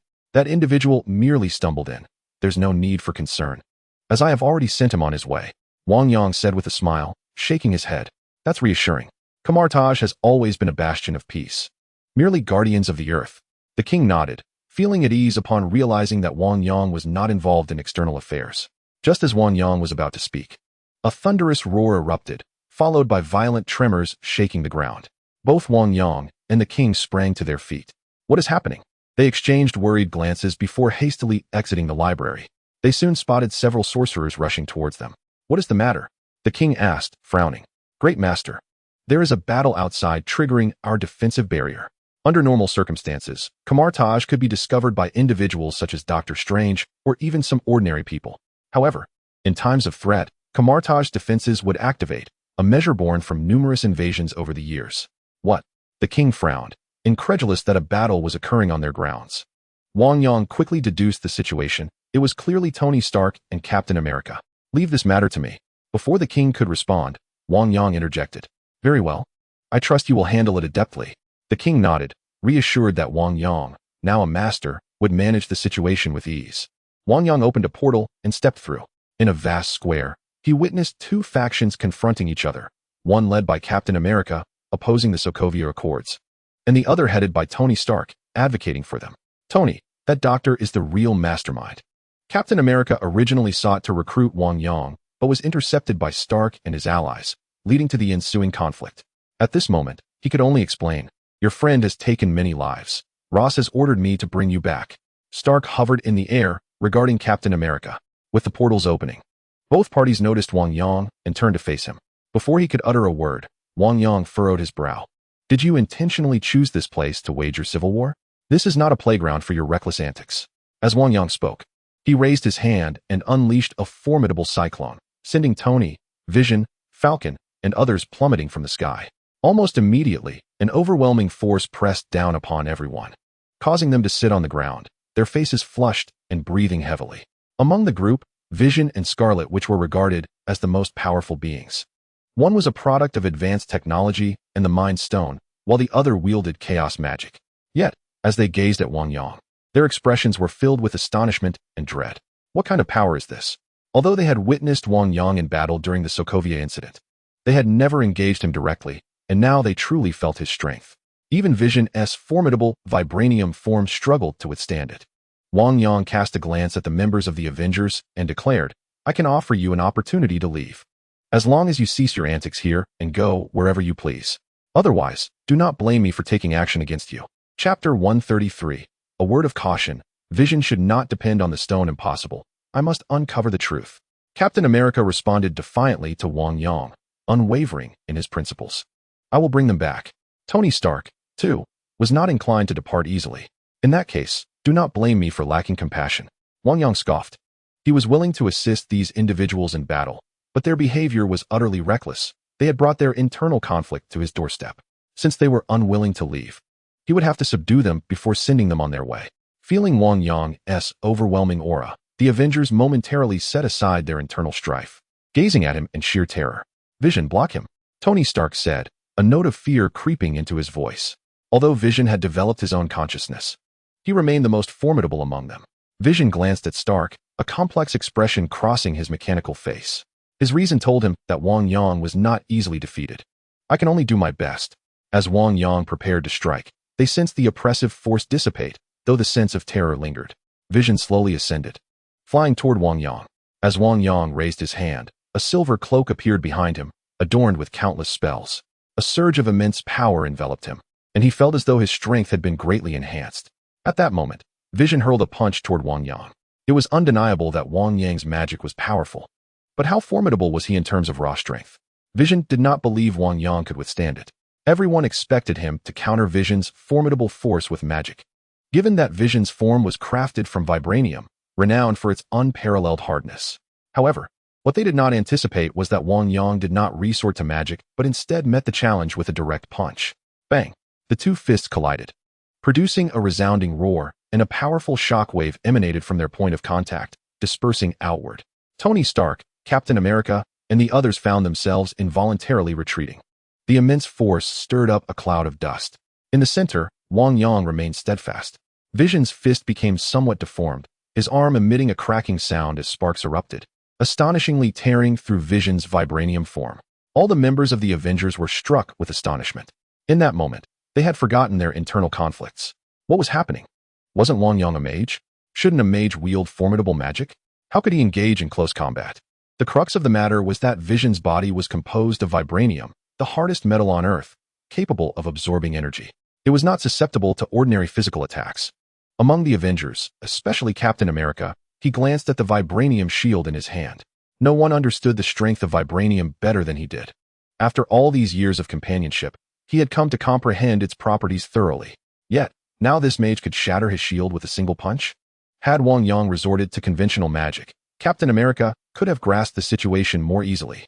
However, the fact that a mere punch could fracture vibranium was truly beyond his comprehension. Was this even human? Hulk could not achieve such a feat. This defied the laws of science. It was not just Captain America who found it incomprehensible. The other Avengers were equally baffled. Vision, an indispensable force within the Avengers, was undoubtedly their strongest asset in the absence of Thor and Hulk. His vibranium body was extraordinarily resilient. Even standing still while they struck would not guarantee its destruction. Among them, only Wanda could potentially accomplish such a feat. Even Tony's most destructive weapons left no mark on Vision. Yet now, he had been injured by a single punch. What kind of power could achieve this? Not only the Avengers, but even Vision himself was profoundly astonished. Since his inception, he had never suffered in a direct confrontation, for his vibranium body was overwhelmingly powerful. Yet now, his arm could not withstand Wang Yang's punch. This was simply impossible. Vision staggered back a few steps, gazing at Wang Yang in utter disbelief. The Mind Stone on his forehead radiated immense power, gradually allowing his arm to recover. Wang Yang was immensely satisfied with his current strength. With the fusion of divine power, his physical form was, in many respects, even more formidable than Hulk's. Coupled with the enhancement granted by his cloak, it was hardly surprising that he could shatter vibranium. As I gaze upon Vision, I cannot help but recall the moment when Thanos pressed his finger to Vision's forehead. Allow me to offer you a piece of advice. It would be prudent not to rely too heavily on the Infinity Stones, should you find a way to remove them. Do so. Otherwise, you may find your demise inevitable. Wang Yang observes Vision, noting how Ultron has exchanged body after body. Not only that, but he is capable of merging with the network, rendering him virtually indestructible. To Ultron, the physical form is merely an accessory, although Vision is also an artificial intelligence. The removal of the stone led to his immediate demise. This stark contrast to Ultron is undeniable. Of course, this is due to the inseparable bond between Vision and the Infinity Stone. His digital essence has fused with it. The Infinity Stone constitutes his very life, and its separation naturally results in Vision's death. However, the Infinity Stones are not beyond transplantation. Shuri, Black Panther's sister, once suggested that neurons could substitute for the Infinity Stones. Given more time, such a separation could indeed be achieved. He has issued his warning. Whether Vision heeds it is not his concern. Thank you for your counsel, Vision replied, shaking his head. After all, they are engaged in battle. Although he finds himself at a disadvantage, it would be premature to declare defeat. The Infinity Stone on Vision's forehead emits a powerful beam of light directed toward Wang Yang. With a swift gesture, Wang Yang conjures the Ring of Ragador to counter the terrifying force of the light. In the same motion, a figure emerges from behind him, retreating and vanishing from sight, only to reveal a portal appearing behind Vision. Be careful, Vision. The members of the Avengers witnessed this astonishing scene, their shock palpable. They have never encountered anyone capable of splitting themselves in such a manner. The spectacle unfolds before their very eyes, challenging their disbelief. Vision, too, becomes aware of the situation. But as he hears the sound of air being sliced through, he feels a powerful force that even he cannot ignore. At that moment, Tony observes two identical Wang Yangs on his helmet's display, strikingly indistinguishable. The speed of their strikes is alarmingly faster than before. Terrifying. This is beyond human capability. Vision, despite having detected the Wang Yang behind him, finds it too late to evade. He can only phase his body. Although Wang Yang's clone reaches out from within Vision's form, the attack halts. Wang Yang's true self, empowered by his cloak, soars in front of Vision and seizes his head. This immense strength renders the Mind Stone ineffective. Though Vision is connected to the Infinity Stone, he is unable to fully harness its power. Deprived of the Infinity Stone's energy, Vision succumbs to unconsciousness. Wang Yang raised his hand and threw it. Tony Stark swiftly reached out to catch it. After inspecting it thoroughly, he let out a sigh of relief. Are you all willing to depart now? Wang Yang's gaze swept over the numerous members of the Avengers, and then his avatar merged back into his main body, vanishing from sight. Having absorbed Ego's powers, he wielded the Akin form with greater finesse. A surge of potent crimson energy erupted from Wanda, clearly indicating her displeasure towards Wang Yang. Understandably so, as Wanda had recently grown closer to Vision and, upon witnessing her boyfriend incapacitated, her frustration was palpable, despite the differing philosophies at play this time. The formidable red energy surged towards Wang Yang. Suspended in the air, he observed the approaching magical force and instantaneously formed the seraphim shield around himself, successfully deflecting Wanda's magic. Wang Yang nodded at Wanda. In terms of power, she was certainly one of the stronger Avengers, yet unfortunately, her abilities remained limited. The crucial factor was that no one had guided her in understanding her magic, thus constraining her potential. Wang Yang gracefully descended, a tremendous magical force coalescing around him. Although he had yet to make a move, all members of the Avengers involuntarily gasped, feeling the hairs on their necks stand on end. After all, Wang Yang's physical strength was already so formidable, not to mention his magical prowess. Sister, perhaps we should reconsider, Quicksilver interjected. In comparison to his sister, he possessed merely speed.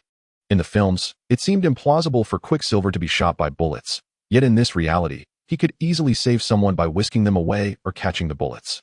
Death was simply not an option for him.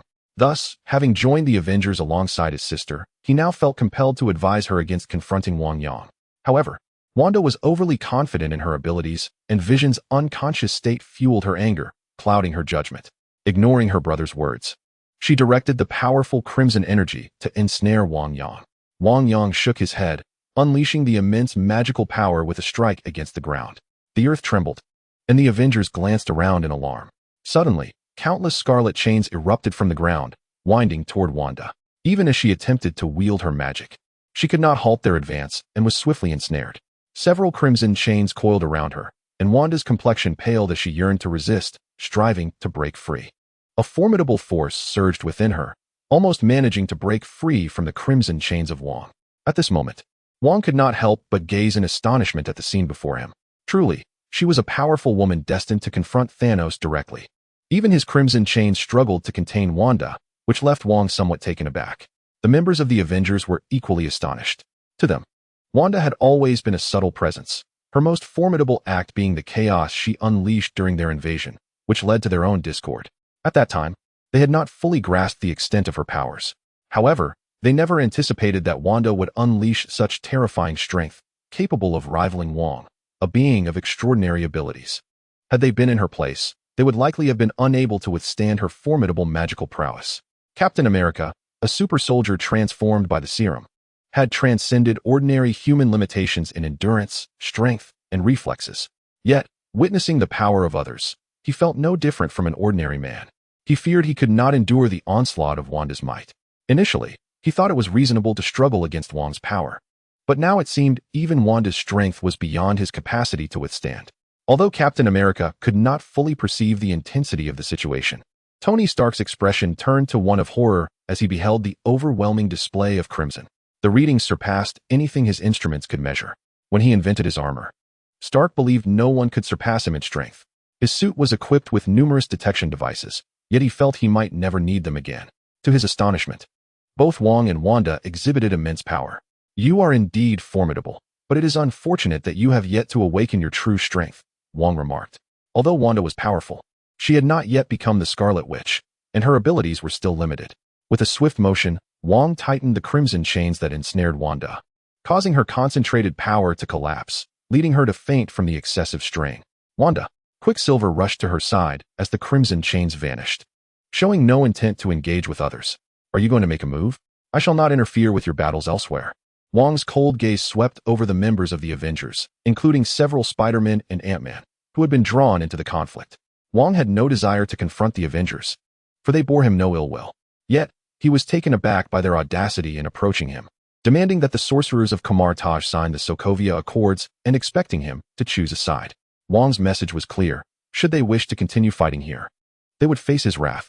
If they relocated elsewhere, he would not pursue them. Tony Stark and Captain America exchanged glances, both recognizing the frustration reflected in each other's eyes. In the current situation, what is the point of continuing? Captain, return with me, and let this matter rest. Tony Stark cast a glance at Captain America. With a furrowed brow, Captain America replied, "No, Tony, I must apprehend the mastermind behind this." Upon hearing these words, Tony Stark could not help but frown. "Captain, abandon your stubbornness. Come with me," he insisted. "That is not an option," Captain America declared resolutely. His determination was unwavering, impervious to Tony Stark's attempts to sway him. Otherwise, he would not have earned the title of Captain America. Seeing his steadfastness only fueled Tony Stark's frustration. His armor powered up once more, and the atmosphere grew tense and charged. In the film, Captain America and Bucky's escape concluded the Civil War. Yet here, with Wang Yang present, they could not even engage in combat. "Enough. I have said you can battle anywhere else at your convenience. But this is not a matter for Kamar-Taj. If you persist, I will shatter your armor and your shield," Wang Yang bellowed. All present turned pale, though Hawkeye and Black Widow were also members of the Avengers. They were merely two super spies, lacking the physical prowess of Captain America and unable to withstand such force. The Avengers collectively lamented their predicament. They had believed that once Wang Yang intervened, they would be powerless. Yet, even in his restraint, they found themselves unable to resist. It was the aura of someone on a higher plane, a level far beyond their reach. Wang Yang frowned. As long as both sides remained ignorant of the true culprit, this conflict would not cease, and persuading them to relocate was unlikely. It seemed the only option was to confront Tony Stark directly. "Do you wish to know who killed the King of Wakanda? Who instigated your internal strife?" Captain America is correct. All the subsequent consequences you face are orchestrated by Zemo. He is the one who incited your discord. His family perished during the Battle of Sokovia, Wang Yang stated plainly, hoping to prevent this group from continuing their clash near Kamar-Taj, disrupting its tranquility. "How do you know this? Is it truly so?" Tony Stark exclaimed, astonished. "But I witnessed that man take many lives." He directed his gaze towards Bucky, who was among Captain America's ranks. "He has been brainwashed." The Winter Soldier was originally a cadre of mind-controlled agents, their enhanced bodies lying dormant for much of the time. Even Hawkeye can be manipulated. How much more so Bucky, who has been subjected to constant brainwashing? Wang Yang did not favor Bucky, but the truth remained. Despite Bucky's awareness of the lives he had taken, he had not chosen to offer an apology. Though Tony Stark harbored some skepticism, he naturally came to trust Wang Yang's words. At this juncture, it appeared that matters had reached their conclusion. The civil strife stemmed from the divergent ideologies of Tony Stark and Captain America, both of whom were burdened with guilt. However, Tony's actions were more ruthless, as he emerged as the chief architect of the Sokovia Accords. Meanwhile, Bucky found himself grappling with inner turmoil. It was impossible for him not to feel regret, yet he had slumbered for a time comparable to that of Captain America. After completing a mission, he would invariably succumb to sleep, only to be awakened when another task awaited him. Under the potent influence of hypnosis and brainwashing, he had long since lost his self-awareness, only to regain it upon reuniting with Captain America. Additionally, Captain America experienced profound conflict, uncertain whether to reveal to Tony Stark that it was Bucky who had taken his parents' lives. On one hand stood his comrade, on the other, his brother. Even Captain America felt a tangle of emotions, pondering whether he must perpetually conceal this truth from Tony. What would happen to their relationship if Tony were to discover it? Having already divulged so much, he sought to prevent further strife among them and decided to share one more truth. At that moment, Wang Yang turned his gaze to Tony Stark. Upon learning these revelations, Tony's emotions became equally tumultuous. After hearing Wang Yang's assertion, he nodded and replied, "Speak. You have always felt immense guilt over your parents' demise, have you not? You even developed a holographic projection project to alleviate your psychological trauma," Wang Yang stated calmly. "Indeed," Tony acknowledged, knowing this was no secret. Following a quarrel with his father, his parents had perished in a car accident, leaving him laden with guilt. While he often presented himself as a carefree playboy, he harbored a profound yearning for familial connection. He was reluctant to accept gifts from others, but would readily take anything from his father. Perhaps even he was unaware of how deeply he craved and valued familial bonds. "Your parents' deaths were no mere accident," Wang Yang asserted calmly. "What?" Tony exclaimed, disbelief etched across his face. He had always assumed their deaths to be accidental. Yet now, Wang Yang was suggesting otherwise. "Wang Yang, what are you implying?" Captain America, having overheard Wang Yang's words, felt a surge of anxiety. He could not fathom a confrontation between his brother and his comrade. Should the truth come to light, it would irrevocably position him against Tony. He considered Tony a fellow soldier, yet with Bucky, he shared a brotherhood. In this era, Bucky had no friends, only him. "Captain, I know what you are thinking. But do you believe you can conceal this truth indefinitely?" Such deception will only serve to fracture your friendship. Wang Yang shook his head. Captain, what do you know? Do you possess information you aren't sharing with me? Tony Stark gazed at Captain America, his mind consumed by an insatiable desire to uncover the truth behind his parents' demise. Captain America, upon hearing Stark's words, lowered his head in somber contemplation. Observing the captain's expression, Stark turned to Wang Yang and demanded, "Tell me, how did my parents die?" Wang Yang cast a glance towards Bucky in the distance. At that moment, Bucky felt no emotional connection to Stark. Even the knowledge that he had taken Stark's parents' lives elicited little more than indifference from him, for he had extinguished countless lives over the years. "Your parents were killed by Bucky," Wang Yang spoke slowly. As those words hung in the air, Stark's armor radiated a fierce glow, locking onto Bucky with lethal intent. Bucky, too, braced himself for confrontation. Captain America sighed. Though the truth could no longer be concealed, he dreaded the impending clash. "Mr. Stark." Spider-Man frowned, casting a worried glance towards Captain America's side. Once more, the specter of battle loomed ominously. "Thank you, Mr. Wang Yang. After I deal with Bucky, I will express my gratitude," Stark declared as he propelled himself toward Bucky, his armor armed and ready to unleash devastation. Chapter 135. The Invasion of Calicarius. Upon Wang Yang's revelation, Captain America frowned, glancing at the eager Iron Man, his emotions a tumultuous storm. "Stark, indeed. Bucky killed your parents, but you must understand that the true puppeteer has always been Hydra. Killing Bucky will serve no purpose. He is merely a pawn." Wang Yang interjected as tensions escalated. Stark hesitated, the brilliance of his armor dimming. Wang Yang was correct. Avenging his parents by targeting a mere puppet would lead to futility. Their mutual destruction would only benefit others. Realizing that their strife was orchestrated by unseen forces, Stark regained his composure. "Thank you." Seeing Stark refrain from immediate action, Captain America turned to Wang Yang with gratitude. Though he knew he would assist Bucky, he wished to avoid conflict with Tony. "Rogers, why thank me? You are aware of the truth, yet chose to conceal it from Stark. Do you truly consider him a friend?" Wang Yang scoffed. Despite each side having its own motivations, neither had acted commendably in this regard. Stark had erred, and Captain America acknowledged his own faults as well. The onlookers, aside from the two principal figures, stood in stunned silence, having anticipated a fierce battle that instead concluded abruptly, all thanks to a sorcerer who laid bare the truth. They were left wondering how a reclusive mage from Kamar-Taj possessed such profound knowledge. "Very well, you may depart. What you choose to do next is of no concern to me." Wang Yang waved his hand, signaling the individuals present to depart. Though the relationship between Captain America and Stark was undoubtedly strained, it had not escalated to the point of enmity. "Let us be on our way," Stark remarked, casting a lingering glance at Captain America before speaking. Stark's entourage subsequently departed. Captain America sighed and turned to Wang Yang, expressing his gratitude, regardless of the circumstances. "I appreciate your assistance. Otherwise, I would have struggled to voice my thoughts." With Wang Yang articulating his sentiments, Captain America felt relieved from the burden of how to convey this matter. Prolonging the discussion would only exacerbate tensions. Thus, it was better to be forthright. After Wang Yang concluded his remarks, a portal opened behind him, and he stepped through, vanishing before Captain America and the others. "Let us also depart." Upon hearing Wang Yang's statement, Captain America and his companions sighed in unison, and after witnessing Wang Yang's departure, they too left with their comrades.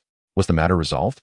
Upon Wang Yang's return to the library of Kamar-Taj, he was approached by Wang, who wore a bemused expression. "I have sent those individuals away." Wang Yang nodded in response. It appeared that Kamar-Taj had drawn excessive attention. It would be wise to exercise greater caution in the future, Wang advised. Had it not been for their exposure during the battle in New York, they would not have attracted such troubles. Wang Yang acknowledged this. Recalling how Kamar-Taj had remained unnoticed by the Avengers in the films, a significant part of which could be attributed to his influence. Wang Yang pondered. Had he truly altered the course of this world? Meanwhile, in the Middle East, amidst a seemingly tranquil desert, warfare persisted, its insidious grip expanding relentlessly. No one could ascertain how many lives had been claimed by the relentless conflict. Even as Stark ceased arms production, the war raged on, impervious to the whims of any individual. The withdrawal of Stark Industries merely invited other arms dealers to infiltrate the region, resulting in an even greater chaos. Various factions, from rebel groups to terrorists, clashed within this tumultuous territory, a disarray surpassing even the chaos that had ensued during the Sokovia incident. When hope is lost, individuals often seek solace in ephemeral beliefs, which become their faith. In the midst of ruins, countless souls huddled together, clinging to existence. Within one dilapidated structure, a multitude of candles flickered, illuminating dark crimson patterns upon the ground. They had once revered their deity, yet the unrelenting warfare had wrought no change. Among them, someone unearthed an incantation, rumored to possess the power to alleviate their dire circumstances, liberating them from fear. Whether or not it held truth, they resolved to attempt it. Even if their hopes were but a distant flicker. They recited incantations, and the patterns on the ground seemed to emit a dark crimson glow, enveloping the dilapidated structure in a peculiar aura. Gradually, the flickering candlelight within the building appeared to be devoured by the encroaching darkness, creating an eerie spectacle. Suddenly, one of the incantation reciters let out a blood-curdling scream, soon ensnared by the shadows. Not only he, but the others who had been chanting were similarly engulfed. Their piercing wails echoed as the darkness surged like a tide, swallowing the ruins whole. The atmosphere became suffocatingly silent, the passage of time untraceable. When the darkness receded, the ruins remained unchanged, seemingly unnoticed by anyone. The distant roar of artillery continued, indifferent to this forsaken place. Then, crimson runes re-emerged on the ground, radiating an unsettling glow, as if absorbing energy. The individuals who had been praying here had vanished without a trace. In the center of the red runes, a silhouette emerged, shrouded in a sinister aura, exuding an uncanny presence. As the red luminescence dimmed, the enveloping darkness receded considerably, revealing a human form. This figure bore no distinction from an ordinary person, clad in a tattered brown robe, appearing utterly forlorn. Yet, if Wang Yang were present, he would recognize this figure as none other than Caecilius. Caecilius abruptly opened his eyes, two piercing beams of intent shooting forth. "I have returned," he proclaimed, an expression of wild triumph gracing his features as he surveyed his surroundings. The darkness at his brow deepened. Raising a hand, it revealed itself to be composed of dark energy. Wang Yang. Caecilius' face contorted with fury. He recalled the events 6 months prior, when he sought out Wang Yang, hoping to recruit him, only to be met with rejection. Wang Yang had unleashed the thunder spirit, shattering his form. Had it not been for Dormammu's timely intervention, enveloping him in the dark realm, he would have perished. Of course, this was due to his status as a pivotal piece in Dormammu's grand scheme. Otherwise, he would have long been abandoned. Despite surviving, he had sustained significant damage to his body, merging with the dark realm. Yet, with loss came gain. His bond with the dark power deepened, enhancing his strength. His connection to Dormammu grew ever tighter, bestowing upon him unparalleled dark power. However, this came at a great cost, as he found himself gradually assimilated and consumed by Dormammu. The cost is one that Caecilius cannot accept. However, the situation has reached an irreversible point, and he is powerless to alter it. Events have spiraled beyond control, all due to Wang Yang and Gu Yi. Yet, Gu Yi is not merely an ordinary adversary. Her vigilance against the encroaching darkness is extraordinarily stringent. Caecilius finds himself unable to penetrate Earth's defenses, which are fortified by such meticulous scrutiny.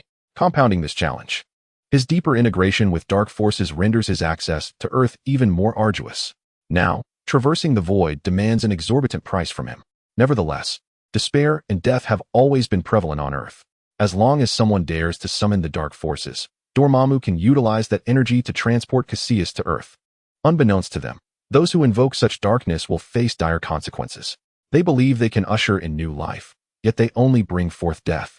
With flames of vengeance igniting in his eyes, Caecilius raised his hand and traced a circle, conjuring a portal before him. This time, however, his portal shimmered not in golden hues but was intermingled with an array of ominous black, exuding an eerie aura. He stepped through, and when he emerged again, he found himself outside the London Sanctum. The London Sanctum is typically guarded by numerous sorcerers, its significance as one of the 3 pivotal sanctuaries of Kamar-Taj being readily apparent. Yet, after the recent invasion by the Dark Elves, it had suffered immense losses, including the deaths of a substantial number of elite sorcerers and a powerful guardian mage. This calamity left the London Sanctum feeling rather desolate. Usually, Grand Mages would take turns overseeing the Sanctum until new guardians could be appointed. Today, as was customary, a Grand Mage stood watch alongside several sorcerers. In truth, barring exceptional circumstances, the London Sanctum seldom encounters issues. After all, the Dark Elf invasion cannot occur incessantly. "You all keep watch here. I shall inspect the relics within the Sanctum," commanded the Grand Mage, striding toward the inner sanctum. Yet, after only a few steps, he suddenly sensed something amiss. "What is it, Grand Mage?" The sorcerers, who had begun their duties, turned their curious gazes toward him, noticing his abrupt halt. The Grand Mage furrowed his brow and replied, "Something feels off. I have sensed a portal's presence. The sorcerers exchanged bewildered glances at his words. A portal? Shouldn't it directly materialize within the sanctum? Why appear outside? One of the sorcerers began to voice a question, but the Grand Mage continued. This portal carries an unusual essence. It is tainted by darkness. How fortunate to have you all. I would willingly trade Wang Yang's lifespan for your health and happiness. Chapter 136. Destiny. The moment of Ancient One's demise. Archmage Gilbert, the guardian of the London Sanctum, though not exceptionally powerful among his peers, possessed an unparalleled sensitivity to magic and strength that set him apart from ordinary sorcerers. At this moment, he sensed a surge of magical energy emanating from outside the door. Stay vigilant, Gilbert remarked, his brow furrowed. Yes, Archmage. The other sorcerers responded, their demeanor reflecting their resolve to remain alert. Gilbert approached the entrance, his expression grave. The ominous aura outside instilled within him a profound sense of foreboding. He could not fathom who was out there, nor the source of such a terrifying presence. Suddenly, the door was forcefully thrown open, and a shadowy figure appeared before Gilbert. He retreated a step, gazing at the entity cloaked in darkness, overwhelmed by a powerful aura that enveloped them. In that moment, confusion washed over the assembled sorcerers. After all, Caecilius had long since vanished, and the traitors who once followed him had been found and eliminated. They were among the few traitors that had ever plagued the esteemed Kamar-Taj. Who are you? Gilbert demanded, yearning to discern the identity of the sorcerer enshrouded in darkness. Caecilius, a chilling voice emerged. I recall a year ago you were merely an ordinary mage. Yet here you stand as an archmage. Upon hearing this voice, Gilbert instinctively stepped back, a figure materializing in his mind. A prodigious talent from Kamar-Taj, now turned traitor. The mere thought of Caecilius filled him with trepidation. You are Caecilius? This cannot be. I was led to believe you had completely vanished from Earth. Gilbert exclaimed, recalling the Supreme Sorcerer's exhaustive search for Caecilius, who had seemingly eluded all detection until now. Caecilius remained silent. Yet Gilbert could sense an even more terrifying energy radiating from him. Suddenly, a black chain shot forth from the darkness, ensnaring Gilbert with astonishing speed. Almost instantaneous in its approach. Archmage. The other sorcerers cried out in alarm upon witnessing this scene. Boom. Yet, Gilbert, being an archmage, clenched his fist, summoning the Ring of Ragador to block the magical chain. However, just as he successfully defended against the chain, a dark beam surged from the entrance. Rapidly approaching him, it was Caecilius. At this moment, a visage of fury adorned the countenance of Caecilius, seemingly incensed by Gilbert's recent utterances. His palm shimmered ominously, conjuring a black ice blade that pierced through Gilbert's form. Although Gilbert was a powerful sorcerer, he was no match for Caecilius. Even before merging with the dark forces, Caecilius' mastery of both magic and martial arts placed him among the elite in Kamar-Taj. Now, with the infusion of darkness, his prowess had been exponentially enhanced. Would I have departed from Earth were it not for you? Caecilius seethed, brimming with malice. The sight of this brutal spectacle left several sorcerers aghast, prompting them to rush forth in an attempt to extricate their master from peril. However, as they drew near, countless dark tendrils erupted from Caecilius, mercilessly impaling the elite sorcerers. In that instant, the London Sanctum transformed into a veritable slaughterhouse, with its distinguished practitioners vanquished in mere moments, utterly defenseless. With the amalgamation of Dormammu's power, Caecilius ascended to the ranks of the most formidable beings, even standing on the precipice of comparison with the Sorcerer Supreme. These sorcerers, including the esteemed ones, were no match for him. From the moment Caecilius appeared until the London Sanctum fell into a haunting silence, only a fleeting moment transpired. Bathed in blood, Caecilius resembled a harbinger of death, siphoning the essence of life itself. He did not utilize the London Sanctum to access Kamar-Taj, instead opting to open a portal and depart. Though he vanished, his taunting lingered in the air. The events unfolding within the London Sanctum were swiftly detected by Kamar-Taj. In the heart of the sanctum, the expressions of the Ancient One and Mordo were grim and foreboding. Surveying the blood-soaked corpses before them, the atmosphere was saturated with carnage. The Ancient One maintained an inscrutable expression, seemingly devoid of emotion, while Mordo, standing nearby, felt an overwhelming sense of dread. This terror surged like a tide, as he sensed the Ancient One's fury for the first time. The Sorcerer Supreme bears the scent of darkness, Mordo spoke, his voice tinged with bewilderment. He could not fathom who had orchestrated such a massacre within their sanctum, let alone with such a palpable aura of malevolence.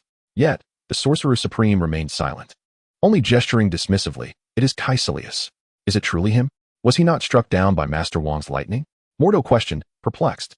The Sorcerer Supreme had previously remarked that Caecilius had infiltrated Kamar-Taj, and, although he had been ensnared by Dormammu, the likelihood of his survival seemed slim. Yet now, the Ancient One asserted that Caecilius had returned. The power of Dormammu could indeed facilitate Caecilius' salvation. The Ancient One shook her head, and with Caecilius' return, her own impending demise loomed ever closer.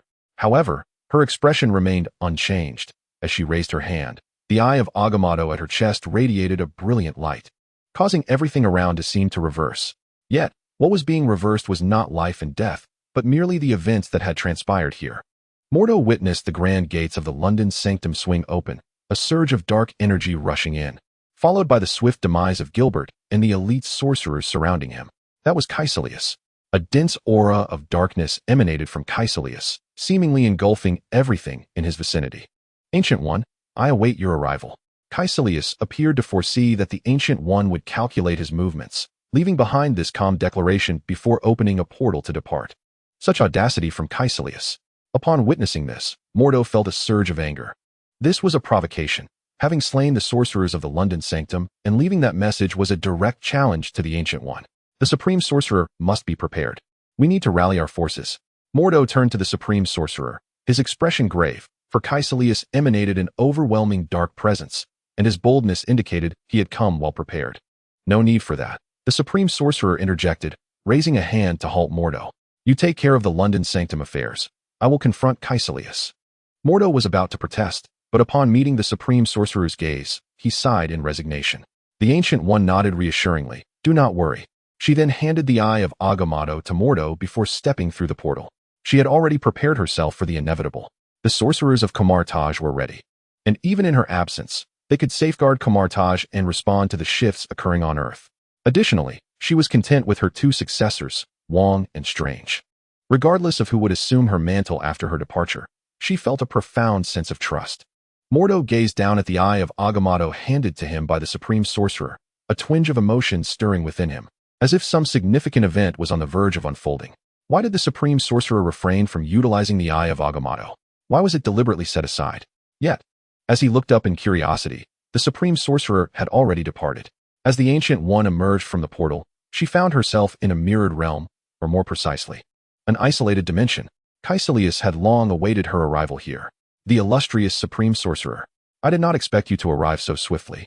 This truly delights me. Caecilius rose slowly, his face alight with surprise upon seeing the Ancient One.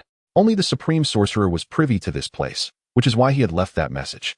She would undoubtedly seek him out here. This realm was his mirrored space.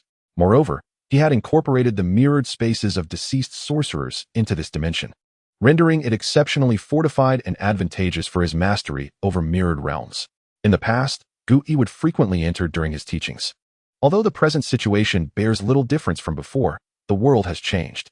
At this moment, Caecilius held no respect or fear for Gui. It appears your strength has indeed improved significantly, daring to speak to me in such a manner.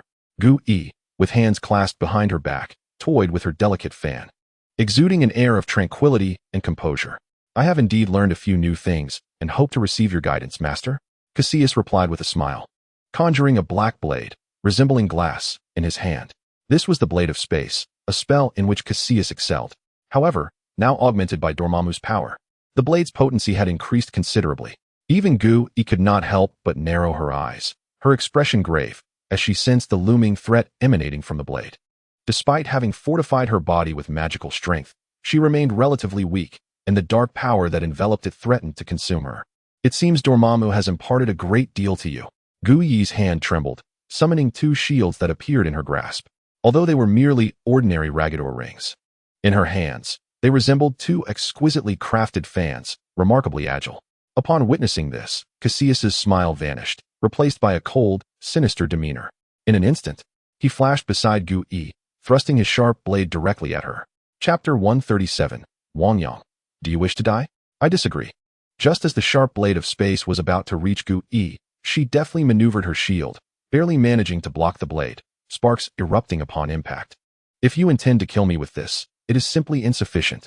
The usually gentle Gui now radiated a piercing intensity from her eyes. With one hand defending, she swiftly conjured magical chains that coiled toward Caecilius behind her. The chains ensnared his arm, causing him to stumble as Gu Yi stepped back. In quick succession, she brought her other shield crashing down upon him. Despite Cassius's possession of Dormammu's dark power, he found himself momentarily overwhelmed by Gu Yi's assault. "It seems you have merely gained strength," Gu Yi remarked, taking a step back, a hint of disappointment in her tone. Wiping the blood from his lips, Cassius slowly rose to his feet. "Gu Yi, we both possess the power of darkness. There is no need for such pretense of light," he retorted with a smirk. "Just now was your one chance to eliminate me, yet you chose to spare me." Gazing into Cassius's fervent eyes, Gu Yi shook her head and replied, "You may speak of killing me, but let us see if you can." Cassius charged forward once more without the slightest hesitation. The two engaged in battle again, their strikes devoid of magical prowess or flamboyant techniques. Instead, they relied solely on their various weaponry, yet even so, their clash unleashed terrifying waves of energy. These waves fractured the very fabric of this space, creating countless fissures. Some of these surges even pierced through the realm, generating innumerable disturbances. However, neither Ancient One nor Cassius paid them any heed. In their confrontation, Ancient One held an undeniable advantage. "It seems I have overestimated both you and Dormammu, believing that Dormammu had endowed you with extraordinary strength," Ancient One remarked with a calm demeanor, continuing her relentless assault. "Is that so?" Cassius responded with a sinister grin upon hearing her words. "You have no idea how powerful I truly am." As Cassius spoke, Ancient One felt an unsettling shift in the atmosphere and quickly retreated, only to witness Cassius engulfed in a multitude of dark energy. It appeared as though he had become an embodiment of Dormammu himself, and the dark energy surged toward Ancient One in a direct strike. Ancient One deftly evaded the attack, yet the tendrils of darkness ensnared her, leaving her unable to break free. "Ancient One, do you wonder why I remained so composed while waiting for you? It is because I am utterly confident that after I eliminate you, I shall also dispose of your most cherished disciple, Wang Yang." Cassius brandished a black blade in his hand. Though Ancient One was formidable, Cassius knew he had merely been fortunate to catch her off guard. If she had been given time to react, it would have been impossible to seize such an opportunity again. With that thought, he launched the black blade straight at Ancient One. Should this blade penetrate her form, even her immense power would be insufficient to save her. As Cassius unleashed his attack, Ancient One observed with an expression devoid of sorrow or joy, as if she had long anticipated her fate. She gazed calmly at Cassius, awaiting the arrival of death. Cassius, perplexed, could not fathom why she seemed to embrace her demise so readily, allowing him to succeed so effortlessly. After all, she was the mightiest supreme sorceress on earth. However, he soon shook off the thought, attributing his overwhelming strength to the fusion of Dormammu's power that had enabled him to easily vanquish Ancient One. Just as the blade was about to pierce Ancient One's body, a colossal shield of light suddenly enveloped her, the Seraphim Shield. Moreover, the shield was adorned with 3 pairs of angelic wings, rendering it profoundly sacred. A resounding clash echoed as the black blade struck Seraphine's shield, only to be repelled and fall to the ground. What? Seraphine's shield was capable of blocking my spatial blade? Impossible. It is well known that my spatial blade has been augmented by dark powers, rendering it immensely potent. Ordinary magic could not possibly withstand it, especially given that I unleashed my full force in this strike. Logically, even the magic of the Ancient One should not be able to easily thwart it. Moreover, the Ancient One is currently bound. She should be incapable of casting any spells, let alone conjure Seraphine's shield. Is there someone? How could that be? This is my mirror space. In this realm of reflections, who could dare intrude so freely? Even if someone did breach it, I would certainly be aware. Yet, now that someone has entered, I remain oblivious? At this moment, the Ancient One opened her eyes in astonishment, an expression she had never displayed before. Having glimpsed countless futures under the Time Stone, she had witnessed her demise at the hands of Caecilius Time, and again, this was her fate. The only variable was the location, while the outcome remained unchanged. She would be cast into a spatial rift by Caecilius, meeting her end, again and again, with no unexpected deviations. To prevent further casualties and unforeseen events, she had resolved to face death alone. The scene she had just witnessed should have sealed her fate. There was no one to save her. Yet now, someone had emerged to her aid, leaving her both surprised and shocked. Who dares to hide in the shadows? Caecilius scanned his surroundings. Suddenly, a figure stepped forth from behind the Ancient One. Caecilius, I never expected we would have the opportunity to meet again. A voice echoed. Both the Ancient One and Caecilius turned their attention to the speaker. It was you, Wang Yang. Wang Yang. Both Caecilius and the Ancient One called out his name in unison. However, while Caecilius spoke through gritted teeth, the Ancient One was taken aback. For she had never been able to foresee Wang Yang's future, nor could she fathom that he would come to her rescue. Caecilius was filled with rage. When he had last parted ways with Wang Yang, the latter had been but a fledgling sorcerer. No matter how formidable he had become, he was still merely an apprentice mage. Yet now he had infiltrated Caecilius' mirror space undetected. Furthermore, the attack he had just unleashed was a lethal blow of unparalleled might. Yet Wang Yang had managed to withstand it. Caecilius' fury swelled, and shadows of darkness erupted from him, even dark liquid seeping from his eyes. However, Wang Yang disregarded Caecilius and turned to the Ancient One, saying, "Supreme Sorceress, I find it rather unjust for our masters of Kamar-Taj that you would deliberately perish at his hands." Deliberately? Caecilius, initially filled with rage, was momentarily taken aback by Wang Yang's words. Was he not the one exerting full control over the Ancient One, rendering her unable to resist? Yet, in the next instant, the Ancient One sighed, and her magical power surged dramatically, dark patterns emerging on her forehead, marks of absorbed dark energy. Boom! The dark force that had ensnared the Ancient One shattered, revealing that she had merely allowed herself to be captured. Caecilius stood in stunned silence, realizing he had been outwitted. "How did you know I intended to die by his hand?" The Ancient One cast a deep glance at Wang Yang and inquired, "Moreover, having witnessed my power, what are your thoughts?" As for why Wang Yang had arrived, it was likely that Mordo had informed him. The Ancient One was not surprised by Wang Yang's presence. His strength was formidable enough that entering her mirrored space would pose no challenge. However, her intent to die at Caecilius's hands stemmed not only from her foresight of the inevitable future, but also from the dark powers she had absorbed. The sorcerers of Kamar-Taj draw upon divine strength to combat the forces of the dark dimension, yet she had consumed dark energy, which was inherently a grave error. Should the sorcerers of Kamar-Taj discover this, their faith would shatter, leading to the fracturing of Kamar-Taj itself, leaving Earth defenseless. Thus, her demise was both necessary and unavoidable. Kamar-Taj had now adapted to the ensuing changes, and a successor had emerged. She bore no concerns. Power is inherently neutral, akin to a blade. In the hands of a virtuous individual, it serves to protect the weak, while in the hands of the malevolent, it becomes a weapon of death. Wang Yang seemed to have anticipated the Ancient One's forthcoming words and spoke slowly. In truth, Wang Yang did not grasp the source of the Ancient One's turmoil. Is the distinction of black and white truly so significant? There is an old saying in my homeland: a good cat is one that catches mice. Regardless if it is black or white, have you wielded dark power to take lives? Is it not you who has safeguarded the earth? As for others being unable to absorb such energy, Wang Yang glanced at Caecilius, presenting him as a prime example. Dark energy serves different purposes in different hands. Without sufficient cultivation, one can only be consumed by the darkness. Were it not for the Ancient One's absorption of dark power, she might not have been able to withstand Dormammu's invasion. To protect the earth, she defied Kamar-Taj's prohibitions, which is precisely what a supreme sorceress ought to do.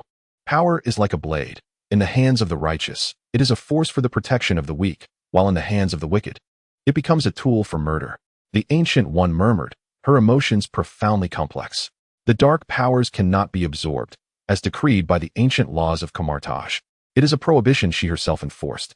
Yet, she did absorb them, albeit in a bid to protect the earth from Dormammu. However, Wang Yang's words struck a deep chord within her. He was right. She should not be bound by such constraints.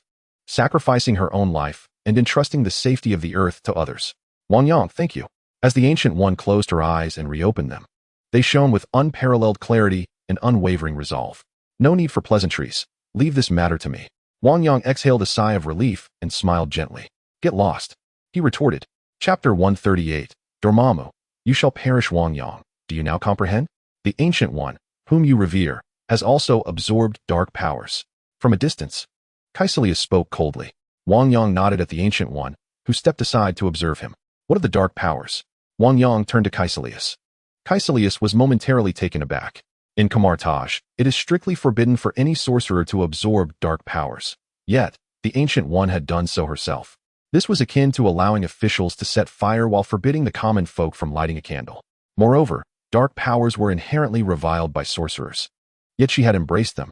It seems you are quite loyal to that old coot, the Ancient One. In that case, let me witness how much you have progressed. Caecilius scoffed, glaring at Wang Yang with palpable annoyance. He had anticipated that upon witnessing the Ancient One's dark mark, Wang Yang would be enraged. Instead, He was unfazed and seemed to accept it as a matter of course. Coupled with Wang Yang's earlier intervention to prevent him from killing the Ancient One, Caecilius was consumed by a mix of old grievances and new animosities. With that, Caecilius charged at Wang Yang. However, Wang Yang had long been on guard against him. With a flick of his wrists, the ring of Ragador appeared in his hands, its power significantly amplified by his recent mastery of magic. Clang! As Caecilius approached, his spatial blade surged forth. He had thought this time he could easily tear through Wang Yang's magical shield, yet it remained unyielding. Instead, it was as if he had struck a formidable wall, causing him to stagger back several steps. This is impossible. What kind of magic is this? Caecilius exclaimed, astonished. The Seraphim shield can withstand his magic, which is already remarkable, but now even this magical barrier can resist his spatial blade? Caecilius, it seems that merging with Dormammu's powers has merely dulled your wits without enhancing your strength. Wang Yang shook his head, remarking, Dormammu's dark powers may be formidable, but that does not imply that the strength of Kamar-Taj is any less potent. Upon hearing Wang Yang's derision, Caecilius was consumed by a tempest of anger and humiliation. Once merely an ordinary apprentice, Wang Yang had, despite his prodigious talent, been unable to thwart Caecilius's magic without the aid of the Chaos Thunder Spirit. Now, however, their reunion revealed a stark reversal. Not only could Wang Yang effortlessly counter Caecilius's power, but he also began to reprimand him. This was the utmost affront to Caecilius. The spatial blade in his grasp darkened ominously. Without hesitation, Caecilius lunged again. The ebony blade traced a spectral arc through the air, aimed directly at Wang Yang. Unfazed, Wang Yang anticipated a simple parry akin to their previous encounter. Yet this time, there was no resounding clash. Instead, upon meeting the ring of Lagdagor, the black radiance emitted a blinding flash. To his astonishment, the dark blade pierced through the ring of Lagdagor. Wang Yang, taken aback, marveled at Caecilius's newfound prowess. This was a surprising development. After all, his shield had never faltered before. Caecilius, it seems that your descent into darkness has indeed significantly enhanced your strength. Wang Yang remarked evenly. With a flick of his wrist, a longsword materialized in his hand, radiating a resplendent violet glow, none other than the sacred sword of the Veshan Emperor. Feeling the immense power emanating from the sacred sword, Caecilius was struck by a wave of dread. Before he could react, the sword descended upon him. His expression shifted dramatically as he scrambled to defend himself. With a resounding crash, Caecilius summoned the ring of Lagdagor to intercept the strike. Even though the ring glimmered black, amplifying his defenses several-fold, it was no match for the sacred sword of the Veshan Emperor, which shattered the ring, sending Caecilius hurtling backward. Struggling to regain his footing, Caecilius gasped for breath, the previous strike having instilled in him a profound sense of life and death peril. Had he not reacted swiftly, he might have met his demise. Before he could fully recover, Wang Yang charged at him once more. Caecilius, now enshrouded in darkness, presented too great a threat to be allowed to linger. It was better to eliminate him here and now. Seize the opportunity to strike. The sacred sword of the Veshan Emperor blazed with radiant purple light, hurtling toward Caecilius. In a frantic bid for defense, Caecilius raised the black spatial blade once more. With a thunderous impact, their weapons collided, producing a deafening roar. The force of the clash sent Caecilius flying backward, and in that fleeting moment, the black blade in his hand disintegrated entirely. Caecilius gazed in shock at his shattered black blade, his pupils constricting involuntarily. A tempest of emotions surged within him. How could this be possible? His power had been augmented by Dormammu, and the might of his spatial blade had increased exponentially. It boasted not only formidable offensive capabilities and razor-sharp precision, but also an astonishing level of durability. This blade was forged from the very fabric of the mirror dimension, capable of rending space itself. Moreover, after merging with Dormammu, its potency had soared even higher. Yet, to his utter astonishment, Wang Yang's magic effortlessly dismantled his own. This was inconceivable. Caecilius could scarcely believe it. He had devoted countless years to darkness in pursuit of immense power, even surrendering his very life and soul to Dormammu. Yet, this formidable strength he had acquired was now so easily severed. The weight of his sacrifices overwhelmed him. The opponent had merely followed a methodical path of cultivation in Kamar-Taj, and he found himself defeated so utterly. How could he accept this? It was impossible. I refuse to believe it. You cannot be this powerful. Caecilius seethed with rage. Incredulity etched upon his face. As he spoke, the dark energy surrounding him intensified, enveloping him entirely in shadows. Ding! A notification detected the affinity for dark power. Would you like to merge? Caution! When dark power is weak, it may consume the soul, becoming a minion of darkness. Wang Yang heard the system prompt, but was not surprised. As he grew stronger, the system began to differentiate the strengths of detected affinities. Those deemed too weak were automatically disregarded, unlike the earlier days when any magic could be detected. As Caecilius's fury escalated, more of Dormammu's energy surfaced within his dark power, triggering the system's detection. The Supreme Sorcerer was correct. Dormammu's power was not something that could be easily mastered or controlled. Should the wielder become unable to ensure they are not dominated by the power, they risk falling into darkness. Only a sorcerer of Ancient One's caliber, possessing unwavering will, could absorb such power without succumbing to the shadows. Merge. If Ancient One could command this force, then Wang Yang could certainly avoid being assimilated by the dark energy. As he began to absorb the dark power, it surged through his being, a powerful force that would enhance his strength, prolong his life, and grant him a profound sense of control over all. At that moment, divine powers surged forth, consuming the dark forces and transforming them into nourishment, thereby strengthening the divine essence. Wang Yang's eyes, which had begun to darken, suddenly regained clarity. He felt a surge of trepidation. Even he had found it difficult to control himself moments ago, teetering on the brink of succumbing to the darkness. It was hard to fathom how Ancient One managed to achieve such a feat. The allure of the dark power was beguiling. Did you truly not wish to immerse yourself in its depths? Did you not yearn to wield such terrifying strength? Sensing Wang Yang's earlier fascination, a hint of darkness flickered in his eyes, and Caecilius chuckled, his voice laced with seduction, attempting to ensnare Wang Yang into the shadows. Wang Yang, be cautious. He is no longer Caecilius. At that instant, Ancient One bellowed, her voice piercing Wang Yang's soul, urging him to remain steadfast in his true nature. She did not wish to lose such a formidable disciple. If Caecilius could wreak such havoc, the consequences of Wang Yang being consumed by darkness would be dire. With few capable of standing against him, even she might not be able to halt him. Fear not, Supreme Sorceress, Wang Yang replied with remarkable calmness. Upon hearing his words, Ancient One finally exhaled in relief and turned her gaze towards Caecilius. At that moment, Caecilius exuded a dense aura of black energy, the essence of profound darkness and the power of Dormammu. Though he had returned to Earth, he had become Dormammu's avatar here, temporarily acting through his own agency. Upon witnessing Wang Yang's power and the dark aura he emanated, Dormammu, through Caecilius, attempted to ensnare Wang Yang but failed. What a pity, such immense power. And yet you do not desire it? Dormammu's voice, channeled through Caecilius, echoed. I have no interest in becoming your puppet, and your power is not formidable. Wang Yang shook his head dismissively. If that is the case, then you shall perish. Dormammu responded coldly, seemingly disappointed. Chapter 139. The Crimson Chains crushed Caecilius. Caecilius once again seized control, though he was unaware of the events that had transpired moments prior. However, he could feel his strength steadily amplifying, as if he could command the very world itself. Such formidable power. Today, I shall slay you both. As this power surged within him, he felt capable of effortlessly eliminating the two before him. With a swift motion, a deep, black spatial blade coalesced in his hand. Unlike the spatial blade he wielded earlier, this one absorbed the surrounding light, embodying darkness itself. Ancient One's eyes widened in alarm at this sight.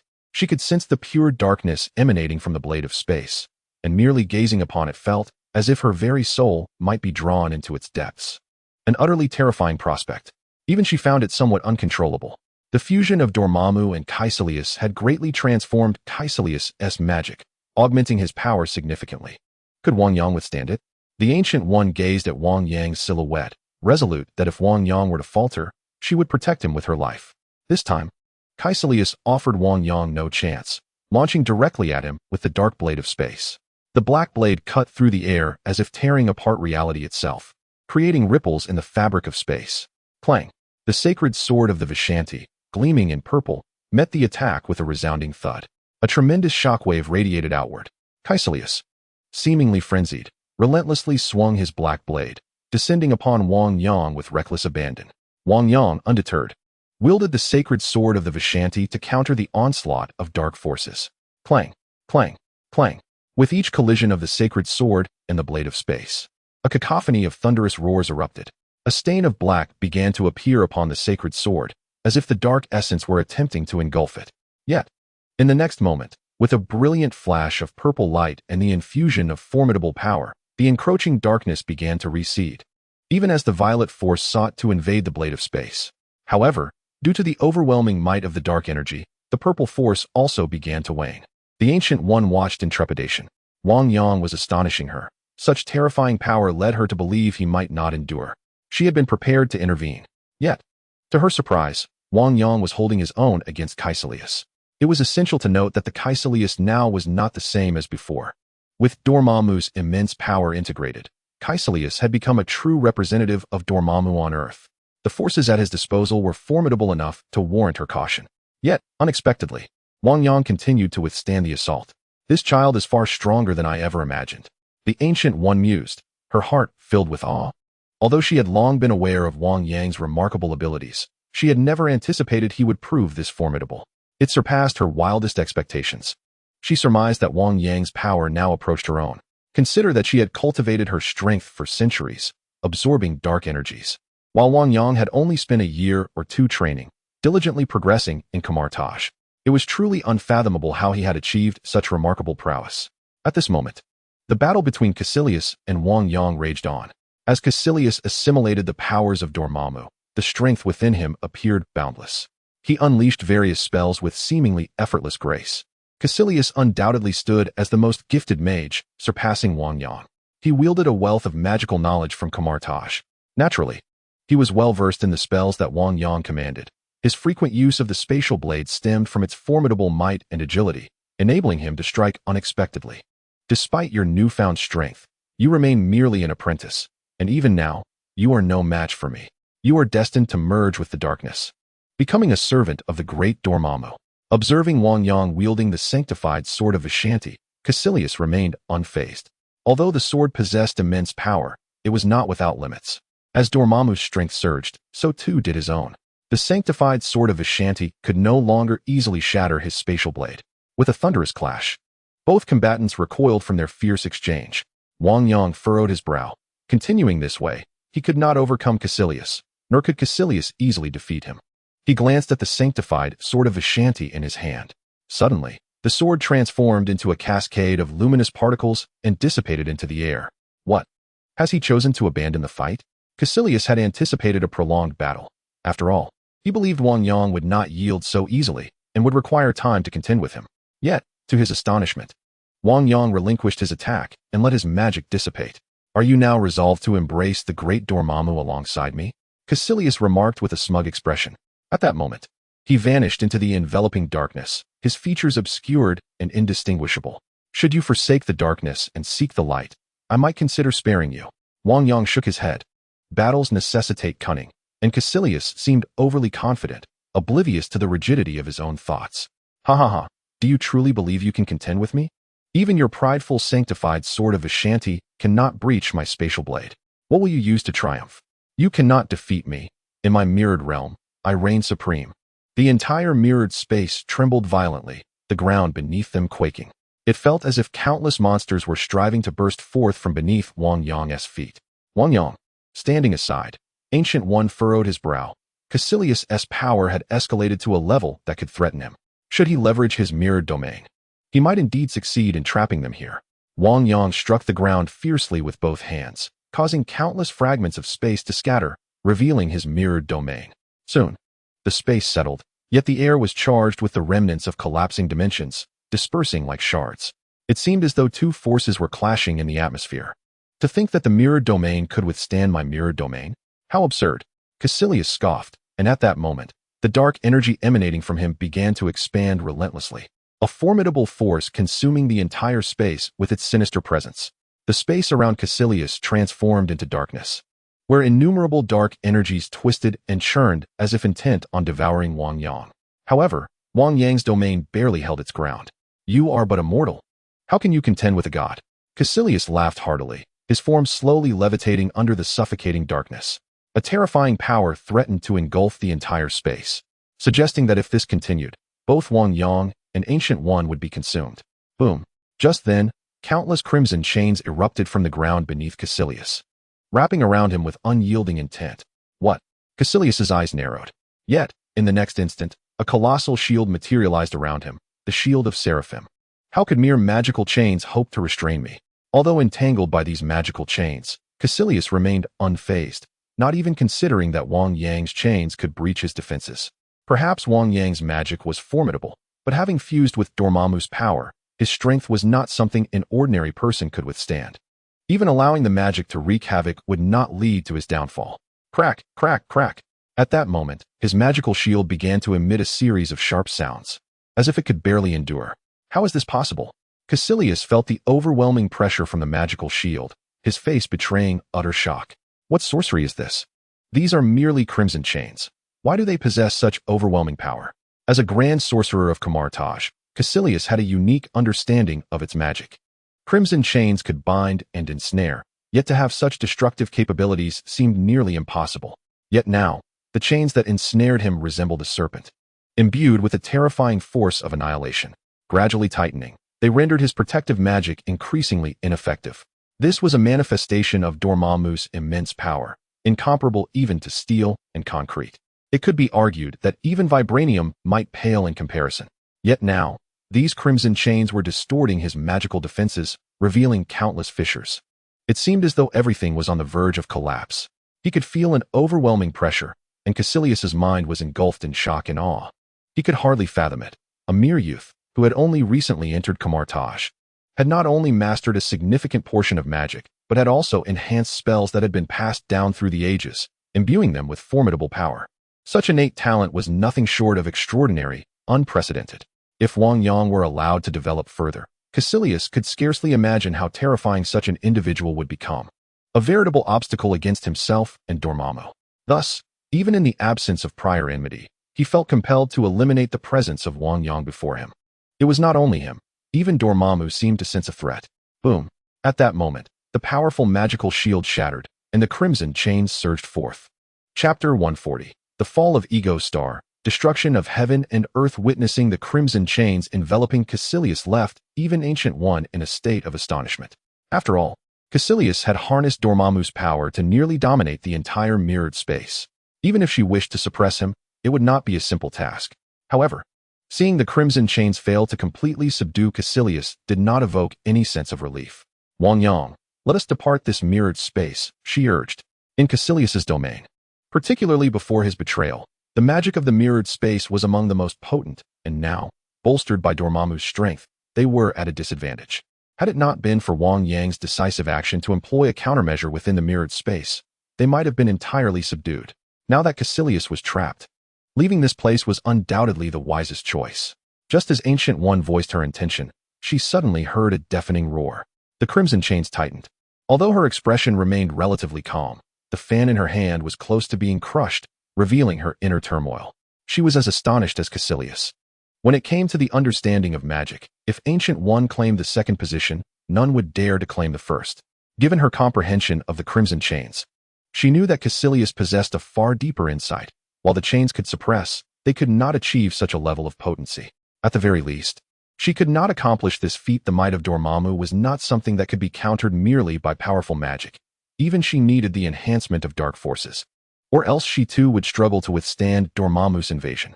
Thus, at this moment, the magical prowess that Wang Yang was capable of unleashing was, in her eyes, truly remarkable. Although this was not the first occasion witnessing Wang Yang wielding magic, each display never failed to astonish her greatly. Is he dead? Gui glanced towards Caecilius. Boom. At that moment, a thunderous sound erupted, and the once tight crimson chains were suddenly stretched open once more, revealing a figure, Caecilius. You cannot harm me. Caecilius broke free from the crimson chains, now appearing as a dark, demonic entity, claws poised menacingly. My power is boundless. It is a force from a different dimension. Caecilius fixed his gaze on Wang Yang in the distance, and gradually extricated himself from the crimson chains, encountering no hindrance whatsoever. With a flourish of his hands, Wang Yang levitated, and countless runes appeared upon his silver cloak. Subsequently, a violet light coalesced in his grasp. The holy sword of the Vishanti materialized once more, plunging directly towards Caecilius. Empowered by the cloak, Wang Yang dove downwards. Caecilius, still entangled in the force of the crimson chains, was utterly unprepared to defend himself. With a narrowing of his pupils, Caecilius conjured a shield before him. Sizzle! A piercing shriek echoed as the holy sword of the Vishanti pierced through the shield and into Caecilius' body. Initially, madness flickered across Caecilius' face as he continued to break free from the crimson chains. Yet, upon the sword's intrusion, he appeared to lose all strength and collapsed. Dead. Gui was taken aback by this spectacle, having only just contemplated leaving this mirrored space alongside Wang Yang, only to witness his swift demise. Turning to Wang Yang, she saw him take a few steps back. Not dead, Wang Yang solemnly asserted. Gu Yi then realized that had Caecilius perished, the entire space should have collapsed. Yet no signs of disintegration were evident. Clearly, the space remained intact. Perhaps affirming Wang Yang's words, the Caecilius surrounded by crimson chains was now enveloped in swirling black mist. Boom. The crimson chains and the holy sword of the Vishanti shattered. Caecilius' injuries began to heal rapidly. You cannot kill me. After merging with the power of Dormammu, my strength is beyond your reckoning. You will ultimately embrace the darkness. This is your destined path. Caecilius seemed indifferent to Gu Yi's presence, his focus entirely on Wang Yang. Listening to Caecilius' words, Wang Yang could only shake his head. This Caecilius, after merging with Dormammu's power, had evidently grown radical, believing Dormammu to be the quintessential dimensional deity. Yet such a deity, once rendered devoid of utility, would inevitably seek to annihilate you first. There would be no opportunity granted to you. However, Wang Yang found himself facing a formidable challenge in front of him, Caecilius. Wang Yang even contemplated that if it had been someone like Ancient One, they might have perished under his onslaught. Yet now, even after being pierced by his divine sword of Vishanti, Caecilius remained unscathed. Enveloped in dark energy, he had transcended humanity, rendering him impervious to death. Wang Yang felt a sense of helplessness. Unless he could obliterate all the dark power in a single strike, his efforts would be futile. But how could he achieve that? With Dormammu's potent energy supporting him, Caecilius was virtually immortal, as the Lord of the Dark Dimension. His power was nearly limitless, and even the Supreme Sorcerer could only stave off Dormammu on Earth. If they ventured into the Dark Realm, they would be no match. This illustrates the formidable strength of a true powerhouse. Now, while subduing Caecilius was not particularly difficult, the real challenge lay in vanquishing him. The force of annihilation that could obliterate all dark essence, the planet. Wang Yang gazed upward at the ego star that had manifested above him. He had yet to harness its power since it had become his. Your strength must be waning. After wielding such immense power continuously, can you truly sustain it? I doubt you can endure much longer. Caecilius, observing Wang Yang standing helplessly beneath the sky, couldn't help but chuckle. After being pierced by Wang Yang's divine sword of Vishanti and still surviving, he felt no fear. The Wang Yang before him was incapable of killing him. His confidence soared. Neither Ancient One nor Wang Yang would escape alive this time. Wang Yang struck the ground once more. A surge of formidable magical energy erupted, causing the earth to convulse. And countless crimson chains burst forth, soaring towards Caecilius in the sky. Realizing he was beyond the reach of death, Caecilius was brimming with confidence, even neglecting to evade. He was eager to witness how Wang Yang intended to eliminate him. Bang, bang, bang. The crimson chains ensnared his feet, and Wang Yang soared towards him again, brandishing the divine sword of Vishanti for another strike. This time, instead of a thrust, it was a decisive cleave aimed at his midsection. Caecilius plummeted towards the ground. Futile. Wang Yang, you still do not comprehend that you cannot contend with me. You cannot kill me. Why struggle in vain? Why not pledge your loyalty to Lord Dormammu instead? Despite being cleaved in half, Caecilius bore no trace of pain on his face. Instead, he boasted. The dark power enveloping him began to merge gradually. Beside them, Ancient One was perplexed, unable to fathom Wang Yang's intentions. Clearly, he understood that this course of action would yield no result. Why persist in such endeavors? The Supreme Sorcerer activated a protective barrier, warning that he might not be able to attend to anyone else shortly. At that moment, Wang Yang shouted loudly. Upon hearing his words, Ancient One felt a sense of bewilderment. Despite her inner confusion, she nonetheless activated the magical shield. Just as she was curious about Wang Yang's intentions, she sensed an overwhelming pressure. Looking up, she was indeed confronted by a colossal celestial body approaching ominously. This sphere exuded an aura of terrifying power, one that seemed capable of erasing her existence with ease. What was Wang Yang planning? How could he possibly control a planet? It seemed implausible. Ancient One struggled to believe it, yet the reality unfolded before her eyes.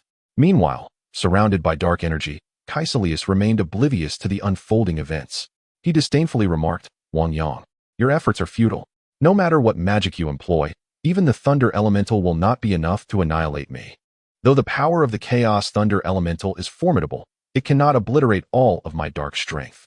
Thus, even if the Chaos Thunder Elemental posed some threat, it was merely a slight menace. Is that so? I hope you remain so composed in a moment. Wang Yang pulled on the celestial Igan star, suspended above. Existing solely within his realm, He was uncertain of its true power. He decided to test a portion of it first. As he drew it down, Igenstar transformed into a fiery projectile, hurtling directly toward Caecilius. Ancient One beheld a star trailing a long plume of flames, radiating an overwhelming force that seemed capable of annihilating the world. "Move," Wang Yang shouted, noticing that Ancient One had not retreated far enough. He swiftly expanded the mirror space to increase the distance from Caecilius. As they drew closer, Caecilius finally sensed an indescribable terror. Even his dark powers began to dissipate in the presence of this force. "What? A meteor?" Caecilius exclaimed, witnessing the terrifying celestial body descend. Before he could react, the dense dark energy surged skyward in an attempt to intercept it. However, the dark energy nearest to Igenstar collapsed under its might.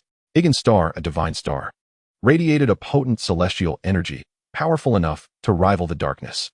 With its rapid descent, the dark forces were utterly incapable of resistance. Boom!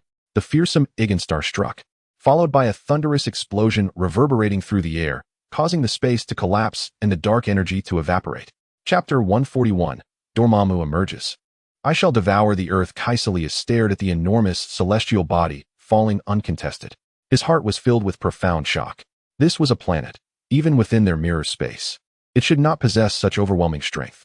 How could Wang Yang wield such power? The ability to control the descent of a planet, and moreover, this sphere seemed to counteract his dark energy. Even though he had completely surrendered himself to Dormammu, he did not attain such terrifying power. Caecilius gazed at the descending planet with a sense of unwillingness. He had paid such a great price. Yet he had not acquired the strength that others achieved through normal cultivation. At this moment, however, Caecilius was incapable of any resistance. The formidable force of the planet plummeted down, bringing with it an overwhelming power of destruction. The dark energy within Caecilius began to collapse and disintegrate under such terrifying might. His body was engulfed, as endless dark energy surged into him, yet it could not reconstruct his form. The horrific force of annihilation filled the entire space. Countless mountains crumbled, and innumerable trees were reduced to nothingness. Even the soil seemed to be scraped away by a meteor, rendering the world exceedingly desolate. Vast expanses of mirrored space collapsed. And fortunately, as this was not in the city center, it did not attract anyone's attention. Then, the entire space appeared to flow backward. As the powerful planet once again coalesced in the sky, this was Ego. With Ego having previously merged into Wang Yang's space, it had become a part of that realm. Even if it collapsed, it would inevitably restore itself. Cough, cough, cough. At that moment, a few dry coughs echoed from a corner, followed by a golden light manifesting in the space. The disheveled Ancient One emerged from within. However, at this moment, Ancient One lacked her previous composure. Her robes were tattered, and her face was covered in dust, as though she had endured a battle. Observing the transformations within the mirrored space, even the worldly wise Ancient One could not help but gasp in astonishment. What kind of magic was that? To control a planet, this was beyond even her capabilities. The power was simply too terrifying. Not only could she not control a planet, but she had never witnessed such overwhelming might throughout the history of magic. It was utterly astonishing. The shock in Ancient One's eyes was unmistakable. She had lost her composure for the first time since becoming the Supreme Sorceress. With a wave of her hand, magical light radiated, and Ancient One returned to her original form, identical to before. "Ancient One, I must commend you for having such an extraordinary disciple." A frail voice resonated at that moment. Ancient One turned towards the source of the sound and beheld a broken figure. It was Caecilius. Remarkably, despite such immense power, Caecilius had not perished. However, he appeared exceedingly weak, as if he could succumb to death at any moment. Ancient One furrowed her brow, astonished that he had not yet died under such circumstances. Such is the power of a planet. Were it not for the formidable barrier of the mirror dimension, Earth itself might have faced annihilation. Yet, even so, Caecilius remains alive. Truly, you possess an extraordinary fate. The Ancient One gazed upon this formidable adversary, akin to an indestructible cockroach. "Caecilius, you have indeed found a successor," he weakly uttered. "You shall not witness it." The Ancient One retorted with a scoff. Caecilius was her disciple, yet he had committed countless transgressions. It was not only Wang Yang who wished for his demise. The Ancient One herself harbored no intentions of sparing him. That remains to be seen. Caecilius' face contorted into a grotesque grin, dark energies swirling around him as if he were on the brink of restoring his form. However, after a brief moment, this terrifying darkness began to dissipate, as if it were unable to sustain itself. Despite Caecilius' repeated attempts, The dark power coalesced around him only to vanish once more. You are on the verge of death. In light of your status as my disciple, I shall grant you a final journey for all the mages you have slain. The Ancient One approached Caecilius. How laughable. You remain ever so hypocritical, Ancient One. You preach about maintaining the balance of nature and resisting darkness. Yet you have continuously drawn upon the power of the dark dimension to sustain your own life. Now you speak of protecting Earth and preserving natural equilibrium?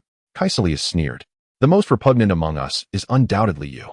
Wang Yang's voice resounded from a distance as he strode forth with unyielding composure. Had it not been for the Supreme Sorcerer extending her life, do you truly believe the mages could withstand the dark invasion? Could they fend off extraterrestrial incursions? As the most distinguished disciple of the Supreme Sorcerer, you fail to comprehend why she would forsake her principles to harness dark power. It is for your protection. Furthermore, what of darkness? Has she ever taken a life? And you, why have you descended into depravity upon embracing darkness? Wang Yang scoffed. The Supreme Sorcerer may have drawn upon dark forces, yet all was done in service of Earth and the mages of Kamar-Taj. Without her, Earth would have long since succumbed to invasion. With the death of the Ancient One, Thanos' army would invade, leading to Earth's downfall and the disappearance of half the universe's population. Had the Ancient One remained, what would the outcome have been? Would Thanos have so easily breached our world? Caecilius has always sought justifications for his selfish desires. His every action was merely for the sake of his own wife and children, having slain countless mages. Yet now he dares to accuse the Ancient One of drawing upon dark power to prolong her existence. How utterly absurd. Upon hearing Wang Yang's words, Caecilius's expression shifted slightly, revealing a hint of shame. It was the hope bestowed upon him by the Ancient One that had rekindled his desire to resurrect his wife and child. However, upon discovering the dark forces at play, he swiftly abandoned the Ancient One, who had imparted magic to him, displaying a distinct lack of humanity. Yet, soon the shame faded from his countenance, replaced by a fervent madness. Regrettably, it was too late for words. Their fate was sealed. And he too would be resurrected under the power of Dormammu. A terrifying, indescribable force began to coalesce. At that moment, both Wang Yang and the Ancient One became acutely aware of its presence. Subsequently, they both commenced drawing circles, preparing to utilize a portal for their escape. However, the golden light that had been coalescing for the portal suddenly vanished. This was dire. The space had been sealed. They then witnessed the bizarre and unfathomable images emerging from the previously collapsed space. The mirrored dimension was being dragged into another plane. The Ancient One, upon witnessing this scene, quickly grasped the situation. Having faced countless battles, she understood that Caecilius's choice of this location was far from arbitrary. It was evidently the most vulnerable point to Dormammu's incursions. Now, their mirrored dimension was being pulled into a dimensional space of tremendous power. Dormammu has made his move. Supreme Sorcerer, what shall we do? Wang Yang inquired, furrowing his brow. This was a situation he had never encountered before. Unlike his battles with ego and space, this time he had entered an entirely different dimension. Yet, he felt no apprehension, for the Supreme Sorcerer was with him, providing reassurance. Moreover, he possessed not only the planet ego, infused with divine power, but also the Infinity Stones. In a true battle, he believed he could contend with Dormammu. Although the Supreme Sorcerer furrowed her brow, she displayed no sign of worry. This was not her first encounter with Dormammu. Do not fret, we shall soon meet Dormammu, the Ancient One stated with serene composure. As she predicted, it was not long before an overwhelming force descended from the heavens. A colossal visage emerged, seemingly threatening to engulf the entire sky, imposing an immense sense of pressure. Ancient One, Dormammu's voice boomed from that abyssal mouth, raspy and weighty, exuding a formidable presence. Yet, this was merely a prelude. Wang Yang had encountered such terrifying power before and remained unfazed. As he gazed at the enormous face, Dormammu gradually came into focus, ultimately revealing himself before them. This did not seem to be Dormammu's true form, did it? Wang Yang gazed at the figure of Dormammu before him, a sense of perplexity washing over him, akin to encountering a doppelganger of ego. Upon hearing his words, Ancient One turned to glance at Wang Yang, her expression tinged with incredulity. Indeed, this was not the true essence of Dormammu, merely a manifestation of his divine power. It is noteworthy that even Ancient One, upon her first encounter with Dormammu, had been uncertain if she was facing his true form. Yet now, Wang Yang had discerned at a mere glance that this was not the case. However, such unexpected revelations were not uncommon for Wang Yang, prompting Ancient One to quickly avert her gaze back to Dormammu, asserting, his true form lurks within the dark dimension, never to emerge. His essence far exceeds this semblance.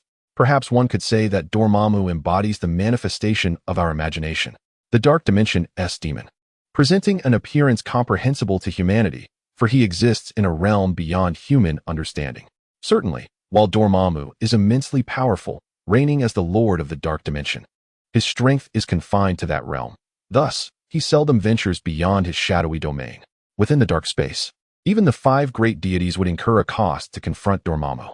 Conversely, should Dormammu dare to exit this dark sanctuary, Ancient One would stand ready to resist him. Ancient One, today you shall meet your demise here. I shall consume the earth, and the sanctuary you have safeguarded for centuries shall be obliterated. Without you, the entirety of earth will cease to exist. At that moment, Dormammu's voice reverberated, shaking the very fabric of reality with its ominous resonance. Wang Yang chuckled inwardly, pondering, shouldn't you be the one expressing gratitude? Chapter 142. How are you more perverse than Ancient One? Dormammu is the sovereign of the dark dimension, reigning supreme within its confines. Having witnessed the obliteration of countless universes, he has consumed innumerable realms over time, augmenting his formidable power. Yet, in other dimensions, his strength encounters limitations.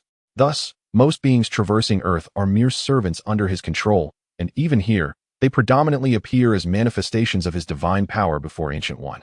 Even as a mere divine projection, Dormammu still exudes an overwhelming aura capable of instilling great apprehension in Wang Yang and Ancient One. Wang Yang, shortly I shall attempt to breach the fabric of space.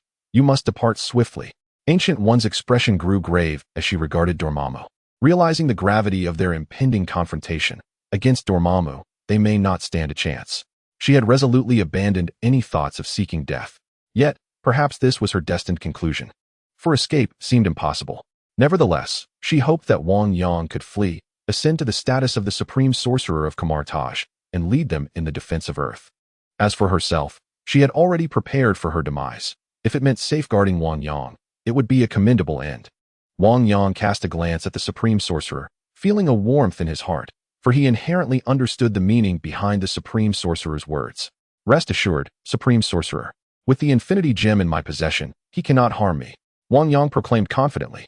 Although he could not fully wield the power of the strength gem, it was known that in the cinematic realm, Ronin single-handedly challenged the Nova Core while bearing the strength gem. The crux of the matter was that Ronin possessed little else in terms of skills, relying solely on brute strength. With his mastery of formidable magical powers, combined with the might of the Infinity Gem, the extent of his potential power was undoubtedly immense. Furthermore, the Supreme Sorcerer was present. Although they would strive to refrain from utilizing the powers of the Infinity Gems, when the moment of crisis arrived, one could hardly afford to be overly fastidious. However, upon hearing Wang Yang's declaration, Ancient One could not help but twitch her lips in surprise. You actually carry such a powerful artifact on your person? Ancient One exclaimed, astonished. Were you not instructed to secure it in a safe location? Is not your body the safest place? Taken aback by Ancient One's reaction, Wang Yang stammered in response. Although she felt that should anything happen to Wang Yang, the gem could be seized, leaving it in Kamar-Taj presented a similar risk. Had she not sought a reckless fate this time, she would not have come without the Time Stone. Had she possessed the Infinity Gem, its power would have allowed her to confront Dormammu, even if she found herself in the dimensional space or the Dark Realm. Now, with the Strength Gem in play, she felt significantly more at ease. Wang Yang, relieved that the Supreme Sorcerer did not reprimand him, exhaled softly. Wang Yang, your strength is formidable. Now that you have the Strength Gem, you may attempt to confront Dormammu. Ancient One spoke after a moment of contemplation. As the heir to the Supreme Sorcerer, one day he would need to face Dormammu. Since she was still present, Wang Yang could take a chance, and should danger arise, she would be ready to intervene. What? Wang Yang exclaimed, momentarily taken aback. Dormammu is so powerful. How could an ordinary person like him possibly contend with such a being? Supreme Sorcerer, I am merely an ordinary mage, he said gravely, gazing with concern at the colossal visage in the sky. This is merely a manifestation of his divine power. There is no need for alarm, and you underestimate yourself far too much.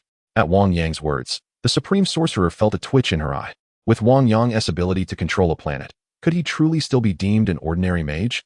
Was it common for a mage to achieve such feats? Moreover, the mages of Kamar-Taj will inevitably encounter such levels of dimensional power. Ancient One asserted earnestly. Wang Yang nodded, fully aware that Ancient One's words held truth. I shall stand by your side to protect you. Should any peril arise, I shall intervene. Ancient One added, though Wang Yang was reluctant to confront Dormammu. The words of the Ancient One compelled him to act without fear for his safety. He stepped forward, surpassing the Ancient One, and gazed up at Dormammu in the heavens. The Ancient One observed Wang Yang's retreating figure, filled with a sense of nostalgia. She had not anticipated that her disciple had grown so formidable. She firmly believed that he could contend with Dormammu, for otherwise, she would not have embraced her own demise. Dormammu, do you dare to confront me? Have you resorted to sending your disciple to his death? How pitiful. Dormammu's voice dripped with scorn as he beheld Wang Yang's approach. In his eyes, only the Ancient One was worthy of battle, for she had consistently thwarted his invasions. Otherwise, Earth would have long since succumbed to his hunger. It is you who should feel pity, Wang Yang retorted, shaking his head at Dormammu's arrogance. In this world, true strength was abundant. Countless human champions existed. Yet Dormammu's narrow vision allowed him to perceive only the Ancient One. How dare you, a mere mortal, speak to me in such a manner? Even the Ancient One would not dare to offend me so? Dormammu's voice thundered, echoing through the sky. Offend you? The Sorcerer Supreme merely finds it beneath her to engage with you. Wang Yang proclaimed earnestly. Your power may be formidable, but you are ultimately nothing more than a creature lurking in the shadows of a dark dimension. At Wang Yang's serious declaration, Dormammu's expression twisted into one of rage. Damn it, he roared, unleashing a massive beam of black light from his mouth, a column so robust it appeared to be several dozen meters in diameter, radiating an overwhelming, suffocating force, hurtling directly towards Wang Yang. Dormammu, is ambush your only tactic? Wang Yang observed the unfolding scene, unperturbed. In the films, when Doctor Strange confronted Dormammu, he was met with immediate aggression, leaving him no room for defense. However, this time it was Wang Yang who faced Dormammu. He swiftly conjured a powerful golden shield. Enveloping himself in the formidable Seraphim shield, the most potent magical barrier from Kamar-Taj, Dormammu paid little heed to Wang Yang's words. To him, eliminating the insignificant pest before him would bring closure to everything. As long as he vanquished the Ancient One, his victory would be assured. Boom. The Seraphim shield withstood the overwhelming force, reverberating with a resounding crash. Dormammu was taken aback to see someone deflect his beam of light, disbelief flickering across his face. Yet, in the next moment, the black column emanating from his mouth swelled even larger. Crack, crack, crack. Subsequently, Wang Yang perceived the Seraphim shield emitting a series of thunderous roars, astonishingly displaying signs of impending collapse. It is worth noting that since he had mastered this magic, no one had ever been capable of inducing such signs of failure. Yet now, the Seraphim shield exhibited the alarming prospect of disintegration. Wang Yang felt a surge of trepidation. This was merely an assault of energy from Dormammu, yet it wielded such formidable might. What could possibly transpire under different circumstances? Truly, he was the lord of the dark dimension. Ding! Dark talent detected from the dark space. Do you wish to fuse? Resonated the system's prompt in Wang Yang's ears. However, he hesitated to initiate the fusion, recalling the near descent into darkness he had experienced during his previous melding with dark talent. Should he merge with such potent powers as those of Dormammu, he might plunge directly into darkness. After a moment of silence, Wang Yang ultimately resolved to proceed with the fusion. With the immense divine power coursing through him, coupled with the potential for magical evolution, he understood that opportunity and peril coexist. Fuse, he declared. As the words left his lips, an overwhelming force surged forth. The divine energy within him began to undergo a transformation. Before him, the Seraphim shield also transformed, where there had once been 3 pairs of angelic wings. Now 3 pairs of dark wings emerged, unleashing an even greater power. Not only that, but the Seraphim shield, which had been on the verge of collapse, astonishingly began to restore itself. Even the might of dark energy could not shatter the Seraphim shield. Dormammu furrowed his brow in disbelief. It had been on the brink of destruction just moments ago. How could it now be recovering? His fury mounted. This was only the second individual, apart from the Ancient One, capable of withstanding his strength. Such a defiance felt like a provocation. You dare to resist? I wonder how long you can endure. You insignificant insect. Dormammu roared, unleashing an even more powerful beam of light, infused with terrifying force. Yet, Wang Yang sensed an even greater power being absorbed from the Seraphim shield, merging into his very being. Could it actually absorb strength? Though he felt the Seraphim shield growing in potency, he had not anticipated its ability to siphon dark energy. Crucially, the energy acquired through the Seraphim shield was remarkably pure. Even beginning to transform his very body, propelling him further away from the limitations of mortal flesh. He had already attained formidable divine might, but now, after being augmented by Dormammu's power, his physical form had been enhanced manifold. Dormammu gazed at the scene in astonishment, incredulous that this human could still withstand his might. He believed that the Ancient One was the most extraordinary being. Little did he know that humanity could exhibit even more grotesque traits. Chapter 143. Has Dormammu grown weaker? Or is Wang Yang too powerful? Initially, the existence of the Ancient One left him utterly helpless. Otherwise, he would not have resorted to using Caecilius. This time, after pulling the Ancient One into this realm, he thought he could finally eliminate her. Yet, he encountered a presence far more terrifying. It seemed even the Ancient One would struggle to withstand such a horrifying assault. I cannot believe that a mere insect can endure for long. Dormammu seethed with rage, his dark energy surging significantly. Buzz. The Seraphim shield emitted a resonant hum. Wang Yang noticed the transformation of the Seraphim shield. Although it had absorbed dark power and significantly enhanced its defensive capabilities, it still had its limits. Clearly, the force it was resisting had reached its peak, and the absorbed power had reached its zenith. Die for me. Dormammu seemed to sense that Wang Yang's Seraphim shield was on the brink of collapse. At this moment, the dark energy emanating from his mouth grew even more formidable. Boom! A terrifying surge of dark power collided with the Seraphim shield, resulting in a deafening roar. Following this explosion, the dreadful force dispersed violently. The terrifying wave of destruction spread outwards, causing even Dormammu to be pushed back by its impact.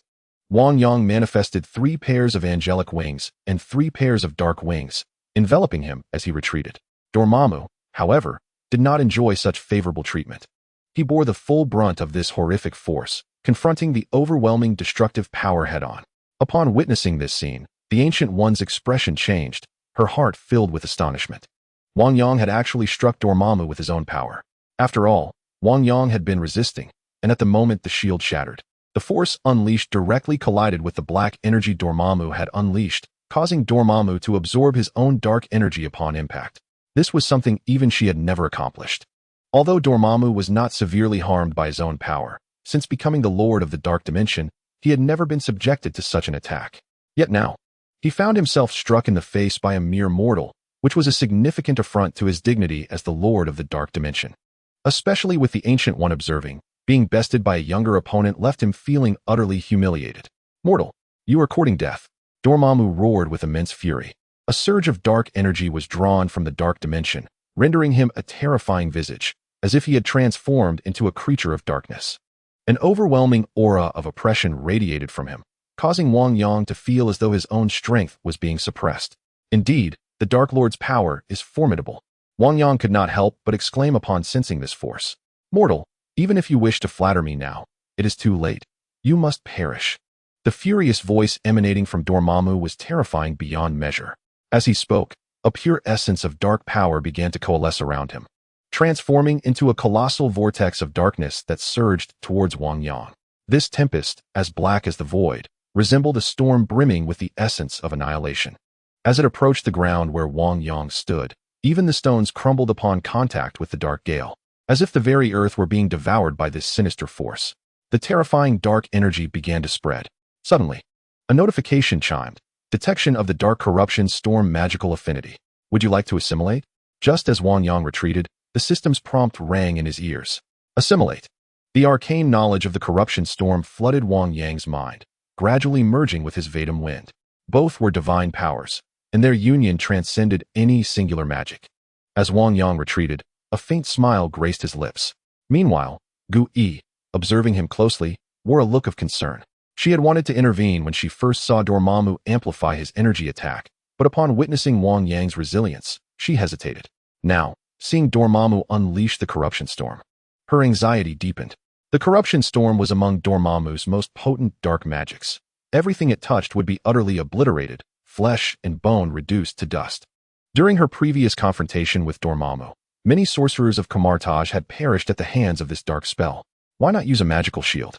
Gu Yi clutched her fan tightly, filled with trepidation, uncertain of Wang Yang's intentions. At that moment, with a flourish of his hand, Wang Yang summoned a whirlwind. The Vedum wind? Gu Yi was taken aback. She could hardly comprehend why Wang Yang would invoke the Vedum wind. While this magic might hold some power in his hands, it could hardly rival Dormammu's corruption storm. Her thoughts were soon validated as the Vedam wind charged directly at Dormammu's corruption storm, only to collide and dissipate, seemingly consumed by the dark tempest. Gu-Yi shook her head. This outcome was utterly predictable. Any sorcerer would understand that their magic could not withstand Dormammu's might. Wang Yang, with his strength, could not possibly be unaware of this fact. Yet, he still chose to wield this spell? Any other mage might have panicked and acted irrationally. But with Wang Yang, she could not entertain such thoughts. Wang Yang had never acted recklessly. So there must be a compelling reason for him to employ the wind of Vedam this time. Although Gu-Yi pondered this, she continued to observe Wang Yang retreating. While the devouring god storm showed no signs of abating, doubt crept into Gu-Yi's mind. Had she misjudged the situation? Suddenly, at that moment, Wang Yang halted in his tracks. Wang Yang, what are you doing? Are you seeking death? Gu-Yi exclaimed, noticing that not only had Wang Yang refrained from conjuring a magical shield, but he had also extended his hand in a bold gesture. However, Wang Yang did not respond. Instead, he shouted, "Disperse." At that instant, Gu-Yi felt compelled to intervene. She could not stand idly by and watch Wang Yang perish. Yet as she took a step forward, the scene before her rendered her motionless, her eyes wide with disbelief. The immensely powerful and terrifying devouring god storm had inexplicably shattered before her eyes. The notion that the wind of Vedam could dismantle the devouring god storm was unfathomable. How could this be possible? Despite witnessing it firsthand, Gu-Yi found it hard to accept. Then, an even more astonishing spectacle unfolded. Wang Yang clapped his hands, and the wind of Vedam surged directly towards Dormammu. How dare a mere magical whirlwind challenge the Dark Lord? Although Dormammu was somewhat taken aback by the ease with which his storm was disrupted, he remained unconcerned. The dark energies surrounding him surged forth, intent on obliterating the approaching wind of Vedam. Such overwhelming darkness could hardly be countered by a simple storm. It was not akin to his devouring god storm, which possessed the power to annihilate all. Any creature, magic, or attack that dared to approach would dissolve into nothingness, vanishing into the ether. As for why Wang Yang's magic could dismantle his devouring god storm, it was evident that Wang Yang had employed some method to infiltrate its very core. Otherwise, how could he have achieved such destruction? Boom! The overwhelming dark power descended, aiming to suppress the storm's might. Yet, to Dormammu's astonishment, instead of dissipating, the storm's energy remained intact, while his dark power inexplicably disintegrated. It felt as though this storm had become his very own devouring god storm. Otherwise, how could its potency be so formidable? The storm was already perilously close to Dormammu, and given his colossal stature, it took mere moments for the wind of Vedam to ensnare him. Under the influence of the devouring god storm, even Dormammu's divine avatar could not withstand its force and was swiftly obliterated, reduced to countless fragments. Gu-Yi, witnessing this scene, felt her entire body stiffen. She could hardly believe that the wind of Vedam had utterly shattered Dormammu. Although it was merely a divine avatar, it belonged to the Lord of the Dark Dimension. When had the wind of Vedam grown so powerful? Even though the wind of Vedam possessed some power in the hands of Wang Yang, it should not have been capable of dismantling a manifestation of Dormammu. The strength of Dormammu's avatar is formidable, and even she did not believe she could easily contend with it. Yet now, Wang Yang, with a mere incantation, managed to vanquish Dormammu, shattering the avatar into fragments. The ease with which this occurred led even the Ancient One to question the authenticity of this manifestation. As she observed the colossal visage of Dormammu being obliterated by the wind of Vedam, a sight both terrifying and awe-inspiring, the potent divine energy emanating from Dormammu remained palpable. Gradually, the wind of Vedam dissipated. Although Dormammu's avatar was entirely fragmented, it had nearly fulfilled its purpose. With the dissolution of the wind of Vedam's power, Dormammu finally had a moment to recuperate, her immense divine power beginning to restore itself. However, due to the grievous injuries sustained, even Dormammu's avatar could not revert to its original form, becoming a mere shadow of its former self. Witnessing Dormammu in such a state, the Ancient One experienced a fleeting illusion that any spell could effortlessly extinguish her. Unable to resist, she pointed a finger, unleashing a beam of golden light towards Dormammu. Bang! The Ancient One's eye twitched. Her magical force had not inflicted any harm upon Dormammu before it vanished entirely. She turned her gaze towards Wang Yang, now fully comprehending that it was not Dormammu who had weakened, but rather Wang Yang who was overwhelmingly powerful. Indeed, the Ancient One mused that she need not protect Wang Yang. It seemed he could obliterate Dormammu single-handedly. She even felt that if Wang Yang were to venture into the Dark Dimension to confront Dormammu's true form, the latter would find little advantage. It is worth noting that Wang Yang had only been training for a few years, giving him more time to cultivate. It was likely that not only could he withstand Dormammu, but should Dormammu attempt an invasion, he would have to reconsider. The Ancient One regarded Wang Yang with newfound respect. Realizing she had underestimated his capabilities, this youth could achieve feats beyond her own. Chapter 144, Dormammu's Annihilation After All. Dormammu was merely a manifestation of divine energy and felt no pain, yet was left in a state of disorientation. For a moment, it was as if she could not comprehend the situation. Simultaneously, countless strands of black energy began to emanate from the surrounding space. The visage of Dormammu, which had seemed irreparably damaged, began to slowly mend, evidently drawing upon the strength of Dormammu's true essence. Subsequently, Dormammu gazed at Wang Yang in utter astonishment, her eyes wide with shock. She could not fathom that this youth possessed such formidable strength. Dormammu was acutely aware of the resilience of her own form. Even as an avatar, the robust energy structure was not something easily destroyed by an ordinary individual. Unless an extraordinary surge of power is achieved in an instant, it is utterly implausible to pose any threat to him. Clearly, this formidable individual just unleashed an astonishing force in a fleeting moment. But is such a thing conceivable? How could this youth possess such immense power? Even a being of his caliber, a lord of dimensions, would likely struggle to manifest such terrifying strength effortlessly. At this moment, Dormammu gazed at Wang Yang, his mind awash with doubt and astonishment. This young man, undeniably human and not even a deity, how could he be so powerful? Should this individual become his servant, he would not only devour the earth, but also consume other planets. A tremendous opportunity for Dormammu. Human, your strength has captured my attention. I extend to you an opportunity. Should you pledge your allegiance to me, I can bestow upon you eternal life. Dormammu's voice resonated thunderously. In his view, this was an exceptionally generous offer. Caecilius had accepted servitude for such terms. Although Ancient One did not serve him, she secretly siphoned his power for immortality, illustrating the immense allure of eternal life. He firmly believed Wang Yang would not decline. Dormammu, I did not come to negotiate. Wang Yang interjected, furrowing his brow. What? Dormammu regarded the diminutive human before him with surprise. To him, humans were akin to ants, devoid of choices. Yet, Wang Yang had the audacity to refuse. You dare reject me? Dormammu seethed, for few had ever received such an invitation from him, and even fewer would dare to decline. Wang Yang regarded Dormammu as though he were a lunatic. Did this Dormammu truly believe everyone was as ignorant as Caecilius? To forsake oneself for the sake of immortality and power by becoming Dormammu's servant? To serve Dormammu was to relinquish everything, possibly aiding him in his insatiable hunger for consumption and fusion. Wang Yang was confident in his own cultivation, believing he could attain eternal life without relying on another. Moreover, having already acquired divine energy, the pursuit of immortality was no longer an insurmountable challenge for him. However, upon hearing Wang Yang's words, Dormammu's voice erupted in fury. Damnable insect! You do not cherish the opportunity one have offered you. You are courting death. You shall perish by my hand. Today, I shall grant you death. Dormammu's voice thundered with unbridled rage. Death! You have already proclaimed that, but alas, you cannot kill me. Wang Yang narrowed his eyes.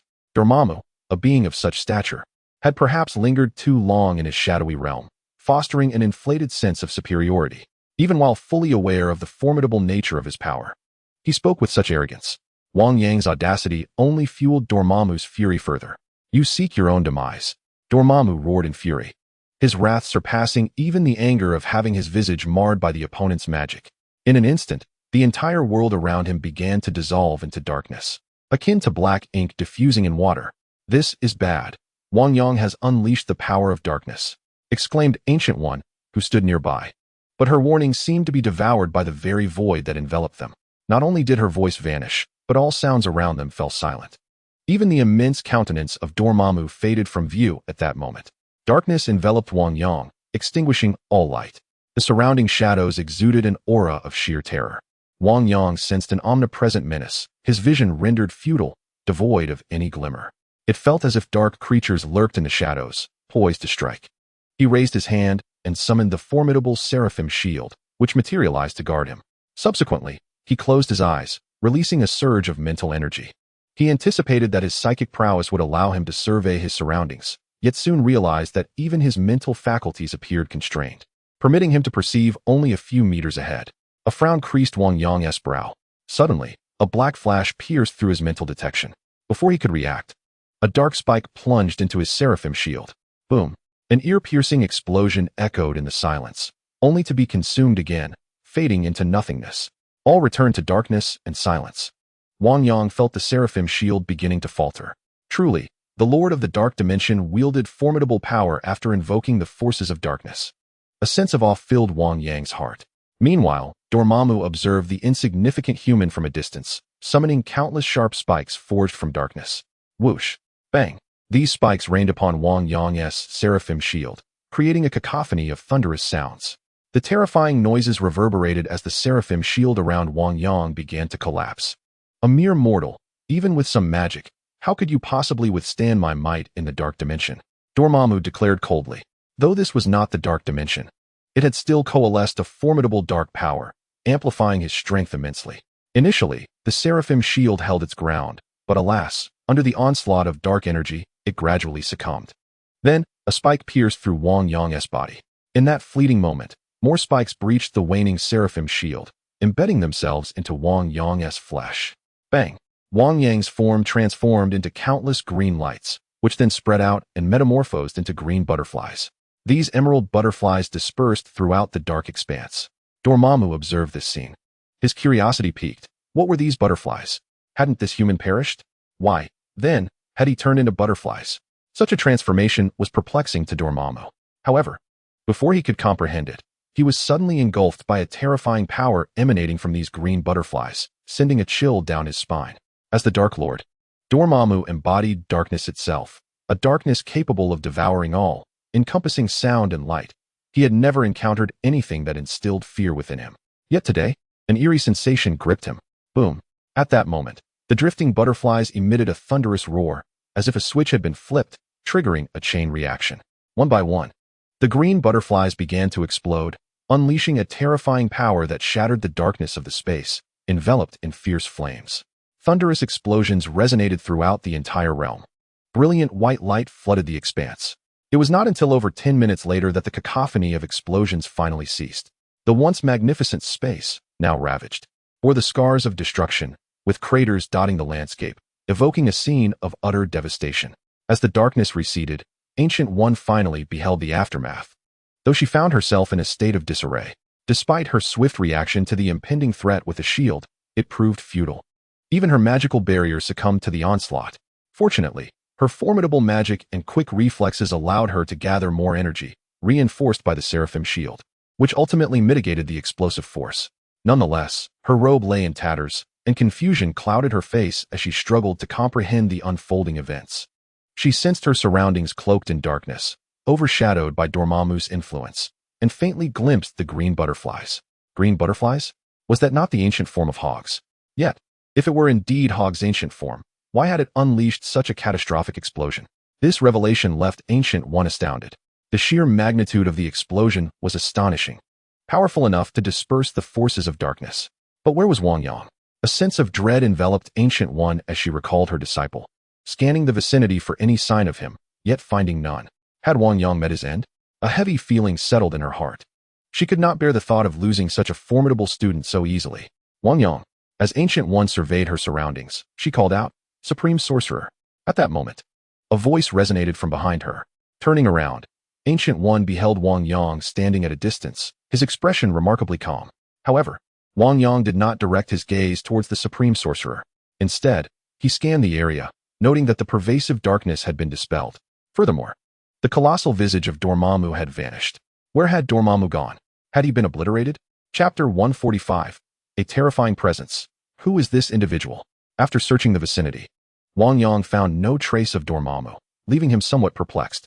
Supreme Sorcerer, where is Dormammu? His gaze finally settled on the disheveled Supreme Sorcerer. Ancient One glanced around and replied tersely, "He fled." Wang Yang was momentarily taken aback. Fled? Isn't he the Dark Lord? Such a formidable being would retreat? It seemed implausible that he would concede defeat so easily. Ancient One scrutinized Wang Yang, pondering whether the Dark Lord was indeed incapable of retreating. In the face of danger, anyone might flee. Even she had considered escaping when confronted by Dormammu. Had she not been aware of the Infinity Stones in Wang Yang's possession, she would never have allowed him to face Dormammu alone. Yet, the sheer force of the recent explosion still sent shivers down her spine. While Wang Yang contended with Dormammu's onslaught, she too had been repelling his attacks. To her astonishment, a terrifying explosion erupted nearby. A blinding light piercing through the realm of darkness, a domain forged by Dormammu's formidable dark powers, a manifestation of his very essence. She had been contemplating how to dismantle this space, even considering harnessing the power of the Infinity Stones. However, before she could devise a method to disrupt this realm, Wang Yang had shattered it with an overwhelming force. Had her reflexes not been swift, she might have perished in that cataclysmic explosion. The thought of dying in such an unimaginable manner was unfathomable. When had the ancient defense spell of Hoggoth possessed such terrifying might? It was astonishing that it could not withstand even Dormammu's dark realm. The sheer destructive force and sensation of being torn apart still haunted her thoughts. If that force had been directed at her, even her magical defenses would have been futile. After all, that terrifying power was not aimed at her. Given the magnitude of that spell, it was rather audacious for Wang Yang to question Dormammu's retreat. To survive such a formidable assault was a testament to Dormammu's resilience. If he chose not to flee now, did he intend to linger and await death? Had Wang Yang failed to notice that the once formidable Caecilius, who had anticipated Dormammu's annihilation of them to reclaim his life, had utterly dissipated? Do not speak of Dormammu, a being so fearful of death. Even a sorceress of her caliber would flee from such magic, unless she wishes for her own demise. Although the Ancient One felt a sense of relief due to Wang Yang's survival, she could not shake the pressure that enveloped her. If even she could not wield such formidable magic, how could Wang Yang? Unbeknownst to him, he remained oblivious to the Ancient One's unease. He considered his strength to be a natural consequence of absorbing the immense power of the celestial beings, along with Dormammu's innate abilities. To be anything less than powerful would be abnormal. Thus, the Ancient One's expression was entirely justifiable. Supreme Sorcerer, should we take our leave now? Wang Yang inquired as he surveyed their surroundings. With Dormammu now departed and everything else vanished, it was indeed time to depart. The Ancient One nodded in agreement, saying, "Let us return to Kamar-Taj." With a wave of her hand, a portal materialized before them. As Dormammu's presence faded, the barrier concealing their space dissipated. The two stepped into the portal and, in the blink of an eye, found themselves in Kamar-Taj, the meeting place of the Supreme Sorcerer. "Please wait here. I shall return shortly." The Ancient One entered the back room, presumably to change her attire. Though the confrontation was between Wang Yang and Dormammu, she appeared the most disheveled. Wang Yang nodded and seated himself, patiently awaiting her return. As the Ancient One and Wang Yang departed, the space they once occupied plunged into an eerie silence. Deep within, an abyss of unfathomable darkness awaited. Here, no light penetrated, no color existed, and nothing from the realm of reality could be perceived. Only pure darkness enveloped them. Suddenly, a pair of eyes emerged from the void, their size hinting at the colossal nature of their owner. The immense creature opened its eyes, illuminating the entire dark expanse. It roared in fury, "Damn it! Damn these mortals! Damn the Ancient One!" The sound reverberated through the space, a manifestation of its terrifying wrath. The powerful surge of energy rippled through the darkness, causing it to boil in response. A cacophony reminiscent of space fracturing echoed as fissures began to form. The overwhelming force of darkness surged forth from the ruptured space, consuming all matter in its vicinity as it vented its rage. This was an expanse of the cosmos, where the mighty dark power devoured an entire planet. Why do you dare to resist? Why do you not submit to being consumed by me? After Dormammu devoured a planet, he did not feel a sense of satisfaction. Instead, a flicker of rage ignited within him, intensifying his fury. The dark expanse once again surged with turmoil. "You will not permit me to consume Earth. I shall devour it and make you pay dearly." Dormammu seethed with unparalleled wrath. Since ascending as the sovereign of the dark dimension, he had never encountered such a significant setback. In the cosmos, numerous terrifying entities treated him with utmost respect, never daring to slight him. Yet now, two insignificant beings from Earth had bested him. What was more intolerable was that one of them was a mere youth, an affront he could scarcely bear. He yearned to slay Wang Yang, to cleanse his indignation with the adversary's blood. However, despite his vengeful thoughts, the memory of Wang Yang's formidable onslaught instilled within him a profound sense of dread. Had that power been even slightly more potent, he feared that not only would he be unable to escape, but even his true form would suffer devastating injuries. Such terrifying might could obliterate an entire planet. While that dimension was not yet classified as the dark space, it was perilously close to the dark dimension, being the site he had chosen to execute the Ancient One. He had begun to harness the majority of his true power. Even beings of equal standing would be constrained. perhaps even devoured by him, which was the foundation of his confidence. Yet, to his astonishment, that youth had effortlessly dispelled his magic with a singular incantation. His avatar had sustained grievous wounds, a testament to the spell's terrifying potency. Dormammu could scarcely fathom how a mere human from Earth could wield such considerable force. It was inconceivable. Such formidable power must surely come with limitations. Based on Dormammu's understanding, potent magic invariably bore restrictions.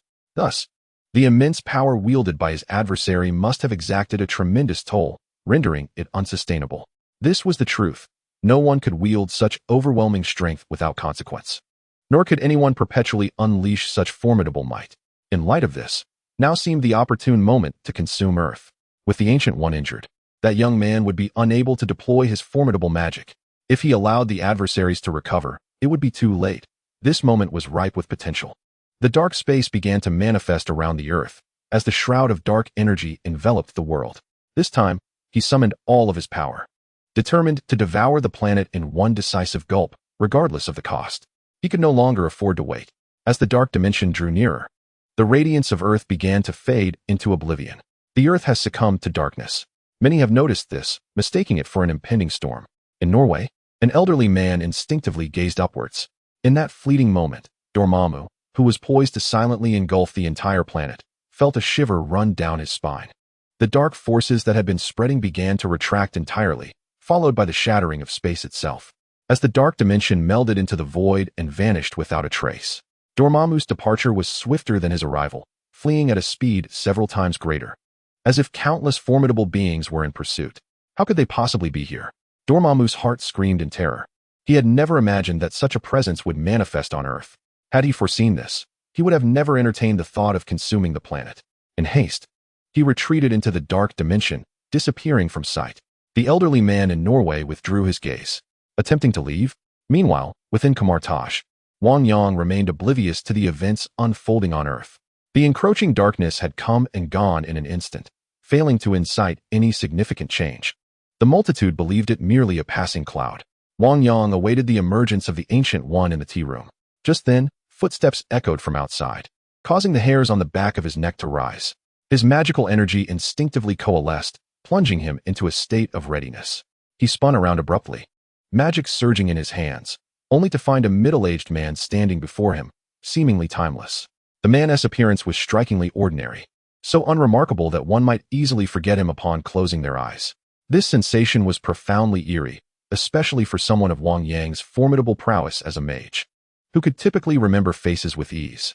Yet, he found himself effortlessly forgetting this individual's visage. Clearly, the stranger's power surpassed his comprehension, distorting his perception. Perhaps this being could effortlessly alter his memories or even reshape his thoughts at will, had it not been for the divine power residing within him. Far exceeding that of an ordinary human, he might not have even sensed the presence lurking behind him. At that moment, Wang Yang could not help but muster a wry smile. He had believed his magical abilities had reached a commendable level. However, in the presence of this individual, he felt insignificantly small. But who was this person? Chapter 146. Can Hela kill Odin and the Supreme Mage? The ability to wield such immense power and to infiltrate Kamar-Taj with such ease took Wang Yang by surprise. Is there truly such a formidable entity on Earth? There is no need to be so tense. Upon witnessing Wang Yang's vigilant demeanor, the middle-aged man slowly began to speak. His tone was rather unremarkable.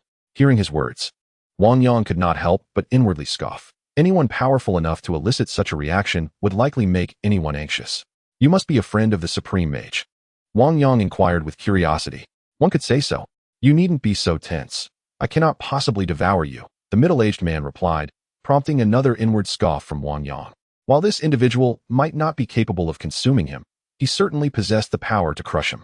Even self-preservation felt uncertain to Wang Yang. Please, take a seat and have some tea. Since a guest had arrived, he, as a mage of Kamar-Taj, felt it was his duty to extend a warm welcome on behalf of the Ancient One. Nevertheless, Wang Yang remained acutely vigilant. After all, such a fearsome entity, though beyond his capacity to resist, warranted caution. As the middle-aged man observed Wang Yang pour him a cup of tea, a hint of admiration graced his face. You are quite impressive. He nodded. Your praise is excessive, esteemed elder, Wang Yang responded, exhibiting the humility expected in the presence of such strength. The middle-aged man chuckled at Wang Yang's modesty. You youngsters are always so humble. It is hardly a commendable trait. He seemed to disapprove of Wang Yang's demeanor. In light of his remarks, Wang Yang could only manage a wry smile. Humility is a virtue. Yet, faced with the man's assertion, he dared not dispute it, merely adopting an expression that conveyed deference. Just as the middle-aged man was about to speak further, the sound of footsteps heralded the return of the Supreme Mage. "My lord, what brings you here?" Upon exiting, the Ancient One noticed the middle-aged man seated nearby, causing a flicker of surprise to cross her mind as she hurried over. "I merely sensed a shift in your life force. I came to investigate," the middle-aged man replied, rising to regard the Ancient One with a smile. "It appears you are faring much better than I had anticipated." "I see. Thank you for your concern, my lord," the Ancient One responded with utmost respect. Meanwhile, Wang Yang felt an even greater curiosity. Who was this individual that commanded such deference from the Supreme Mage? It seemed he could effortlessly perceive the fluctuations of her life force, akin to discerning the very transformations of the cosmos and the intricate web of cause and effect surrounding the Ancient One. It is worth noting that for an ordinary person, comprehending past and future is a feat not easily achieved. The Ancient One herself relied on the time stone, albeit with considerable limitations, and discerning the past and future of someone with even greater power was nearly impossible. For instance, if Wang Yang attempted to unravel the Ancient One's history, he would likely suffer dire consequences. Despite Wang Yang's own formidable prowess, this difficulty underscores the challenge of glimpsing the past and future. Yet, this man appeared to navigate it with remarkable ease. Who, after all, was he? Not only does he earn the respect of the Supreme Sorcerer, but his formidable strength also leaves Wang Yang deeply perplexed. Upon observing the favorable mood of the middle-aged man, Gu Yi promptly remarked, "However, I regret to inform you that our journey through the cosmos will have to be postponed." Upon hearing this, the middle-aged man waved his hand dismissively, responding with remarkable tranquility. "No matter, it merely delays matters by a short while." It seemed that, for him, time held little significance. At that moment, Wang Yang couldn't help but think of a certain individual. Could it be that this person was eternity? In his recollections, after Gu Yi's demise, he had been taken by eternity to traverse the cosmos. After all, everything on Earth had already been entrusted to Doctor Strange. Eternity, one of the 5 great deities of the Marvel Universe, was undoubtedly the most powerful among them. A shiver ran down Wang Yang's spine at the thought that such a terrifying entity stood before him. No wonder he felt such an ominous presence. Eternity, seemingly aware of Wang Yang's subtle shift in demeanor, turned to Gu Yi and remarked, "Gu Yi, you have indeed chosen a remarkable disciple. This young man is truly exceptional, capable of discerning my identity. Were it not for his desire to forge his own path, I would have seriously considered taking him as my disciple." Eternity chuckled heartily as he spoke. Gu Yi, hearing this, cast a surprised glance at Wang Yang before responding, "To receive your esteemed attention is indeed an honor for him. I must assert that Wang Yang is undoubtedly among the most exceptional of us. Even Strange might pale in comparison. You refer to that little fellow you predicted last time, do you not?" Eternity seemed to recall something, his eyes gleaming with light as countless ages unfolded before him. The entirety of Strange's past and present appeared in his vision. Nodding slightly, he acknowledged, "Indeed, he is but a small figure. Yet he cannot be compared to the young man before me." Eternity nodded in appreciation and then turned his gaze toward Wang Yang, saying, "Gu Yi, your fortune is truly remarkable. This young man is extraordinarily special." Eternity regarded Wang Yang once more, his admiration entirely unmasked. Even he could not glimpse Wang Yang's past, and the vast potential of his future remained beyond his reach. Such a prodigy was something he had rarely encountered throughout his extensive existence. However, being at the pinnacle of this world, he regarded Wang Yang with a sense of detached admiration, not yet deeming him a threat until he witnessed his complete ascendance. Upon hearing Eternity's words, Wang Yang exhaled in relief. After all, he harbored a secret deep within his heart. Should Eternity discover it, he might face annihilation at the hands of this cosmic being. He hails from another realm, possessing knowledge of the Marvel Universe's evolution, a notion that must certainly pique the interest of deities.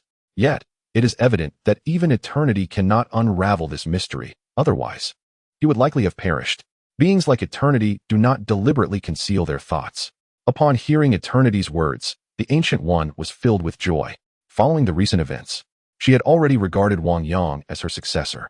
Wang Yang's ability to earn the admiration of the god Eternity presented him with an immense opportunity.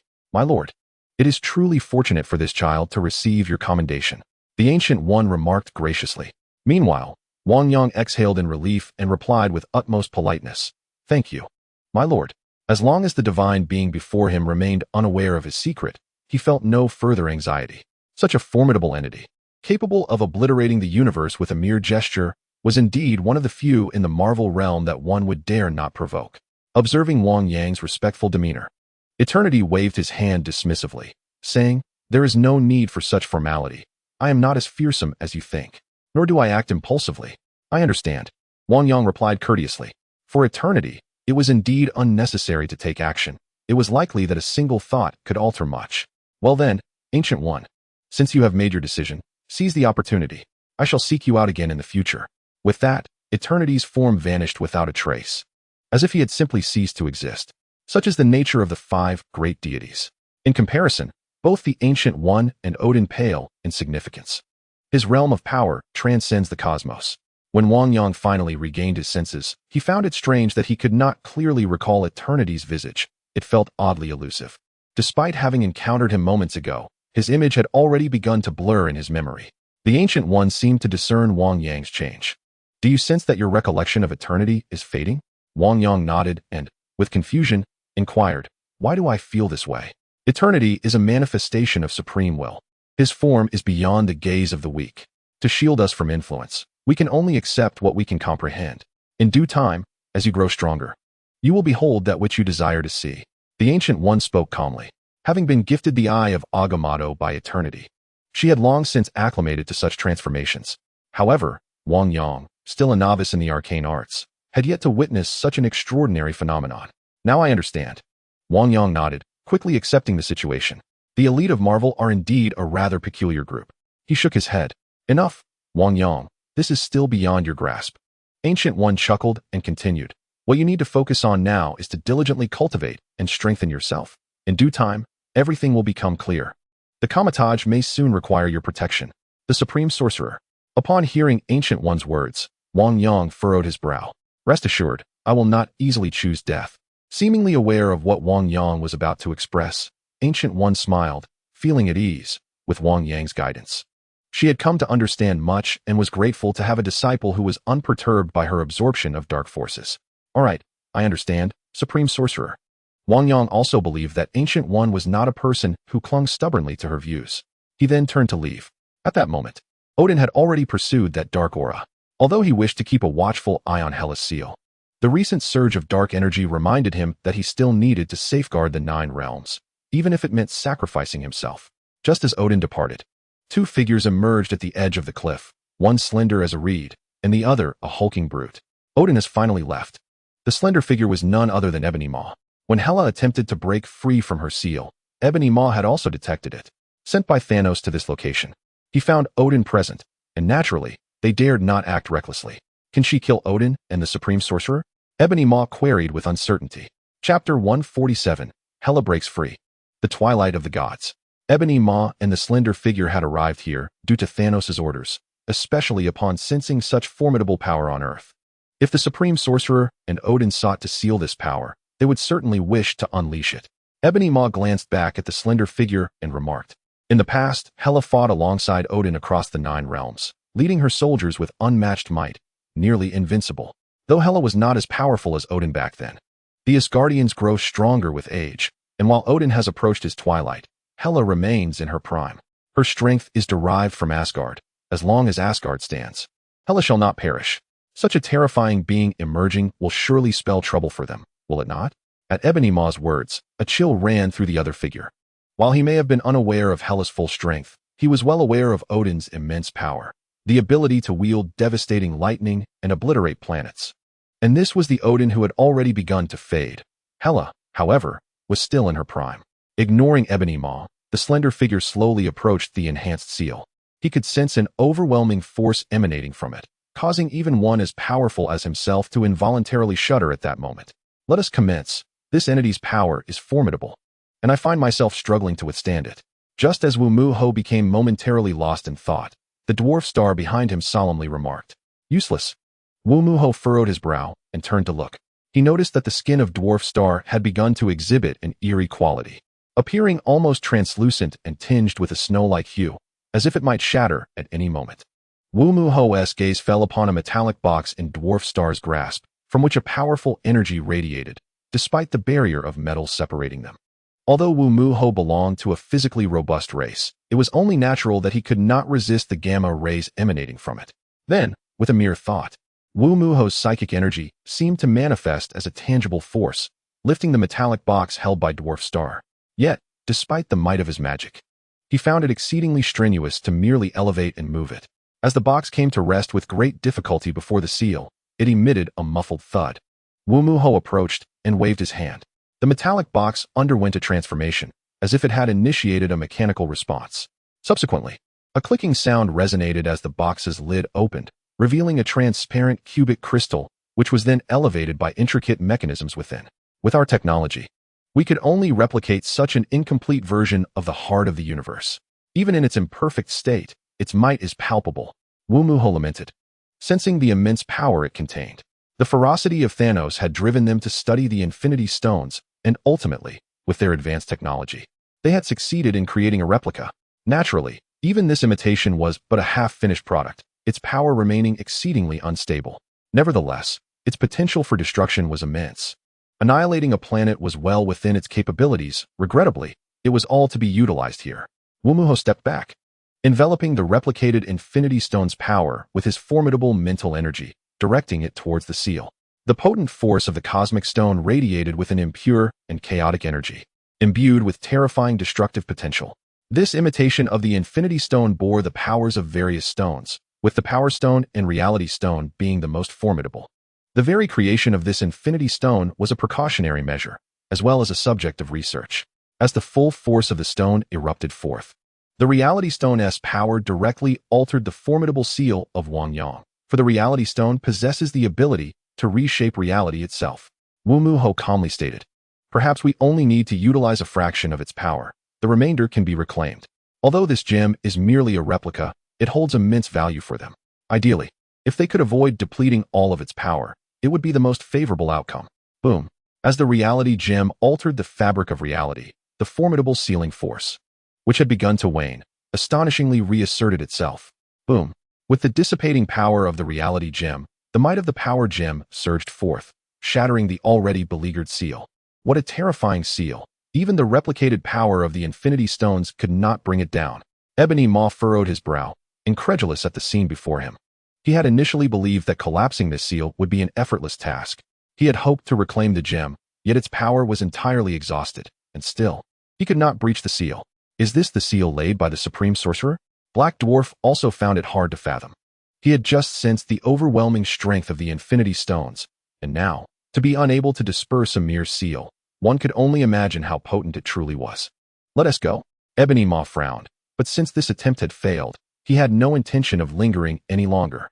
Having already wielded the power of the Infinity Stones, and still being unable to dismantle the seal, they could only concede defeat. Just like that? How will we explain this to Lord Thanos? Black Dwarf, being straightforward, expressed his concerns. At the thought of Thanos' punitive measures, even he shuddered. "Are you suggesting we break the seal with our fists? If even the power of the Infinity Stones cannot shatter it, then the strength of this seal surely exceeds our initial estimations." Ebony Maw paused momentarily before continuing. "Now, we can only return and attempt to find another method." Although Black Dwarf wished to say more, he could only sigh. He stowed away the now dimmed Infinity Gem and prepared to leave with the box. Crack, crack, crack.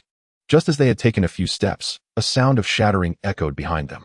Ebony Maw and Black Dwarf turned to see the once impregnable seal now riddled with countless cracks, from which an overwhelming aura of death and annihilation began to seep. "We succeeded. Let us go?" A glimmer of joy crossed Ebony Maw's face. Clearly, this seal was indeed formidable. The mere power of this cosmic gem was insufficient to destroy it, yet it had been weakened significantly. Under the onslaught of Hela, the seal began to fracture. Black Dwarf also felt a surge of elation and hurriedly left with Ebony Maw, whisked away by the light of their spacecraft. Crack, crack. As Ebony Maw and Black Dwarf exited, even more fissures appeared on the seal, releasing a denser stream of dark energy, embodying the forces of annihilation and death. Meanwhile, in his chamber, Wang Yang suddenly opened his eyes while seated on the bed. "What is happening? Why do I feel a surge of palpitations? It seems to emanate from my sealing technique." Wang Yang furrowed his brow. His sealing arts should surpass even those of Odin and the Ancient One. Indeed, both Odin and the Ancient One had asserted that Hela would never return in this lifetime. Why, then, does he experience such a sensation? After all, it is Wang Yang's magic, and he possesses some degree of sensitivity.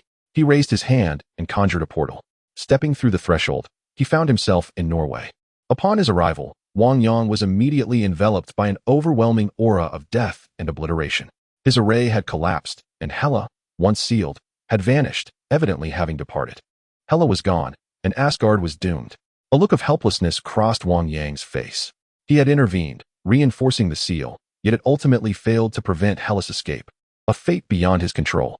Moreover, once Hela returned to Asgard, even Odin in his current state would be incapable of thwarting her. Wang Yang doubted he could either.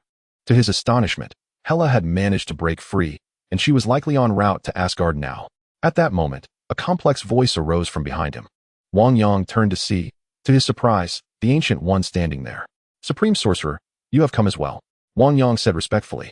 "I sensed the disruption of my sealing power, which compelled me to investigate," the Ancient One replied, her expression tinged with concern. She was not worried about Asgard's fate, as it was fundamentally Odin's affair, irrelevant to them. Even if Odin were slain by Hela, it would be of no concern to Kamar-Taj.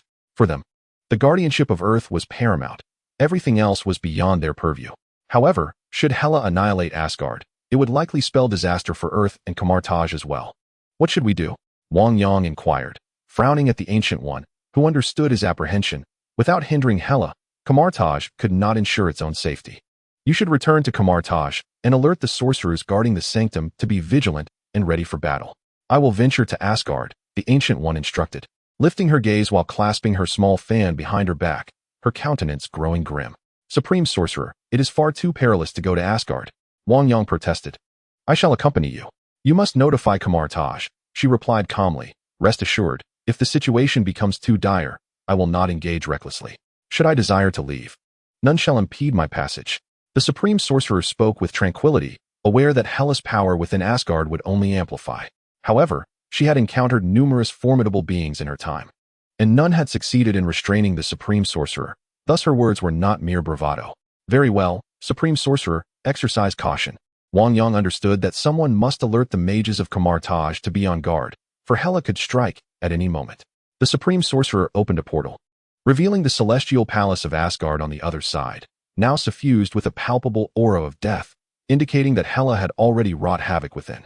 At that moment, countless bolts of lightning converged over Asgard, mingling with a dark, fatal essence, while the ground was strewn with the lifeless bodies of Asgardian soldiers. Chapter 148. Are you welcoming my return? In the celestial palace of Asgard, Loki beamed at the vacant throne before him. Odin had long since vanished, and even Thor had disappeared during this period. Today, his ambition was finally poised for fulfillment. He was destined to ascend as the king of Asgard. With deliberate steps, Loki approached the throne he had coveted for so many years, now tantalizingly close. He could scarcely believe that this day had arrived. He was on the brink of becoming the ruler of Asgard. Just as he was about to claim his seat, a brilliant flash of lightning illuminated the hall, and a figure materialized behind him. Though the smile on Loki's face lingered, he was suddenly gripped by a chilling presence that sent shockwaves through him. Such formidable energy. Odin had returned. The enchantment was broken. Odin's voice resonated slowly through the air. Loki, filled with anxiety, quickly donned a sheepish smile and exclaimed, "Father, you have returned. I assure you, I had no intention of approaching the throne." Loki had not anticipated Odin's return. He had believed he could seize control of Asgard unopposed. It appeared he would have to revert to his original plan, ensnaring Odin with his magic and banishing him to Earth. If he could expel Heimdall, then Asgard would fall under his dominion. This scheme had been long in the making, yet Odin's unexpected return forced him to resort to it. "Loki, do not be troubled. This is your growth. Your magic is formidable." Odin gazed at Loki with eyes aglow with clarity. He could distinctly sense the shattering of his own seal. Loki, puzzled, felt as though he could hide nothing from Odin, yet the latter seemed unconcerned. Odin regarded Loki with a benevolent smile. Although Loki was not his biological son, he had inherited Frigga's magic, which was a relief, for it meant he could worry a little less. He realized he might not witness his son's growth. The seal on Hela had evidently crumbled. Despite having secured it with the help of the Ancient One and that young man, it had still failed to contain Hela. Moreover, with age weighing upon him, he doubted he could withstand Hela's onslaught. The twilight of the gods in Asgard was imminent. He had once thought Hela would wait until after his departure before breaking free from her confinement. No longer pondering, Odin ceased to regard Loki with a mere gesture. The eternal spear, Gungnir, materialized in his grasp. A formidable surge of thunder emanated from his being, and above Asgard, countless bolts of lightning manifested, enveloping the celestial palace in a tempestuous aura. It was a portent of an impending storm. Feeling the terrifying power radiating from Odin, Loki instinctively recoiled, his visage a mask of astonishment. Until now, Odin had maintained an air of tranquility, even fragility, leading Loki to gradually forget the extent of his father's might, and even to contemplate schemes to usurp the throne of Asgard. Yet, confronted by such overwhelming strength, Loki finally comprehended the depths of his own vulnerability and insignificance. As Odin unleashed his power, he waved his hand, and an immense force rent the fabric of reality, as if traversing boundless realms. The eerie blue rift appeared uncanny and inscrutable. Odin's thunderous hand plunged into the void. In an instant, he seemed to grasp something and swiftly withdrew. A figure was pulled forth, gazing in bewilderment at the scene before him. "Father, what has transpired?" The individual was none other than Thor. Thor stared, aghast, at his father. Now enveloped in the essence of thunder, Odin had not wielded his power in ages, causing many to forget the true magnitude of the All-Father's strength. He had just ventured to seek out Surtur, concerned about the prophesied twilight of the gods. Now, witnessing Odin's decisive action, his worries dissipated. With his father's might at hand, what was there to fear? "Thor, my son." Odin regarded his son with a tender gaze before continuing. "We are on the precipice of war. Your sister, Hela, is returning. Her power is formidable, drawn from the very essence of Asgard. In my prime, I could have quelled her, but I find myself unable to resist her now. I need you to journey to Midgard and seek the supreme sorcerer of Kamar-Taj for assistance. Remember, if the sorcerer arrives, Asgard may yet have a glimmer of hope." Having spoken, Odin did not wait for Thor and Loki to respond. "Heimdall, transport them," Odin commanded, and Heimdall emerged from the adjacent realm, harnessing the power of the Rainbow Bridge to send Thor and Loki to Midgard. "No, father, I wish to stay with you," Loki exclaimed, bewildered, while Thor, anxious, attempted to resist the confines of the Rainbow Bridge, yet was transported away in the blink of an eye, unable to counter the force. As Odin watched his sons depart, a sigh of relief escaped his lips. He then turned to Heimdall, saying, "Heimdall, I entrust the people of Asgard to you.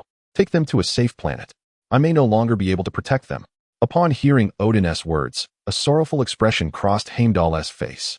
"Indeed, great king." Although Heimdall yearned to fight alongside Odin, he comprehended that his most pressing obligation was to assist the people of Asgard. He subsequently set forth to aid the elderly, infirm, and vulnerable in their migration. Meanwhile, Odin brandished his eternal spear, Gungnir. The formidable armor of destruction coalesced into a close-fitting battle attire, enveloping him entirely. A wave of terrifying and potent energy erupted from his being. Despite nearing death, his strength remained unparalleled by any ordinary warrior. He emerged from the palace, issuing a command. All soldiers within the palace assembled at once. Clad in armor, Odin stood at the forefront of the ranks. Although the soldiers were oblivious to the unfolding events, a palpable tension gripped their hearts. An ominous aura of death soon engulfed the air. Many soldiers trembled as they sensed this foreboding presence. Before them, countless dark shadows coalesced, swirling and morphing into a deep emerald mist. What was that? Such a terrifying essence. Why does it exude such dread? As warriors of Asgard, they had not encountered such a formidable force in ages. After all, Asgard, as the sovereign of the 9 realms, was revered by countless races. Yet in this moment, they felt the encroachment of death, as if its chill were seeping into their very souls. Even with Odin standing before them, a sense of safety eluded them. "What is this, Odin? Are you preparing to welcome my return?" At that moment, a voice, haunting and ethereal, emanated from the depths of death. All eyes turned to behold a lithe woman emerging from the emerald mist. Clad in leather, with cascading hair, she exuded an air of cold elegance. Yet, despite her seemingly delicate appearance, she instilled a profound sense of dread. Even the royal guard of the palace found themselves faltering, chilled to the bone. Odin gazed at Hela, who approached with a sinuous grace, his expression grave. Even in their earlier encounters, he had struggled immensely to defeat her. "Hela, enough. Abandon your ambitions. I can offer you Asgard," Odin implored, acutely aware of Hela's burgeoning strength that now overshadowed him. With her return to Asgard, all her powers began to resurge. Her formidable might and magic now rendered him nearly impotent. Ha ha ha ha, Odin, how laughable. Once, you sought to subdue me, commanding the Valkyrie host against me. Yet now, what do you possess? You have aged, and the Valkyries are no more. What right do you have to negotiate with me? As she spoke, Hela swept her hair back with both hands, transforming her long locks into black, pointed spikes. Her hands then elegantly spread to either side, revealing two black long swords that materialized in her grasp. The powers of annihilation and death surged forth from her hands. In Asgard, her strength was boundless. Odin could not help but sigh at this moment. He recognized that Hela's appearance heralded impending doom. With a heavy heart, Odin exhaled deeply and brandished his eternal spear, Gungnir. Charging forth, a multitude of Asgardian soldiers followed suit, rushing into battle. However, Hela was overwhelmingly powerful. Her divine might was unparalleled. Even clad in the destroyer armor, Odin found himself outmatched by her formidable strength. The long swords in Hela's hands seemed inexhaustible. With each swing, an Asgardian soldier fell, meeting their demise. The clash between Odin and Hela unleashed a tremendous force, causing the ground and buildings around them to shatter and collapse. Numerous wounds appeared on Odin's body, while Hela, despite her own injuries, remained largely unfazed. The wounds on her body rapidly began to heal, in stark contrast to Odin, who was increasingly weary. Eventually, the eternal spear, Gungnir, began to lose its luster in Odin's grip, not due to the weapon's diminished power, but because Odin's life force was waning. His vitality flickered like a candle in the wind. Uncertain and unstable, Odin, you have grown old. It is time for me to conquer the cosmos, Hela remarked, shaking her head as she sensed Odin's frailty. Spare Thor and Loki, Hela. Odin, weakened and relying on his spear for support, pleaded.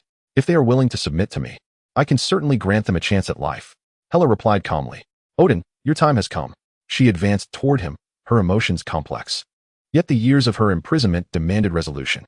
At that moment, a powerful golden magical chain shot forth, ensnaring Hela. Agamotto, Odin exclaimed in surprise, recognizing the newcomer. Chapter 149. No one can defeat Hela in Asgard. Hela glanced at the golden chains binding her waist, a frown creasing her brow as she turned to see a woman in robes standing at a distance. Agamotto, Odin gasped, astonished by her presence. He had not expected her to arrive. I have felt your power, sorceress of Kamar-Taj. You have sealed me before.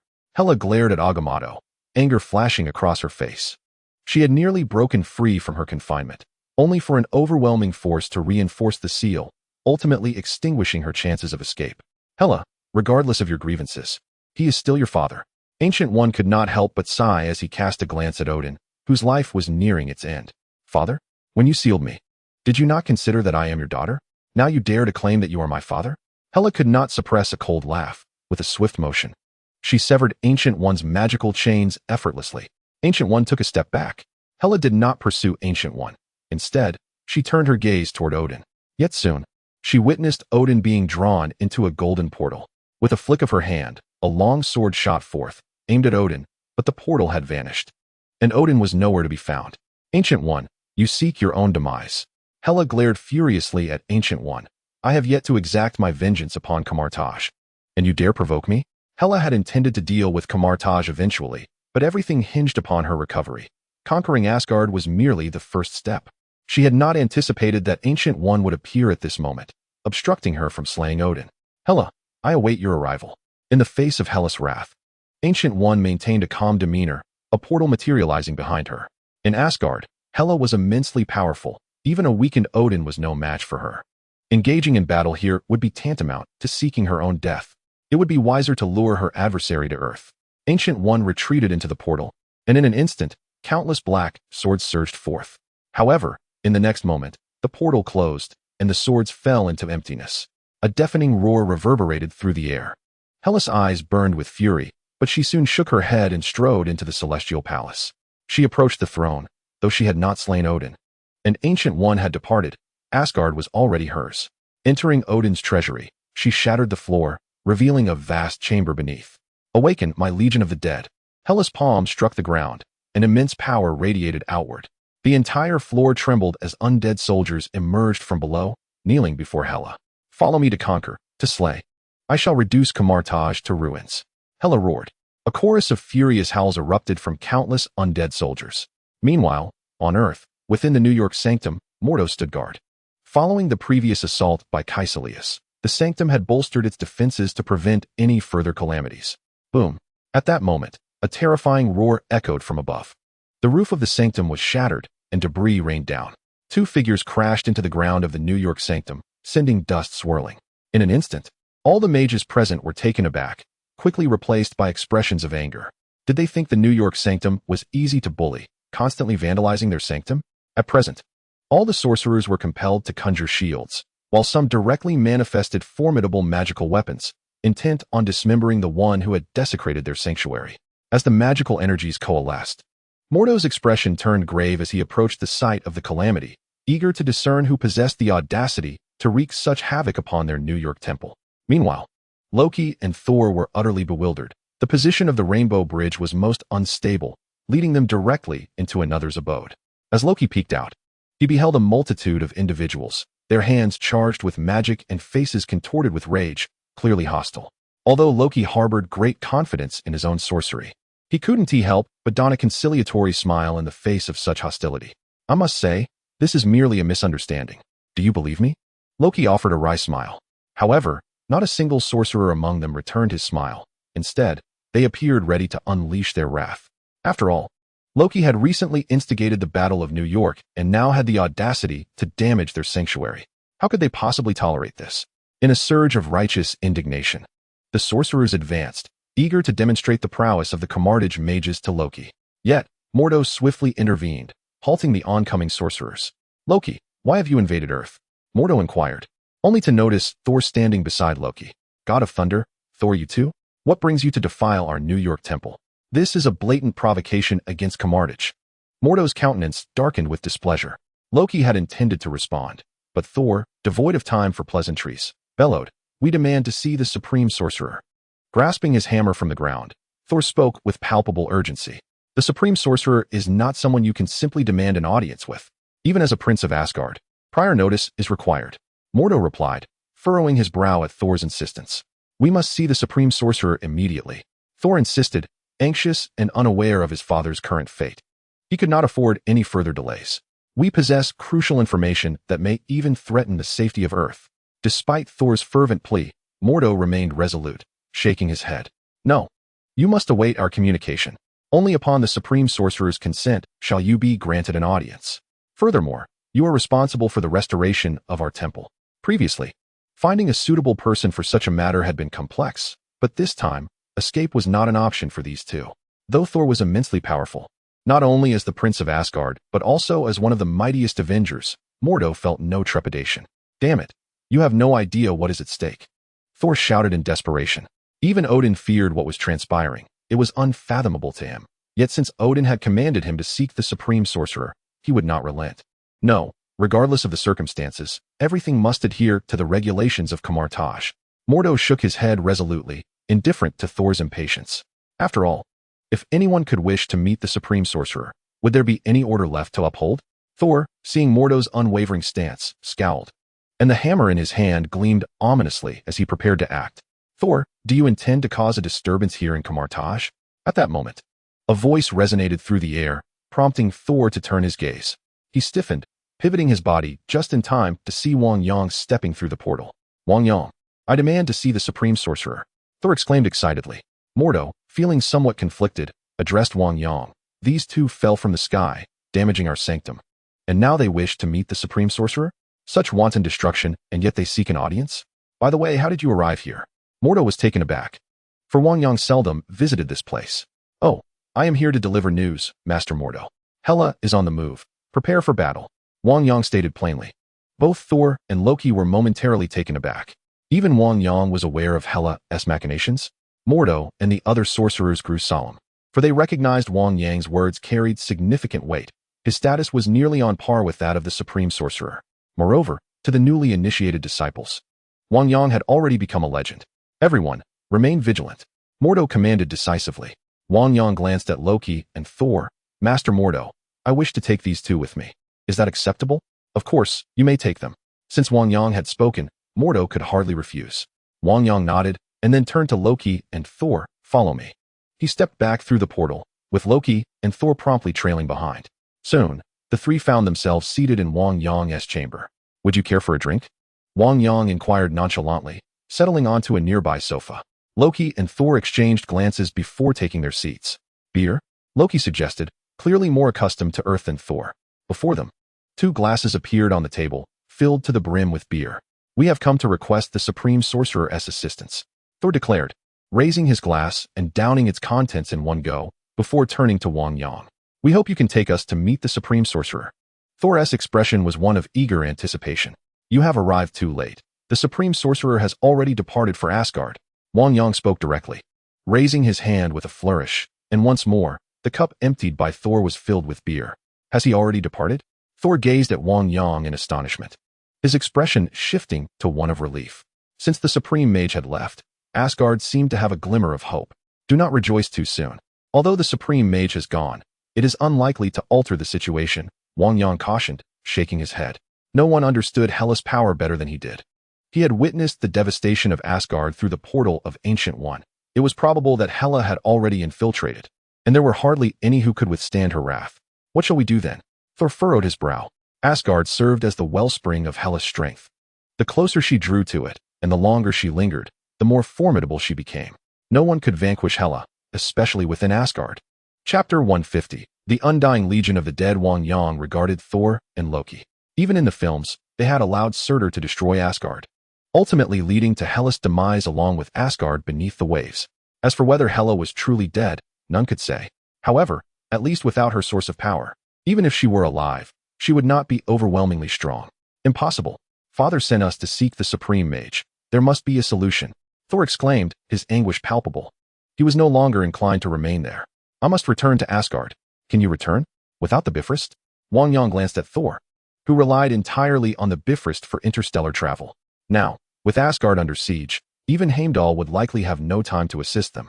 Upon hearing Wang Yang's words, Thor slumped helplessly onto the sofa. Do you not yet perceive? Odin sent you back to preserve your lives. On Earth, Hela's power can be somewhat diminished, and we can shelter you. Otherwise, should you return to Asgard, you would surely meet your doom. Wang Yang asserted. No, I must go back and save my people. Thor declared vehemently. It is futile. Hela has already ravaged Asgard. Even if you could return, what could you possibly change? You cannot alter anything. Wang Yang shook his head, casting a glance at Loki, who had been sitting quietly to the side. In this regard, Loki was far more resilient than Thor. Though he cared deeply for his family, he did not readily display his emotions. The death of his mother had left Loki despondent. The passing of his father seemed to have little outward effect on him. Yet he grew increasingly reliant on Thor. Thus, when threatened by Thanos, Loki had unhesitatingly presented the Infinity Stone, hoping only to spare Thor. Tragically, he met his end at Thanos' hands, suffocated to death. It was evident that Loki now understood the futility of attempting to change fate, as he remained seated on the sofa, devoid of action. Moreover, Hela must have already arrived on Earth with her army of the dead. At this moment, Wang Yang sensed something amiss and spoke slowly. What, so soon? Loki exclaimed, realizing that Hela's arrival signified their father's demise. Tony's expression grew increasingly somber. Let us proceed. Wang Yang turned to the two and said, to untie the bell, one must find the bell ringer. Since they seek us, we shall allow her to find us. With that, Wang Yang opened a portal and stepped through. Though Thor and Loki were engulfed in complex emotions, they felt powerless and could only follow Wang Yang into the portal. Regardless of where Wang Yang led them, their sole desire was to confront Hela. As they emerged from the portal, they found themselves in Norway, the very place where Hela had once been sealed. Wang Yang could feel a powerful aura gathering, clearly indicating that Asgard was in the process of locking onto the Bifrost Bridge. It was this sensation that had compelled Wang Yang to bring Loki and Thor to this location. If they were truly at Kamar-Taj, it would likely face destruction. Here, however, the expanse was vast and open. Suddenly, a terrifying beam of rainbow light shot down from the sky, crashing onto the ground with a thunderous roar. The earth trembled, and as a fierce wind swept through, figures began to materialize where the light had struck, Hela and her legion of the undead. As the colorful light dissipated, several more beams of rainbow light descended. The ground quaked again, and as the rainbow columns vanished, the undead legion was revealed. There were tens of thousands of skeletal warriors. Devoid of flesh, their appearance grotesque and fearsome. Despite being prepared for this confrontation, Wang Yang felt a jolt of shock upon witnessing the scene. Was Loki truly employing such a grand display to contend with Kamar-Taj and Thor? As the three beheld the unfolding spectacle, Hela observed them as well. You resemble that old fool quite closely. I offer you a chance. Hela gazed at Loki and spoke slowly. Submit to me, and perhaps I shall spare your lives. Absolutely not. You must be dreaming. Both replied simultaneously. Loki, confident that they were not a match for Hela, pondered that submission might not be entirely out of the question. For only by living could one accomplish much. After all, as the saying goes, while the green mountains remain, one need not fear a lack of firewood. As for the god of thunder, he would never yield. He would rather bend than break. Kneel. Hela approached the two with a slow, deliberate pace. Loki had no qualms about kneeling, but Thor hurled his mighty hammer directly at Hela. The powerful weapon soared towards her with incredible speed. However, Hela effortlessly caught the hammer of the thunder god, seizing it as it flew towards her. Impossible. Thor, witnessing this scene, was struck with astonishment. Never had anyone been able to withstand his hammer, whether they were divine beings or formidable entities like the Hulk. Yet, the Hela before him had done just that. Do you know? This hammer was once my weapon. Hela slowly articulated, gripping the hammer tightly. An infinite radiance spread forth, and the hammer disintegrated, shattering into countless pieces that fell to the ground.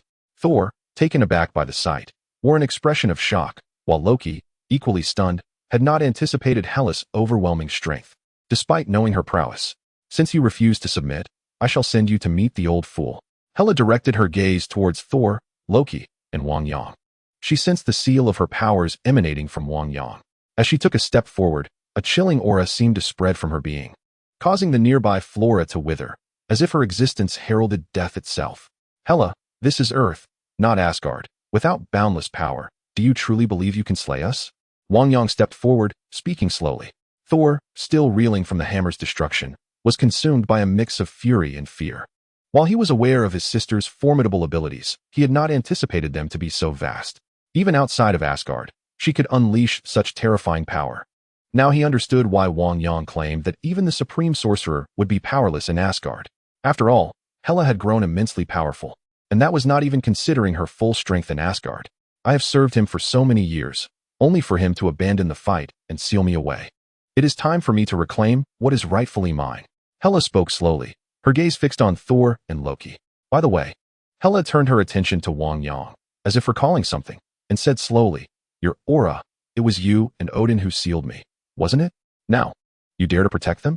Hela exclaimed in fury, sweeping her hair back with both hands, transforming it into countless sharp spikes. A powerful, dark green energy coalesced around her. Just when Wang Yang and the others thought Hela was about to unleash her full might, she suddenly halted. No, to kill you now would be too merciful. I want you to experience a fate worse than death. Undead Legion, tear them to shreds. With a wave of her hand, the Legion of the Undead, which had stood like statues behind her, began to move slowly, charging towards them. Hela's Undead Legion consisted of the fallen warriors of Asgard. After succumbing to the power of Hela, they became a legion of undead bound to her will. Though their physical bodies lay in death, they possessed an even greater corporeal strength, capable of wielding the powers they had in life. More significantly, this legion of the undead was far more terrifying than mere zombies. Within them resided the essence of death itself, rendering them immortal beings. At this moment, Thor and Loki braced themselves, poised to act, just as they were about to strike. Wang Yang clapped his hands against the ground. Boom! A formidable surge of magical energy radiated outward, followed by an eruption of countless crimson chains that spread beneath the legion of undead, ensnaring them. In an instant, the legion found themselves entwined in the scarlet chains. Bang! Bang! Bang! As the chains crushed down with immense force, the legion crumbled, utterly incapable of resisting the overwhelming might that Wang Yang commanded. Thor and Loki gasped in astonishment. While they were aware of Wang Yang's formidable power, it seemed excessive for a single spell to obliterate such a vast army of the undead. Nevertheless, the legion still numbered in the thousands. Hela observed this scene with an air of indifference, her cold gaze fixed upon Wang Yang. With a swift motion, the crimson chains, having crushed the first wave of undead, turned toward the approaching horde. This sorcerer was indeed formidable. It was no wonder the Chitauri had faltered during the Battle of New York, for they were no match. Loki breathed a sigh of relief, realizing that had it been them facing Hela's legion, they would have found themselves in dire straits. Yet now, Wang Yang's multitude of chains had decimated the first wave. Thor, however, was too preoccupied to engage with his brother, his expression grave as he regarded Hela, sensing an unsettling omen. Suddenly, an eerie cacophony of cracking bones echoed through the air. What was that sound? Loki furrowed his brow. Thor, however, noticed in the distance that those undead soldiers, previously reduced to mere fragments, were now reassembling, rising once more in a disoriented manner. They bore no fear of death, having already crossed that threshold. They seemed to be fueled by a frenzy, charging relentlessly toward Wang Yang and the others. Surrounded by such a multitude of undead soldiers, escape was impossible. The three were swiftly encircled, and the crimson chains failed to inflict absolute devastation. Tear them apart. Hela's voice resonated like the final judgment of death. Chapter 151. This sorcerer has gone mad. What shall we do? Wang Yang, Thor, and Loki found themselves back to back, facing an unrelenting tide of undead soldiers that they could only hold at bay. Hela watched from a distance as they were gradually torn asunder by the relentless onslaught of the undead. Hold them back. Upon hearing Loki's words, Thor let out a loud cry. They had now lost all support, and even Asgard had fallen. At that moment, numerous portals manifested beneath the feet of the undead soldiers, and one by one, they plunged into the void. Nearby the sun, golden rings began to appear, and subsequently, the undead soldiers were drawn into the sun, silently dissolving within its fiery embrace. Amateur astronomers observing the sun noted something peculiar today. Countless black dots seemed to dance upon its surface. However, due to the sun's blinding brilliance, the average observer on Earth could not discern anything unusual. Naturally, regular stargazers were oblivious to these phenomena, but various observatories on Earth, equipped with sophisticated instruments, managed to capture a scene that left them astounded. Countless golden rings emerged around the sun, with figures continuously descending through these portals, only to be ensnared by the sun's immense gravitational pull. This spectacle was utterly bizarre, and these figures did not appear to be mere mortals. The observers noted that these silhouettes seemed unperturbed by the flames, even dimming a portion of the sun, though this was hardly noticeable given the sun's vastness. Nevertheless, it was sufficient to raise alarms. They had to be vigilant in case any repercussions affected Earth. Consequently, specialized departments were established to conduct in-depth investigations into these mysterious occurrences, striving to uncover the truth behind this enigma. Some even recognized the portals, as if they had encountered them before. Meanwhile, Wang Yang couldn't help but glance back. There, in the distance, stood several great mages, including Wang and Modu, along with a select group of elite sorcerers. Though their numbers were modest, they were adequate to handle the situation. Wang the Great Mage, Modu the Great Mage, what brings you here? Wang Yang inquired, surprised, as he had intentionally led Loki and Thor away to shield Kamar-Taj from harm. Wang Yang the Great Mage, we discovered an extraterrestrial invasion here and felt compelled to investigate. It seems we arrived just in time. Wang replied with a smile. Wang Yang informed them of Hela's impending invasion. They had been prepared, yet they had not anticipated that she would bypass them for Norway. They had come to witness the unfolding events and found Wang Yang, Thor, and Loki fending off Hela's assault amidst a legion of undead soldiers. Upon witnessing the undead soldiers being crushed by Wang Yang's crimson chains, they were astonished to see them recover and rise again. To confront such a terrifying threat, they had no choice but to utilize drastic measures, opening portals to send them into the sun. Even the mightiest of these undead soldiers could not withstand the sun's formidable power. Hela beheld her formidable legion of undead soldiers plummeting from the luminous portals that had materialized on the ground, and in that instant, she realized she had utterly lost control over them. This revelation left her astounded. When had spatial magic become so effortlessly wielded? Even her own attempts at teleportation required specific artifacts. Odin wielded the Eternal Spear, and Heimdall the Rainbow Bridge. Yet, these seemingly feeble humans had mastered such arcane arts. When had the mortal mages of Midgard acquired such power? Hela's expression fluctuated between stormy and serene. Although she possessed immense physical strength, she was also well-versed in magic. In a sense, she was a powerful sorceress herself. It was precisely because of her proficiency that she understood the tremendous difficulty of such feats. While the mages of Midgard were indeed formidable, how could their magic possibly withstand her might? A terrifying aura of death and obliteration emanated from Hela, expanding as the overwhelming essence of demise spread forth. The portals that had coalesced upon the ground appeared to be corrupted, becoming erratic and unstable under the intense interference. Boom, boom, boom. These portals evidently struggled to endure, ultimately shattering into chaos. The fearsome golden energy unleashed in the aftermath scattered violently. The archmage and sorcerers who had conjured the portals found themselves bloodied at the corners of their mouths as the portals collapsed. However, as Modu and the other mages faced backlash, the undead legion fared no better. The ruptured rifts in space unleashed a cataclysmic force of destruction that the soldiers of her legion could not withstand, rendering them incapable of standing firm. Even the divine essence of death that coursed through them could not restore their vigor. It was evident that a transformation had occurred due to the interplay of spatial power and the essence of death. Hela had not anticipated that her own exertion of death magic would lead to such a dire fate for her legion of undead. Her countenance darkened with dismay. These were the very soldiers she had amassed during her campaigns in Asgard, yet now, a significant portion had been transported to the sun, leaving her unable to command the remaining forces due to the destruction of the portals. The loss was catastrophic. You shall all perish. Hela's gaze turned towards the mages, finally settling upon Wang Yang. In her eyes, he was the root of her predicament. Were it not for him, she would not be ensnared, nor would her legion face obliteration. If a mere gaze could kill, Wang Yang would have been left utterly ravaged. Hela, your soldiers have perished by your own hand. If only you could extricate yourself from this situation, we could consider this matter resolved, Wang Yang stated calmly. Kamar-Taj is solely responsible for the protection of Earth, indifferent to the affairs of other planets, no matter how tumultuous they may be. You, quite remarkably, may be the first individual in millennia capable of inflicting harm upon me. For this, I must express my admiration. Hela inhaled deeply, striving to quell the anger simmering within her. Alas, you are soon to become sustenance for my Fenrir.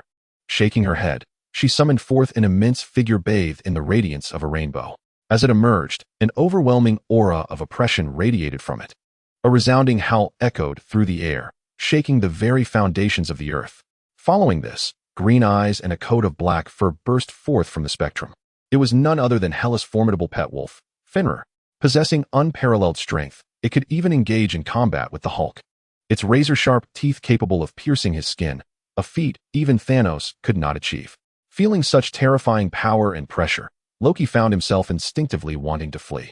Fenrir, in its teleportation, could devour moons and was immensely powerful, capable of swallowing gods like Odin. Though the Fenrir of the Marvel Universe was not as potent as this one in transit, it remained a fearsome creature, being the first to harm the Hulk. Towering dozens of meters high, each step it took resonated through the ground, a testament to its formidable presence and overwhelming force. Wang Yang could sense Loki retreating. This instinct was ingrained in him, for as the god of mischief, he would never place himself in peril. Confronting such a beast did not trouble Wang Yang, for his physique now rivaled that of the Hulk. Ding! The system detected powerful flesh and blood talent fragments. Fenrir's talent. Should they be fused? Wang Yang was momentarily taken aback by the system's notification. What was Fenrir's talent? He was but a human. Yet, recognizing the system's authority, he opted for fusion. With the fusion, Wang Yang felt a surge of immense power coalesce within him. It was the essence of the wolf. While he would not transform into Fenrir, it would augment his physical prowess. Merging with divine power, the two complemented each other splendidly. Clenching his fists, he could sense the vigor within him surging, igniting a fierce desire to battle. With a crackling sound, Wang Yang's physique expanded, though it still paled in comparison to the mountain-like Fenrir. Without hesitation, he charged toward Fenrir. Loki, initially preparing to retreat, was taken aback by Wang Yang's audacity to advance. Was this sorcerer mad? While Loki often relishes engaging in combat, this time he faces not an ordinary adversary, but the colossal wolf Fenrir. This encounter transcends mere battle. It resembles a sacrificial offering to the giant beast. Wang Yang, have you lost your mind? Do not act impulsively. We can confront this wolf together. The mages, including Wang and Modu, felt a surge of anxiety as they witnessed the unfolding scene. Yet, their words evaporated into the air as Wang Yang boldly approached Fenrir. The monstrous wolf, sensing the diminutive figure advancing towards it, opened its jaws and lunged at Wang Yang. Many elite mages averted their gaze from this spectacle, unable to bear the sight of a powerful mage seemingly courting death by approaching the beast. In their eyes, even the mightiest magical shield would falter against such a creature's bite. Loki shook his head, contemplating how this individual could be even more reckless than Thor. Thor too was poised to charge forward, while Wang, Modu, and the others were consumed with worry. In that moment, Wang Yang leaped into the air, the ground reverberating beneath him as he propelled himself like a cannonball, landing a powerful punch upon Fenrir's massive skull. The mages of Kamar-Taj stood frozen in disbelief, and Loki wondered if Wang Yang had indeed lost his sanity for daring to confront Fenrir in such a manner. It is known that the hardest parts of such a monstrous wolf are its teeth and skull, yet Wang Yang had the audacity to strike at Fenrir's head. Surely, before he could hope to defeat Fenrir, he would be incapacitated by the beast's formidable bone structure, just as Loki anticipated the potential destruction of Wang Yang's arm. A shocking event unfolded. Wang Yang's fist connected with Fenrir's enormous head, and despite the stark disparity in size, Wang Yang akin to an ant against the giant wolf, the impact reverberated with a thunderous boom. It was as if Wang Yang's strength compressed an immense force into that singular punch, sending ripples across Fenrir's skull. The colossal wolf plummeted to the ground with a resounding crash, the earth quaking as if a mountain were collapsing. The very ground gave way, partially burying Fenrir's face. A mournful howl escaped from Fenrir, expressing its dire predicament. Loki, witnessing this astonishing turn of events, was left in a state of shock, standing motionless. Not only Loki, but Thor as well, were taken aback, not to mention the sorcerers of Kamar-Taj in the distance. What was happening? Were they not sorcerers? While it is true that they could harness cosmic energy to enhance their physical forms, fundamentally, they remained sorcerers, an undeniable fact. How could they possess such formidable power? This was still sorcery? The most astonishing aspect was that they had managed to defeat such a colossal creature, a beast the size of a small mountain. The sorcerers of Kamar-Taj could only perceive Fenrir's enormity. They could hardly fathom the extent of his strength. However, Loki and Thor understood all too well. Fenrir was a creature of monstrous proportions, and even if they had laid eyes upon him, they would have fled in terror. Yet, astonishingly, he had been felled by a mere punch. This was Fenrir, wholly resurrected, imbued with immense divine power. Unlike the undead soldiers who were merely revived through the power of death, Fenrir had truly been resurrected, endowed with all the strength he possessed in life. Along with Hela's terrifying deathly powers, few dared to confront him head-on. If Wang Yang had merely employed magic against Fenrir, they might have found it somewhat comprehensible. As magic often possesses the potential to allow the weak to triumph over the strong through skillful application. Even Loki had the opportunity to manipulate the mind of Aki. Such was the power of magic. It was not uncommon for adept magical use to enable the underdog to prevail. Yet, this Wang Yang had the audacity to directly overpower the giant wolf with sheer physical strength. The force of that punch could likely obliterate a mountain. Was this truly a human? Previously, the likes of Hulk had been formidable enough, but now a sorcerer exhibited such grotesque power. Loki recalled the times he had been tossed around by Hulk. Thank goodness Wang Yang had not appeared earlier, or he might have met his end. Roar. Fenrir, being a colossal wolf, was stirred into a frenzy after being struck with such overwhelming force, springing back up to claw at Wang Yang. With a flick of his cloak, Wang Yang deftly evaded, retreating gracefully. The silver-white mantle he wore enabled him to deftly counter such assaults. Fenrir's retaliation only served to amplify Wang Yang's speed, allowing him to unleash his formidable strength in the fray. Loki and the others watched in astonishment as Wang Yang and Fenrir engaged in a fierce exchange. In no time, Fenrir was reduced to a pitiful state, scrambling for safety. Though massive in size, Fenrir's overwhelming bulk was rendered ineffective against this diminutive adversary. With each crushing blow he received, Fenrir finally succumbed to fear, collapsing to the ground, shielding his head with his forepaws, motionless, emitting whimpering sounds of surrender. It appears that Fenrir, at this moment, has lost all semblance of the formidable world-devouring wolf. Of course, the extent of Fenrir's injuries is not severe. After all, while his combat prowess may be lacking, his hide is thick and resilient. Primarily, he finds it difficult to strike back and must endure blows, forcing even the world-ending wolf to cower. Hela, upon witnessing this scene, felt her countenance darken. She could hardly fathom that Fenrir was incapable of dealing with Wang Yang. Useless creature, rise and tear him apart, otherwise I shall consign you to the boundless abyss. Hela roared in fury. Do you still dare to dream that he could vanquish me? Do you not find that laughable? Wang Yang turned his gaze towards Hela, as Fenrir was now curled up and howling in despair, devoid of any strength to confront him. It was utterly laughable. Yet, at that moment, Thor shouted, "Be careful." Wang Yang too sensed a foul stench approaching. Fenrir had chosen this moment to launch a surprise attack, lunging to engulf him in its maw. Well done, tear him apart. At this sight, Hela could not help but smile. Fenrir began to shake its head, attempting to rend Wang Yang with its sharp teeth. Thor, witnessing this, felt a shudder run through him. If Wang Yang were to perish, how would they contend with Hela? It's over. This fool is far too arrogant. Loki shook his head. They had grown complacent, lulled into a false sense of security by Fenrir's pitiful whimpering. Loki, indifferent to Wang Yang's fate, pondered the dire consequences should Wang Yang fall. Wang Yang. In contrast to Loki and Thor, the sorcerers of Kamar-Taj rushed forward, their hands emanating potent magical energies. They could not stand idly by while a comrade met his demise before their eyes. Impossible, impossible. Wang Yang cannot perish so easily. Thor bellowed. Yet, the Kamar-Taj sorcerers hesitated, for they saw no blood upon Wang Yang. Should Fenrir have so effortlessly slain him, blood would surely have been spilled. Thus, only one possibility remained. There is nothing impossible. You know nothing of power. Fenrir's strength is such that even Odin cannot withstand it. He is indeed the wolf of apocalypse. A triumphant smile graced Hela's lips. As Fenrir clamped down, Wang Yang was engulfed entirely. Yet, in that moment of consumption, a flurry of butterflies erupted, astonishingly surreal. However, this spectacle was but a fleeting glimpse, unnoticed by most. Now kneel. Perhaps, should you submit, my good graces may spare your lives. Hela proclaimed with haughty pride. With Wang Yang's demise, what remains to thwart her? Neither her two brothers nor the sorcerers of Kamar-Taj could stand in her way. At this moment, with a mere wave of her hand, Fenrir returned to her side. However, upon his return, he appeared listless, collapsing onto the ground, motionless.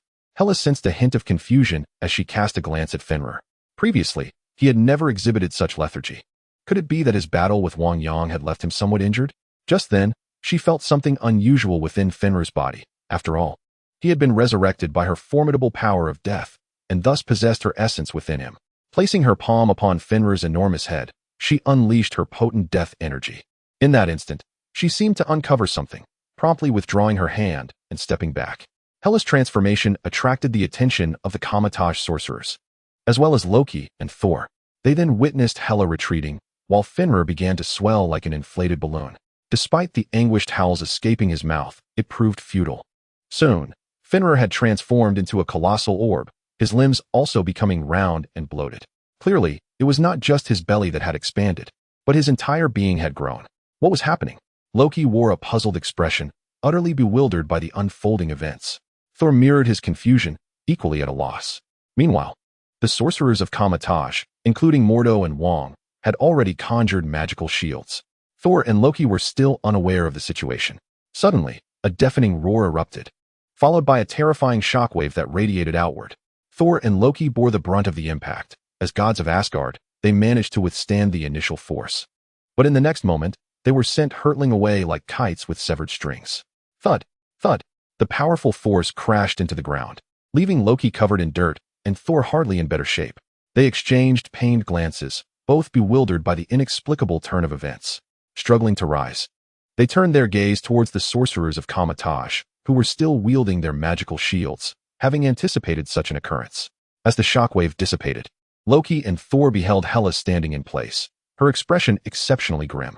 As for the once mountainous Fenrir, he had vanished without a trace. Was it the doing of Wang Yang? Thor speculated, though he found it unlikely, given that they had distinctly seen Wang Yang being consumed. Yet, aside from this possibility, it seemed there were no other explanations. Could it truly be?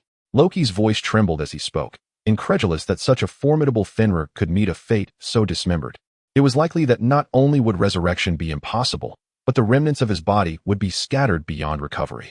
Chapter 153, The Awakening of the Mirror Space. Suppressing Hela witnessing the annihilation of her cherished pet, Hela was engulfed in a fury unlike any other.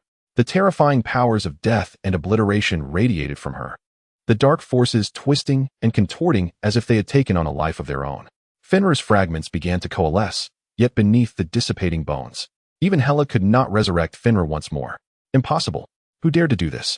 Hela seethed with rage, utterly bewildered as to who had struck the lethal blow. The ability to obliterate her Fenrir was unfathomable to her. Had it not been for her immense power, she, being so close to Fenrir, might have been obliterated as well. Of course, it was also due to Fenrir's terrifying strength that he had absorbed much of the explosive force. Otherwise, even Hela would have struggled to withstand it. You know nothing of true power. At that moment, a voice slowly echoed through the air. Unbeknownst to her, Wang Yang had once again materialized in the void above. How is this possible? How did you achieve this? Hela stared at Wang Yang, the goddess of death, who could unequivocally sense that he should have perished. Yet, here he stood before her, a fact she found intolerable. A human could truly rise from the dead? Even she could only resurrect through the power of death, which required the gathering of such energy. Otherwise, one remained lifeless. But Wang Yang was different. He was undeniably alive. Indeed, it is he. Thor's expression brightened at this revelation. Loki, too, was taken aback. As the god of mischief, he had failed to detect Wang Yang's feigned death or comprehend how he had returned. He had genuinely believed Wang Yang to be deceased. Wang Yang's demeanor was calm, aware of the perilous nature of the Marvel Universe. He understood the necessity of employing full strength even against a lesser foe. Having not utterly vanquished his opponent, he was acutely aware of the potential for reversal. Though he had bested Fenrir, causing the creature to howl in despair, the ease of it belied the true nature of the world they inhabited. This was a world-ending wolf, a being that even Hulk could not withstand. Moreover, this creature, having existed for countless years, likely possessed an intelligence that was staggering. Such a formidable beast would not yield easily, especially not to a mere human. Thus, Wang Yang knew he must proceed with utmost caution. The crux of the matter lay in Fenrir's resilience. While defeating him was achievable, the task of slaying such a terrifying entity would prove to be far more arduous. Since external methods had failed, it was evident that internal destruction was the only viable option. Subsequently, Wang Yang inadvertently exposed a flaw to Fenrir, and true to expectation. Fenrir seized the moment to strike while he was engaged in conversation with Hela.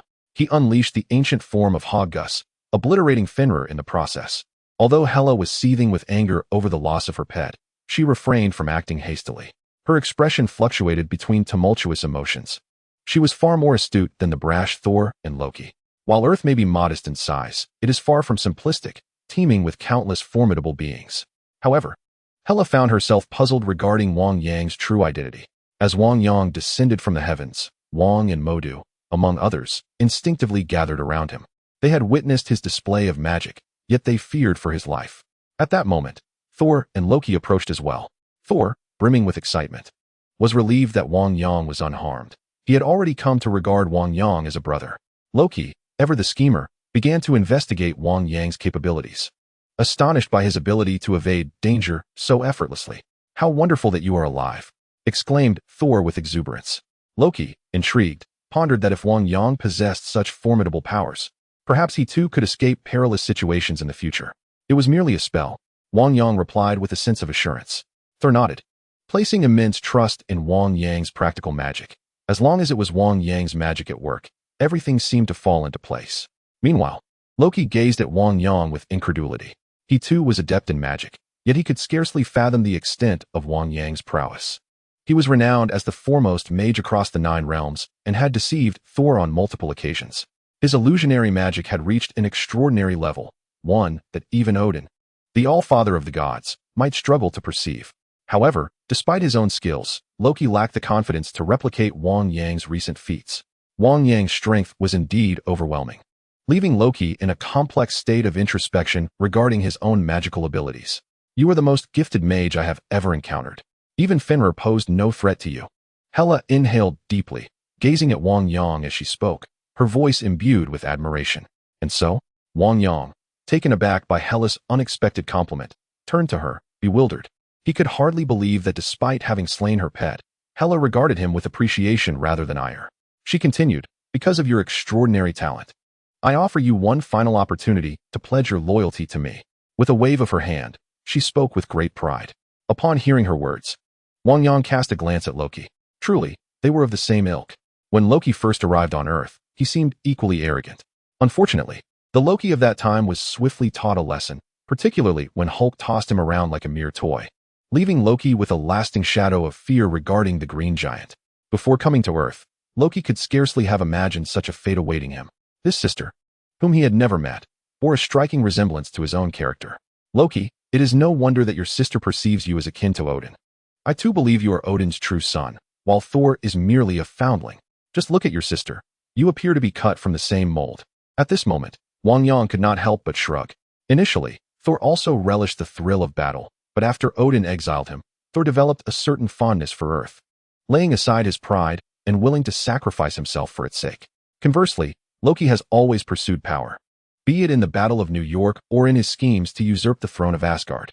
Thus, Loki remains largely unchanged. Hearing Wang Yang's words, Loki felt a twinge of embarrassment. He is indeed a descendant of the Frost Giants, a truth he is reluctant to acknowledge. He bears a striking resemblance to the young Odin. Hela cast a deep glance at Loki and nodded. "Wang Yang, be cautious. A being of such formidable power who suddenly alters their demeanor warrants utmost vigilance." Modu cautioned. Although Hela had not yet made a move, her previous display of strength was already terrifying. The mere fact that she could change her attitude and refrain from action was indeed peculiar. "Indeed," Wang responded, nodding. Throughout their lives, they had encountered countless terrifying extraterrestrial beings and would never easily relax their guard against any threat to Earth. Wang Yang also nodded, fully aware that a presence like Hela would never let them off the hook, especially given that she must know they would never yield. Wang Yang extended his mental energy, only to discover that an ominous, dark green aura had enveloped the surroundings unbeknownst to them. It was a manifestation of formidable death energy, nearly engulfing them entirely. Truly, as the goddess of death, having fought alongside Odin for millennia, she would resort to cunning even against them. Wang Yang spoke slowly. Meanwhile, Thor and Loki remained puzzled. Wang Yang waved his hand, unleashing a surge of immense power. The surrounding dark green aura began to condense, threatening to envelop them. Thor and Loki's pupils constricted in shock. They had not anticipated being shrouded by this foreboding presence. Although they were unaware of its nature, they could tell it was certainly not a benign force. How did you discern this? Hyla gazed at Wang Yang with a sense of disbelief. This was an exceptionally advanced application of divine power, utilizing the force of death to coalesce a prison around them. Once this prison was established, anyone within its confines would be utterly trapped. Although Wang Yang was formidable, the divine power he wielded transcended the comprehension of ordinary mages, akin to an overwhelming dimensional assault, unless Wang Yang possessed divine lineage. The Kamar-Taj mages stationed behind Wang Yang, upon witnessing this spectacle, could not help but reveal their astonishment, indicating that while they were concerned, they had discerned nothing amiss. However, she had not anticipated that Wang Yang would notice in advance. Did he truly possess divine blood, or was it merely his keen observational skills? Perhaps he was in possession of a powerful cosmic artifact? Crack! Before Hyla could ponder further, the surrounding space emitted a series of cracking sounds, followed by a sharp resonance. The dark green aura of death dissipated instantaneously. The mirror space was erected. Wang Yang had effectively dismantled Hyla's plan, leaving her with no recourse but to launch a full-scale assault. Upon hearing Wang Yang's command, Wang and Modu, along with the other mages, did not hesitate for a moment. They swiftly retreated, gathering their magical energies. Activate the mirror space to assist Mage Wang Yang in subduing this foe. Modu shouted. Understood. All the mages responded in unison. And then, each mage struck the ground with their palms. As their hands met the earth, countless shards of mirror fragments scattered as if they were spreading throughout the entire world. The formidable mirror space enveloped the entire vicinity. Thor and Loki quickly withdrew from the ground. In their eyes, Hyla exuded a deathly aura akin to ink, her menacing movements resembling a terrifying monster intent on devouring Wang Yang. Chapter 154. Thanos' Plan. Eliminate them. Though Loki and Thor had witnessed Wang Yang's magical prowess before, this was their first encounter within the mirror space. At that moment, it seemed as though the entire space could shift, the ground retreating swiftly away from Wang Yang and Hyla. It appears you refuse to accept your fate, Hyla remarked coldly, her hands extending outward as two black long swords materialized in her grasp. Even from such a distance, Loki and Thor could still sense a terrifying aura of death emanating from her. They turned their gaze toward Wang Yang, who stood resolutely opposite Hyla. At this moment, he stood tall, a purple long sword appearing in his hand, the holy sword of the Vishanti. Ding! Death talent fragment detected. Would you like to merge? Opportunity to gain immunity against the corruption of death aura. Merge. With the fusion, Wang Yang felt a rich, dark aura coalescing within the holy sword of the Vishanti in his grasp. That was the essence of death. However, this aura dissipated swiftly. To be more precise, the essence of death did not vanish but was consumed, allowing the sacred sword of the Vishan Emperor to forge an immunity against the aura of mortality. During the time of war, Earth was but a wasteland. You are the first human to make me suffer, yet since you refuse to submit to me, it is destined that you shall perish before my eyes. Hela gazed at Wang Yang and spoke slowly. The two black long swords in her hands looked as dark as ink, exuding an aura of destruction and demise.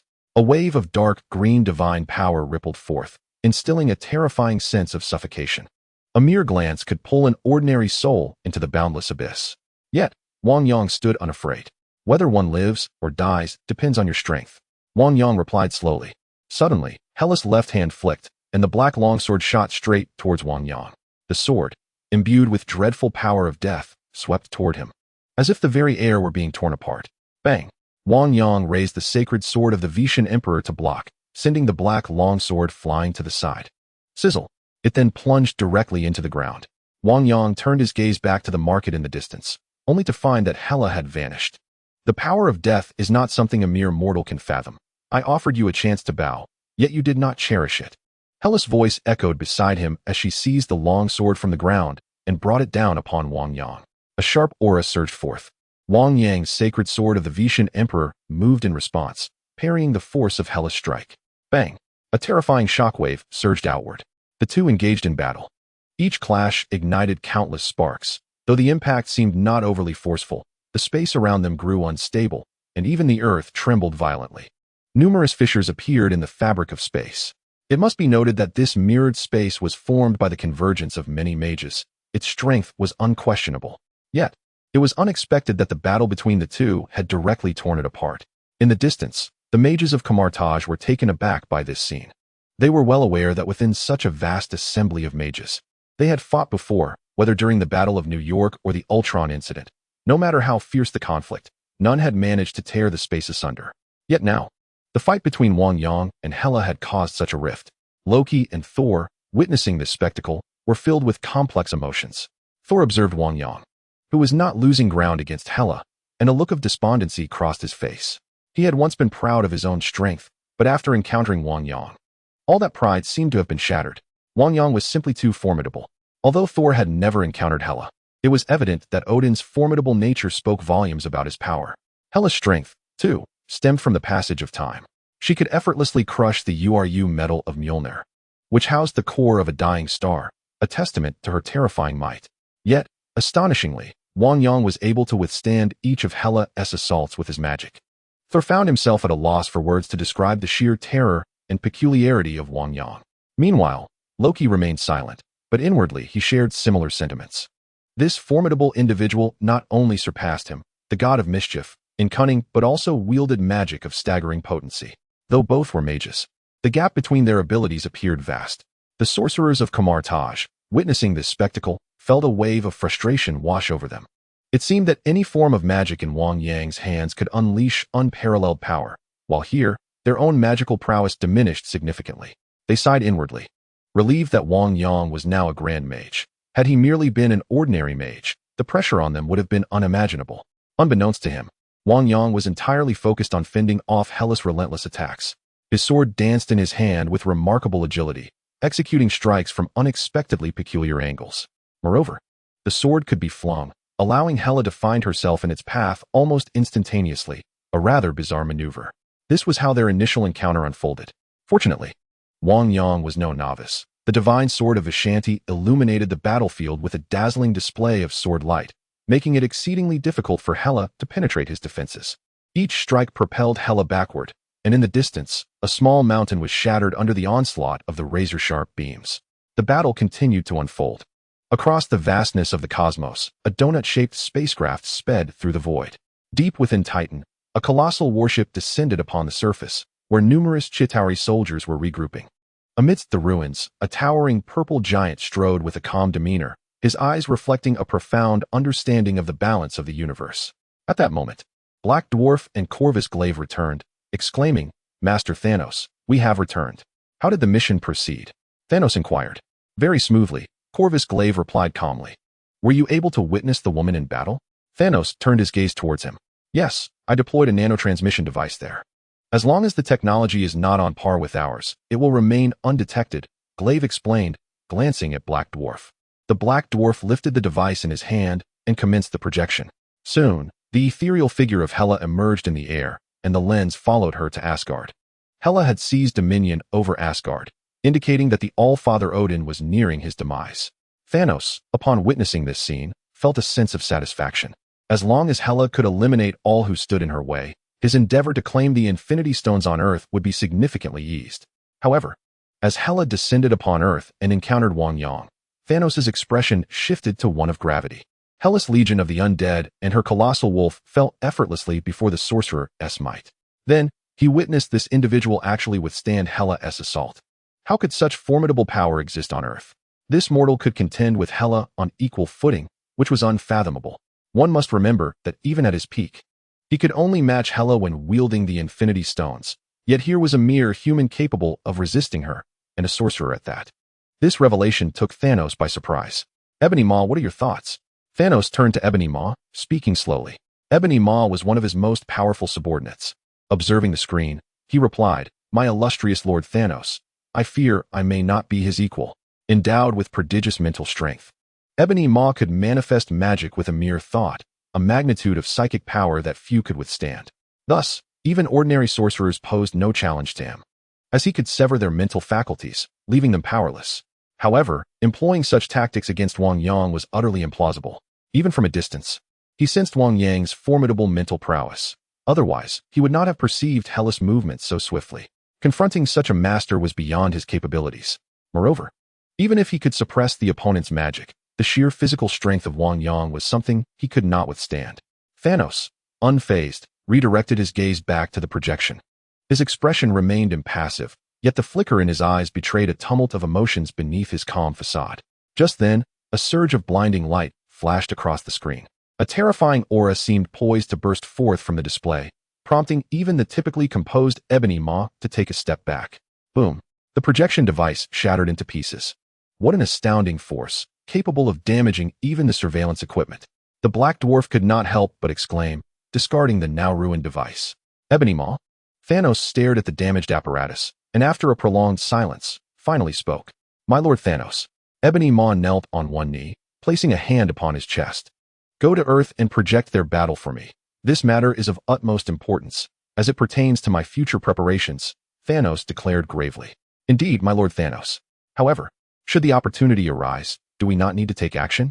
Shall we eliminate them directly?" Ebony Maw expressed his unwavering loyalty to Thanos' command. "If the chance arises, we must strike and eradicate them, for their existence obstructs my plans." Thanos nodded, a cold glint flashing in his eyes. No one could impede his quest for domination. Chapter 155. If one sword fails, then two shall prevail. Boom. An overwhelming force erupted, devastating countless trees in the vicinity, causing the very ground to collapse, revealing cliffs and the ocean below. The surrounding grass turned to decay, and death seeped into the land. Far across the ocean, countless fish also perished. Wang Yang instinctively took several steps back, a pallor of death creeping onto his face. Truly, he was the god of death. Such terrifying, deathly power. Even I cannot withstand it. At that moment, a magical shield coalesced before Wang Yang, which began to manifest dark energies. These forces then merged with the shield, integrating into Wang Yang's very being. The deathly energy continued to erode his body, as if it sought to consume him. Yet, astonishingly, this deathly force soon dissipated, seemingly devoured by the divine power within him, causing no harm to Wang Yang and transforming instead into sustenance for him. Helen narrowed her eyes, sensing the changes in the deathly energy within Wang Yang. Any ordinary individual, regardless of their lineage, should not be able to withstand her divine power. The peculiar fact that the deathly energy entering Wang Yang posed no threat and vanished entirely was baffling. How could this be? Deathly power is among the mightiest forces, an inevitability all must confront. Although her deathly energy may not encapsulate the true essence of death, its potency is undeniable. Possessing a corrosive nature akin to a parasite that erodes strength, muscle, and bloodline, an assault few can endure. Even should an opponent emerge victorious against her, they would undoubtedly pay a steep price, requiring expulsion of the accumulated deathly energy within their bodies. Yet, to effortlessly dispel such formidable power as Wang Yang did was nearly impossible. This only suggested that Wang Yang's essence was extraordinarily pure, perhaps rivaling her own power. However, through the course of battle, Hela came to understand that this individual before her was not a scion of the divine. He was, indeed, a mortal. What astonished her was the sheer purity of this individual's power, coupled with an extraordinary mastery of magic. It was almost beyond her belief that, after all her years, she had only recently acquired such formidable strength. This was largely due to her unique nature. As long as Asgard existed, her power would be limitless. Yet, in contrast, there was Wang Yang, this young man, an ordinary mortal. How could he wield such potent magic, with the ability to effortlessly dispel her deathly powers? It seemed unbearably unjust. Her innate talent was overshadowed by a mere mortal. Hela was consumed by rage, an even greater force surging within her. A dark green aura emanated, thick with the essence of death and destruction. Anyone who beheld it would feel a chill of terror creep over them.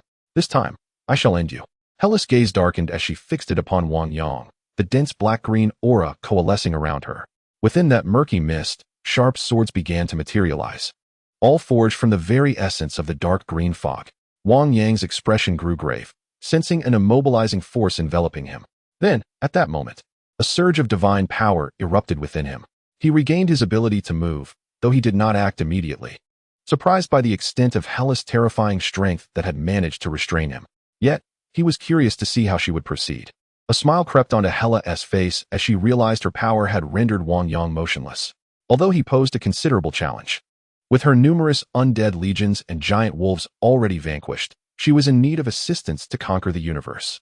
If she could eliminate Wang Yang and transform him into a puppet loyal solely to her, his power would become her most formidable weapon. She had employed this tactic against countless foes before. In her eyes, Wang Yang was already as good as dead.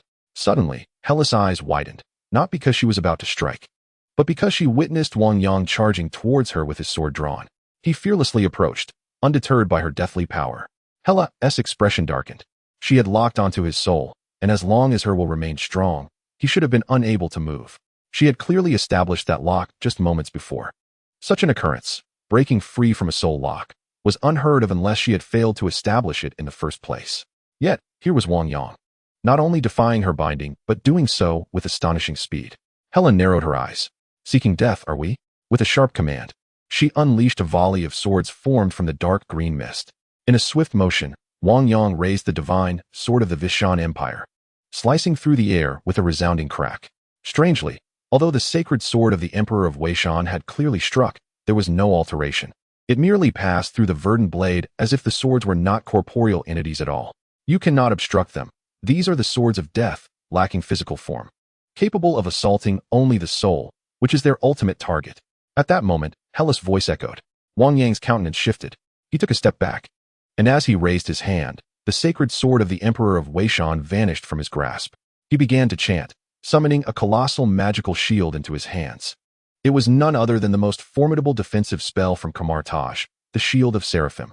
At that moment, 3 pairs of angelic wings appeared on the Shield of Seraphim, accompanied by 3 pairs of ebony wings, which seemed to pulsate with the essence of destruction and death, though it appeared to be infused with Hela's deathly powers. Rendering it seemingly futile, it imbued all magic with the essence of mortality. Futile. Surrender and become my puppet. Together we can conquer the cosmos and forge our own realm. Hela proclaimed with unwavering confidence. What did it matter if Wang Yang could move? Ultimately, he would still become her thrall. Her strategy was such that no magic could withstand it, as evidenced by the inability of the purple sword in Wang Yang's possession to defend against it. Presently, Wang Yang's invocation of such a defensive spell would naturally prove powerless as well. To Hela, Wang Yang was merely exerting himself in vain. Yet, in the next moment, Hela was taken aback. Bang, bang, bang. Those seemingly indomitable swords struck against Wang Yang's shield of seraphim, producing a cacophony of sound. Particularly, when the dark green blades collided with the shield, a surge of emerald light radiated from the shield of seraphim, yet it held firm against the onslaught. With the sound reminiscent of rain upon banana leaves, Wang Yang exhaled a sigh of relief. The reason the sacred sword of the Emperor of Weishan could not strike those swords of death might lie in its nature as an offensive weapon. The sacred sword was inherently immune to the corruption of death, rendering it ineffective against such forces. However, the shield of seraphim was an entirely different matter. It was a bastion of absolute defense, greatly enhanced by the dark powers of Dormammu. Coupled with the infusion of Hela's deathly attributes, its defensive prowess was exponentially amplified. Impossible. Hela gasped in disbelief as the shield of seraphim withstood countless swords of death. While this might seem a foregone conclusion to others, it was utterly unacceptable to her, for she alone comprehended the true potency of her deathly blades. Without granting her further contemplation, the shield of seraphim dissipated, and Wang Yang surged forth. His hands once again ignited with violet radiance, racing directly toward Hela. A brilliant beam of purple light erupted, cleaving through the terrifying force of death. In an instant, the deathly power surrounding Hela was rent asunder, while simultaneously, a strike landed upon her waist. A sword swept through, and with a sharp sound, Hela's armor ignited with sparks as it was torn apart, causing blood to trickle down her side. Nonetheless, she was propelled backward. Such formidable armor. Wang Yang could not help but exclaim at that moment. Despite his full-powered strike, wielding the sacred sword of the Veshan Emperor with all his might, he could not cleave Hela in two. He merely sent her flying, causing only a minor tear in her armor and a slight abrasion to her skin. Yet, the sight left Thor and Loki utterly astonished. It is well known that the armor of the Asgardians is immensely durable, fortified further by divine power, rendering it nearly indestructible by ordinary means. However, witnessing Wang Yang directly rend the armor and injure Hela was nothing short of astonishing. Though their flesh and blood may not be overwhelmingly powerful, they certainly surpassed the frost giants. Even when Hulk had him pinned to the ground, it merely caused Loki to question his existence, without inflicting substantial harm, underscoring their formidable defenses. Take Thor, for instance. His defenses are extraordinarily robust. Even under the searing rays of stellar energy, he merely sustained superficial damage. Thus, upon acquiring the Stormbreaker, he swiftly recovered. With their divine might, their physiques are nigh unbreakable. And let us not forget Hela, who instills fear even in Odin. With augmented divine powers and impenetrable armor, her strength is manifestly formidable. Lying on the ground, Hela had just felt the chilling breath of death. Fortunately, her armor had mitigated the sword's lethal force, or she might have truly been cleaved in two. It was unfathomable to her that on this diminutive earth, there existed magic potent enough to threaten her existence. Before she could fully comprehend her predicament, she saw Wang Yang advancing toward her. If one strike fails, then two shall suffice, he declared calmly, raising the sacred sword of the Veshan Emperor, and then lunging fiercely toward Hela. At that moment, Hela observed Wang Yang's approach, the razor-sharp blade emanating a powerful glimmer. The potential to slice through her armor was evident. Should Wang Yang strike again, it would be impossible to withstand multiple blows. She feared she might perish beneath this strike. With a decisive thrust, Wang Yang, silent and resolute, aimed to pierce Hela's form. Just as the sword was about to penetrate her body, a dense, dark mist enveloped Hela, abruptly intercepting the blade with a resounding thud. Wang Yang's hand tingled from the impact. Subsequently, Hela had shifted away, rising to her feet, her expression somewhat disheveled. Had it not been for her deathly powers, she likely would have perished at the hands of Wang Yang. I never anticipated you would retreat. Wang Yang observed the scene, unfazed, for she was the goddess of death, beyond the comprehension of mere mortals. Although he appeared to have the upper hand moments ago, it was evident that Hela still possessed undisclosed abilities. And what of it? You, a mere mortal, dare entertain the notion of slaying me? Such a dream is futile, Hela declared, her voice laced with fury. Instantly, a myriad of dark energies enveloped her, and her wounds began to heal at an astonishing rate. The goddess of death was indeed formidable, wielding such extraordinary power. Naturally, Hela, capable of resurrecting the dead, also possessed a terrifying regenerative ability. As she felt her injuries mending, the wrath that had surged within her due to Wang Yang began to subside gradually. Hela could sense the power of Asgard coursing through her, continuously augmenting her strength. Mortal, you are ultimately just that, a mortal. Hela gazed at Wang Yang, recognizing that although he seemed powerful, as her own strength grew, he would inevitably fall before her, without exception. Wang Yang regarded Hela with a slight frown. Just a moment ago, he had an opportunity to vanquish her, yet he had failed. Now, Hela appeared increasingly potent. If this continued, he might find himself unable to harm her at all. After a moment of contemplation, Wang Yang waved his left hand, and a brilliant violet light shimmered as a purple gem, enveloped in magical energy, materialized in his grasp. Ding! Detected pure cosmic energy talent. Would you like to merge? At that moment, a system notification echoed in his ears, eliciting a look of surprise from Wang Yang. Merge. With Hela empowered by Asgard's strength, he realized that without the gem's power, defeating her would be an arduous task. The Power Stone. Hela, witnessing this development, was taken aback, her expression darkening. How could you possess the Power Stone? Her voice trembled. Both his magical prowess and physical strength were overwhelmingly formidable. Engaging in a conventional battle would likely lead to her defeat, leading her to contemplate exhausting Wang Yang instead. However, upon seeing that he wielded the Power Stone, she swiftly abandoned that notion. While she could harness the might of Asgard, it paled in comparison to the Infinity Stone. Prolonging the confrontation would only be to her detriment. Hela's hands trembled as two black long swords manifested within her grasp. Silently, she charged toward Wang Yang, recognizing that in terms of strength, artifacts, and magic, she found herself at a distinct disadvantage. In times past, she would have never believed herself inferior to Wang Yang. That was until she encountered him. Had it been anyone else facing such formidable prowess, they might have turned and fled. Yet Hela was different. She was the goddess of death. Her honor and pride forbade her from retreating. Before she could make a move, Wang Yang had already launched an attack. The divine sword in his grasp, the Vaishandi, pulsed with even greater power. As he swung it, the air itself seemed to rip apart, an utterly terrifying spectacle. Hela, wielding her twin longswords, hurriedly raised her defenses. Boom!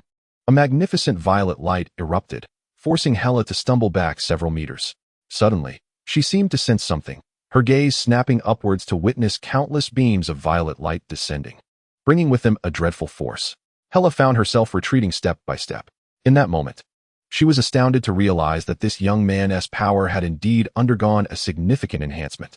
The violet longsword in her hand appeared capable of rending the very fabric of space, which seemed to be tearing asunder around her. With urgency, she wielded her black longsword to block the onslaught. Boom! A wave of terrifying kinetic energy radiated outward, crashing against the surrounding space, causing it to warp and ripple. In an instant, Hela was sent hurtling away, the distance unknown. As she plummeted to the ground, the earth shattered beneath her, yet she quickly regained her footing. Lifting her gaze, she found herself surrounded by an array of green lights. "Mortal, your strength indeed surpasses my expectations, but you shall never defeat me through sheer force alone." Hela spoke slowly. As her words fell, a dense, dark green aura of death emanated from her being. This aura, unlike the previous mist, unfurled like a curtain, revealing a realm within. It was saturated with the essence of death and desolation, appearing starkly barren and frigid. Amongst it all, there seemed to lurk a creature, a raven reduced to nothing but bones. Everything within this domain exuded a foreboding aura. Wang Yang too sensed a profound and pure power, as if it were being disturbed. The kingdom of death, the underworld. Witnessing this scene, Wang Yang was reminded of a certain place. In Hela's realm, it was not Asgard, but rather a domain steeped in death, one of the 9 realms known as Niflheim. The kingdom of death, the underworld. Hela governed this realm, where Odin had cast her into exile. It appeared that Hela had transformed this territory into her own world. The underworld had now become an extension of Hela's power, granting her formidable strength and an overwhelming sense of oppression. Heimdall has harnessed the power wielded by this world. Odin, being the king of the gods, is indeed formidable, and his daughter is no less powerful, effortlessly commanding an entire realm. As the underworld unfolded, Wang Yang raised his hand to deflect Hela's incoming sword. Witnessing this scene, Hela wore an expression of disbelief. "How could this be possible? Your strength remains unaffected." Hela exclaimed in shock. This is inconceivable, given that even Odin would be influenced by the powers of the realm of death. Yet, it appeared that Wang Yang was not constrained in the slightest, matching her strength with equal prowess. How could he escape the influence of the power of the realm of death? Hela found it exceedingly difficult to believe. Strangely, she noticed that the divine sword of this hand in Wang Yang's grasp was growing ever more formidable, its immense power seemingly poised to subdue her. With a flicker of thought, Hela unleashed the overwhelming forces of the underworld, an ominous energy enveloping Wang Yang. In an instant, a chilling presence permeated the surroundings, as countless spectral entities began to rise from the ground and swamp, crawling towards Wang Yang, instilling an atmosphere of dread. Cackling echoes reverberated ominously. Wang Yang too sensed the unsettling sound behind him. A smile crept across Hela's face, though Wang Yang may not be bound by her underworld powers. The forces of this world belonged to her, implying that Wang Yang's adversaries were not solely limited to Hela, but encompassed all beings within this realm. Simultaneously, a multitude of departed souls surged forth, racing towards Wang Yang.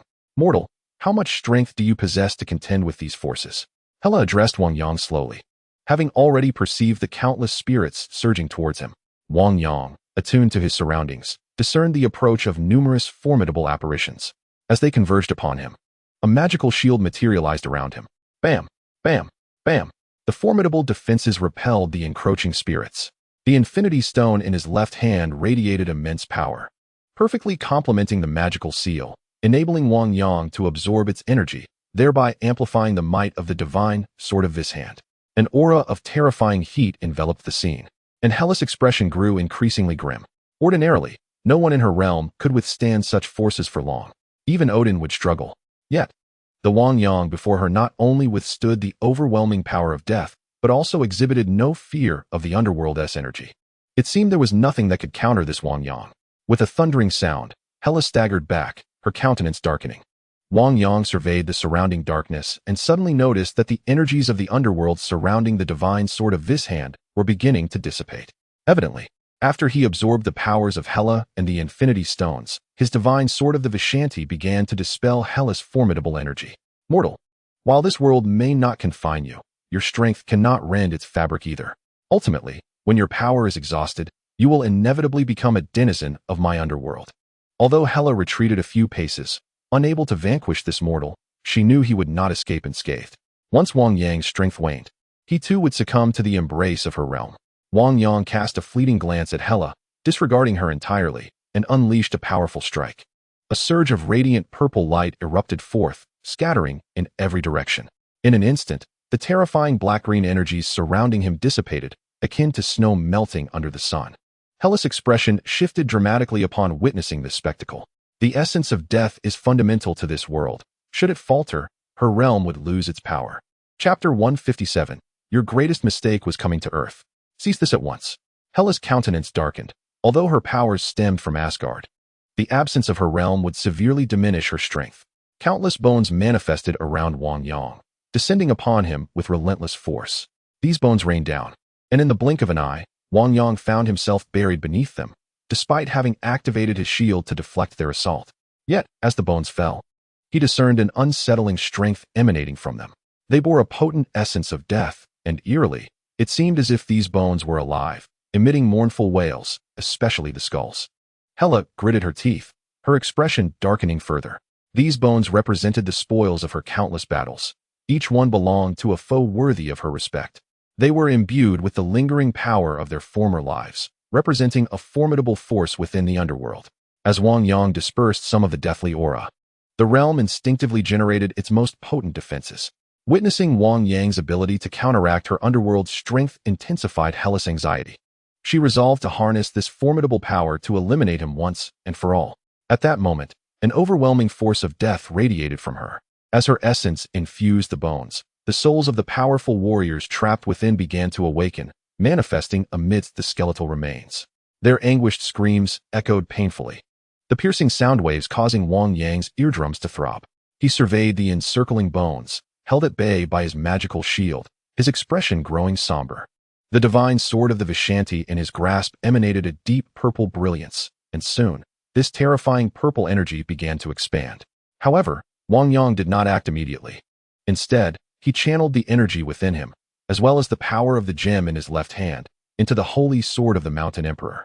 He was unable to harness the full might of the gem, for it had been sealed by Ancient One, rendering him incapable of lifting it entirely.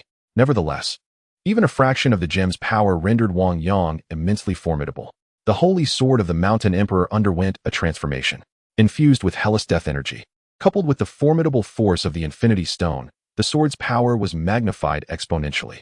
With a swift swing of the holy sword, a surge of potent violet energy was unleashed. Crack! The sound of shattering echoed ominously. Hela's expression transformed drastically. She sensed the undead encircling Wang Yang dissolving and being obliterated. She could scarcely fathom that there existed a force more potent than her own, and one so terrifying at that. Gritting her teeth, Hela unleashed more death energy, merging it with the skeletal remains in a desperate hope to consume Wang Yang. Yet, even this proved to be an exercise in futility. As Wang Yang's strength escalated, Hela found her power utterly inadequate to withstand his might. Crack, crack! The bones that ensnared Wang Yang began to splinter. Suddenly, a terrifying force erupted from the remains, and the violet sword light cleaved through the bones, tearing apart the very fabric of reality. Boom! At that moment, even the earth seemed to tremble. Niflheim, one of the 9 realms of the underworld, was rent asunder. The collapse of Niflheim sent shockwaves throughout the world, a colossal tremor that resonated globally. In this instant, all who felt this power were engulfed in panic, utterly bewildered by the source of such a disturbance. The higher echelons were even more perplexed. They hastily commanded investigations into the earthquake's origin, while the departments monitoring seismic activity were equally confounded, having detected no movement of tectonic plates or discernible epicenter. Everything appeared eerily normal. Yet, they too could feel the ground quaking beneath them. For those in positions of authority, such an inexplicable disturbance was far from favorable. Yet they found themselves powerless in the face of this uncaused upheaval. Even Nick Fury's countenance darkened as he bellowed, "Can anyone explain what is happening?" Despite the disbandment of S.H.I.E.L.D., they still wielded significant power. When S.H.I.E.L.D. was still operational, Nick Fury accomplished numerous feats. His capabilities were evident to all, and thus he garnered considerable optimism. The resources and manpower at his disposal were hardly inferior to those of the former S.H.I.E.L.D. The prowess of technological reconnaissance remained formidable, surpassing that of several nations. Yet, even with such might, they could not unveil the mysteries at hand, leaving Nick Fury in a state of perplexity. What on earth was transpiring? Meanwhile, the events unfolding on Earth were unbeknownst to Wang Yang in Norway. His actions had precipitated devastation in the underworld, triggering tremors on Earth and creating a significant impact. This chaos had transpired even with the mirror dimension activated, had it not been the case. The consequences for the planet might have been catastrophic. At that moment, the formidable underworld had retreated behind Hela, whose realm appeared battered and fragmented, marked by expansive fissures and a dimming black-green aura. Even Hela's form seemed riddled with countless cracks, indicating a connection between her being and the underworld. As the latter suffered damage, so too did she. Just as Wang Yang believed Hela to be lifeless, a potent aura of death emanated from the underworld. Subsequently, the cracks on Hela's body began to vanish, and the underworld gradually showed signs of recovery. Yet, despite this resurgence, it remained exceptionally dim. Hela, although restored, appeared somewhat disheveled. Her armor bore numerous scars, and the once mighty headpiece symbolizing her authority was considerably fractured. "You refuse to perish," Wang Yang mused, his brow furrowing. Though Hela had been on the brink of death, she had miraculously revived. He couldn't help but smile wryly. Indeed, she was a deity, her divine strength rendering her corporeal form nearly indestructible. Thor's survival after being exposed to a star's rays, the explosion of a spacecraft, and drifting in the cosmos was a testament to this resilience. Hela, Odin's eldest daughter, was even more formidable. Her world had been obliterated, yet she merely harnessed the power of death to restore herself. "Mortal, you astonish me. You possess the audacity to annihilate my underworld. Yet, alas, you remain but a mortal, while I am a goddess," Hela proclaimed, her tone intensifying. Concurrently, a potent aura of death radiated from her, and her armor began to mend itself. In a short while, Hela appeared just as she had before, with her spikes restored. However, Wang Yang could discern that she was considerably weakened. It was evident that despite her immense power and the ability to continually rejuvenate through the essence of death, his assault had not been without impact. Indeed, as the god of death, her power undeniably surpasses that of ordinary mortals. Wang Yang couldn't help but marvel at this fact. Yet he also sensed that with Hela's formidable oppression, the infinity stones in his grasp were unleashing a tremendous power, merging into his very being. Thus, while Hela weakened, Wang Yang's strength continued to swell. "I shall slay you, and you will become my servant." Hela glared at Wang Yang, her desire to eliminate him burning fiercely. Only through his demise could she absolve the threat he posed. How audacious that a mere human could endanger a deity. Nevertheless, Hela could also perceive the potent energy emanating from Wang Yang, infused with the essence of the infinity stones. Such power was immensely formidable. Yet, humanity, after all, has its limits. The absorption of such energy is beyond the capacity of an ordinary human. Even Wang Yang, despite his remarkable strength, would incur some damage, the extent of which was incalculable. This damage could ultimately hinder his ability to wield magic in the future. Otherwise, such a treasure would not have remained undisturbed on a planet for millennia. To gain power, one must always pay a price. Hela doubted whether Wang Yang had any reserves left. At that moment, it seemed the force within him was becoming increasingly difficult to sustain. Hela's conviction grew stronger that Wang Yang could not endure for much longer. She prepared to eliminate him entirely, knowing that his power would then become her own, allowing her to conquer the universe with greater ease. With this thought, Hela lunged forward. Just then, Wang Yang stirred, slowly levitating into the air. His palm unfurled, and in an instant, it spread out like the fan of a peacock, dispersing to reveal countless replicas of himself, encircling Hela in the form of the Ekn. "What is this magic?" Hela exclaimed in astonishment, not at the spectacle of the magic itself, but at the realization that each apparition radiated Wang Yang's presence, as if they were all him, not mere illusions. "Hela, your gravest mistake was coming to Earth." The multitude of Wang Yangs echoed in unison, their voices overlapping. The Ekn, a spell deemed the most formidable within Kamar-Taj, could instantaneously create countless avatars, each possessing the strength of the original. This meant that his power had multiplied exponentially. An extraordinary feat, indeed.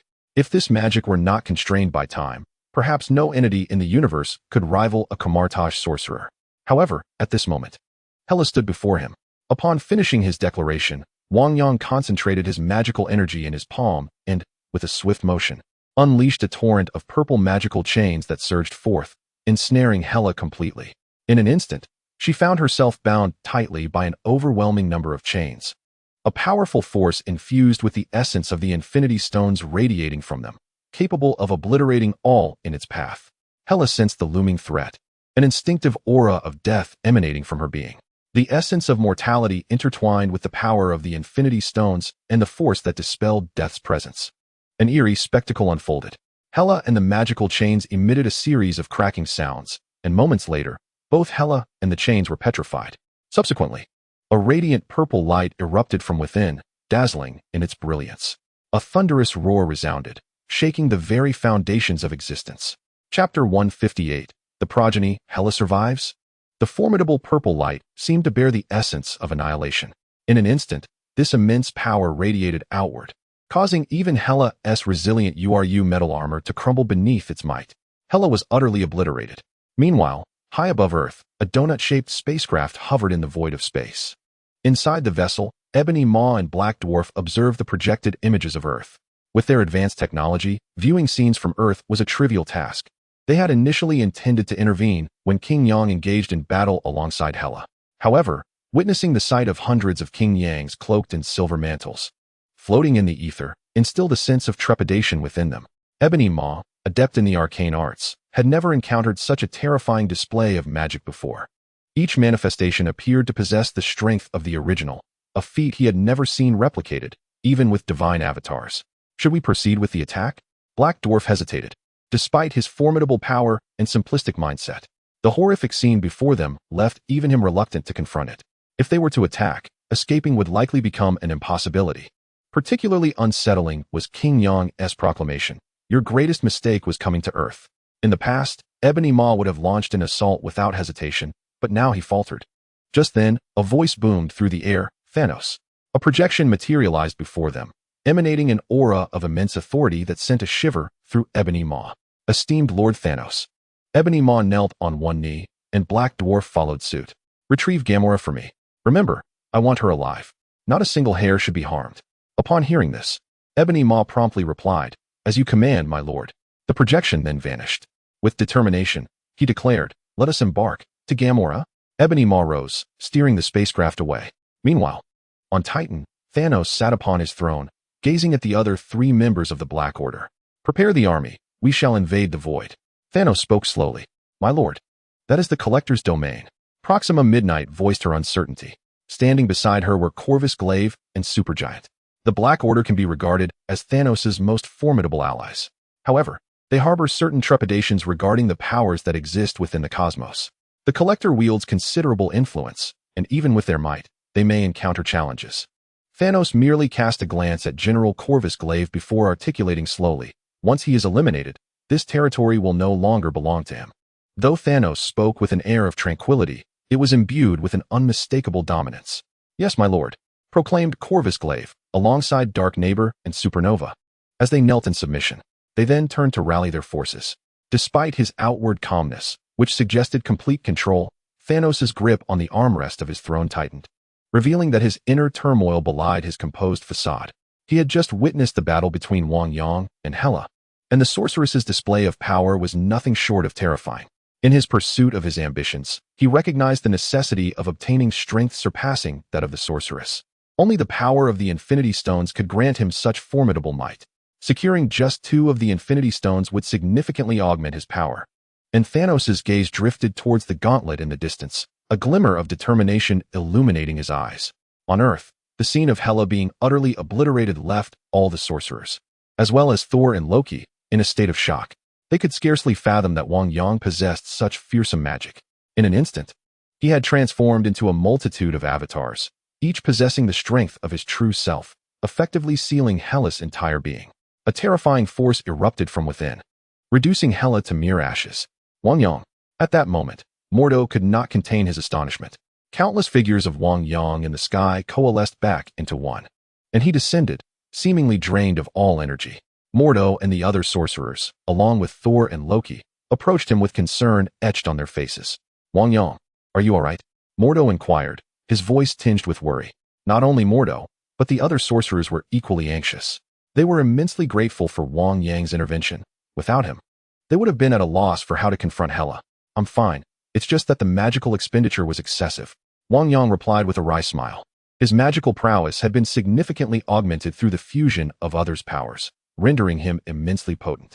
However, the extensive use of avatars and the forced channeling of the Infinity Stone's energy had led to his current depletion. That's a relief. You should take a moment to recover, Mordo suggested, exhaling in relief.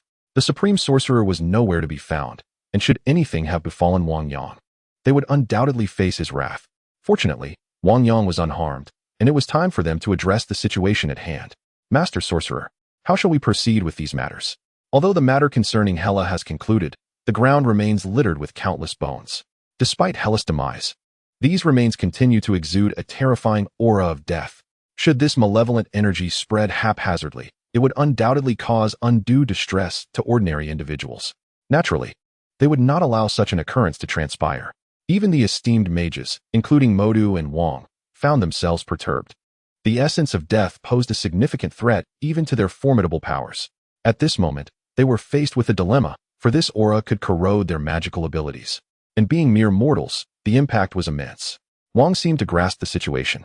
Perhaps it would be prudent to delegate the task of handling these remains to Thor and Loki, who would surely be willing to assist. Wang directed his gaze towards the two brothers, and the other mages followed suit. Indeed, only these two possessed the formidable strength to confront Hela's deathly essence without fear. Loki, Thor, I entrust this task to you. I trust you will not refuse, Modu addressed the brothers. Given that Hela had clearly pursued them, it was only fitting they should take on some responsibility.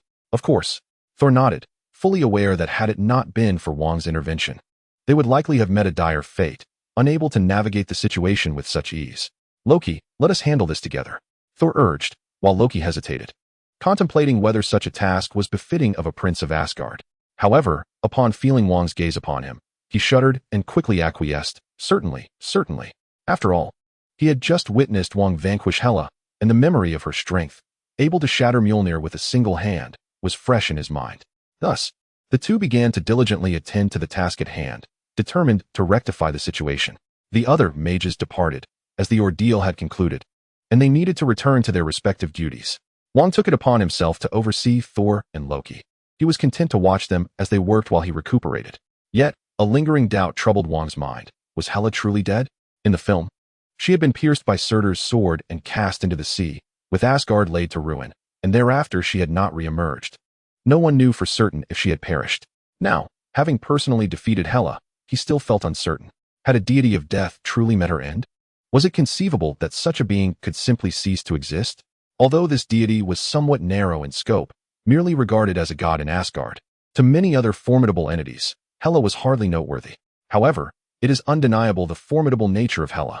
Her physical form may have been utterly obliterated, yet her essence remains undetected by Wang Yang. Given Hela's deathly powers, her soul should not be as fragile as that of an ordinary individual. Furthermore, in the Marvel Universe, resurrection from death appears to be a feasible phenomenon. Even Agent Coulson was revived multiple times by Nick Fury. Is it conceivable that someone of Hela's stature could perish so easily? As Wang Yang pondered this, he cast a glance at Thor and Loki, who were busily engaged in their tasks. Although they may not fully comprehend their sister's might, they should certainly acknowledge her strength. Do you believe she is truly dead? Thor paused his efforts, turned to Wang Yang, and confidently asserted, she must be dead. Such a powerful assault guarantees her demise. Thor expressed unwavering certainty. In his perspective, only Loki would fake his death. How could his sister, such a terrifying presence, possibly do the same? It was undoubtedly a genuine death. Given the catastrophic nature of the attack, woven from countless forces, survival seemed impossible. On the other hand, Loki harbored a contrasting viewpoint. I hold a different opinion. Though mischievous, Loki resembled a petulant child, vying for his brother's affection and scheming for the throne of Asgard, all in an effort to prove himself to their father. What do you say? Wang Yang inquired, amusement dancing in his eyes. If I reveal it, can I be absolved from this task? Loki replied with a wry smile. Recognizing that, were it not for the vast disparity in their powers, he would not have sought Wang Yang's counsel. He would have simply abandoned the task. Yet, at present, eliminating the remnants of death from a single bone consumed considerable time and drained much of his divine energy. The bones here numbered in the thousands, if not tens of thousands. He felt he might perish from exhaustion. No, speak up at once, or I shall allow your brother to take a break. Wang Yang coldly insisted. Loki, sensing the gravity of the situation, ceased bargaining. Should he be left to toil alone, he would surely be overwhelmed. While in Asgard, I heard a legend that spoke of the progeny of Asgard. As long as Asgard stands, the progeny shall not perish. Before Loki could finish his thought, Wang Yang grasped the implication, confirming why Hela could harness the immense power of Asgard, thus indicating that she must still be alive. Chapter 159, The Book of Visanti. Core of white magic in the film, Surtur, as the ruler of Muspelheim, wielded the Twilight Sword to annihilate all of Asgard. As for whether Hela is truly dead, no one dares to make a definitive claim. Hence, Wang Yang's skepticism regarding Hela's demise.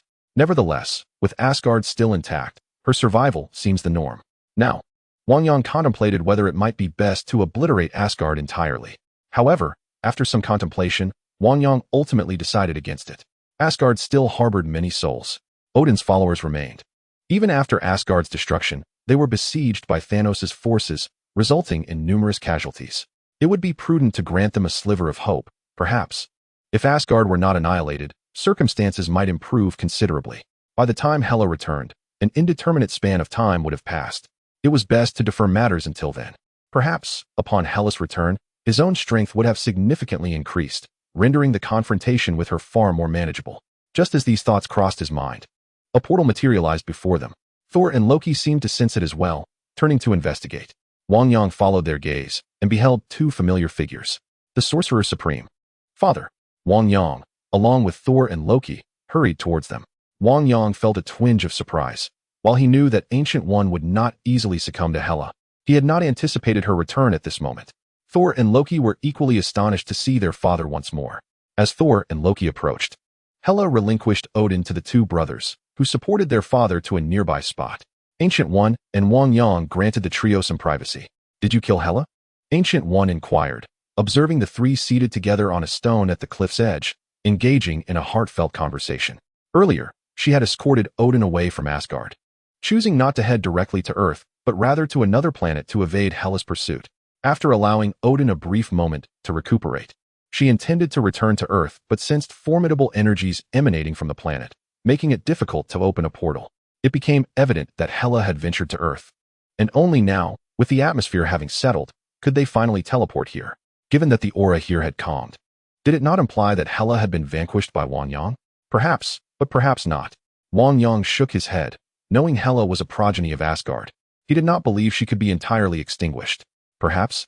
Ancient One gazed intently at Wang Yang before speaking. It appears you are aware that Hela may have been defeated by you, yet she will inevitably be reborn unless Asgard itself is annihilated. Indeed. Let us await Hela's resurrection to discuss further. Wang Yang nodded, observing the reunion of the three, perhaps due to his absorption of considerable death energy. He perceived a profound aura of death emanating from Odin. Clearly, Odin was nearing his end.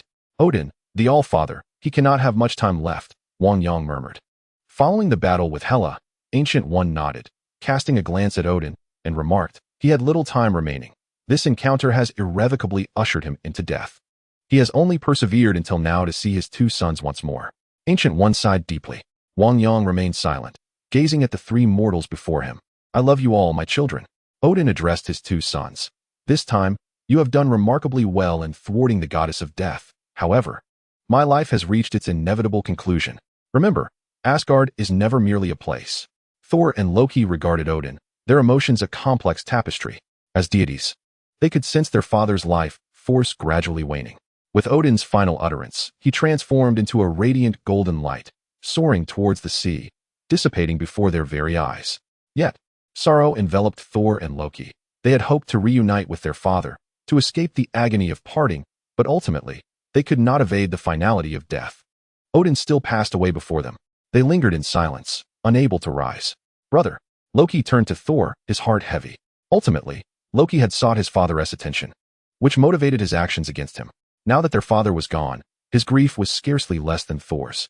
Thor remained silent, his father's demise altering his divine essence in ways he could scarcely comprehend.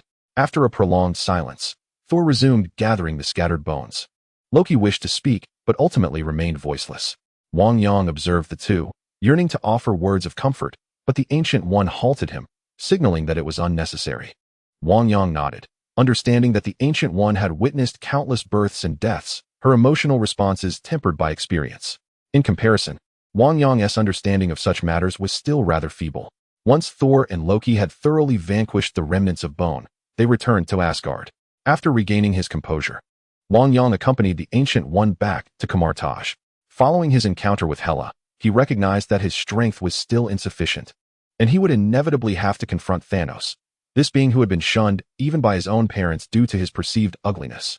The extent of Thanos' rise to power, fraught with intricate schemes and struggles, was beyond comprehension. From the outset, Loki had been orchestrating plots against Earth and its superheroes, all in pursuit of the Infinity Stones. Although Iron Man had glimpsed Thanos' fleet through the wormhole, awakening him to such a terrifying presence, the Iron Man of this world remained oblivious to the full extent of the threat, largely due to Wanda's illusions. To a certain degree, this had allowed him to perceive Thanos' existence, embodying the principle of knowing oneself and one's enemy. Yet, Thanos had evidently lingered near Earth all along, with even Hela's emergence potentially linked to him. After all, with the sealing techniques of the Ancient One, Hela was thoroughly confined, making her escape anything but effortless. Following this battle, it is likely that he has now fully entered the radar of his adversary. However, Wang Yang remains oblivious to the extent of Thanos' knowledge, as well as the true measure of his power. The world has evidently undergone other transformations due to his emergence. Regardless, what weighs most heavily on his mind is an understanding of Thanos' current strength. After all, for a sorcerer of Kamar-Taj, foreseeing the future is not an insurmountable task. The Supreme Sorcerer believes that succumbing to Caecilius would be the most prudent choice. Moreover, Strange, to a certain degree, can also glimpse into the future. Of course, even as Doctor Strange, he relies on the Time Stone to some extent, navigating through the vast rivers of fate to explore every possible outcome. Such was the nature of the endgame. Comparatively, the Ancient One is significantly more formidable, possessing the ability to forcibly foresee the future through her immense power.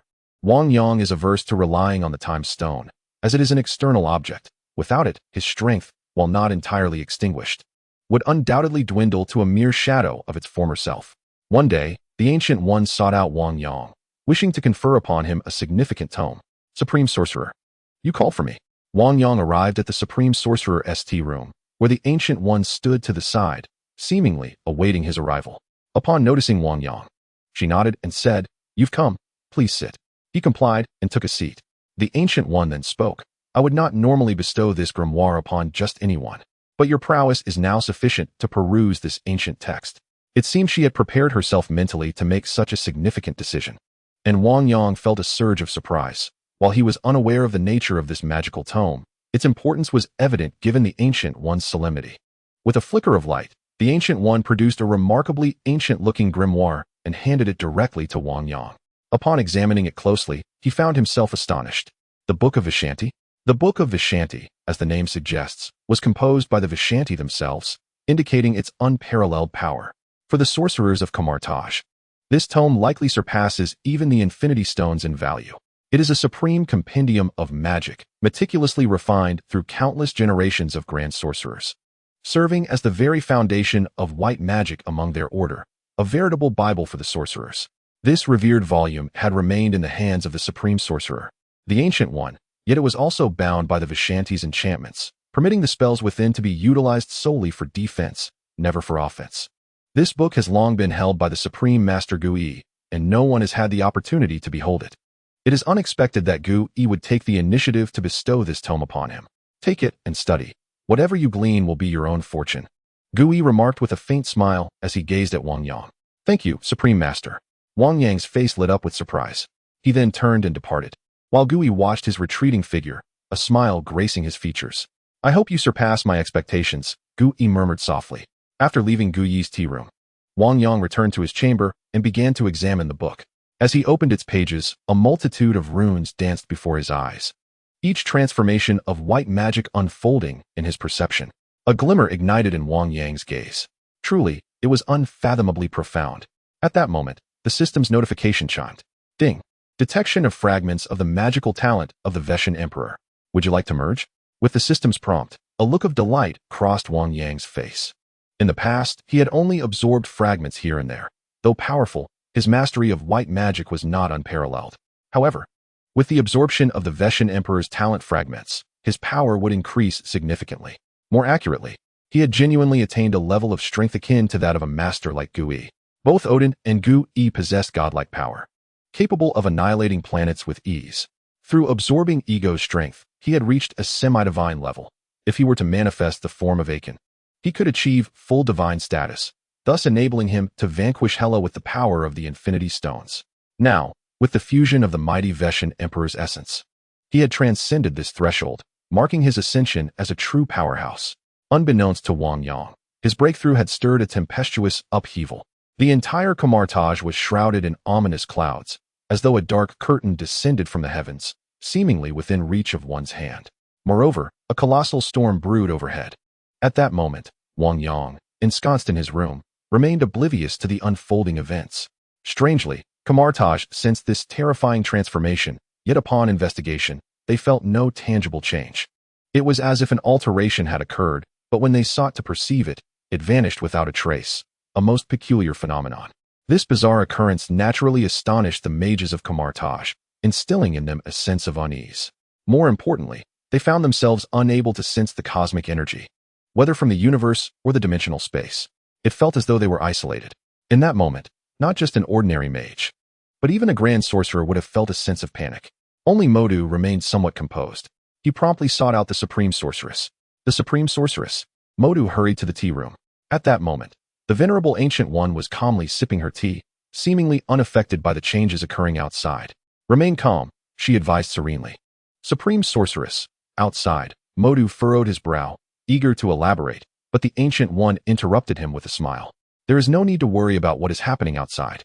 If your concern is profound, you may seek Wang Yang. He will undoubtedly assist you. The Ancient One stated with a knowing smile. For Kamar-Taj, having numerous powerful mages was undoubtedly beneficial. Wang Yang. Modu was somewhat perplexed by the Supreme Sorceress's words, yet he heeded her advice and set off to find Wang Yang. Wang Yang was not in the library, so Modu swiftly arrived at his chamber. After calling out several times, he received no response. Although mages typically refrained from intruding into one another's quarters, the circumstances had changed drastically, given the gravity of the situation. And with Wang Yang being one of their grand sorcerers, Modu circled his hand and teleported directly into Wang Yang's room. Wang Yang, something serious has occurred outside, Modu exclaimed, glancing at Wang Yang, who was seated on the edge of his bed. Wang Yang had been engrossed in the extraordinary and potent energy when Modu's words startled him into awareness. He turned to look at Modu, and in that instant, Modu's voice faltered, akin to a duck silenced by a grip upon its throat. Modu felt as though a ferocious beast had locked its gaze upon him, rendering his body rigid. He was utterly astonished. When had Wang Yang become so powerful that a mere glance could immobilize him? In that moment, Wang Yang regained his composure, retracting the formidable aura he had unwittingly exuded. Modu, too, experienced a sensation akin to having narrowly escaped death, as if, in that fleeting moment, had Wang Yang wished it, he would have met his demise. Modu gasped for air, feeling a sense of suffocation. Wang Yang, I am uncertain of what has transpired, Wang Yang remarked, gazing quizzically at Modu, who had suddenly appeared in his chamber. Had he not managed to rein in his power just in time, Modu might have truly faced peril. Outside, something significant is happening. Modu finally regained his composure upon hearing Wang Yang's inquiry and hurriedly responded. It seems as though the cosmic energy has been isolated. We are completely unable to perceive it.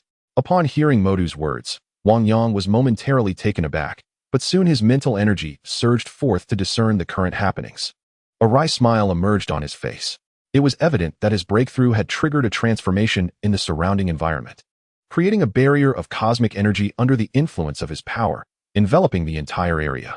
It's all right, Master Modu. It will soon return to normal. Wang Yang spoke calmly. Modu was momentarily stunned by Wang Yang's response, and then inquired, why are you so composed, much like the Supreme Mage? Do you possess knowledge of something? Earlier, when he had visited the Supreme Mage, the latter also exhibited a demeanor devoid of concern. Now, Wang Yang mirrored this tranquility. Clearly, there was an event unfolding that Modu did not comprehend. Well, I was practicing magic just now, and my power was excessive, resulting in this space being saturated with my energy, Wang Yang admitted somewhat sheepishly. Modu, upon hearing Wang Yang's explanation, was engulfed in a swirl of complex emotions. What? This phenomenon is merely a consequence of Wang Yang's overexertion in his training, leading to the absence of cosmic energy in Kamar-Taj? No wonder the Supreme Mage perceived no issues. And Wang Yang felt the same. Evidently, the Supreme Mage was aware of what transpired, and Wang Yang was no exception. However, While Modu had acknowledged Wang Yang's prowess before, he had never anticipated that Wang Yang could wield such formidable strength. The capacity to obscure cosmic energy and instigate such significant changes in the entire region was astonishing. Wang Yang himself had not foreseen the considerable upheaval he would cause in Kamar-Taj. He had merely glanced at the Book of Vishanti and inadvertently stirred such a tempest. It seemed that from now on, he would prefer to operate within the mirrored space. With his current strength, the power of the mirrored space could no longer be compared to what it once was. Moreover, if he did not take action regarding the changes in Kamar-Taj, it was likely that the mages there would find it impossible to cultivate. After all, without the presence of potent cosmic energy, cultivation would be unattainable. With a mere thought, Wang Yang withdrew the formidable energy he had emitted. In an instant, a powerful cosmic energy coalesced and surged back, akin to a void suddenly brimming with life. Modu soon sensed this terrifying force. His mouth gaped in astonishment, as if it could accommodate an egg. Wang Yang was simply astonishing. While Modu had always known of Wang Yang's might, he had never envisioned that he could attain such an extraordinary level of strength. With a wave of his hand, an inexhaustible stream of cosmic energy rushed forth, as if every formidable cosmic force was eager to converge. The Supreme Mage had likely never deployed such a method. Modu felt as though he could no longer fathom Wang Yang fully. There was even a sensation that Wang Yang had begun to embody some of the Supreme Mage's qualities. He had grown somewhat inscrutable, and his depth was now difficult to gauge. Modu could still vividly recall the recent moment when he taught Wang Yang. It felt as though it were merely yesterday. Yet, in the blink of an eye, he found himself unable to fully decipher Wang Yang's intentions. This Wang Yang was truly formidable. It was astonishing how swiftly the power of Kamar-Taj had surged to such extraordinary heights. The energy within Kamar-Taj had reached an almost grotesque intensity. At this moment, Wang Yang slightly nodded, seemingly satisfied. Very well, Master Modu. All issues have now been resolved. Upon sensing the cosmic energy emanating from Kamar-Taj, Wang Yang couldn't help but smile, a look of delight gracing his features. Please, would you kindly reassure the other mages? Wang Yang said with a cheerful tone. Hearing Wang Yang's words, Modu finally reacted, nodding repeatedly as he replied, "All right, I shall attend to it at once." With that, Modu turned and departed. Watching Modu leave, Wang Yang closed the Book of Vishanti, choosing not to delve further into its contents. He had acquired some spells from the book, including several that allowed for the calculation of futures. Sitting at the edge of his bed, powerful magical energy emanated from his eyes. A swift gleam passed through them, revealing a cascade of information. Within mere moments, thousands of timelines unfolded in his mind, presenting myriad potential futures. However, he soon halted, a look of anguish crossing his face. The overwhelming influx of information was indeed taxing, even for him. Yet, for Wang Yang, the price was entirely justified. Through his magic, he had foreseen Thanos' movements. Though the clarity was still somewhat obscured, the Infinity Stones.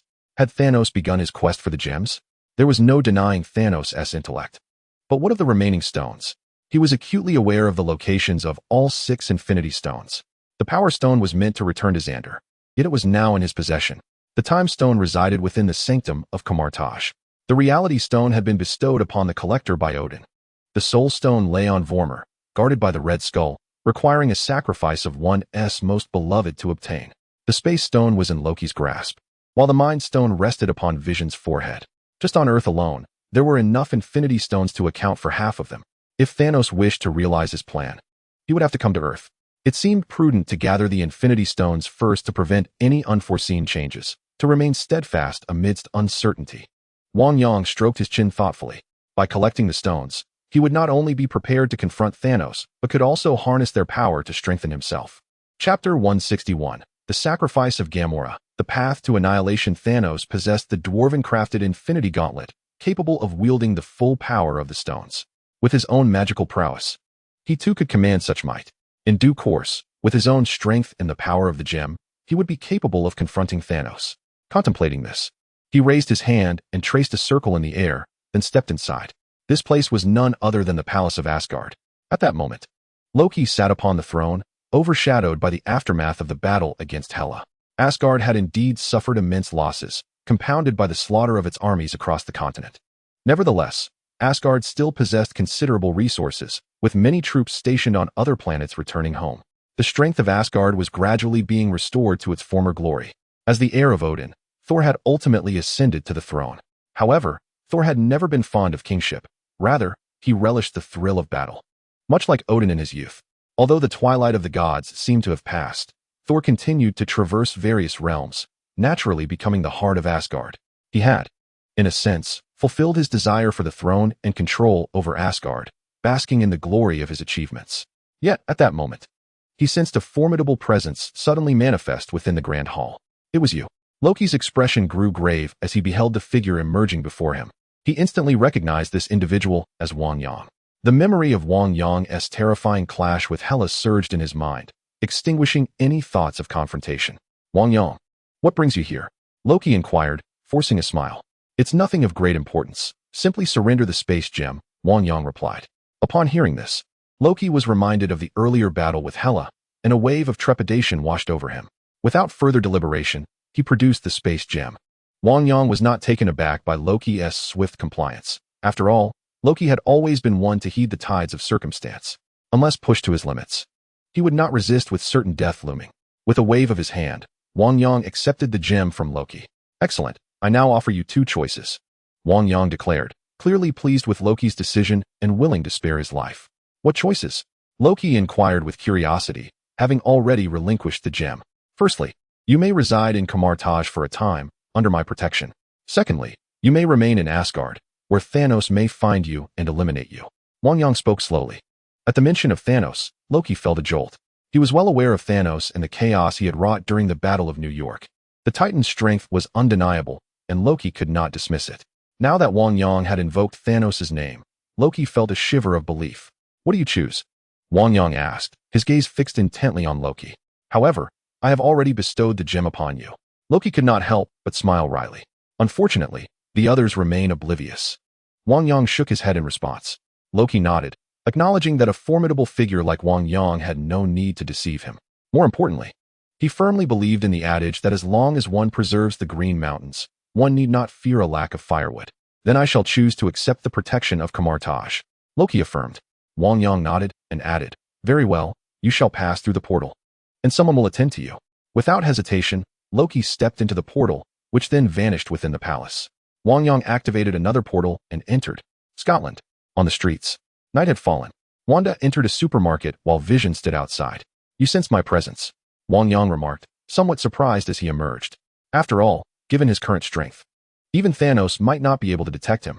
Yet unexpectedly, Vision had already perceived his existence as soon as he stepped out.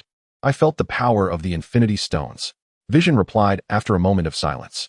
What brings you to me? He sensed no hostility from Wang Yang, and could clearly perceive that Wang Yang's strength seemed to have grown even more formidable. Previously, he could withstand it, but now he felt he could no longer do so. Come back with me to Kamar-Taj, Wang Yang spoke slowly. Upon hearing Wang Yang's words, Vision was taken aback and inquired, why? Now, Vision had begun to embrace human emotions and sentiments, and his relationship with Wanda had deepened. He did not wish to part ways with her, because someone will seek to seize the Infinity Stones, and your association with Wanda may endanger her. Of course, you may also enter Kamar-Taj alongside her. Upon hearing Wang Yang's words, Vision fell silent. In recent days, he had often felt a sense of unease. A message emanating from the Infinity Stones, yet he could not comprehend its meaning. After Wang Yang appeared before him, he finally understood why the Infinity Stones evoked such feelings. Perhaps, as Wang Yang suggested, something significant was indeed about to occur. Perhaps what you say is true, but I cannot be away for too long. Moreover, I must assist you in figuring out how to remove the stone from your forehead, Wang Yang said, gazing steadily at Vision. All right, Vision nodded, comprehending that this stone might grant him immense power, yet it also posed a significant threat, which could lead to considerable trouble. Subsequently, Wang Yang opened a portal directly to Kamar-Taj. Meanwhile, as Wang Yang collected the Infinity Stones, Thanos was hastening his quest to acquire them as well. On the planet Vormir, Thanos stood atop a cliff. As Thanos used Nebula's life as leverage, Gamora finally revealed the location of the Soul Stone. Subsequently, he brought her to this planet. Under the guidance of Red Skull, they arrived at the precipice. To obtain it, one must pay an immense price. Red Skull spoke slowly. I am prepared. How do you know this place so well? Thanos inquired. Red Skull replied, I once sought the Infinity Stones myself, and even possessed one, yet it forsook me, banishing me here to guide others to seek what I could not attain. Standing at the edge of the cliff, he continued, the stone lies beneath your feet. Just as you dread. Gamora furrowed her brow at the scene and asked, what is that? Red Skull slowly responded, that is the price you must pay. The Soul Stone holds a unique position among the Infinity Stones. You might say it demands a part of itself. Thanos frowned and asked, what does it require? Red Skull elaborated. To ensure that anyone who possesses it understands its power, the stone demands a sacrifice. What kind of sacrifice? Thanos pressed. A sacrifice of a beloved. One soul for another. Upon hearing Red Skull's words, Thanos glanced at Gamora, falling into silence. Gamora could not help but smile. Throughout my life, I have dreamed of witnessing the moment you reap what you have sown, yet it always eluded me. But now, she began. Oblivious to the anguish etched upon Thanos' face. Gamora circled around Thanos, continuing, you trample lives and slaughter the innocent. Yet you call it mercy. Now the universe has rendered its judgment upon you. You plead for its favor, but it has denied you. You are utterly defeated. Do you wish to know why? Because you love nothing, no one. Gamora gazed at Thanos' imposing figure, her voice resolute, as if mocking his plight. Yet at that moment, Thanos turned to look at her. No. Tears welled in Thanos' eyes as he regarded Gamora. She would never know how deeply he loved this daughter of his. Gamora observed this scene, scoffing, really? Tears. She believed Thanos was cornered, but the Red Skull interjected slowly. These tears are not shed for himself. Gamora's expression faltered, as if a realization dawned upon her. She retreated, and Thanos approached slowly. No, this is not love. I once ignored my destiny, but I can no longer turn a blind eye, even for you. Thanos looked at Gamora. You will never possess the Infinity Stone. Gamora shouted. Thanos gazed sorrowfully at Gamora before him, slowly uttering, I am sorry, little one. He then grasped her hand and led her toward the precipice. I require this power. With those words, Thanos, his heart heavy with grief, cast Gamora off the cliff. At such heights, Gamora would ordinarily have been unfazed. Yet this act was a sacrifice, one that wounded the very soul. With a thud, Gamora struck the ground, a muted sound echoing in the air. She bore no scars, her eyes wide open, yet the vibrancy of life had departed from her being. A profound aura enveloped him, and the entire planet was bathed in this radiant light. It felt as if he had entered a dream, and upon awakening, an orange gem lay in his hand. He could sense the immense power it held, but no joy graced Thanos' visage. It was a price paid for the loss of his daughter. No one could fathom what this meant to him. Gamora. Thanos clenched his fists, murmuring softly, and when he opened his eyes again, his expression had reverted to one of indifference. He then set forth on his quest, with Red Skull standing silently by. Observing Thanos depart towards his ship, he embarked on his path of annihilation. Chapter 162. The extraction of the Mind Stone. As Thanos traversed the cosmos in search of the Infinity Stones, Wang Yang was equally occupied on Earth. He sensed that Thanos was drawing near. After obtaining the Book of Vishanti, he acquired the means to extract the Mind Stone through a magical array. However, like other spells, this required a plethora of materials to be crafted in the surrounding area. Thus, Wang Yang had to scavenge for these components in nearby spaces. After considerable time spent, he finally gathered the necessary materials. Although he could have sought assistance from Princess Su-Rue, he preferred to rely on his own abilities. Furthermore, the birth of Vision was notably unique. Originally, Vision's form was the ideal vessel created by Ultron for storage. Had it not been for Iron Man and his companions intervening, merging it with J.A.R.V.I.S.S. consciousness, combined with the power of Thor and the Mind Stone and this body would have fused seamlessly. One could say they had become one. Vision's essence was unlike that of an ordinary human. He was an intelligent being, and it was the infusion of the Mind Stone that rendered him a semblance of humanity. His soul resembled a collection of data, and the Mind Stone bestowed upon that data a personality. Therefore, should the Mind Stone be extracted, Vision would perish. To remove the Mind Stone entirely without harming Vision's soul would require intricate methods. Su-Rue aimed to reconstruct the neurons, emphasizing the significance of the Mind Stone to Vision. The magical approach was relatively simpler. Lacking such complexity, Wang Yang had already amassed numerous materials. Wang Yang had already constructed an immense array upon the ground. With the power of the Vision Emperor, it was no arduous task for him to forge a formidable formation. Subsequently, he positioned himself before a platform, drawing forth a beam of light with both hands, which spread beneath a myriad of intricate runes. The materials upon the ground began to melt and diffuse, as if infused with a potent magical force, integrating into the magical array. As the formation fully coalesced, the process of extracting the Mind Gem could commence. Wang Yang opened his eyes. The array continued its work, awaiting the arrival of Vision. After a brief moment, Vision appeared at the entrance. Have you discovered a method to extract the gem from my forehead? He inquired, somewhat astonished. Since entering Kamar-Taj, Wang Yang had been in search of a way to detach the gem, a task that proved rather challenging, for the mind gem seemed to have become one with him. Since the Civil War, Vision had realized that Wang Yang was indeed correct. He could not perpetually rely on the gem.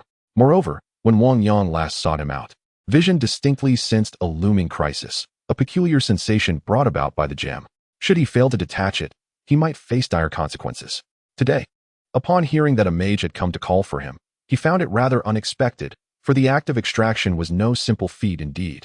With the aid of this magical array, I can achieve the extraction of your mind gem, Wang Yang affirmed, nodding as he glanced at the array, still radiating with light. After a moment of contemplation, Vision spoke. However, I do have one question. How can I trust that, upon acquiring the infinity gem, you will not use it to wreak havoc upon the earth?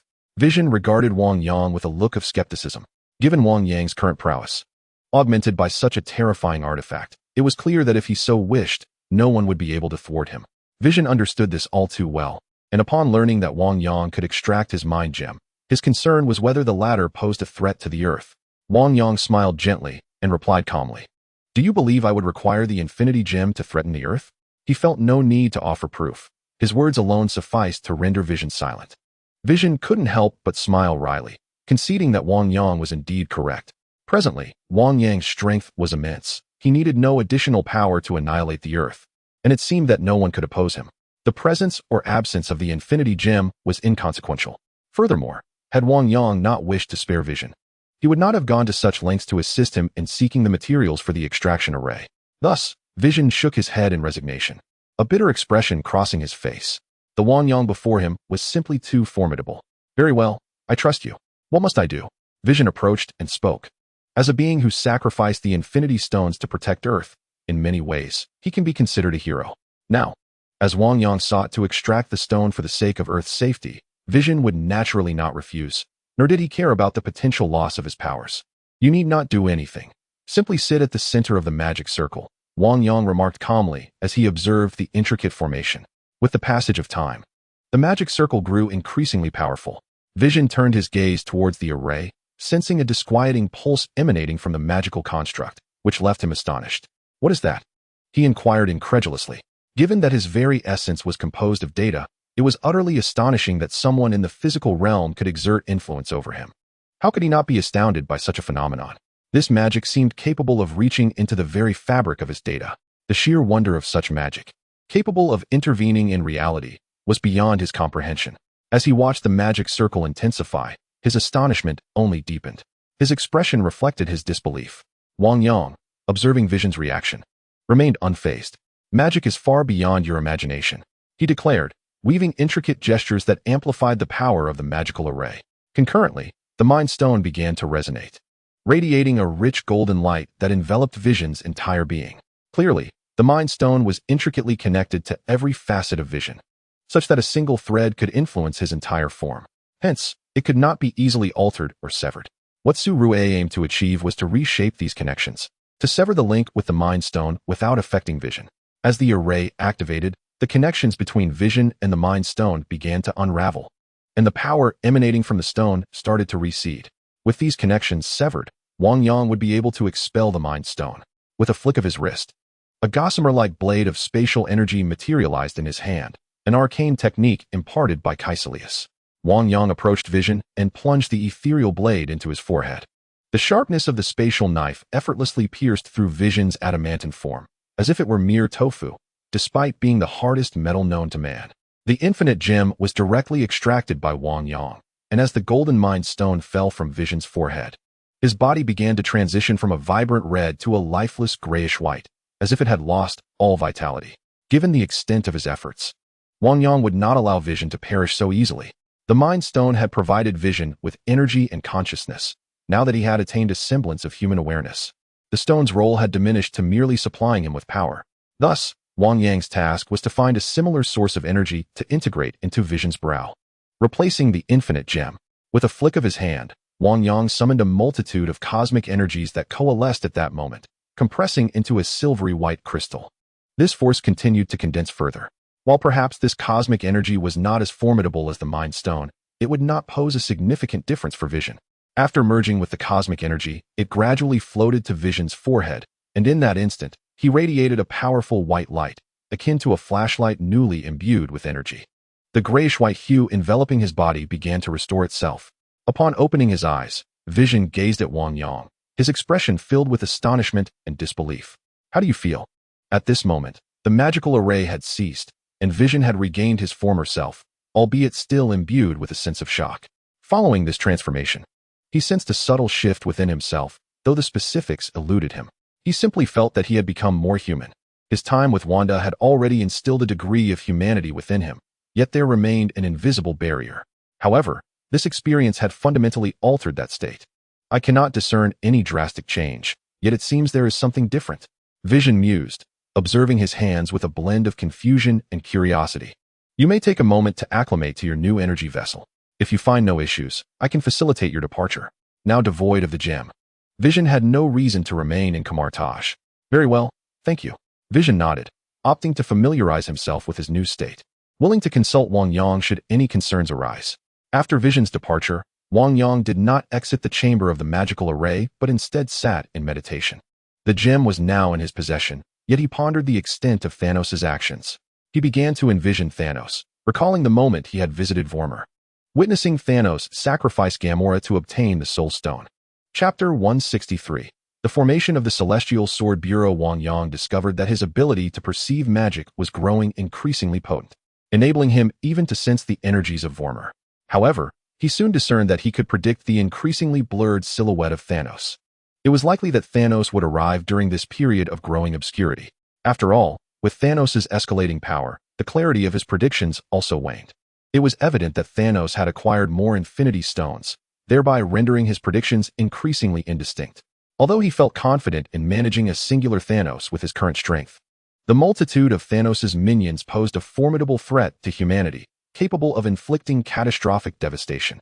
Even if he could transform into countless avatars, using such a power might eliminate some of those underlings, yet it would undeniably diminish his own strength, necessitating caution.